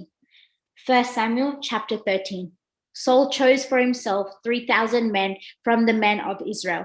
2,000 were with Saul in Mishmash and on the mountain of Bethel, and 1,000 were with Jonathan in Geba of Benjamin. He sent the rest of the people away, each man to his dwelling. And Jonathan smote Nasib the Philistine who dwelt in the hill, and the Philistine heard of it. Then Saul blew the trumpet throughout all the land, saying, "The servants have rejected us." All Israel heard it, said that Saul smote Nasib the Philistine. Now Israel had been put to shame before the Philistines, and the people cried out after Saul at Gilgal. Then the Philistines gathered to fight with Israel. 30,000 chariots and 6,000 horsemen came up against Israel, and as many troops as the sand on the seashore. And they came up and encamped in Michmash, opposite Beth-aven, southward. When the men of Israel saw they were in danger, they did not draw near. Instead, the people hid in caves, in holes, and in rocks, in trenches and in pits. They even crossed the river Jordan into the land of Gad and Gilead. Saul was still in Gilgal, and all the people standing with him were confused. Then Saul waited, and Samuel said, "For 7 days for a testimony." But Samuel did not come to Gilgal, and his people scattered from him. So Saul said, "Bring me a sacrifice so I may offer the whole burnt offering and peace offering." And he offered the whole burnt offering. And it came to pass, when he finished presenting the burnt offering, Samuel came, and Saul went out to meet them, and Samuel might bless them. Then Samuel said, "What have you done?" And Saul said, "When I saw the people scattered from me, and you did not come within the days of the testimony as you arranged, and the Philistines gathered at Mishma, I said, the Philistines will now come down against me at Gilgal, and I have not prayed in the presence of the Lord. Therefore I forced myself, and I offered a burnt offering." And Samuel said to Saul, "You have rendered it in vain, because you do not keep my commandments, which the Lord commanded you.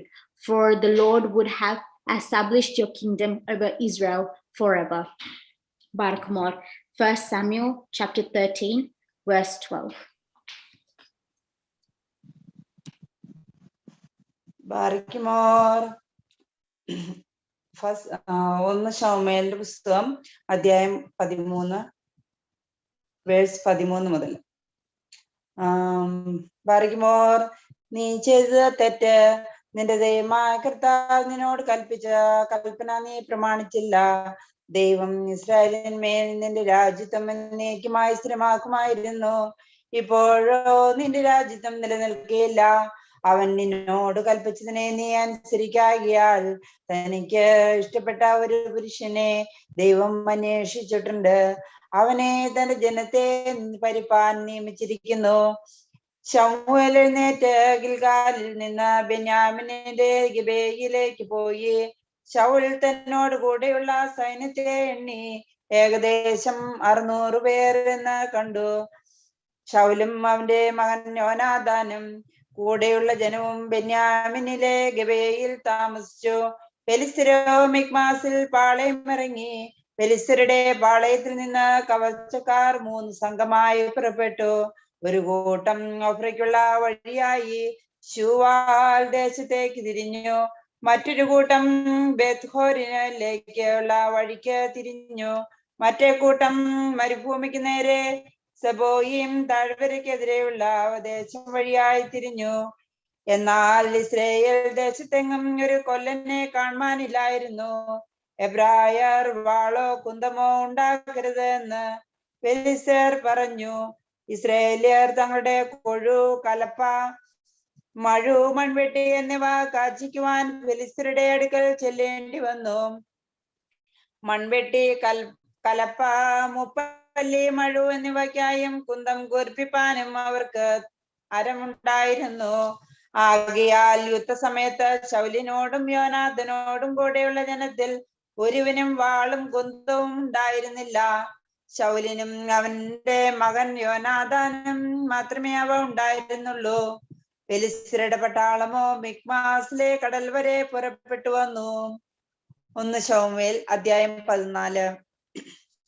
ഒരു ദിവസം ശൗലിന്റെ മകൻ യോനാഥാൻ തന്റെ ആയുധവാഹകനായ യുവാവിനോട്, വരിക, നാം അങ്ങോട്ട് ഫെലിസ്ത്യരുടെ പട്ടാളത്തിന്റെ നേരെ പോകാം എന്ന് പറഞ്ഞു. അവൻ അപ്പനോട് പറഞ്ഞില്ലായിരുന്നു. ശൗൽ റാമായുടെ അതിരിങ്കൽ മിക്രോനിലെ മാതള നാരകത്തിൻ കീഴിലിരിക്കുകയായിരുന്നു. അവനോടുകൂടെ ഉണ്ടായിരുന്ന സൈന്യം ഏകദേശം 600 പേർ. ശീലോവിൽ കർത്തൃ പുരോഹിതനായ ഏലിയുടെ മകനായ ഫീനെഹാസിന്റെ മകനായ ഈഹാബോദിന്റെ സഹോദരനായ അഹീദൂബിന്റെ മകൻ അഹിയായിരുന്നു അന്ന് ഏഫോദ് ധരിച്ചിരുന്നത്. യോനാഥാൻ പോയത് ജനം അറിഞ്ഞില്ല. യോനാഥാൻ ഫെലിസ്ത്യരുടെ പട്ടാളത്തിന്റെ നേരെ പോയ വഴിയിൽ ഇപ്പുറവും അപ്പുറവും കടുംതൂക്കമായ ഓരോ പാറയുണ്ടായിരുന്നു. ഒന്നിന് ബോസേസ് എന്നും മറ്റേതിന് സേന എന്നും പേർ. ഒന്ന് വടക്ക് വശം മിക്മാസിന് നേരെയും മറ്റേത് തെക്ക് വശം ഗിബിയയ്ക്ക് നേരെയും നിന്നിരുന്നു. യോനാഥാൻ തന്റെ ആയുധവാഹകനായ ബാലിക്കാരനോട്, വരിക, നമുക്ക് ഈ അഗ്രചർമ്മികളുടെ പട്ടാളത്തിന്റെ നേരെ ചെല്ലാം. ദൈവം നമുക്ക് വേണ്ടി പ്രവർത്തിച്ചേക്കും. അധികം കൊണ്ടോ അല്പം കൊണ്ടോ രക്ഷിപ്പാൻ ദൈവത്തിന് പ്രയാസമില്ലല്ലോ എന്ന് പറഞ്ഞു. ആയുധവാഹകൻ അവനോട്, നിന്റെ ഇഷ്ടം പോലെ ചെയ്യുക, നടന്നുകൊള്ളുക, നിന്റെ ഇഷ്ടം പോലെ ഞാൻ നിന്നോട് കൂടെയുണ്ട് എന്ന് പറഞ്ഞു. അതിന് യോനാഥാൻ പറഞ്ഞത്, നാം അവരുടെ നേരെ ചെന്ന് അവർക്ക് നമ്മെ തന്നെ കാണിക്കാം. ഞങ്ങൾ നിങ്ങളുടെ അടുക്കൽ വരുവോളം നിൽപ്പിൻ എന്ന് അവർ പറഞ്ഞാൽ നാം അവരുടെ അടുക്കൽ കയറിപ്പോകാതെ നിന്നെടുത്ത് തന്നെ നിൽക്കണം. ഇങ്ങോട്ട് കയറി വരുവിൻ എന്ന് പറഞ്ഞാലോ നമുക്ക് കയറി ചെല്ലാം. ദൈവം അവരെ നമ്മുടെ കയ്യിൽ ഏൽപ്പിച്ചിരിക്കുന്നു എന്നതിന് ഇത് നമുക്ക് അടയാളമായിരിക്കും. ഇങ്ങനെ അവർ ഇരുവരും ഫെലിസ്ത്യരുടെ പട്ടാളത്തിന് തങ്ങളെ തന്നെ കാണിച്ചപ്പോൾ, ഇതാ എബ്രായർ ഒളിച്ചിരുന്ന കുഴികളിൽ നിന്ന് പുറത്തു വരുന്നുവെന്ന് ഫെലിസ്ത്യർ പറഞ്ഞു. പട്ടാളക്കാർ യോനാഥനോടും അവന്റെ ആയുധവാഹകനോടും, ഇങ്ങോട്ട് കയറി വരുവീൻ, ഞങ്ങൾ ഒന്ന് കാണിച്ചു തരാമെന്ന് പറഞ്ഞു. അപ്പോൾ യോനാഥൻ തന്റെ ആയുധവാഹകനോട്, എന്റെ പിന്നാലെ കയറി വരിക, ദൈവം അവരെ ഇസ്രായേലിന്റെ കയ്യിൽ ഏൽപ്പിച്ചിരിക്കുന്നുവെന്ന് പറഞ്ഞു. അങ്ങനെ യോനാഥാനും അവന്റെ പിന്നാലെ ആയുധവാഹകനും തത്തിപ്പിടിച്ച് കയറി. അവർ യോനാഥന്റെ മുമ്പിൽ വീണു. ആയുധവാഹകൻ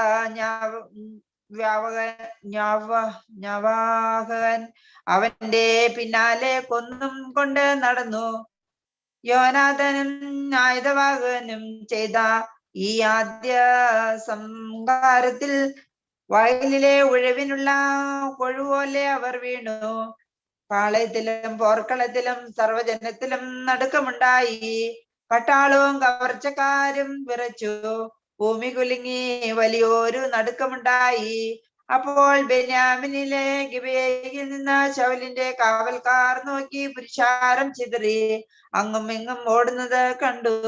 ശൗൽ കൂടെയുള്ള ജനത്തോട് എണ്ണി നോക്കി, നമ്മിൽ നിന്ന് പോയവർ ആരെന്നറിവിനെന്ന് കൽപ്പിച്ചു. അവർ എണ്ണി നോക്കിയപ്പോൾ യോനാഥാനും അവന്റെ ആയുധവാഹകനും ഇല്ലായിരുന്നു. ശൗൽ ആഹിയായോട് ദൈവത്തിന്റെ പെട്ടകം ഇവിടെ കൊണ്ടുവരിക എന്ന് പറഞ്ഞു. ദൈവത്തിന്റെ പെട്ടകം ആ കാലത്ത് ഇസ്രായേൽ മക്കളുടെ അടുക്കൽ ഉണ്ടായിരുന്നു. ശൗൽ പുരോഹിതനോട് സംസാരിച്ചു കൊണ്ടിരിക്കുമ്പോൾ ഫെലിസ്ത്യരുടെ പാളയത്തിലെ കലാപം മേൽക്കുമേൽ വർദ്ധിച്ചു വന്നു. അപ്പോൾ ശൗൽ പുരോഹിതനോട് നിന്റെ കൈ വലിക്ക എന്ന് പറഞ്ഞു. ശൗലും കൂടിയുള്ള ജനമെല്ലാം ഒന്നിച്ചുകൂടി യുദ്ധത്തിന് ചെന്നു. അവിടെ അവർ അന്യോന്യം വെട്ടി വലിയ തകർച്ചയാക്കിയത് കണ്ടു. മുമ്പേ ഫെലിസ്ത്യരോട് ചേർന്നു ചുറ്റുമുള്ള ദേശത്ത് നിന്ന് അവരോടുകൂടെ പാളയത്തിൽ വന്നിരുന്ന എബ്രായരും ശൗലിനോടും യോനാഥനോടും കൂടെ ഉണ്ടായിരുന്ന ഇസ്രായേലരുടെ പക്ഷം തിരിഞ്ഞു. അങ്ങനെ തന്നെ എബ്രേം മലനാട്ടിൽ ഒളിച്ചിരുന്ന ഇസ്രായേലിയർ എല്ലാം ഫെലിസ്ത്യർ തോറ്റോടി എന്ന് കേട്ടയുടനെ അവരുടെ സൈന്യത്തിൽ ചേർന്നു അവരെ പിന്തുടർന്നു. അങ്ങനെ ദൈവം വന്ന് ഇസ്രായേലിനെ രക്ഷിച്ചു. സൈന്യം ബേത്ആവേൻ വരെ വ്യാപിച്ചു. സന്ധ്യയ്ക്ക് മുമ്പും ഞാൻ എന്റെ ശത്രുക്കളോട് പ്രതികാരം ചെയ്യുവോളവും ആഹാരം കഴിക്കുന്നവൻ ശപിക്കപ്പെട്ടവൻ എന്ന് ശൗൽ പറഞ്ഞു. ജനത്തിൽ ഒരുവനും ആഹാരം കഴിച്ചില്ല. ജനമൊക്കെയും ഒരു കാട്ടുപ്രദേശത്ത് എത്തി. അവിടെ നിലത്ത് തേനുണ്ടായിരുന്നു. ജനം കാട്ടിൽ കടന്നപ്പോൾ തേൻ ഇട്ടിട്ട് വീഴുന്നത് കണ്ടു. എങ്കിലും സത്യത്തെ ഭയപ്പെട്ടു ആരും തന്റെ കൈവായിലേക്ക് കൊണ്ടുപോയില്ല.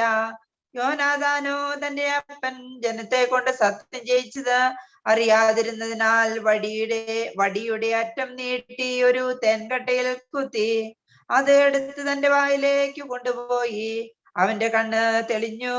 അപ്പോൾ ജനത്തിൽ ഒരുവൻ ഇന്ന് യാതൊരു ആഹാരമെങ്കിലും കഴിക്കുന്നവൻ ശപിക്കപ്പെട്ടവനെന്ന് പറഞ്ഞ് നിന്റെ പിതാവ് ജനത്തെ കൊണ്ട് സത്യം ചെയ്യിച്ചിട്ടുണ്ട്. ജനം ക്ഷീണിച്ചുമിരിക്കുന്നു എന്ന് പറഞ്ഞു. അതിന് യോനാഥാൻ എന്റെ പിതാവ് ദേശത്തെ ദുരിതത്തിലാക്കി. ഞാൻ ഈ തേൻ ഒരൽപ്പം ആസ്വദിക്കൊണ്ട് എന്റെ കണ്ണ് തെളിഞ്ഞത് കണ്ടില്ലയോ? ജനത്തിന് കണ്ടുകിട്ടിയ ശത്രുക്കളുടെ കൊള്ളയിൽ നിന്ന് അവരെടുത്ത് ഇന്ന് വേണ്ടുവോളം ഭക്ഷിച്ചിരുന്നുവെങ്കിൽ എത്ര നന്നായിരുന്നു. എന്നാൽ ഇപ്പോൾ ഫെലിസ്ത്യരുടെ പരാജയം അത്ര വലുതായില്ലല്ലോ എന്ന് പറഞ്ഞു. അവർ അന്ന് മിക്മാസ് തുടങ്ങിയ അയ്യാലോൻ വരെ ഫെലിസ്ത്യരെ സംഹരിച്ചു. ജനം ഏറ്റവും തളർന്നുപോയി. ആകയാൽ ജനം കൊള്ളയ്ക്ക് ഓടിച്ചെന്ന് ആടുകളെയും കാളകളെയും കിടാക്കളെയും പിടിച്ച് നിരത്ത് വെച്ച് അറുത്ത് രക്തത്തോടെ കൂടെ തിന്നു. ജനം രക്തത്തോടെ തിന്നുന്നതിനാൽ ദൈവത്തോട് പാപം ചെയ്യുന്നു എന്ന് ശൗലിന് അറിവ് കിട്ടിയപ്പോൾ അവൻ നിങ്ങൾ ഇന്ന് ദ്രോഹം ചെയ്യുന്നു. ഒരു വലിയ കല്ല് എന്റെ അടുക്കൽ ഉരുട്ടിക്കൊണ്ടുവരുവിനെന്ന് പറഞ്ഞു. പിന്നെയും ശൗൽ നിങ്ങൾ ജനത്തിന്റെ ഇടയിൽ എല്ലായിടവും ചെന്നവരോട് ഓരോരുത്തൻ താന്റെ കാളയെയും ആടിനെയും എന്റെ അടുക്കൽ കൊണ്ടുവരുന്ന ഇവിടെ വെച്ചറുത്ത് തിന്നുകൊള്ളുവേൻ. രക്തത്തോട് തിന്നുന്നതിനാൽ ദൈവത്തോട് പാപം ചെയ്യരുത് എന്ന് പറയുവേൻ എന്ന് കൽപ്പിച്ചു. അങ്ങനെ ജനമെല്ലാം കാളകളെ അന്ന് രാത്രി കൊണ്ട് അവിടെ വെച്ച് അറുത്തു. ശൗൽ കർത്താവിന് ഒരു യാഗപീഠം പണിതു. അനന്തരം ശൗൽ നാം രാത്രിയിൽ തന്നെ ഫെലിസ്ത്യരെ പിന്തുടർന്നു പുലരുവോളം അവരെ കൊള്ളയിടുക, അവരിൽ ഒരുവനെയും ശേഷിപ്പിക്കരുത് എന്ന് കൽപ്പിച്ചു. നിനക്ക് ബോധിച്ചതുപോലെയെല്ലാം ചെയ്തു കൊള്ളാം എന്ന് അവർ പറഞ്ഞു. അങ്ങനെ ശൗൽ ദൈവത്തോട് ഞാൻ ഫെലിസ്ത്യരെ പിന്തുടരണമോ? നീ അവരെ ഇസ്രായേലിന്റെ കയ്യിൽ ഏൽപ്പിക്കുമോ എന്ന് അരുളപ്പാട് ചോദിച്ചു. എന്നാൽ അന്ന് അവന് അരുളപ്പാട് ലഭിച്ചില്ല. അപ്പോൾ ശൗൽ ജനത്തിന്റെ പ്രധാനികൾ മുഴുവൻ ഇവിടെ അടുത്തു വരട്ടെ, ഇന്ന് പാപം സംഭവിച്ചത് ഏത് കാര്യത്തിലെന്ന് അന്വേഷിച്ചറിവേൻ. ഇസ്രായേലിനെ രക്ഷിക്കുന്ന കർത്താവാണ് അത് എന്റെ മകൻ യോനാഥാനിൽ തന്നെ ആയിരുന്നാലും അവൻ മരിക്കണം നിശ്ചയം എന്ന് പറഞ്ഞു. എന്നാൽ അവനോട് ഉത്തരം പറവാൻ സർവജനത്തിലും ഒരുത്തിനും ധൈര്യപ്പെട്ടില്ല. അവൻ എല്ലാ ഇസ്രായേലിനോടും നിങ്ങൾ ഒരു ഭാഗത്ത് നിൽപ്പേൻ, ഞാനും എന്റെ മകനായ യോനാഥനും മറുഭാഗത്ത് നിൽക്കാം എന്ന് പറഞ്ഞു. നിന്റെ ഇഷ്ടം പോലെ ആകട്ടെ എന്ന് ജനം ശൗലിനോട് പറഞ്ഞു. അങ്ങനെ ശൗൽ ഇസ്രായേലിന്റെ ദൈവമായ കർത്താവിനോട് സത്യം വെളിപ്പെടുത്തി തരണമേ എന്ന് പറഞ്ഞു. അപ്പോൾ ശൗലിനും യോനാഥനും ചീട്ടുവീണു, ജനം ഒഴിഞ്ഞുപോയി. പിന്നെ ശൗൽ എനിക്കും എന്റെ മകനായ യോനാഥനും ചീട്ടിടുവിൻ എന്ന് പറഞ്ഞു. ചീട്ട് യോനാഥാന് വീണു. ശൗൽ യോനാഥനോട്, നീ എന്ത് ചെയ്തു എന്നോട് പറയുക എന്ന് പറഞ്ഞു. യോനാഥാൻ അവനോട്, ഞാൻ എന്റെ വടിയുടെ അറ്റം കൊണ്ട് അല്പം തേൻ ആസ്വദിച്ചതേ ഉള്ളൂ, അതുകൊണ്ട് ഇതാ ഞാൻ മരിക്കേണ്ടി വന്നിരിക്കുന്നു എന്ന് പറഞ്ഞു. അതിന് ശൗൽ, ദൈവം എന്നോട് തക്കവണ്ണവും അധികവും ചെയ്യട്ടെ, യോനാഥാനെ നീ മരിക്കണം എന്ന് ഉത്തരം പറഞ്ഞു. എന്നാൽ ജനം ശൗലിനോട്, ഇസ്രയേലിൽ ഈ മഹാരക്ഷ പ്രവർത്തിച്ചിരിക്കുന്ന യോനാഥാൻ മരിക്കണമോ? ഒരിക്കലും അരുത്. കർത്താവാണേ, അവന്റെ തലയിലെ ഒരു രോമവും നിലത്ത് വീഴുകയില്ല. അവൻ ഇന്ന് ദൈവത്തോടു കൂടിയല്ലോ പ്രവർത്തിച്ചിരിക്കുന്നത് എന്ന് പറഞ്ഞു. അങ്ങനെ ജനം യോനാഥാനെ വീണ്ടെടുത്തു.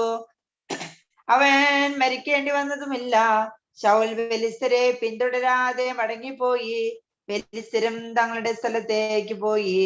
ശൗൽ ഇസ്രായേലിൻ രാജ്യത്വമേറ്റ ശേഷം മോവാബ്യർ, അമ്മോന്യർ, ഏദോമ്യർ, സോബ രാജാക്കന്മാർ, ഫെലിസ്ത്യർ എന്നിങ്ങനെ ചുറ്റുമുള്ള സകല ജാതികളോടും യുദ്ധം ചെയ്തു. അവൻ ചെന്നിടത്തെല്ലാം ജയം പ്രാപിച്ചു. അവൻ ശക്തിയോടെ അമാലേക്കിനെ ജയിച്ചു. ഇസ്രായേലിന്റെ കവർച്ചക്കാരുടെ കയ്യിൽ നിന്ന് വിടുവിക്കുകയും ചെയ്തു. ശൗലിന്റെ പുത്രന്മാർ യോനാഥാൻ, ഇശി, മൽക്കീശുവ എന്നിവരായിരുന്നു. അവന്റെ രണ്ടു പുത്രിമാർക്കോ മൂത്തവൾക്ക് മേരബ് എന്നും ഇളയവൾക്ക് മീകൾ, മിൽമീൽ എന്നും പേരായിരുന്നു. ശൗലിന്റെ ഭാര്യയ്ക്ക് അഹീനോവം എന്നു പേർ. അവൾ അഹീമാസിന്റെ മകൾ. അവന്റെ സേനാപതി അബ്നേർ. അവൻ ശൗലിന്റെ ഇളയപ്പനായ നേരിന്റെ മകനായിരുന്നു. ശൗലിന്റെ പിതാവായ കീശും അബ്നേരിന്റെ പിതാവായ നേരും അബിയേലിന്റെ മക്കളായിരുന്നു. ശൗലിന്റെ കാലത്തെല്ലാം ഫെലിസ്ത്യരോട് കഠിനയുദ്ധമുണ്ടായിരുന്നു. എന്നാൽ ശൗൽ യാതൊരു വീരനെയോ ശൂരനെയോ കണ്ടാൽ അവനെ തന്നോട് ചേർത്തുകൊള്ളുമായിരുന്നു. 1 ശമൂവേലിന്റെ പുസ്തകം അധ്യായം 15. അനന്തരം ശമൂവേൽ ശൗലിനോട് പറഞ്ഞു, ദൈവം നിന്നെ തന്റെ ജനമായ ഇസ്രായേലിന് രാജാവായി അഭിഷേകം ചെയ്യുവാൻ എന്നെ നിയോഗിച്ചു. അതുകൊണ്ട് ഇപ്പോൾ ദൈവവചനങ്ങളെ കേൾക്കുക. ബലവാനായ ദൈവം ഇപ്രകാരം അരുളി ചെയ്യുന്നു, ഇസ്രായേൽ മിസ്രയീമിൽ നിന്ന് വരുമ്പോൾ വഴിയിൽ വെച്ച അമാലേക്ക് അവരെ ആക്രമിച്ച് അവരോട് ചെയ്തതിനെ ഞാൻ ഓർത്തിരിക്കുന്നു. ആകയാൽ നീ ചെന്ന് അമാലേക്കരെ തോൽപ്പിച്ച് അവർക്കുള്ളതെല്ലാം നിർമൂലമാക്കുക. അവരോട് കനിവ് തോന്നരുത്.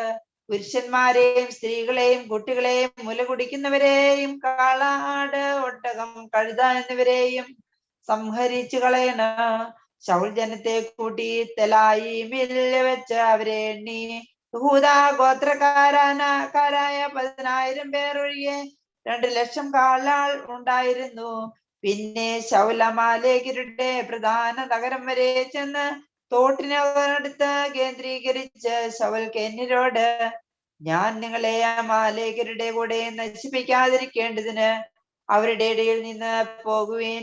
ഇസ്രായേൽ മക്കൾ മിസ്രയീമിൽ നിന്ന് വന്നപ്പോൾ നിങ്ങൾ അവർക്ക് ദയ ചെയ്തുവല്ലോ എന്ന് പറഞ്ഞു. അങ്ങനെ കേന്യർ അമാലേക്കരുടെ ഇടയിൽ നിന്ന് മാറിപ്പോയി. പിന്നെ ശൗൽ ഹവീല മുതൽ മിസ്രയീമിന് കിഴക്കുള്ള ശൂർ വരെ അമാലേക്കരെ സംഹരിച്ചു. അമാലേക്കരുടെ രാജാവായ അഹാഗിനെ ജീവനോടെ പിടിച്ചു. ജനങ്ങളെല്ലാം വാളിന്റെ വായ്ത്തലയാൽ നിർമൂലമാക്കി. ശൗലും ജനവും അഹാഗിനെയും മാട്, തടിച്ച മൃഗം എന്നിവയിൽ വിശിഷ്ടമായവയെയും കുഞ്ഞാടുകളെയും ഉത്തമമായവയെല്ലാം നിർമൂലമാക്കുവാൻ മനസ്സില്ലാതെ ജീവനോടെ സൂക്ഷിച്ചു. ഹീനവും നിസാരവുമായതെല്ലാം അവർ നിർമൂലമാക്കി.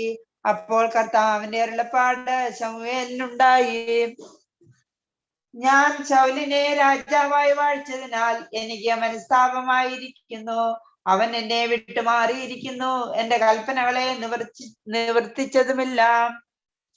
ഇതിങ്കൽ ശമൂവേലിന് വ്യസനമായി.